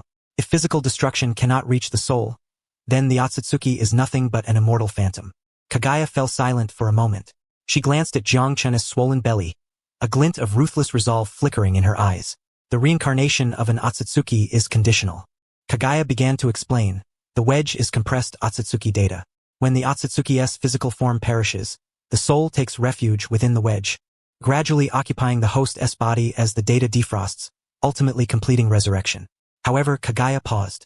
If he dies without a backup vessel, the soul loses its anchor and eventually dissipates into the void beyond the Pure Land. Yet, the most foolproof method. Kaguya hesitated, seemingly weighing whether to divulge this secret. But upon seeing Minato's seemingly gentle yet profoundly deep blue eyes, and the unfathomable toad beside him, she chose honesty. The most foolproof method is to allow him to resurrect. Resurrect? Jiraiya scratched his head. S&T that like releasing a tiger back into the wild? No. Kaguya shook her head. The vessel known as Jigen's body has already collapsed. If Ishiki forcibly completes reincarnation within Jigen, although the Otsutsuki's body will temporarily revive, the vessel's poor quality will shorten his lifespan to merely a few days, perhaps even hours. As long as it is certain that this is his final vessel, killing him in this state. A red light flickered in Kaguya's eyes. That would be true death. The soul annihilated with no chance of revival. I see. Orochimaru emitted a low chuckle. Truly a cruel yet perfect mechanism. The group exchanged glances. Now that they knew how to utterly end Ishiki, the next steps became straightforward. Let us first escort Senior Kaguya back. Minato broke the silence, looking at Kaguya. This is no place for discussion. As for how to deal with other Otsutsuki in the future, we must plan carefully. Kaguya nodded. After confirming Ishiki's subjugation, her demeanor toward these Konoha shinobi softened considerably. At the very least, these individuals had displayed remarkable abilities. I am weary, Kaguya said faintly. Prepare a quiet place for me. Of course. After Minato sent Kagaya back with the flying thunder god technique, Orochimaru seemed to sense something. He turned to Minato and said, "Wouldn't it be a pity if that Otsutsuki Ishiki were truly dead?" The others exchanged looks and could no longer contain themselves, erupting into hearty laughter. The group was returned to the laboratory by Minato's flying thunder god technique. Jiraiya's laughter echoed through the cavernous underground lab, causing the overhead fluorescent tubes to hum. "Ha ha ha, Orochimaru, your naivete is truly worth recording," Jiraiya said, slapping Orochimaru's shoulder vigorously, completely ignoring his old friend's disdainful glare. "Did you really think we would just destroy such a precious specimen? That's an Otsutsuki, one that's even severely wounded." Orochimaru dodged Jiraiya's grasp, his golden vertical pupils narrowing as his gaze locked onto the purple toad. "If that's the case, how did you manage it just now? Isn't the Otsutsuki capable of absorbing ninjutsu?" Orochimaru's voice was hoarse, laced with eager inquiry. The devouring aura that had engulfed the world moments ago could not have been feigned. Ishiki's chakra signature had completely vanished. That wasn't ninjutsu. Strictly speaking, it should be considered a divine technique, and the disappearance of Ishiki's chakra does not equate to death. Jiang Chun lazily rolled over, belly exposed, paws resting behind his head. "Inside my belly lies a miniature universe, a world independent of the shinobi realm. As long as I don't activate the digestive enzymes, he remains merely a specimen." With that, Jiang Chun opened his mouth. No nauseating slime emerged. Instead, a purple light flickered. A translucent bubble suddenly appeared on the table. The bubble was the size of a fist, within which floated a miniaturized human figure. It was none other than Otsutsuki Ishiki. At this moment, he maintained the terrified, struggling posture from before being devoured, his expression frozen in utter despair. His body curled inward, encircled by rings of purple demonic energy chains, tightly sealing the power known as the wedge within. Much like a meticulously crafted figurine. Orochimaru inhaled sharply. His long tongue uncontrollably flicked out, licking his lips rapidly. Still alive, really alive. Orochimaru leaned close to the bubble, his face almost pressed against it. Though bodily functions had ceased, cellular vitality remained. Such technology. How about it? Interested? Jiang Chun extended a finger to prod the bubble. Inside, Ishiki rolled twice like a rubber ball. "This is an original alien import. It should deepen our understanding of the Otsutsuki." Orochimaru abruptly raised his head, eyes fixed on Minato Namikaze. "Hokage-sama." Orochimaru's breathing grew heavy. "May I have custody of this specimen? Give me time and I can decipher the workings of the wedge, even reverse engineer the Otsutsuki's physiology. That is precisely why we spared his life." Minato leaned against the lab table, arms crossed, expression calm. The performance before Senior Kagaya was to reassure her. If she knew Ishiki was still alive, she would be restless, possibly even losing control and killing. But to us, Ishiki is a treasure trove. Minato gestured toward the bubble. Whether it is the efficiency of chakra transformation, the application of spatial ninjutsu, or that enigmatic shrinking ability, all are missing links in Konoha's current technological development. "Orochimaru." Minato looked at him solemnly. "I hereby authorize you to take full charge of the Otsutsuki Ishiki research project. Mr. Jiang Chun will assist you. Whatever resources you require, the village will provide full support." Hehehe. Orochimaru emitted a low chuckle, his shoulders shaking violently. "Wonderful, simply wonderful." He turned, gazing at the room full of intricate instruments, the fanaticism in his eyes nearly overflowing. He reached out to touch the bubble, but just as his finger was about to make contact, he stopped. The fervor on Orochimaru's face gradually cooled, replaced by deep conflict and distress. "What's wrong?" Jiraiya approached. "You were like a pervert spotting a beauty just now. Now you've wilted? Not enough manpower?" Orochimaru sighed, brow furrowed. "Having the material alone is useless. Analyzing a life form of the Otsutsuki's caliber involves too many fields." He counted off on his fingers. "Mapping the gene sequence requires top-tier medical ninjas. Analyzing the wedge's curse seals demands sealing masters. Studying the changes in chakra nature calls for theoretical experts, and then there's monitoring spatial ninjutsu data." Orochimaru glanced around at the busy assistants in the laboratory. Most were orphans he had gathered in Konoha or Chunin with an interest in science. Performing basic experiments is manageable under normal circumstances, but if they were truly tasked with confronting the Otsutsuki, and utterly beyond their league subject, they would likely be unable to comprehend even the data. Mediocrity breeds nothing but mediocrity. Orochimaru shook his head, his tone laden with bitter disappointment, as if lamenting the futility of expecting steel from iron or... He found them so clumsy that he would rather have them wash test tubes. Even if I were to work alone, sleepless and relentless, it would take me no less than 50 years to fully analyze this specimen. 50 years? Jiang Chun curled his lips in disdain. By then, it would be far too late. The Otsutsuki main family will not wait for you half a century. Minato could understand the difficulty of the matter. He spread his hands helplessly. A clever housewife cannot cook a meal without rice. We are indeed lacking in personnel skilled in cutting-edge scientific research. Minato and Jiraiya exchanged a glance. Each saw in the other's eyes the same thought. Since Konoha's talent pool is insufficient, Minato straightened his posture and approached Orochimaru. Then, we have no choice but to recruit talent from other nations. Outside, Orochimaru raised an eyebrow. The shinobi world is vast. Minato moved to the wall where a massive map of the shinobi world hung. His finger traced across it. Chiyo of Sunagakure, though advanced in age, possesses unique insights into toxicology and human modification puppetry techniques. If we could combine puppetry with cloning technology, perhaps we might solve the issue of container durability. His finger shifted toward the land of Earth. Anoki of Iwagakure, that stubborn old man, masters dust release, involving atomic-level decomposition and recomposition. This would be tremendously helpful for unraveling the material structure of the Otsutsuki. The finger continued to the land of lightning. Kumogakure leads the shinobi world in chakra weaponization. Though their chakra cannon design is crude, its power is formidable. Incorporating their technology might enable us to create weapons specifically targeting the Otsutsuki. Finally, his finger rested on the land of water. Kirigakure, though insular, conducts the most profound research on Kekkai Genkai. Lady Mei Terumi is currently implementing reforms. Perhaps this is a breakthrough opportunity. Minato turned to Orochimaru, declaring, "Science knows no borders. Since the Otsutsuki are the enemy of the entire shinobi world, this research should not be the sole endeavor of Konoha alone." Orochimaru was momentarily stunned.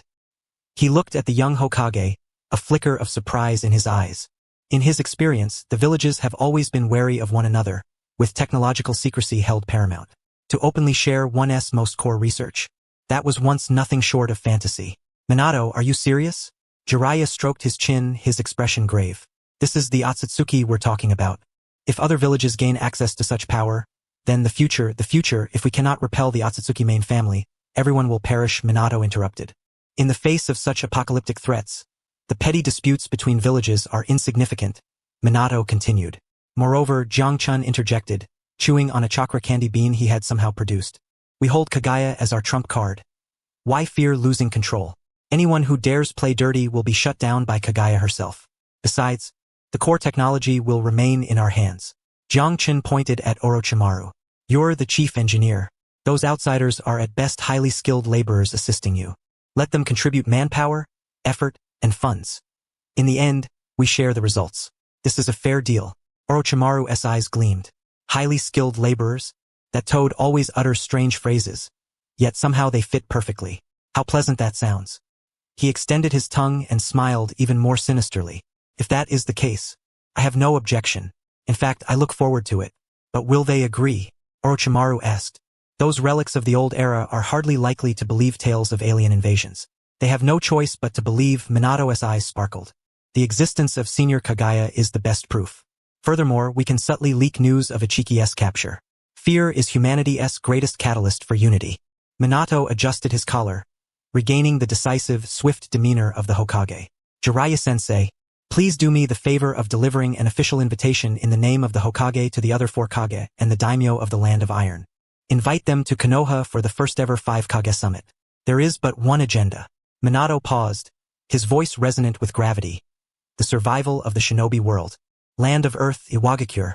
Within the towering stone fortress, 3rd Tsuchikage Anoki floated midair, clutching the urgent missive from Konoha. His deeply wrinkled face twisted like desiccated bark. Absurd. Utterly preposterous. Anoki abruptly swept his hand, throwing the letter violently onto the desk. The parchment slid across the smooth stone surface and fluttered to the floor, the 4 bold characters survival of the shinobi world glaring mockingly. "Father, what is Konoha's position?" The tall, broad-shouldered Kuratsuchi bent to retrieve the letter and skimmed it, frowning deeply. "The Otsutsuki clan? Extraterrestrials? And now a summons for the 5 Kage to convene at Konoha?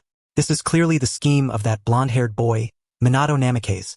Anoki's beard trembled with rage. "Extraterrestrials, apocalypse. What nonsense! Even after all my years, aside from the legendary Sage of Six Paths, I have never heard of aliens. He pressed his aching back and sank slowly into his chair, eyes glinting with cunning suspicion. Not long ago, a batch of chakra metal vanished mysteriously from the border near Kumogakure. Though no proof was found, everyone knows it was Konoha's Umbu who did it. And now this. Inoki snorted coldly. Moreover, the Umbu have reported that several rogue ninjas skilled in explosive techniques were intercepted while fleeing. We were about to recapture them, but those assailants were extraordinarily cunning. No bodies were ever recovered. Are you referring to Kuratsuchi? Inoki nodded. Who else but that treacherous Orochimaru would be interested in such rare bloodlines? Inoki slammed his fist on the armrest. Konoha preaches peace and cooperation, yet secretly hoards talent and resources. Now they send this invitation, claiming a crisis, but I suspect they intend to trap the 5 Kage in Konoha or use this as leverage against the nations. So what shall we do? Reply. Kuratsuchi's eyes flashed coldly. Say that Iwagakure's affairs are pressing, that Tsuchikage is unwell, and cannot attend. If there truly is a crisis, let that Minato Namikaze bear it himself. Isn't Konoha the largest village in the shinobi world? Let the capable bear the burden. Land of lightning, Kumogakure. With a thunderous crash, the solid wooden desk in the Raikage's office was instantly reduced to a pile of wood chips. Fourth Raikage was enveloped in a fierce aura of lightning chakra, his hair standing on end like a raging lioness mane. Bastards! Do they take me for a fool? A roared, pointing at the scorched letter burned by his lightning chakra. Atsutsuki, what backwards place is that? To ask me to grovel and travel to Konoha for such a ridiculous reason? Dream on. Beside him, the secretary, Mabui, helplessly clutched a stack of documents. Having long grown accustomed to the Raikage's tempestuous temperament, she adjusted her glasses and spoke with composed calm. Raikage-sama, the letter claims to be penned by Minato Namikaze himself, with earnest words. Perhaps my foot. A slammed interruption cut her off harshly. That Minato fellow, slippery as an eel on the battlefield. Does he ever utter a single truthful word? He still owes me for the humiliation he dealt me last time. Big brother, that's where you're wrong. A burly man humming a strange rap leaned against the window, jotting down lyrics in a small notebook. This was the Eight Tails Jinchuriki Killer Bee. Though Konoha is cunning, Minato's attitude is no pretense, he said. Idiot, bastard. Silence. B. AI spun around and shot his younger brother a fierce glare. What do you understand? This is politics. It's a game of strategy. If we now rush to Konoha like tail-wagging dogs, wouldn't that be an admission to the entire shinobi world that Kumogakure fears this so-called crisis? That Kumogakure blindly follows Konoha's lead? AI drew a deep breath, calming the restless chakra within. If there truly is an enemy, my iron fist will crush them all. There's no need to grovel behind Konoha's heels. With a grand sweep of his hand, he dismissed the envoy. Kumogakure refuses. Tell that Minato to stop with these empty formalities. If he has the guts, let him prove it on the battlefield. Land of Wind, Sunagakure. In stark contrast to the fury of Iwagakure and the volatility of Kumogakure, the atmosphere within the Wind Village's office was laden with oppression and calculation. The fourth Kazekage, Raza, sat at his desk, manipulating a cluster of golden sand through magnet release, refining it into highly pure gold ingots. This was currently Sunagakure's principal source of revenue. Lord Kazekage, the invitation from Konoha. Elder Chiyo's eyelids drooped as she sat on a nearby sofa, fiddling with a puppet component. I have seen it, Raza replied without lifting his head, continuing his refining work. Elder Chiyo, what are your thoughts? Konoha has changed greatly of late. A glint flashed in the misty old eyes of Elder Chiyo. Orochimaru has vanished without a trace. Tsunade has returned to Konoha, and with Minato Namikaze and Jiraiya present, Konoha's strength is unfathomable. Precisely why we must not act rashly. Raza set a finished gold bar on the desk with a dull thud. Sunagakure lies in a barren land. Resources are scarce. The wounds from the last war have yet to heal. The financial deficit is severe. We lack the capital to indulge Konoha's world-saving games. What if the crisis is real? Elder Chiyo inquired. If it is, let the tall ones beneath the sky bear the weight.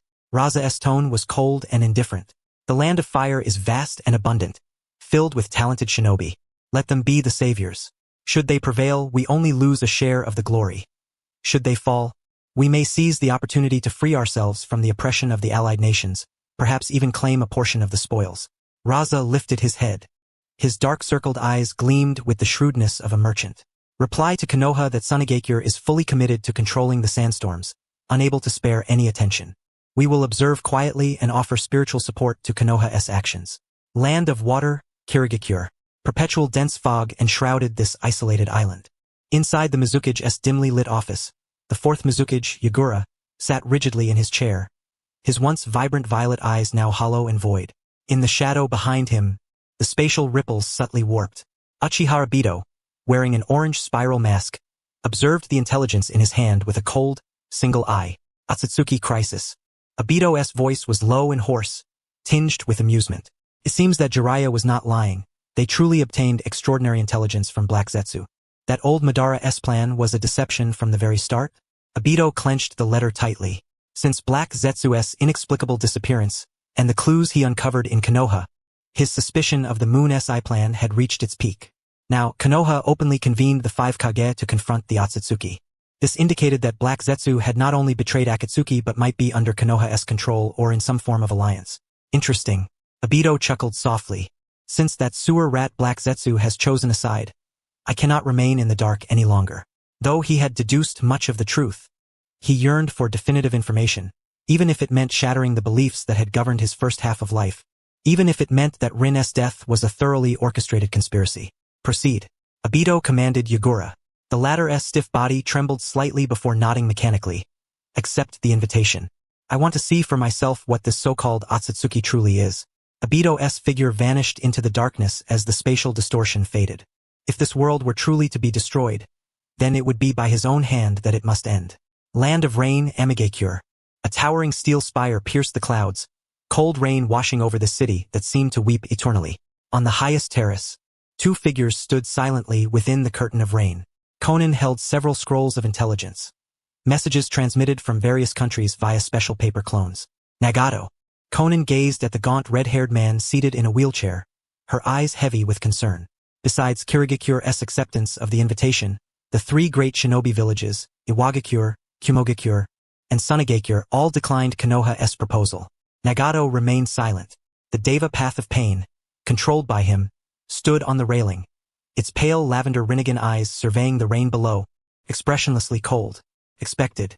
Devapath spoke slowly, his voice detached. Humans are such foolish creatures. Until they experience true suffering, they will forever be consumed by suspicion and conflict over immediate interests. Jiraiya-sensei was too naive. Nagato's voice echoed through the pain bodies, laced with mockery. He believed that with words, with so-called bonds and trust, those self-serving Kage would set aside their grudges and unite against the enemy? Laughable. Iwagakure schemes for profit. Kumogakure guards its pride. Sunagakure weighs gains and losses. Nagato raised his hand and caught a single cold raindrop. The Otsutsuki threat looms near. Yet they still squabble over petty territory. Does such a shinobi world truly deserve salvation? What then shall we do? Conan asked. Black Zetsu has betrayed us. Though Jiraiya claimed it was to resurrect Kagaya, the arrival of the Otsutsuki main family is a fact. If we do not act, we must act. The tubes behind Nagato writhed, his withered face twisting into a fervent and distorted expression. If they refuse to unite willingly, if they cannot understand gentle persuasion, then I shall assist them. Devapath suddenly spread his arms wide. Chakra erupted, repelling the surrounding rain to form a vacuum domain. I will become the greatest terror this world has ever known. I will make the world feel pain. When they realize that without uniting they will be destroyed by me, they will cast aside their ridiculous prejudices and cling to one another. At that moment, Nagato's logic closed into a loop. Since peace cannot be achieved through understanding, it must be forcibly forged through fear. Since the Otsutsuki are the threat of the future, then let pain become the present Otsutsuki. Nagato, you intend, Conan clamped her hand over her mouth. Issue the orders. The voice of pain, the Deva path, reverberated throughout the towering spire. All members of the Akatsuki shall assemble. Since the great shinobi villages have declined Konoha's invitation, it only proves they have grown too complacent. We shall commence the hunt for the tailed beasts. Let these slumbering swine taste true agony. Only through suffering can they learn reverence. Only through pain can they learn unity. A thunderclap rent the sky, illuminating the cold, merciless visage of pain, the Deva path. I am pain. I am God. From that day onward, numerous letters, like white snowflakes, were dispatched to the great shinobi villages.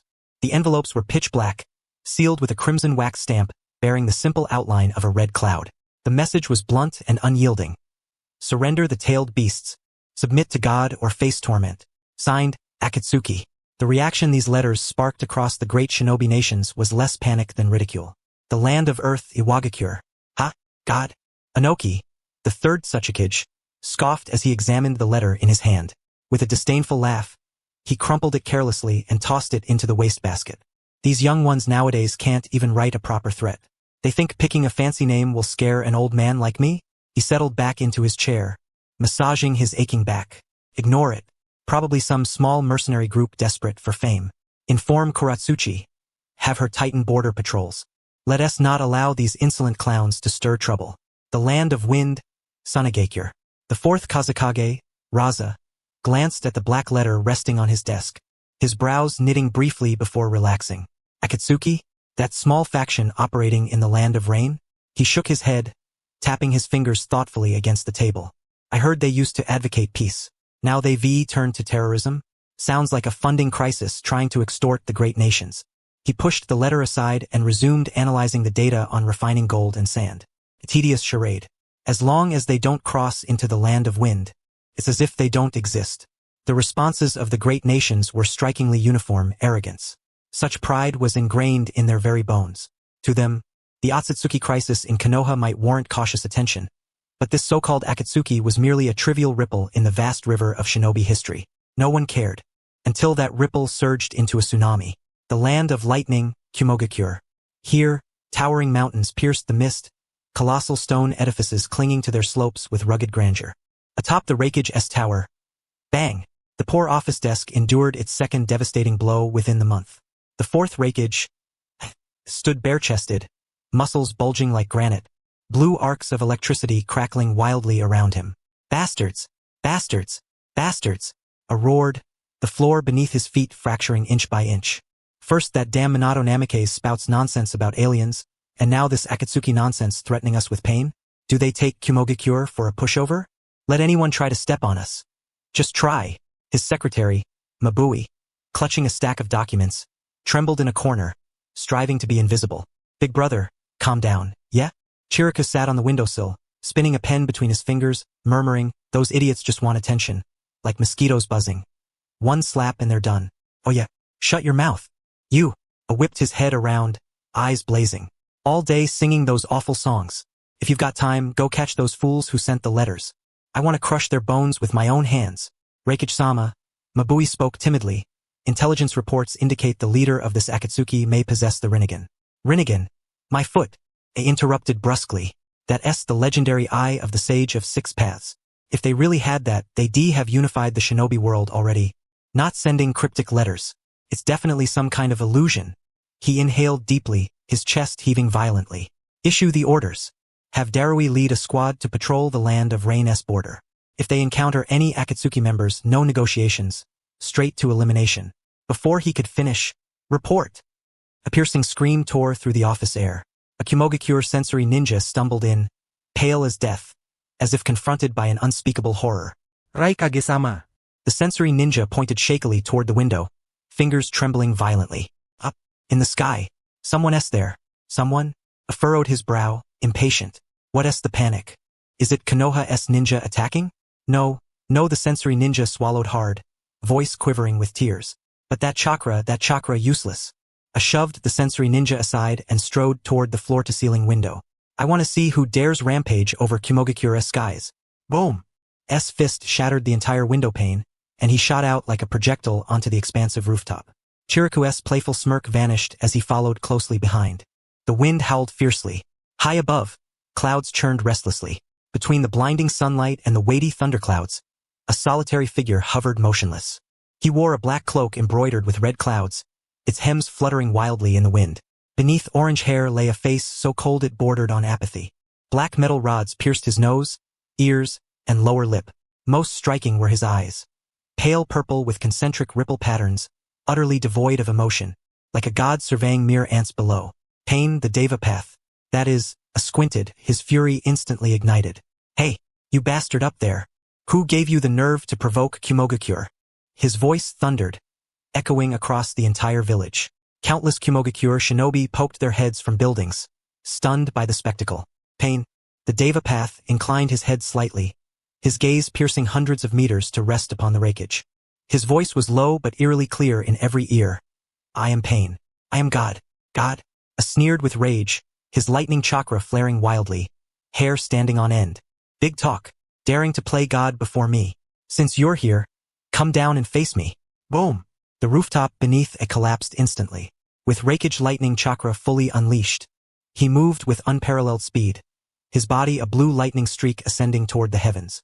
Raikage lightning style, Chidori dance, S-hand, wrapped in thunder potent enough to cleave steel, struck forward with unstoppable force toward Pain's neck. Fast. Too fast. This was the pinnacle of shinobi speed, surpassed only by Minato Namikaze. Yet, faced with this lethal strike, Pain's expression remained utterly unchanged. He slowly raised a single hand, ignorant, just as A's blade was about to graze the hem of Pain's cloak. Shinra Tensei. Hum. An invisible yet utterly terrifying repulsive force erupted suddenly, centered on Pain. Space itself seemed to warp in that very instant. The Raikage, who had been advancing with unstoppable momentum, abruptly felt as though he had collided with an invisible, impenetrable wall. What? Eido's pupils constricted sharply. The strength and speed he had always taken pride in were utterly meaningless before this repulsive force. Boom! With a muffled crash, the Raikage was flung backward at a speed even greater than before. Like a meteor plummeting from the sky, he crashed violently into the plaza beneath the Raikage tower. Rumbling echoed as dust billowed and fragments of stone scattered about. The hard rocky ground shattered, leaving a crater tens of meters in diameter, with spiderweb-like cracks radiating outward. Big brother, Killer Bee shouted, about to rush down. Cough, cough. From within the crater, Eido pushed away the massive boulders pinning him down and slowly rose to his feet. His lightning release armor had dulled somewhat, yet the fighting spirit blazing in his eyes burned fiercer than ever. Not bad. Eido wiped the blood from the corner of his mouth and lifted his gaze to fixate intensely on Pain hovering above. Could that strange ninjutsu really repel attacks? If that is the case, Eido bellowed. Let us go all out. I want to see how many times he can repel us. He had already discerned that his opponent was no ordinary foe. Understood. Big brother. Let him witness the ferocity of the absolute thunderbolt heat blade. You fool. Killer Bee instantly entered his tailed beast mode, his entire body enveloped in deep crimson chakra, 8 phantom tails materializing behind him. The two brothers flanked Pain on either side like streaks of light, surging upward once more with flawless coordination, sealing off every blind spot. This was the strongest combined assault of Kimogakure. Even Minato Namikaze would not dare to take it head-on. Yet Pain made no attempt to evade. He regarded the approaching duo with a flicker of disappointment in his eyes. Still don't understand? Slowly ascending, Pain distanced himself. I did not come here to play tiresome ninja games with you. I am here to end this war. I am here to make you learn reverence. As Pain rose higher, Eido and Killer Bee's attacks fell short. They landed atop nearby buildings, gazing upward at Pain as he soared ever higher. Trying to run? Eido roared. No. Pain halted directly above Kimogakure, at the vantage point that overlooked the entire village layout. He spread his arms wide, as if embracing the whole world, yet simultaneously passing judgment upon it. The great nations have indulged in false peace for far too long. Since words cannot awaken you, Pain's gaze turned ice-cold. Then let Pain be the call that rouses you. A colossal chakra began to gather within Pain's body, so overwhelming that all the Kimogakure shinobi below felt a sudden, suffocating oppression, as though an invisible giant hand clenched their hearts with merciless grip. What is he doing? Mabu stood by a shattered window, her face pale as death. No good. Killer Bee's expression darkened drastically as the 8-tails beast within roared in terror. Run. That guy is about to unleash his ultimate technique. That amount of chakra is monstrous. Get everyone to retreat. Killer Bee shouted. But it was already too late. High above, Pain uttered the declaration coldly. From here on, let the world feel pain. Shinra Tensei. This time, the repulsive force was no longer aimed at repelling a single person, but an entire city. Boom! Centered on Pain, a destructive white halo expanded abruptly. A brutal, unparalleled thrust descended from the heavens. The towering, century-old rock structures of Kimogakure crumbled like sandcastles before this force, instantly collapsing into ruins. Streets, houses, fortifications. Everything was uprooted by the repulsive power, hurled outward in a frenzied push, then shattered to pieces. No! Eido's eyes bulged with fury as he unleashed a frantic surge of chakra, striving to shield Mabu and the others. Yet, before that apocalyptic force, individual strength seemed infinitesimal. The earth groaned, mountains trembled. The central district of Kimogakure was leveled within moments, leaving only a vast, mirror-smooth crater in its wake. Dust filled the air, blotting out the sun. Long after, the wind swept over the ruins, carrying mournful howls as if the voices of the dead. At the edge of the wreckage, a robust arm emerged from the rubble. Edo pushed aside the stones and staggered to his feet, bloodied from head to toe. His once proud lightning release armor shattered, his usually domineering face now etched with vacancy and bewilderment. He gazed upon the scene before him. The once prosperous Kumogakure, the mighty shinobi village perched atop the mountain peaks, was no more. Only rubble remained. Though Kumogakure's mountainous terrain and complex geography had spared some survivors on the outskirts, the destruction of its core was a devastating, bone-shattering blow. This is Edo's voice trembled. His legs gave way, and he collapsed to his knees amid the ruins. Is this the power of a god? High above, Pain hovered motionless, not even his cloak fluttering. He looked down upon the devastation with neither pity nor satisfaction. Do you feel the pain now? Pain's voice echoed once more over the silent wasteland. Remember this pain. Only pain can eradicate war. Having spoken, Pain turned and gradually vanished into the clouds, disappearing from sight. Left behind was the ravaged Kumogakure and the wreckage kneeling on the ground, finally beginning to comprehend Pain. The silhouette of the Eight-Tails Jinchuriki had long since vanished. At the same time, in Konoha, within the Hokage's office, Minato Namikaze stood by the window, frowning as he examined the urgent intelligence just received. What's wrong, Minato? Jiraiya entered, carrying a sake bottle. You look troubled. Stuck on some research again? No, worse than that. Minato turned to hand the report to Jiraiya. A just received emergency transmission. Taking a deep breath, Minato's tone grew grave. Kumogakure has suffered a devastating strike. What? Jiraiya's hand trembled, nearly dropping the sake. Who did it? Didn't we capture Otsutsuki Ishiki? Could there be another Otsutsuki? Not the Otsutsuki. Minato shook his head, a complex emotion flickering in his eyes. It was Akatsuki. Nagato made his move. Jiang-chun, sprawled on the sofa, rolled over, unsurprised. That fanatic. Since he can't win with soft tactics, he'll come down hard. He's trying, in his own way, to unite the shinobi world. But his methods Minato sighed deeply. They are far too extreme. At the summit of a towering spire, within a dimly lit chamber, Konan stood in the shadows, her gaze fixed intently on a massive mechanical walker. Her paper clone had just returned with news of Kumogakure's destruction. The cataclysmic devastation, like divine punishment, had stunned her, but now only worry filled her eyes. Cough, cough. A violent fit of coughing shattered the stillness.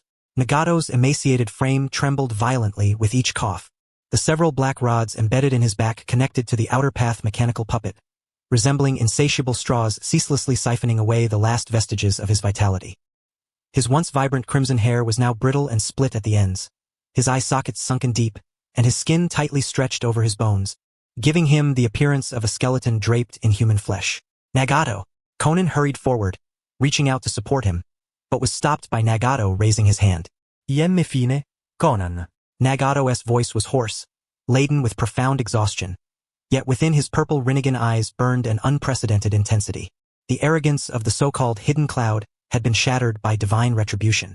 Henceforth, the world would learn silence. But your body. Konan's heart was torn as she watched fresh blood seep from the corner of Nagato's mouth. The burden of the almighty Shinra Tensei was immense. Combined with the strain of commanding the 6 paths of pain on a long-distance march, rest was imperative. Rest? Nagato twisted the corner of his mouth. It's unnecessary. The spoils of this battle shall replenish my losses. As his words fell, the door to the sealed chamber slowly creaked open. The Deva Path Pain entered expressionlessly, dragging behind him a heavily bloodied, unconscious burly man. It was none other than the Eight-Tails Jinchuriki, Killer Bee. At the moment of the hidden Cloud Village's destruction, though the wreckage survived by virtue of his formidable physique, Killer Bee had expended all his chakra to protect the villagers and was ultimately captured by the 6 paths of pain. That is the Eight-Tails. Nagato observed Killer Bee, who had been unceremoniously thrown to the ground, and slowly lifted him using his mechanical arms. Cough, you fool, you bastard. Killer Bee's fingers twitched on the ground, not having entirely lost consciousness. He laboriously opened his swollen eyes, gazing at the gaunt red-haired man before him, muttering indistinctly, "This pain, I'll remember it. Damn it. Such tenacity of life." Nagato regarded Killer Bee indifferently. As the vessel of a tailed beast, you are indeed formidable. But now this power belongs to me. The black rods embedded in his back suddenly writhed. The grotesque silhouette of the outer path mechanical puppet flickered faintly in the darkness. The hungry ghost path devours. Nagato did not channel through the pain. Instead, his true body extended a skeletal hand through the void, aiming directly at Killer B. An overwhelming suction force erupted abruptly. Ah! Killer B arched his body violently, emitting a piercing scream. Streams of dark crimson chakra, as tangible as a raging torrent, were forcibly drawn from his abdomen. This was the primordial chakra of the Eight Tails, wild and feral, yet subdued under the oppressive gaze of the Rinnegan, as meek as a lamb. The crimson chakra torrents swirled in the air before wildly surging into Nagato's body. Nagato, absorbing tailed beast chakra directly like this is perilous. Conan cried out in alarm. The chakra of the tailed beasts bore potent corrosive properties and a willful shock. Even a mere fraction could drive an ordinary person into madness, let alone being devoured whole. Yet Nagato did not cease. I am a descendant of the Uzumaki clan and the god who wields the Rinnegan. His voice grew grand amidst the storm of chakra. The mere power of beasts shall only nourish me. Boom! As the vast chakra of the Eight Tails poured in, Nagato's withered body underwent a staggering transformation. First, his skin. The layer resembling desiccated bark began to plump. The pallid hue rapidly flushed with life. Veins beneath the surface swelling as the sound of rushing blood roared like a furious river. Next, his muscles and bones. Crackling and grinding noises, sharp enough to make one's teeth ache, echoed as his sunken eye sockets filled out swiftly. His cheeks grew full, and his once gaunt limbs expanded visibly, muscles sleek and taut, brimming with explosive strength. Most astonishing was his hair. The dull, lifeless strands, drained by overexertion, now seemed infused with molten lava, instantly transforming into a vivid, dripping scarlet, wildly fluttering under the gusts of chakra. This was the emblem of the Uzumaki clan's peak vitality. This is Conan covered her mouth, tears of disbelief shimmering in her pale orange eyes. How many years had it been since she last saw Nagato like this? Ever since Yahiko's death, since the moment the outer path mechanical puppet was summoned, Nagato had been burning his life away relentlessly. She had prayed countless times in her dreams for his recovery, never imagining this day would truly arrive. Killer B's body convulsed violently on the ground. As his chakra waned, his size rapidly diminished until he finally slipped into complete unconsciousness. To preserve its host's life, the Eight Tails severed most of its chakra connections, plunging into a deep slumber. Nagato slowly withdrew his hand. The violent currents around him subsided. He bowed his head, gazing at his own hands brimming with newfound power, and clenched his fists tightly. The air cracked explosively with a crisp snap. This sensation, Nagato inhaled deeply. The cold scent of rain permeated his lungs, no longer suffocating but refreshing him thoroughly. He glanced at the mechanical walker beneath him, disdain flickering in his eyes. I no longer require this contraption. With a sudden surge of strength, Nagato tore the life-sustaining tubes connected to his back in one swift motion. No blood spurted forth. The wounds healed instantaneously under the surge of immense vitality. Supporting himself on the armrests, he pushed with his legs. Under Conan's stunned gaze, this man who had been paralyzed for years rose slowly yet resolutely to his feet. His torso bare, his robust muscles gleamed like polished jade beneath the dim light. His crimson hair cascaded over his shoulders, and the oppressive aura radiating from his Rinnegan was more than tenfold stronger than before.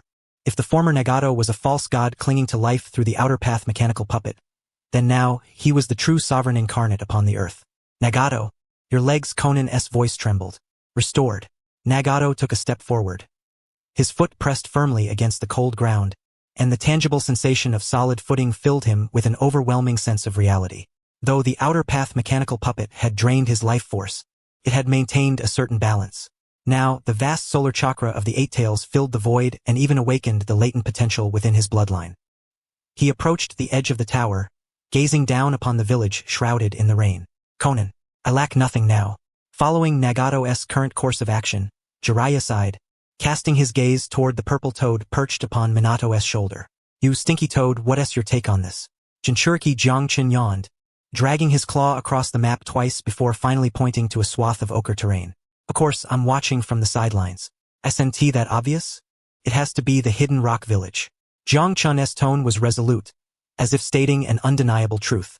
You pick the soft persimmon to squeeze, but when asserting dominance you strike the hard one. With the current ninja world, the hidden cloud has been annihilated. Among the remaining four great nations, We are allied with Konoha. Though Obito's whereabouts in the hidden mist village remain unknown, Yagura still holds control, and isolated overseas, they pose little threat. As for the hidden sand village, Jiangchun curled his lip disdainfully. That miser Raza is always busy panning for gold. The village is broke, and their combat strength is bottom tier. If Nagato attacks sand first, there won't be much profit, and others will accuse him of bullying the weak, hardly befitting his stature. Therefore, only a single option remained. Jiangchun's palm struck heavily upon the map of the land of earth. That obstinate old man, Anoki, self-styled as the Two Scales, was both stubborn and unyielding. Moreover, the village hidden in the rocks possessed two-tailed beasts, the Four Tails and the Five Tails, and boasted formidable military strength, making it the most difficult bone to gnaw after Konoha. If only they could shatter this hard bone of Iwagakure. Jiangchun lifted his head, the gleam of reason flickering in his frog-like eyes.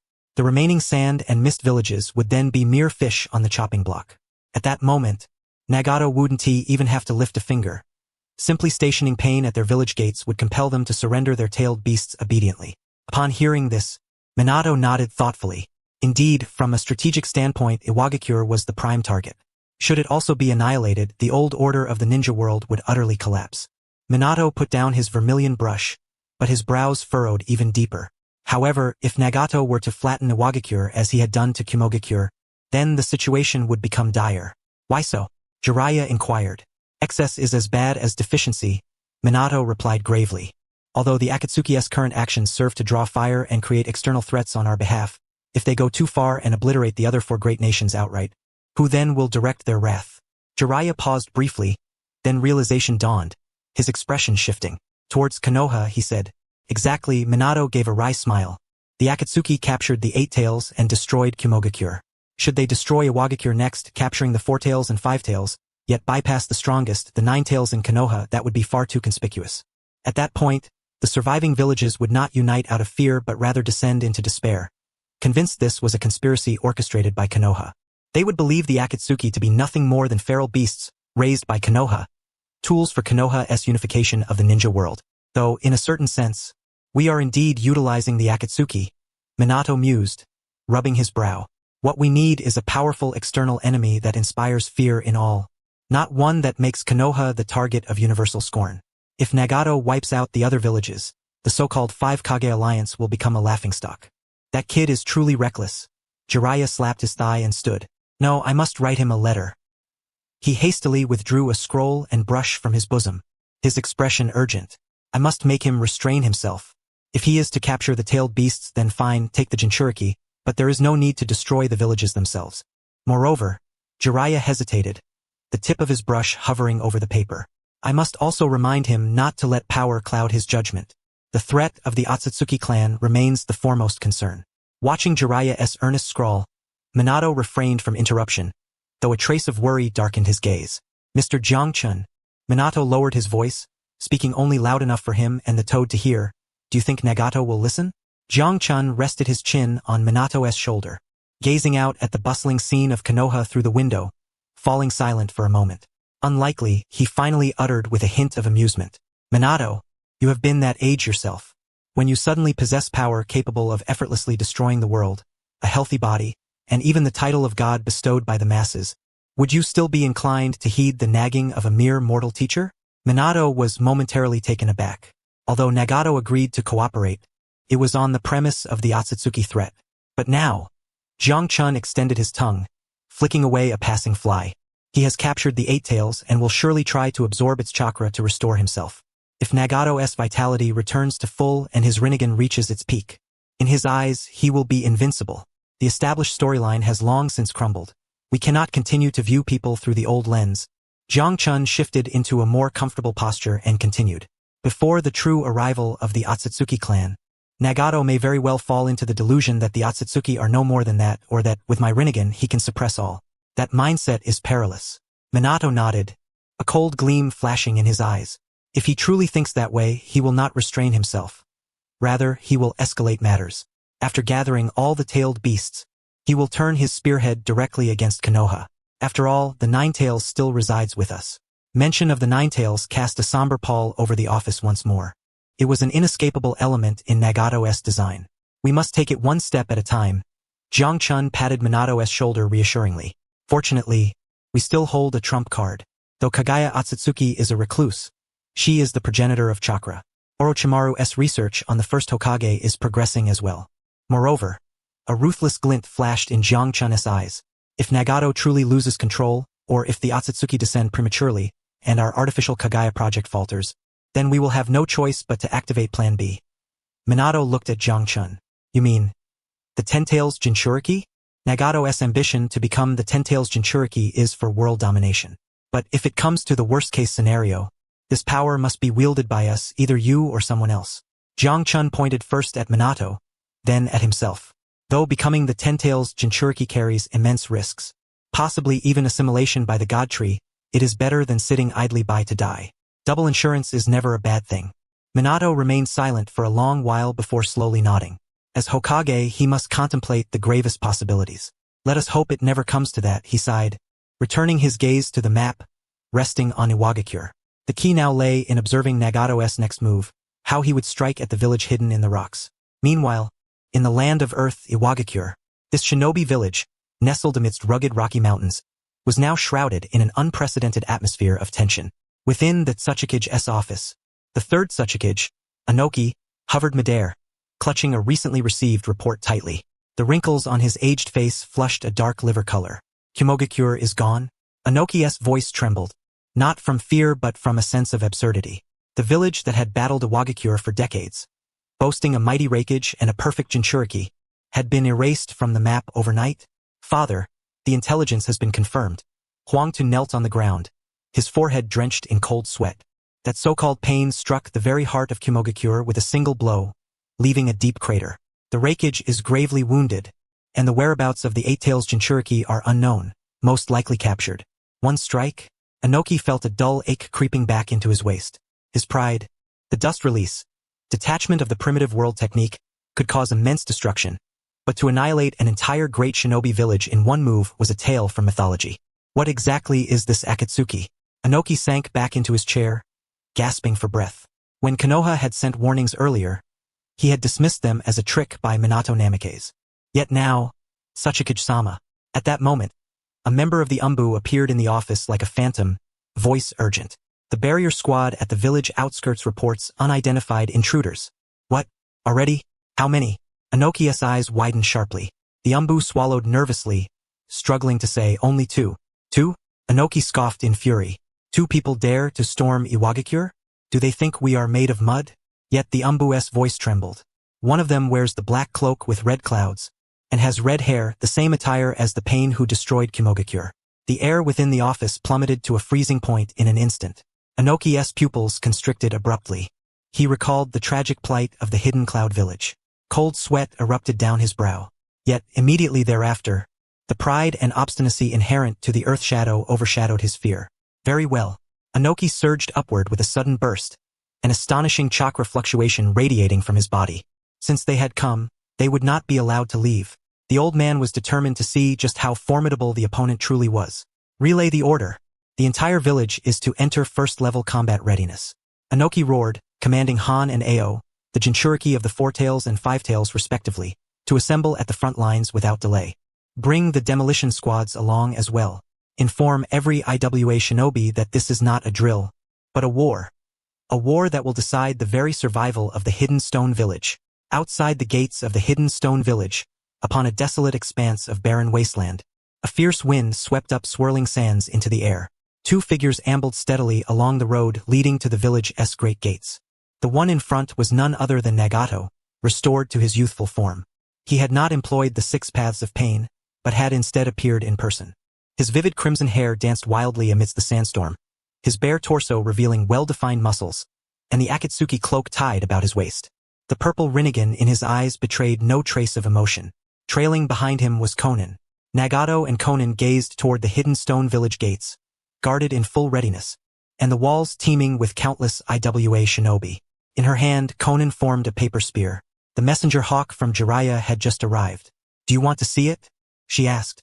No need, Nagato replied without pausing in his stride, his voice cold and indifferent. It's all just the same old cliches, telling me to restrain myself, to keep a low profile, to consider the greater good. He raised his head and fixed his gaze on a small black dot drifting swiftly across the distant sky. It was Inoki, rapidly approaching. My master does not understand, Nagato murmured as he slowly lifted his hand. In his palm, a black chakra sphere coalesced. In a world rife with stubbornness and prejudice, only absolute power could shatter those impenetrable shells. The arrogance of the cloud had already been crushed. Now, it was the turn of the obstinate stone. A cold arc curled at the corner of Nagato's lips, an expression both confident in his command over life and death and arrogantly superior over all living beings. As long as these great nations were trampled one by one beneath his feet, when they suffered to the point of suffocation, they would naturally kneel before Konoha, weeping and begging for alliance. I am doing this for my master, am I not? Boom! Nagato's figure vanished from sight in an instant. In the next moment, he appeared directly before the towering defensive wall of the hidden stone village. Faced with a hailstorm of kunai and explosive tags, Nagato did not even bother to dodge. Shinra Tensei, an invisible repulsive force erupted. Those attacks powerful enough to level mountain peaks were all reflected back the moment they touched the repulsion barrier. Explosions echoed amidst the crowd of IWA shinobi, and screams rent the silence of the wasteland. Suspended midair, Nagato looked down from above at the diminutive elderly man hurtling swiftly toward him. The third Tsukige, Inoki. Nagato's voice rolled through the sky like thunder. I am God. I am here to teach you what true pain is. Gazing upon those uncanny Rinnegan eyes and the terrifying chakra radiating from Nagato, surpassing even that of the tailed beasts, Inoki's heart sank to the depths of despair. He knew that the intelligence from Konoha might not be false. Merely possessing the eyes of the Sage of Six Paths was already so formidable. How much stronger then must the Otsutsuki main family be? This world was truly undergoing a profound transformation. Konoha Hospital, 3rd floor, Special Care Unit.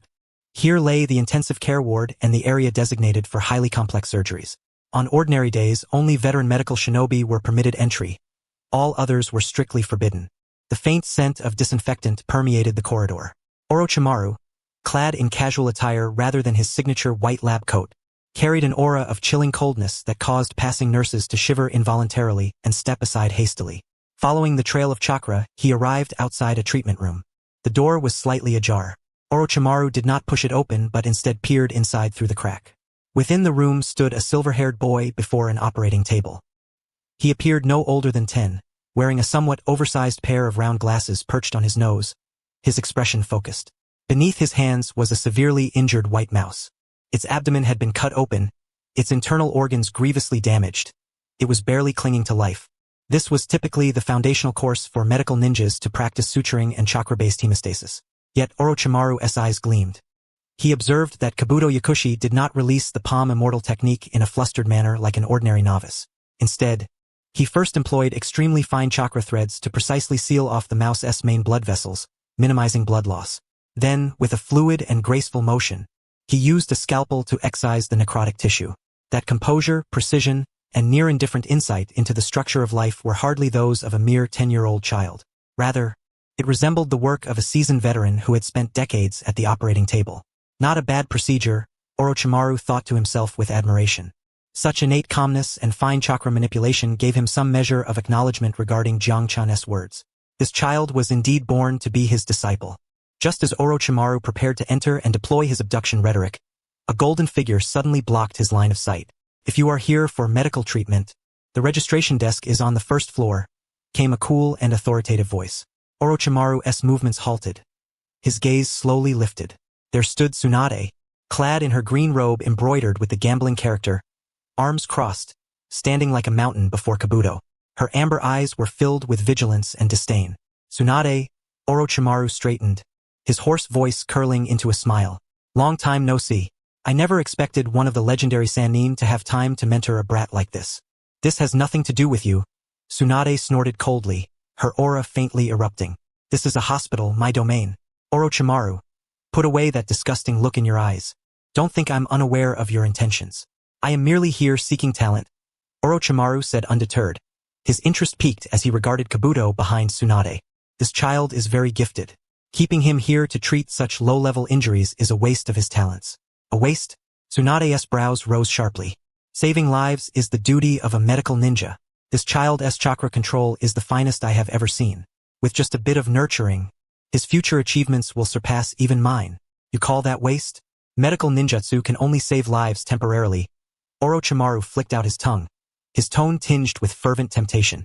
But science can alter the very essence of life. Tsunade, you should understand better than anyone that the fragility of life cannot be resolved through mere patchwork. Only evolution is eternal. He stepped past Tsunade and looked toward the somewhat bewildered silver-haired boy. Child, your name is Kabuto, is it not? Orochimaru's voice carried a strange magnetism. Do you not wish to explore the truth of chakra? To understand the nature of this world? Follow me, and I will show you a realm you have never before witnessed. Kabuto pushed up his glasses, the lenses reflecting light and obscuring his eyes. He glanced first at Tsunade, fiercely protective, then at the pale man at the door who exuded an aura both dangerous and irresistibly alluring. Instinctively, he recoiled slightly behind Tsunade. It seemed he had no intention of going with you. Tsunade proudly lifted her chin. Orochimaru, your childish tricks have long since become outdated. This child was entrusted to Minato by Yotanono, and Minato entrusted him to me. As long as I am here, you shall not drag him into your shadowy laboratories. Is that so? Orochimaru's gaze grew cold, and a murderous aura began to emanate from his entire being. Tsunade, it's been quite some time since we last crossed blades. I wonder if you, having overcome your fear of blood, can still withstand my hidden shadow snake hands. Care to test it? Tsunade clenched her fist, producing a sharp cracking sound. Terrifyingly potent chakra condensed around her fist, causing the surrounding air to warp and twist. The atmosphere within the treatment chamber instantly became taut with tension. Caught in the middle, Kabuto's face turned pale. Such a confrontation, even the mere overflow of chakra pressure made breathing difficult for him. At this critical moment, a figure appeared just in time. Jiang Chun leapt onto the operating table between them, plopping down beside the freshly sutured, still unconscious little white mouse. Stop, stop, stop. Jiang Chun extended both claws, waving them at the two. You're both well into your 30s, why are you still fighting over toys like children? Aren't you afraid of being mocked by the younger generation? Jiang Chun. Tsunade frowned as she looked at the toad. Are you here to act as Orochimaru's advocate? Not at all. Jiang Chun shook his head calmly. I am here to uphold justice. He turned to Kabuto. Kid, don't be nervous. Jiang Chun grinned widely. What lies before you are the two highest paths in the shinobi world. He pointed to Tsunade. This lady is the foremost medical ninja in the shinobi world, unparalleled in monstrous strength.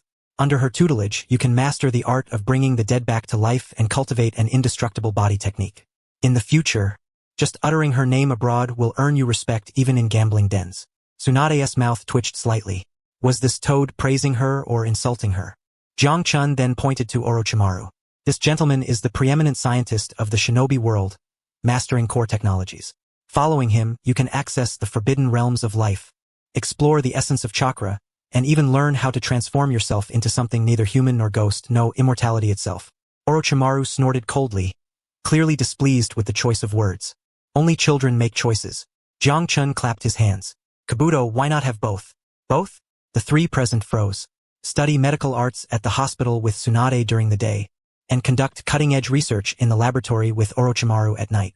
Jiang Chun stated matter-of-factly, medical arts are the foundation of scientific research, and research is the sublimation of medical arts. There is no inherent conflict between the two. Besides, Kabuto, you are exceptionally gifted. Limiting yourself to one path would be a waste. Why not have them teach you in turns and see whose methods produce greater skill? Jiang Chun's attempt at provocation was clumsy, yet surprisingly effective for these two proud and ambitious sannin. Tsunade and Orochimaru exchanged a glance. The air seemed to spark with silent flames. Teach in turns? Tsunade sneered. Fine. I want to see whether your crooked methods are more formidable or my orthodox medical ninjutsu stronger. Hehehe. Orochimaru restrained his murderous aura, a glint of brilliance flickering in his eyes. So be it. I hope this child can withstand twice the affection. The two reached a bizarre accord. Kabuto, caught in the eye of the storm, pushed up his glasses. Though overwhelmed by pressure, a subtle gleam of excitement flickered deep within his eyes. For an orphan yearning to prove his worth and find meaning in existence, being vied for by two legendary ninjas was in itself a profound recognition. Kabuto timidly spoke. I will do my best. Land of Earth, Iwagakure, once renowned for its impenetrable stone towers, half of the towering rocks had now been reduced to dust. A yellow haze of dust blanketed this ravaged land like a noxious smog. The air was thick with the acrid stench of sulfur and blood. Once orderly streets had been transformed into a labyrinth of intersecting ravines, as if repeatedly plowed by some tremendous force descending from the heavens. Cough cough. The third Tsuchikage, Inoki, struggled to crawl out from beneath a pile of rubble. His proud waist seemed to have lost all sensation. Yet, disregarding the excruciating pain, his bloodshot, aged eyes fixed unwaveringly on the crimson-haired figure hovering in midair. Nagato floated 100 meters above, his black cloak adorned with crimson clouds billowing wildly in the fierce wind. Beside him lay two unconscious bodies, the fourth-tailed Jinchuriki, Rashi, and the fifth-tailed Jinchuriki, Han. These two strongest warriors of Iwagakure had not even lasted half an hour. Why? Inoki trembled, his voice hoarse and pained. Why must it come to this?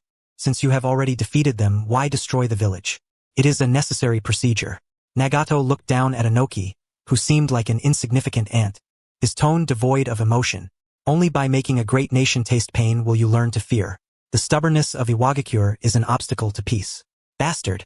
Dressing up invasion in such righteous terms. Inoki roared, suddenly clapping his hands together. A dazzling white light shone from his palms. Dust release, detachment of the primitive world. A translucent cylindrical beam, imbued with the aura of total annihilation, shot instantly toward the hovering pain. This technique, capable of disintegrating matter down to atomic form, was Inoki's final act of defiance. However, facing this jutsu lethal enough to kill a Kage-class shinobi in an instant, Nagato merely raised a hand slowly. Pretapath, the terrifying dust release beam, upon touching his body, vanished as though swallowed by the sea, completely absorbed. What? Inoki's pupils contracted sharply. His heart skipped a beat. Even dust release can be absorbed? What kind of monster is this? Futile struggle.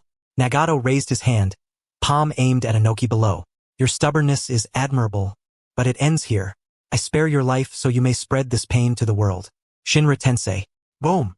The dreadful repulsive force erupted once more. Inoki felt as if he had collided with a mountain, his body flying backward like a kite with a severed string, crashing violently into a rock wall behind him, blood spraying everywhere as consciousness faded into darkness. When he awoke again, the sky had cleared.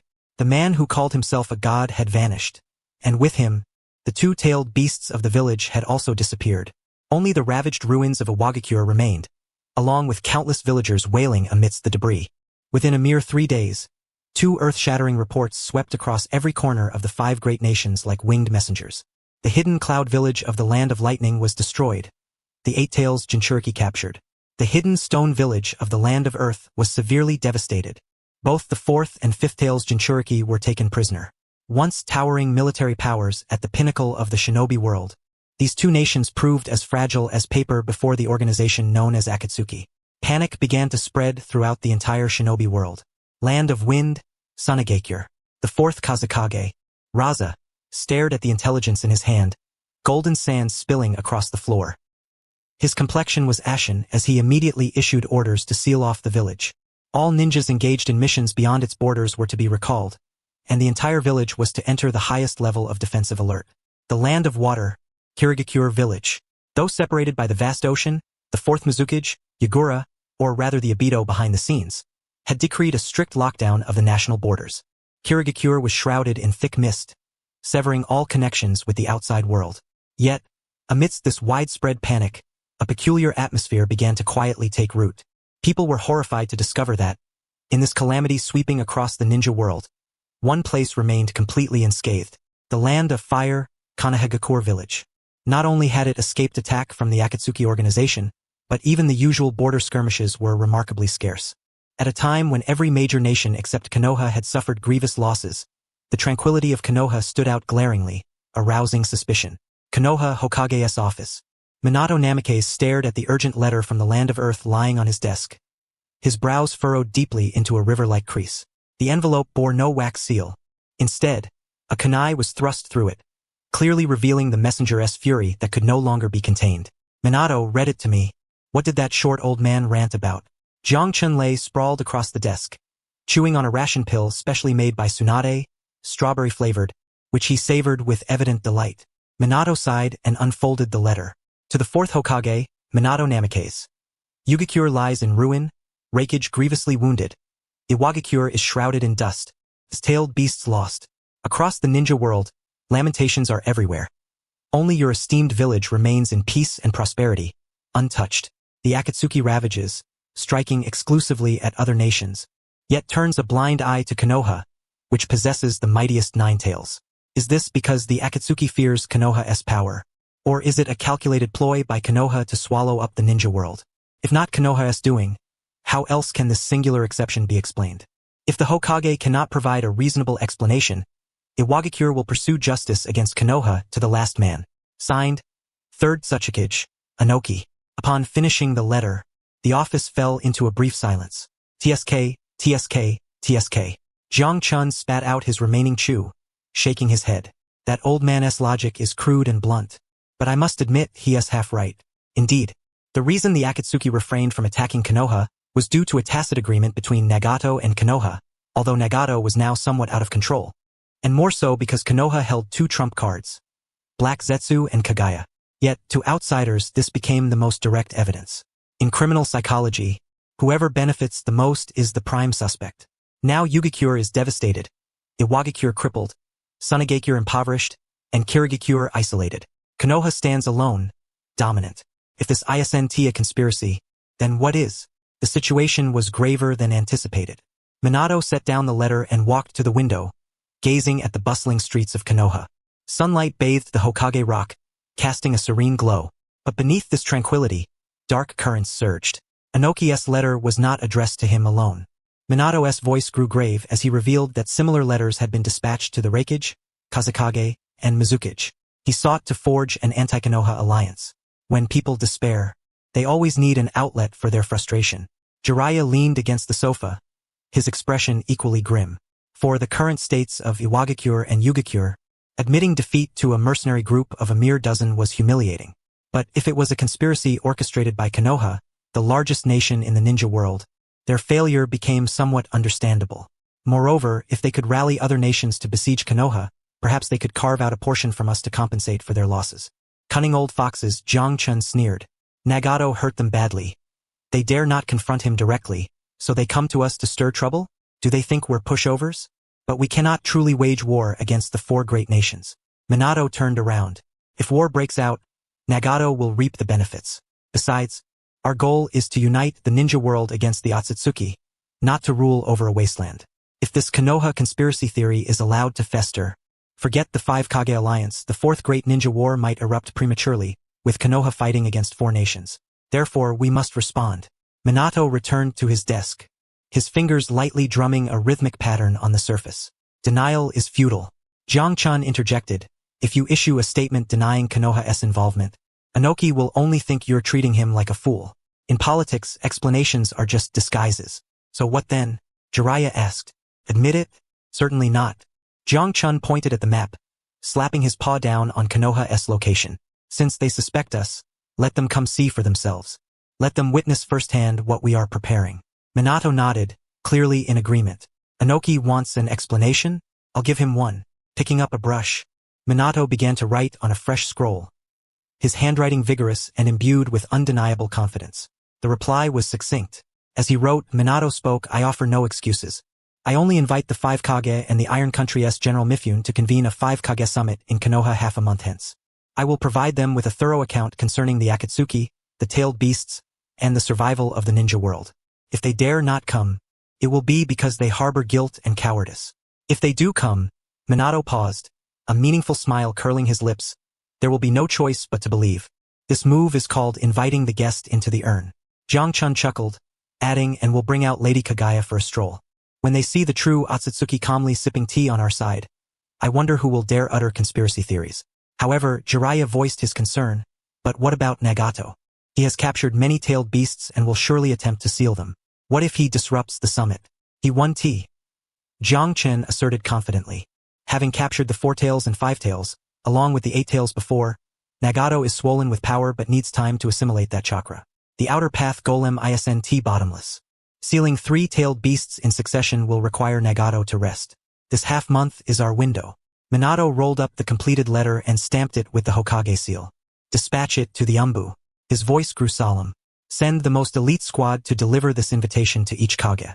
Ensure it reaches them without fail. Additionally, Minato gazed out the window, his eyes profound. Inform Orochimaru to accelerate the project's progress.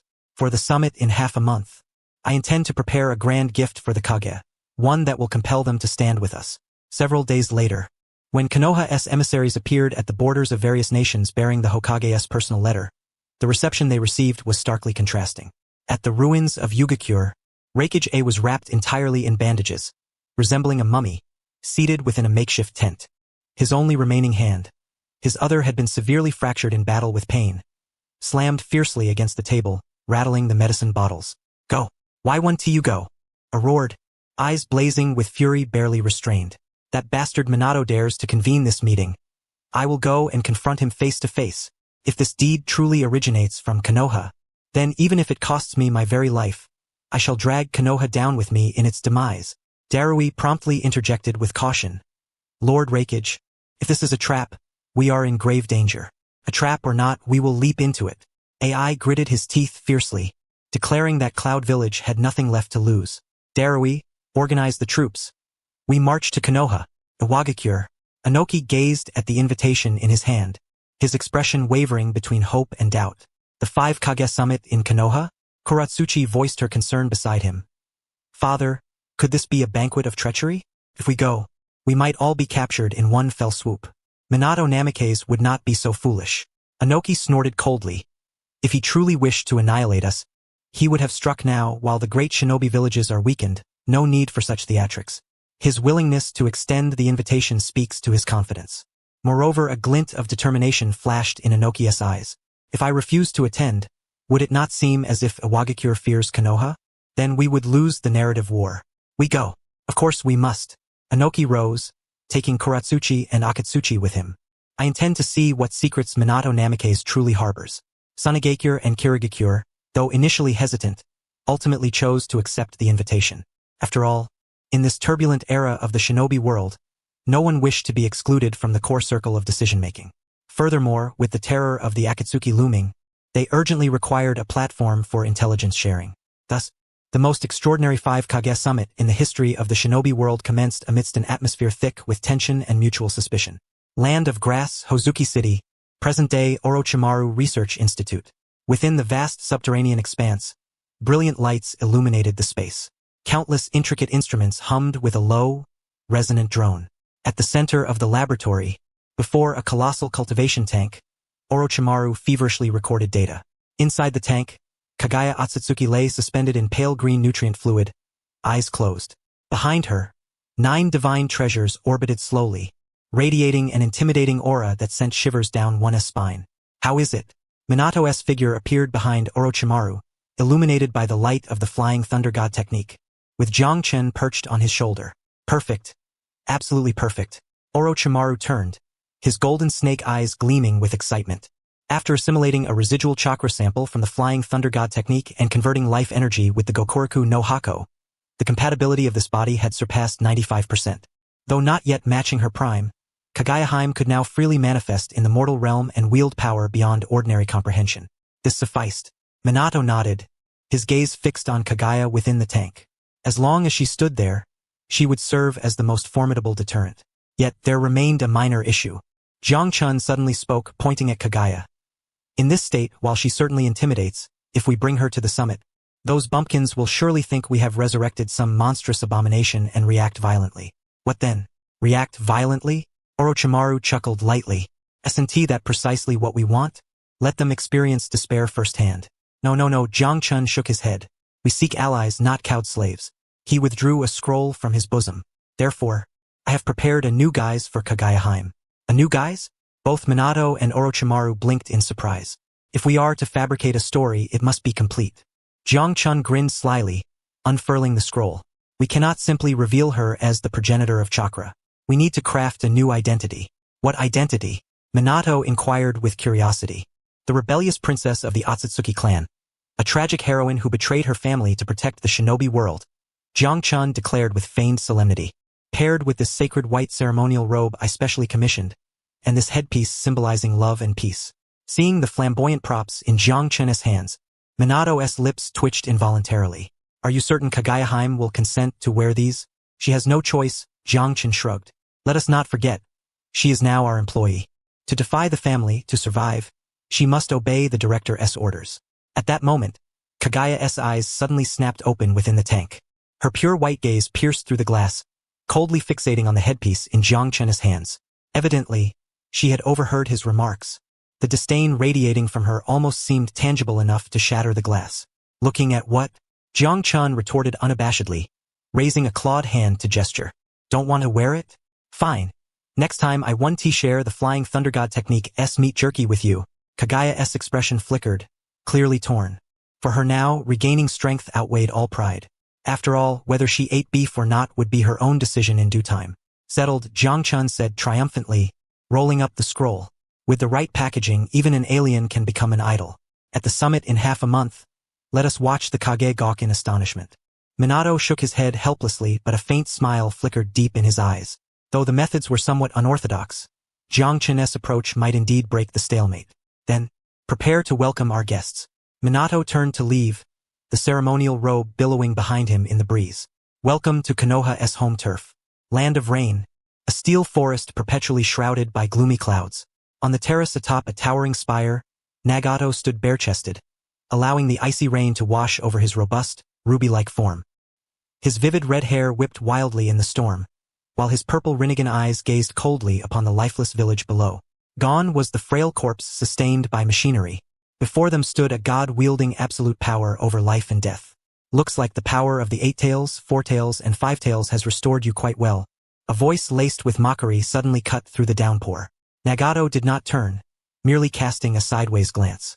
Behind him, the space twisted in a spiraling distortion, from which a man wearing an orange spiral mask slowly emerged. Uchiha Obito, or rather, the one still masquerading as Madara Uchiha. Madara. Nagato's voice was deep and magnetic, exuding undeniable authority. You are late. You missed the most exhilarating moments of Cloud and Rock's suffering. I watched the entire spectacle from the stands. Obito shrugged nonchalantly, his tone light, but the Sharingan beneath the mask carefully studied Nagato. Too formidable.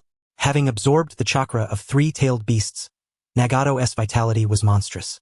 The fluctuations in his Rinnegan's ocular power even suppressed the cells of Hashirama within Obito, imposing a subtle yet undeniable pressure.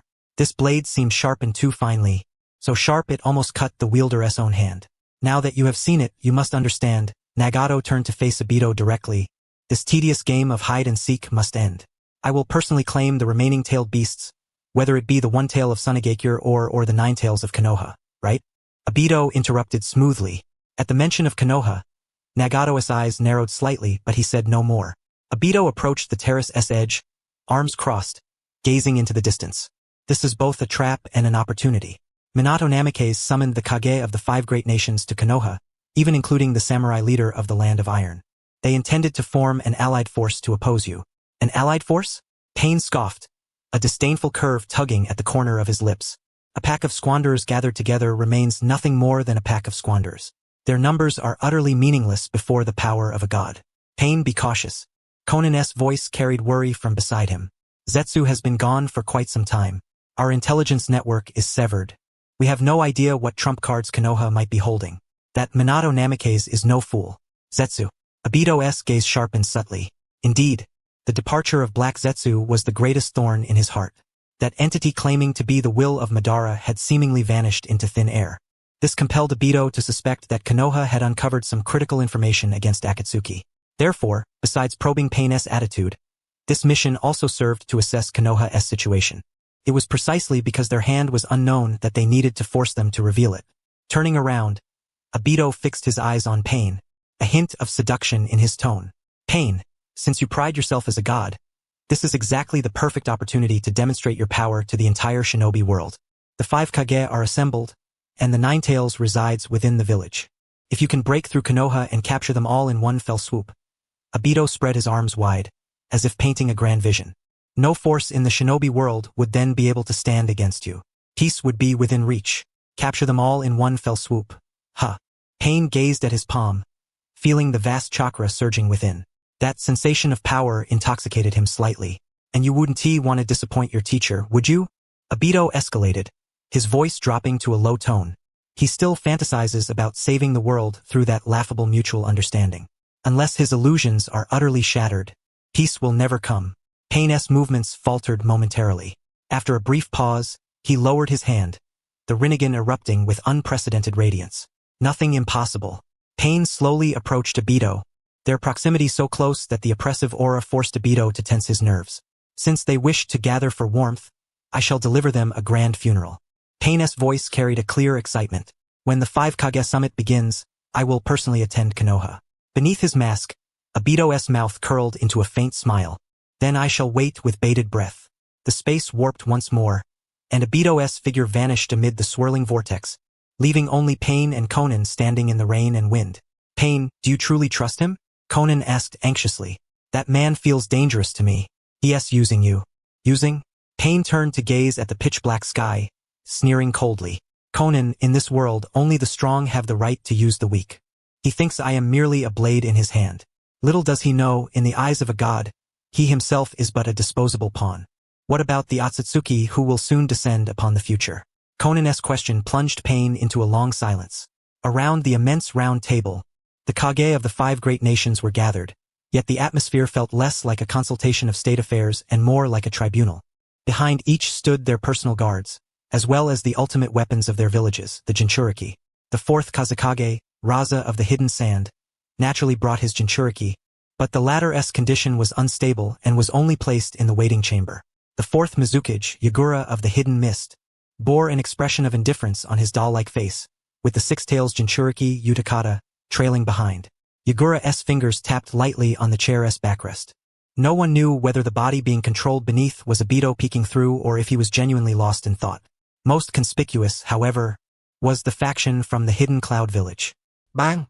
A thunderous crash echoed as the sturdy round table, crafted from precious redwood, suffered yet another catastrophic blow. Wood chips scattered as a massive crack swiftly spread from the palm of the rakage, splitting the table cleanly in two. Minato Namikaze, you hypocrite! The 4th rakage sprang to his feet, lightning chakra violently coursing through his body. His golden hair stood on end like a furious lion's mane. His other arm still hadn't healed, so he pointed with his one good arm at Minato, spittle nearly hitting Minato's face. Stop pretending here, old man. Hand over the tailed beast. S eyes were bloodshot, a mixture of rage and grief. The hidden cloud had been devastated. That bastard named Pain had taken the tailed beast. And here you are sitting here unharmed, calling for some damn meeting? This is clearly a conspiracy by you Konoha. The Akatsuki are nothing but your train dogs. Despite the Raikage's roaring, Minato's expression remained gentle and his posture unaltered. He merely tilted his head slightly, avoiding the flying wood chips, his cerulean eyes calm as still water. Raikage-sama, please calm yourself. Minato's voice was soft yet cut through the Raikage's fury clearly. I have expressed my deepest sympathies for the Hidden Cloud's plight. But Akatsuki is not a subordinate of Konoha. On the contrary, they are our common enemy. Nonsense. I refused to listen. He violently kicked the chair behind him. Sympathies? What good is your sympathy? Look at the current shinobi world. The hidden stone lost its tailed beast. The hidden cloud lies in ruins, and only your Konoha remains unscathed. Do you need any more proof? This is indisputable evidence. The 3rd Tsuchikage, Anoki, who had remained silent, now spoke with a grim tone. Though the Raikage was reckless, his words held truth. Anoki hovered in midair, hands clasped behind his back, his aged eyes gleaming with shrewdness and suspicion. Hokage, I do not wish to doubt you, but the facts are plain. That Pain possesses the Rinnegan, a legendary power. How could such a power be nurtured by a mere hidden rain village? Moreover, Anoki's gaze swept over Minato, and the purple toad perched on Minato's shoulder. I have heard that Akatsuki's goal is to collect the tailed beasts. They have captured the 8 tails, the 4 tails, and the 5 tails, yet deliberately bypassed Konoha, which holds the strongest 9 tails. SNT that a tacit understanding? Anoki's words pierced the hearts of all present like a precise thorn. Even the usually neutral Raza and Yagura cast scrutinizing glances at Minato. Indeed, too coincidental. Coincidences that compel suspicion. A tacit understanding? The toad on Minato's shoulder, Gamakichi, finally lost his patience. He reached up to scratch his ear, wearing a face full of disdain as he looked at the agitated shinobi dignitaries. I say, have you all had your brains crushed by a door? Gamakichi's voice, tinged with mocking tenor, echoed through the conference room. If we were really in cahoots with Akatsuki, would we be inviting you all here for tea? Wouldn't it be far simpler to just finish you off while you're weak and take everything in one sweep? What did you say? A whirled around, glaring fiercely at Gamakichi. How dare a toad speak so brazenly at the 5 Kage summit? Do you want me to turn you into minced meat? You can try. Gamakichi grinned, baring a set of pearly white teeth. Though I bet your one good arm can't reach your back. Bastard! Struck where it hurt. Completely lost his reason. What summit of the 5 Kage, what diplomatic decorum. All of it was cast aside by him in that very instant. At this moment, he yearned only to unleash his fury, to tear apart the Hokage before him, who appeared sanctimonious, and that insolent toad accompanying him into shreds. Lightning torture. Senju dance. Boom! A blaze of azure lightning exploded instantaneously. AI vanished from the spot, transforming into a streak of thunder imperceptible to the naked eye, wielding a hand blade potent enough to sever mountains, aiming straight for Minato's throat. Swift, even with an amputated arm. The Raikage's speed remained unparalleled throughout the shinobi world. The other Kage present had scarcely reacted before that lethal hand blade closed in on Minato's neck. Yet clang. A crisp metallic clash resonated. AI's hand blade, capable of shattering stone, halted a mere inch from Minato's throat. The obstruction was a kunai of peculiar design, a specially crafted flying thunder god kunai. Minato had risen without anyone noticing, strange shadows encircling his eyes. With a single raised hand, gripping the kunai in reverse, he nonchalantly parried the Raikage's full-powered strike. What? Et S pupille constricted sharply. He felt as though his hand blade had struck an immovable mountain. More terrifying still was that Minato's hand bore no chakra armor. Relying solely on physical strength and an instantaneous chakra surge, he had blocked AI's lightning release. Raikage-sama. Minato's gaze finally turned cold as he faced AI mere inches away. If you cannot calm yourself, I will not hesitate to force your composure physically. AI ground his teeth, attempting to withdraw his hand and strike again. But in the next moment, a golden flash suddenly ignited. Whoosh! Minato's figure vanished into thin air. Then, a hand gently pressed against AI's back. An icy chill surged instantly from his tailbone to the crown of his head. Ai froze. He knew that if it had been a Rasengan, his spine would have snapped by now. Too slow. Minato's voice came from behind him, calm to the point of despair. If this were a competition, perhaps you could keep pace with my rhythm. But now your rage clouds your mind, leaving you riddled with flaws. An oppressive silence fell over the chamber. Inoki, suspended midair, tensed slightly. Raza's hand clenched the golden sand involuntarily. Is this the power of the yellow flash? Even facing the enraged Raikage, Minato moved with such ease. Some might say he toyed with him. The disparity chilled everyone present. If Konoha truly seeks to unify the shinobi world, it may not even require the Akatsuki's involvement. Everyone, please be seated. Minato retracted his hand and, with a flash, returned to his seat of authority.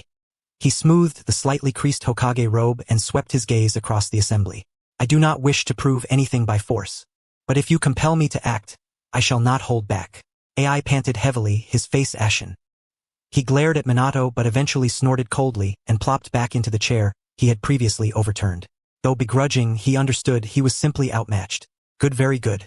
Inoki broke the silence as he slowly lowered himself to his seat. His tone shed some of its previously aggressive edge, replaced by a measure of respect. Since the Hokage possesses such might, I shall listen attentively. What is it you wish to explain? The explanation is straightforward. Minato folded his hands beneath his chin, his expression turning grave. The Akatsuki's reason for not attacking Konoha is not because they lack the desire, but because they lack the courage. Lack the courage? Inoki hovered midair, furrowing his brow as he echoed Minato's words. Hokage, are you suggesting that Pain, who wields the Rinnegan and easily devastated Kimogakure and Iwagakure, dared not strike Konoha out of fear? Inoki sneered, disbelief thick in his voice. Although I admit your yellow flash is swift, to claim that you alone could cause that self-proclaimed god to retreat borders on arrogance.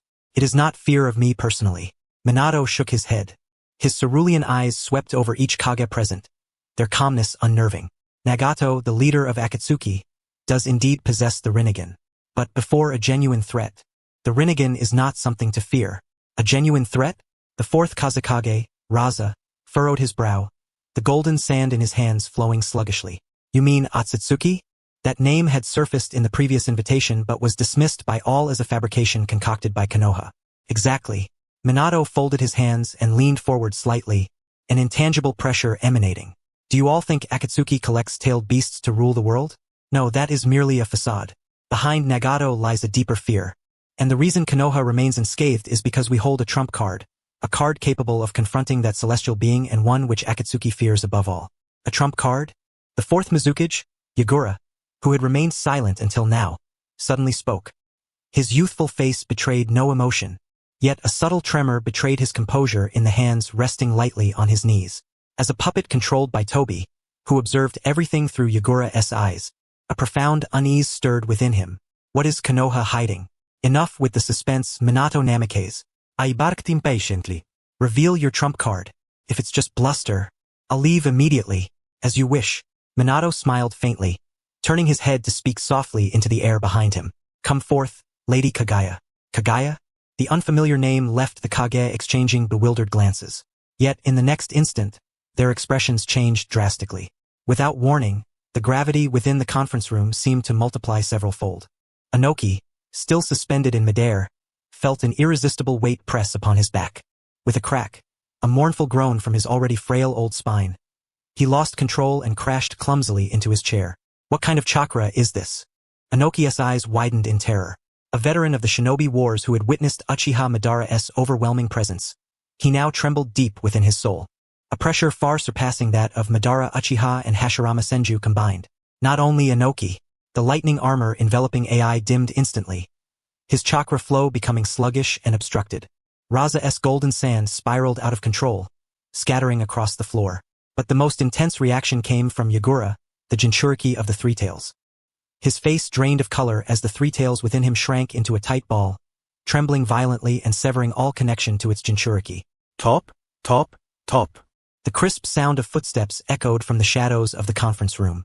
Under the horrified gazes of the five Kage, a white figure emerged slowly. A woman. She wore an exquisite robe of pure white, embroidered not with any shinobi nation's emblem but with an ancient Magatama pattern. Her cascading white hair flowed like a waterfall to the floor, gently swaying with each step she took. Her skin was so pale as to be nearly translucent, and her features were exquisitely delicate, unlike those of any mortal. A vertical red streak adorned the center of her brow, while her eyes were a pristine, flawless white. Most arresting of all was the slightly peculiar ornament perched upon her head. It was a golden diadem, shaped somewhat like rabbit ears yet imbued with an aura of sanctity, inscribed with a line of incongruously small characters that read, "For the love and peace of the ninja world." Yet this ludicrous decoration did nothing to diminish the terrifying pressure emanating from her presence. She stood there silently, her gaze indifferent as it swept over the gathered five Kage, as though she were a human observing ants scurrying at her feet. That look was not one of contempt, but of absolute disregard. Is this truly an ally of Konoha? Rosa felt his throat dry up, swallowing with great difficulty. He could sense that if this woman so wished, she could reduce the entire conference room to rubble in an instant. Kaguya Otsutsuki, leaning on Minato's shoulder, Jiang Chun took on the role of commentator at the perfect moment. He leapt onto the table, clearing his throat, his bulging eyes gleaming with sharp insight. She is a defector from the Otsutsuki clan, a celestial lineage from beyond the stars. Jiang Chun began his carefully crafted narrative. Several millennia ago, she betrayed her own family to protect this planet, standing alone against the prying eyes of the cosmos. She is the earliest guardian of the ninja world and our sole hope in facing the imminent threat posed by the main branch of the Otsutsuki. Several millennia ago, Inoki seized upon the key phrase, his pupils contracting violently. What a joke! How could a human possibly live for thousands of years? Not even the first Hokage could. Who told you she is human? Jiang Chun grinned, a smile that the five Kage found nothing but mocking. She is an Otsutsuki. Watching through Yagura's observation, Obito's heart pounded wildly. The name Kaguya had never appeared on any Uchiha clan monument, yet in the fragments left by Madara, there were faint allusions to the legend of the rabbit goddess. Could it be? Playing God and fooling around. The Reikage, suddenly slamming his fist on the table and rising to his feet, despite the paralysis caused by the oppressive aura. His fiery temper would not tolerate such condescension. Whatever she is, if Konoha brought her here, it can only mean ill intent. Otsutsuki, guardian of the ninja world. Nonsense. I refuse to believe it. Lightning crackled forcibly around him as he attempted to shatter the invisible pressure. Let me test this so-called god's true worth. Foolish. At last Kaguya spoke. Her voice was chill and detached, like snow atop a mountain peak, utterly devoid of mortal warmth. She did not even glance directly at the Reikage, merely raising the wide sleeve of her robe slightly, giving a gentle flick in his direction. 80 divine sky strike. Boom! The air was compressed to an extreme in an instant. The Raikage felt an indescribable force materialize out of nowhere, as though the entire Mount Sumeru had collided with his chest. The Raikage, renowned for his physical might, did not even have time to scream. He was hurled backward like a cannonball, crashing through the specially reinforced walls of the conference room, flying hundreds of meters before smashing violently beneath the Hokage rock. His fate remained unknown. Silence enveloped the chamber. Not even a pin could be heard falling. Inoki's jaw nearly dropped to the floor. Rosa's hands trembled. Yagura's gaze was vacant. One strike, a mere casual flick of the wrist. The Raikage, the strongest and swiftest among the 5 Kage, had been swatted away like a fly? Could this even be called ninjutsu? It was far too crude. Jiang Chun sighed, then jumped onto Kagaya's shoulder, a motion that drew a collective gasp from all present. That toad actually dared to perch upon a goddess's shoulder? Princess Kagaya, he said, we are here to discuss cooperation, not to kill. Do be gentle or you'll have to pay for the medical bills. Kagaya frowned slightly, clearly displeased by the toad's touch. Yet recalling their prior agreement and the technique concealed within the toad's belly, she forcibly restrained the urge to crush Jiang Chun. This toad's strength was inexplicably formidable. She might not be able to defeat him. He made the first move, Kagaya said coldly. I was merely acting in self-defense. That archaic self-reference deepened Inoki's suspicion. The Hokage Inoki turned his head with difficulty, addressing Minato Namikaze with a hoarse voice. This Otsutsuki Kagaya, what exactly is her identity?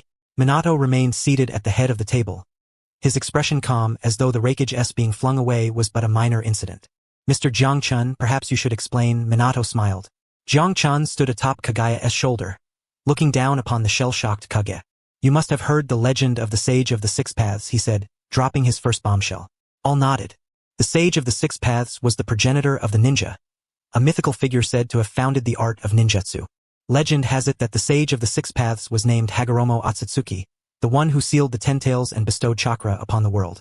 Jiang Chun paused, scanning the crowd before fixing his gaze on Inoki's deeply wrinkled face. Have you ever wondered where the Sage's chakra originated? And where the Otsutsuki name came from?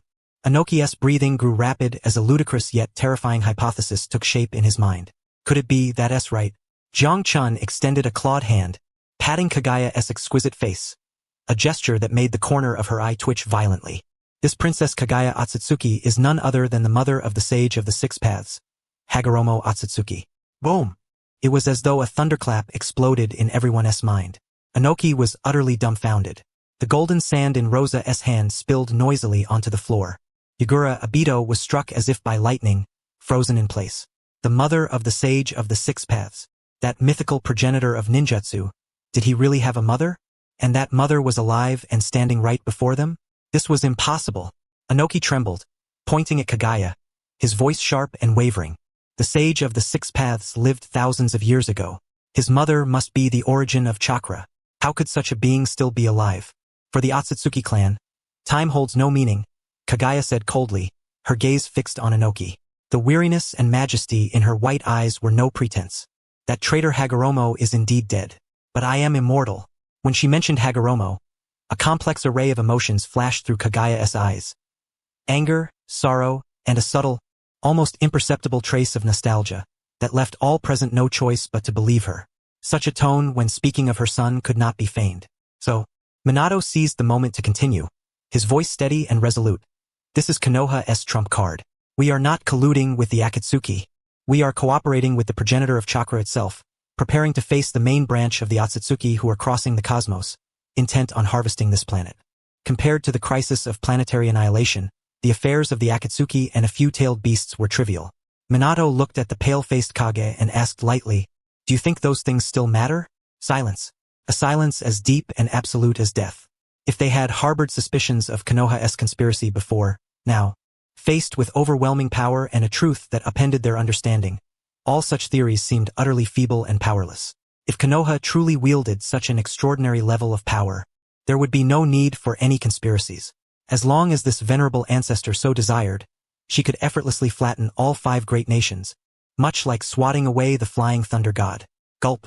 An indistinct figure swallowed nervously. Yagura slowly lifted his head, and in his once vacant eyes now flickered an intricate and profound light. Obito trembled. The prior schemes seemed to dissolve instantly, leaving only a hollow void within his heart. Lord Hokage. Inoki took a deep breath, forcibly suppressing the tempest raging inside him. Sliding down from his chair, he no longer floated but stood respectfully on the ground, an unequivocal act of submission to a superior. If that toad just now, if Lord Jiangchen's words are true, Inoki gazed at Kagaya, his voice quivering slightly, then the enemies we face are all monsters as formidable as this venerable ancestor?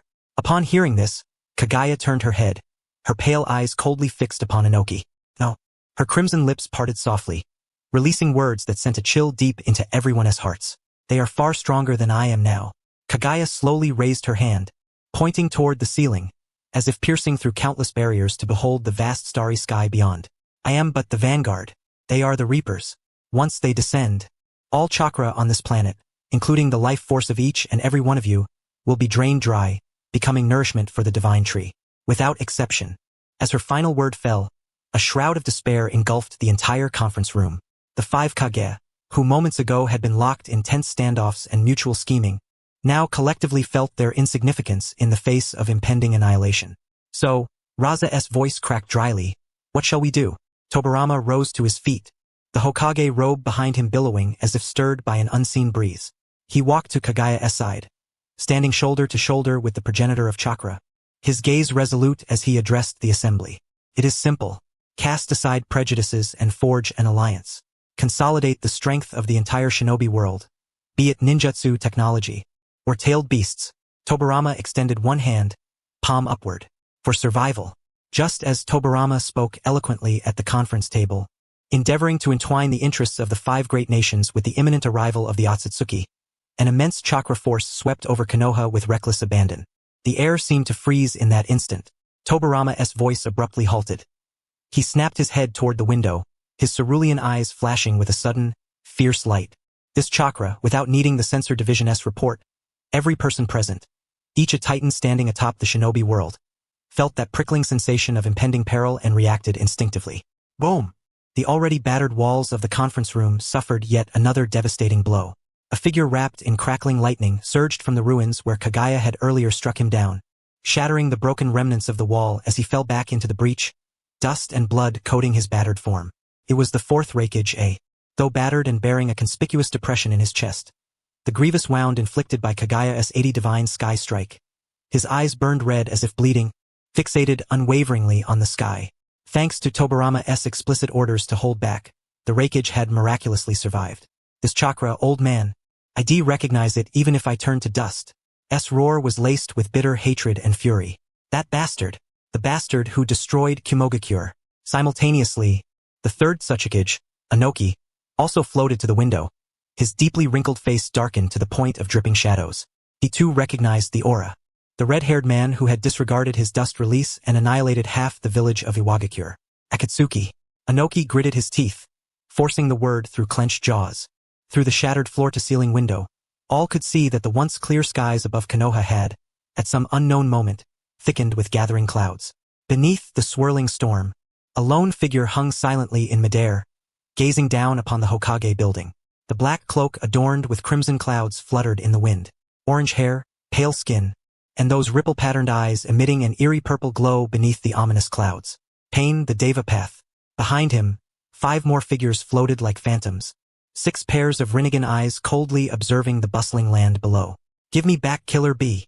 Reikage A, heedless of his grievous injuries, shattered the floor beneath his feet as he prepared to transform into a lightning streak and charge forth.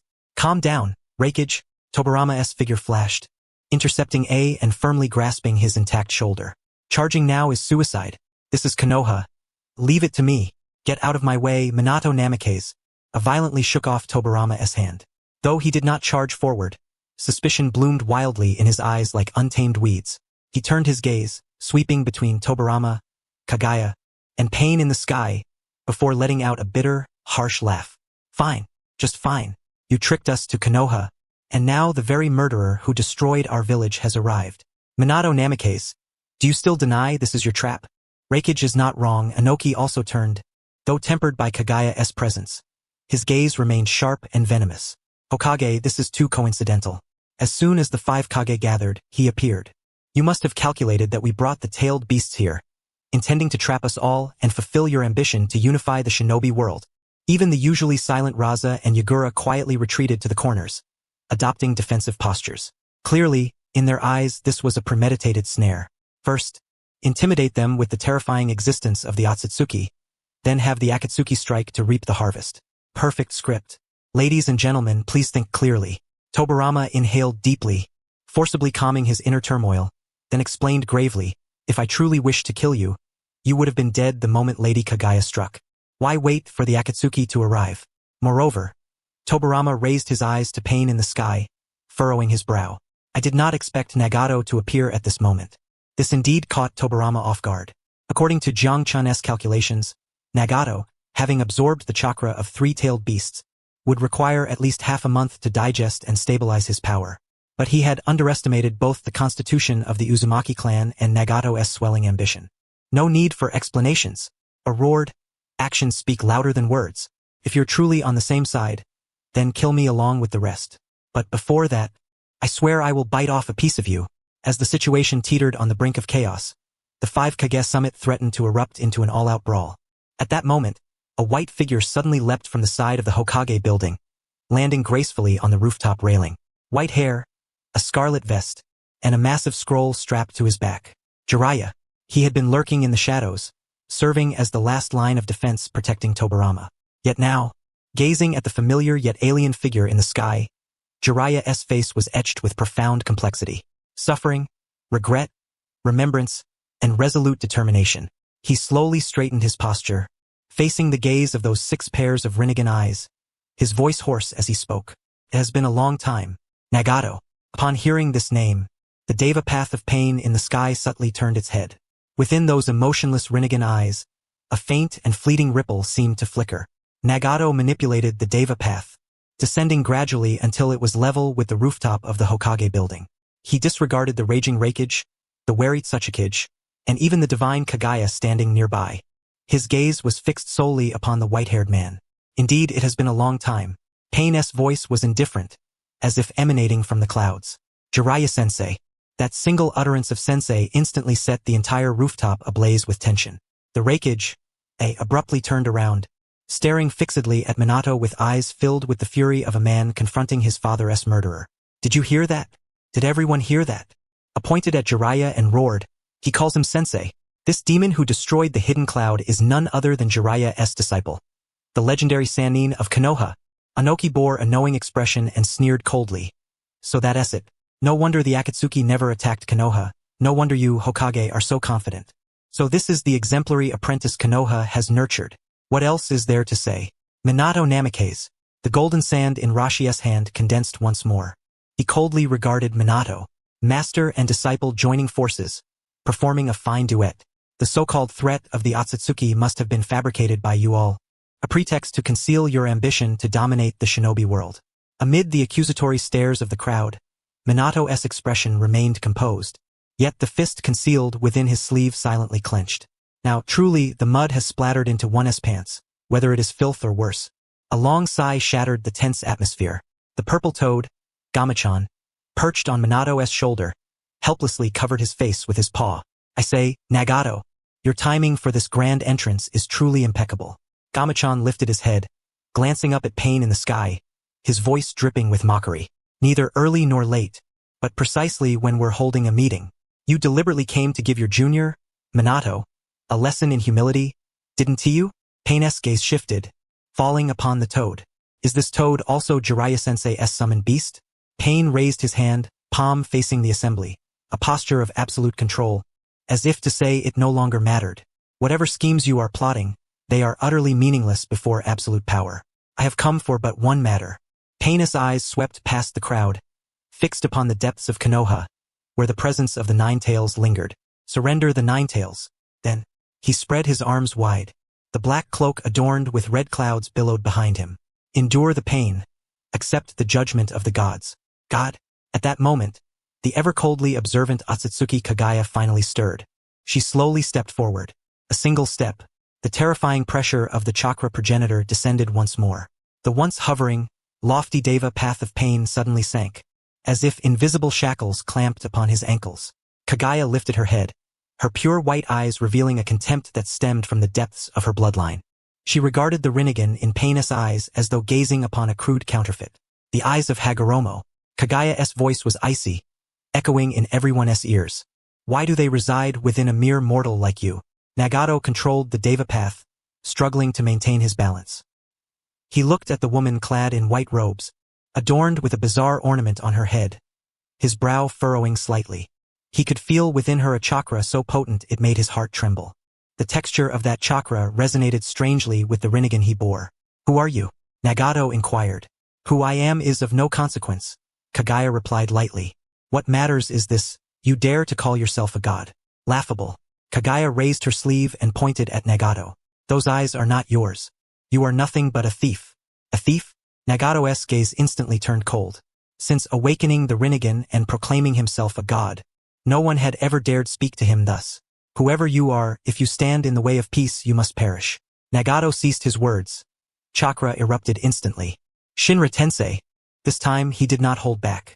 The terrifying, repulsive force erupted like a tsunami, targeting not only those on the rooftop but the entire Hokage building and even the surrounding streets. He intended to deliver a harsh blow to Konoha, just as he had done to the hidden cloud and the hidden rock. Not good. Minato's expression changed, and he flung his flying thunder god kunai in a flash. He had to divert this force. Otherwise, the heart of Konoha would be reduced to ruins. Yet someone was swifter than he. Attempting to flaunt chakra before me? Kagaya snorted coldly. Without forming any hand seals, she simply extended her palm, grasping into the void at the oncoming repulsive force. Rabbit hair needles, countless white strands, imperceptible to the naked eye, shot forth like a torrential downpour. These strands were not physical but high-density chakra needles, precisely piercing the repulsive field of Shinra Tensei, forcibly breaching that invisible force. Boom! Boom! Boom! A series of dense explosions echoed through the air. The repulsive shock capable of demolishing a building was, before Kagaya, like a balloon punctured, instantly dissipating into nothingness. It was the Deva path of pain struck by the needles, his body stiffening as he was hurled backward dozens of meters, compelled to interrupt the release of Shinra Tensei. What? Nagato's true body, within the tower of the hidden rain village, suddenly opened his eyes wide. Shinra Tensei was broken? And by such an unprecedented method? Is that your so-called trump card? On the rooftop, Anoki stared in astonishment at Kagaya, who had effortlessly neutralized Pain's assault. Not long ago, he had personally experienced the terrifying repulsive force of pain, absorbing dust release, repelling the wreckage. Yet before this woman, it was like a child's plaything? See that? Gamachan leapt onto the railing, pointing at Pain in the sky, glancing sideways at the four Kage behind him. That is the difference. The power of the Otsutsuki. Most importantly, Nagato's Rinnegan was not awakened by himself. Those eyes belonged to Madara Uchiha. Now, do you still believe this is Konoha's conspiracy? If we intended to annihilate you, Kagaya alone would suffice. No need for such theatrics. Though harsh, these words bore an irrefutable logic. Strength is paramount. The Reikage, clutching his chest, looked up at the Pain retreating into the sky, then at Kagaya standing there, her hair unruffled. Doubt in his eyes began to waver. Indeed, if Konoha possessed such combat prowess, there would be no need for conspiracies. They would simply overwhelm by force. Jiraiya-sensei, Minato finally spoke, turning to his teacher. Nagato is entrusted to you. I know you have many questions for him. As for Lady Kagaya, Minato bowed slightly toward her. Please cover the rear. As long as he refrains from using those large-scale village-destroying jutsu, leave it to Jiraiya-sensei to handle. This was also the final reckoning between master and disciple. Kagaya cast a faint glance at Jiraiya and withdrew her hand. Do as you wish. She bore little interest in the petty struggles among mortals, so long as they did not impede her grand scheme against the Otsutsuki clan. When faced with a more promising ally, it was no matter to delay reclaiming one's eyes for a while. Jiraiya took a deep breath, the wooden clogs beneath his feet clicking sharply. Step by step, he approached the edge of the rooftop, his aura steadily climbing in intensity. Nagato, Jiraiya bellowed, his voice piercing through the clouds. Since you call me teacher, then let me see what you have truly learned these years. What has transformed you into this form you bear now? And what drove you to betray the promises we once made? Above, the 6 paths of pain reassembled their formation. The Deva path of pain gazed down at Jiraiya with an expressionless face. Teacher, you are too weak, he said coldly. Without absolute power, those ideals of peace you cling to are nothing but castles in the air. Since you refuse to see reason, then you shall be buried along with this old era's ruins. With a whoosh, the Deva path of pain dove instantly, crashing toward the Hokage's office like a meteor. Not a chance. Jiraiya had long been prepared, a shadow of determination darkening his eyes. He had waited patiently, but he was far from unready. Now, he no longer needed anyone's aid to enter Sage mode. Sage mode. Activate. Boom! The battle between master and disciple erupted officially on a stage where all 5 Kage had gathered and the true gods watched on. Meanwhile, behind them, Minato Namikaze's gaze was not entirely fixed on the fight. He looked toward the nearby Kage. Gentlemen, Minato's voice was calm yet resolute. The situation is now clear. The Akatsuki stands as the enemy of the entire shinobi world, and the threat of the Otsutsuki hangs like a sword over our heads. Konoha has shown both sincerity and strength. The choice is now in your hands.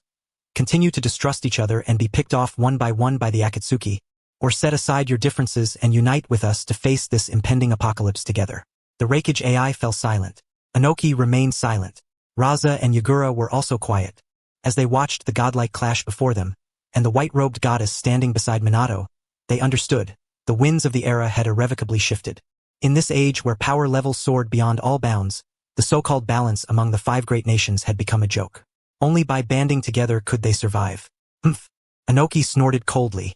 Though his face remained stern, the murderous aura around him gradually receded. Hokage, once this Akatsuki is dealt with, you had better tell me everything you know about that Otsutsuki, down to the very last detail. Otherwise, the hidden stone village will never relent. Though harsh, those present could hear the note of compromise in his words. Boom! An ear-splitting explosion shattered atop the Hokage's office. Smoke billowed, stones scattered. The figure of the Deva path of pain was flung backward from the smoke, carving 2 deep furrows into the cracked ground with his feet before barely regaining his balance.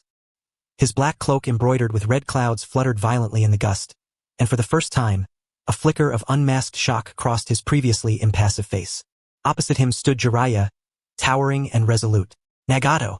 Jiraiya's voice was deep and sonorous, striking Nagato's ears like a great bell. Is this your answer? Betraying our promise in the hidden rain village, plundering the tailed beasts like a robber? Is this the path to peace you speak of? Promise? The Deva path of pain slowly raised his head, the ripples of his purple Rinnegan eyes swirling with indifference. Teacher, you are far too naive. In this cursed world, verbal pacts are more fragile than worthless scraps of paper. Only absolute power can impose peace upon mankind. The threat of the Otsutsuki looms close, yet you stab us in the back. Jiraiya shook his head, disappointment deepening in his eyes. I had hoped that knowing the truth would lead you to stand on the side of protecting this world. But it seems your mind remains blinded by those eyes. Blinded? Pain sneered, raising his right hand and pointing his palm at Jiraiya. I am a god. Gods look down upon mortals. How could I be blinded? Since you refuse to see reason, then do not blame me for my ruthlessness. Almighty pull. A terrifying gravitational force erupted instantaneously, attempting to drag Jiraiya forcibly. Yet just as the pull began, Jiraiya's figure suddenly blurred. Too slow. The voice came from Pain's side and rear. What? Pain's pupils constricted sharply. He had no idea how Jiraiya had moved. Sage art. Summoning of the toads. Bang! A heavy fist imbued with natural energy struck Pain's cheek with tremendous force. This blow did not make direct contact with the skin but used an invisible natural energy wave to deliver tons of damage from a distance. Pain was flung sideways like a ragdoll, smashing through the rooftop railing. Impossible. Nagato could not believe it. The almighty pull had almost no wind-up. How could Jiraiya have predicted it so precisely? 5 seconds. Jiraiya did not pursue but stood his ground, holding up 5 fingers and staring coldly at Pain as he struggled to rise from the rubble. Your Shinra Tensei and almighty pull, though powerful, each have a cooldown of 5 seconds between uses. Jiraiya lowered 1 finger. For large-scale Shinra Tensei, the interval is even longer. Pain's body stiffened abruptly. This was his greatest secret and the fatal flaw of the Deva Path's abilities. Even after recovery, the power could not be altered, as if those eyes were not truly his own. And aside from Conan, no one else knew this. How could Jiraiya know so much? Surprised? Jiangchen, perched on Minato's shoulder, called out in his annoyingly nasally voice, Nagato, have you forgotten? Your teacher is a novelist. Gathering intelligence is basic training. Don't underestimate your teacher's spy network. Pain clenched his teeth, unease swelling within. The divine power he so prided himself on was as transparent as glass to his opponent. No secrets remained. For seconds, Jiraiya lowered another finger. The wooden clogs made a crisp click as he launched himself forward like an arrow loosed from a bow. If you pride yourself as a god, then let me see how much of a god you remain without those 5 seconds of invincibility. Sage art. Summoning. Collapse of the stage. Rumble. A colossal toad descended from the sky, crashing down upon Pain with the weight of a mountain. Pain attempted to evade, only to find the air around him thickening unbearably. Sage art.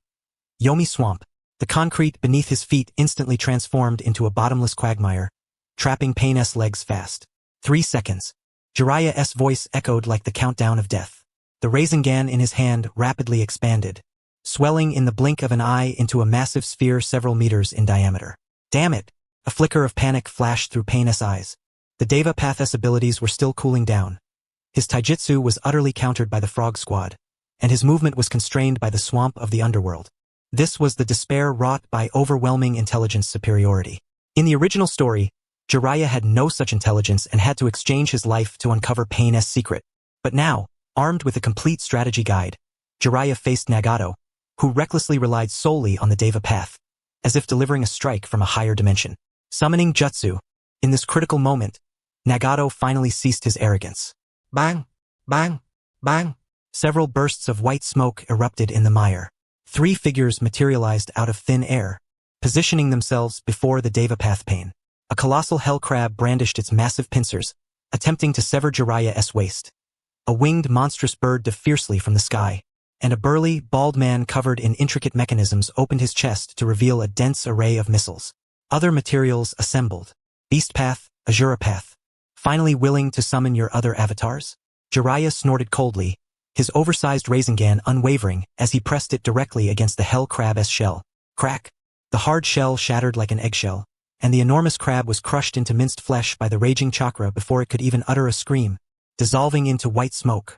Immediately after, Jiraiya's long hair whipped wildly, transforming into hardened needles that shot towards the monstrous bird above like a torrential rain of hawthorn blossoms. Ninja art. 1,000 hair needles. Poke, poke, poke.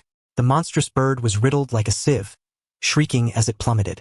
Meanwhile, the heavily armed Azura Path had not yet fired a single missile before being severed at the arm by a high-pressure water blade from the Sage deep-seated.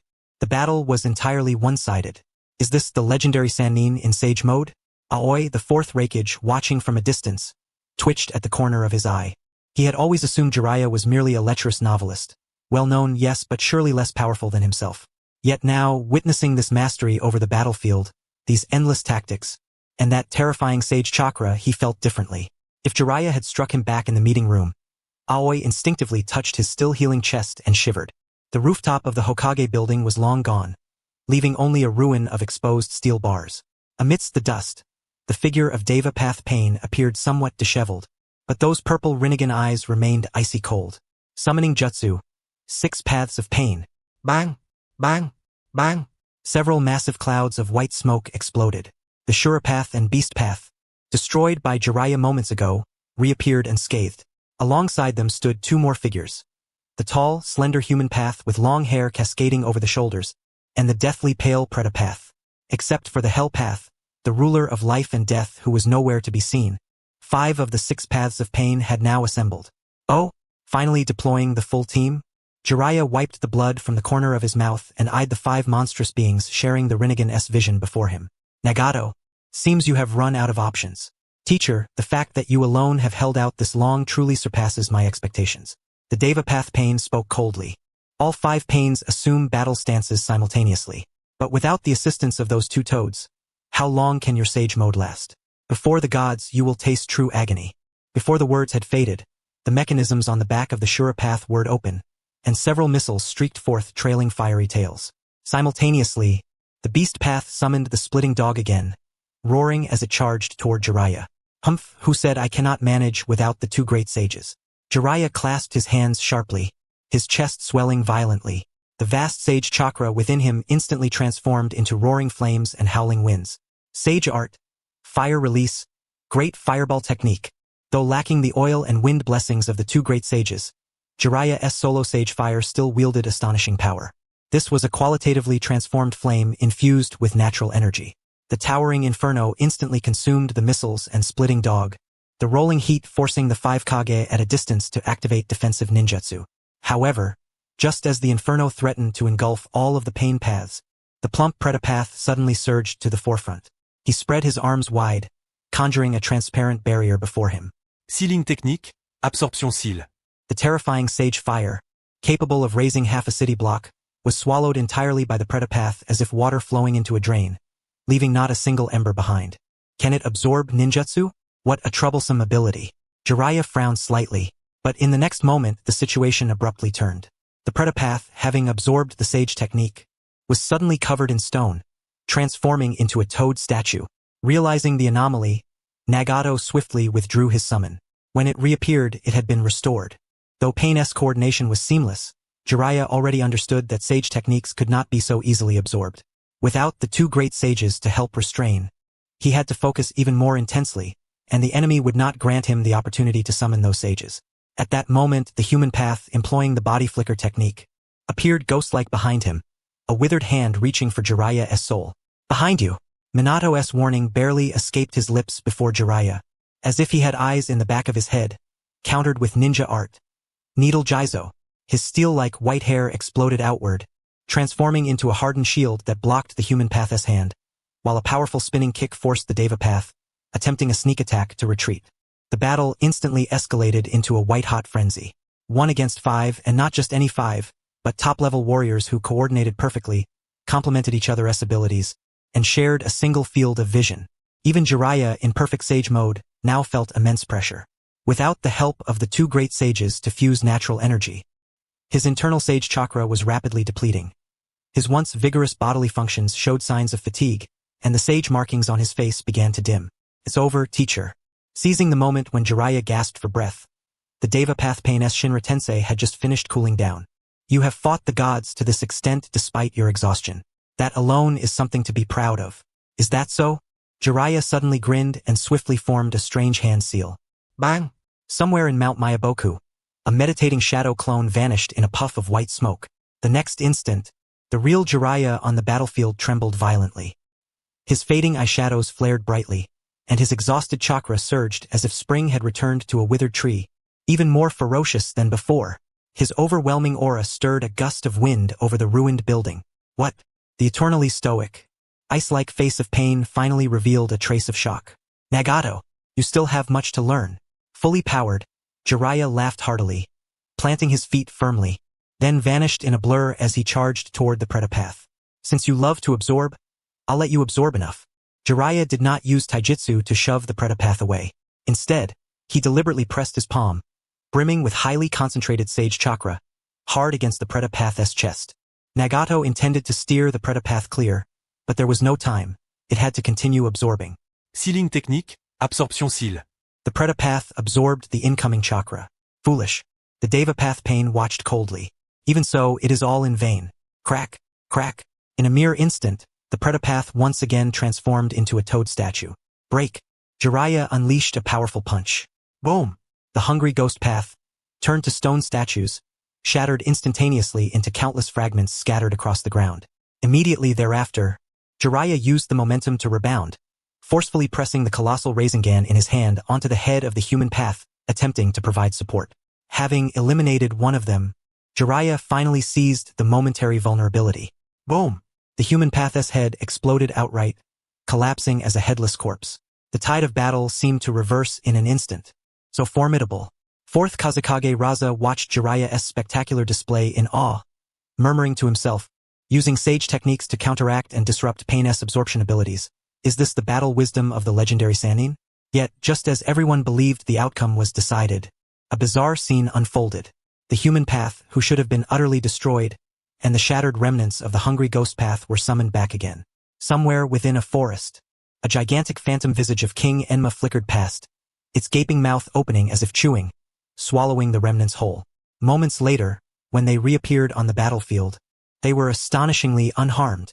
The petrification of the hungry ghost path was completely lifted, and the human path's head had regrown. Resurrected. Anoki rubbed his eyes in disbelief, exclaiming, "How is this possible? That fat one was clearly shattered into stone." Minato's voice rang out as his gaze pierced through the battlefield's haze, locking onto a dark corner far away. Nagato cared little whether the hungry ghost path was petrified, for he still held a trump card, the hell path that governed life and death and resurrection. As long as the hell path remained alive, these pains constituted an immortal legion. Even if turned to stone, they could be restored. Too insidious. Jiang Chun spat out a melon seed shell, shaking his head.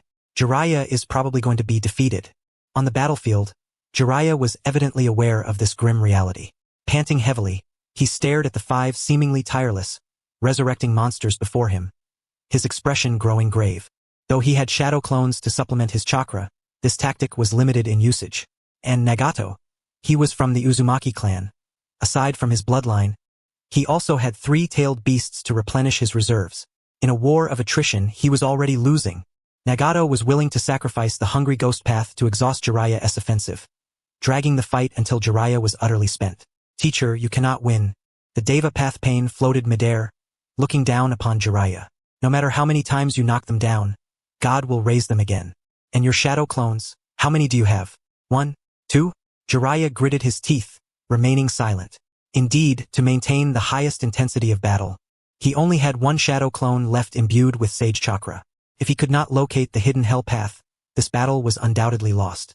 But before the fight began, he had insisted on fighting without summoning the 2 great sages, wanting to awaken Nagato on his own. The truth proved their powers were nearly equal, the distinction lying only in endurance. Almighty pull. The Deva path pain struck once more. This time, all 5 pains launched a simultaneous assault, sealing off every avenue of retreat for Jiraiya. Black chakra rods rained down like a torrential storm. Sans bon, tous en idole technique. Jiraiya fought desperately to counterattack, but he was alone. 2 fists could not match 4 hands, and he lacked the Toad Sage's presence on his shoulder to defend blind spots. A black rod pierced Jiraiya's left shoulder, then the right leg, then the abdomen. Chakra flow was instantly blocked. Jiraiya collapsed to 1 knee, blood staining the ruins beneath him. He tried to form hand seals, but his body refused to obey under the interference of the black rods. It was over. The Deva path pain slowly descended, gripping a sharp black rod pointed at Jiraiya's throat. Teacher, you have lost. The outcome is decided. The faces of the 5 Kage darkened instantly. Even someone as powerful as Jiraiya could be defeated. The leader of the Akatsuki was absurdly formidable. Enough. A cold, clear voice abruptly sounded. The Deva path pain's movement instinctively froze midair. Kagaya Otsutsuki. She still stood beside Minato, not even shifting her stance. But those pure white eyes now fixed coldly upon Pain. Her gaze was like that of a husky tearing apart a home in chaos. Mortal's farce. I have grown weary of watching. Kagaya slowly raised her hand, palm facing Pain. Buzz. The air instantly solidified. Nagato, the real body, felt an unprecedented chill engulf his entire being. It was absolute suppression emanating from the level of life itself, as if the slightest movement of that woman's finger would instantly reduce the 6 pains he so proudly commanded to dust. Even though he now possessed chakra from several tailed beasts, even though he fancied himself a god, before that woman, he felt like a mere ant. Is this the power of the Otsutsuki? Nagato's hand trembled. He had originally intended, after defeating Jiraiya, to test the depths of this so-called Kagaya Otsutsuki. But now, with just 1 exchanged look, he grasped a cruel truth. He could not win. Absolutely could not win, unless his real body personally arrived. Fully mastering the powers of the other tailed beasts, there might be a shred of hope. But relying on these puppets made from corpses, they were not even cannon fodder before this woman. Tisage. Nagato clenched his teeth, unwillingly retracting the black rod. He glanced at Jiraiya, lying wounded but alive in a pool of blood, then at Minato and the inscrutable Kagaya watching keenly from afar. Let today end here. The Deva path pain slowly withdrew, his body beginning to ascend. Konoha and the 5 Kage, you have indeed given God a surprise. But do not think this is the end. Pain's gaze swept over the crowd, finally locking deeply onto Kagaya. The world will come to no true suffering. Trying to run? Reikage roared, eager to pursue. Don't chase. Minato stopped him with a shake of his head. That is Pain, not the real body. The others could only watch helplessly as the 6 paths of Pain dissolved into several black shadows, vanishing into the somber sky. The rain finally ceased. Yet the gloom hanging over everyone's hearts grew even heavier. Rain-hidden village, atop a tall tower. Nagato suddenly opened his eyes and spat out a great mouthful of blood. Though his body was restored by tailed beast chakra, the intense control of the 6 paths of Pain, especially facing the ferocious Sage Jiraiya, had taken a tremendous toll on his spirit. Moreover, The oppressive presence of that white-haired woman named Kagaya left him in poor condition. Nagato. Conan anxiously supported him. Are you all right? Iemme fine. Nagato wiped the blood from the corner of his mouth, but his eyes grew peculiarly vacant. He slowly raised his hand to touch his eye sockets. There. The purple Rinnegan still radiated formidable ocular power. But in the instant he met Kagaya's gaze, he clearly felt that his eyes were afraid. No, it was not he who was afraid. Rather, it was these very eyes themselves that, when confronted with Kagaya Otsutsuki, evoked an instinctive shudder akin to that of a subordinate standing before a superior. In that fleeting moment, he sensed these eyes striving to break free from his control, yearning to submit to that woman. Conan. Nagato's voice was hoarse, tinged with an unprecedented trace of self-doubt. Do these eyes truly belong to me? Why, in the presence of that woman, do I feel as though this power is not mine? Conan was taken aback. She had never witnessed such vulnerability in Nagato. Nagato recalled the words spoken by Black Zetsu upon his departure, and the words of that toad, that the Rinnegan belonged to Madara Uchiha. Once the seed of doubt is planted, it grows wildly within the heart. Konoha, the ruins of the Hokage's office. The medical team was urgently tending to Jiraiya. Tsunade herself administered aid, her verdant chakra enveloping Jiraiya's wounds. What reckless nonsense! Tsunade scolded as she treated him. Daring to fight so fiercely without the aid of the two great Sannin. If it weren't for your shadow clones, you'd have exhausted your chakra and died long ago. Ah, Goku. Despite the searing pain twisting his face, Jiraiya managed a faint smile. I'm not dead yet, after all. He turned his gaze toward Minato and the 5 Kage standing nearby. At this moment, the expressions of the 5 Kage varied. Yet one sentiment was unanimous. Awe. Awe not only for the cataclysmic battle that had just unfolded, but even more so for the woman standing amidst the ruins, the Otsutsuki Kagaya, who had silenced pain with but a single word. They bore each other's oppressive presence ceaselessly. Everyone. Minato turned to face the silent assembly, his voice calm. You have witnessed the strength of the Akatsuki. Even with only a fraction of the Otsutsuki's power, the Akatsuki wrought such devastating consequences. If we do not unite, today's cloud and stone villages shall become tomorrow's entire shinobi world. Inoki inhaled deeply, casting a glance at the wounded Jiraiya and then at Kagaya. He stepped forward slowly, extending his roughened hand. The village hidden in the stone agrees to the alliance. With the first, the second would surely follow. The village hidden in the cloud agrees, the Rakage AI muttered. The village hidden in the sand agrees. The village hidden in the mist agrees.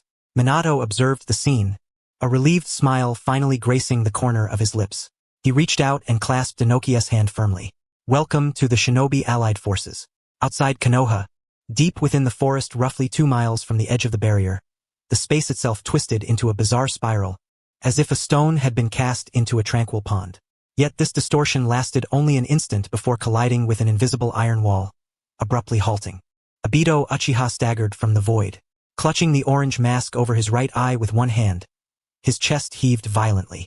The exposed Sharingan was bloodshot, his gaze a tangled weave of shock, apprehension, and a barely perceptible hint of embarrassment. Just moments ago, he had attempted to infiltrate Konoha using Kamui's intangibility to ascertain the true identity of the suddenly appeared Otsutsuki Kagaya. But he had failed. Cough, cough.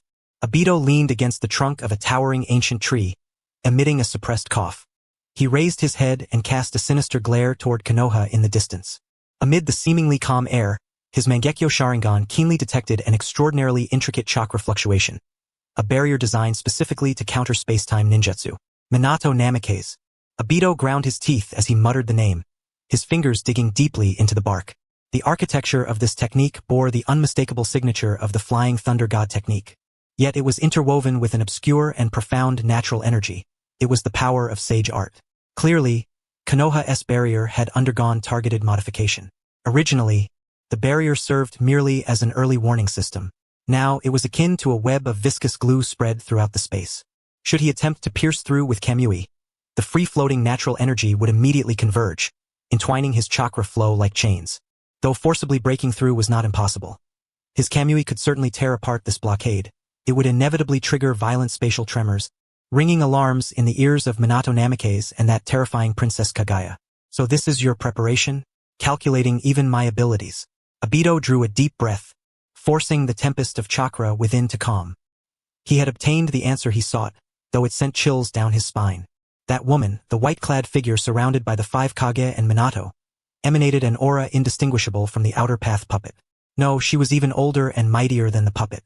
Otsutsuki Kagaya. Is this the very being Black Zetsu wishes to resurrect? So terrifying. It seemed he must also carve out an escape route for himself. Obito cast a lingering gaze toward Konoha, through layers of overlapping foliage. He seemed to glimpse the silver-haired man, the bond he once sought to sever but could never bring himself to do so. It was now the sole reality he could trust. The spatial vortex reappeared. This time, Obito refrained from attempting to breach the barrier, choosing instead to withdraw. As his body was gradually drawn into Kamui's dimension, a low murmur dissipated into the wind. Kakashi, you must take good care of your eyes. Sensei, I can never return. Konoha, the ruins of the Hokage's office. With the Akatsuki's retreat, the oppressive gloom hanging over everyone's heads dissipated. Yet the heavy sensation of having narrowly escaped death lingered. The 5 Kage still stood atop the rubble, each bearing an expression of immense complexity. Obito is gone. Jinchuriki Jiangchan, who had been silently sensing from Minato's shoulder, suddenly opened his eyes. A glimmer flashed within his toad-like eyes. Just moments ago, there had been spatial fluctuations at the barrier's edge, but he had dared not intervene. Minato nodded, having also sensed the imprint of the Flying Thunder God technique on Obito. He had deliberately incorporated the sage art runes of Mount Myaboku into the barrier, precisely to counter Obito's Kamui. As long as Obito does not dare to come and go at will within Konoha, much intelligence can be contained within a manageable scope. Everyone. Minato turned to the 4 Kage before him, each wearing a different expression. His own face regained the dignity and composure befitting the Hokage.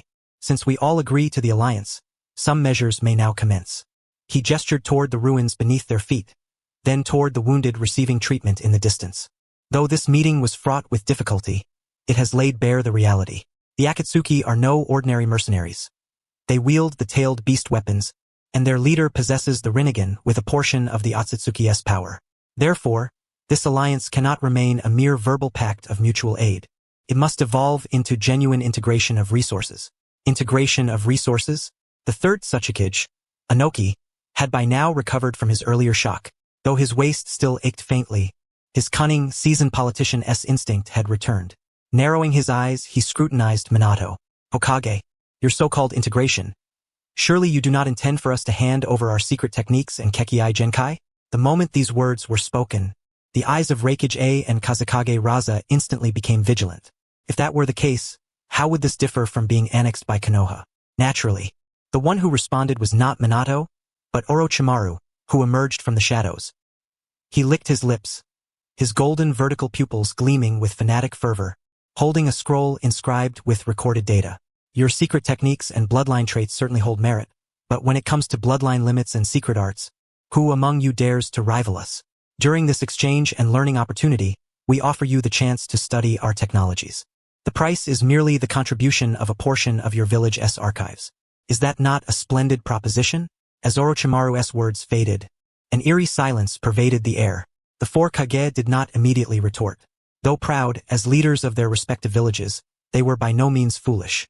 The recent intimidation by Kagaya, the terror wrought by pain, and the composed confidence displayed by Konoha had already proven that Konoha now possessed the qualifications to be learned from. Orochimaru.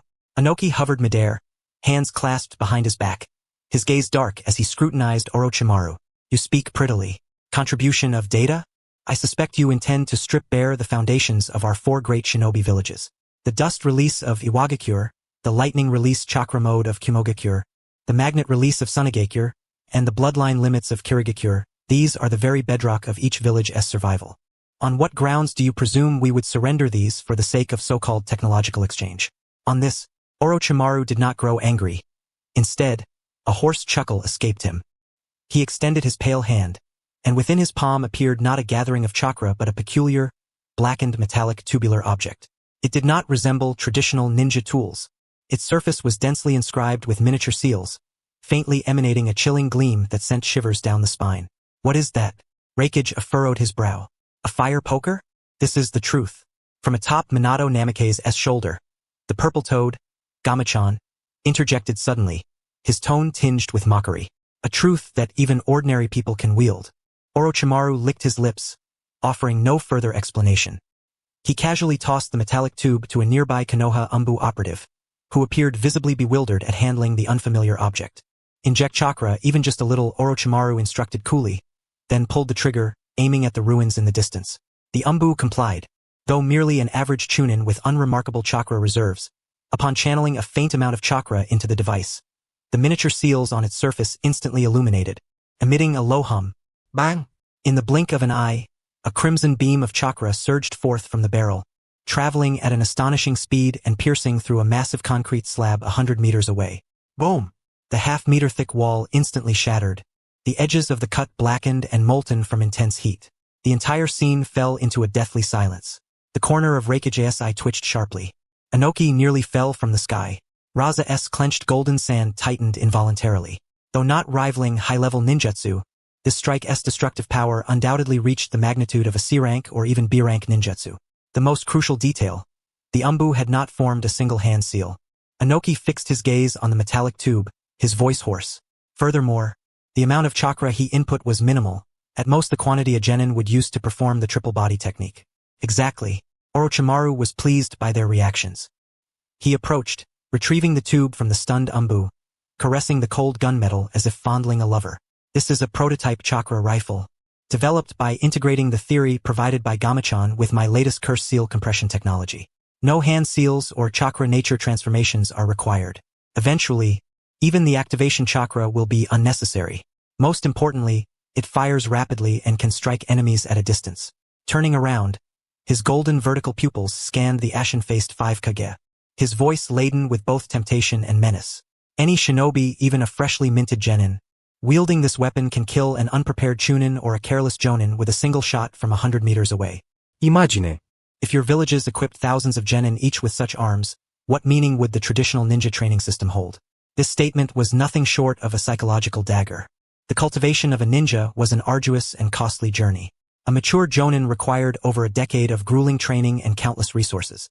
Yet now, Orochimaru claimed that a mass-produced gun could empower a horde of expendable genin to pose lethal threats to elite jonin? Impossible. Raza clenched his teeth. Yet a greedy gleam flickered in his eyes. What Sunagakure lacked most was elite shinobi. Due to budget cuts by the Kazekage, Sunagakure had pursued a strategy of lean forces, resulting in a severe deficiency of frontline power. With this weapon, the village's vast numbers of genin could instantly transform into a terrifying fighting force. The times have changed. Lord Kazekage. Gamachan spat out a melon seed husk nonchalantly. The Otsutsuki are coming, and you're still clutching your shuriken and kunai like treasures? This is only the beginning. Soon there will be chakra cannons, chakra Gundams. Oh wait, Gundams already exist. How about that? Minato Namikaze spoke at the opportune moment. He smiled at the visibly shaken assembly. Konoha is willing to share the core technology of these scientific shinobi tools. In return, we require the collective wisdom of the entire shinobi world to refine and upgrade them until they can inflict damage upon the Otsutsuki. After all, facing such monsters, sacrificing lives alone is insufficient. What we need is industrialized chakra warfare. Silence. A prolonged silence. The scales of interest finally outweighed their pride and arrogance. Compared to the fear of being swallowed by Konoha, the allure of technology that could instantaneously enhance their village's combat power and alter the nature of war was simply irresistible. Moreover, they knew all too well, if they refused and Konoha alone wielded this weapon, the consequences would be far graver than confronting the Akatsuki. I consent. Inoki inhaled deeply and descended slowly. His gaze was complex as he looked at the gun in Orochimaru's hands. Iwagakure will dispatch its finest demolition experts and barrier teams to participate in your research. I will ensure the relevant Earth release secret techniques are compiled. Kumogakure has no objections, Raikage declared. Though brash, his keen sense for weaponry was unmatched. Such an item must include Kumogakure's participation. Our lightning release chakra conduction technology is the best in the shinobi world. Without us, all you create is merely a fire poker. Sunagakure joins as well. Raza followed swiftly. Kirigakura concurs. Yagura Obito whispered. At this moment, Obito's mood was heavier than anyone's. Staring at the blackened tube, a sense of absurdity welled within him. When did Konoha acquire such terrifying technology? Fortunately, he had not stormed Konoha earlier. If they succeeded in developing this, tens of thousands of shinobi armed with these rifles would unleash a barrage upon the Outer Path Ghetto statue. The scene was too beautiful for Obito to even dare to imagine. Very well. Minato nodded slightly, his gaze sweeping across the assembled group.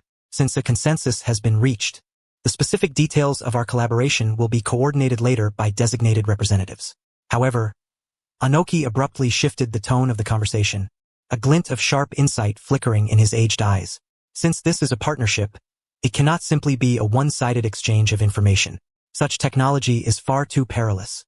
If the core knowledge remains solely in Konoha's hands, I shall be uneasy. What do you propose? Minato inquired. We must station personnel permanently in Konoha, Anoki declared gravely. Not merely researchers. To demonstrate the sincerity of our nations and to deepen mutual trust, I suggest that the 5 great shinobi villages exchange students. Students? Minato raised an eyebrow slightly. Indeed. Anoki stroked his beard. Speaking magnanimously, we will select the most gifted youth from our villages and send them to Konoha to study. On one hand, to learn this novel technology. On the other, to forge bonds among the younger generation from an early age, thus preventing future wars. Naturally, Konoha may send its own people to our villages as well. That sly old fox. Jiang Chen cursed inwardly. What this so-called student exchange truly means is hostages. Sending their village's prodigies to Konoha is both a gesture of submission, placing future talent under Konoha's control, and a means to implant spies within Konoha. Should Konoha dare to monopolize the technology or act against the other nations, these prodigies would become casualties or saboteurs from within. Moreover, Anoki is confident that Minato's kind-hearted nature will ensure these children are treated well, even taught generously. When these youths return to their villages after completing their studies, the technology will have been brought back with them. I could hear that scheme all the way from Miyaboka Mountain. Jiang Chun murmured quietly into Minato's ear. Yet Minato smiled radiantly. The proposal of the Tsuchikage is most constructive. Without hesitation, Minato agreed. Konoha warmly welcomes the talented youth from all nations. I will arrange for them to enter the Ninja Academy, and if they so desire, they may even join Konoha's special advanced classes, personally instructed by myself or the Sannin. What? Anoki was stunned. He had expected Minato to refuse or at most allow them to serve as assistants in Orochimaru's laboratory, personally taught by the Hokage or the Sannin. This is an opportunity worth a fortune. Hokage, are you serious? Reikage said doubtfully, looking at Minato. Aren't you afraid that after training their disciples, the teacher will starve? If it is to confront the Otsutsuki and bring peace to the shinobi world. Minato clasped his hands behind his back, his Hokage cloak billowing in the wind, exuding an aura of undeniable authority. In pursuit of that goal, sectarian prejudice means nothing. And, Minato silently added in his mind, once they come to Konoha, witness Konoha's prosperity, imbibe the will of fire, and enjoy the conveniences of scientific ninja tools, whether they remain loyal to their villages after a few years is uncertain. This is an open strategy. Cultural assimilation is always more formidable than conquest by force. Lord Jiangchun, your philosophy is truly terrifying. Excellent. Splendid.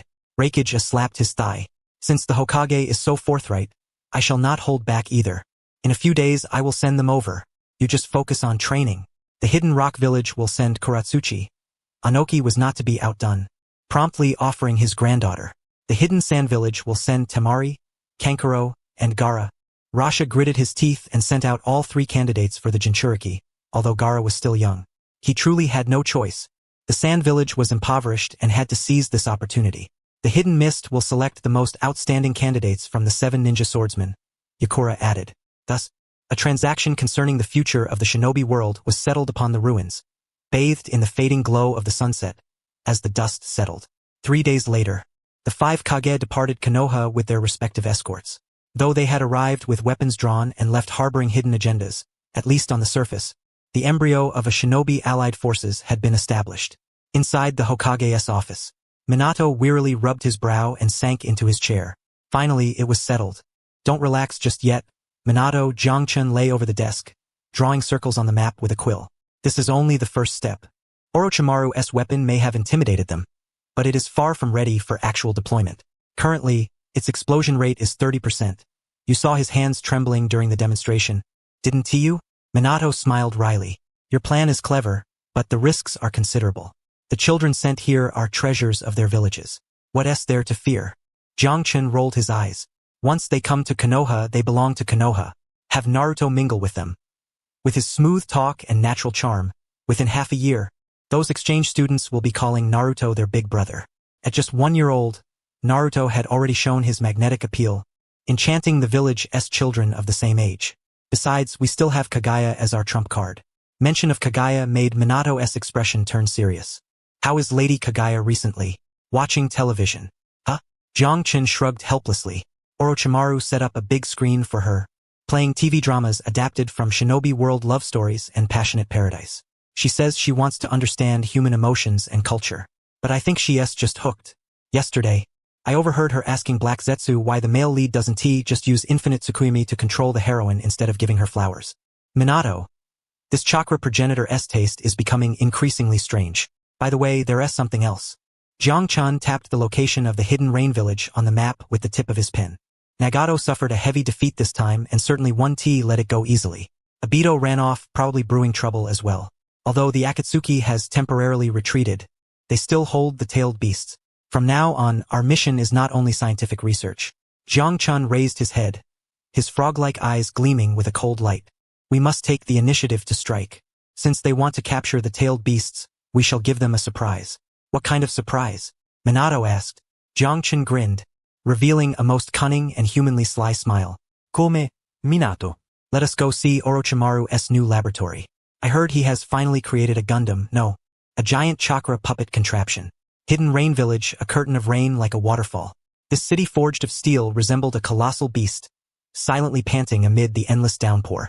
At the apex of the tallest spire, a pair of eyes gazing down upon all life coldly surveyed the pitch-black world. Within the secret chamber atop the tower, the atmosphere was so heavy it felt as though even the air had frozen. The space twisted in a vortex, and Obito's figure emerged silently. Unlike his usual habit of casually sitting at a high point, he stood merely 5 paces from Nagato, his single eye beneath the orange mask narrowing slightly. Nagato. Obito's voice was low and hoarse, tinged with barely perceptible probing. Since the chakra of the 8 tails from the hidden cloud and the 4 tails and 5 tails from the hidden rock have been recovered, why has the sealing ritual of the outer path demonic statue not yet commenced? At the center of the room, Nagato sat by the window with his back to Obito. Even if it was merely a silhouette, the suffocating pressure of chakra still surged through the entire chamber like an overwhelming tide. Nagato did not respond immediately.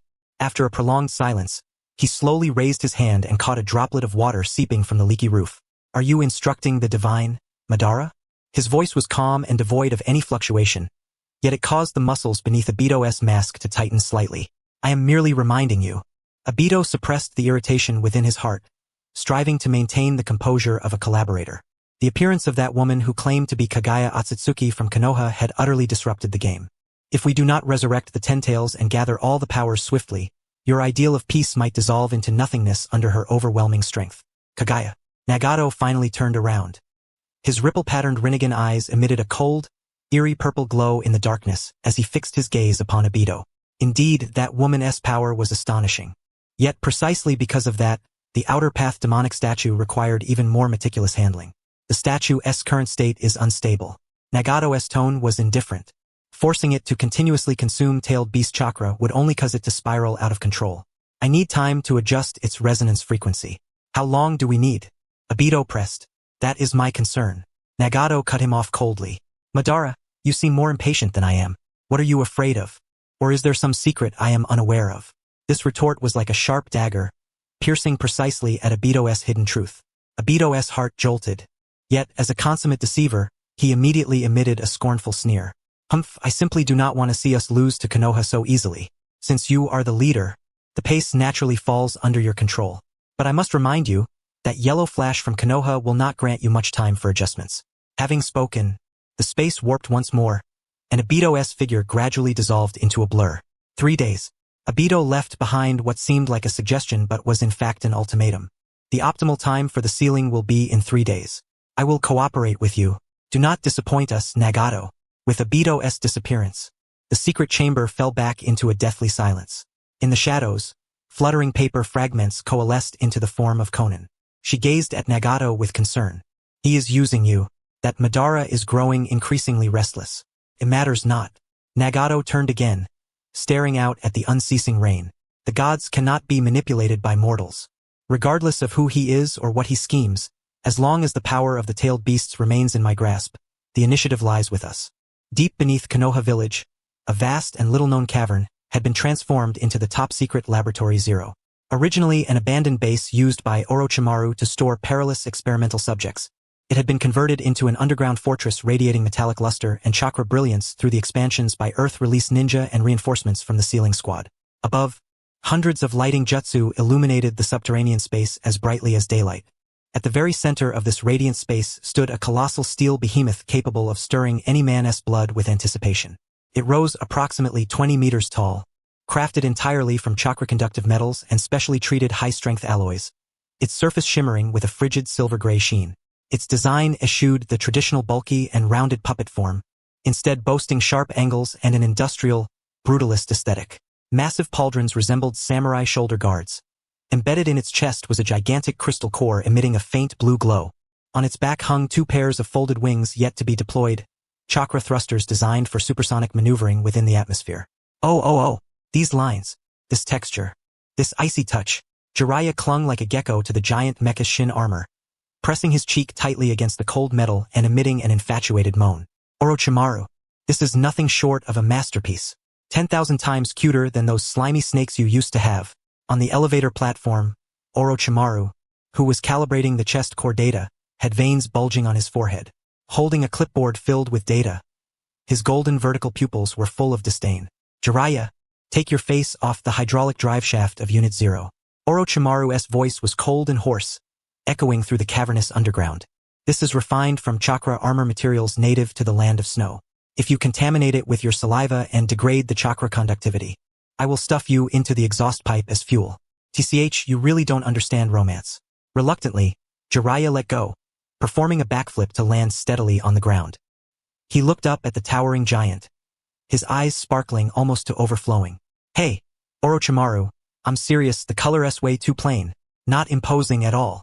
It should be painted red, and have a huge kanji for oil on the chest, or immortal would work too.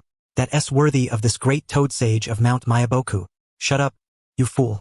Orochimaru did not turn his head, his fingers darting swiftly across the console. The mech's surface was coated with a light-absorbing layer designed for stealth, greatly reducing detection by sensory ninjutsu. Paint it red? Do you want to die faster on the battlefield? Stealth my foot. Jiraiya stomped and shouted. With a giant like that shaking the ground every step it takes, who can't see it?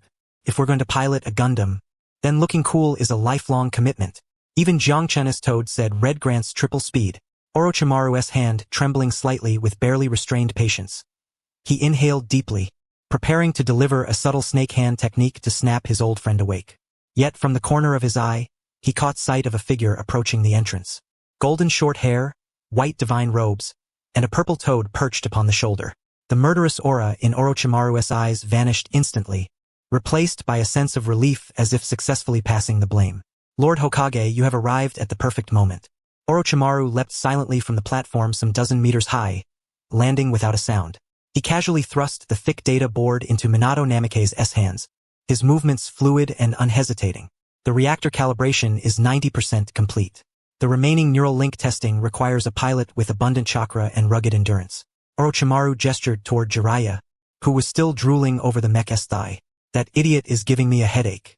Since he is your teacher, it's your problem now. I'm off to the adjacent lab to study Type 1 cells. Without giving Minato a chance to reply, Orochimaru turned and left. Hey, Orochimaru, don't go. We haven't settled the color issue yet. Jiraiya reached out to grab him but caught only empty air. He then turned to Minato, his eyes lighting up immediately. Minato, my good pupil. Jiraiya performed a body flicker technique to stand before Minato, his old face nearly pressed against Minato's nose. He even elbowed Jiangchun off Minato's shoulder. Hurry, you are the Hokage. Order Orochimaru to paint this thing red.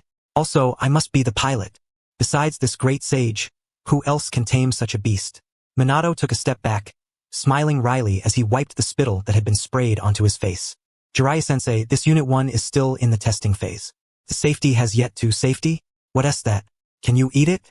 Jiraiya waved his hand dismissively, cutting Minato off. He grabbed Minato's shoulder, pulling him aside and lowering his voice, filled with temptation and longing. Minato, think about it. Jiraiya pointed at the towering mech, his gaze dreamy as if already lost in some unfathomable fantasy. Imagine, amidst the ravaged battlefield torn apart by the flames of war, confronted by the terrifying might of the Otsutsuki clan, all hope seemed utterly lost. At that very moment, a thunderous roar echoed through the sky. Jiraiya, gesticulating animatedly as he spoke, declared, This venerable sage pilots a crimson steel colossus, descending from the heavens. With a single kick, he sends that Otsutsuki flying, then follows with an immense Rasengan to shatter the divine tree. What unparalleled grandeur! What overwhelming dominance! As he recounted this, Jiraiya let out a sly chuckle, his cheeks flushed with a rosy hue.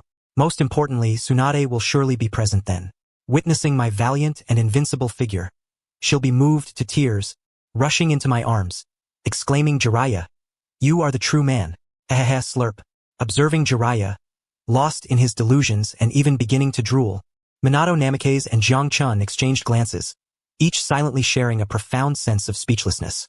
Minato watched as Jiraiya's face grew red over a mere dispute about paint colors, then cast a glance at Orochimaru's extensive risk assessment report on neural link synchronization, spanning dozens of pages, and a subtle curve appeared at the corner of his lips. The paint color is utterly inconsequential, he mused. Whether black, white, or Jiraiya's beloved red, when faced with the soon-to-be-installed optical camouflage and chakra invisibility modules, it is nothing but meaningless ornamentation. The wars of the future will be fought in space. Against Otsutsuki wielders of the Byakugan and Rinnegan, visible colors are the least effective form of disguise. Yet, he could not afford to appear too nonchalant. Minato feigned a deep sigh, furrowing his brows as though making a decision that defied ancestral wisdom. "Sensei, the chakra conductivity of red paint is 3% lower than gray, and it would incur additional budget costs." His tone was grave. "This is a strategic weapon. Every fraction of performance lost is a betrayal of Konoha." "Enough of that."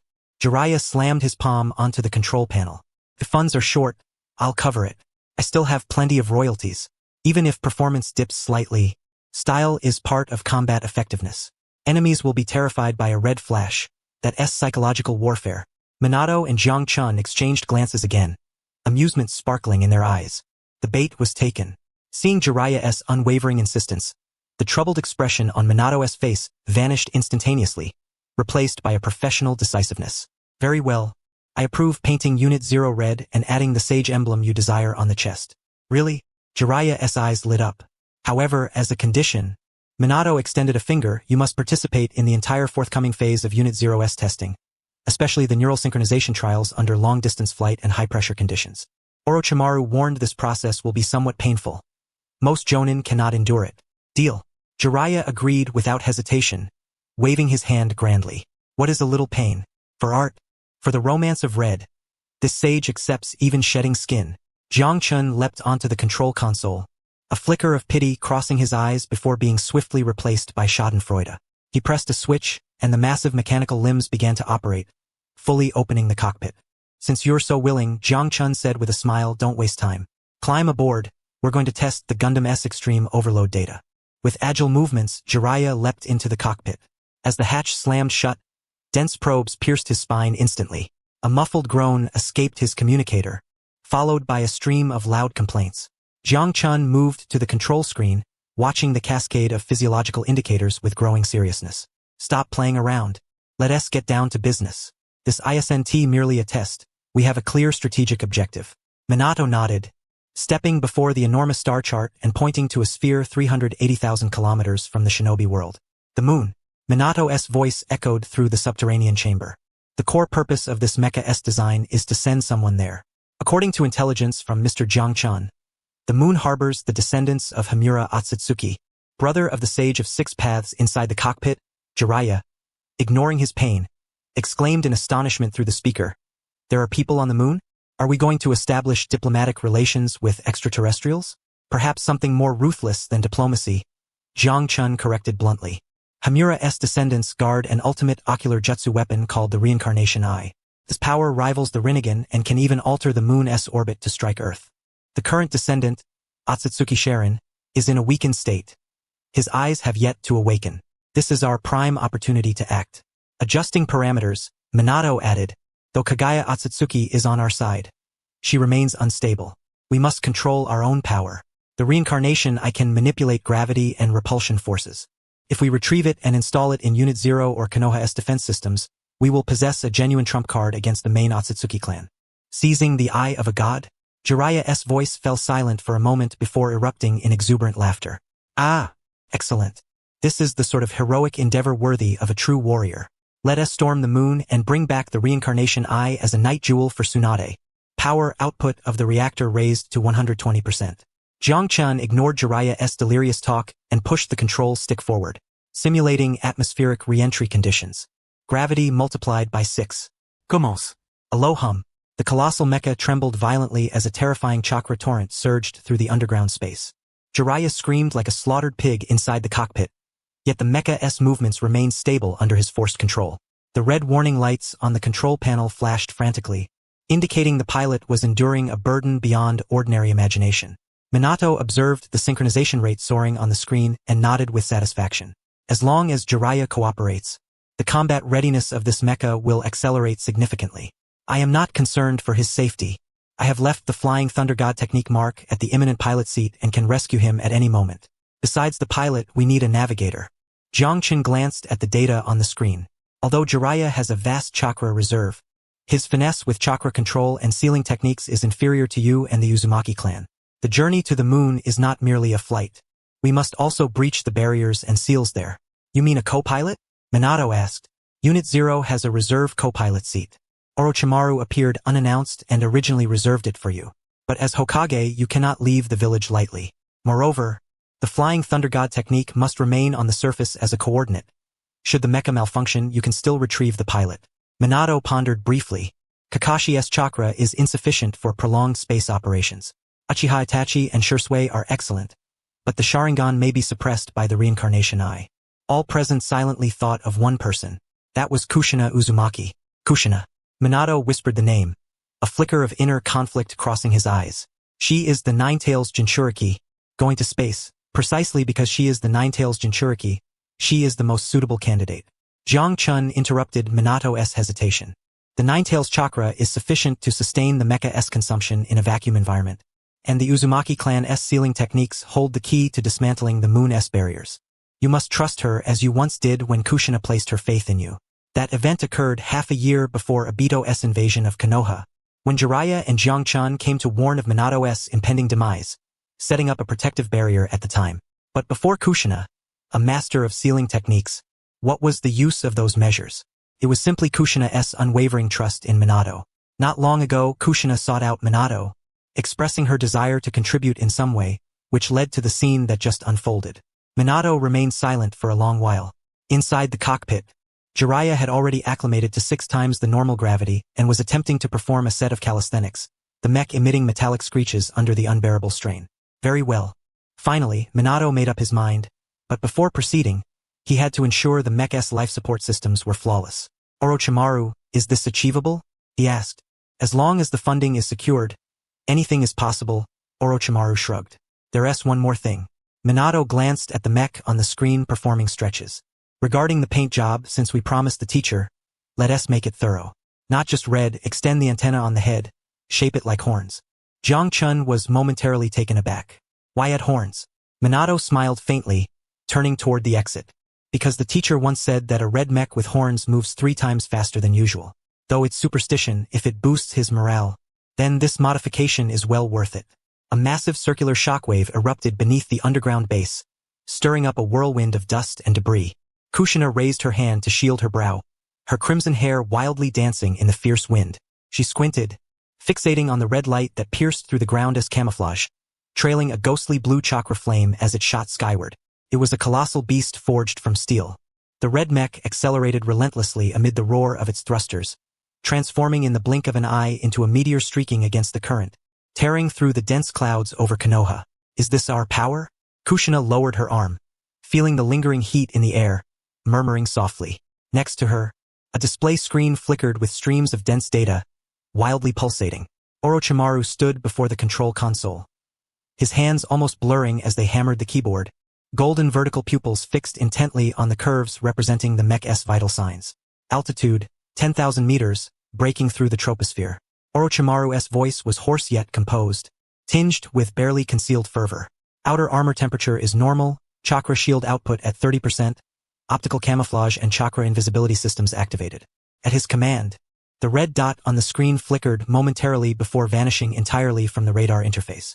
If not for the naked eye still tracking the gradually fading trajectory, this massive entity might as well have never existed. Invisibility system functioning perfectly, Orochimaru licked his lips. How exquisite. I truly wish I could experience this firsthand.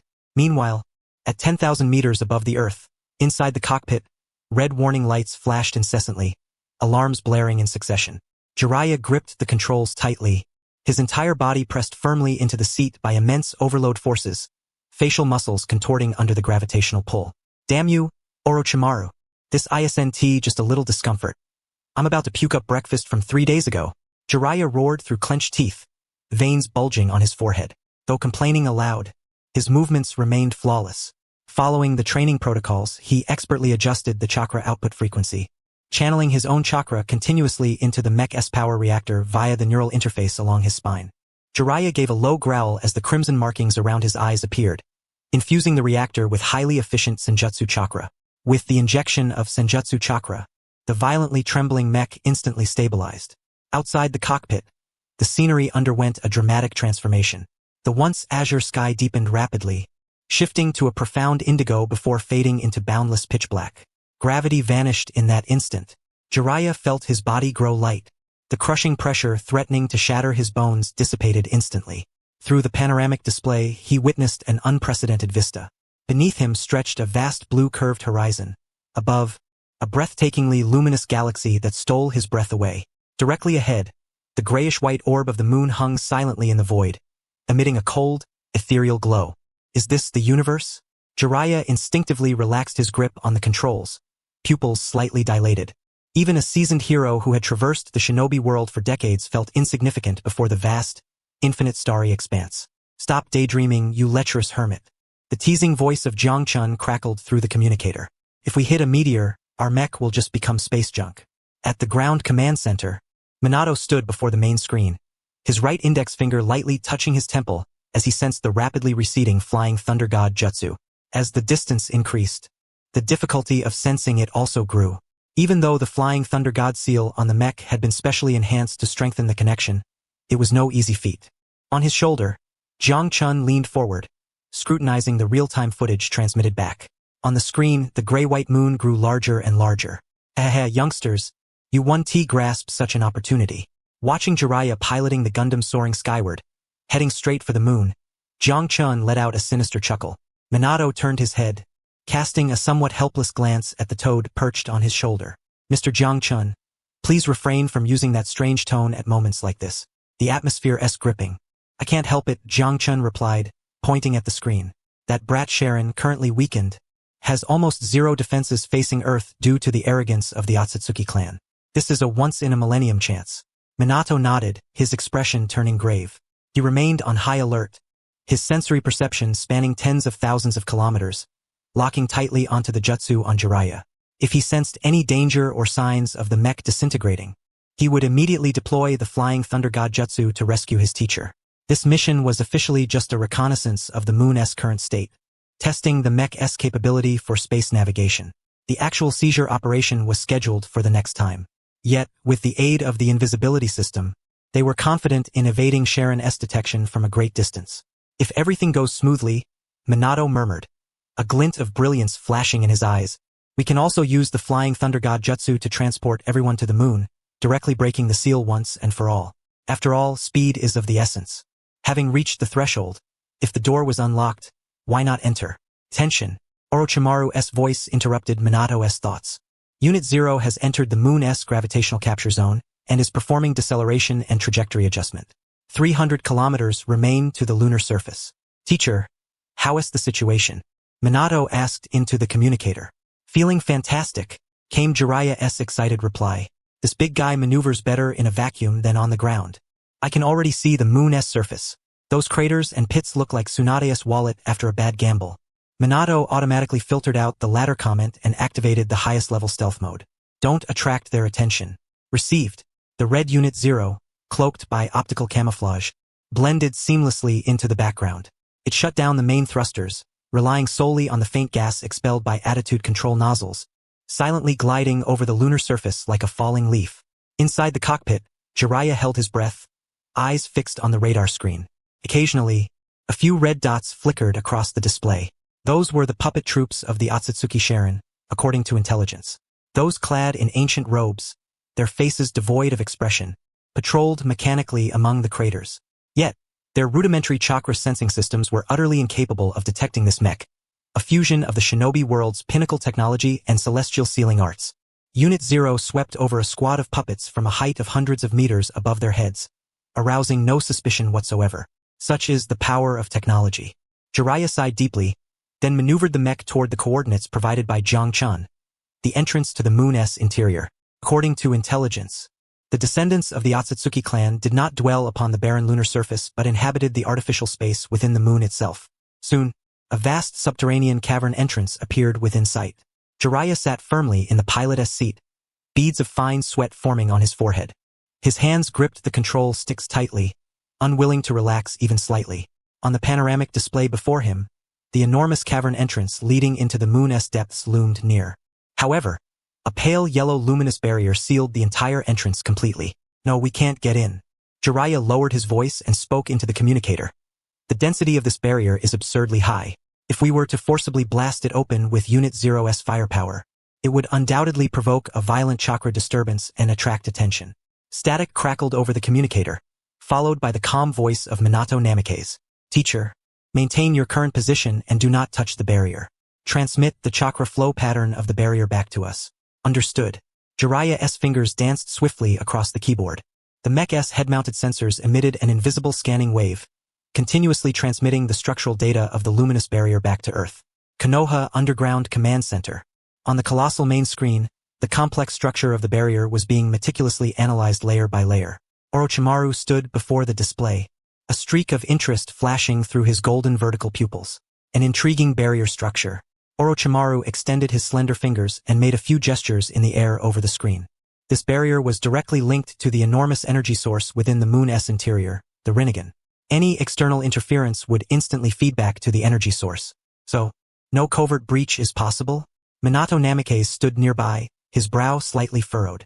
He was already clad in a specially designed combat suit, several specialized flying thunder god kunai hanging from his waist. No, it's merely somewhat novel. Orochimaru turned his gaze toward the red-haired woman standing behind Minato. For the Uzumaki clan, it could only be described as effortless. Kushina Uzumaki crossed her arms, her face alight with eager anticipation. She studied the intricate runic arrangement on the screen, a small, charming tiger tooth flashing at the corner of her smile. Though this configuration appeared ancient, its core logic bore a remarkable resemblance to our sealing techniques. If I can approach it closely, I am confident I can tear open a breach without triggering any alarms. Minato nodded, signaling his approval of the idea. As Kushina and the others continued to analyze the barrier, Minato's gaze shifted to the purple toad perched on his shoulder.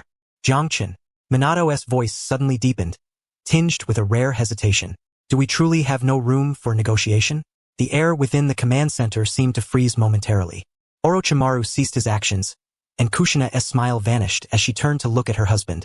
Minato was not a man given to indecision. As Hokage, he had never hesitated to reap lives on the battlefield. Yet this time, they were to invade a neighbor who had never provoked the shinobi world, to seize a treasure they had guarded for millennia. Such an act, from a moral standpoint, was indeed difficult to justify. Though Otsutsuki Sharon was a descendant of Hamura, he had yet to show any hostility.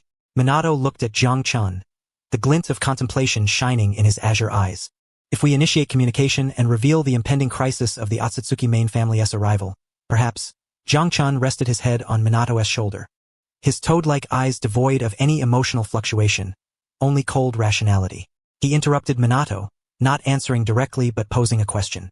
Suppose we and the neighboring village are neighbors. Jiang Chun's voice echoed through the silent command room. Now winter has come, and the mountains are sealed by blizzards. We have plenty of weapons but no food. Meanwhile, the neighboring village's granaries are brimming with food but they possess no weapons. Minato was momentarily stunned. Jiang Chun continued, moreover, you know that this neighbor has always looked down upon us, considering us inferior beings. Their ancestral teachings have long harbored the desire to annihilate us. Although they have not yet acted, it is only because they have not fully awakened or found the right weapons. Jiang Chun turned to look directly into Minato's eyes. If the enemy despises us and holds the motive to destroy us, yet we must obtain that food to survive, do you really think we should knock politely and ask, could you please share your food with us? Minato remained silent. This was an extremely brutal, simplified version of the Dark Forest Law. Konoha armed but without food. Otsutsuki Sharon, the possessor of the Rinnegan, the ultimate granary, yet in a weakened state and hostile toward Earth. Communication. In the face of survival, communication is either the mercy of the strong or the plea of the weak. And Konoha now needed neither mercy nor to beg. We must survive. We must confront the approaching Otsutsuki main family. The power of the Rinnegan in Sharon's hands would spell danger for the shinobi world. Only if it were in our hands could we rest assured. If we are to survive, we cannot pin our hopes on the neighbor's benevolence. Jiang Chun patted Minato's shoulder, especially since this neighbor harbors hatred toward us. Having thoroughly explained the stakes, Minato now understood. I understand. Minato turned to Kushina and extended his hand. Ready, Kushina? Kushina stepped forward, gripping her husband's hand firmly, her face radiant with a brilliant smile. Always ready, my Hokage. Orochimaru, maintain the communication. Minato issued the final command.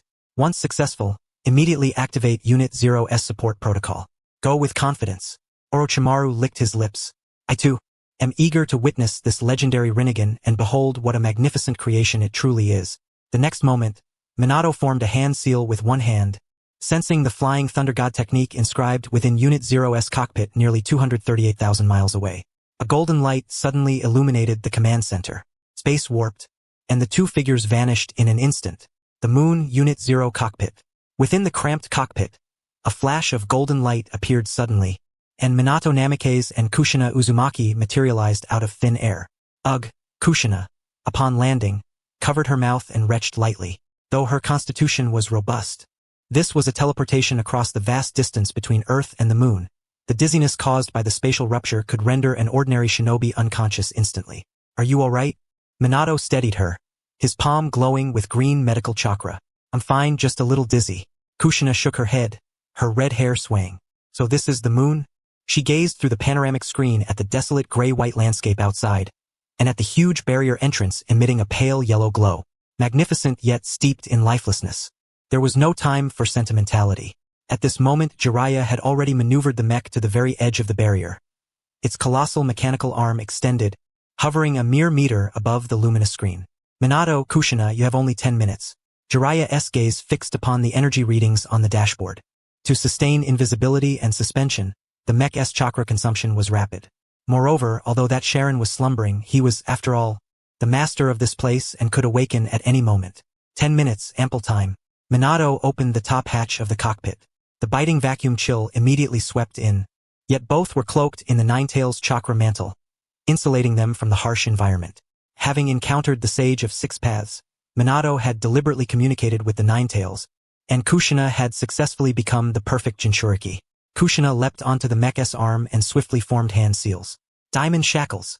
With a clattering sound, 5 golden chakra chains emerged from her back like nimble tentacles, gently probing into the pale yellow barrier. Kushina's chakra chains did not attempt to break the barrier.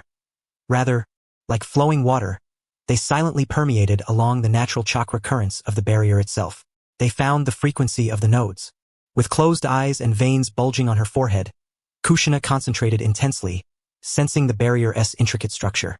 In her perception, this barrier resembled a sophisticated combination lock, each rune pulsating according to a precise pattern. Suddenly, Kushina's eyes snapped open, and she tore her hands apart to both sides. Open. The once seamless luminous curtain, under her diamond shackles control, slowly parted on both sides, revealing a circular aperture approximately 2 meters in diameter. The edges of the opening were impeccably smooth. The surrounding barrier's glow remained stable, showing no signs of triggering an alarm. Excellent, Kushina. Jiraiya couldn't help but cheer within the cockpit. Move quickly. Keep the opening stable, but if it remains too long, it will be detected. Without hesitation, Minato embraced Kushina's waist, transforming into a streak of golden lightning as they instantly passed through the aperture, plunging into the passage within the moon. Traversing the long, dark corridor, the scene before them suddenly opened up. Even Minato, mentally prepared, was momentarily stunned by the sight. This was not a desolate underground cavern, but a miniature world complete with sky, ocean, and land.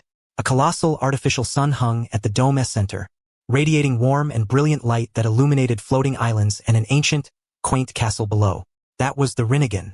Minato's gaze locked unblinkingly on that artificial sun. It was no ordinary ball of energy. In Minato's perception, it was a dense aggregation of countless Byakugan eyes fused together into a terrifyingly concentrated ocular power. Its emitted pulses sustained this world's ecosystem, manipulated the moon's gravity, and even surveilled Earth. Directly above that castle, Minato swiftly targeted it. He chose not to land on the surface, but instead utilized the flying thunder god technique, leaping continuously across the floating rocks, rapidly closing in on the artificial sun. The closer they drew, the more oppressive the ocular power became. At last, they reached the core of the artificial sun. It was a massive altar, suspended midair. At its center hovered the enormous Rinnegan, emitting a dazzling golden-yellow radiance, silently suspended. Up close, the artifact was breathtakingly beautiful yet eerily unsettling. Upon close inspection, within the golden glow, countless white eyes, some closed, others open, slowly writhed and fused together. This was the masterpiece of the Otsutsuki clan. Minato felt the terrifying gravitational pull potent enough to move stars, and his heart shuddered. This was the Fu Jiangchun had spoken of. If this power were unleashed against Konoha, the consequences would be unthinkable. Jiangchun urged quietly through the communicator. Snapping back to reality, Minato swiftly drew a massive scroll from his waist and forcefully unfurled it upon the altar. This was the spatial sealing scroll hurriedly crafted overnight by Orochimaru and Kushina, designed specifically to contain such a high-density chakra aggregation. For symbol's seal modified to Shumina Ku, Kushina pressed her hands onto the scroll as crimson chakra surged wildly into it. Minato stood opposite, forming the flying thunder god hand seals with both hands, pressing them against the Rinnegan's surface. A low, burdened wail echoed from the spatial realm. The gigantic Rinnegan trembled violently, seemingly sensing its impending removal, unleashing a fierce repulsive force in an attempt to repel the two intruders. "Let me in." Veins bulging on his forehead, Minato unleashed his chakra without reservation. Golden light and the Rinnegan's yellow glow violently collided in midair. At this critical juncture, Kushina's diamond shackles suddenly shot forth, tightly entwining the Rinnegan's core, forcibly suppressing its resistance. Cell. With a simultaneous shout, the colossal Rinnegan instantly twisted, contracted, and finally transformed into a streak of light forcibly drawn into the scroll on the ground. Snap! The scroll snapped shut, emitting a wisp of white smoke from its surface. The artificial sun that had illuminated the entire interior of the moon vanished utterly in that instant. The entire world plunged into endless darkness. Only the sporadic lights from the distant castle shone piercingly. "We got it." Minato seized the scroll, slinging it behind his back. "Let us go." Without hesitation, Minato embraced Kushina again and activated the flying thunder god technique. A flash of golden light, and their figures disappeared into the dark altar. Deep within the moon's castle, in an opulently decorated yet deathly silent bedroom, a silver-haired youth clad in a white robe lay sleeping quietly on the bed. His eyes were tightly shut, the eye sockets slightly sunken. He had no eyes. As a descendant of Otsutsuki Hamura and the last of his clan, Otsutsuki Sharon was in the throes of the Rinnegan's gestation period, awaiting the moment to seize the Hyuga clan's Byakugan. At the very instant the artificial sun vanished and the world was engulfed in darkness, Sharon abruptly sat up in bed. He sensed it. The warm light that had always enveloped and nurtured him, the source of his power, had disappeared, like a newborn severed roughly from his umbilical cord. An unprecedented emptiness and panic instantly swept through his entire being. "What's happening?" Stumbling out of bed, Sharon fumbled blindly in the dark with his hands. "Puppets! Where are the puppets?" He shouted loudly, but the surroundings were deathly silent. Deprived of the Rinnegan's energy supply, the puppet army powered by Rinnegan chakra instantly became scrap metal, collapsing lifelessly in every corner of the castle. Sharon staggered onto the balcony. He lifted his head, his hollow eye sockets staring into the sky where the artificial sun should have hung.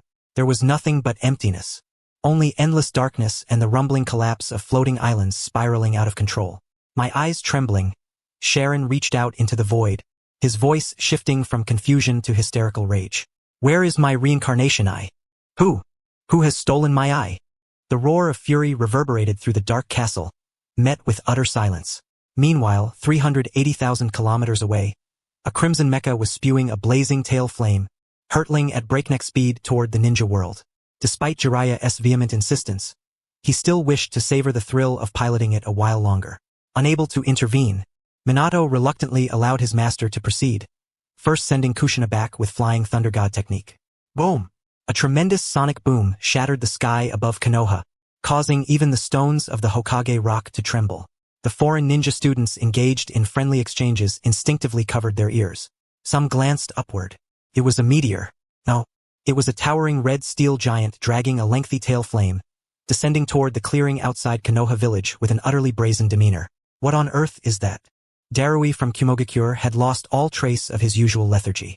His muscles tensed, and lightning chakra instinctively pulsed along his skin, a reflex born of facing an extreme threat. Before anyone could react, the Red Colossus defied all laws of physics by performing an abrupt midair halt, then crashed heavily onto the ground. Thud! The earth convulsed violently. A cloud of dust billowed skyward, blotting out the sunlight. Then, a brazen voice amplified through loudspeakers pierced the dust and echoed across all of Konoha, reaching even the depths of the forest several kilometers away. Tsunade, come out and see. This is the grand treasure I, the great hermit, have brought back for you. Ha ha ha. See this crimson splendor? Am I not dashing?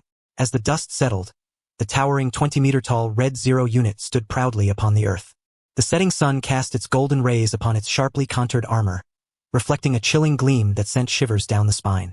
Particularly striking was the forcibly affixed golden horn atop its head, glittering brilliantly in the sunlight, exuding a violent kind of beauty. The cockpit canopy flipped open, and Jiraiya stood atop the mecha's head, striking a classic pose, his wild white hair billowing in the wind. The training ground fell into a deathly silence. A ninja from Iwagakure gaped in disbelief, his kunai clattering to the ground. Stiffly craning his neck, he looked at Nara Shikaku, Konoha's reception officer, who was equally dumbfounded beside him. Is this one of your Konoha jutsu? His voice trembled. He recalled the parting words of the Tsukikage. Anoki, go to Konoha and see for yourself what their technology has reached. Now he had seen it, but wasn't this a bit too far beyond the scope? This ISNT ninjutsu. It's clearly a monster clad in iron. If Iwagakure were to face such a thing. His mind flashed to their Tsukikage's pride. The dust release. While dust release could disintegrate matter, against a steel giant of this size and speed, surely before their Tsukikage could finish forming the hand seals, that massive iron foot would have already stomped down. Nara Shikaku wiped the cold sweat from his brow, his mouth twitching. He looked at Jiraiya, who was loudly boasting atop the mecha, and sighed in helplessness. This guy truly had no sense of subtlety. However, Shikaku glanced at the pale-faced foreign ninja students around him, and a glint of resolve flickered in his eyes. If intimidation was to be wielded, then it would be thorough. Ahem. Clearing his throat, Shikaku adopted a calm and nonchalant expression. Everyone, please do not be alarmed. This is merely an agricultural machine we are testing here in Konoha. Agricultural? Darui's eyes nearly popped out as he pointed at the two enormous thrusters on the Zero unit's back and the 10-meter-long chakra blade hanging at its waist. You call this an agricultural machine?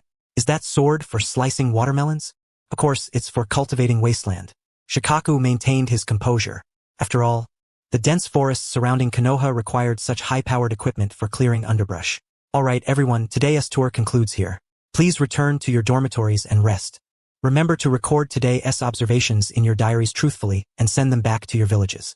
The ninja from various villages exchanged glances, seeing profound fear reflected in one another's eyes. They must report immediately. Konoha not only possesses those hand-seal-free guns but also this flying, earth-shattering steel giant.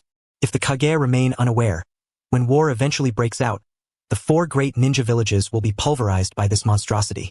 Meanwhile, at Konoha's third training ground, Minato Namikaze withdrew his gaze from the village outskirts, shaking his head in resignation.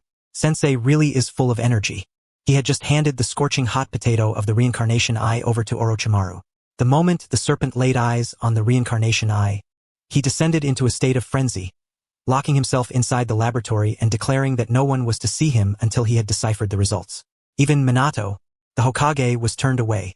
Feeling unburdened, Minato thought of his disciples who had been left to their own devices for some time. On the training ground, blades clashed fiercely. Uchiha Itachi and Uchiha Shisui were engaged in high-intensity sparring. Their movements were so swift that the naked eye could barely discern them. Only the bursts of sparks and afterimages in the air betrayed their presence. Shisui's body flicker technique had reached an extraordinary level, often appearing in Itachi's blind spots with a mere flash. Yet Itachi's reactions were equally impressive, combining shuriken techniques with great fireball jutsu to neutralize attacks in the nick of time. Minato nodded in approval. These two Uchiha prodigies truly required little of his concern. Their fundamentals were solid, and their battle intelligence was top-notch. They only lacked experience and chakra reserves. Minato's gaze finally settled on a silver-haired youth standing alone in the corner of the training ground. Hatake Kakashi. He was not participating in the sparring but stood motionless before a wooden post, clutching a short blade. It was his father, Hatake Tsukumo's heirloom. Kakashi closed his eyes, breathing steadily and deeply. He maintained a poised stance, as if a living statue. Yet the aura around him was undergoing a subtle transformation. Previously, due to the transplanted Sharingan from Obito, Kakashi's chakra was constantly leaking. To the keen senses of Minato, that chakra seepage was as conspicuous as a candle flickering in the dark.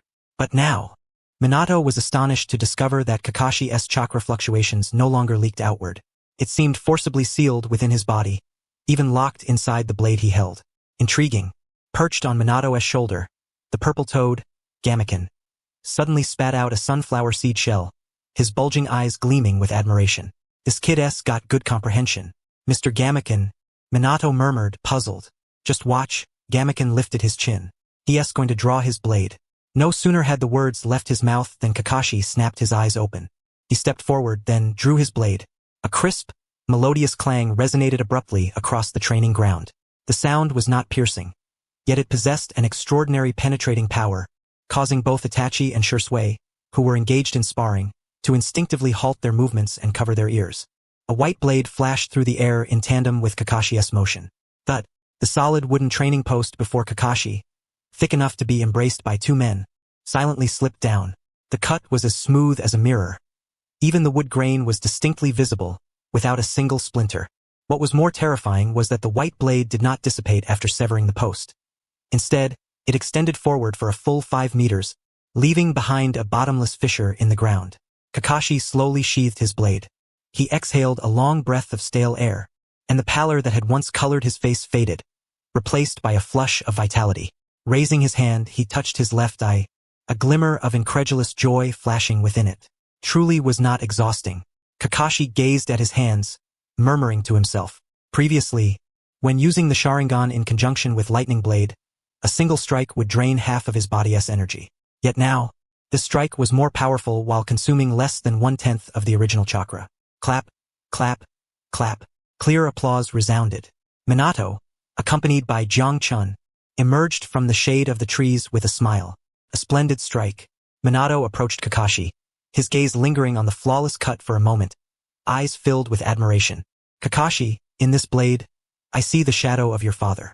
No, it is even more refined than White Fang's swordsmanship. Teacher. Kakashi straightened immediately upon seeing Minato, bowing respectfully. Itachi and Shisui quickly gathered around, staring at the fissure in the earth with expressions of awe. Senpai, what kind of ninjutsu is this? Shisui could not help but ask. I did not sense any change in chakra nature. That is not ninjutsu. The one who answered was not Kakashi, but Jiang Chun, perched on Minato's shoulder. Jiang Chun leapt onto the wooden post, tapping the smooth cut with his claw. This is called sword intent, or you might understand it as the intense condensation of one's vital energy and spirit. Jiang Chun looked at Kakashi, grinning broadly. Kid, how does it feel? Pouring all your vital energy and spirit into the blade. Doesn't it feel like that damned I no longer drains your blood? Yes. Kakashi nodded heavily, his eyes filled with gratitude toward Jiang Chun. Thanks to your guidance, Lord Jiang Chun. The lock god technique you taught me has enabled me to control the overflow chakra of the Sharingan and channel it into the blade. Before, the Sharingan was like a leaky bucket, with chakra constantly spilling out. Kakashi explained, his voice tinged with excitement. But when I use this technique in battle, I actually feel as if my burden vanishes entirely. My next goal is to maintain this sensation in daily life. Minato listened and suddenly understood. Kakashi's greatest weakness was his limited chakra reserves and his inability to deactivate the Sharingan. Jiang Chun's method not only resolved the chakra consumption problem but also transformed a liability into an asset by using the Sharingan's release chakra to enhance the sharpness of his swordsmanship. Vital energy and spirit condensed within the blade. Minato pondered deeply. This sounds somewhat similar to the principles of sage techniques, yet completely different. Of course it is different. Jiang Chun scoffed. Sage techniques borrow natural energy, but this is about excavating one's own potential. Kakashi isn't gifted with sage techniques, but his tenacious spirit and experiences of great upheaval make him most suitable to practice this mind-focused swordsmanship. As long as he envisions the blade in his heart, even if he holds nothing but a twig, he can sever steel. Jiang Chun's words plunged the 3 young men present into deep contemplation, especially Itachi, who watched Kakashi with the tomo in his eyes slowly turning, as if calculating whether this technique could be applied to shuriken arts. All right, Minato clapped his hands, interrupting their thoughts. Now that Kakashi has found his path, I can finally rest assured. Minato looked at the three youths, future pillars of Konoha, a gentle smile gracing his face. However, training alone is insufficient. You all saw that massive thing Jiraiya brought back just now, didn't you? The three nodded. The noise was so loud it was impossible not to notice. That is the ultimate weapon prepared to combat the Otsutsuki. Minato's expression grew serious. Yet weapons are ultimately lifeless, their limitations too great. For the time being, I will have Guy join you. The four of you will treat Unit 0 as your adversary and devise ways to defeat it. As Minato's words fell, the training ground descended into a brief silence. Only the rustling of wind through the treetops could be heard. Kakashi's grip on White Fang's short blade tightened slightly, a rare look of astonishment flickering in his usually dull eyes. He lifted his head to look toward the red steel giant still steaming in the clearing beyond the village, currently undergoing maintenance by Orochimaru's team. His Adam's apple bobbed with difficulty. Teacher, Kakashi pointed in that direction, his voice dry. Are you serious? You want us to dismantle that steel behemoth? Uchiha Shisui and Itachi exchanged glances. Though they were prodigies and had awakened the Sharingan, the common sense of a shinobi told them that flesh and blood against a steel construct weighing dozens of tons bordered on suicide. Minato raised a finger to correct them. Is to defeat it, or more accurately, to survive its attacks and find an opportunity to counterattack. Jiang Chun, perched on Minato's shoulder, spat out a melon seed husk, his purple toad-like eyes gleaming with mischief. Don't look so grim, kids, Jiang Chun drawled. What do you think the enemies of the future will be? The Otsutsuki clan 1T abide by the rules of the shinobi world. They can fly, their bodies are as hard as diamonds, they can absorb ninjutsu, and a single strike can cause cataclysmic destruction. This Unit 0, though cumbersome, is currently the most perfect simulation target with its high offense and defense. Moreover, Minato added, his gaze sharpening, if you cannot even handle a machine made by humans, what will you use to protect the village when the real Otsutsuki arrive? Those words struck the three youths like a hammer, pounding deeply into their hearts. Protection. It was a word engraved into the very marrow of Konoha shinobi. The tomo in Itachi's eyes rotated slowly, his initial hesitation gradually replaced by resolute battle intent. He looked at Minato and asked gravely, what are the rules? There are no rules. Minato stepped back, opening up the field. Besides the prohibition against attacking Jiraiya himself within the cockpit, you may use any means necessary. Ninjutsu, genjutsu, taijutsu, tools, even traps, use whatever you like. If you cannot attack Jiraiya within the cockpit, then your proud genjutsu will be meaningless. This mech-S cockpit is equipped with a fully sealed chakra isolation coating and an internal mental barrier improved from the Uzumaki clan's sealing techniques. In other words, unless you can control the steel beast with genjutsu, your illusions will have no effect. On Uchiha Itachi's youthful yet steady face appeared an uncommon heaviness. He instinctively glanced at Shisui beside him. Shisui furrowed his brow, the three-tomo Sharingan in his eyes turning slowly as he sought weaknesses in the colossal machine. For the Uchiha clan, genjutsu was one of their sharpest weapons. Especially when facing formidable foes, a single glance could decide victory or defeat. But now, the teacher has outright prohibited them from using their genjutsu. In the words of that adult, their genjutsu has been banned. That is only fair. Perched leisurely on Minato's shoulder, the purple-toed Jiang Chun added with a slow drawl, the future enemies, the Otsutsuki clan, possess the Rinnegan and the Tensigan, whose ocular powers far surpass your Sharingan. Using genjutsu against them is like trying to splash a vast ocean with a water gun. It only serves to enrage them without any effect. Therefore, the teacher has only set you up with an opponent immune to genjutsu. Jiang Chun grinned broadly, revealing a row of white teeth. As for how to fight, that's for you disciples to figure out. Enough idle chatter. From within the cockpit, Jiraiya's arrogant laughter, amplified through the loudspeaker, echoed. You little brats. Don't say this old hermit is bullying you. I'm holding back just a bit. Having received the notification, Jiraiya had already piloted the mech to the scene. Boom! With the roar of the engine, Unit 0's massive crimson mechanical arm suddenly rose. A simple lifting motion stirred a gust so fierce that sand and stones scattered across the ground. Here they come. Kakashi called out sharply, his white-fanged tanto instantly drawn. No tactical communication was needed. The tacit understanding among the three was displayed flawlessly at this moment. Scatter. At Shisui's command, three shadows blurred and dispersed in different directions. Fire style. Great fireball jutsu. Itachi Uchiha formed the seals midair. Drawing a deep breath, his chest swelling. He then forcefully expelled a gigantic fireball. Boom! A blazing orb, 5 meters in diameter, surged forward with roaring heat waves, hurtling toward Unit 0. Simultaneously, Shisui Uchiha appeared on the mech's left flank. Fire style, Phoenix Fire Claw. Several shuriken, engulfed in fierce flames like soaring firebirds, flew precisely at the mech's knee joint. Since genjutsu was ineffective, they sought to melt the joint through intense heat. Yet, facing this two-pronged fire assault, Jiraiya inside the cockpit did not even flinch to dodge. How naive. This level of heat isn't even enough to scorch my mecha's paint. The colossal crimson mech stood unyielding, absorbing the fireballs and shuriken impacts on its armor. Bang! Bang! Bang! Flames exploded and dust billowed. But when the smoke cleared, everyone's heart sank. Not a scratch, not even a singe marked the red armor. The mech's armor, constructed from Orochimaru's special Snow Country chakra-infused material, combined with Miyaboku's sage-layered coating, granted it near-unnatural magical resistance. Attacks of this caliber were neutralized outright by the chakra shields coating the armor's surface. Minato Namikaze calmly analyzed from the sidelines. To inflict damage, one would need at least an S-rank single-point penetrating ninjutsu, or his gaze shifted to a silver figure moving swiftly. Kakashi. At that moment, Kakashi had silently crept to the mech's right heel, exploiting Itachi and Shisui's feints. That spot housed the hydraulic drive shaft and was theoretically the weakest point in its defense. Kakashi's eyes gleamed sharply. His white-fanged tanto bore no chakra glow but emanated a chilling sharpness born of concentrated spirit and will. Clang! The blade flashed, striking heavily against the thick drive shaft. Sparks flew. The grating screech of metal filled the arena. Kakashi felt a numbness surge through his tiger's mouth, nearly losing grip of his tanto. He fixed his gaze, pupils suddenly contracting. Only a shallow white mark remained on the shaft, less than 3 millimeters deep. What? Kakashi's heart jolted in alarm. This was the white-fanged tanto, capable of slicing through iron like mud, combined with his newly attained blade intent. Yet it couldn't even breach the mecha's defense? Ha ha ha. Kakashi, is your blade giving this old hermit a pedicure?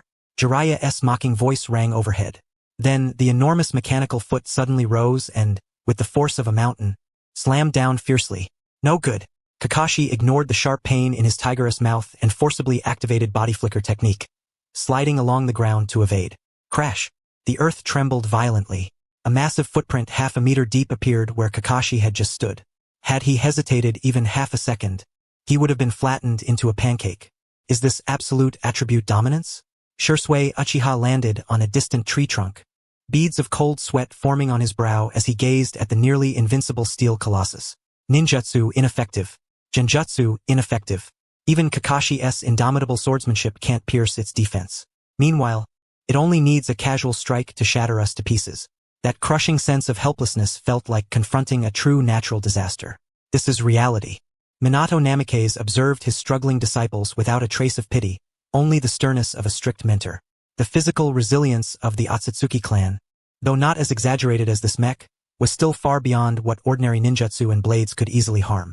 If your attacks can't even scratch their skin, then all your so-called combat skills and tactical coordination are futile.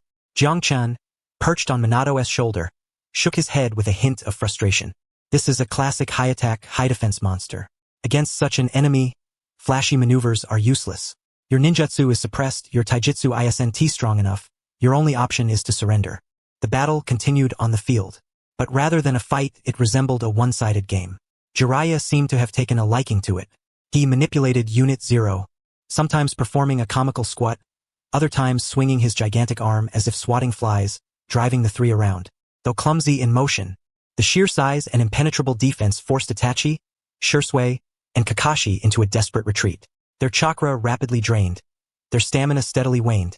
Yet Unit 0 remained steadfast, barely a chip of paint lost. Damn it! Itachi, half kneeling, gasped heavily. His Sharingan could discern every movement of the mech, even predict its attack trajectories. But what good was that? Seeing but unable to strike. This was the most despairing truth. Is there truly no way? Shisui suddenly appeared beside Itachi, steadying the staggering Kakashi. The three's expressions darkened to the utmost. They were Konoha's prodigies, the cream of their peers. Yet today, before this creature embodying the fusion of science and ninjutsu, their pride lay utterly shattered. Of course there is a way.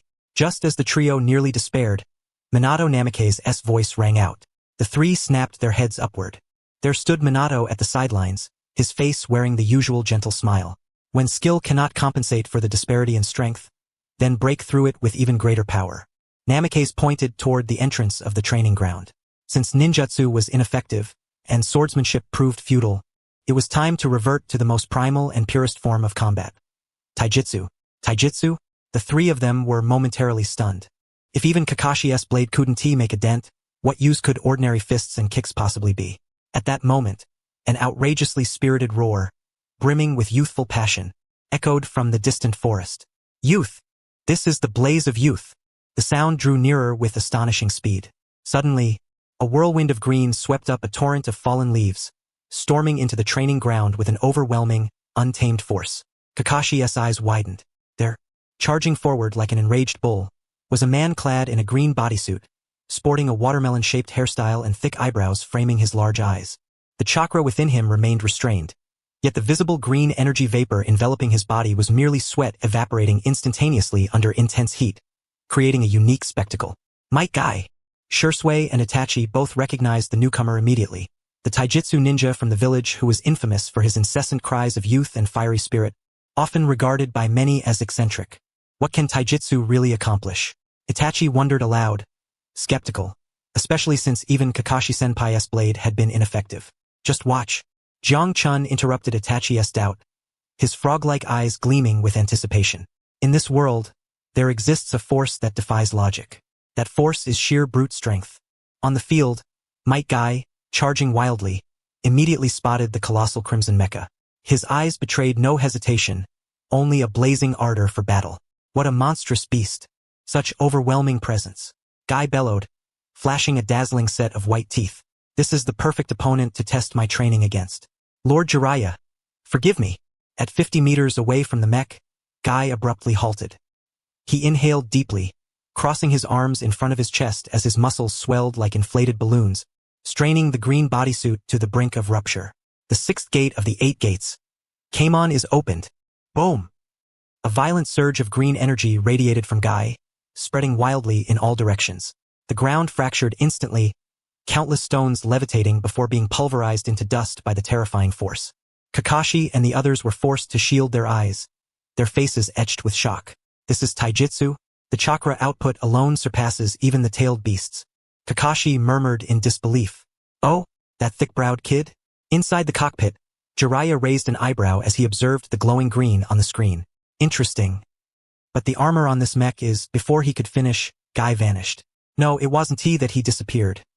Rather, he moved with such incredible speed that he became a blur. A thunderous explosion echoed as the ground beneath where he had stood erupted into a deep crater. In the next instant, he appeared directly before Unit 0, suspended midair, locking eyes with the massive steel head. Morning Peacock. Guy's fists blurred as he unleashed a barrage of fiery punches. Countless flaming shockwaves rained down like a meteor shower, relentlessly pounding the mech's chest armor. Thud, thud, thud, thud, thud. The dense impacts sounded like war drums. The once impenetrable armor began to cave under the relentless storm of blows. Within the cockpit, alarms blared frantically. Warning, chest armor compromised. Vibration levels exceeding limits. Jiraiya's face drained of color as he frantically maneuvered the mech's arms, attempting to swat away the relentless fly. But Guy, with the sixth gate opened, moved at an unparalleled velocity. Executing a nimble midair twist, he evaded the massive mechanical arm, then used it as leverage to launch himself like a cannonball toward the mech's right knee joint, the very spot that Shisui had previously assailed with fire release to no avail. This time, the attacker was Might Guy, the azure beast of Konoha. If it's a machine, then all I have to do is dismantle its parts. Guy roared midair, lifting his right leg high, muscles taut to the extreme, even audibly straining. Every ounce of strength, speed, and youthful vigor concentrated into this single strike. Konoha dynamic whirlwind. Bang! A bone-chilling metallic snap drowned out all other sounds. Under the horrified gazes of all spectators, the right knee joint of Unit 0, a component forged from high-strength alloy, thick enough to be embraced by 3 men, twisted grotesquely beneath Gaia's devastating blow. Then it shattered, fragments scattered, sparks flying wildly. The massive mechanical leg was severed cleanly by that one powerful kick. Without the support of one leg, the several-ton Unit 0 instantly lost balance.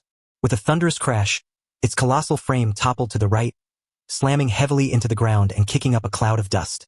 Aha! My back! Jiraiya's agonized scream echoed from the cockpit. My precious mech! Tsunade, I failed you. As the dust settled beneath the setting sun, Might Guy stood on one leg atop the shattered remains of the mechanical limb. The green vapor surrounding him slowly dissipated as his chest heaved violently, visibly drained by the tremendous effort. Yet, stubborn as ever, he turned toward the dumbfounded Kakashi and his companions, raising a thumb in triumph. His gleaming white teeth sparkled in the sunset-esque glow. This is youth, Kakashi. Kakashi. Itachi Uchiha. Shisui Uchiha. Might Guy maintained his thumbs-up stance, his teeth glinting with an eerie brightness in the fading light. Behind him, the steel colossus, Konoha's pinnacle of technological achievement, costing hundreds of millions of ryo and personally designed by Orochimaru, emitted black smoke and sporadic electrical crackles. Cough, cough, cough. A violent coughing erupted from inside the cockpit. The deformed hatch was forcefully kicked open from within, and a trembling hand reached out. Then Jiraiya's disheveled face appeared. His once flowing white hair was now a smoke-blackened mess, his face smeared with soot, save for the vivid red tear marks that remained strikingly vibrant. My aching back. Jiraiya groaned, clutching the hatch as he painfully climbed out, looking utterly miserable. He gazed at the broken mechanical leg, his heart aching with regret. That had been painted red by Namikaze himself, just so Jiraiya could show off in front of Tsunade. Not even 3 seconds of looking cool before that thick-browed guy's kick turned it to scrap. Guy, you damn fool, Jiraiya shouted, pointing at Might Guy with exasperation. That village property. Don't you understand? I'm docking this from your mission bonus until your next life. Might Guy withdrew his thumb, scratching his smooth watermelon haircut with an innocent expression. Lord Jiraiya, didn't you say you'd let me have just a little bit? Besides, this was to test the mech's combat performance. Kale bared a dazzling set of pearly whites, and it was proven beyond doubt that the vigor of youth is an unstoppable force. Even steel itself cannot withstand the blaze of burning passion. I'll burn you, you big-headed ghost. Jiraiya nearly spat out a mouthful of old blood. At that moment, a rapid series of footsteps echoed from the entrance of the training ground. Jiraiya! The voice was robust and charged with a terrifying fury, even more imposing than when Might Guy had opened the 8 gates moments ago. Jiraiya's entire body stiffened. His neck turned slowly and stiffly. At the edge of the training ground, Tsunade strode forward with determined steps. Behind her followed Shizune and Kabuto Yakushi cradling Tun-Tun. Their faces were pale, yet a distinct gleam shone in Kabuto's eyes. Upon seeing Tsunade, Jiraiya's previously frantic expression vanished instantly, replaced by the look of a wronged and pitiful little spouse. Tsunade! You finally arrived. Jiraiya leapt down from the mech, stumbling slightly upon landing. But that did not stop him from spreading his arms wide and rushing into Tsunade's embrace. Look at this bunch of brats. Utterly lawless. I was driving this giant machine with the best intentions, hoping to show you Konoha's new strength and bring you a surprise. And what do you see? That thick-browed one actually kicked it to pieces. Jiraiya howled as he sought solace in Tsunade's arms. My heart aches. My waist hurts. Only your hug, Tsunade, can heal me. Tsunade halted, her golden eyes narrowing slightly. Her gaze passed over Jiraiya and fell upon the crimson mech toppled on its side. Indeed, it was a machine embodying the aesthetics of violence. Even now, reduced to scrap metal, one could discern the designer's masterful craftsmanship. However, the veins on Tsunade's temple twitched with delight. She drew a deep breath, clenched her right fist fiercely, and chakra instantly condensed into a dazzling blue glow on its surface. Who told you to overstep your bounds? And you bastard, bringing such a dangerous thing into the village and causing such a massive explosion, were you trying to tear Konoha apart? Boom! Without a shred of hesitation, Tsunade's punch, imbued with monstrous strength, struck Jiraiya's face with unerring precision. Time seemed to freeze in that instant. Kakashi, Itachi, Shisui, and the newly arrived Shizune all instinctively covered their eyes. Such brutality. Accompanied by a sickening thud, Jiraiya was sent flying like a cannonball, hurtling faster than Might Guy had moments before. He traced a perfect parabola through the air, smashing through 3 walls of the training ground before becoming a shooting star on the horizon, vanishing from everyone's sight. I'll be back. Jiraiya's pitiful cry lingered in the wind, refusing to fade. Tsunade withdrew her fist and dusted off her hand as if nothing had happened. Acting so unruly at your age. She turned to the stunned crowd, a mischievous smile playing on her lips. What are you all staring at? Haven't you ever seen someone clean house before? The crowd shook their heads in perfect unison, their movements as swift as shaking rattles. No, never. Tsunade turned and walked away, destination unknown. After the farce concluded, the atmosphere within the training ground grew solemn once more. Minato Namikaze paid no heed to the teacher who had just been flung away. With Jiraiya's vitality, this level of impact would only necessitate a couple of days in the hospital. His gaze returned to Might Guy. By now, Kale had deactivated the 8-gate state. Aside from some initial discomfort, no burden was visibly apparent. Beside him, Kakashi, Itachi, and Shisui regarded him with eyes that bespoke viewing a monster. Is this pure taijutsu? Itachi Uchiha looked at the mech's broken leg, his shock impossible to conceal. As a prodigy of the Uchiha clan, he had always considered ninjutsu and genjutsu to be the mainstay of shinobi. Taijutsu? That was merely a choice for those lacking sufficient chakra. Yet today, Might Guy's kick had shattered his worldview. Armor that could not be breached by ninjutsu had been broken by a single kick. Such unadulterated physical destructive power was simply unreasonable. Senior guy, Shisui swallowed hard. How much longer can you maintain that state? Haha. Just kick whenever I want. Kale laughed heartily, his spirit extraordinarily high. That's the price of youth. Once you ignite, there's nothing you can't break with a kick. No, it's not just about burning. Suddenly, the purple toad, Gamaken, who had been perched on Minato's shoulder, spoke. He leapt to the ground, adopting a stance with feet turned outward, and poked Kale's muscles hard as stone with his claw. Do you think this kid can break the mech just because of the 8 gates? Gamaken turned to face Itachi and Shisui, his frog-like eyes gleaming with wisdom. The 8 gates is indeed a forbidden technique, capable of unlocking the body's limits. But if it were an ordinary body, the moment the gate of view opens, the muscles and bones would collapse under the violent strain. He pointed to Kale. But this kid's body is different. Over the past few months, he has endured hellish training. All eyes turned to Minato. The 4th Hokage nodded slightly and explained. Kale's body has been forged by the Senjutsu chakra of Mount Myaboku. It is an extreme training method developed by Jiraiya-sensei in collaboration with Mr. Gamaken. Using natural energy, it continuously breaks down, reconstructs, and strengthens Kale's body at the cellular level. It's like forging iron. That's why he can withstand the burden of the 8 gates and unleash that power 100%, even 120%. Upon hearing the explanation, realization dawned in the eyes of Kakashi and the others. No wonder Kale trains so inhumanly every day. It was all to build the strongest body for the 8 gates. However, Itachi Uchiha keenly perceived the crux of the matter. He looked at Kale's flushed skin and asked gravely, this technique must have its limits. What happens if you open the 8th gate, the gate of death? Silence fell instantly over the training ground. The smile on Might Guy's face faded somewhat. He looked at his hands, his tone unprecedentedly serious. My father told me, the 8 gates formation is the ultimate secret art that burns one's life away. Opening the gate of death grants power dozens of times greater than the Hokage's. But the price is absolute death for the user. Certain death. Those 4 words felt like a massive stone pressing down on everyone's hearts. Power dozens of times greater than the Hokage's. What an utterly terrifying notion. If the gate of view just now had broken one leg of the mech, then the gate of death could probably kick the entire village of Konoha into ruins. Perhaps even deliver a single fatal blow to that so-called Otsutsuki. But the cost was too great, too tragic. Shisui sighed deeply. If such power could be harnessed regularly, who would say it impossible? Jiang Chun abruptly interrupted Shisui's lament. He leapt back onto Minato's shoulder and, producing a chakra candy from his mouth, crunched on it with the crispness of eating peanuts. You ninjas always think so rigidly, Jiang Chun remarked, extending a clawed finger and gesturing in the air. What is the cause of death from the 8 gates technique? It's because chakra burns uncontrollably within the body, generating heat and pressure that instantaneously carbonize the flesh, ultimately reducing even the heart to ashes. In other words, it is a form of self-destruction on a physical level. A glint of cunning flickered in Jiang Chun's eyes.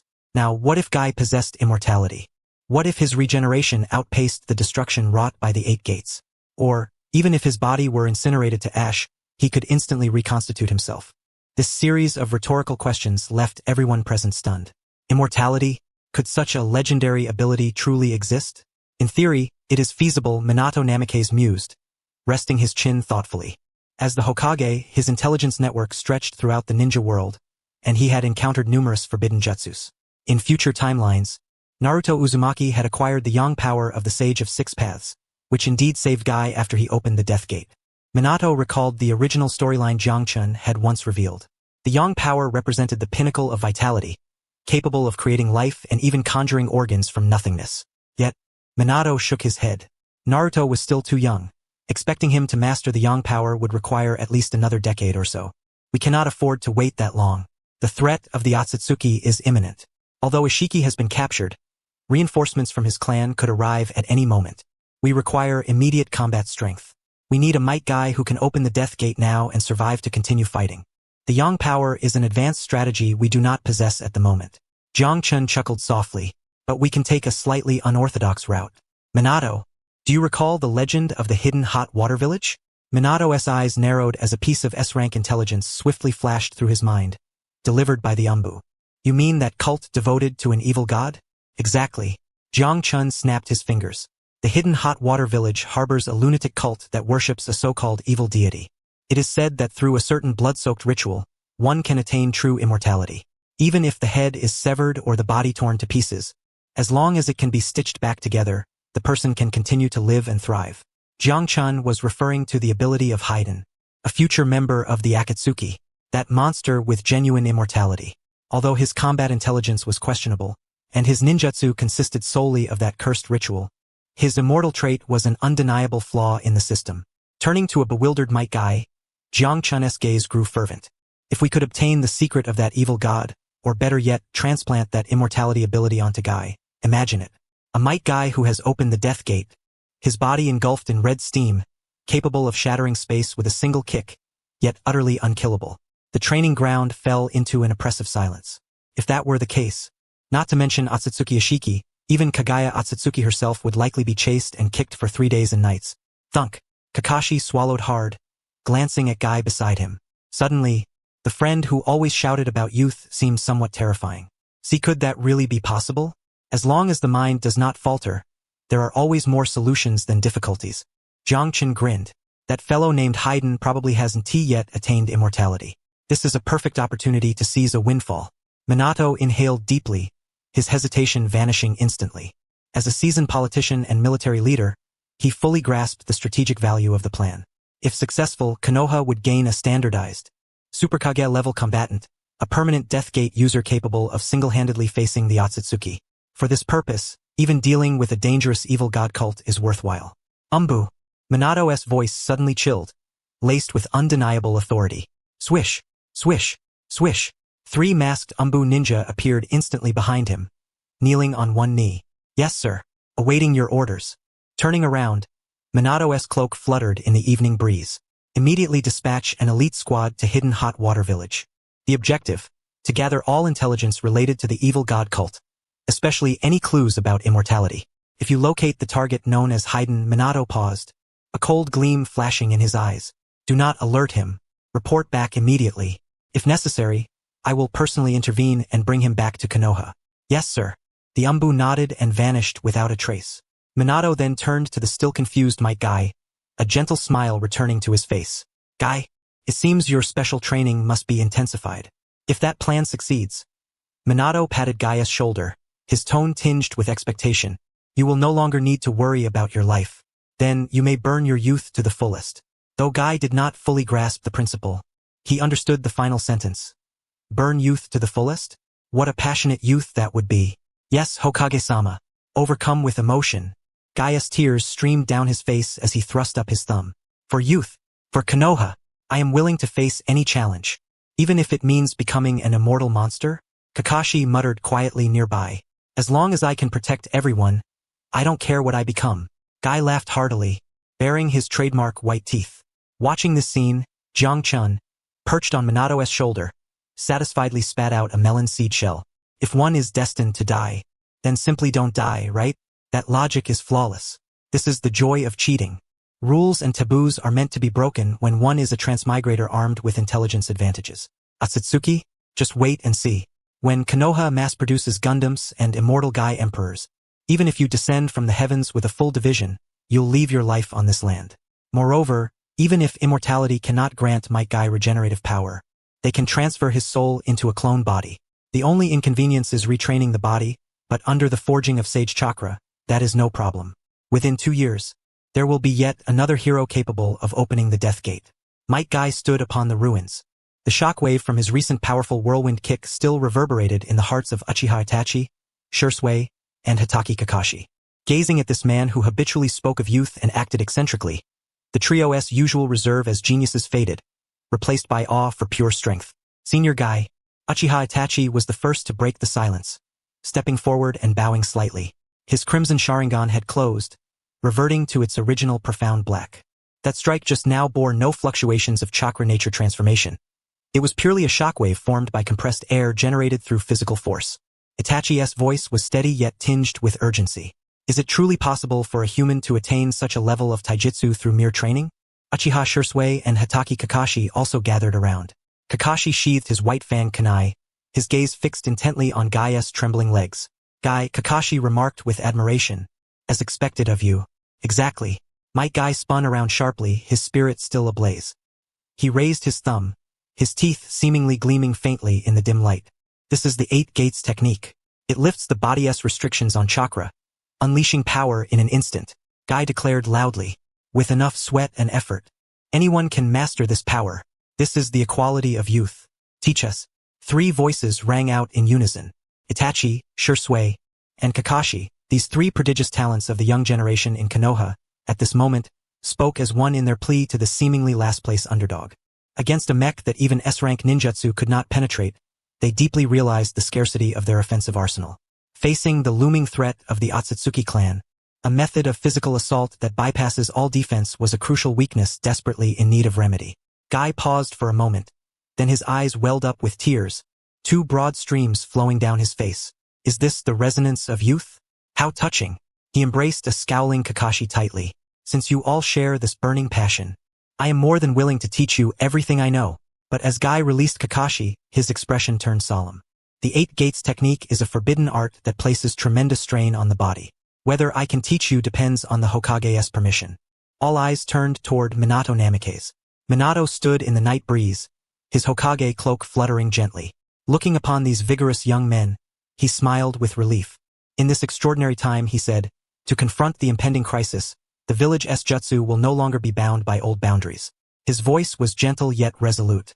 As long as your bodies can endure it, Guy, you shall teach them. Yes, Hokage-sama. Guy responded, saluting with excitement.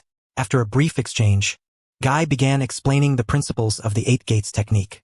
From opening the gate of opening to clear the mind, to the gate of rest to relieve fatigue, then the gate of life to ignite chakra. Itachi, Shisui, and Kakashi's comprehension was profound. They grasped the key points after hearing it once. I see. Shisui closed his eyes to sense it. By forcibly breaking open the chakra flow suppression points, you gain explosive power. The theory is not complicated. The challenge lies in the body.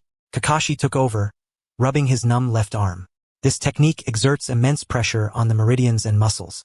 If it were me now, forcibly opening the 3rd or 4th gate would likely shatter my bones before I could even strike.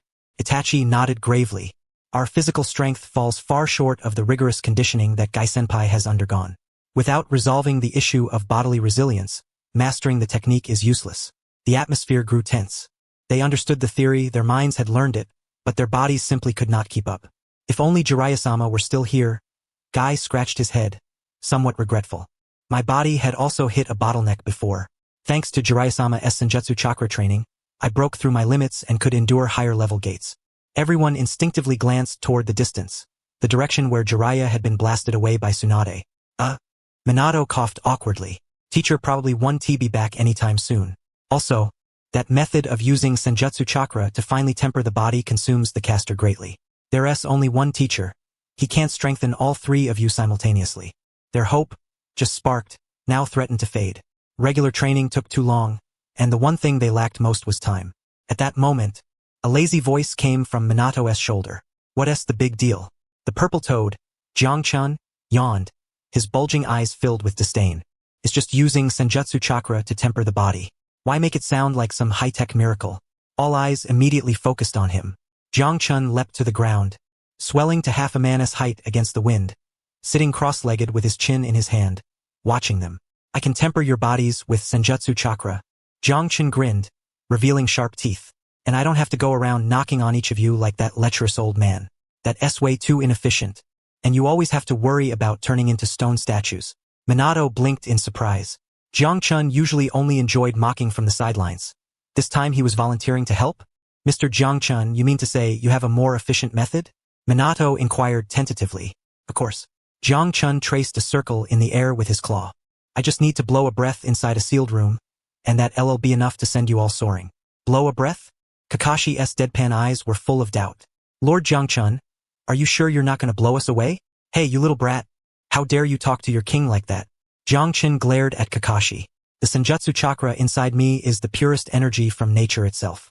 I release it at specific frequencies to fill the entire space. That's enough for your body tempering. You just have to stay inside, and these high-activity energies will automatically crawl into your pores, tearing your muscle fibers apart, then repairing them. This cycle repeats until your bodies adapt to the intensity. Jiang Chun spoke casually, but Itachi and Shisui exchanged a glance, feeling a chill. Tear apart, then repair. That sounded more like punishment, to be honest. Of course, for the sake of strength, they still resolved to try. Minato's astonishment deepened. Jiang Chun's move not only shortened their growth cycles, but directly enhanced Konoha's elite combat power. Mr. Jiang Chun, you're particularly generous today, Minato smiled. Jiang Chun shot Minato a glance, inwardly amused. He certainly wasn't acting out of kindness. His eyes scanned Kakashi's tired yet resolute face as he schemed. If Kakashi could fill his chakra deficiency through Senjutsu body tempering, combined with his white fang kunai, it would be a beautiful sight. More importantly, there was Uchiha Obito lurking in the shadows. If Obito saw his former comrade not only unbroken but mastering formidable power, even practicing taijutsu like that watermelon-headed guy whose name he could never recall, his reaction would be priceless. Giving Obito a surprise was Jiang Chun's true mischievous pleasure. Enough chatter. Jiang Chun stood and patted his backside. If you want to train, get moving. Minato set up a barrier, make it tightly sealed. Don't let my senki leak out. That stuff is poison to ordinary people. Understood. Minato swiftly formed hand seals. A simplified version of the 4 red sun formation, the 4 purple flames formation, activated. 4 violet beams rose, forming a 10-meter square space. Step inside, boys. Jiang Chun pointed to the entrance, a mischievous smile playing on his lips. Don't worry, you'll have to endure it. My Senjutsu chakra 1T turn you into stone statues, but the pain will be even worse. Kakashi, Itachi, and Shisui inhaled deeply, determination flashing in their eyes, and entered one after another. Might Guy joined the fray. I'm coming in too. The flames of youth demand fiercer fuel. Jiang Chun leapt above the barrier, drawing in a deep breath. Natural energy surged wildly, converging around him. His abdomen swelled, purple markings glowing with eerie radiance. Senjutsu, Hongmeng purple chi. Jiang Chun exhaled sharply. Whoosh! A dense, almost liquid violet mist erupted, instantly filling the barrier, reducing visibility to 0. The next moment, piercing and agonized screams shattered the barrier, reverberating across the training ground, causing even Minato Namikaze outside to tremble involuntarily. Within the barrier, it was akin to a pool of highly corrosive acid. The purple mist felt like countless searing needles piercing the flesh. Hissing, Itachi Uchiha gritted his teeth as his body convulsed. Veins bulged on his forehead, every cell being forcibly torn apart. Even his Sharingan could not pinpoint the source of the torment. Is this what Sage Chakra feels like? Shisui Uchiha knelt partially on the ground, his fingernails digging into the soil. The chakra within him was immediately dispersed by the overwhelming external energy the moment he attempted to activate it. The most pitiable was Kakashi Hatake. With the smallest chakra reserves and weakest resistance, the purple mist invaded his body. His Sharingan seemed to burn, as his Yin chakra violently repelled the sage energy. Calmly controlling himself, Kakashi's mind roared fiercely, forcibly maintaining the lock god technique, channeling the raging power to temper his blade's intent. Only Might Guy, that thick-browed man, despite his agonized screams, was laced with a strange excitement. This is youth. Guy frantically performed push-ups amid the purple mist. His skin flushed crimson, sweat instantly evaporating. This was the sound of cells rejoicing. My body is growing stronger. Youth is ablaze. Outside the barrier, Minato watched anxiously and glanced at Jiang Chun. Mr. Jiang Chun, isn't this intensity a bit excessive? Don't worry, they won't die. Jiang Chun lay atop the barrier, nodding with satisfaction. This is a specially crafted sage chakra by yours truly, blended with a hint of my demonic power. Though the process is painful, the results are absolutely solid. Once they emerge, their physical strength will at least double. Meeting the requirements for the 3rd gate will be more than enough. In the land of rain-hidden village. On the terrace of a tall tower, Nagato stood silently. Rainwater slid down his restored rosy cheeks. He refrained from using chakra to block it off. Since witnessing Kagaya's power and Jiraiya's near-omniscient intelligence suppression, Nagato had fallen into prolonged silence. Before the true progenitor of chakra, the divine power he once prided himself on seemed pale and insignificant. He even harbored a terrible suspicion. The Rinnegan was merely a tool residing within him. Such a collapse of understanding was enough to shake one's will. Nagato. Conan appeared behind him, draping a red cloud cloak over his shoulders. The rain has intensified. Let us go inside. Nagato remained motionless, his purple eyes fixed on the brightly lit village below. Conan. His voice was low. Sensei was right. The Otsutsuki clan is the enemy of all. Against such cataclysmic power, the conflicts among shinobi are but childish games. Then a flicker of hope gleamed in Conan's eyes. Could we? But Nagato interrupted her. Turning around, the confusion in his eyes faded, replaced by utmost composure. Humans are forgetful creatures. Nagato extended his hand to catch a raindrop, watching it shatter. The Otsutsuki threat lies decades ahead. That is a fear for the future. But humanity's inherent flaw is that without an imminent crisis, they tear each other apart for immediate gain. The 5 great nations are allied now because a Kagaya stands among them, because they are afraid. But what if the Otsutsuki main family never arrives? His palm clenched tightly. They will slacken, doubt, and reignite wars for resources and land. That so-called shinobi allied forces will soon crumble into a scattered mess. Conan gazed at Nagato before her, as if seeing the former pain, yet lacking arrogance and instead bearing a resolute understanding of the world. Therefore, this world needs a villain. Nagato donned the red cloud cloak, its sleeves fluttering in the wind, an adversary forcing them to remain vigilant and united. Since Sensei and Konoha intend to play the heroes saving the world and accumulate power to confront the celestial enemy, then, Nagato lifted his gaze eastward. I shall be the bearer of this fear that keeps humanity awake. We require no redemption, no understanding. We shall continue to exist, serving as a deterrent before the Otsutsuki arrival. In Konoha's afternoon, sunlight filtered through the leaves, casting mottled shadows upon the ground. The village, following the alliance of the 5 great nations and technological advancements, displayed unprecedented prosperity. Streets widened, modern buildings rose, and in a central park, a group of special young guests played their games. Charge. That way lies the treasure. A boy of about 2 years old, with dazzling golden hair and sapphire eyes, led the charge. His laughter was bright and contagious. He was Naruto Uzumaki, only son of the 4th Hokage, Minato Namikaze. In this timeline, he was not the despised incarnation of the Nine Tails, as the beast remained securely sealed within his mother, Kushina Uzumaki. He was simply a child inheriting his parents' excellent genes, so energetic that even his nannies and the umbu found him troublesome, the prince of Konoha. Trailing behind him were a group of distinguished playmates. Leading the chase was Sasuke Uchiha. Though still young, the second pillar already displayed a tenacious spirit, striding with short legs in an attempt to surpass Naruto. Slightly behind was a red-haired boy with heavy dark circles beneath his eyes, Gaara, son of the Kazekage from the sand-hidden village. As a transfer student, Proton, in Konoha, originally timid and introverted, he had now become a member of the Child King's retinue under Naruto's relentless social charm. Further back, with a face betraying mild annoyance but still following at a leisurely pace, were Shikamaru Nara and Choji Akimichi, the latter munching on potato chips. ISNT that the training ground outside the village?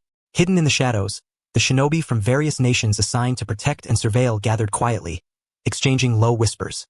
That blonde brat is the Yellow Flash's son? An experienced jonin from the stone-hidden village fixed a complex gaze on Naruto. That terrifying vitality could be sensed even from afar. Is that the bloodline of the Uzumaki clan? Humph, don't forget, his mother is the current Ninetales Jinchuriki. A shinobi from the cloud-hidden village folded his arms, his tone tinged with caution. Though this child harbors no tailed beast, who knows how much monstrous power he inherited? What if he influences Gaara? How should we handle that? Watch your words. An umbu from the mist-hidden village coldly interrupted. We are here to learn techniques, not to gossip. We only need to follow the orders of our superiors. Silence fell among the shinobi, watching the children running under the sunlight, representatives of each village's future. They had to admit that Konoha's magnanimity was indeed capable of embracing the entire shinobi world, gathering the heirs of all nations, though as hostages, also sowed the seeds of future bonds. Here we are. The perverted sage said, Kakashi big brother is right here. Naruto suddenly stopped, pointing ahead at the third training ground, shouting excitedly. It was a forest enclosed by barbed wire, rarely visited in ordinary times. But now, from deep within the woods came a series of highly rhythmic rushing sounds. Shoo! Naruto raised a finger to his lips, making a gesture to be silent, then lowered his body with exaggerated caution. We'll sneak past quietly and surprise him. Sasuke curled his lips, apparently thinking this behavior childish, but his body honestly followed Naruto into the tall grass. Gaara nervously trailed behind. The group stealthily approached the edge of the training ground. Through the gaps in the thicket, they caught sight of the silver-haired youth. Kakashi Hatake stood bare-chested, revealing a robust physique marred by countless scars. Clutching a gleaming white-fanged tanto in both hands, he methodically swung it through the air with a monotonous rhythm. Each stroke was painstakingly slow, as if the blade he wielded was not a mere dagger but a colossal mountain. Yet, as the blade sliced through the air, the surrounding fallen leaves seemed drawn by an invisible force, neatly cleaving in two along the path of his strike. That was Senior Kakashi. Sasuke's eyes brightened. Among the Uchiha clan, aside from Shisui and Itachi, Kakashi was the only outsider frequently praised by his father, Fugaku. Wow, there's big brother Kakashi. Naruto exclaimed without hesitation, disregarding everything else. Spotting his target, he immediately abandoned any mischievous thoughts. Kakashi, big brother. Like a golden projectile, Naruto sprang from the bushes and charged toward Kakashi. The moment Kakashi paused his sword practice, a trace of helplessness flickered in his dull eyes. He had sensed the presence of these little rascals from 500 meters away. Naruto, Kakashi sheathed his blade and turned to catch the rushing boy, casually ruffling his golden hair. Didn't the Hokage ask you to bring new friends back to the village? Why have you wandered out into the wilderness? The adults in the village are all so boring. They just smile at me. All fake and insincere. Naruto pouted in protest. I want to see something amazing. The pervy sage said you mastered an unparalleled technique that can even split mountains. Kakashi's lips twitched in reluctant amusement. That pervy sage really does have a penchant for exaggeration. At that moment Sasuke, Gaara, and the others emerged as well. Sasuke lifted his chin, gazing at Kakashi with a face full of pride and yearning. Senior Kakashi, I want to see too. Big brother says your swordsmanship has transcended the limits of the Sharingan. Though Gaara said nothing, his dark-ringed eyes fixed intently on the blade in Kakashi's hand. Under the scrutiny of so many innocent and profoundly rooted eyes, Kakashi sighed. He knew that if he did not demonstrate some skill today, these brats would not relent. Moreover, he sensed the presence of foreign village shinobi lurking nearby, spying on the proceedings. Since the Hokage wished to show off his strength, as his disciple, Kakashi naturally had to cooperate. Splitting a mountain, however, was out of the question. Kakashi approached a solid steel pillar used for strength testing. The pillar was as thick as a thigh, made of high-strength alloy discarded from Orochimaru's laboratory. While cutting through it was challenging, attacking other targets remained feasible. His voice softened. Without adopting any extravagant stance, he stood casually, his right hand resting on the hilt of his blade. The surrounding air seemed to freeze at that moment.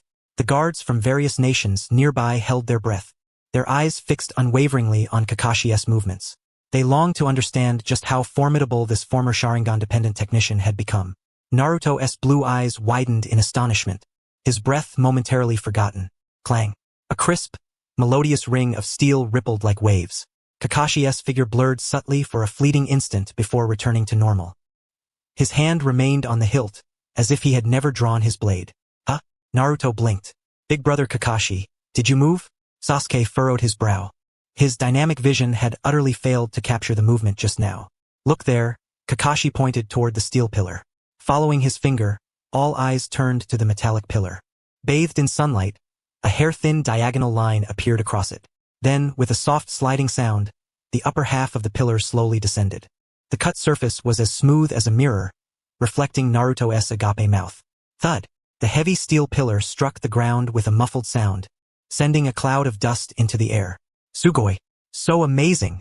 Naruto stood stunned for 3 seconds before erupting into a deafening cheer. That was so cool! What kind of ninjutsu is that? I want to learn it! I want to learn it! Sasuke clenched his small fist tightly, his eyes filled with awe. Is this the level one can reach without using the Sharingan? The guards from various nations inhaled sharply at the sight. A purely physical slash? And Iwagakure Jonin felt a chill down his spine. There was no chakra attribute change detected, simply relying on speed and sharpness to slice through such a special alloy. They dared not contemplate further. The younger generation of Konoha had grown to a degree that instilled genuine fear. Amid the resounding cheers within the training ground, about a kilometer away, beneath the shadow of a giant tree's canopy, a figure clad in a dark robe and wearing a tiger skin mask observed everything silently. Obito Uchiha. Through the sole eye hole in his mask, he watched the golden-haired boy laughing under the sunlight, and the silver-haired comrade surrounded by children. His hand dug deeply into the tree trunk, sending wood chips flying. Kakashi. Obito's voice was hoarse, laden with an indescribable complex emotion. He had witnessed Kakashi's strike moments ago. That was a blade no longer reliant on the Sharingan he had bestowed, a cut forged on a path entirely his own. Once a despondent, lost wreck before Rin's grave, Kakashi had now become so powerful, so radiant. As for that golden-haired boy, the teacher's child, Obito studied Naruto's face, bearing a striking resemblance to Minato Namikaze, and that signature bright smile. In this world, Naruto had not lost his parents, nor had he become the despised fox demon child of the village. He lived in the sunlight, the center of attention, the beloved leader of the children, a childhood Obito had once yearned for but never attained. A false happiness. Obito released his grip, his tone turning icy once more. As long as the Otsutsuki descend, as long as darkness festers within the human heart, this peace remains as fragile as a bubble. Teacher Minato, you think you have changed the world, but you have only delayed the arrival of destruction. Though he spoke thus, Obito did not make a move. At this moment, he could only appear beyond the barrier shrouding Konoha. Otherwise, he would face his beloved teacher's reprimand once more. He even recalled how his teacher had sealed the curse mark over his heart. If only he were willing to turn back. Obito's heart involuntarily thought. No, Obito, since when have you grown so weak? He chastised himself. Confused within, he saw even Kakashi had found his path, while he himself and that woman who called herself Kaguya. Obito cast one final, deep glance at Kakashi's retreating figure, and the training ground filled with laughter and joy. Enjoy this last illusion while it lasts. The space around him began to warp. A swirling vortex rapidly formed around his right eye, gradually engulfing his body. Just as he was about to vanish completely, Kakashi, sensing something, abruptly turned his head toward Obito's direction. But all he saw were leaves gently swaying in the breeze. The vortex had silently dissipated. In the Hokage's office, Minato Namikaze, pausing his paperwork, halted his movements. Obito returned to the cavern, his hands braced on the table. He needed strength. He needed the truth even more. In this world, there exists but one individual capable of unraveling all enigmas and possessing the strength to stand against those monstrous forces of Konoha. Obito forcefully unfurled the scroll in his hand upon the stone table. This was the sole valuable relic he had unearthed after scouring every stronghold left by Black Zetsu. The forbidden technique developed by the second Hokage, Tobirama Senju Edo Tensei. That fellow Black Zetsu seemed to harbor an obsession with collecting various secret arts from the ninja world. The transcription date of this scroll could be traced back as far as 10 years ago. Edo Tensei. Obito murmured softly the incantation inscribed upon the scroll. It summoned the souls of the deceased from the Pure Land back to the living world, binding their spirits within the dusty earth by sacrificing a living vessel, erasing their personality or preserving their consciousness through implanted seals. His gaze lingered on a line of fine print at the end of the scroll. The caster can, by adjusting the chakra flow of the sacrifice and the frequency of the technique, to some extent manipulate the age state of the resurrected. Obito's eyes flickered momentarily. Summoning that old man who could barely walk would be utterly meaningless. What he desired was Uchiha Madara at the peak of his power. The Shura who could contend with the god of shinobi, Senju Hashirama. Though I lack Orochimaru's scientific expertise to modify corpses and implant Hashirama's cells for enhancement. Obito turned around and looked toward the corner where a white Zetsu clone, under Genjutsu control and with a vacant expression, stood. This was the best sacrificial vessel he could find at present. White Zetsu, being a flawed clone of Hashirama's cells, while incapable of the precise bodily modifications and enhancements Orochimaru was capable of performing on Madara, could at least serve as a container, ensuring Madara could manifest a certain degree of his former strength. Come forth, spirit of the Uchiha. Obito formed hand seals with one hand: tiger, snake, dog, dragon. Finally, he forcefully pressed his palms together. Edo Tensei. Black runes swiftly spread from beneath Obito's feet like living serpents, crawling over the entire form of the white Zetsu clone. Ah! White Zetsu emitted a piercing, mournful scream as his body was rapidly enveloped in dust and paper fragments. The dust billowed, swirling upward in the dim cavern, gradually coalescing into a human shape. Obito stepped back cautiously, eyes fixed vigilantly on the gradually materializing figure. As the dust settled, a dark crimson-layered armor of the Warring States period emerged. Next came the wild, unkempt black hair, followed by a young, arrogant face marred with cracks. Uchiha Madara. He stood silently with his eyes tightly closed, arms crossed, exuding a suffocating chakra aura.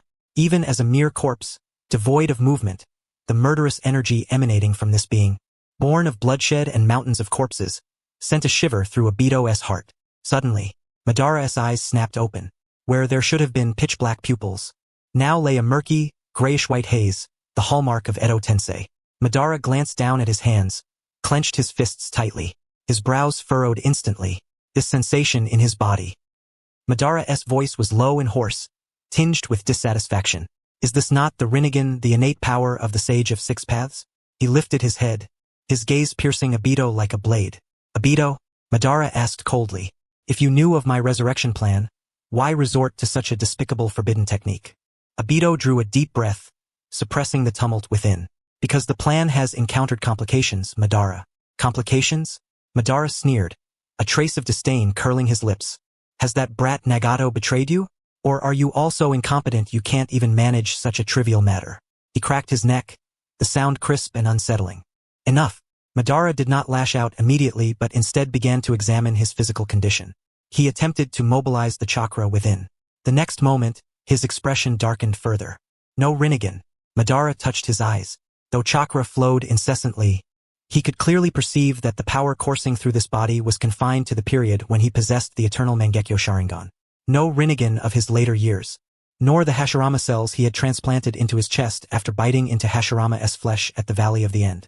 This body was simply the young Uchiha Madara in its purest form. Obito. Madara lowered his hands. Red light suddenly flickered in those gray-white eyes as three tomo rapidly spun, forming a complex pattern. The eternal Mangekyo Sharingan. He fixed Obito with a chilling stare. You seem not to be following my script entirely. Though this body is young, it falls far short of the resurrection I envisioned. You have not subjected me to bodily modifications? Obito remained silent for a moment. He knew precisely what Madara meant. But he was utterly ignorant of those complex biological modification techniques.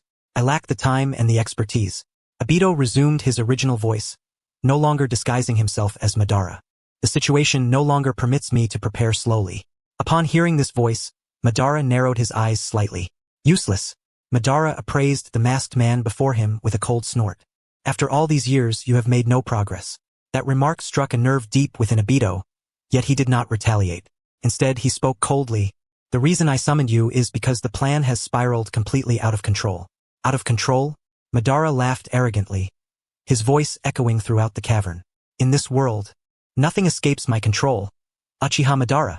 As long as I remain, as long as these eyes endure, Black Zetsu has vanished. Obito cut through Madara's laughter. The laughter ceased abruptly. Madara's gaze sharpened instantly. What did you say? Black Zetsu, your will incarnate, has disappeared. Obito stared into Madara's eyes, enunciating each word deliberately. Moreover, a woman has appeared in Konoha. She possesses the Byakugan, wields a technique called Kodeath Ashbone, and claims to be Otsutsuki Kagaya. Kagaya. For the first time, a look of astonishment flashed across Madara's proud face. He knew the name well. It was inscribed on the Uchiha monument, the progenitor of Chakra, the legendary rabbit goddess. Though he had always believed it to be mere myth or a fabrication of the Sage of Six Paths. That is impossible. Madara dismissed it outright. Kagaya was sealed away 1,000 years ago.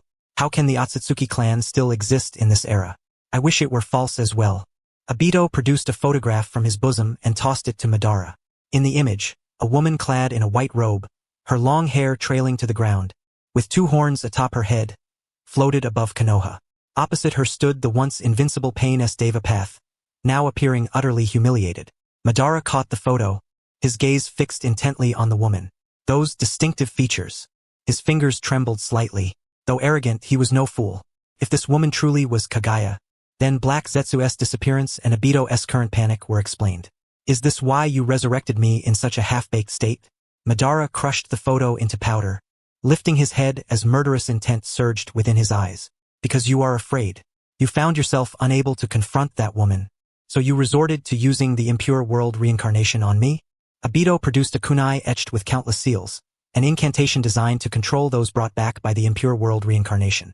Obito spoke coldly, whether that woman is Kaguya or not, and regardless of whether the Eye of the Moon plan is a deception, I need you to probe the depths of Konoha. Madara gazed at the seals on Obito's kunai, a mocking smile curling at the corner of his mouth. Obito, do you truly believe you can control me with Tobirama's outdated jutsu? Obito paid no heed to Madara's derision. He gripped the kunai, inscribed with the sealing marks tightly. This was a seal that could erase the personality of the impure world reincarnation, transforming it utterly into a killing machine. Madara's composed demeanor made Obito realize something was amiss.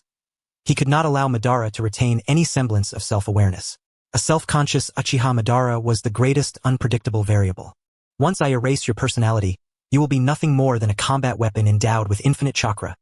Obito's voice echoed through his mask, heavy and resolute. Suddenly, he stepped forward with force, driving the kunai straight toward the back of Madara's head, swift, precise, and ruthless. But Madara merely stood his ground, eyes filled with disdain for this junior before him. His lips parted slightly. Just as the kunai was about to pierce his skull, Madara's hands began to rapidly form seals. Rat, ox, dog, horse, tiger, boar. Obito's pupils constricted sharply. He recognized those signs. This was the release of the impure world reincarnation. Madara growled sharply. A terrifying chakra wave burst forth from his body. Boom! The shock wave rippled violently. The kunai Obito thrust forward halted just an inch from the back of Madara's head. Not because Obito stopped, but because an invisible chakra force violently repelled his hand. The force flung Obito backward, crashing him heavily against the cavernous rocky wall. Stones tumbled down. Ignoring the pain coursing through his body, Obito swiftly rolled to his feet, fixating his gaze unwaveringly on Madara. Madara was enveloped in a dazzling white light. The obscure seals and jutsu that had bound him were now fracturing inch by inch. Those seals represented the covenant between the caster and the resurrected. Obito's heart plummeted to the abyss. Impossible. His voice trembled with uncontainable shock. How could you know the release seal for the impure world reincarnation? This technique was a forbidden jutsu developed by the second Hokage, Tobirama Senju. Apart from Tobirama himself, no one could possibly know how to undo the covenant. Madara stood at the center of the radiant glow. He flexed his wrist, a pleased smile blossoming on his face. That despicable bastard Tobirama developed this blasphemous jutsu to be used as a self-destruct weapon. Madara slowly turned to face Obito, his eyes brimming with mockery. As a weapon, there is always the risk of losing control. Before my final battle with Hashirama, I studied Tobirama's jutsu meticulously. That man may have been treacherous, but he certainly had a profound understanding of ninjutsu. By reverse engineering the chakra flow, unraveling this jutsu is no great challenge. Madara raised his hand, gazing upon his powerful palms. Originally, this jutsu had a fatal flaw. If the resurrected actively formed the release seal, he clenched his fist tightly. The air in his palm erupted with a thunderous roar. Then I would no longer be under the caster's control. Now he possessed immortality, infinite chakra, and Madara's Sharingan, marked by 3 tomo, slowly rotated before settling into the pattern of the eternal Mangekyo Sharingan. Infinite ocular power. Obito's spiral mask quivered faintly. Not merely fear, but a mixture of absurdity and a profound rage born of being mocked. Before him stood a man clad in dark crimson layered armor, casually flexing his wrist. The brittle cracks of his knuckles echoed through the silent cavern, each sound striking like a blow to one's nerves. Uchiha Madara. The very name was an overwhelming weight. He was the nightmare of the shinobi world, the embodiment of domination. And at this moment, this legendary beast had broken free from the shackles of death. Obito silently retreated, his right is Kamui space already primed, ready to sever him from reality at a moment's notice. Yet he did not flee immediately. The scattered puzzle pieces in his mind were now violently converging and colliding. Intelligence from Konoha, Otsutsuki Kaguya had manifested. Kuratsuchi's bizarre movements and complete disappearance. And before him stood Uchiha Madara, who fancied himself the master of the entire situation, yet harbored nothing but grievances toward the impure world reincarnation vessel. Once the chain of logic connected, the absurd truth revealed itself. If Kuratsuchi truly was Madara's will, why did he not guide Nagato to wield the Rinne Tensei? Why did he willingly infiltrate Konoha to resurrect Kaguya? And why did he vanish completely after Kaguya's revival? Unless the premise itself was flawed. Kuratsuchi was not Madara's will at all. Madara, Obito's voice emerged from behind his mask, Are you truly certain that Kuratsuchi is your will? Madara, preparing to form seals and summon a meteor to test this body's power, paused at Obito's words. He lifted his head, eyes flashing with a look of utter contempt, as if regarding a fool. What nonsense are you spouting? Madara sneered. Chakra suddenly surged outward. The blue ribcage of his Susanoo instantly materialized, enveloping him in its protection. That is my product of yin-yang release, my soul extension in this world. Is that so? Observing Madara's arrogant confidence, Obito's sense of absurdity reached its zenith. He wanted to laugh loudly and mock this haughty Shura, and to mock himself like a clown, who had toiled half a lifetime chasing a delusional eye of the moon. Konoha now has a woman, Obito spoke rapidly, as if venting a pent-up exhilaration. She claims to be Otsutsuki Kagaya, and according to Konoha's intel, Kuratsuchi, who has been lurking among us all this time, calls that woman mother. Boom! A tangible killing intent exploded from Madara's body, and the surrounding hard rock walls instantly became riddled with spiderweb-like cracks. Kagaya? Mother? Madara's expression darkened. His pale, impure world eyes locked onto Obito with deadly focus. You mean to tell me that I, Uchiha Madara, have been deceived by my own creation? You are not the creator. Obito retreated again, half of his body already beginning to fade. He looked at Madara as though gazing into a mirror. Reflected within was another pitiable soul toyed with by fate. Kuratsuchi was Kagaya's will from the start. He altered the Uchiha stone tablet, exploited Indra's descendants, and incited a millennium of strife. Madara, you think you are the player. Obito's figure vanished into the Kamui vortex, leaving only one eye behind, coldly observing the once godlike being. In truth, you are no different from me. You are merely a pawn deceived by Kuratsuchi, existing solely to resurrect his mother. Madara, you have been betrayed by Kuratsuchi. The spatial vortex sealed shut, erasing every trace of Obito's presence from the cavern. Silence returned. Pawn? Madara murmured, savoring the word with a sneer of utmost disdain. Preposterous. No one in this world has yet been able to manipulate me, Madara Uchiha. He turned and strode toward the cave entrance with resolute and forceful steps. Yet, as he passed by the stone table, his pace abruptly faltered. His gaze fell upon a tattered intelligence scroll left at the corner of the table. It was a briefing on Konoha's recent developments, carelessly abandoned by Obito. Madara extended his hand, his fingertips brushing the scroll. With a rustle, the scroll unfurled. A blurred photograph came into view. It was a desperate shot taken from an extreme distance. In the image, a woman clad in white, with long flowing hair and twin horns upon her head, hovered above Konoha. From the wide sleeves of her robe emerged that mass of pitch-black substance. Madara's pupils suddenly contracted. Is that the Otsutsuki? And Black Zetsu? Black Zetsu had never once revealed such an expression to him. An expression of reverence and submission toward the creator and mother. But when facing me, Madara Uchiha, Black Zetsu, though respectful, always harbored a faint, elusive contempt deep within his eyes. At this moment, the gates of memory burst open. Madara recalled the Valley of the End, remembered the ecstasy upon awakening the Rinnegan at the brink of death. He remembered the instant in front of the Outer Path Ghetto statue when he used yin-yang release to create Black Zetsu. Too smooth. Everything had been far too smooth. As if someone had meticulously laid the path, waiting only for this self-righteous protagonist to step upon it. The so-called cycle of life and death. The so-called mutually exclusive dual forces. Could it all have been a deception from the very beginning? He altered the stone monument. Madara's fingers clenched fiercely, and the scroll crumbled to dust in his palm. If the monument had been tampered with, if the infinite Tsukuyomi was never truly a technique to save the Uchiha or the world, then what had all these decades of his scheming amounted to? What was his agonizing survival underground, sustained by the life force channeled through the Outer Path Ghetto statue? What about the bonds he severed with his own hands for the sake of his ideals? Was it all a cruel joke? Obito. Madara raised his head, his pale gray eyes aflame with the eternal Mangekyo Sharingan, spinning madly and casting a chilling light that sent shivers down the spine. If you are deceiving me, I will make you regret ever coming into this world. But if Madara did not finish, such a hypothesis was itself a mutilation of his dignity. He took a step forward and his figure vanished. Boom! The next moment, the entire mountain was torn apart from within by a violent force. Rocks shattered through the sky. Dust blanketed the sun. A dark crimson silhouette soared into the heavens.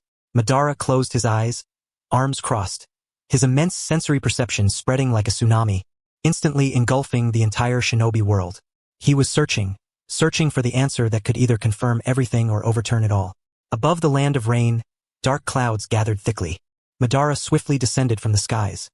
The distinctive gray-white fragments of Edo Tensei peeled away and reformed along the edges of his face. The dark crimson armor clanked dully in the wind. He gazed downward at the village beneath him, a steel jungle, his eyes piercing through the dense rain, fixed on the tallest tower. Is Nagato here? Originally, his plan had been to strike directly at Konoha and extract that so-called devoted son, Black Zetsu. But the intelligence brought by Obito made him reconsider. Kaguya Otsutsuki, the woman who existed only in myth, had been resurrected. Madara raised his hand, inspecting his cracked, resurrected body. Though endowed with infinite chakra and immortal flesh, it was still a corpse after all. To confront the progenitor of chakra in such a grotesque and counterfeit form was both disrespectful and weak. He needed power. True power, the power that originally belonged to him. To wield the Ten Tails, to possess the strength to oppose that woman, he must reclaim a genuine body. A cruel smile curled at the corner of Madara's lips. That Uzumaki named Nagato, the vessel who had safeguarded his eyes for decades. Now was the time to return them. Though the plan was hastened and the process somewhat distorted, Madara took a step forward, his figure plummeting like a meteor, tearing through the rainstorm. But the outcome would not change. Inside the highest chamber of the rain-hidden village's tower, oppressive groans echoed. Nagato suddenly clasped his eyes, his body convulsing violently. Ugh! Excruciating pain. Indescribable agony erupted from the depths of his eye sockets, surging along the optic nerves into his brain, as if searing red-hot hooks were twisting within. Not only pain, but a terrifying burning sensation. Those eyes had come alive, resonating, rejoicing, desperately striving to break free from their sockets and fly toward an approaching presence. Nagato, what's wrong? Konan, standing nearby, paled, the paper sheets in her hands fluttering as she tried to move forward to check on him. Don't come any closer, Nagato gasped, cold sweat mingling with tears streaming down his cheeks from the unbearable pain. He struggled to lift his head. Those once eerie, divine Rinnegan eyes now trembled uncontrollably, the purple ripples churning like boiling water. He sensed it. That chakra, the foreign and domineering chakra, it had arrived. Nagato's voice was hoarse, tinged with an unmasked tremor. Yes, here. Who? Konan looked around warily, paper shuriken at the ready. The true owner of those eyes. No sooner had Nagato spoken than, boom!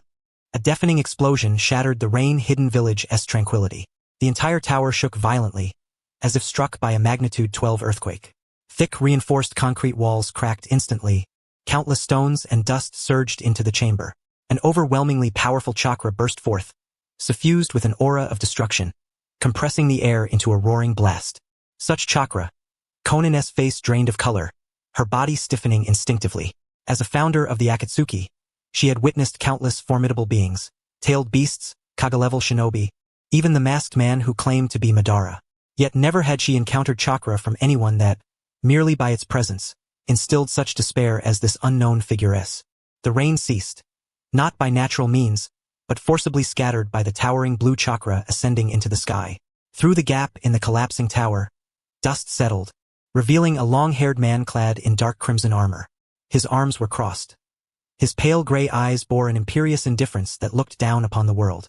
Madara Uchiha, ignoring the flying debris and shrill alarm bells around him. His gaze passed over the wary Konan and fixed squarely on Nagato, or rather on Nagato's eyes. It was the look of a hunter beholding a prey regained. Nagato. Madara's voice was calm yet carried an undeniable authority. You have kept me waiting too long. Madara stood upon a broken beam, towering over Nagato with a commanding presence. What? Haven't you realized it yet? Crossing his arms, Madara's pale, resurrected eyes revealed the eternal Mangekyo Sharingan slowly spinning, exuding a suffocating aura of oppression. Those eyes have been with you for far too long. Long enough to make you believe they were originally yours. Nagato pressed his eyes shut with unyielding force, crimson blood relentlessly seeping through his fingers, dripping onto the puddled ground below, blossoming into glaring red flowers that stained the water's surface. The agony he endured was not a mere physical tearing but a profound rending deep within his soul. The Rinnegan within his eye sockets seemed to possess a consciousness of its own, wildly pulsating as if desperate to sever its ties to the optic nerves and soar toward its true master. No, this is impossible. Nagato gasped heavily, endeavoring to marshal the chakra within his body to suppress the turbulent unrest. He was, after all, a descendant of the Uzumaki clan, endowed with immense vitality, and had wielded these eyes for decades, He considered himself a god. Shinra Tensei, with a furious roar, Nagato forcibly activated the power of his eyes. A tremendous repulsive force erupted outward from his center, radiating in all directions. Yet, confronted with this force capable of annihilating an entire village, Madara Uchiha remained unmoved, standing his ground without so much as a single step. Before the force could reach Madara's body, it met an invisible barrier, diverting automatically to either side, merely ruffling his wild, untamed hair. A crude application. Madara shook his head, disappointment thick in his voice. The Rinnegan's power is boundless and all-encompassing, yet you wield it like a barbarian, shoving and pushing. Nagato, though you possess the Uzumaki constitution sufficient to bear these eyes, your capacity is far too limited. Before the words had fully left his mouth, Madara's figure vanished instantaneously.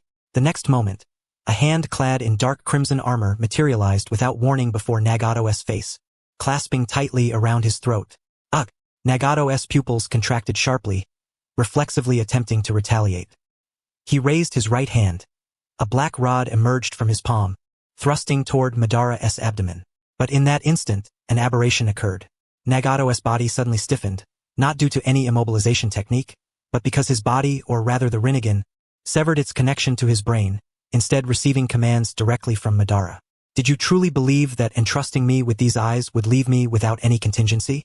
As Madara's words fell, the Rinnegan in Nagato's eye sockets flared with an eerie purple light. The chakra that once belonged to Nagato began to reverse its flow uncontrollably, surging through his meridians toward his eyes, then turning back to seize control of every limb and sinew. The sensation was more terrifying than death itself. Nagato watched helplessly as his own body betrayed his will. The black rod he had aimed at Madara halted midair, then slowly fell downward. Nagato! Piercing cry shattered the air. Konan, long frozen in shock, finally snapped to awareness. She could never accept that the man she revered as a god, the pillar of her world, stood utterly powerless before this man.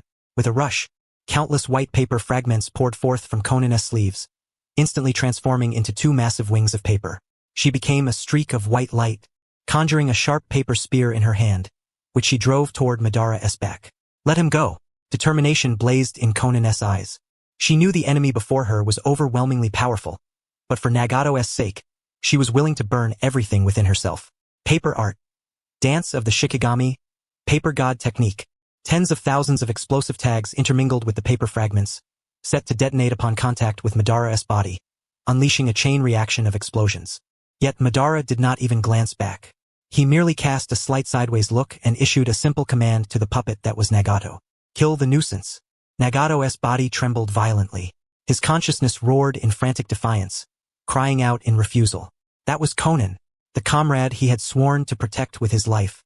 His final bond in this world. No, never. Nagato tried desperately to bite through his own tongue, to sever his own meridians, to use any means to halt his body's movements. Yet, before the absolute dominion of the Rinnegan, his will was insignificant. A muffled, heart-wrenching sound. The sea of paper fragments suddenly froze midair, then, like lifeless butterflies, drifted down feebly. Konan lowered her head in disbelief. A jet-black chakra rod pierced through her abdomen. Blood dripped down the rod, staining her pristine paper wings a deep crimson.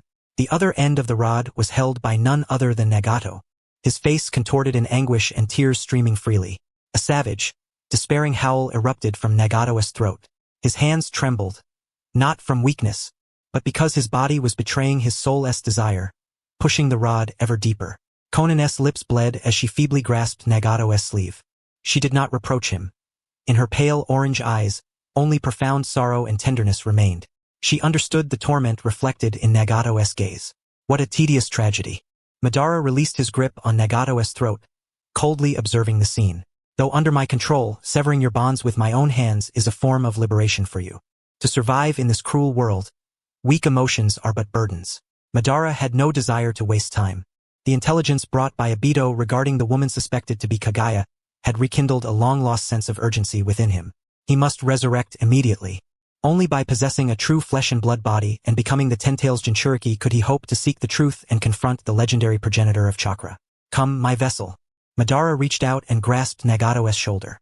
Nagato wished to stay and tend to Konan's wounds, to pull out the damned black rod, but his legs betrayed him, moving against his will as he followed Madara's footsteps outward. Konan! Konan! Nagato screamed frantically within his heart, but no sound escaped his lips. Helplessly, he watched as Konan collapsed in a pool of blood, her once pure paper wings soaked and sullied by rain and gore. Madara took Nagato and in a flash, they vanished into the ruins of the tower. It was far too noisy here. The resurrection ritual required absolute silence, and the commotion in Amigakure risked attracting the swarms from Konoha. The rain intensified gradually. The icy droplets washed over the tower's ruins, diluting the blood on the ground and carrying it away into the dark currents of the drainage. Konan lay on the cold stone slabs, the searing pain in her abdomen causing her consciousness to wane. Her life force rapidly drained with the flowing blood. Nagato. She struggled to open her eyes, gazing toward the direction the two had disappeared, her vision already blurred. Am I going to die? To perish here, discarded like worthless refuse? No, cannot die. Suddenly, a vision flashed through Konan's mind. Yahiko's smiling face, the three of them running through the rain as children, and Nagato's desperate gaze from moments ago. If she died, Nagato would truly become nothing more than that man's tool. That man. He was a demon. Cannot die yet. Konan clenched her teeth, forcibly summoning the remnants of chakra within her. Though the strike had pierced her abdomen, it had missed vital organs. Was it because of Nagato? At the final moment, had his will slightly interfered with Madara's control, diverting the black rod by mere centimeters? Konan knew this was the slender thread of life Nagato had fought desperately to secure for her. A rustling sound. Her body began to disintegrate, transforming into countless blood-stained fragments of paper. The shards struggled in the rain to reassemble, sealing the wound on her abdomen and barely staunching the bleeding. The message must be delivered. Konan fought to her feet, her body swaying precariously. Nagato had been taken away. In this world, who else could possibly stop Madara Uchiha? Who else could save Nagato? In Konan's mind, the image of that silver-haired figure, always wearing a mischievous smile, surfaced. Jiraiya-sensei, and also that blonde Hokage, along with the so-called Shinobi Alliance. At first, she and Nagato had scoffed at the peace Jiraiya spoke of, dismissing it as a hypocritical lie imposed by great powers upon small nations. But now, faced with the despair embodied by Madara Uchiha, perhaps that alliance was the only hope left. Konoha. Clutching her wound, Konan staggered toward the edge of the towering structure. She had to survive. She had to deliver this intelligence to Konoha before that mysterious man completed his purpose.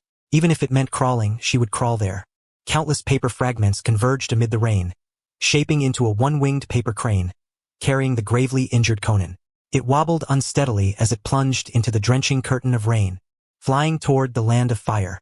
Outside Amigakure, within a concealed cave, Madara Uchiha hurled Nagato onto the ground. At this moment, Nagato's hair, once vivid crimson from absorbing the chakra of the Eight Tails, was visibly fading to a pale gray. It was a sign of vitality being excessively drained. Begin. Madara stood before Nagato, removing the armor of impure world reincarnation that cloaked him, revealing cracked gray skin beneath. He spread his arms wide, as if embracing a reborn deity. Exchange your life to bring about my return. The forbidden hand seals of the outer path Rinne Tensei technique formed uncontrollably in Nagato's hands. Snake, boar, sheep, rabbit, dog, rat, rooster horse, snake. Finally, his hands pressed together. Buzz! A surge of green light erupted from Nagato's body, illuminating the entire dim cave. The space behind Nagato warped, and a colossal visage of King Enma slowly materialized. It opened its massive mouth, exhaling an extraordinarily dense life energy. Unlike usual, this energy did not scatter to revive the dead. Instead, it concentrated into a single beam of light, enveloping Madara Uchiha. Ah! Nagato emitted a pained scream as he rapidly withered. His once robust muscles shriveled instantly. His skin lost its luster, clinging tightly to his bones. His crimson hair turned snow-white, lifeless like withered grass. This was a life-for-life technique. The caster was destined to perish. Meanwhile, bathed in the green light, Madara underwent a staggering transformation. The cracks symbolizing the impure world reincarnation began to heal. The gray flakes peeled away, revealing vibrant, rosy flesh beneath. His heart began to beat. Thump, thump, thump. The powerful heartbeat echoed through the cave like war drums. Blood surged through his veins, body temperature rose, and his senses sharpened. Pain, touch, smell, all the sensations of the living returned in that moment. The light faded. Madara Uchiha stood motionless, lowering his gaze to his hands, now brimming with power. No longer was this the tireless yet insensate body of the undead. This was true flesh and blood. This was... Madara inhaled deeply, feeling the fiery sting of air filling his lungs, a fanatical and gruesome smile spreading across his face. My body, this exhilarating sensation, the agony of battle felt in my flesh. He clenched his fists abruptly, chakra erupting from every pore like a volcanic explosion, shattering the cave's dome. Massive boulders tumbled down as sunlight streamed through the fissures, bathing him. Though he had lost the eyes originally granted by impure world reincarnation, Madara's eyes remained tightly shut, empty sockets unblinking, yet his oppressive aura was undiminished, more terrifying than ever before, because he was the living Madara Uchiha. Turning, Madara approached the fallen Nagato. The latter was utterly spent, emaciated like a skeleton, only his chest faintly rising and falling. Well done. Madara reached out without mercy, clutching Nagato's eye sockets. Though you are a pitiful pawn, as the vessel for these eyes you have served well. With a brutal motion, Madara gouged the Rinnegan from Nagato's sockets. Blood splattered. Nagato lacked even the strength to scream. His body convulsed once before plunging into darkness. Madara held the two warm, bloodied eyeballs, deftly pressing them into his own sockets. A flash of medical ninjutsu light connected the optic nerves instantly. He flung his eyes open, the purple ripples. His power, once his own, had finally returned. Ha ha ha ha. Madara laughed heartily, his voice piercing the clouds and scattering birds within a 10-mile radius. Power. This is true power. Obito, Black Zetsu, and that so-called Kagaya. His laughter abruptly ceased as his gaze fixed on Konoha, burning with fierce determination. Now I, Madara Uchiha, have returned. With these eyes, I shall see all truths clearly, and then sever everything. Boom! The complete form of his blue Susanoo soared skyward, sprouting wings from its back. Drawing a colossal chakra sword, he swung it, cleaving two distant mountain peaks in half. The cave fell into deathly silence. Madara's arrogant laughter seemed to linger in echoes on the rock walls, but that dark red figure had long vanished, leaving behind only chaos, rubble, and a nauseating stench of blood hanging in the air. Nagato lay on the cold, damp ground. His body twisted in an eerie posture, as if all bones had been drained from a mere skin sack. His hair, once a symbol of the Uzumaki clan's vibrant life force, was now completely withered white, scattered lifelessly like frost-covered dead grass in winter, sinking into the mud. A faint cough, nearly inaudible, shattered the silence. Nagato's chest rose and fell with great effort. Pain. A boundless, overwhelming pain. This agony did not stem from his drained body but from those hollow eye sockets. Having lost the Rinnegan, only two bloody, mangled pits remained. The icy mountain wind swept through the cracked dome, blowing into those voids, stabbing deep into his brain's nerves. Am I still alive?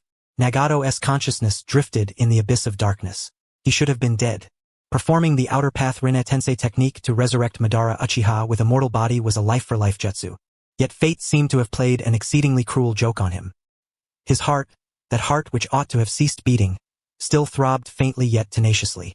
Thump, thump, slow, heavy yet unbroken. It was the remnant of the Eight Tails chakra he had previously devoured. That vast, young-natured energy belonging to the tailed beast, though largely consumed by the samsara of heavenly life technique, combined with the Uzumaki clan's indomitable constitution, forcibly dragged him back from the brink of death. How ironic. Nagato wished to smile, but his cracked lips only twitched slightly, spilling a trace of blood foam. Once, he had fancied himself a god, intent on establishing a new order upon the ruins. And now he was nothing but a wreck. A mere piece of refuse discarded carelessly by the roadside after being used up. Nagato's fingers scratched the ground unconsciously. His nails shattered, fingertips bleeding. All his convictions crumbled utterly at this moment.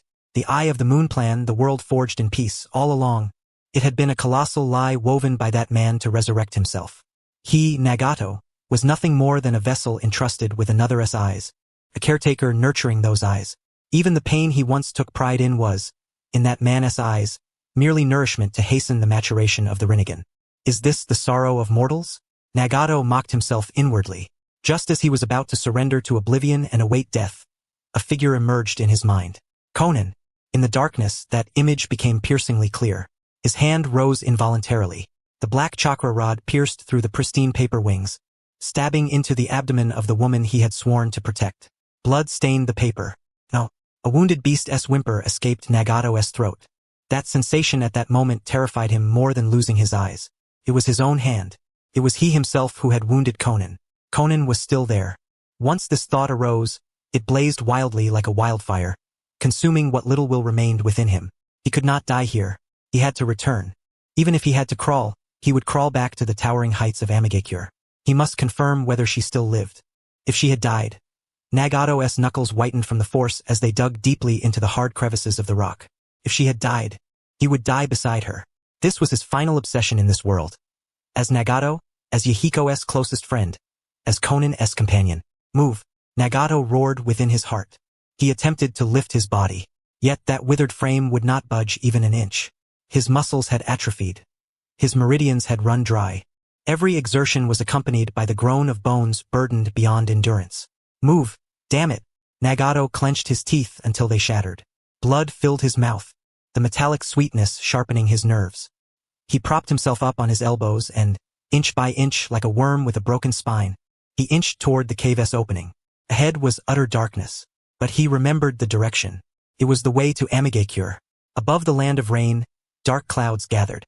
Torrential rains poured relentlessly, mercilessly washing over this perpetually weeping nation. Beneath the dim sky, a paper crane with broken wings struggled through the storm. It flew erratically, as if the fierce wind could tear it apart at any moment, sending it plummeting into the mud below. That was Konan. The maintenance of her paper style dance had reached its limit. Even the once gentle raindrops now felt heavier upon her. More harrowing still were the crimson stains steadily seeping through the paper fragments. The wound in her abdomen, battered by rain, sent waves of tearing agony coursing through her. Every flap of her wings seemed to drain her life force. Nagato, Konan's consciousness blurred. Her vision was clouded by rain and cold sweat. In her understanding, that enigmatic man was overwhelmingly powerful. Even Nagato was powerless before him.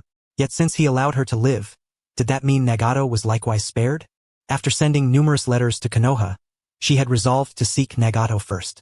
Konan stumbled, nearly collapsing again. She was utterly drained. No, she could not give up.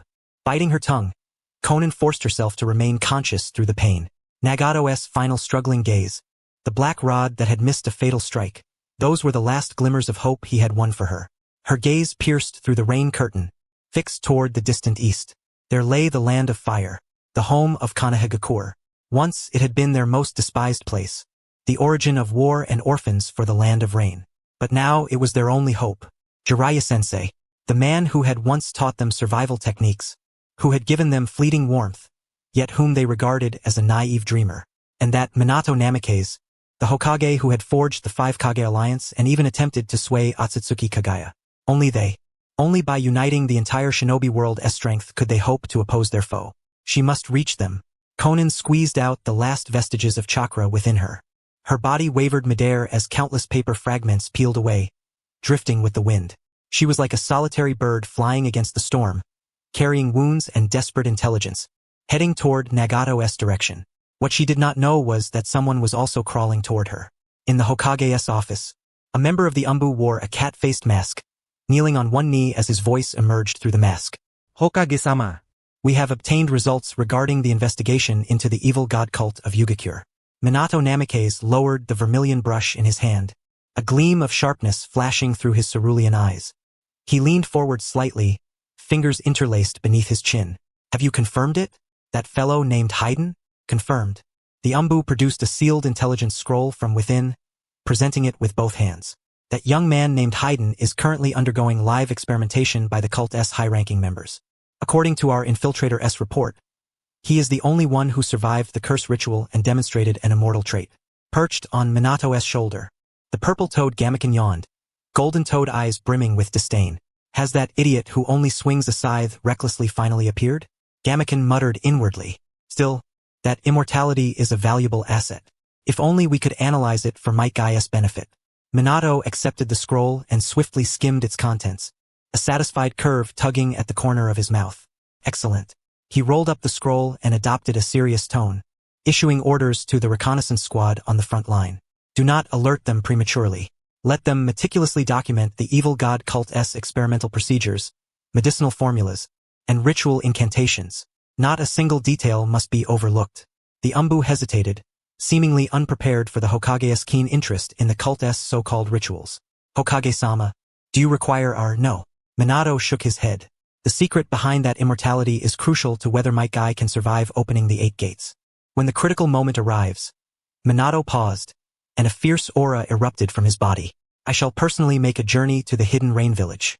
The Umbu trembled all over and immediately lowered their heads. Yes, sir. Just as the Umbu were preparing to withdraw, a sudden sharp rush of wind sounded outside the window. A paper crane, entirely folded from white paper, stumbled erratically through Konoha's barrier, like a kite cut loose from its strings, and flew straight toward the window of the Hokage's office. This was Konan's method of communication.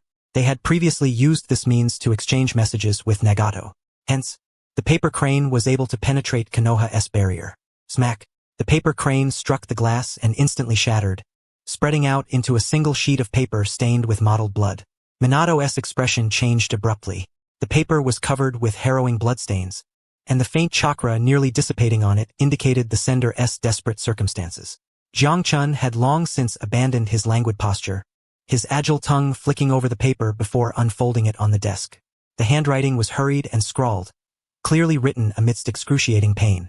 Minato and Jiang Chun leaned in to examine it closely, their pupils contracting almost simultaneously. How is this possible? Minato's usually composed voice now carried an unmistakable trace of terror. The message was simple, yet it struck like a thunderclap. A mysterious figure has arrived. Nagato defeated. Rinnegan stolen. Beware, he is coming. These few lines were steeped in a heavy scent of bloodshed. Nagato defeated? Minato's gaze fixed intently on those words, his knuckles whitening from gripping the desk tightly. Nagato, possessing the Rinnegan and having just absorbed the chakra of the Eight Tails to restore himself to peak condition, was utterly powerless? That was Pain of the Six Paths, the deity who had obliterated the Hidden Cloud and Hidden Stone villages in a single strike, forcing the 5 great nations into an alliance. Completely powerless? Jiang Chun's toad-like face displayed unprecedented gravity. He understood all too well what this signified. It seemed that Uchiha Madara had been resurrected through Edo Tensei. Uchiha Madara. Minato took a deep breath, attempting to steady the turmoil in his heart. You mean the Shura equal in renown to the first Hokage? Not merely that. Jiang Chun leapt onto the map, his claw pressing harshly on the hidden rain village's location. Uchiha Madara sought out Nagato. This meant he could compel Nagato to activate the Rinne Tensei to revive him. Coupled with those Rinnegan eyes, the prime physical form of his peak period, combined with the original Rinnegan. This was no longer a matter describable by the term Shura. If he learned that Kuratsuchi was in our possession, that Kagaya Otsutsuki existed. Minato gazed out at the thriving hidden leaf village, a deep worry flickering in his eyes. Konoha would inevitably become his target. Uchiha Madara. That name weighed upon him like a mountain, suffocating and overwhelming. Observing Minato's furrowed brow, Jiang Chun suddenly cracked a wide grin and let out a light chuckle. Don't wear such an expression, fourth Hokage. Jiang Chun jumped back onto Minato's shoulder, extending a claw to pat his cheek. When the enemy comes, meet force with force. When water arrives, cover it with earth. Don't forget, you are truly the foremost man of Konoha now. Minato gave a wry smile, shaking his head. Mr. Jiang Chun, please don't joke with me. With Kagaya Otsutsuki's existence, what am I but a mere first? Kagaya Otsutsuki? Jiang Chun curled his lip. She was an alien, an Otsutsuki, not truly human. And as for me, a toad, a yokai, I am not human either. Jiang Chun raised one clawed finger and said earnestly, within the realm of humanity, you, Minato Namikaze, are the pinnacle of the shinobi world. Even if Uchiha Madara himself were to come, he might not be able to do much to you. Hearing this twisted logic, Minato's previously taut nerves relaxed slightly. Yet he knew that Jiang Chun's words were not purely comforting. Since the last time they retrieved the reincarnation eye from the moon, the mad scientist Orochimaru had been like a man possessed. He even abandoned all cloning projects, locking himself away in his underground laboratory, day and night dissecting that enormous reincarnation eye. Not long ago, Orochimaru finally made a breakthrough. Orochimaru extracted a mysterious energy glowing green from the reincarnation eye. According to his hypothesis, it was likely the legendary power of the Six Paths left behind by the Himura clan, close to the source itself. To verify the nature of this energy, the great hero of Konoha, Jiraiya-sama, volunteered himself. The screams from the laboratory that day were said to have given even the neighboring Umbu nightmares. Jiraiya's entire body turned green, and he dashed wildly around the lab like a balloon about to burst, shedding hair in heaps. Jiraiya? Am I even human? Yet it was precisely this merciless experiment that revealed a startling phenomenon. This Six Paths power derived from the reincarnation I could undergo a wondrous chemical reaction with Mount Myaboku's Sage Chakra. When the two fused perfectly, a qualitative new energy was produced, the Six Paths Sage Chakra. Although, because the reincarnation I was sealed, the extracted energy was limited, and this pseudo-sage of the Six Paths mode lasted only briefly and imposed tremendous strain on the body. The destructive power unleashed in those few minutes was enough to turn heaven and earth upside down. Once again, thanks to Jiraiya's sacrificial experiment, Jiraiya, am I really human? Thanks to the detailed and painful data provided by Jiraiya, Minato, as the perfect master of Sage Mode, could grasp this power in an instant. Present, throughout Konoha and indeed the entire shinobi world, only Minato Namikaze can perfectly wield this ferocious force. This is why Jiangchun dares to call him the foremost man of Konoha. Phew! Minato exhaled deeply, rising to his feet and walking to the window. He looked down at the bustling streets below, the construction sites in the distance, and the children running beneath the sunlight. This was the village he had sworn to protect with his life. You speak truly, Mr. Jiangchun. Minato undid the buttons of his Hokage cloak and fastened it anew, his gaze growing sharper. Whoever dares lay a hand on Konoha, before he could finish speaking, a terrifying chakra pressure, indescribably overwhelming, descended from the heavens without warning. The force was so immense that the specially reinforced bulletproof glass of the Hokage's office instantly cracked. Crack! The glass shattered, shards scattering. In that moment, the entire Hidden Leaf village seemed crushed under an invisible giant's hand. Pedestrians on the street froze instantly. The weaker genin's legs buckled, forcing them to their knees. The patrolling Umbu looked up in horror toward the sky. Even Orochimaru, who was researching corpses in the hospital, paused mid-motion, turning sharply to the window. Inside the Hokage's office, Minato's cloak billowed violently in the gust. He fixed his gaze firmly toward the outskirts of Konoha, his deep blue eyes reflecting a gloomy sky. He had arrived. Minato was prepared. Truly worthy of Uchiha Madara, Jiangchun murmured in admiration. Not even a greeting. The message just arrived, and so did he. The oppressive aura did not emanate from a single direction but enveloped all of Konoha as though the sky itself had collapsed. It was a declaration of absolute strength. A challenge to battle. It seemed that Konan and Nagato's situation was far from favorable. Jiangchun narrowed his eyes, gazing at the dark crimson streak rapidly advancing across the distant sky. Since the guest is so impatient, the chakra within Minato Namikaze began to surge, and the visage of the Sage Mode mask emerged upon his face. Then we must not be discourteous. Boom! A pillar of blue chakra descended from the heavens, its violent energy instantly demolishing the surrounding houses, the ground fracturing like a spider's web. As the dust settled, a figure clad in dark red battle armor, his long hair whipping wildly, materialized. Uchiha Madara. He crossed his arms, his purple Rinnegan eyes sweeping coldly over the entire scene before finally resting on Minato Namikaze. So this is the current Hokage. A sneer curled at Madara's lips, disdain etched deeply. He looked far inferior to Hashirama. His gaze drifted past Minato, as if searching for something. Hand over that woman. Madara's tone was imperious, as if commanding his own servant, along with Kurizetsu and all the tailed beasts. Huh? Before Minato could respond, Jiangchun leapt forward, pointing at Madara and jeering loudly. Old relic, have you slept too long and fried your brain? Just resurrected and already begging in Konoha? Wanna go collect welfare too? Madara's eyes darkened. Noisy beast. Raising his hand, Madara commanded, Shinra Tensei. A terrifying repulsive force erupted instantly, striking Minato and Jiangchun with brutal impact. This repulsion was several times more powerful than that unleashed by pain. The very air compressed until it cracked with explosive sound. Yet whoosh, a flash of golden light. Minato Namikaze vanished into thin air. Meanwhile, Jiangchun stood his ground, absorbing the blow without so much as a scratch. Oh, just as Uchiha Madara's interest was piqued by this summoned beast, in the next moment, Minato appeared beside him, a specially forged kunai gleaming coldly in his hand, swung toward Madara's throat. Flying Thunder God technique? Madara's Rinnegan eyes shifted slightly, and suddenly a blue Susanoo arm manifested behind him, snatching Minato's kunai mid-flight. Although the second Hokage's technique was swift, it was utterly futile before those eyes. Madara sneered, and with his other Susanoo arm clenched into a fist, he slammed it toward Minato. But just as the fist was about to connect, Minato vanished once more. This time he appeared above Madara's head. Sagaat, Rasengan. A colossal Rasengan infused with natural energy, humming with a piercing buzz, slammed fiercely onto Madara's crown. Oh, Sage technique? A flicker of surprise flashed in Madara's eyes. He had not expected this young Hokage to not only master the flying thunder god technique but also wield sage arts. Yet he remained unshaken. Rinne Tensei Bansho. With a thought, Madara sent forth an invisible shadow from within himself into this alternate realm visible only to Rinnegan users, striking Minato midair with a punch.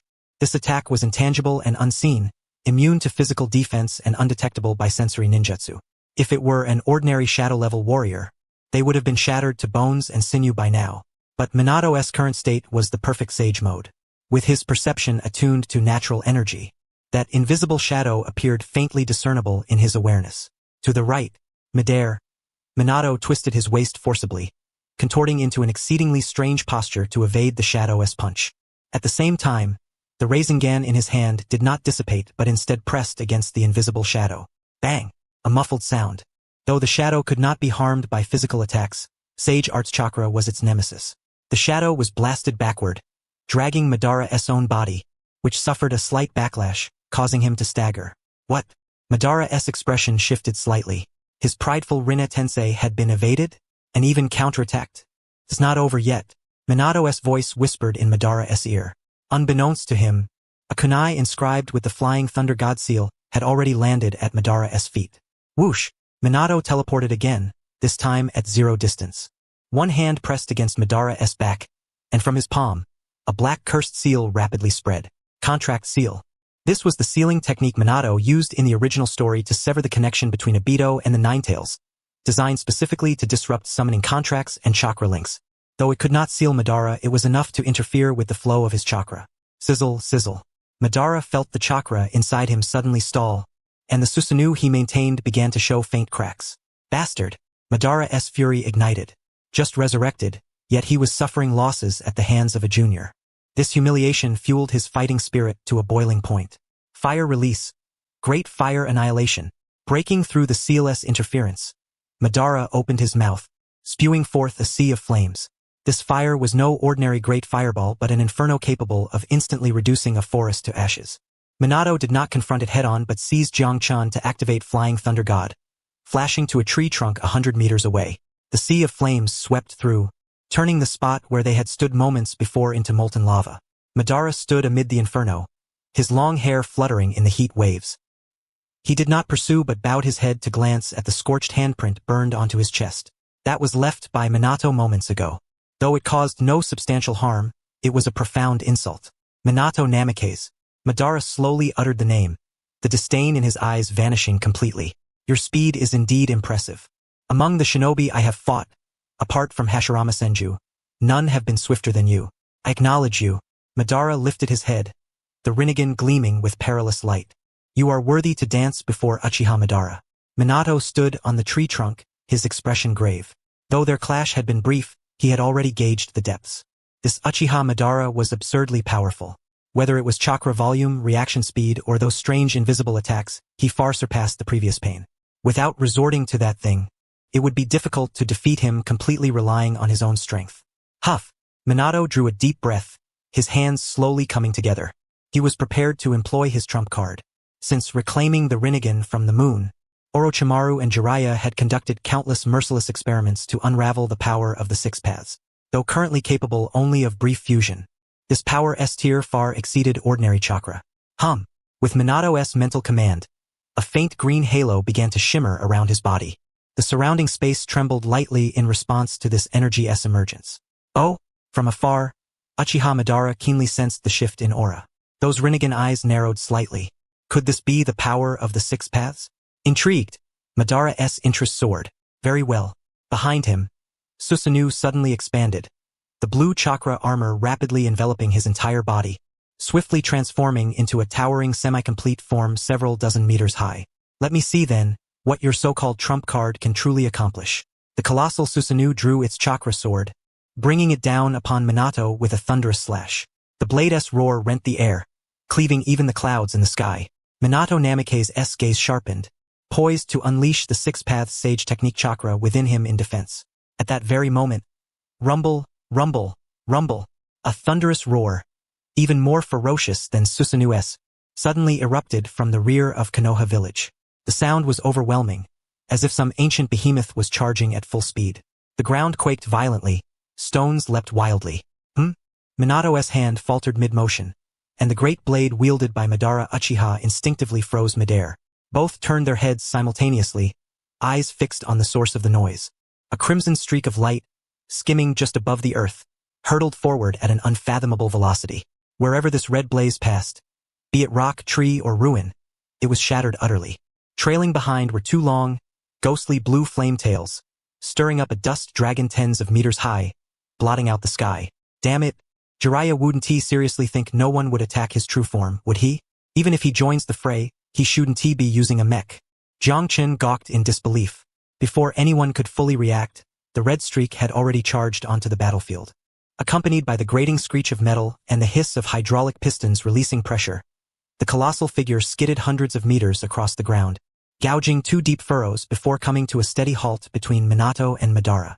As the dust settled, a towering 20-meter-tall steel giant revealed itself to all eyes. Its entire body was painted in a flamboyant scarlet hue, gleaming coldly and violently under the sunlight.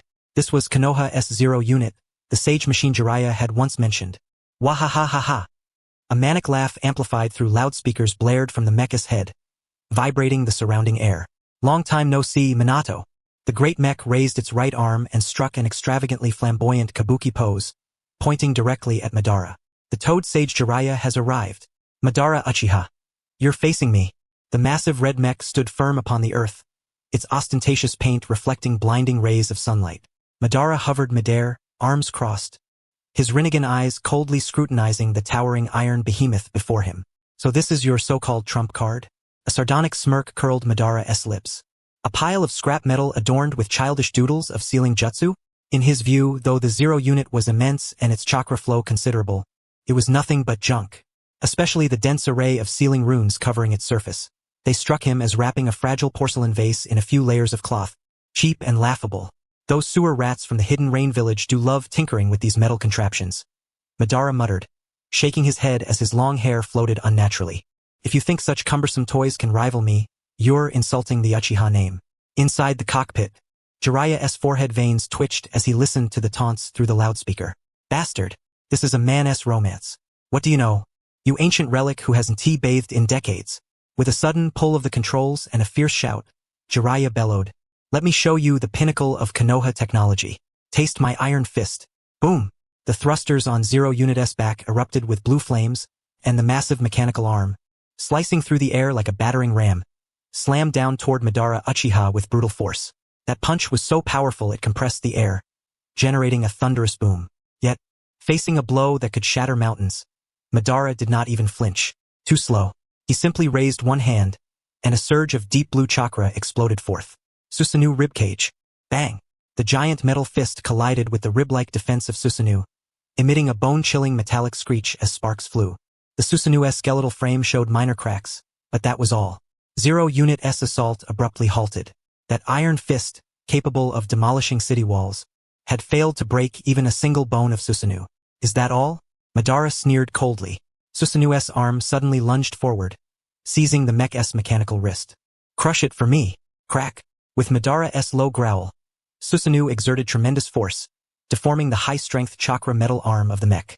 Then, Madara swung Susanoo violently, hurling the tens of tons Zero Unit like a ragdoll against the ground. Rumble. The earth quaked fiercely as dust billowed skyward. Ouch, ouch, ouch. Within the cockpit, Jiraiya was thrown into disarray despite the shock absorbers, biting his tongue from the impact. Sensei Jiraiya, don't go head-to-head. From afar, Minato Namikaze watched the scene anxiously, breaking into a cold sweat. Susanoo's physical defense was nearly invincible.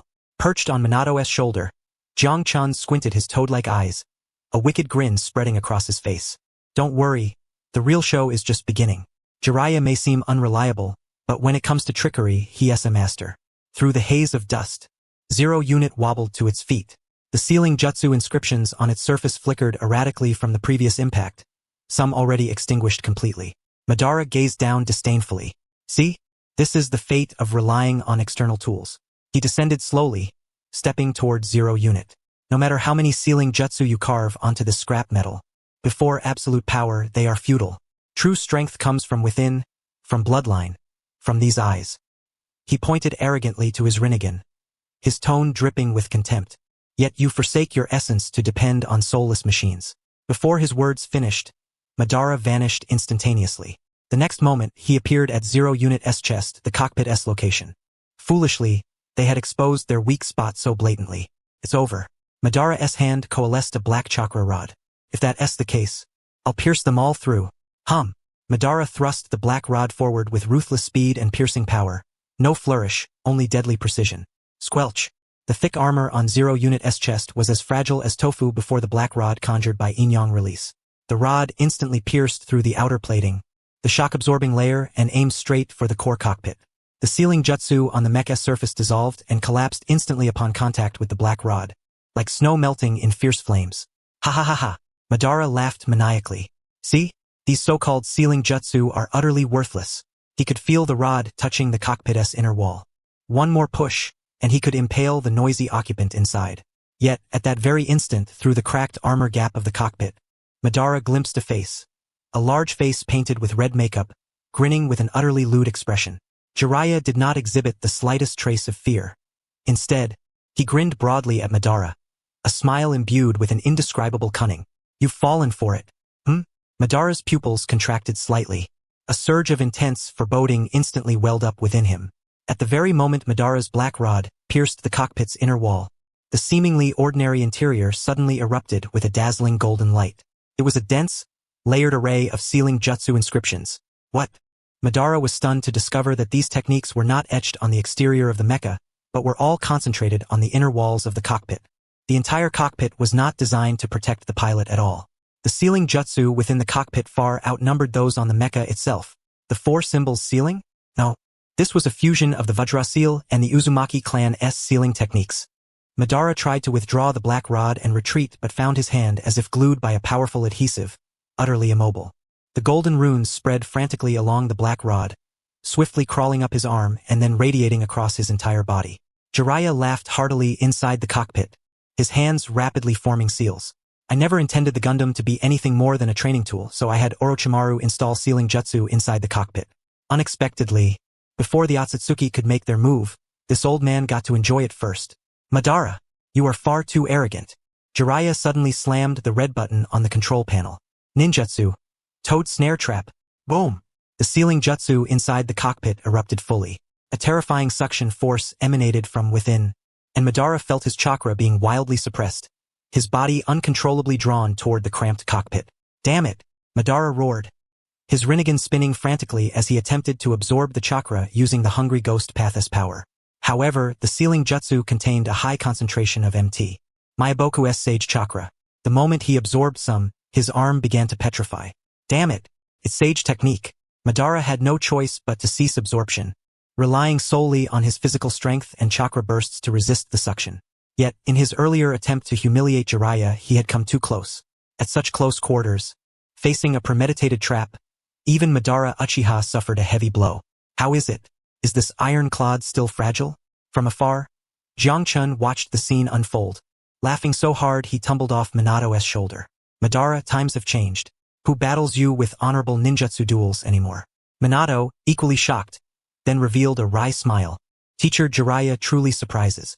I thought that mecha was merely a training device, but inside it concealed such a treacherous killing technique, placing all defenses within, feigning weakness to lure Madara into close quarters with the cockpit.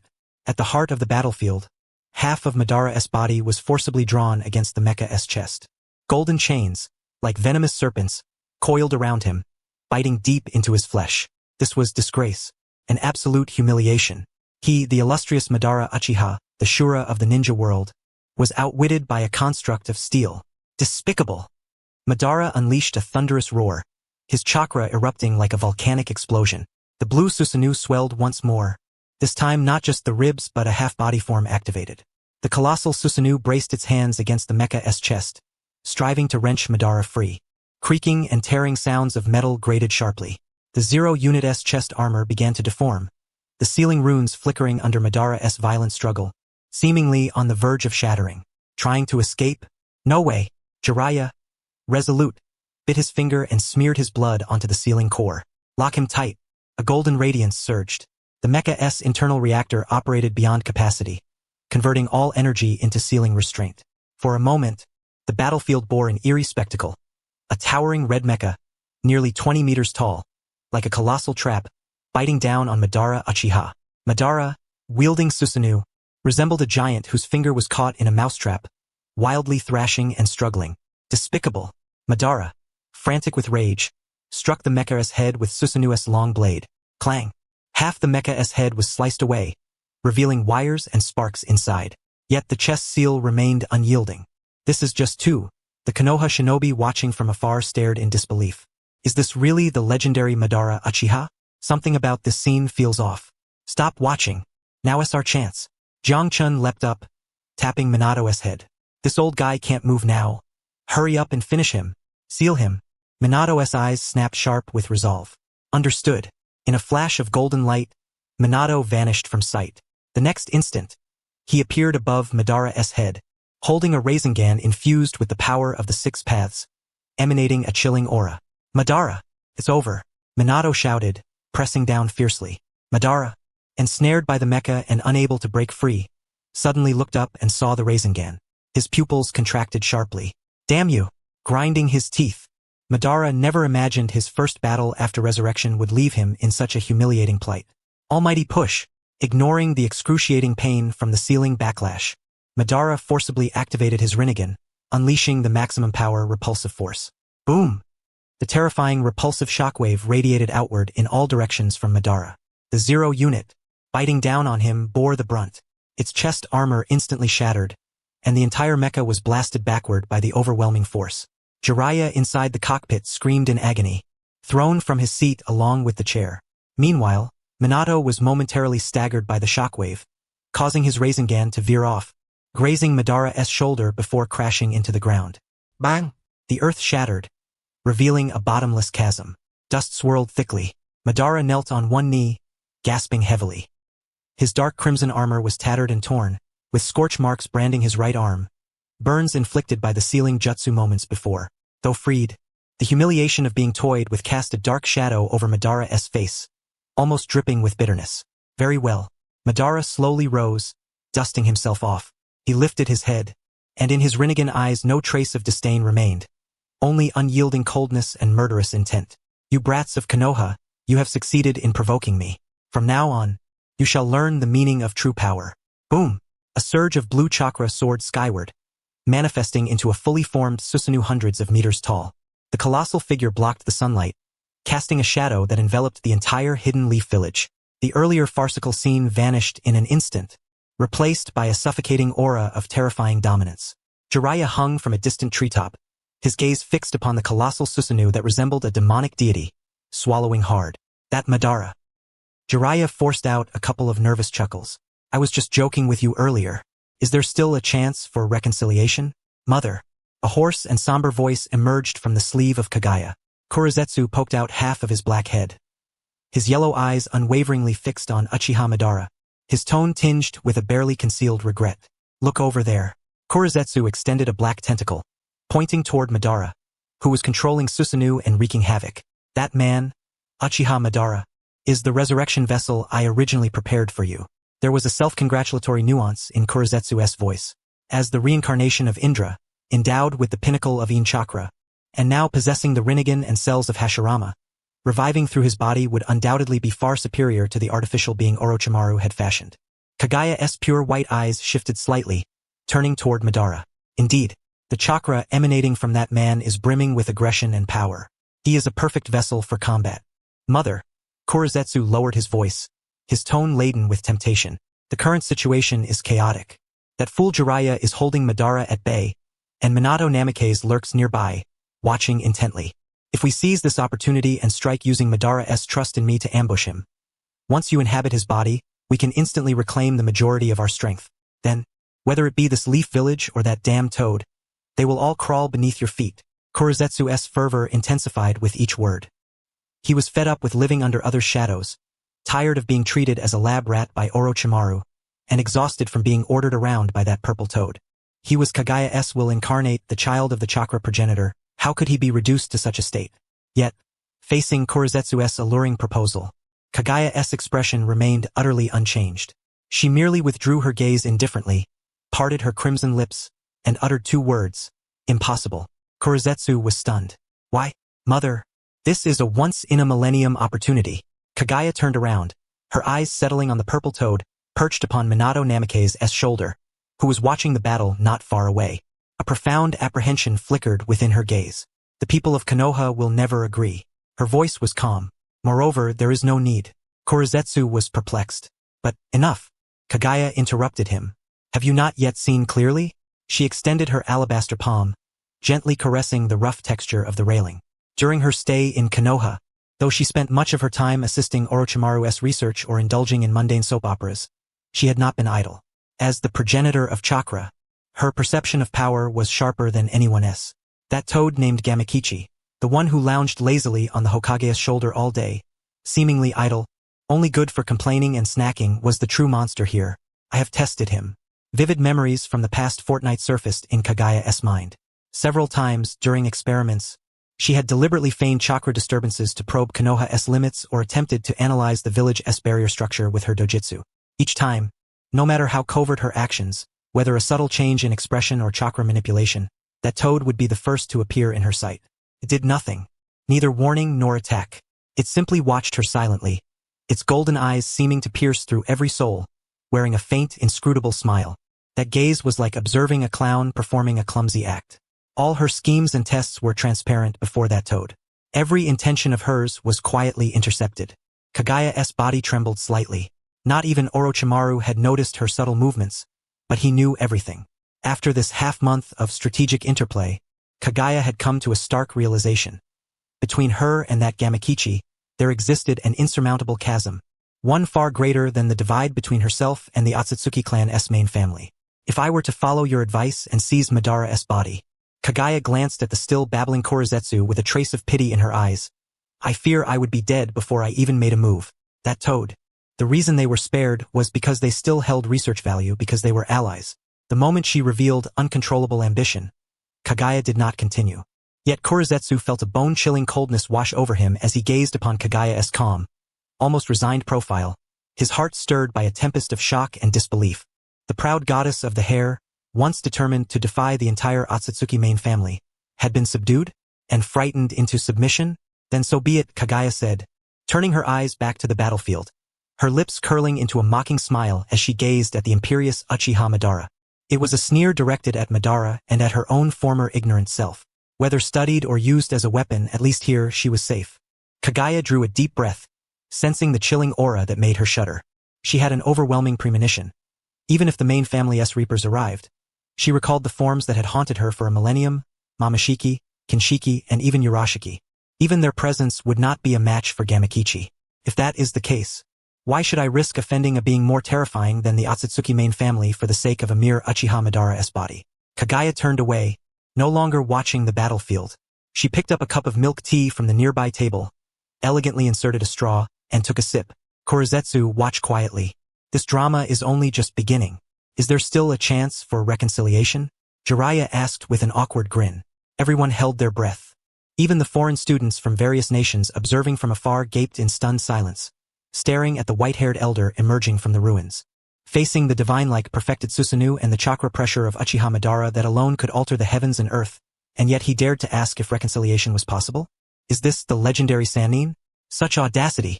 His nerve must be thicker than even that mech's armor. In midair, at the forehead of the sky-shrouding blue giant, Uchiha Madara crossed his arms, looking down disdainfully at the ant-like Jiraiya. His face twitched slightly, having just been blindsided by that iron beast, nearly capsizing in the gutter. This had already been an unbearable humiliation for the proud Madara. Now this fool even dared to mock him with such a cheeky attitude?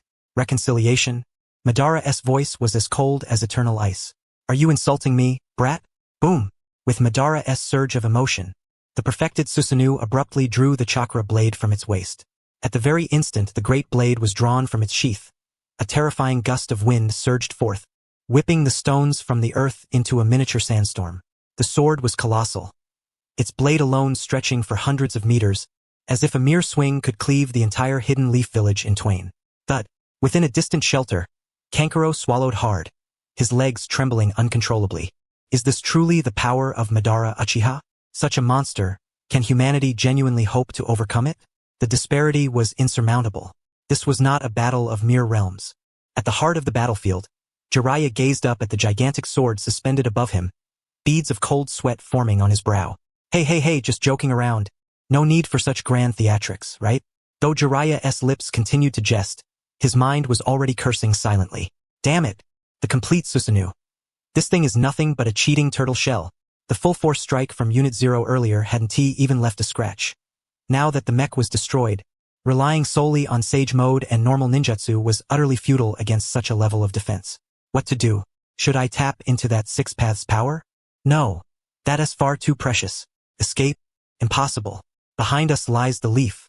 Though Minato is nearby, he must maintain the ceiling barrier and guard against Madara's Rinne Reaper. If I retreat now, when Madara strikes, at least half of the leaf will be lost. I must find a way to shatter this turtle shell. Jiraiya's mind raced rapidly, his gaze sweeping over Madara's face, written all over with arrogance. Suddenly, a faint, almost imperceptible smile curled at the corner of his mouth. Ahem. Clearing his throat, Jiraiya abruptly shed his playful demeanor. He tossed his wild white hair aside with a flourish, placed his hands firmly on his hips, striking an extraordinarily flashy pose, his wooden clogs stamping heavily on the shattered remains of the mech. Since you refuse to negotiate, then so be it. Drawing a deep breath into his dantian, Jiraiya shouted in a booming voice, though my mech is broken, I am the Toad Sage of Mount Myaboku. Since technology fails, I shall show you the terror of sage arts. From this moment forth I shall get serious. Hearing this, a sneer flickered in Madara's eyes. Sage arts? Madara scoffed. You mean that nature energy borrowing technique that yellow-haired brat used just now? Slightly interesting, but before my eyes, it is still utterly insignificant. In his later years, he had studied the power of sage arts, but for the sake of the power of all things, Senro Bansho, he abandoned further research. For even sage chakra could not cause ripples in his hands. It was tamed with ease. Madara Uchiha knew full well that Hashirama's strength was never due to sage arts. Thus, in his eyes, Jiraiya, now deprived of his mech's protection, was nothing more than a slightly stronger ant. Not enough to be seen, Jiraiya suddenly widened his eyes exaggeratedly, pointing directly at Madara. Ha! You're scared, aren't you? What did you say? Madara's gaze sharpened. You're hiding inside that blue turtle shell because you're afraid of my sage arts, Jiraiya declared with absolute certainty, shouting loudly, well, I understand. After all, you're an old man, your bones fragile, afraid of being hurt by the young ones. That's perfectly normal. I get it. I'll stop now, 1T bully an old man. With that, Jiraiya actually brushed the dust off his hands, wearing an expression that said, consider yourself lucky, and turned to leave. Such a layered provocation. If it were any other time, Madara would have seen through it instantly. But now was different. Who was he? He was Madara Uchiha, the Azura of the shinobi world, just resurrected, and already being mocked by a group of juniors with underhanded tricks, now being accused outright of cowardice. Hiding inside a turtle shell? Could he bear it? Did I say you could leave? Madara's voice was low, yet carried a chilling murderous intent. Jiraiya halted mid-step, turning around with an innocent look on his face. What's wrong? Anything else the old man needs? Want me to recommend some calcium supplements? Veins bulged on Madara's forehead. He took a deep breath, forcibly suppressing the urge to cleave this fool in two with a single strike. As a supreme figure standing atop the shinobi world, he had his pride. If he were to kill this clown today while in his complete Susanoo form, the rumor mill would explode. People would say that after his resurrection, Madara Uchiha needed the Susanoo to defeat a junior without even a bloodline limit. Such a stain could never be left. You say you fear my sage arts? Madara slowly spoke, his Rinnegan eyes gleaming with perilous light. SNT that so? Jiraiya shrugged. If you've got the guts, come out and let me hit you with my sage arts. I bet you 1T dare. Heh. Madara suddenly laughed. It was a laugh born of anger. Fine. Very well. Madara looked at Jiraiya as if he were gazing upon a fool courting death. If you're so eager to die, I shall oblige. I'll stand here and take your strike. If your sage arts can force me to retreat half a step, I will admit you have the right to dance before me. Before the words had even faded, that colossal blue giant, which blotted out the sky, truly began to dissipate. Chakra transformed into countless blue sparks, vanishing into the air. Madara slowly descended from midair, his feet touching the ground. He had dispelled the Susanoo. Good heavens! He really did. From afar, the Umbu ninja gasped aloud. Could it be that Lord Jiraiya had truly persuaded Madara with mere words? No, it was arrogance. Perched on a treetop, Minato's eyes gleamed sharply. Madara was overconfident. He believed that in this world, no one besides the first Hokage could harm his physical body. Especially now, possessing the Rinnegan's Hungry Ghost Path ability, capable of absorbing all ninjutsu. Minato glanced at Jiraiya, inwardly admiring him. As expected of the teacher, he could still pinpoint Madara's character flaws even in a moment like this. On the battlefield, seeing Madara truly dispel the Susanoo, Jiraiya's heart skipped 2 beats. The gamble paid off. This old fellow was still the same stubborn character. Hehe, you asked for this. A trace of fluster appeared on Jiraiya's face, as if he had been intimidated by Madara's presence. Yet inside he was wildly rejoicing. Come then. Madara stood with his hands folded behind his back, too indifferent even to assume a defensive stance, his expression cold as he regarded Jiraiya. Let it be known. Sage arts are useless against me. He had confidence. Having absorbed one of Jiraiya's sage arts before, he could suppress it swiftly. Another attempt? It would only deepen the despair on Jiraiya's face. A mere toad sage. What ripples could he possibly stir? What adult would truly quarrel with a child? To Madara, Jiraiya's provocation was nothing more than the feeble rage of a dying weakling. Very well. Then stand firm. Jiraiya drew a deep breath, his hands slamming together sharply. Snap. With the motion, the red paint on his face instantly brightened vividly. His eyeshadow lengthened, and his once rounded pupils transformed into horizontal slits like those of a toad. Mount Myaboku Sage Mode. Fully activated, Jiraiya's thoughts spun rapidly within. Ordinary senjutsu, without a doubt, could be absorbed by the path of the Hungry Ghosts technique. It had to be that. Jiraiya's gaze flickered faintly towards the distant Minato. More precisely, it glanced at the purple toad perched upon Minato's shoulder. Jiangchen, that self-proclaimed demon king. Although Jiangchen now spends every day mingling with Minato, looking every bit the Hokage's personal accessory, don't forget, it was I, Jiraiya, who signed the name on the summoning scroll. Jiangchen is my summoned beast. There exists a soul contract binding us. Hehehe, Jiraiya chuckled inwardly. Madara, you think I'm going to rely on ordinary natural energy? Wrong. Completely wrong. What I'm going to use is Jiangchen's unique demonic aura. The kind even Orochimaru couldn't decipher. Jiangchen, lend me your strength. Jiraiya called out frantically within his mind. In the distance, the purple toad resting on Minato's shoulder suddenly rolled his eyes. This lecherous old man remembers me only at times like this. Though he voiced his complaint, Jiangchen did not refuse. He was also displeased with Madara's arrogant display. Buzz. A surge of purple energy, suffused with a brutal and chilling aura, instantly flowed into Jiraiya's body through the channel of their summoning contract. This energy was fundamentally different from natural energy. Domineering, frenzied, and filled with aggression. Had Jiraiya not undergone the hellish training of the past half-month, greatly enhancing his physical constitution, this very energy alone might have caused his body to explode. Oh, it's coming.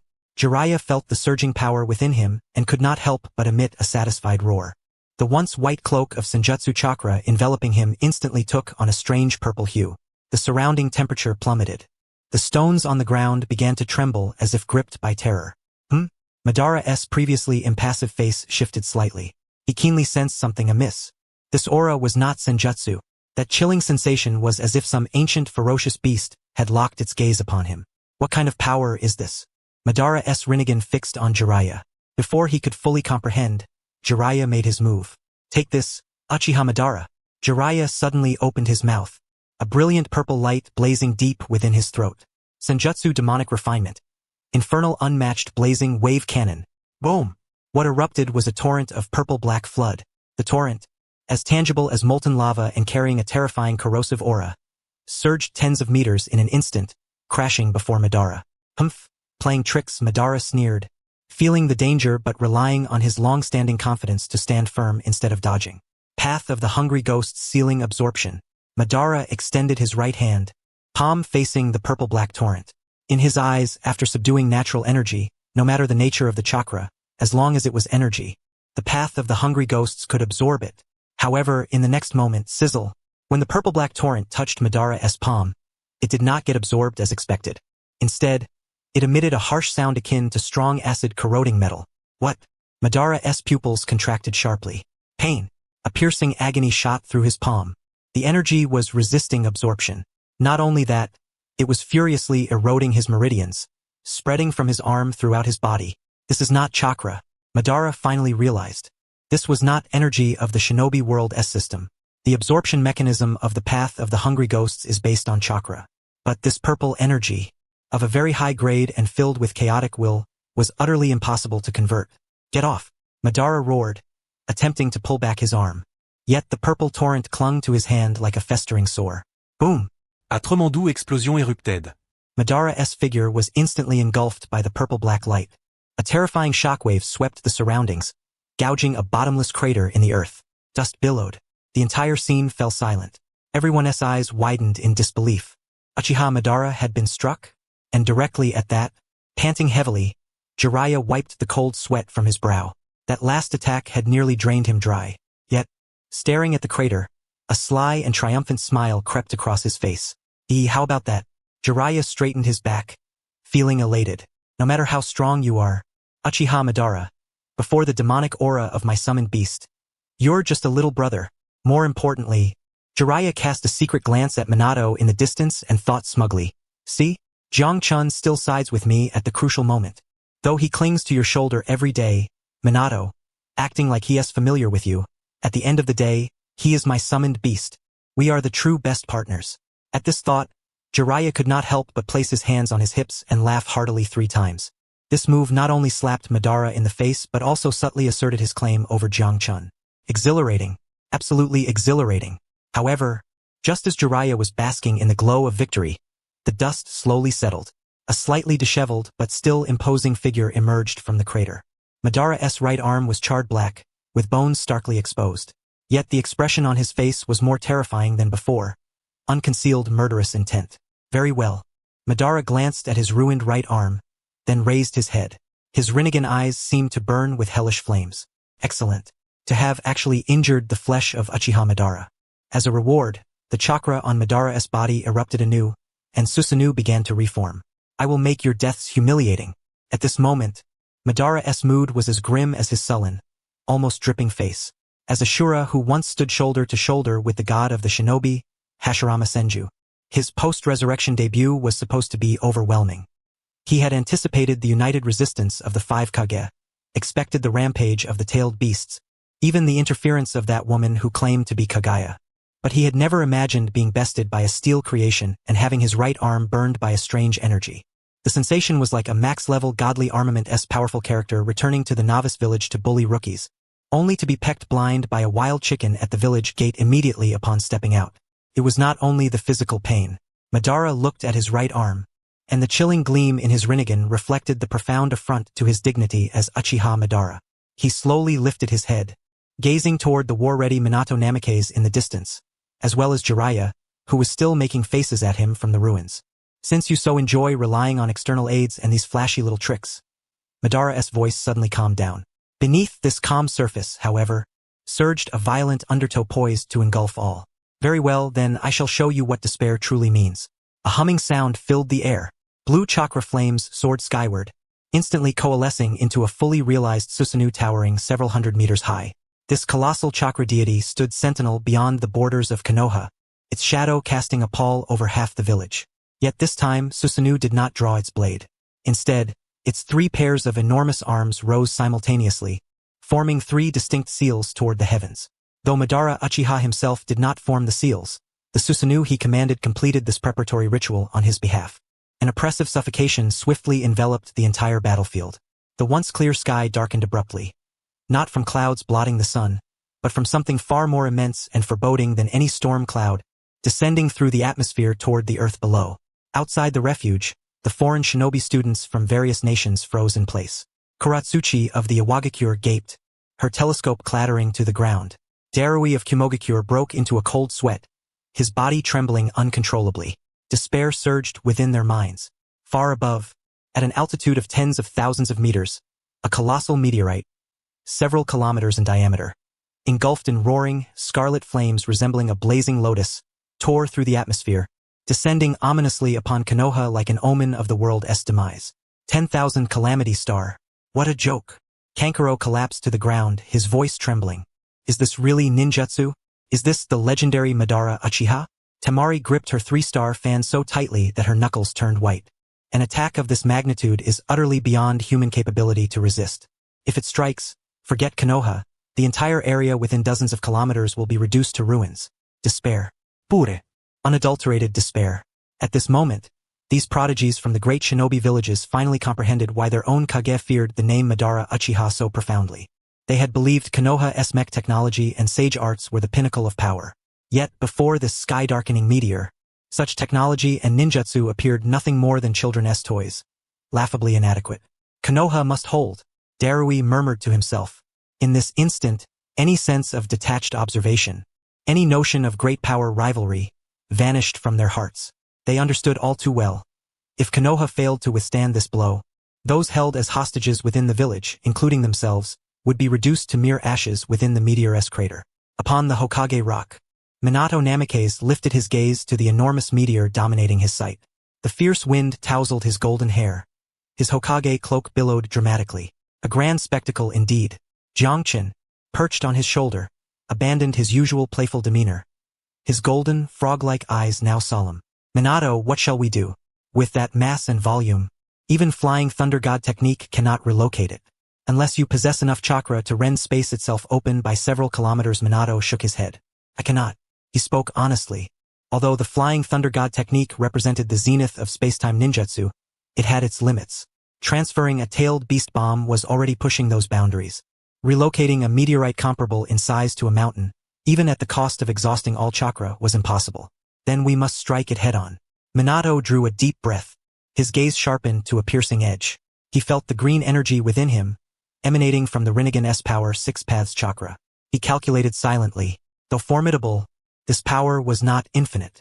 It was a sample painstakingly extracted by Orochimaru and Jiraiya from the Rinnegan, to be used sparingly. Konoha had yet to master the mass production of such advanced chakra. Originally, this was a trump card reserved for confronting the Otsutsuki clan's arrival or as insurance against Kagaya's sudden betrayal. But now, there was no time for such considerations. Minato glanced back at the village behind him.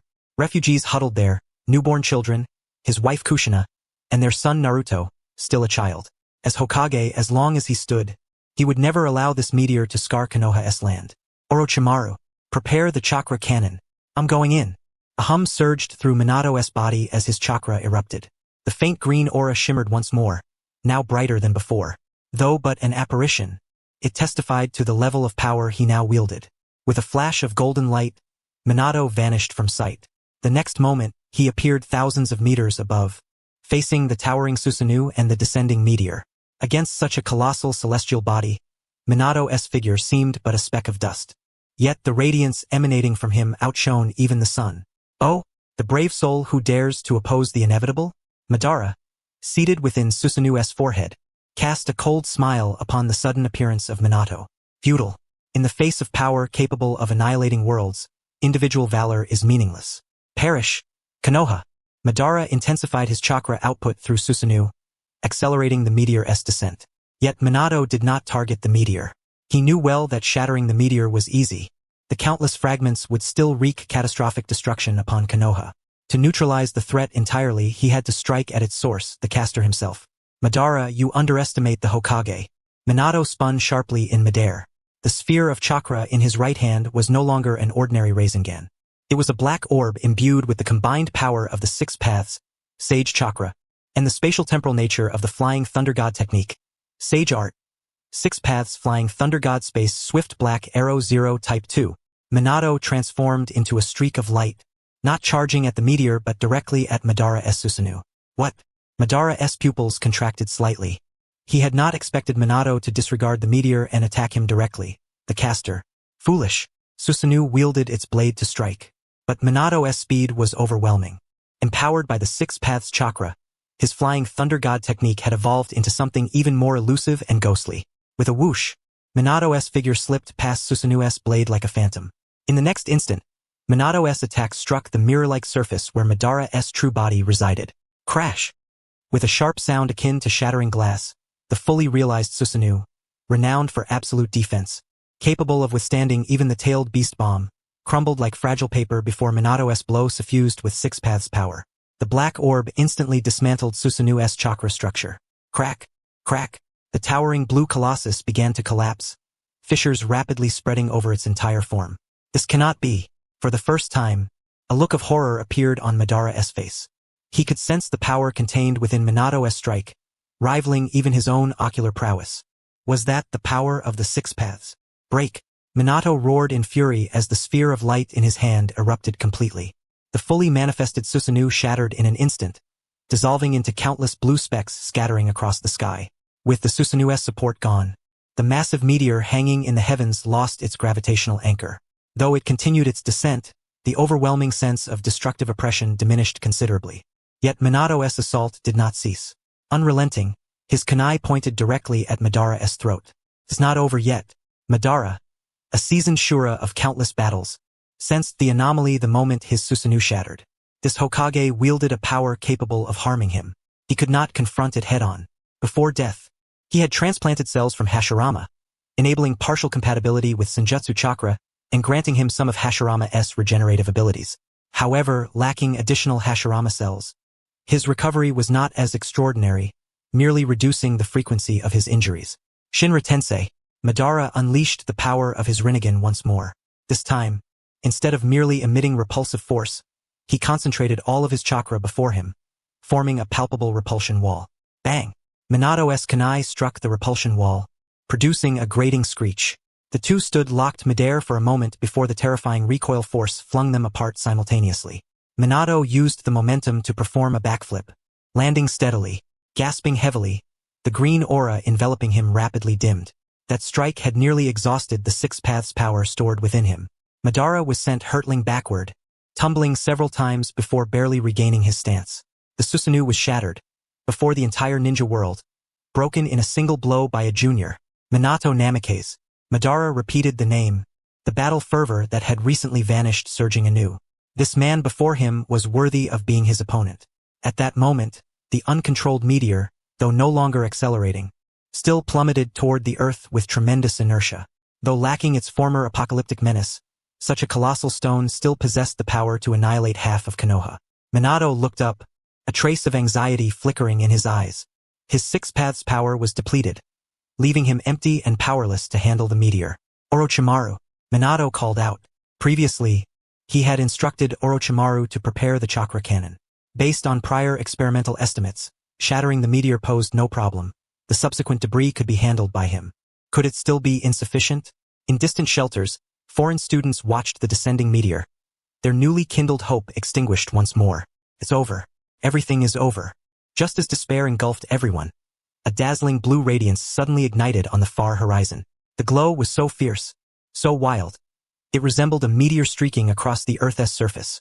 Jiang Chun's eyes brightened sharply. Yes, here. That man has arrived. Looks like I have to intervene. Rumble. The blue streak surged onto the battlefield at an astonishing speed. Accompanied by a roar filled with passion and fervor, it echoed across the skies above Konoha. The azure beast of Konoha. Might Guy, at your service. Orochimaru. This is the moment. With Minato Namikaze's booming command, a chilling chakra fluctuation erupted from a corner of Konoha. It was a colossal cannon positioned behind the Hokage rock. This was the Konoha no. One city annihilation cannon. A defensive fortification crafted by Orochimaru through the fusion of Kumogakure's chakra cannon technology and Konoha's sealing arts, further enhanced by Jiang Chun's scientific ninja tool concepts. The cannon's muzzle had already finished charging, radiating a blinding white light. Fire. In the underground command chamber, Orochimaru slammed the firing button, his snake-like pupils gleaming with fanatic intensity. Boom! A colossal pillar of light, over 10 meters in diameter, tore through the air with a shrill, ripping sound. The pillar, composed purely of densely compressed chakra, seemed to distort space itself along its path. Like a sword piercing the heavens, it surged directly at the falling meteor.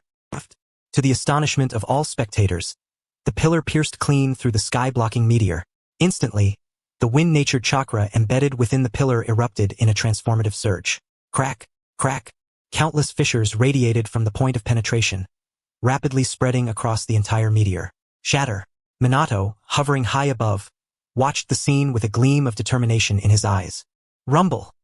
The immense meteor disintegrated midair, exploding into countless fragments of varying sizes. The once apocalyptic Tenjiki star was pulverized by Konoha's technological might. Did we succeed?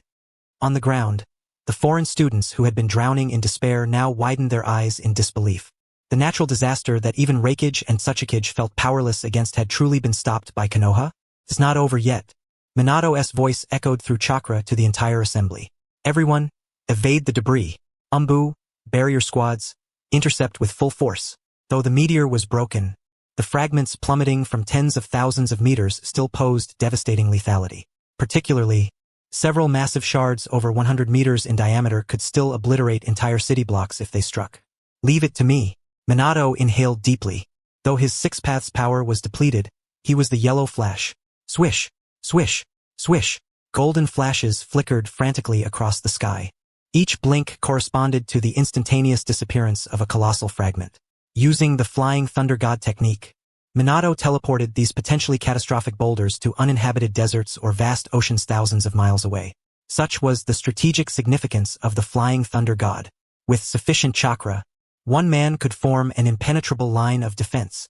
Meanwhile, on the ground, the Umbu elite led by Kakashi, Itachi Uchiha, and Shisui sprang into action. Lightning cutter, fire release, great fire dragon technique, Uchiha-style sword leap flame, various high-level ninjutsu soared skyward, obliterating the medium and small debris that had slipped through. Within mere minutes, the apocalyptic scene vanished. Except for a forest outside Konoha, scarred and pockmarked by impact, the village itself remained untouched. We stopped it. We really stopped it. Long live the Hokage. Long live Konoha. Survivors and ninja erupted into deafening cheers after a brief silence, overwhelmed by the stark contrast between hell and paradise. Many moved to tears of joy. Kuratsuchi from Iwagakure stared at the slightly weary golden-haired figure, mouth agape wide enough to swallow an egg. Just like that, it's solved? She turned her gaze toward Darui beside her. Hey, is your cloud-hidden village-s chakra cannon really that formidable? Darui shook his head bitterly. The principle is similar, but the power is worlds apart. Moreover, that precise transferability, aside from Minato Namikaze, no one in the shinobi world can achieve it. At this moment, the prodigies from the 5 great nations truly grasped the profound legacy of the greatest village in the shinobi world. Not only was there a Hokage capable of withstanding Susanoo, but also this kind of cutting-edge technology that could shatter meteors. Such strength undoubtedly merited leadership over the shinobi alliance. However, just as everyone was immersed in the elation of victory, a cold and disdainful voice suddenly echoed above the battlefield, piercing the ears of all present. Oh, you actually managed to block it? Uchiha Madara hovered midair, arms crossed with one hand, his lips curling into a cruel smirk as he looked down upon the cheering crowd. That cannon and that transfer technique are indeed somewhat interesting. Minato Namikaze, you've done well. Madara's tone resembled that of a senior casually appraising a somewhat competent junior, but his words abruptly shifted. An even more despairing and terrifying aura instantly engulfed the entire scene. If this is your limit, then this game should come to an end. Madara unleashed his sensory prowess, shrouding Konoha. That woman called Kaguya still refuses to make a move? A flicker of displeasure crossed Madara's mind. He had made such a commotion, even resorting to using the Tengai Tensei Star, not solely to destroy Konoha, but to force out the legendary progenitor of chakra and gauge her true strength. Yet, the opponent remained so composed. In that case, Madara's gaze turned icy. Then let despair strike even more fiercely. I'm curious to see how you will respond to the second one. Before his words had fully faded, the sky, which had just begun to clear, darkened once more. That suffocating shadow again blanketed the earth. Everyone instinctively lifted their heads. Then, they witnessed a scene etched forever in their memories. Above the clouds where the previous meteor had shattered, an even larger and heavier meteor silently descended. The Tengai Tensei Star's second strike. This was the terror of Uchiha Madara. The first meteor merely announced his arrival. The second was the harbinger of death. Are you kidding me? The villagers, who had just been cheering moments ago, froze with their smiles stiffening. The hope that had just risen was utterly shattered in an instant, replaced by an abyssal despair. Another one. In Orochimaru's command room, alarms blared incessantly. This won't do. The cannon needs time to recharge. There's no way to fire a second shot. Orochimaru's face darkened to an extreme as he stared at the data on the screen. In the sky, Minato Namikaze gazed upon the colossal meteor looming close, his heart sinking to the depths. Earlier, to clear the fragments of the first meteor, he had already deployed the flying thunder god technique dozens of times over extreme distances. Now, his chakra was utterly depleted, let alone attempting to transfer such a massive meteor again. Damn it. Minato clenched his fists in profound frustration. Is this really where it ends? Kaguya. Jiangchan crouched on Minato's shoulder, abruptly turning his head toward the Hokage building, muttering inwardly, Aren't you going to make a move? If that thing crashes down, you'll lose your snacks and dramas. Yet, there was still no sign of action from Kagaya's side. That woman seemed resolved to witness Konoha's downfall. Or perhaps she was waiting for Jiang Chun to act first. Damn these old schemers. Jiang Chun cursed silently but refrained from making a move himself, for he had sensed someone's return. At that very moment, a blue figure suddenly surged upward from the ruins below.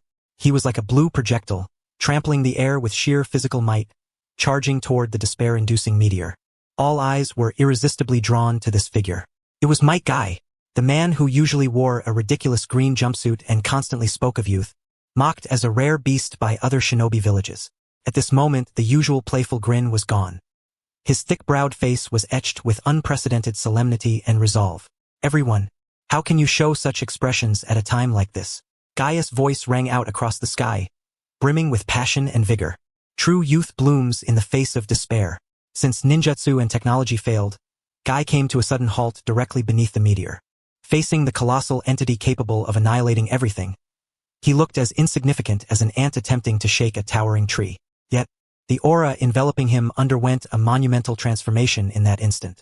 Then I'll use my body, my fists, our burning spirit to shatter it. Boom! At his words, the blue steam surrounding Might Guy thickened. It was not chakra hue. It was steam formed from evaporating sweat. It was proof of life energy ignited by forcibly opening the body's limiters. This was the seventh gate of the 8 gates. The gate of wonder. Rumble! With a roar, the blue steam around Guy surged explosively, coalescing into a towering pillar of blue light. The surrounding air distorted under the immense pressure. Even the descending meteor seemed halted for a moment by this overwhelming presence. What is that? Madara, hovering midair, saw his typically cold gaze shift for the first time. He observed the man enveloped in blue steam, pupils narrowing slightly. Not chakra pure physical power? To generate such an aura with mere body alone? Madara had lived for countless years and witnessed innumerable formidable warriors. But a shinobi who relied neither on bloodline nor ninjutsu and simply honed his body to this degree was a first. Intriguing. A faint trace of excitement curled Madara's lips. Let us see what the 8 gates can truly accomplish. Ah! Guy howled toward the heavens, the blue steam around him condensing to its zenith. His hands rapidly formed seals, then he struck upward with both fists toward the meteor. Though the fists did not make contact, the terrifying pressure compressed the air ahead, forming a colossal white tiger. It was an air cannon crafted entirely from high-pressure airflow. Daytime tiger. Roar! A deafening tiger-s roar shattered the clouds. The massive white tiger charged fiercely at the meteor. The two collided violently midair. Boom! In that moment, heaven and earth fell silent. The terrifying shockwave radiated outward from the collision point in all directions. Unlike the first meteor, it did not shatter. Under this extreme and pure physical impact, the enormous meteor seemed gripped by an invisible giant hand, then fractured, shattered, obliterated. The colossal boulder shattered into a cloud of dust under Might Tiger's ferocious bite. The meteor, which had once blotted out the sky, was utterly obliterated by a single punch. What? This time, not only those on the ground but even Madara Uchiha widened his eyes in disbelief. His pride, the heavenly tremor star, had been annihilated by a mere fist. And what's more, it was done with a punch thrown from a distance. Impossible. Without the aid of chakra nature transformation, just pure air compression? What magnitude of power and speed would that require? Naturally, Madara recognized the technique as the 8 gates, yet he never imagined that merely the 7th gate could wield such overwhelming force. His mind conjured the image of a man named Might Duel. A gust of wind dissipated. The sky was filled with stone dust drifting down like snow. Amidst the white powder, Might Guy stood poised midair, steam billowing in a brilliant blue from his body. He panted heavily, his skin flushed with exertion. At this moment, the light in Might Guy's eyes shone brighter than the sun itself. He turned his gaze toward the not-so-distant Madara Uchiha and cracked a wide grin, revealing his signature gleaming white teeth. This was the blue beast of Konoha. An eerie silence fell. The entire scene was engulfed in stillness. Then, erupting with even greater fervor than before, came the roar of cheers. Every witness was filled with awe, silently marveling. Is this truly the pinnacle of taijutsu? To shatter even such a cataclysmic force? A monster. Kuratsuchi of Iwagakure swallowed hard, eyes fixed on the man exuding blue steam in the sky, feeling as if his entire worldview was collapsing. How many of these monsters does Konoha still harbor? A Hokage who can teleport in an instant, a sage toad who can pilot a mech, And now this taijutsu lunatic who can punch meteors to dust? What kind of fight is this even supposed to be? Breathing out, Minato Namikaze watched Gaia's retreating figure, exhaling a long sigh of relief. Madara Uchiha stared at the man enveloped in blue steam. The disdain that once filled his eyes had utterly vanished. In its place was a gravity unlike anything before, an unprecedented solemnity, even a hint of menace. The color of this chakra. Madara narrowed his eyes, sensing the wild, ferocious aura radiating from Gai, a power forged by burning one's very life force. Though only the seventh gate was opened, the sheer, unadulterated explosive force was enough to send a shiver through Madara himself, who now possessed the Rinnegan. If he were to advance further, to unlock the legendary eighth gate, an idea flashed through Madara's mind. This man is worthy of killing me. Very well. Madara spoke slowly, a trace of suppressed excitement in his voice. I retract my earlier statement. Konoha truly is a land teeming with hidden dragons and crouching tigers. What is your name? Madara fixed his gaze upon Gai as though looking at a worthy adversary. Gai took a deep breath, steadying his breath, then assumed that classic opening stance. Jonin of Konoha. Might Gai. Impressive, Might Gai. Madara laughed heartily, the battle fervor reigniting within him. Since you possess such strength, then do not stand idly by. Come. Let me see if your fists can shatter my Susanoo. Boom. Blue chakra erupted once more.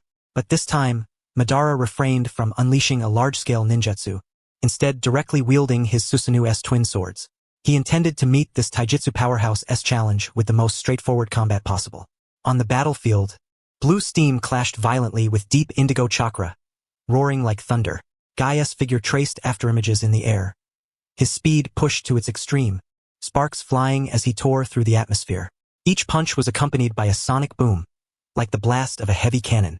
Konoha Great Whirlwind, Gai roared, his whip-like legs striking down like a battle axe.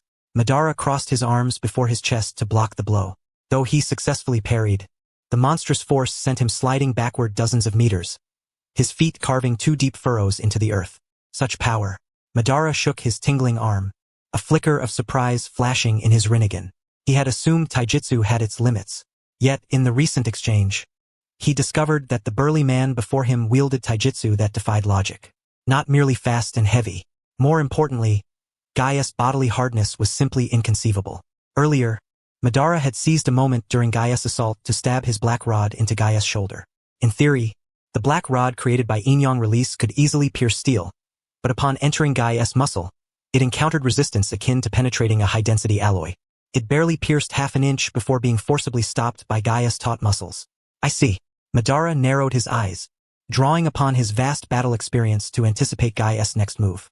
As Gai transformed once more into a blue lightning streak and charged, Madara sidestepped deftly, narrowly evading the punch's edge, then delivered a brutal knee strike to Gaia's abdomen. Boom! Gai reacted with lightning speed, twisting midair to block the blow with his elbow. The two exchanged rapid blows in midair, fists and feet colliding with the rhythmic intensity of a drumbeat. Your body has undergone some extraordinary forging, hasn't it? Madara sneered between parries. An ordinary flesh and blood being would have collapsed under the strain after opening the seventh gate long ago.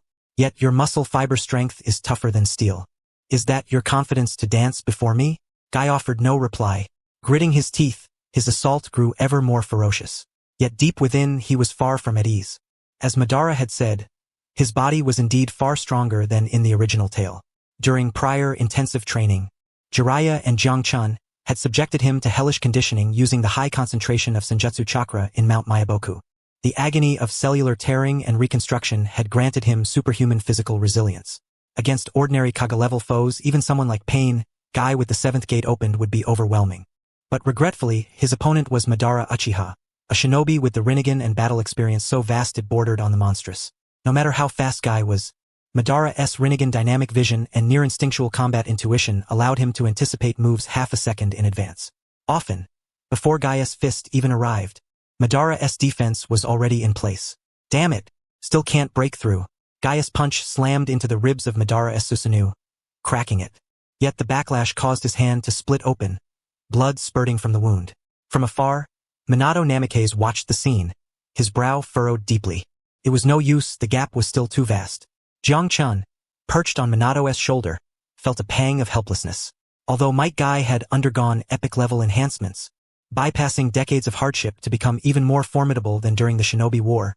This was now Madara's era. The current Madara, with the Rinnegan and youthful vigor, could likely suppress even Hashirama.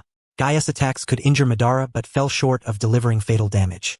On the battlefield, Guy had clearly realized this truth as well. He was gasping heavily, the blue steam emanating from his body beginning to waver erratically. Huffing, Might Guy leapt backward, creating distance between himself and Madara. He gazed upon Madara, utterly unscathed, a flicker of resolute determination flashing in his eyes. Since the 8 gates cannot defeat you, Guy slowly straightened his posture, and the once turbulent chakra within him suddenly fell silent. He extended his right hand, his thumb gradually pointing toward the area over his heart. That gesture caused Kakashi's pupils to constrict sharply from afar as he watched the battle. "Guy, stop!" Kakashi shouted desperately, disregarding all else. That technique must not be used. As Gaia's lifelong rival and closest friend, he understood all too well what that motion signified. The 8 gates formation. The 8th gate, the gate of death. It was a forbidden ultimate jutsu that burned one's very life to gain power, surpassing the Hokage by dozens of times. Once activated, death was inevitable. "Guy." Kakashi's voice was urgent. Guy turned back to look at his dear friend, a brilliant smile spreading across his face, his white teeth gleaming in the sunlight. "Don't show that expression. The azure beast of Konoha often has moments when it becomes a crimson wild beast. For the sake of protecting everyone, for the sake of safeguarding the tender sprouts of Konoha, this is my youth." With that, Gaia's fingers suddenly exerted force, about to pierce the vital point over his heart. "Guy." Minato Namikaze's face also changed drastically. Although he knew Guy was resolute as Hokage, how could he stand idly by and watch his subordinate march toward certain death? Whoosh! A flash of golden light. Minato was about to activate the Flying Thunder God technique to intervene. However, just as he was about to vanish, "Don't be hasty, Minato." Jiang Chun's voice sounded beside Minato's ear, calm and reassuring, easing his tension. "What?" Minato's body froze, incredulously looking at the toad perched on his shoulder. Jiang Chun explained, "Have you forgotten the thing we obtained from the hidden hot water village?" Minato was momentarily stunned. The hidden hot water village's evil god cult and hidden. A memory surged forth instantly.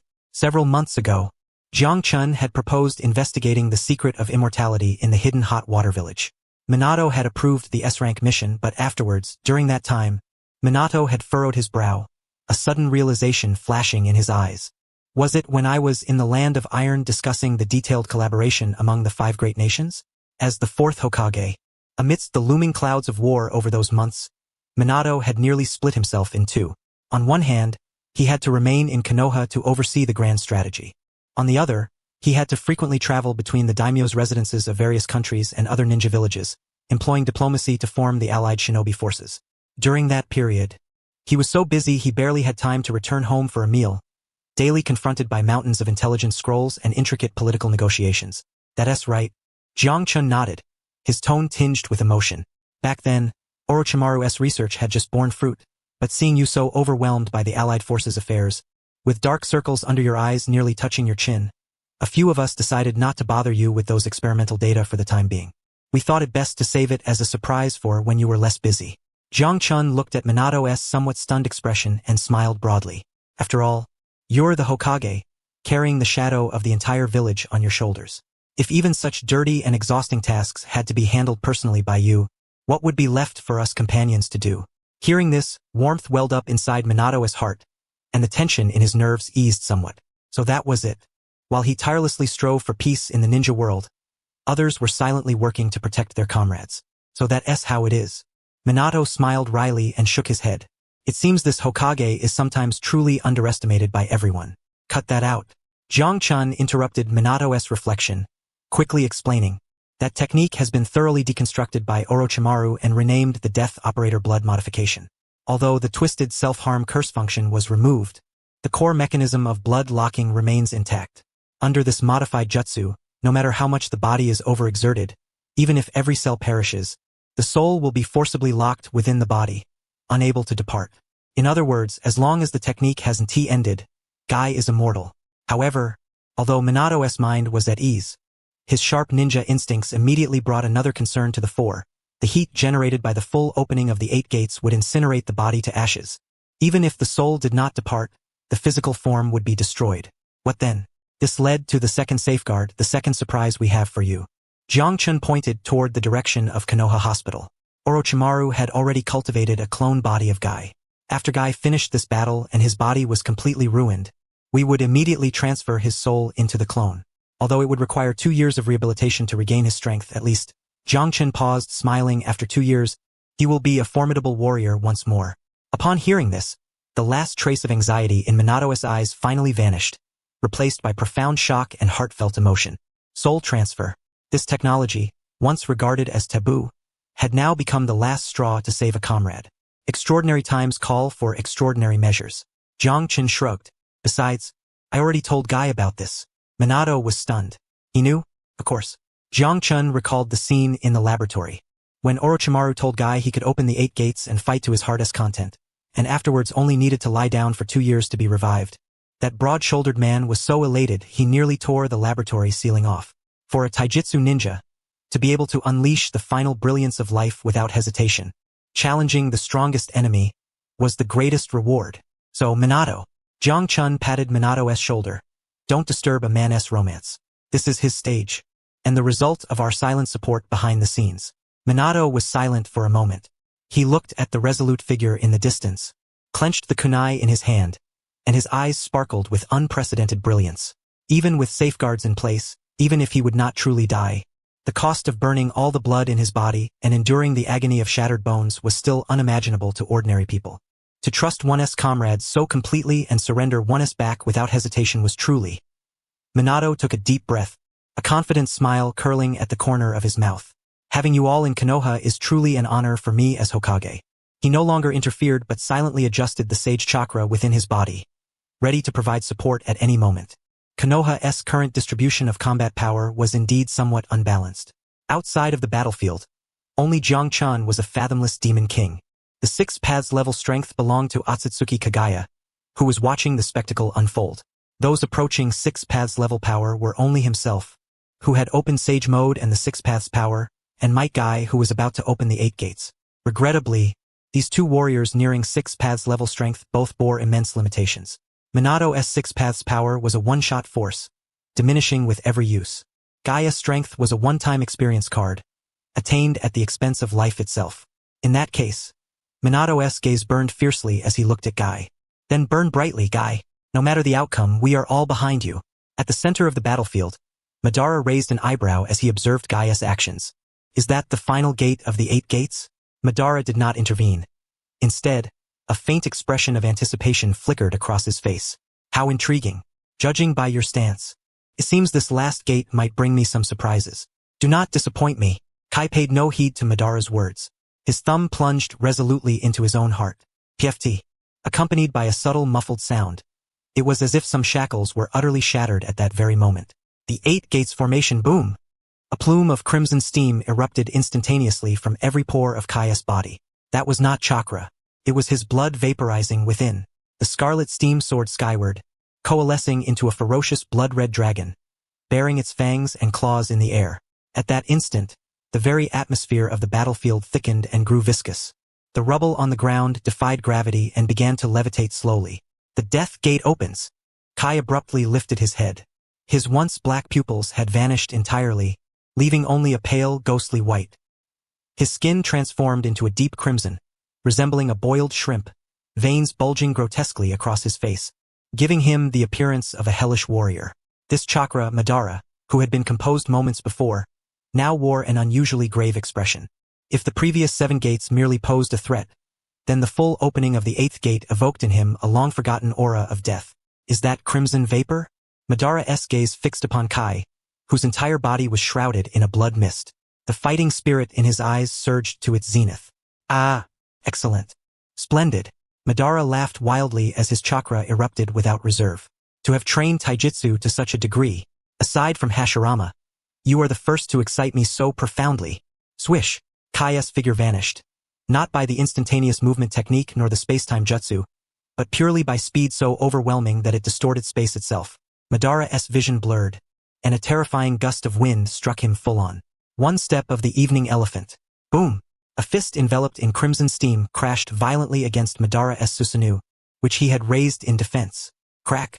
The impregnable Susanoo was dented by that single blow. The tremendous impact penetrated the Susanoo, striking Madara's body directly. PFT. Madara spat a mouthful of blood. His entire body blasted backward like a cannonball. What? The foreign students from various nations, watching from afar, were utterly stunned. Madara Uchiha, the arrogant one who could even summon meteors, had been struck to the point of vomiting blood by a single punch.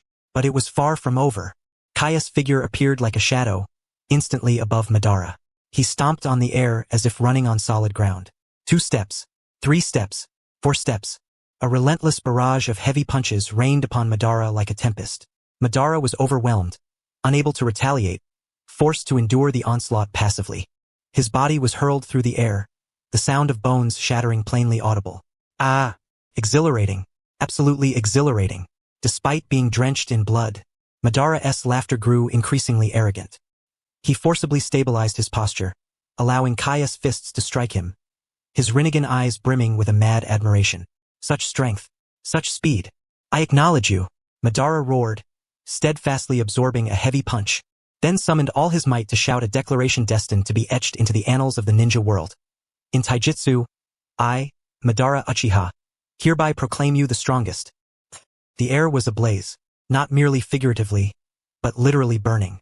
The red dragon that Kai had transformed into defied all physical laws, pinning Madara Uchiha immovably in midair. 1 step, with Kaya's fierce shout, the first air cannon slammed into Madara's chest like a mighty hammer. Boom! Madara's proud physique instantly caved under the strike. The crisp sound of ribs fracturing rang sharply amidst the explosion. He attempted to deploy a repulsive force wall, tried to use the shadow of the Rinnegan to block the attack. Yet, before such extreme speed that warped space itself, even Madara Uchiha's Rinnegan reflexes were half a beat too slow. Before the shadow of the Rinnegan could raise a hand, it was dispersed by the crimson steam. The repulsive force wall was only just formed when it was brutally crushed by the raging pressure. Such force, cough. Madara spat copious amounts of blood, interspersed with fragments of internal organs. In those Rinnegan eyes, there was no trace of fear. Instead, a fiercer, more frenzied flame burned. Pain. So much pain. Since the battle at the Valley of the End, he had never again felt such near-death agony. Without the immortality granted by Edo Tensei, without Hashirama's perfected chakra, every punch inflicted genuine, tangible harm. 2 steps. Kaya's figure flickered incessantly in the air, granting Madara no respite. The second air cannon followed swiftly, smashing mercilessly into Madara's jaw. Crack! His jawbone shattered. Madara was blasted away like a ragdoll, but at the very moment he was sent flying, Kai pursued him with even greater speed, smashing him back to his original position. He was treated like a punching bag in midair. On the ground, outside the shelter, the students from the major ninja villages trembled, cowering behind their respective guardian ninjas. After all, they were but mere children. Only Darui, around 10 years old, understood the gravity of the situation somewhat, though his face was pale with fright. What kind of monster is that? The young Kuratsuchi clung tightly to the leg of an Iwagakure Jonin, tears brimming in her wide eyes as she gazed at the scarlet figure in the sky who was mercilessly beating the godlike warrior. Her tender heart was profoundly shaken. Meanwhile, the 3-year-old Gaara hugged his teddy bear, staring blankly at the sky, his worldview utterly shattered. Don't look. Get down. A Yuki guardian Jonin wiped sweat from his brow, pressing young Darui's head down, though his own hands trembled uncontrollably. This is terrifying. The sheer force, the gale stirred by its aftershock, made even a Jonin like him struggle to maintain his footing. This is no mere ninja battle. This is a calamity. Konoha harbors such a monster? The carefully selected guardian ninjas from various nations exchanged glances, the terror and despair in their eyes unmistakable. If they were to face that Crimson Man, they would likely be reduced to a blood mist before even withstanding a single punch. In the sky, the battle had reached its climax. 3 steps, 4 steps. Might Gaia's attacks raged like a violent storm, each blow bearing the power to shatter mountains. Madara Uchiha's body contorted continuously in midair, blood raining down like droplets of rain. Lacking Hashirama's perfected chakra, Madara now relied solely on his indomitable willpower and the power of the Rinnegan to endure. With every strike, his life force rapidly ebbed away. Move! Move now! Madara roared inwardly. He strove to mobilize chakra, to counterattack with Shinra Tensei. But beneath the onslaught of ceaseless heavy blows, the flow of chakra within him was completely disrupted. Each time he attempted to form the hand seals, A terrifyingly immense force violently interrupted him. Is this the pinnacle of taijutsu? Madara's consciousness blurred for a fleeting moment, his vision stained red with blood. He gazed at the man before him, drenched in crimson and bearing a ferocious countenance, and a ludicrous thought unexpectedly stirred within him. If this continued, he, Madara Uchiha, resurrected less than a day ago, might truly be kicked out of the finale by this obscure fellow. Might Guy! Might Guy unleashed one final roar. This last strike concentrated all his strength, all his youth, all his conviction. Boom! A crimson pillar of light pierced through heaven and earth.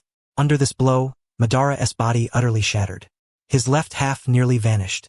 A gaping hole was blasted through his chest cavity, his spine fractured, and he fell like a meteorite, crashing violently into the ground. Crash! The earth trembled violently. A colossal crater, tens of meters deep, emerged before everyone. Dust billowed, obscuring the view. Is it over? Kakashi fixated intently on the chasm, his Sharingan spinning frantically as he sought to detect Madara's chakra. Above, Might Guy's figure wavered precariously. Red steam began to dissipate. His skin swiftly turned charred black, and his body drifted down like withered leaves. He had exchanged a shorter span of time for a greater burst of power, and through years of relentless training, his mastery of strength had long since reached its zenith. Upon realizing that the stronger white-haired woman and the village's toad elder had not intervened, he had deliberately held back just enough breath for the other side. Might Guy! Minato Namikaze flashed with golden light, instantly appearing beside Might Guy and catching the hero in his arms. He quickly assessed Guy's condition. Although his bodily functions had completely collapsed, his chakra pathways severed, flickering like a candle in the wind. As Jiang-chan had said, that strange death-defying blood-altered jutsu was holding tightly to Guy's soul, refusing to let him depart. Minato exhaled in relief and immediately handed Guy over to the arriving medical team. Hurry! Take him to Orochimaru's laboratory. Activate the contingency plan. Just as the gathered foreign shinobi believed the battle had ended and prepared to cheer, a sudden harsh coughing erupted from the bottom of the massive crater. Cough, cough, spit, the unmistakable sound of blood being expelled. A gust of fierce wind scattered the dust. There, at the center of the chasm, Madara Uchiha lay sprawled in a pool of blood, struggling to rise. His appearance was utterly pitiful. His left arm and left leg had completely vanished. Half his chest cavity was hollowed out, and one could even see his shattered heart laboriously beating. There was no miraculous instantaneous regeneration. He had not become a Ten-Tails Jinchuriki, nor did he possess the restorative powers of Sage Mode. At this moment, he was barely sustaining life, relying solely on the Hashirama cells he had absorbed late in life to prevent immediate death. Damn it! Madara propped himself up with his remaining right hand, each breath accompanied by a torrent of blood and foam. He had truly come close to death. Had that kick landed on his head, he would now be nothing but a corpse. Medical ninjutsu. Trembling, Madara formed a seal, attempting to staunch the bleeding with medical ninjutsu, a skill he was not proficient in. The granulation tissue at the wound slowly writhed, the repair process agonizingly sluggish. At this rate, regaining combat capability would require at least several days. Opposite him, the Hokage of Konoha and that white-haired clown glared at him with grim expressions. The situation was exceedingly unfavorable for him. Now he could scarcely stand, let alone fight. Cough, cough. Madara tried to smile, but the movement of his shattered chest cavity unleashed yet more bloody foam. Exhilarating. Indeed, exhilarating. He could sense that if the opponent had not held back just now, he would have perished long ago. Is this the Konoha of today? Madara painfully rolled his eyes, his gaze extending beyond the rim of the chasm toward the distant Hidden Leaf village. That sequence of battles just now, especially the Evening Elephant and the final Night Guy, had caused tremendous commotion. According to his experience, the aftershocks of a battle of this magnitude would be enough to plunge a shinobi village into utter chaos. Cries, screams, the sounds of trampling and frantic flight should be the prevailing melody. How could it be otherwise? Madara's pupils constricted slightly. In his perception, countless Konoha shinobi were orderly evacuating civilians. The barrier squad maintained defenses, the medical team stood ready, the Umbu kept watch. What astonished him most was that among those shinobi escorting civilians, he sensed a familiar, repugnant yet profoundly intimate chakra. It was the chakra of the Uchiha clan, and in considerable numbers. Hurry! This way! Don't crowd! Elder! I will carry you to the shelter. Uchiha guard! Listen up! Third squad! Reinforce the barrier. First squad! Cover the civilians with me.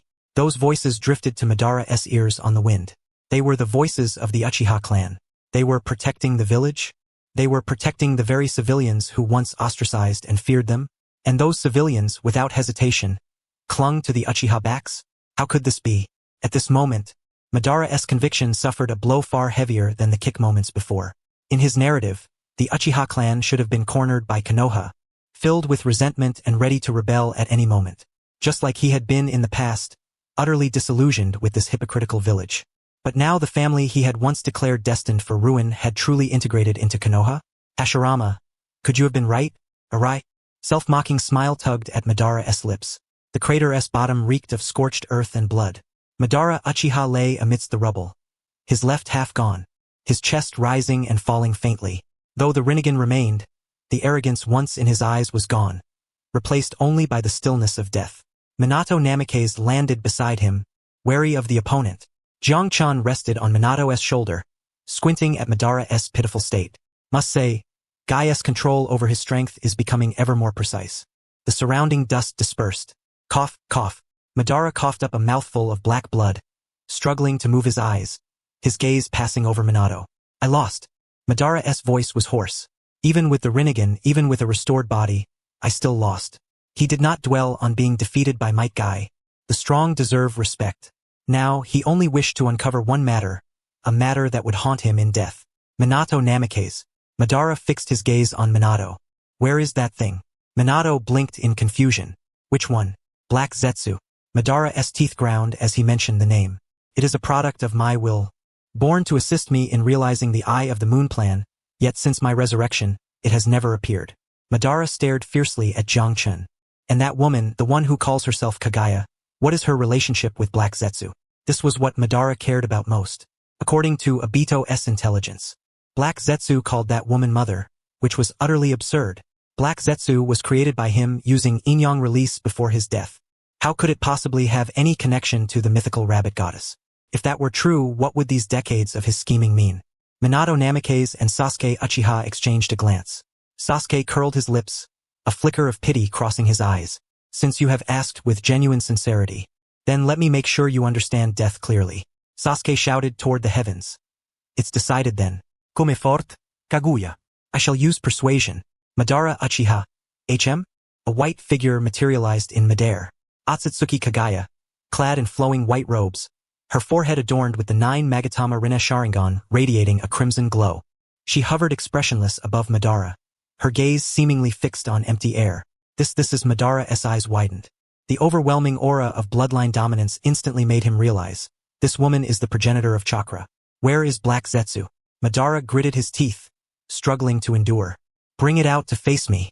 Kaguya remained silent, merely lifting her sleeve slightly. From the shadow within the sleeve emerged a black face, only half visible, none other than Black Zetsu. Lord Madara. Black Zetsu's voice remained eerie and chilling. A glimmer of hope flickered in Madara's eyes. Black Zetsu, quickly, control this woman. You are my will. Now is the time. Pfft. Black Zetsu laughed. It looked at the disheveled Madara with eyes full of mockery. My will? You call me your will? Black Zetsu seemed to have heard the greatest joke in history. When have I ever said I am your will? Boom! Madara's complexion shifted drastically, his voice sharp and piercing. What did you say? I created you with my own hands. It was I who mastered yin-yang release. That's what you think? Black Zetsu interrupted with a cold sneer. You believe you created me, but in truth, I only pretended to be created by you. From beginning to end, I have had but one identity. Black Zetsu slithered down to Kaguya's feet, looking up with fervent zeal. I am the will of Princess Kaguya, the third son of Mother. Turning to Madara, Black Zetsu's gaze fixed on his pale face, enunciating each word deliberately. And you, Madara Uchiha, are nothing more than a pawn I meticulously selected over a millennium to resurrect Mother. Only the sound of the wind echoed in the pit. Madara stared blankly at the once obedient incarnation. Pawn? I'm a pawn? Impossible. He muttered to himself. Then what of the Uchiha stone monument? The infinite Tsukuyumi inscribed there is the sole method to save the Uchiha and the world. That was altered by me. Black Zetsu delivered the final blow. The stone monument left by the Sage of Six Paths was long ago tampered with by me. The infinite Tsukuyumi is not a technique to save the world. It is a spell to harvest chakra, turning all humanity into white Zetsu fodder, meant to resurrect Mother. The so-called opposing forces uniting as one. The myriad phenomena. merely lies to coax you into awakening the Rinnegan and unsealing Mother seal. Black Zetsu's words shattered Madara's pride to smithereens. His entire life, forsaken by all for the sake of ideals, betraying Konoha, severing bonds, only to be used as a tool for others? The wisdom and power he prided himself on were nothing but a farce in the eyes of another? Suddenly Madara laughed. A hoarse, mournful sound. Ha ha ha ha ha. The laughter tore at his wounds, blood gushing forth. Yet he laughed until tears streamed down his face. So that's how it is, so that's how it is. Madara gazed skyward, blood tears flowing from his Rinnegan. I, Madara Uchiha, who fancied myself as one who saw through the truths of the world, who sought to sever causality and forge a world without war in the end, I am the most pitiable clown. Hashirama, if you were still alive and saw me now, you would surely laugh your teeth out, wouldn't you? The collapse of faith was more despairing than physical mutilation. His life was a joke. Truly, it was a pitiful sight. Madara closed his eyes, and after a long moment, reopened them, now bearing a trace of calm. If this is a deception, then I shall die knowing the truth. He looked toward Kaguya. Who are you? What is the true purpose of the so-called Eye of the Moon plan? Since you have already won, surely you do not mind letting a dying man learn the truth? Kaguya did not respond. Sasuke sighed and spoke in her stead. She is the source of chakra in this world. Otsutsuki Kaguya.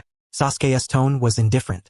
As for why she created the White Zetsu army, why she seeks to reclaim chakra, that is because she is afraid. Afraid? Madara was taken aback. Even the progenitor of chakra can feel fear? Indeed. Sasuke nodded, pointing to the sky. Far beyond, in the distant starry heavens, lies the Otsutsuki clan's main family. They survive by devouring planetary life, planting god trees, and harvesting chakra fruits. Kaguya was merely their servant, or perhaps a subordinate. She betrayed the main family by stealing the fruit, and thus she must create an army to resist the impending pursuit and slaughter by her own clan. That is the truth. Sasuke looked at Madara. Your Eye of the Moon plan, at its core, was simply a conscription to wage an interstellar war on her behalf. Madara fell silent after hearing this. The distant starry heavens, the planet-devouring clan, the truth was so cruel. His so-called ninja world peace was laughably insignificant in the face of such a threat. So that's how it is, Madara murmured softly. No wonder Hashirama's path failed. And mine too. In the face of that power, the shinobi truly are too weak. At that moment, Madara's last lingering obsession dissolved. Defeated by physical prowess, by conspiracy, by truth, he had no regrets. He was truly exhausted. Madara struggled to turn his gaze toward Minato Namikaze. This young Hokage remained composed and poised, bearing Hashirama's tolerance, Tobirama's wisdom, capable of uniting the five Kage and even winning over Kaguya. Perhaps this man could accomplish what he and Hashirama could not. Fourth Hokage. Madara's voice was eerily calm. You have won. In both strength and ideology, I am utterly defeated. He painfully propped up his battered body. Though his arms were crippled and only half his torso remained, he still strove to straighten his spine, preserving the last vestiges of Madara Uchiha's dignity. He looked at Minato. Then tell me, for a pitiful wretch like me, who sought to destroy the world yet was manipulated as a mere pawn, what do you Konoha intend to do?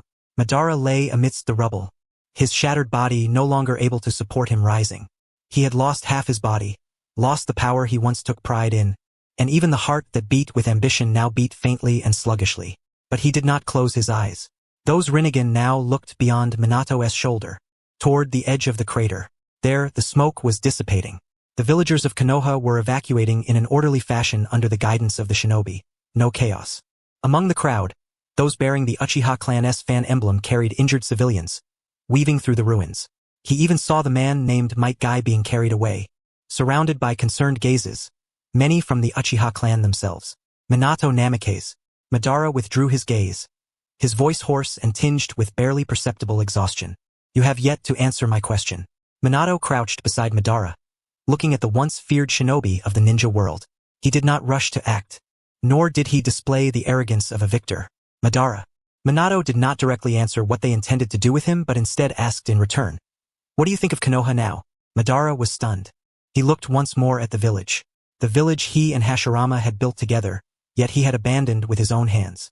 In his original vision, Konoha should have been full of hypocrisy, oppression, and darkness. The Uchiha clan should have been marginalized, filled with resentment. Yet what now unfolds before his eyes is an entirely disparate tableau. Despite the looming menace of the meteorite, despite the reverberations of the great battle, the villagers remain suffused with hope. There exists a unity, a trust, an indomitable resolve to confront even the wrath of nature together. Indeed, after a prolonged silence, Madara slowly utters these two words. This marks the first time in his life that, aside from Hashirama, he has bestowed such an appraisal upon another. Truly remarkable. Minato nodded, his gaze drifting toward the horizon. At present, the 5 great nations have tentatively forged a cooperative alliance. The hidden cloud, the hidden rock, the hidden sand, the hidden mist, and our own hidden leaf, exchanging resources, sharing intelligence, even trading talents. Pausing briefly, Minato turned to Madara. And all this rests upon a singular premise: we share a common adversary. A sardonic curve lifted Madara's lips upon hearing this. Fear, is it? Madara sneered coldly. Because of me, because of that Otsutsuki Kagaya. These flocks of sheep band together for warmth. What peace is this? Nothing but the instinctive reaction of the weak when faced with the butcher's blade. Pitiful, lamentable. Derision saturated Madara's voice. Once this threat vanishes, whether it be me or Kagaya, the so-called alliance will disintegrate in an instant. Such is Madara's philosophy, born from his experiences in the era of warring states and his deep insight into human nature. Humanity is incapable of true understanding.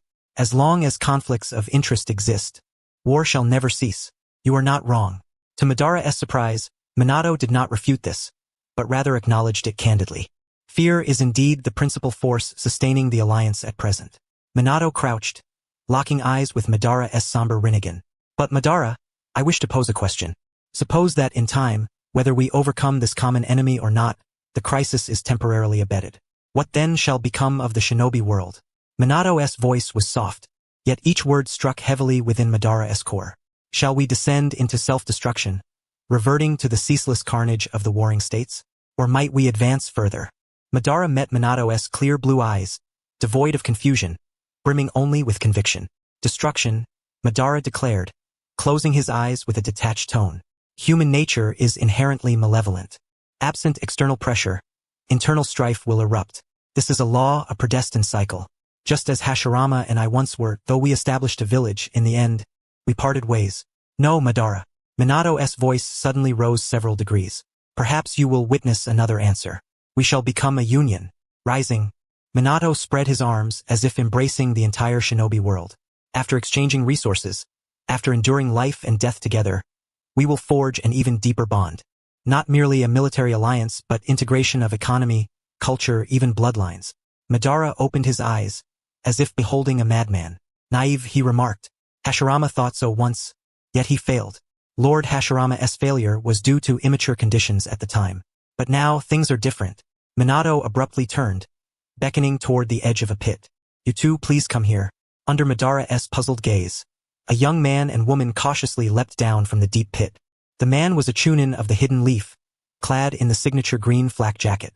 The woman, a puppeteer from the hidden sand, bore a massive puppet scroll on her back. Evidently a couple, they had clung tightly to each other during the evacuation. Though intimidated by Madara's imposing presence, they summoned their courage to approach. Lord Hokage, they saluted in unison. Minato gestured toward the pair and addressed Madara. Look, Madara's gaze fell upon them. The male shinobi's forehead protector bore the emblem of the hidden leaf S spiral, while the female's displayed the hourglass symbol of the hidden sand. Yet in their eyes, there was no trace of national enmity, only profound love and concern. In the desperate moment of the meteorite's descent, the hidden leaf shinobi instinctively shielded the hidden sand kunoichi beneath him. Now, the hidden sand kunoichi carefully wiped the dust from her beloved's face with a handkerchief. This is another possibility, Minato's voice softened. Bonds. In the past, nations were closed off. But now, with deepening exchange, cross-national couples like them will become increasingly common.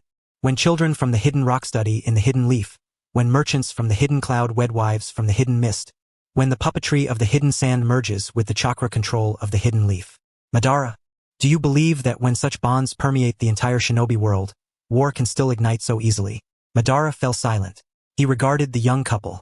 The hidden leaf shinobi, though trembling before the world's fiercest shinobi, still instinctively stood before his beloved as a shield. Such a gaze. A long-forgotten memory surfaced in Madara's mind. A time long ago by the Naka River, skipping stones with Hashirama.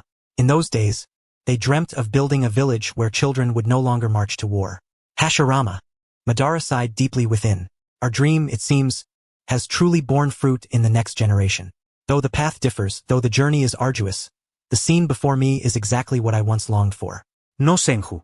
No Uchiha, no land of wind, no land of fire, only two people in love. You have one Minato Namikaze. Madara withdrew his gaze, the malice in his eyes largely dissipated, replaced by a world-weary sagacity. Your words surpass that fool Hashirama-s by far. Minato smiled, signaling the couple to withdraw.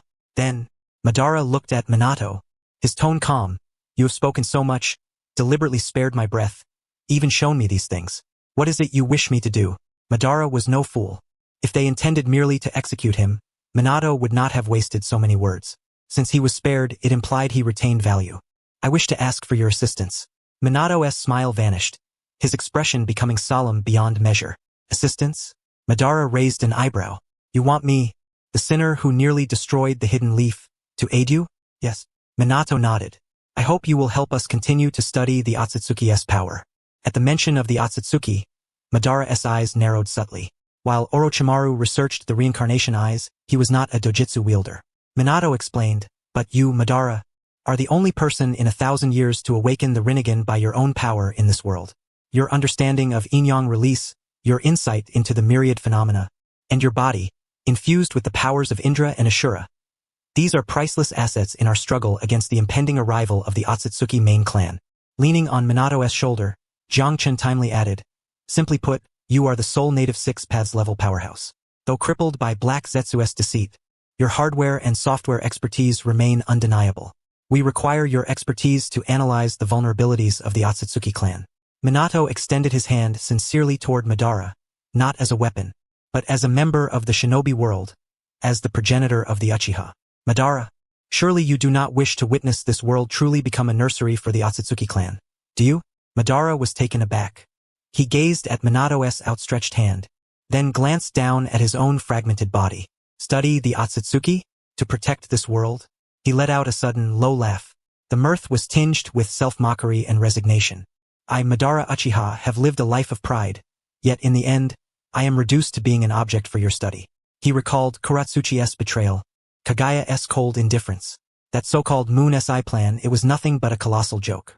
He had sacrificed everything for that false peace, only to become an accomplice in the world's destruction. And now, this young Hokage offered him a chance at redemption, or perhaps an opportunity to prove himself anew. Otsutsuki, huh? A glint of icy resolve flickered in Madara's eyes. If those extraterrestrials dare to annihilate Hashirama's dream, then I, Madara Uchiha, shall certainly return the favor. Very well. Let this crippled man continue to bear witness to Hashirama's dream. Madara's voice carried an unprecedented ease. I want to see just how far this so-called union, this bond you speak of, can truly go. If you fail, Madara fixed Minato with a familiar, arrogant smirk. Then I shall mock you mercilessly from the depths of hell. At these words, Minato's expression finally relaxed, breaking into a radiant smile. Rest assured, Madara, we will not give you that chance. At the edge of the crater, the foreign students and guard ninja from various nations, who had been on edge all along, were utterly stunned. That Madara Uchiha, the very Shura who nearly wiped them all out, had been pacified by the Hokage? Is this the true breadth of Konoha's vision? Kuratsuchi murmured, gazing at Minato's retreating figure with profound reverence. To be able to embrace even such an enemy, to transform him into our strength, this man is truly terrifying. Yet, just as everyone believed the dust had settled and the dawn of peace was imminent, an unforeseen anomaly erupted. A sudden buzz. The space beside Madara warped without warning. A pitch-black vortex materialized above his head. The chakra emanating from it was inscrutable and laced with a disturbing malevolence. Minato's face shifted. His golden light immediately flared as he sought to whisk Madara away from the spot. Flying Thunder God technique. But after the 2 meteorites moments ago, his chakra was utterly depleted. Or perhaps the timing was devilishly precise, striking at the very instant everyone's guard was down. A gloved hand emerged from the vortex, gripping Madara's battered shoulder. Then, a man wearing an orange spiral mask half emerged from the whirlpool. It was Uchiha Obito. Within his single eye burned a fierce, resolute madness. He stared coldly at Minato, who sought to intervene, then at the now surrendered Madara, his voice as icy as if descending from the 9th hell. I do not permit this. The space twisted again. The masked man pulled Madara's broken form fully into the vortex. Kushina Minato's heart leapt as he recognized the familiar yet estranged presence. The chakra signature, The frequency of this space-time ninjutsu, chilling as it was unmistakable. His voice hoarse, Minato uttered, "Obito?" Just then, Kakashi arrived. Seeing the man emerge from Kamui space, he froze in place, nearly losing grip of his white fang dagger. "Obito?" Kakashi's left eye twitched violently, resonating strongly with the other's single eye. Faced with their shock, the masked man made no denial. He looked at Minato coldly, his exposed eye brimming with mockery.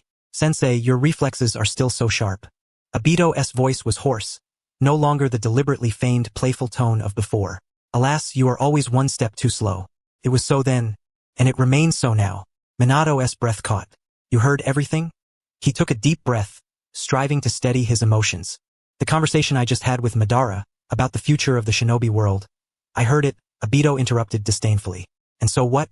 Since you heard it, then why do you still act like this?" Minato stepped forward, attempting to approach, but the murderous aura emanating from Obito forced him to halt. "Madara has already given up. There is hope for us to build a world grounded in true understanding." "Understanding?" Obito trembled with laughter, as if hearing the greatest joke of all. "Sensei, you remain so naive. This world is far too dark." Obito looked up at the ravaged battlefield. "Just like the Madara Uchiha beneath your feet, he once believed in Senju Hashirama. And what was the result? The shinobi wars still raged, his brother still died, his clan still betrayed him. The so-called bonds, the so-called understanding, they are fragile beyond measure in the face of reality's cruelty." Obito gripped the edge of his mask. "Even if you, Sensei, shine so brilliantly," dubbed the yellow flash hailed as the perfect Hokage snap. He tore the mask off with a swift motion, casting it aside into the ruins. The half of his face, marred by wrinkles and scars, was brutally exposed to the sunlight. "I too will seize my fate with my own hands." Obito fixed his gaze on Minato, whose face, once always adorned with a foolish smile, was now twisted and cold. "Obito!" Kakashi stared at that face, breath nearly caught in his throat. Though disfigured and transformed, it was unmistakably Obito. The one who was always late, always helping old ladies cross the street, always shouting that he would become Hokage, the eternal underdog. "You're not dead?"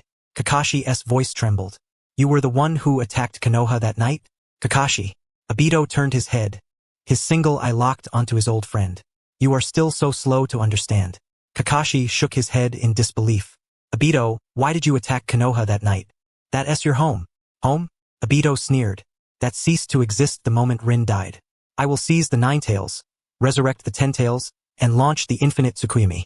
Obito spread his arms wide, as if embracing some illusory future. "I will plunge this world into genjutsu, create a dream world where Rin exists, where everyone exists, where there is no war, no pain." Minato shouted fiercely. "That is a lie. That is escapism." "Obito."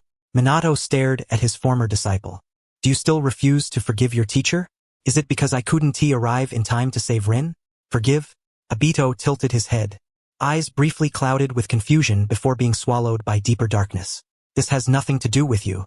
It isn't your fault, nor is it mine." Obito's voice was hollow. "It is the world itself that is flawed." He pointed toward the villagers evacuating in the distance, toward the masses displaced and wandering. "Teacher, do you believe these villagers are inherently kind or malevolent?" Minato was taken aback.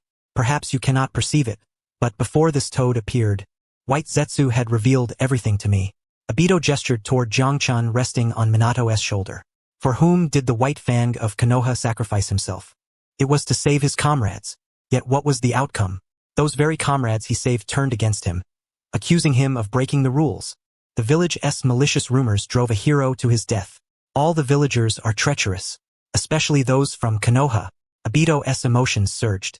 "They bask in the protection of the shinobi, yet in times of safety, they recklessly trample upon the dignity of the very protectors.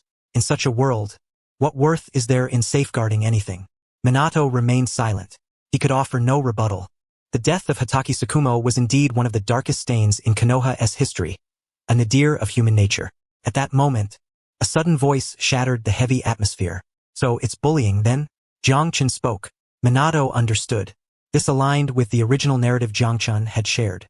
The core of Obito's descent into darkness was his despair at the reality of the world.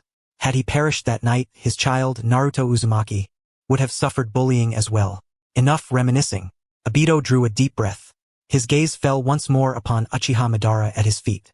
"Madara, weakened from Might Gaia's grievous assault and Minato's sharp tongue, was in a state of extreme frailty and wavering conviction. Madara. Obito looked down on his former teacher. Although you, too, are a pitiable fool deceived by Black Zetsu, these Rinnegan, Obito bent down. I shall claim them.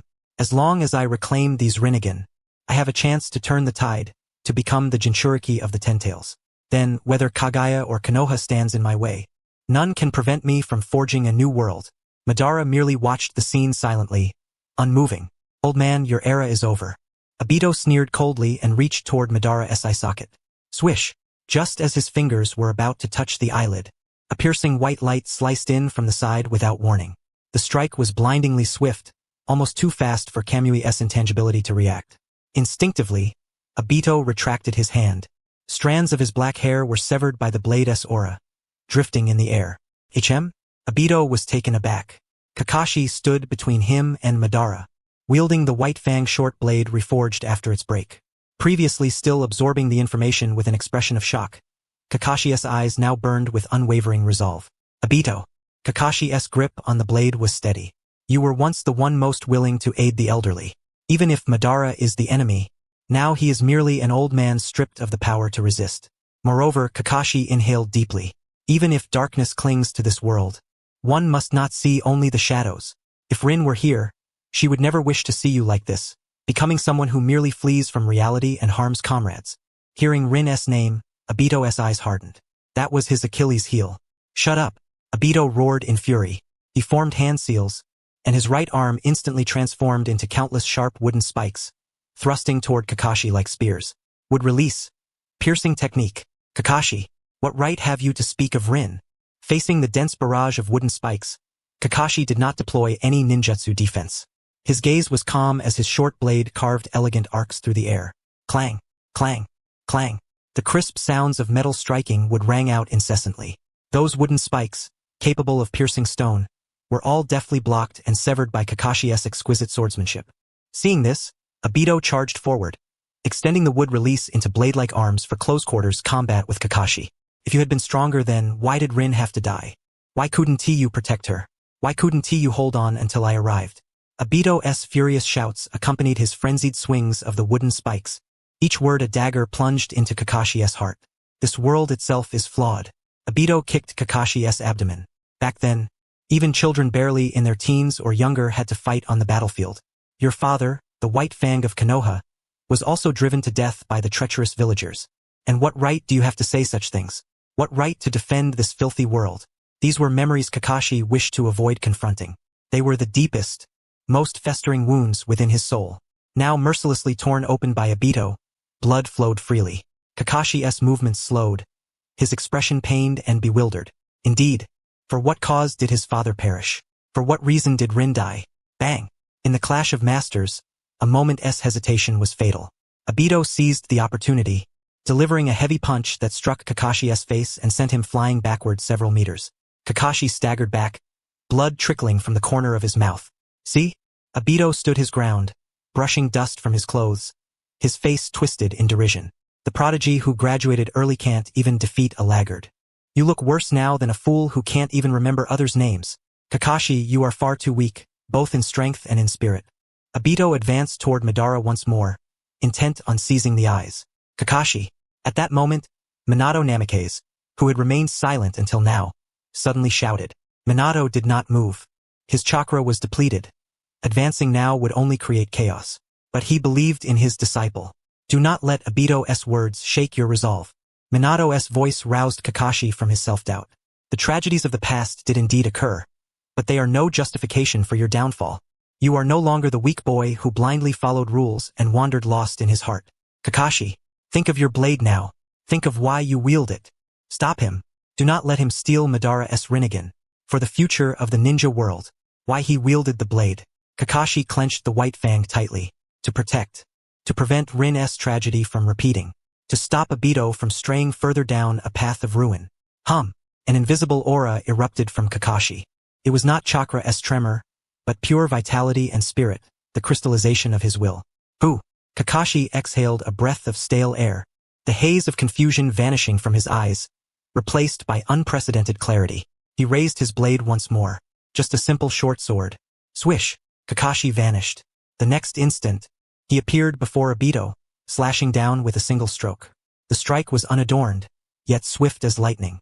Obito was startled and instinctively raised his wood release to defend. Crack! The sturdy wood release was sliced as if it were tofu. The blade tore through Obito's sleeve, leaving a bloody gash on his arm. What? Obito was shocked and rapidly retreated.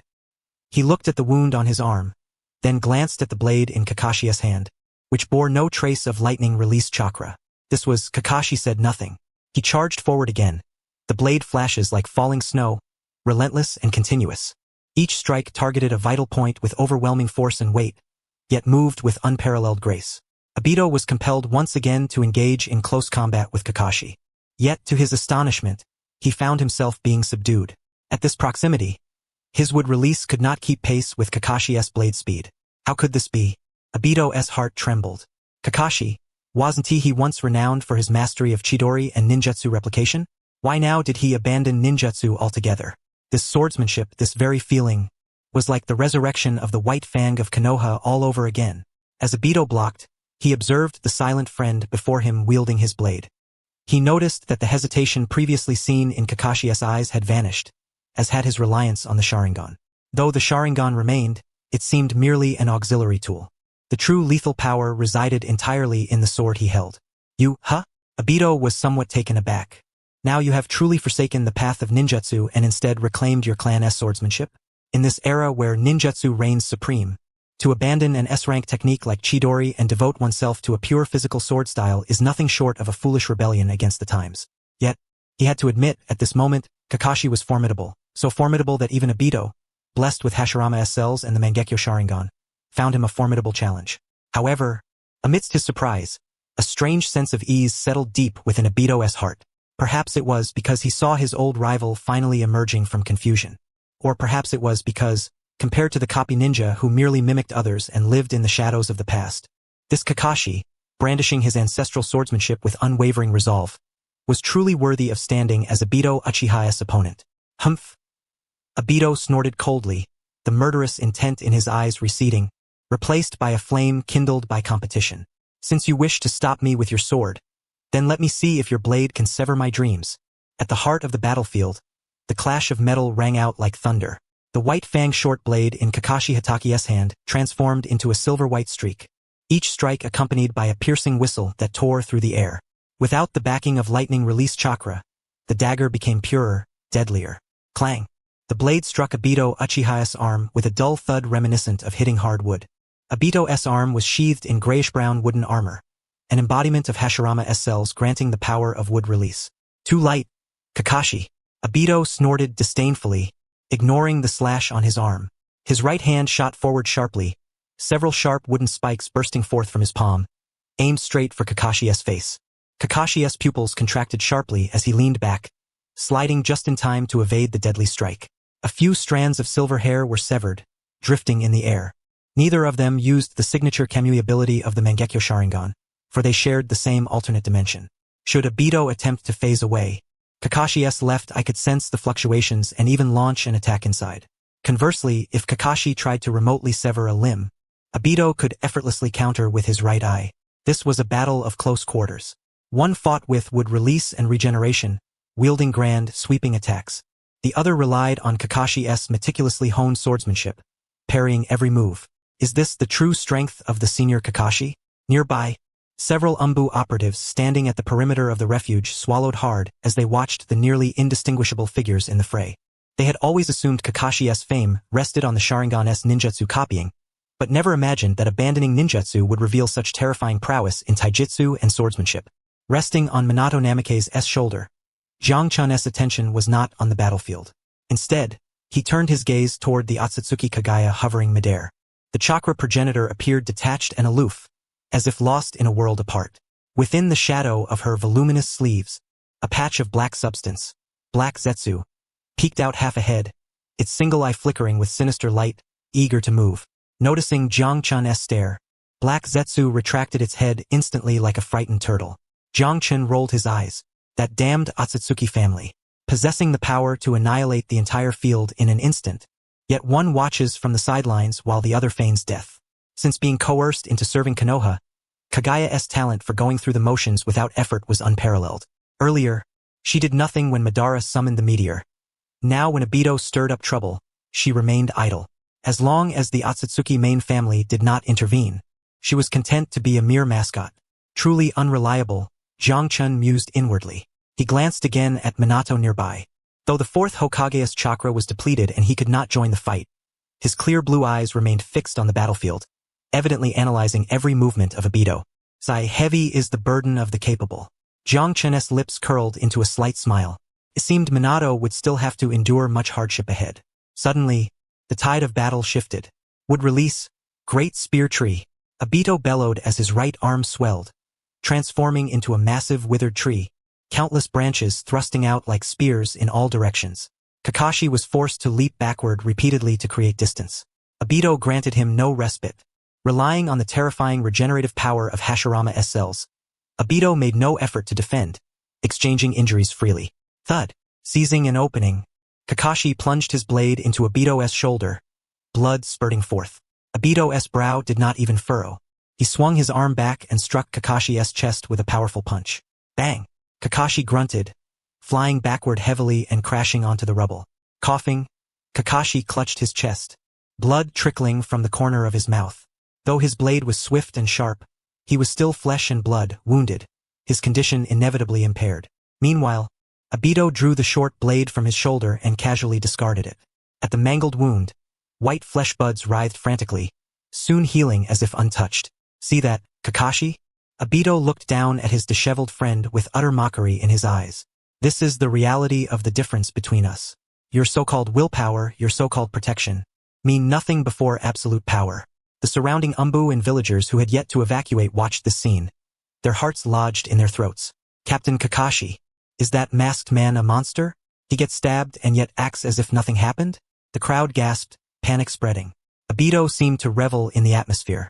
He slowly approached Kakashi, each step pounding on the heartbeats of the onlookers. Kakashi, now that you've forsaken my eye, what then? Obito pointed to his right eye. The crimson Mangekyo Sharingan gleamed eerily beneath the sunlight. You are ultimately a foreigner. One who cannot wield these eyes is, in the end, nothing but a waste. Watch closely, Kakashi. Obito took a deep breath as chakra surged into his right eye. This is how these eyes should be used. Whoosh! Obito suddenly opened his mouth wide, unleashing a colossal serpent of flame. This was no ordinary fire release. The instant the fire erupted, Obito's right eye pupil flared with power, distorting the space ahead into a vortex. The raging flames were sucked into the Kamui dimension, compressed and accelerated, then expelled with even greater ferocity, forming a firestorm capable of devouring all in its path. Fire release, storm dance. The fiery dragon roared as it surged toward Kakashi, scorching the very ground into molten rock. Impossible, the distant Umbu shouted. There's no way to evade such range and power. Kakashi had anticipated this. Body flicker technique. In an instant, Kakashi vanished, narrowly escaping the core of the inferno. Even though it was merely the aftershock, the searing heatwave still scorched his Jonin vest to a charred black, his silver hair ablaze and singed, leaving him in a disheveled state. But it was far from over. The moment Kakashi landed, he forcefully steadied his stance. He flung open his left eye, the Mangekyo Sharingan pattern spinning wildly. He had refrained from using it earlier to conserve chakra, but at this life-or-death juncture, he had to gamble everything. His gaze sharpened. The target, Obito's right foot. If he could just snap one leg, he could restrict his movement. Buzz. Space warped. A powerful suction materialized out of thin air around Obito's ankle. Kamui. Kakashi growled lowly, blood tears streaming from the corner of his eye. However, confronted with a spatial strangulation capable of snapping steel, Obito's face twisted into a sinister grin. Too slow. At the very instant Kamui was about to take effect, Obito's right foot suddenly turned ethereal. Phasing. Kakashi's Kamui distorted the space, but it only passed through Obito's illusory form, severing nothing but a fragment of air. What? Kakashi's pupils contracted sharply. Kakashi, it seems you've long studied my eyes, Obito said, instantly appearing before Kakashi and delivering a kick to his abdomen. Bang! Kakashi was flung back once more, his white-fanged tanto scraping against the ground, sparking a shower of flames. But you're still far too merciful. That's your weakness, Kakashi. Obito's gaze hardened as he looked at the fallen Kakashi, his tone filled with bitter disappointment. If you wanted to use Kamui, Why not aim for my head? Was it because you still cared for old ties? Or because you simply couldn't control it with precision? Obito naturally noticed that Kakashi had only targeted his foot moments ago. To Obito, who wielded the original Kamui and was supremely adept at spatial ocular jutsu, Kakashi's feeble attempt was like wielding a cleaver before Guanyu. Panting heavily, Kakashi struggled to rise. His left eye closed as fresh blood trickled down his cheek. That last Kamui had drained an immense amount of chakra. Without the support of Hashirama cells, forcing the Mangekyo Sharingan was a tremendous burden for a non-Uchiha. Could it really be impossible after all? Kakashi tightened his grip on his tanto. Ninjutsu drained too much chakra. Ocular jutsu couldn't match up. There was only one option left. He assumed his sword stance anew. Though his body was utterly exhausted, his gaze remained as sharp as a blade. Still holding on. Obito shook his head, scornful of such a pitiful struggle. Spreading his arms wide, he shouted at the villagers and shinobi, "Do you see this? This is your so-called hero. In this merciless world, all your efforts, all your persistence, are worthless before true power. Only the infinite Tsukuyomi, only the world of dreams, can erase such despairing disparity." Contrary to Obito's expectations, the crowd did not collapse in despair at his taunts. Instead, from somewhere among them, a voice rang out, "Lord Kakashi, stand up." Then, like a tidal wave bursting forth, voices surged. "Don't lose to him, that arrogant bastard. We believe in you, hero of Konoha. Send that denier of reality flying." Though they had been chastised by Obito's words and witnessed the vast gap in strength, at this moment, these villagers and shinobi chose to stand with Kakashi. Because just now, it was Kakashi who stood between them and danger. It was the Konoha shinobi who evacuated them. Such tangible protection was 1,000 times more real than the elusive perfect world Obito spoke of. The roaring support washed over Kakashi's ears. For a moment, he was stunned. His previously clouded consciousness suddenly cleared. A warm current surged through his limbs and bones. "Did you hear that, Obito?" Kakashi slowly lifted his head. Though his face was smeared with blood, the exposed right eye shimmered with unprecedented brilliance. He poured all his remaining chakra, all his vitality and willpower, into his tanto. Buzz. The white-fanged tanto emitted a crisp, ringing tone. An invisible force radiated from Kakashi's center. It was the spirit of the blade. The path he had forged through countless sword swings, uniquely his own. You always say reality is cruel, that the world is steeped in despair. Kakashi gripped his blade with both hands, crouching slightly, adopting a charging posture. "But as long as I have comrades, as long as there are those willing to believe in me, I will never, ever lose." Boom! The ground beneath Kakashi shattered. He became a streak of white lightning, charging forward without hesitation toward Obito. "Obito, this is my answer." A colossal wave of white sword energy swept forth with Kakashi's slash. Obito's gaze flickered with complexity as he watched the blade energy, but it was quickly replaced by cold resolve. "Stubborn fool." He roared and surged forward, thrusting a wood-release spear. From afar, Minato Namikaze, watching the fierce clash, furrowed his brow. He observed the two combatants and the way Obito, though fierce, seemed to hold back at critical moments. Especially just now. Obito had the chance to use Kamui to snap Kakashi's neck directly but chose instead to kick him away. Moreover, from beginning to end, Obito seemed to be provoking Kakashi and the villagers with his words. He was inciting them. Through this brutal exchange of wounds, he was stirring the emotions of Konoha's people. Something's not right. Minato murmured to himself. Does Obito truly intend to kill Kakashi? Or is he plotting something else entirely? The crowd, which had grown somewhat subdued under Obito's mockery, erupted completely after Kakashi's declaration about protection. "Charge, Kakashi. Don't lose to that bastard." Those villagers, once described by Obito as selfish and cold-hearted, now screamed hoarsely for their hero. Their necks flushed red. Even the youngest children raised their tiny fists, eyes brimming with admiration. The waves of voices crashed relentlessly against Obito's long-sealed heart. "Shut up." Obito gritted his teeth, swinging his wood-release spear with increasing frenzy, trying to suppress the maddening noise. He did not understand. Despite revealing such a hopeless disparity in power, despite exposing the darkness of this world, why had these people not broken? Why did their eyes still gleam with hope? "So these are your so-called bonds, Kakashi," Obito bellowed, his right arm transforming into a colossal wooden hammer that slammed violently into the ground. Boom! Rocks and earth flew, the ground cracked wide. But this time, Kakashi did not flinch. Amidst the overwhelming support, he seemed oblivious to fatigue. The invisible force upon his white-fanged tanto grew ever more concentrated, faintly humming like a dragon-s roar. That's right, Obito. Kakashi darted like lightning through the rubble, the white flash of his blade piercing the darkness like the dawn. Because everyone is here, my blade is sharpened to this edge. Swish, a flash of steel. Obito's wooden hammer, capable of crushing boulders, was cleaved apart by that single strike. The cut was smooth as a mirror. What? Obito's pupils constricted violently. Before he could react, Kakashi's second and third strikes followed in rapid succession. Too fast. Abandoning ninjutsu and focusing solely on swordsmanship, Kakashi displayed a suffocating dominance in this moment. The wood release, which Obito once took immense pride in, proved as fragile as decayed timber beneath the piercing edge of White Fang. He was forced into a continual retreat, his tattered cloak shredded beyond recognition, his body marked by several grievous wounds deep enough to reveal bone. Damn it! Clutching his bleeding arm, Obito was overwhelmed by a surge of absurdity. Possessing Hashirama cells and the Mangekyo Sharingan, he was being subdued by Kakashi, a man without any bloodline limit who only wielded a blade? No, it was not merely Kakashi. Obito's peripheral vision swept across the battlefield's edge. There, Minato Namikaze, though utterly drained of chakra, still fixed his sharp gaze upon him, ever ready to exploit any flaw. Perched upon Minato's shoulder, the purple toad regarded him with a knowing, mocking look, as if all of Obito's struggles were in vain. And then there were the villagers, the shinobi. The entire Hidden Leaf village rejected him. The whole world denied his Moon SI plan. If that was the case, Obito's eyes suddenly hardened with resolve. He cast a glance toward Uchiha Madara lying not far away, sprawled in the pit like a dead dog. Since words could not persuade, and conventional power could not secure victory, then he would seize it by force. As long as he could obtain Madara's Rinnegan, as long as he could gather the tailed beasts and become the Jinchuriki of the Ten Tails, everyone would be silenced.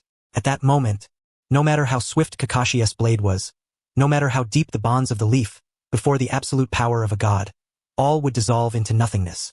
Kakashi, don't get too cocky. With a sudden roar, Obito ceased paying heed to Kakashi's blade and instead turned sharply, charging fiercely toward Madara's direction. His speed was astonishing. He even endured a slash from Kakashi across his back without faltering. A gush of blood spattered. Yet, using that momentum, Obito's speed surged once more, instantly widening the gap between him and Kakashi. No! Minato, who had been observing the battle intently, immediately reacted, shouting a warning. If Obito were to seize the Rinnegan, the consequences would be unimaginable. Not a chance. Kakashi also grasped Obito's intent. Disregarding the need to steady his breath, chakra erupted beneath his feet, propelling him forward like an arrow loosed from a bow. The two dashed through the ruins, one pursuing and one fleeing, their speed breathtaking. With less than 10 meters separating them from Madara, a flicker of madness gleamed in Obito's eyes. He extended his hand, a spatial vortex coalescing in his palm, ready to forcibly drag Madara into the Kamui dimension. However, at that very instant, Obito's figure abruptly faltered. It was an exceedingly subtle flaw, seemingly a distortion caused by his grievous injuries. Yet, in a battle of this caliber, that brief hesitation was the line between life and death. Now, Kakashi's Crimson Sharingan keenly seized the opportunity.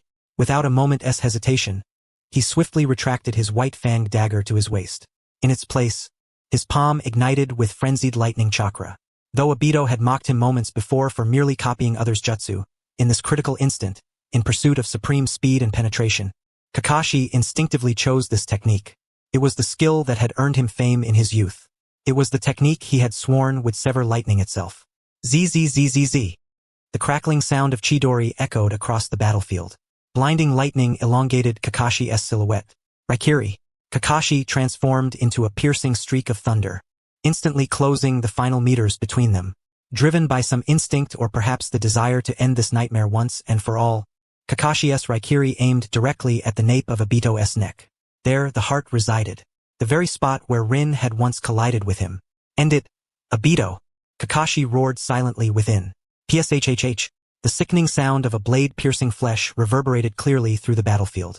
Time seemed to freeze in that moment. The blazing lightning abruptly ceased. Obito's form stiffened, halting in place. The hand that had reached toward Madara hung suspended midair, unable to advance another inch. And at his chest, a palm entwined with crackling lightning, stained with fresh blood, had pierced through from his back to his front.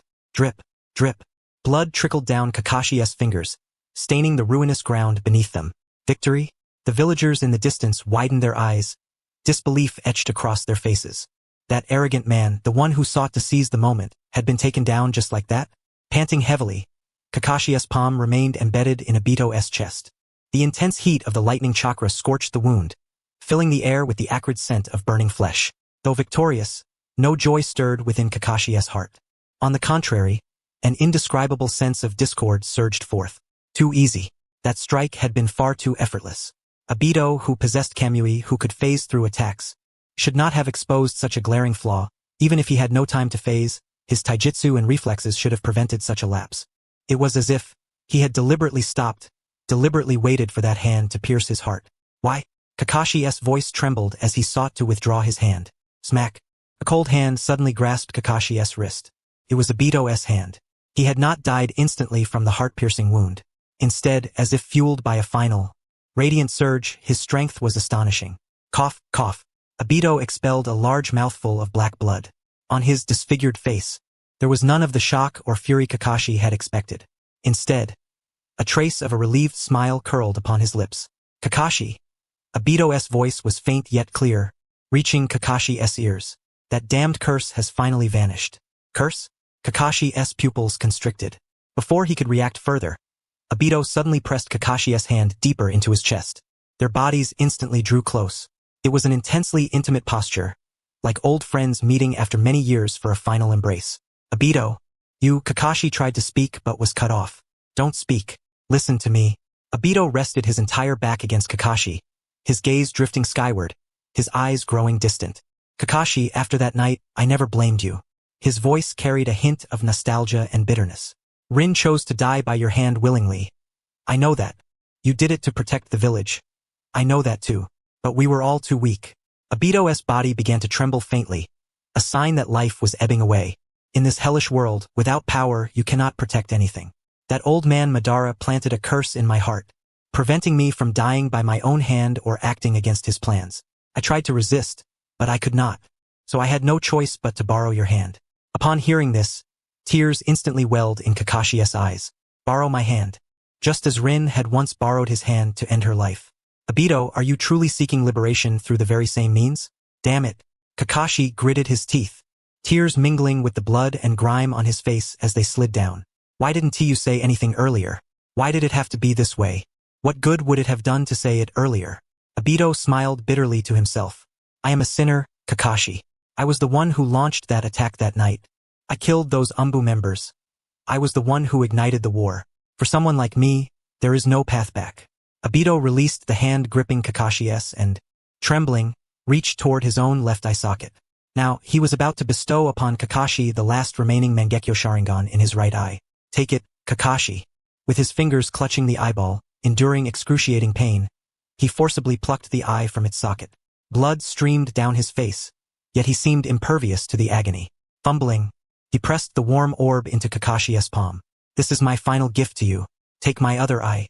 The Kamui's true power can only be unleashed when both eyes are united. Kakashi held the eye tightly, his palm burning with heat.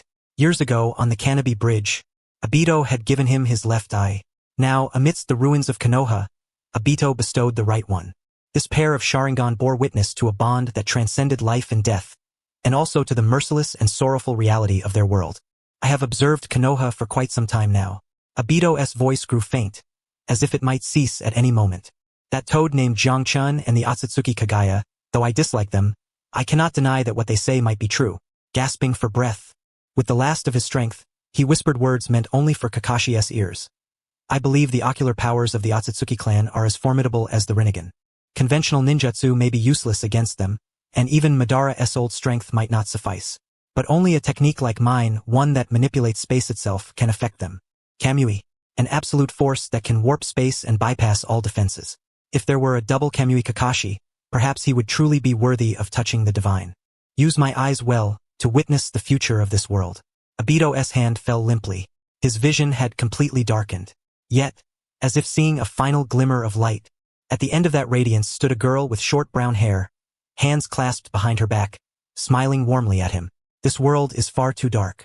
A pure smile, born from the depths of his heart, curved Obito's lips, a smile only the young Obito could wear.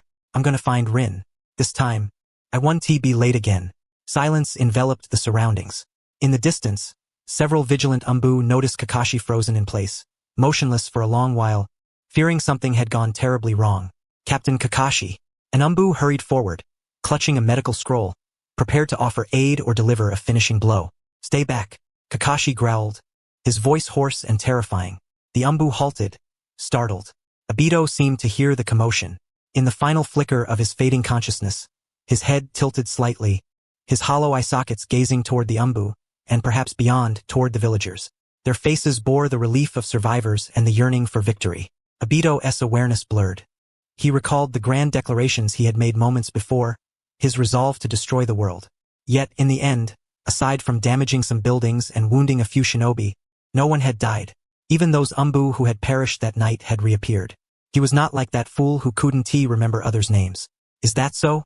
Obito murmured softly, his voice as faint as the breeze. So, I have not harmed anyone after all? This inexplicable remark silenced the Umbu who had stepped forward. But Kakashi understood. That fool. That stubborn, soft-hearted fool. Even after falling into the role of a villain bent on world destruction. Even while proclaiming his desire to craft a dream world, deep down he remained the same Minato Uchiha who wished to become Hokage and protect everyone. All his attacks, though fierce in appearance, deliberately avoided vital points. All his outbursts, though seemingly mad, were more like urgings for unity, for Kakashi to grow stronger. Obito. Kakashi wanted to respond, to tell him yes, you are still that Obito. The Obito Uchiha who aspired to be Hokage. But the body in his arms suddenly grew heavy. The faint breath that remained ceased entirely. Obito was dead. On this scarred battlefield, in this village he once sought to protect, later aimed to destroy, and finally fulfilled with his life, he passed away peacefully. Kakashi remained motionless, one hand pressed against Obito's chest, feeling the cold stillness of a heart that no longer beat. His other hand clutched the eye Obito had entrusted to him, the last light Obito left behind for this world. The wind stilled, the smoke dispersed, sunlight pierced through the clouds, falling upon the two. Kakashi bowed his head, silver strands veiling his expression, leaving it unreadable. Yet he remained silent for a long time. Kneeling amidst the rubble, the body in his arms had grown cold. Obito had gone peacefully, a smile gracing his face as if he had dreamed a beautiful dream. The hollow right eye socket was painfully stark. The gifted eye, still warm with Obito's lingering heat, burned in Kakashi's palm. An eerie silence reigned. The Umbu, as well as the distant shinobi from other villages, tacitly refrained from making a sound. They had just witnessed a bond that transcended life and death, and a madman's path to self-redemption. Minato Namikaze approached Kakashi from behind, looking down upon his two disciples, one lying still, one kneeling. They were now separated by the boundary of life and death. As their teacher, he ought to say something. Yet, opening his mouth, no words came out. What could he say? That Obito was also a victim? That they should look forward? Or that this was fate? In the face of reality, words fall hollow. Sensei. Kakashi's hoarse voice broke the silence after a long while. Without turning, his vacant eyes fixed on Obito's lifeless body. I want to be alone for a while. Minato hesitated briefly, then gently placed his hand on Kakashi's shoulder, giving it 2 reassuring pats. Very well, Minato said softly but firmly. Leave this to me. I will personally handle Obito's funeral arrangements. Kakashi silently nodded. Attention all Umbu. Minato called out, his Hokage robes billowing as his voice echoed across the battlefield. Medical squads. Tend to the wounded immediately. Barrier squads. Inspect the sensory barriers around the village. Earth release ninjas. Level the terrain and prioritize the resettlement of displaced villagers. Yes, sir. The resounding chorus of responses filled the skies as Konoha's war machine sprang back into motion. As for the esteemed representatives from the distant ninja villages, Minato turned to them, donning a professional smile. Today's exercise encountered a minor mishap. I apologize for the distress caused. Shortly, I shall arrange for a designated attendant to escort each of you back to the guest house for rest. As for the events that just transpired, Minato's gaze darkened momentarily. Though a smile graced his lips, the oppressive aura of that yellow radiance caused the very air to falter. I trust that you are all astute enough to discern what ought to be spoken and what must remain unspoken. A blatant threat. Yet, in the wake of having just vanquished Madara and pacified Obito's Konoha, none dared tempt fate. It was only natural, indeed only natural. The leader of the IWA shinobi wiped cold sweat from his brow and nodded. From our perspective, we merely witnessed Konoha, under the guidance of the Hokage, successfully conduct a disaster prevention drill. With the outsiders dealt with, Minato's gaze shifted toward the Great Pit. Only half of Uchiha Madara's body remained, lying on a stretcher. Though in a pitiable state, he was still Madara. No one dared take him lightly. Transfer him to the laboratory, Minato instructed Orochimaru, and bind him with the highest-level sealing techniques. Orochimaru licked his lips, his golden eyes flickering with fanatic fervor. Rest assured, Minato-kun, such a precious experimental subject. I shall care for him meticulously. Madara was carried away. The battlefield was cleared with methodical precision. Though devastated and having lost Obito, Konoha emerged greatly enriched. Indeed, a blessing in disguise. Firstly, the troublemaker Obito was utterly eliminated. Secondly, the greatest threat, Uchiha Madara, was captured alive, now a prisoner of Konoha. Most importantly, the acquisition of strategic-level weaponry was enviable. Kakashi had assembled both Kamui abilities. His future strength was terrifyingly enhanced, with prospects of challenging the Otsutsuki. As for Madara's Rinnegan, since he was now a captive of Konoha, the eyes naturally bore Konoha's name. Coupled with the previously reclaimed reincarnation eye, Konoha now wielded the Rinnegan in the left hand, the reincarnation eye in the right, and in the center sat Kagaya. With such an arrangement, not only was unifying the shinobi world within reach, but even declaring war on the Otsutsuki's main house could be done with confidence. All was progressing favorably, except that one, Minato. As Minato was preparing to conclude, the toad impersonating death on his shoulder, Jiang Chun, suddenly spoke. What is it? Minato signed and asked casually. Don't you think we've forgotten the greatest unstable factor? Jiang Chun pointed overhead. Minato understood. Kagaya had cooperated before because she was deceived and threatened. Now that Madara was down and Obito dead, the Otsutsuki threat seemed less severe. But if that progenitor were to lose her mind and decide to annihilate the world, what then? Minato lowered his voice to inquire. What should we do? Jiang Chun shook his head, feigning profundity. An existence on Kagaya's level is no longer satisfied by mere material pleasures. What she truly lacks is a sense of security. A sense of security? Minato was momentarily taken aback. Think about it. She betrayed her own clan, was sealed by her two sons for over 1,000 years, and finally emerged only to witness us monkeys fighting to the death. Jiang Chun reasoned patiently. She now resembles a lonely old woman recently released from prison after many years, hollow and sensitive within. If we treat her merely as a weapon or prisoner, sooner or later she will retaliate. Minato pondered thoughtfully. That makes sense. So, what do you propose? Jiang Chun chuckled conspiratorially and leaned close to Minato's ear. We must use love to transform her. Huh? Minato's eyes widened. More precisely, we must give her a home. Jiang Chun spoke with feigned solemnity. Minato, consider why Princess Kagaya became the world-destroying witch. It was because she was betrayed and isolated. If we can let her feel the warmth of a home in Konoha, make her believe we do not exploit her, but truly accept her. Wait, Minato interrupted, sweat beading on his forehead. Jiang Chun, you don't mean to have me? Exactly. Jiang Chun slapped his thigh. You're the Hokage, the head of Konoha, handsome, eloquent, and known as the Little Sun. If not you, then who? You must reach out to Kagaya. Care for her. Warm that heart frozen for 1,000 years. Make her feel Konoha is her home, and we are her family. Boom! Like a thunderclap. Minato froze, his pen clattering to the ground. This stammering. His face flushed crimson. How could this be? I already have Kushina. If she finds out. At the thought of Kushina's wrath, Minato shuddered. This was a death sentence. What strategy? Sounds so distasteful. Jiang Chun patted Minato's head. This is a political mission. A diplomatic strategy. For the peace of the shinobi world.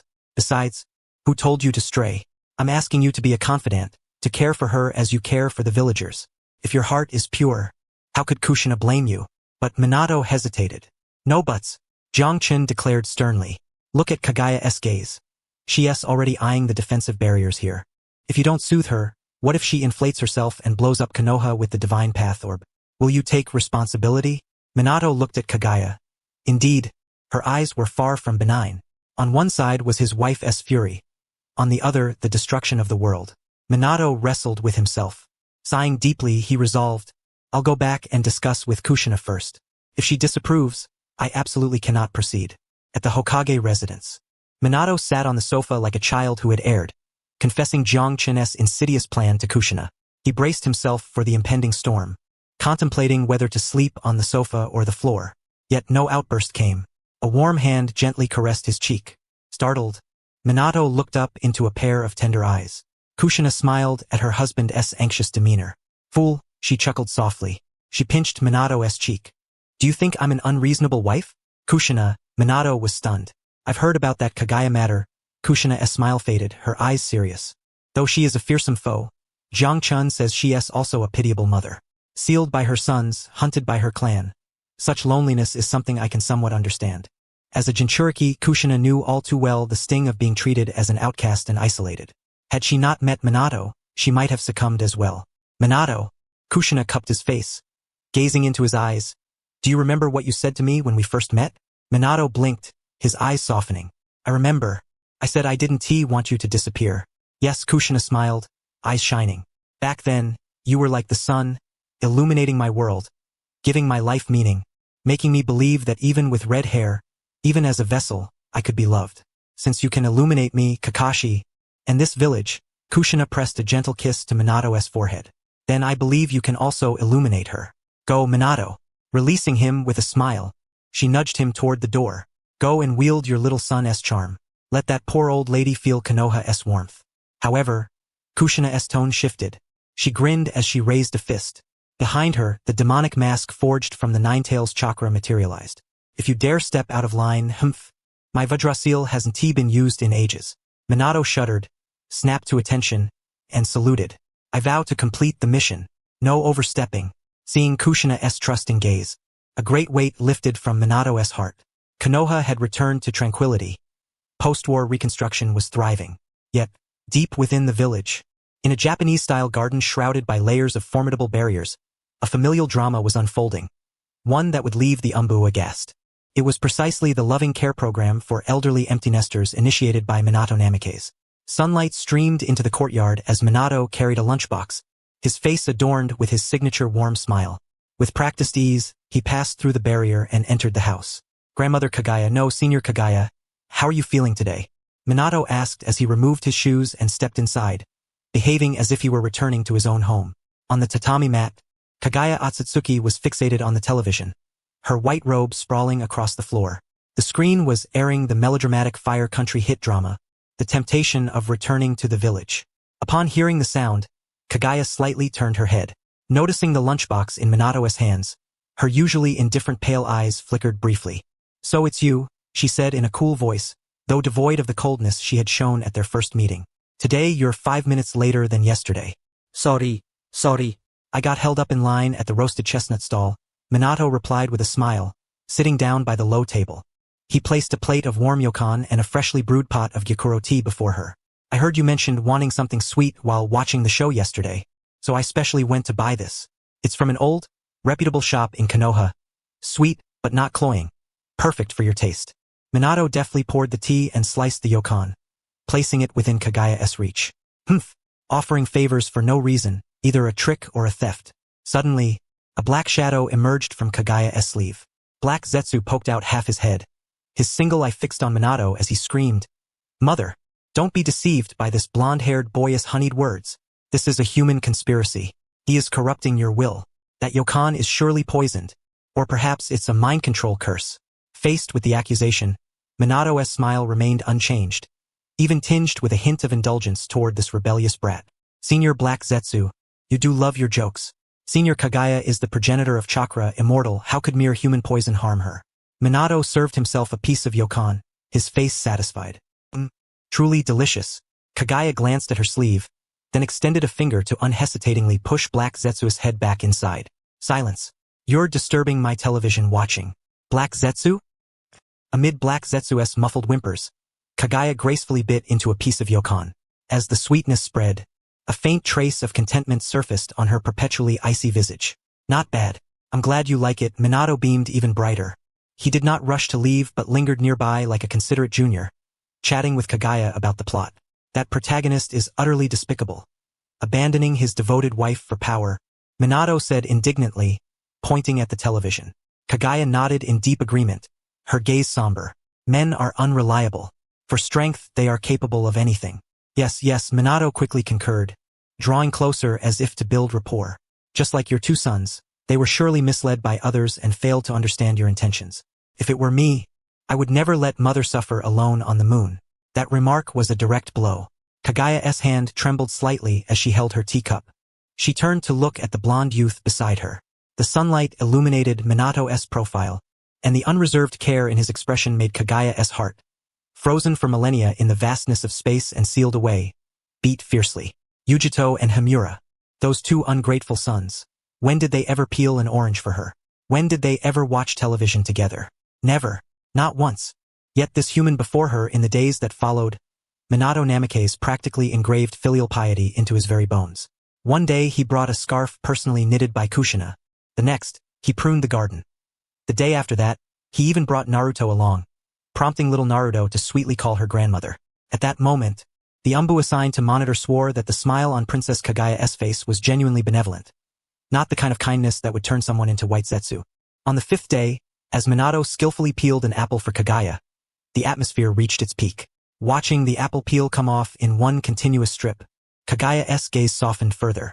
Minato, Kagaya suddenly spoke in a voice so gentle it sent shivers down Black Zetsu's spine inside her sleeve. I am here, Minato replied respectfully, setting down the knife. These past few days, I have been grateful for your company. Kagaya sighed, her eyes heavy with the weight of ages. I have lived for thousands of years and encountered countless humans, but never before have I met such a pure and kind soul as you. You flatter me. This is merely what a junior should do, Minato responded modestly. No, you do not understand. Kagaya reached out to touch Minato's golden hair, her eyes shimmering with maternal warmth. When I look at you, I am reminded of Yujito's childhood. Though he later strayed, as a child, he was as endearing as you. Inside the sleeve, Black Zetsu trembled wildly, sensing an ominous premonition. As expected, in the next moment, Kagaya uttered a startling proposal. Minato, would you be willing to become my adopted son? Clang. Several Umbu agents hidden in the shadows fell from the trees. Minato was stunned, the apple in his hand rolling to the floor. Adopted son? I came here for diplomacy, not to get adopted. If I agree to this, wouldn't I become the foster younger brother of the Sage of Six Paths? Wouldn't my standing in the ninja world skyrocket? Before Minato could regain his senses, a piercing scream shattered the courtyard's tranquility. No, absolutely not. Black Zetsu, like a frenzied black serpent, sprang out and positioned himself between the two. Mother, you're being foolish. This guy is human, a lower life form, the chakra we intend to harvest. How can you take him as your son? And if you do, then what am I? Black Zetsu pointed at Minato, his voice trembling. Am I supposed to call this blonde boy younger brother? Black Zetsu, have lived for over 1,000 years, orchestrated countless conspiracies, and now I have to deal with having a human younger brother. If word got out, how would I survive in the ninja world? Kagaya frowned, clearly displeased with his interruption. Black Zetsu, you are too noisy. Mother, even if you seal me this time, I must speak. Black Zetsu clung to Kagaya's arm, tears streaming as he wailed. This human has ill intentions. This is the legendary honey trap. Mother, he covets your power. Your chakra. You must not fall for it. Under Black Zetsu's desperate resistance, the historic adoption ceremony ultimately failed to materialize. Minato, though somewhat disappointed, after all, such a grand opportunity to elevate his status was rare, also breathed a sigh of relief. If he had truly accepted Kagaya as his foster mother, his prestige in Konoha would become difficult to manage. Nevertheless, Kagaya's attitude toward Konoha visibly softened. She no longer obsessed over planting the divine tree but instead began showing interest in the next day's television schedule and new snacks from the roasted chestnut stall. When Minato departed, she specially instructed, "Come early tomorrow. I desire the 3-colored dumplings." Meanwhile, deep beneath the surface of Konoha village, within a special underground prison, the air was damp and dark, the walls plastered with sealing talismans of the Uzumaki clan. Madara Uchiha sat in a wheelchair, his body heavily bandaged. He had lost half of his body and, though barely clinging to life, was haunted by a persistent frailty. Most importantly, his eyes. The Rinnegan that once dominated the ninja world and perceived the universe's mysteries were gone. In their place were ordinary black pupils transplanted by Konoha's medical team. Though functional, they lacked the power they once held. Lord Madara, today's examination is complete. The medical ninja carefully stowed away the instruments, his tone imbued with reverence. After all, the person before him had nearly pierced the heavens just a few days prior. Heh! Madara emitted a low chuckle, steeped in self-mockery. The prison gate swung open. Minato Namikaze stepped inside, a faint scent of sweets lingering about him. Senior Madara. Minato addressed the once feared Shura with a calm demeanor. How is your recovery progressing? Madara lifted his head, his ordinary black eyes meeting Minato's gaze. Not dead yet, he rasped. Since you went through all that trouble to save me and took my eyes, I suppose you don't intend for me to perish so easily. The Rinnegan is too perilous, a threat to the ninja world. Minato replied composedly. But rest assured, we do not mistreat our captives. Orochimaru is very interested in your cells. Just cooperate, and it's all yours. Do as you please, Madara interrupted, turning his gaze to the sliver of blue sky beyond the iron bars. I'm weary, Minato. His voice was unexpectedly tranquil, like a traveler who had cast off an immense burden. Wars for supremacy, peace, the infinite Tsukuyomi, none of it holds meaning for me anymore. Except to glimpse your future at this. Madara fell into a brief reverie. Minato was taken aback. He had expected anger, resentment, even schemes of escape. Instead, Madara's spirit was broken. So what are your plans henceforth? Minato probed cautiously. Given Madara's unique status, Konoha did not intend to keep him confined indefinitely. Madara remained silent for a long moment. His eyes seemed to pierce through walls and time, returning to an era ravaged by war. To an afternoon when he and his brother Izuna sat beneath the veranda, sharing a skewer of dango. That was one of the rare pure moments in his memories. I want to open a shop, Madara suddenly declared. A shop? Minato's eyes widened in disbelief. The illustrious Madara Uchiha, the Shura of the ninja world, was venturing into commerce? Yes. A faint curve touched Madara's lips, a rare expression reserved for a particular name. I want to open a dango shop.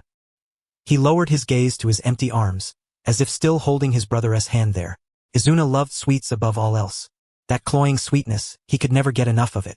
Madara closed his eyes, moisture gathering at the corners. I want to recreate that flavor. One day, when I've joined the Pure Land, I'll make it for him. To tell him that, though his brother may be a fool, at least he remembers the taste he loved most. Minato stared at Madara, stunned. The man before him was no longer a god of destruction bent on annihilation. He was merely an old man who had lost his brother, lost everything, seeking a sliver of solace in the remainder of his days. Very well, Minato said, drawing a deep breath and nodding solemnly. Once your health improves, I will arrange it. I've already thought of a location right beside the old Uchiha clan grounds. The scenery is quite pleasant. Madara said nothing, merely nodding faintly. At the border of the land of fire, a secluded natural cave. Drip, drip. Water droplets slid down stalactites, striking the damp floor below. Konan leaned against the rock wall, her black cloak embroidered with red clouds tattered and soaked dark purple by blood. Paper talismans clung to her abdomen, yet her chakra was so depleted she lacked the strength even to maintain a paper clone. Nagato lay nearby. Once he had proclaimed himself a god, but now he resembled a dying old man. His once fiery red hair was as withered and white as dead grass. Hollow eye sockets remained, 2 bleeding pits where his eyes had been gouged out. Konan Nagato's voice was faint, lips trembling. You should leave. Don't say such foolish things. Konan gritted her teeth, forcing herself to rise before collapsing back down, powerless. I'm staying here. I'm going nowhere. Nagato gasped violently, his chest heaving. Even if I cannot see him, I can feel that chakra. His hollow eye sockets stared into the void. That chakra is not of our era. Is it that masked man? Konan asked anxiously. The one who always claimed to be Madara? No, not him. Nagato shook his head with difficulty. That masked man has been using us all along. His fingers dug deep into the earth. When that man appeared just now, my Rinnegan resonated. That joyful surge, it was like a wandering child finally meeting his true master. Konan's pupils contracted sharply. True master? Yes. I had always believed I was the chosen god, the owner of the Rinnegan. Nagato gave a bitter laugh as blood trickled from his mouth. But in that moment I understood. I am merely a custodian, a vessel. When that man took my eyes, he did not even need to form a seal. The Rinnegan severed its link to me automatically, hastening back to his sockets. To command the Rinnegan so obediently, to wield chakra that transcends all beings, to dismantle my almighty push in an instant. Nagato's voice was heavy. That masked man is a fake. We have been deceived all these years. Apart from the legendary Shura who had long passed away, the true man who awakened the Rinnegan, Nagato could think of no other. Konan shivered, the name lodged in her throat suffocating her. You mean her voice trembled? Madara Uchiha? Only him. Nagato closed his eyes. The true Madara Uchiha has been resurrected. Konoha may not be able to stop him. You will be affected if you stay here. Konoha will protect us. Konan interrupted, her hands trembling despite herself. Jiraiya-sensei is there. Minato Namikaze is there, and that mysterious toad. They will surely prevail. Though she spoke with such conviction, deep down she was uncertain. If the opponent truly was the legendary Madara Uchiha, a figure who stood equal to the god of shinobi, Hashirama Senju rustle. The sound of bushes brushing outside the cave pierced the silence with acute sharpness. Who is there? Konan's nerves tensed as she summoned the last of her chakra. Several blood-stained paper fragments fluttered into the air, transforming into shuriken aimed at the cave entrance. Her vision blurred, but her will remained steadfast. If it is Madara Uchiha who took Nagato's eyes, returned again, Konan's gaze was resolute. Even if I must die, I will bite off a piece of him. Footsteps grew nearer, steady, powerful. A silhouette emerged, backlit at the cave's mouth. Then another, then a third. A full squad of shinobi instantly sealed off any retreat. They wore animal masks and gray vests, their arms adorned with vivid red flame tattoos that stood out in the dim light. The Konoha Umbu. Konan's tension eased only slightly, lowering her paper shuriken by an inch. Since a tacit understanding had been reached earlier, these must be reinforcements. But would they arrive in time? Even Konoha might struggle against the terror of that man. The Umbu leader raised his hand, voice cold and firm. Target confirmed. Akatsuki's Konan and leader Nagato. Several Umbu did not draw their swords, instead assuming protective stances. I am Itachi Uchiha. The leader removed his mask, revealing a young, solemn face. His scarlet Sharingan swept over the bedraggled pair. By order of the Hokage, I am here to provide support. The medical team follows behind. Seeing those eyes, Konan did not relax. Instead, she stepped forward abruptly, her expression alarmed. Is it only you? Her voice sharpened with urgency as she called out to Itachi. Quick, notify the Hokage. No matter what plans you have, return at once. Itachi was momentarily taken aback. What? There is no time for explanations. Konan glanced back at the feeble Nagato, her eyes brimming with despair. That man, Madara Uchiha, he has been resurrected. Nagato's Rinnegan has been taken, and he is now heading toward Konoha. If it is him, Konoha will be destroyed. So you do care so much about Konoha? A familiar booming voice echoed from outside the cave, abruptly interrupting Konan. Rest assured, such a thing will never come to pass. At the sound, Konan trembled all over. The handful of paper shuriken scattered noisily to the ground. She looked up in disbelief. A tall figure stepped in, clacking wooden clogs echoing on the floor, draped in a crimson cloak, ruffling his snow-white hair. Though wrinkles had deepened on his face and his smile now bore the marks of a weathered life, his confident demeanor remained unchanged, just as it had been in days long past. Jiraiya-sensei? Konan's voice quivered as she clung tightly to Jiraiya's sleeve, her fingernails digging almost painfully into the fabric. Sensei, now is no time for reminiscing. Madara, he really, I know. Jiraiya gazed upon these two former disciples, upon Nagato's hollow eye sockets, and his heart clenched painfully. Yet he maintained a gentle smile, extending a broad hand to softly pat Konan's trembling shoulder. Madara has been defeated. Jiraiya's voice was low but heavy with weight. Not long ago, we have already overcome him. What? Konan froze, her hands weakening and slipping away. That nightmare of a man has been vanquished? A mingling of joy and lingering fear sapped all her strength in an instant. Is it true, sensei? Nagato's body, still lying on the ground, shook violently. He turned his head, his empty eye sockets fixed on Jiraiya. Has it really? Yes, it's over, Nagato. Jiraiya strode forward and knelt beside him, gently smoothing the tangled white hair, his tone soft. You may now rest peacefully. No longer must you bear the burden of responsibility, nor worry about war. Nagato's tense body finally relaxed.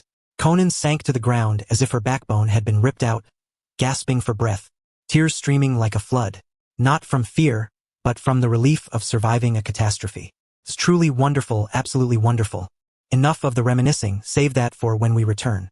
Jiraiya turned his head and called out, his eyes glistening with unshed tears. Medical team, hurry, hurry, hurry. Has the medical squad not arrived yet? The medical ninjas finally appeared, swiftly advancing as their healing jutsu emitted a gentle green glow, softly enveloping the two. The streets of Konoha buzzed with life. Having just endured a battle that nearly annihilated the shinobi world, one might expect the air to be thick with sorrow and panic. Yet what met Konan's eyes was entirely different. There was no trace of gloom or despair. Among the ruins, countless villagers and ninjas mingled as they cleared debris. Uchiha Guard squad members bearing the clan's fan emblem carried elderly citizens with impaired mobility across ravines. Nearby, Hyuga shinobi scanned unstable buildings with Byakugan, directing strong men to reinforce them. What astonished Konan most were the banners hung throughout the streets and alleys. Gone were the hollow slogans of the will of fire. In their place were striking red banners emblazoned with bold white lettering. Labor is the most honorable. Reconstruction depends on everyone. Down with the old decay. Build a new Konoha. The words were plain yet powerful, imbued with a fervent kindling that could ignite the soul. Is this truly Konoha? Konan supported Nagato as they moved through the bustling crowd, her eyes wide with bewilderment. Her impression of the ninja village had been one of cold, austere machinery, where civilians feared the shinobi and clans schemed against one another. But that boundary had now been shattered. Every face bore a passion named self-rule. Cough, Nagato could not see, but his perception was sharper than sight. That toad, his voice was hoarse, laden with complexity.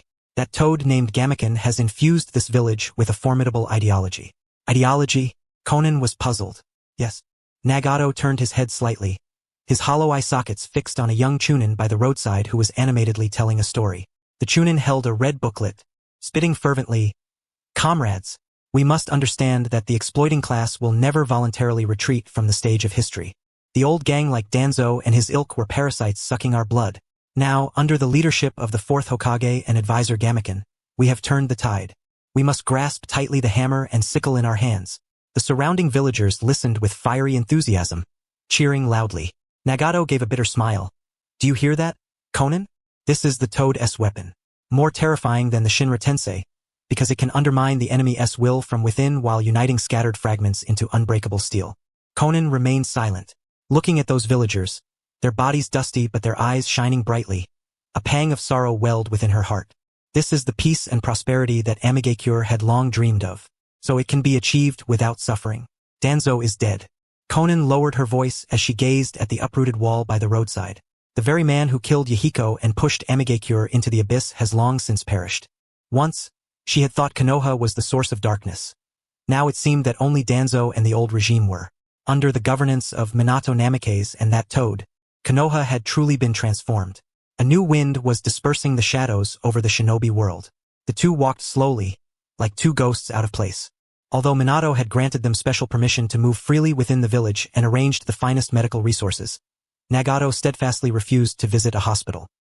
His withered white hair fluttered in the breeze, and his sunken eye sockets resembled those of a dying elder. Occasionally, passers-by cast glances his way, but since Minato had issued orders in advance, no one approached to drive him off. At one point, a little girl clutching a ball stumbled over and pressed a candy into Nagato's hand, calling in a babyish voice, "Grandpa, have some candy," before giggling and running away. Nagato held the warm candy, frozen in place. Grandpa. He was only 30 years old. Yet he did not discard the candy. Instead, he gripped it so tightly his knuckles turned white. Nagato, Konan's heart ached as if pierced by a blade. Once, Nagato had been a god endowed with the Rinnegan, the pain who struck terror across the shinobi world. But now he had lost everything. His strength, his eyes, his lifespan, even the dignity of being a shinobi had been stripped away. "Please go to the hospital." Konan halted, turning to cup Nagato's gaunt face in her hands, her voice imploring. Tsunadeheim is the finest medical ninja in the shinobi world, and Orochimaru's domain also holds many techniques. Even without the Rinnegan, transplanting a pair of ordinary eyes would be better. As long as you can see, we can start anew. Tears streamed down Konan's face. "Nagato, you are still young. I do not want the rest of your life to be spent in darkness." Nagato remained silent. The wind swept through the street, carrying the distant rhythm of pounding stakes. After a long moment, he gently shook his head, pushing Konan's hands away. "It is no longer necessary, Konan." His voice was so calm it unsettled the soul. "If it were before, I might have resorted to any means for power. But now I am a failure. A failure must come to terms with failure." Nagato lifted his head, his black, hollow eye sockets fixed on the sky. "These Rinnegan never truly belonged to me. I was a thief, stealing Madara Uchiha's power and foolishly attempting to judge the world with it. Now, the original owner has reclaimed them. This is but karmic retribution." But Konan wanted to persuade him. Moreover, Nagato interrupted her with a self-mocking smile.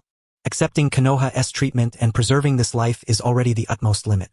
If I were to accept their charity once more, transplant their eyes into mine, then I would truly lose the last shred of dignity I possess as a member of Akatsuki. He is Nagato Uzumaki. Even if his spine is shattered and he falls into the dust, he still retains his unyielding pride.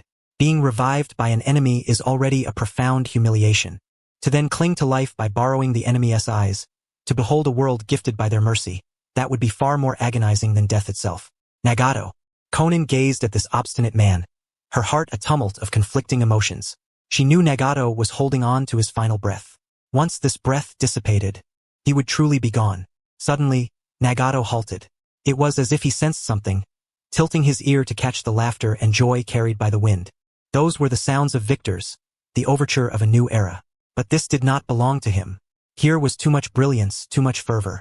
That crimson ideology and the will of fire scorched like the midday sun, piercing the soul of this relic from an era accustomed to shadows and rain. He did not belong here. Conan. Nagato clenched the walking stick in his hand. A branch Conan had just fashioned for him. Let us depart. Conan was momentarily taken aback. Where to? Turning his back to the bustling, radiant streets, Nagato faced northward. There, the clouds hung heavy and rain fell incessantly year-round. There, poverty and backwardness prevailed, filled with steel pipes and cold rainwater. But that was home. It was where Yahiko's dreams began, and where the three orphans had relied on one another to survive. Nagato inhaled deeply, the damp scent tinged with rust from his homeland filling his nostrils. Let us return to Amigakure.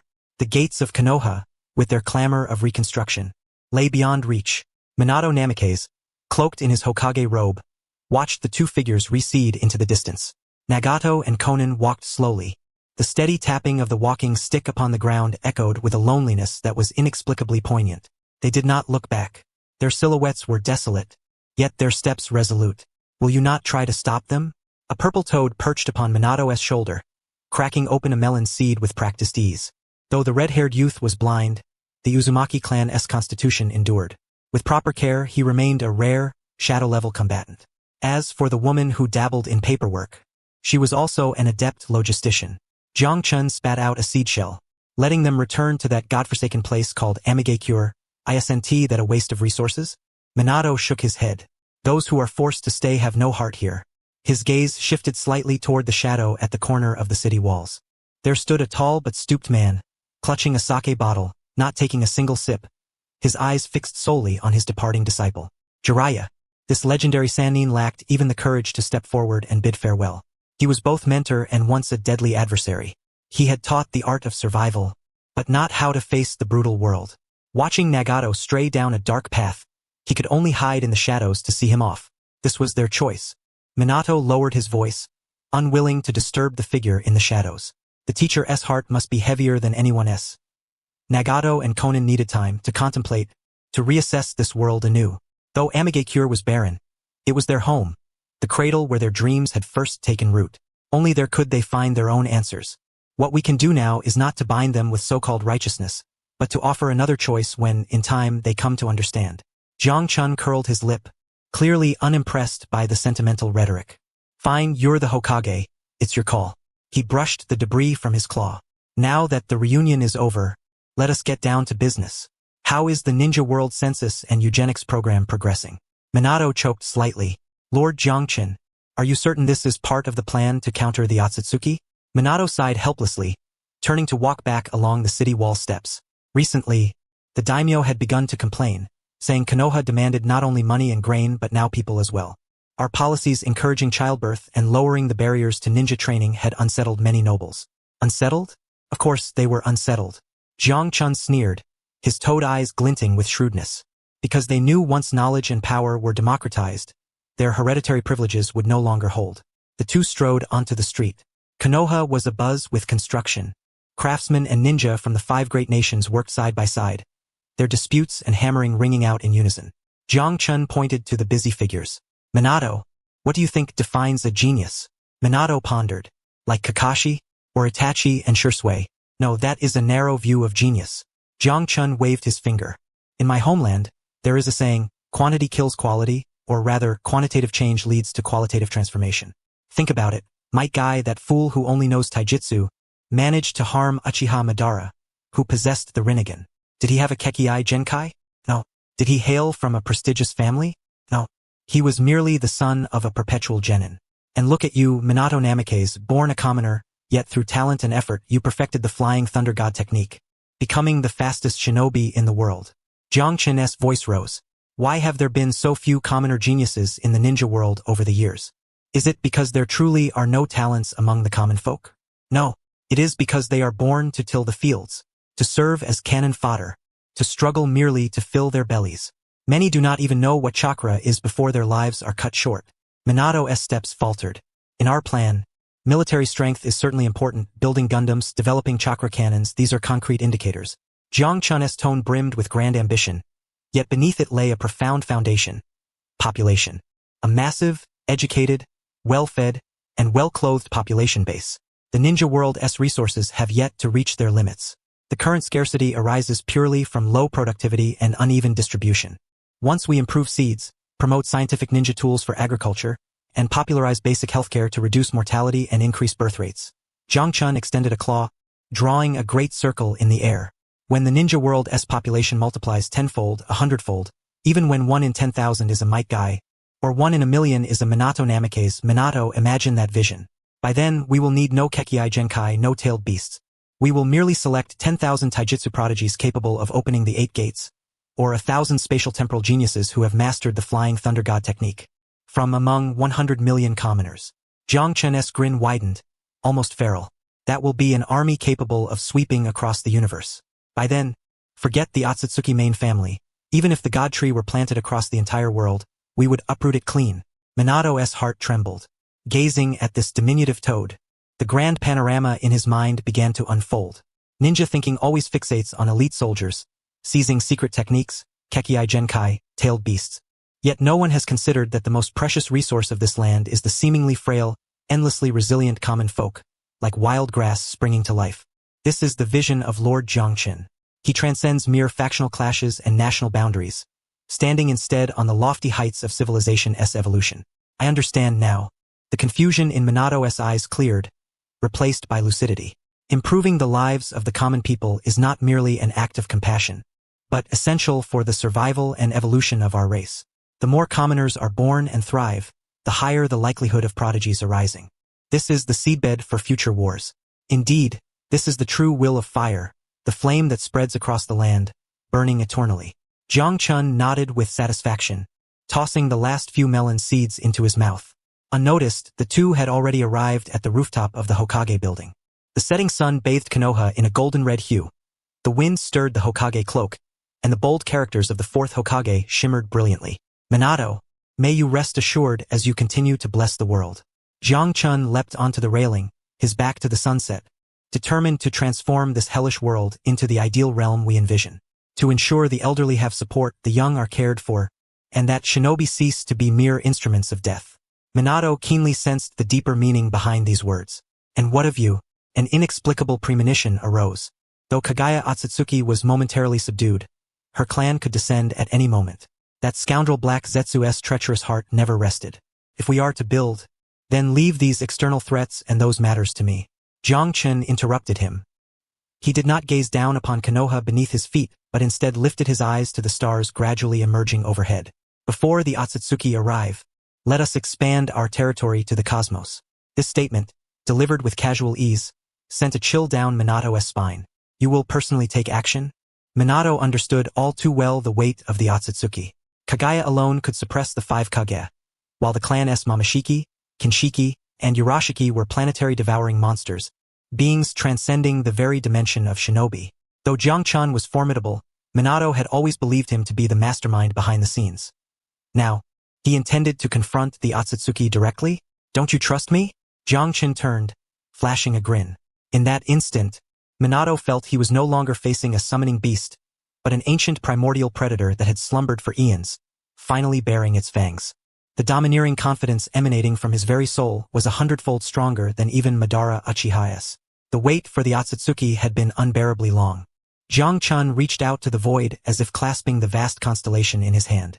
Rather than anxiously awaiting their arrival like a harvest, why not venture forth ourselves? The moon is but the first step. Since Orochimaru had already deciphered the reincarnation eye, and since we have engineered mechas capable of navigating the vacuum of space, a fire of ambition ignited in Jiang Chun's eyes. Why not advance even further? Minato, in this universe, the Otsutsuki are not the sole masters of plunder. Since they regard us as a nursery, why cannot we regard them as prey? I shall confront these so-called Otsutsuki. And you, Jiang Chun gestured to the land beneath their feet and the villagers rebuilding their homes. You shall use this time to diligently develop the shinobi world. Suddenly, the wind intensified. Looking at this audacious toad, Minato's heart was stirred deeply and could not settle. He had thought that his vision of uniting the shinobi world and eradicating divisions was grand enough. Yet compared to Jiang Chun, he remained tethered by gravity. He contemplated protecting the village, while Jiang Chun pondered conquering the stars. This is the mark of a true master. Minato drew a deep breath, straightening his spine. Since Lord Jiang Chun is willing to shield the world from the storms of the starry heavens, I, Minato Namikaze, shall devote my last drop of blood to transform this land into a place worthy of protection. I understand. Minato solemnly performed a shinobi salute. Go forth and conquer the starry seas. This earthly flame of life, leave it to me. Jiang Chun regarded those ocean blue eyes with satisfaction and nodded. Very well. Then our roles are clearly defined. I must also prepare a grand gift for the celestial visitors soon to arrive. With that, Jiang Chun turned and leapt away, vanishing into the vast darkness of night. Only Minato Namikaze remained on the rooftop, gazing at the boundless starry sky. He knew that the era of the shinobi might be drawing to a close, and that the interstellar age of civilization was only just beginning. The end.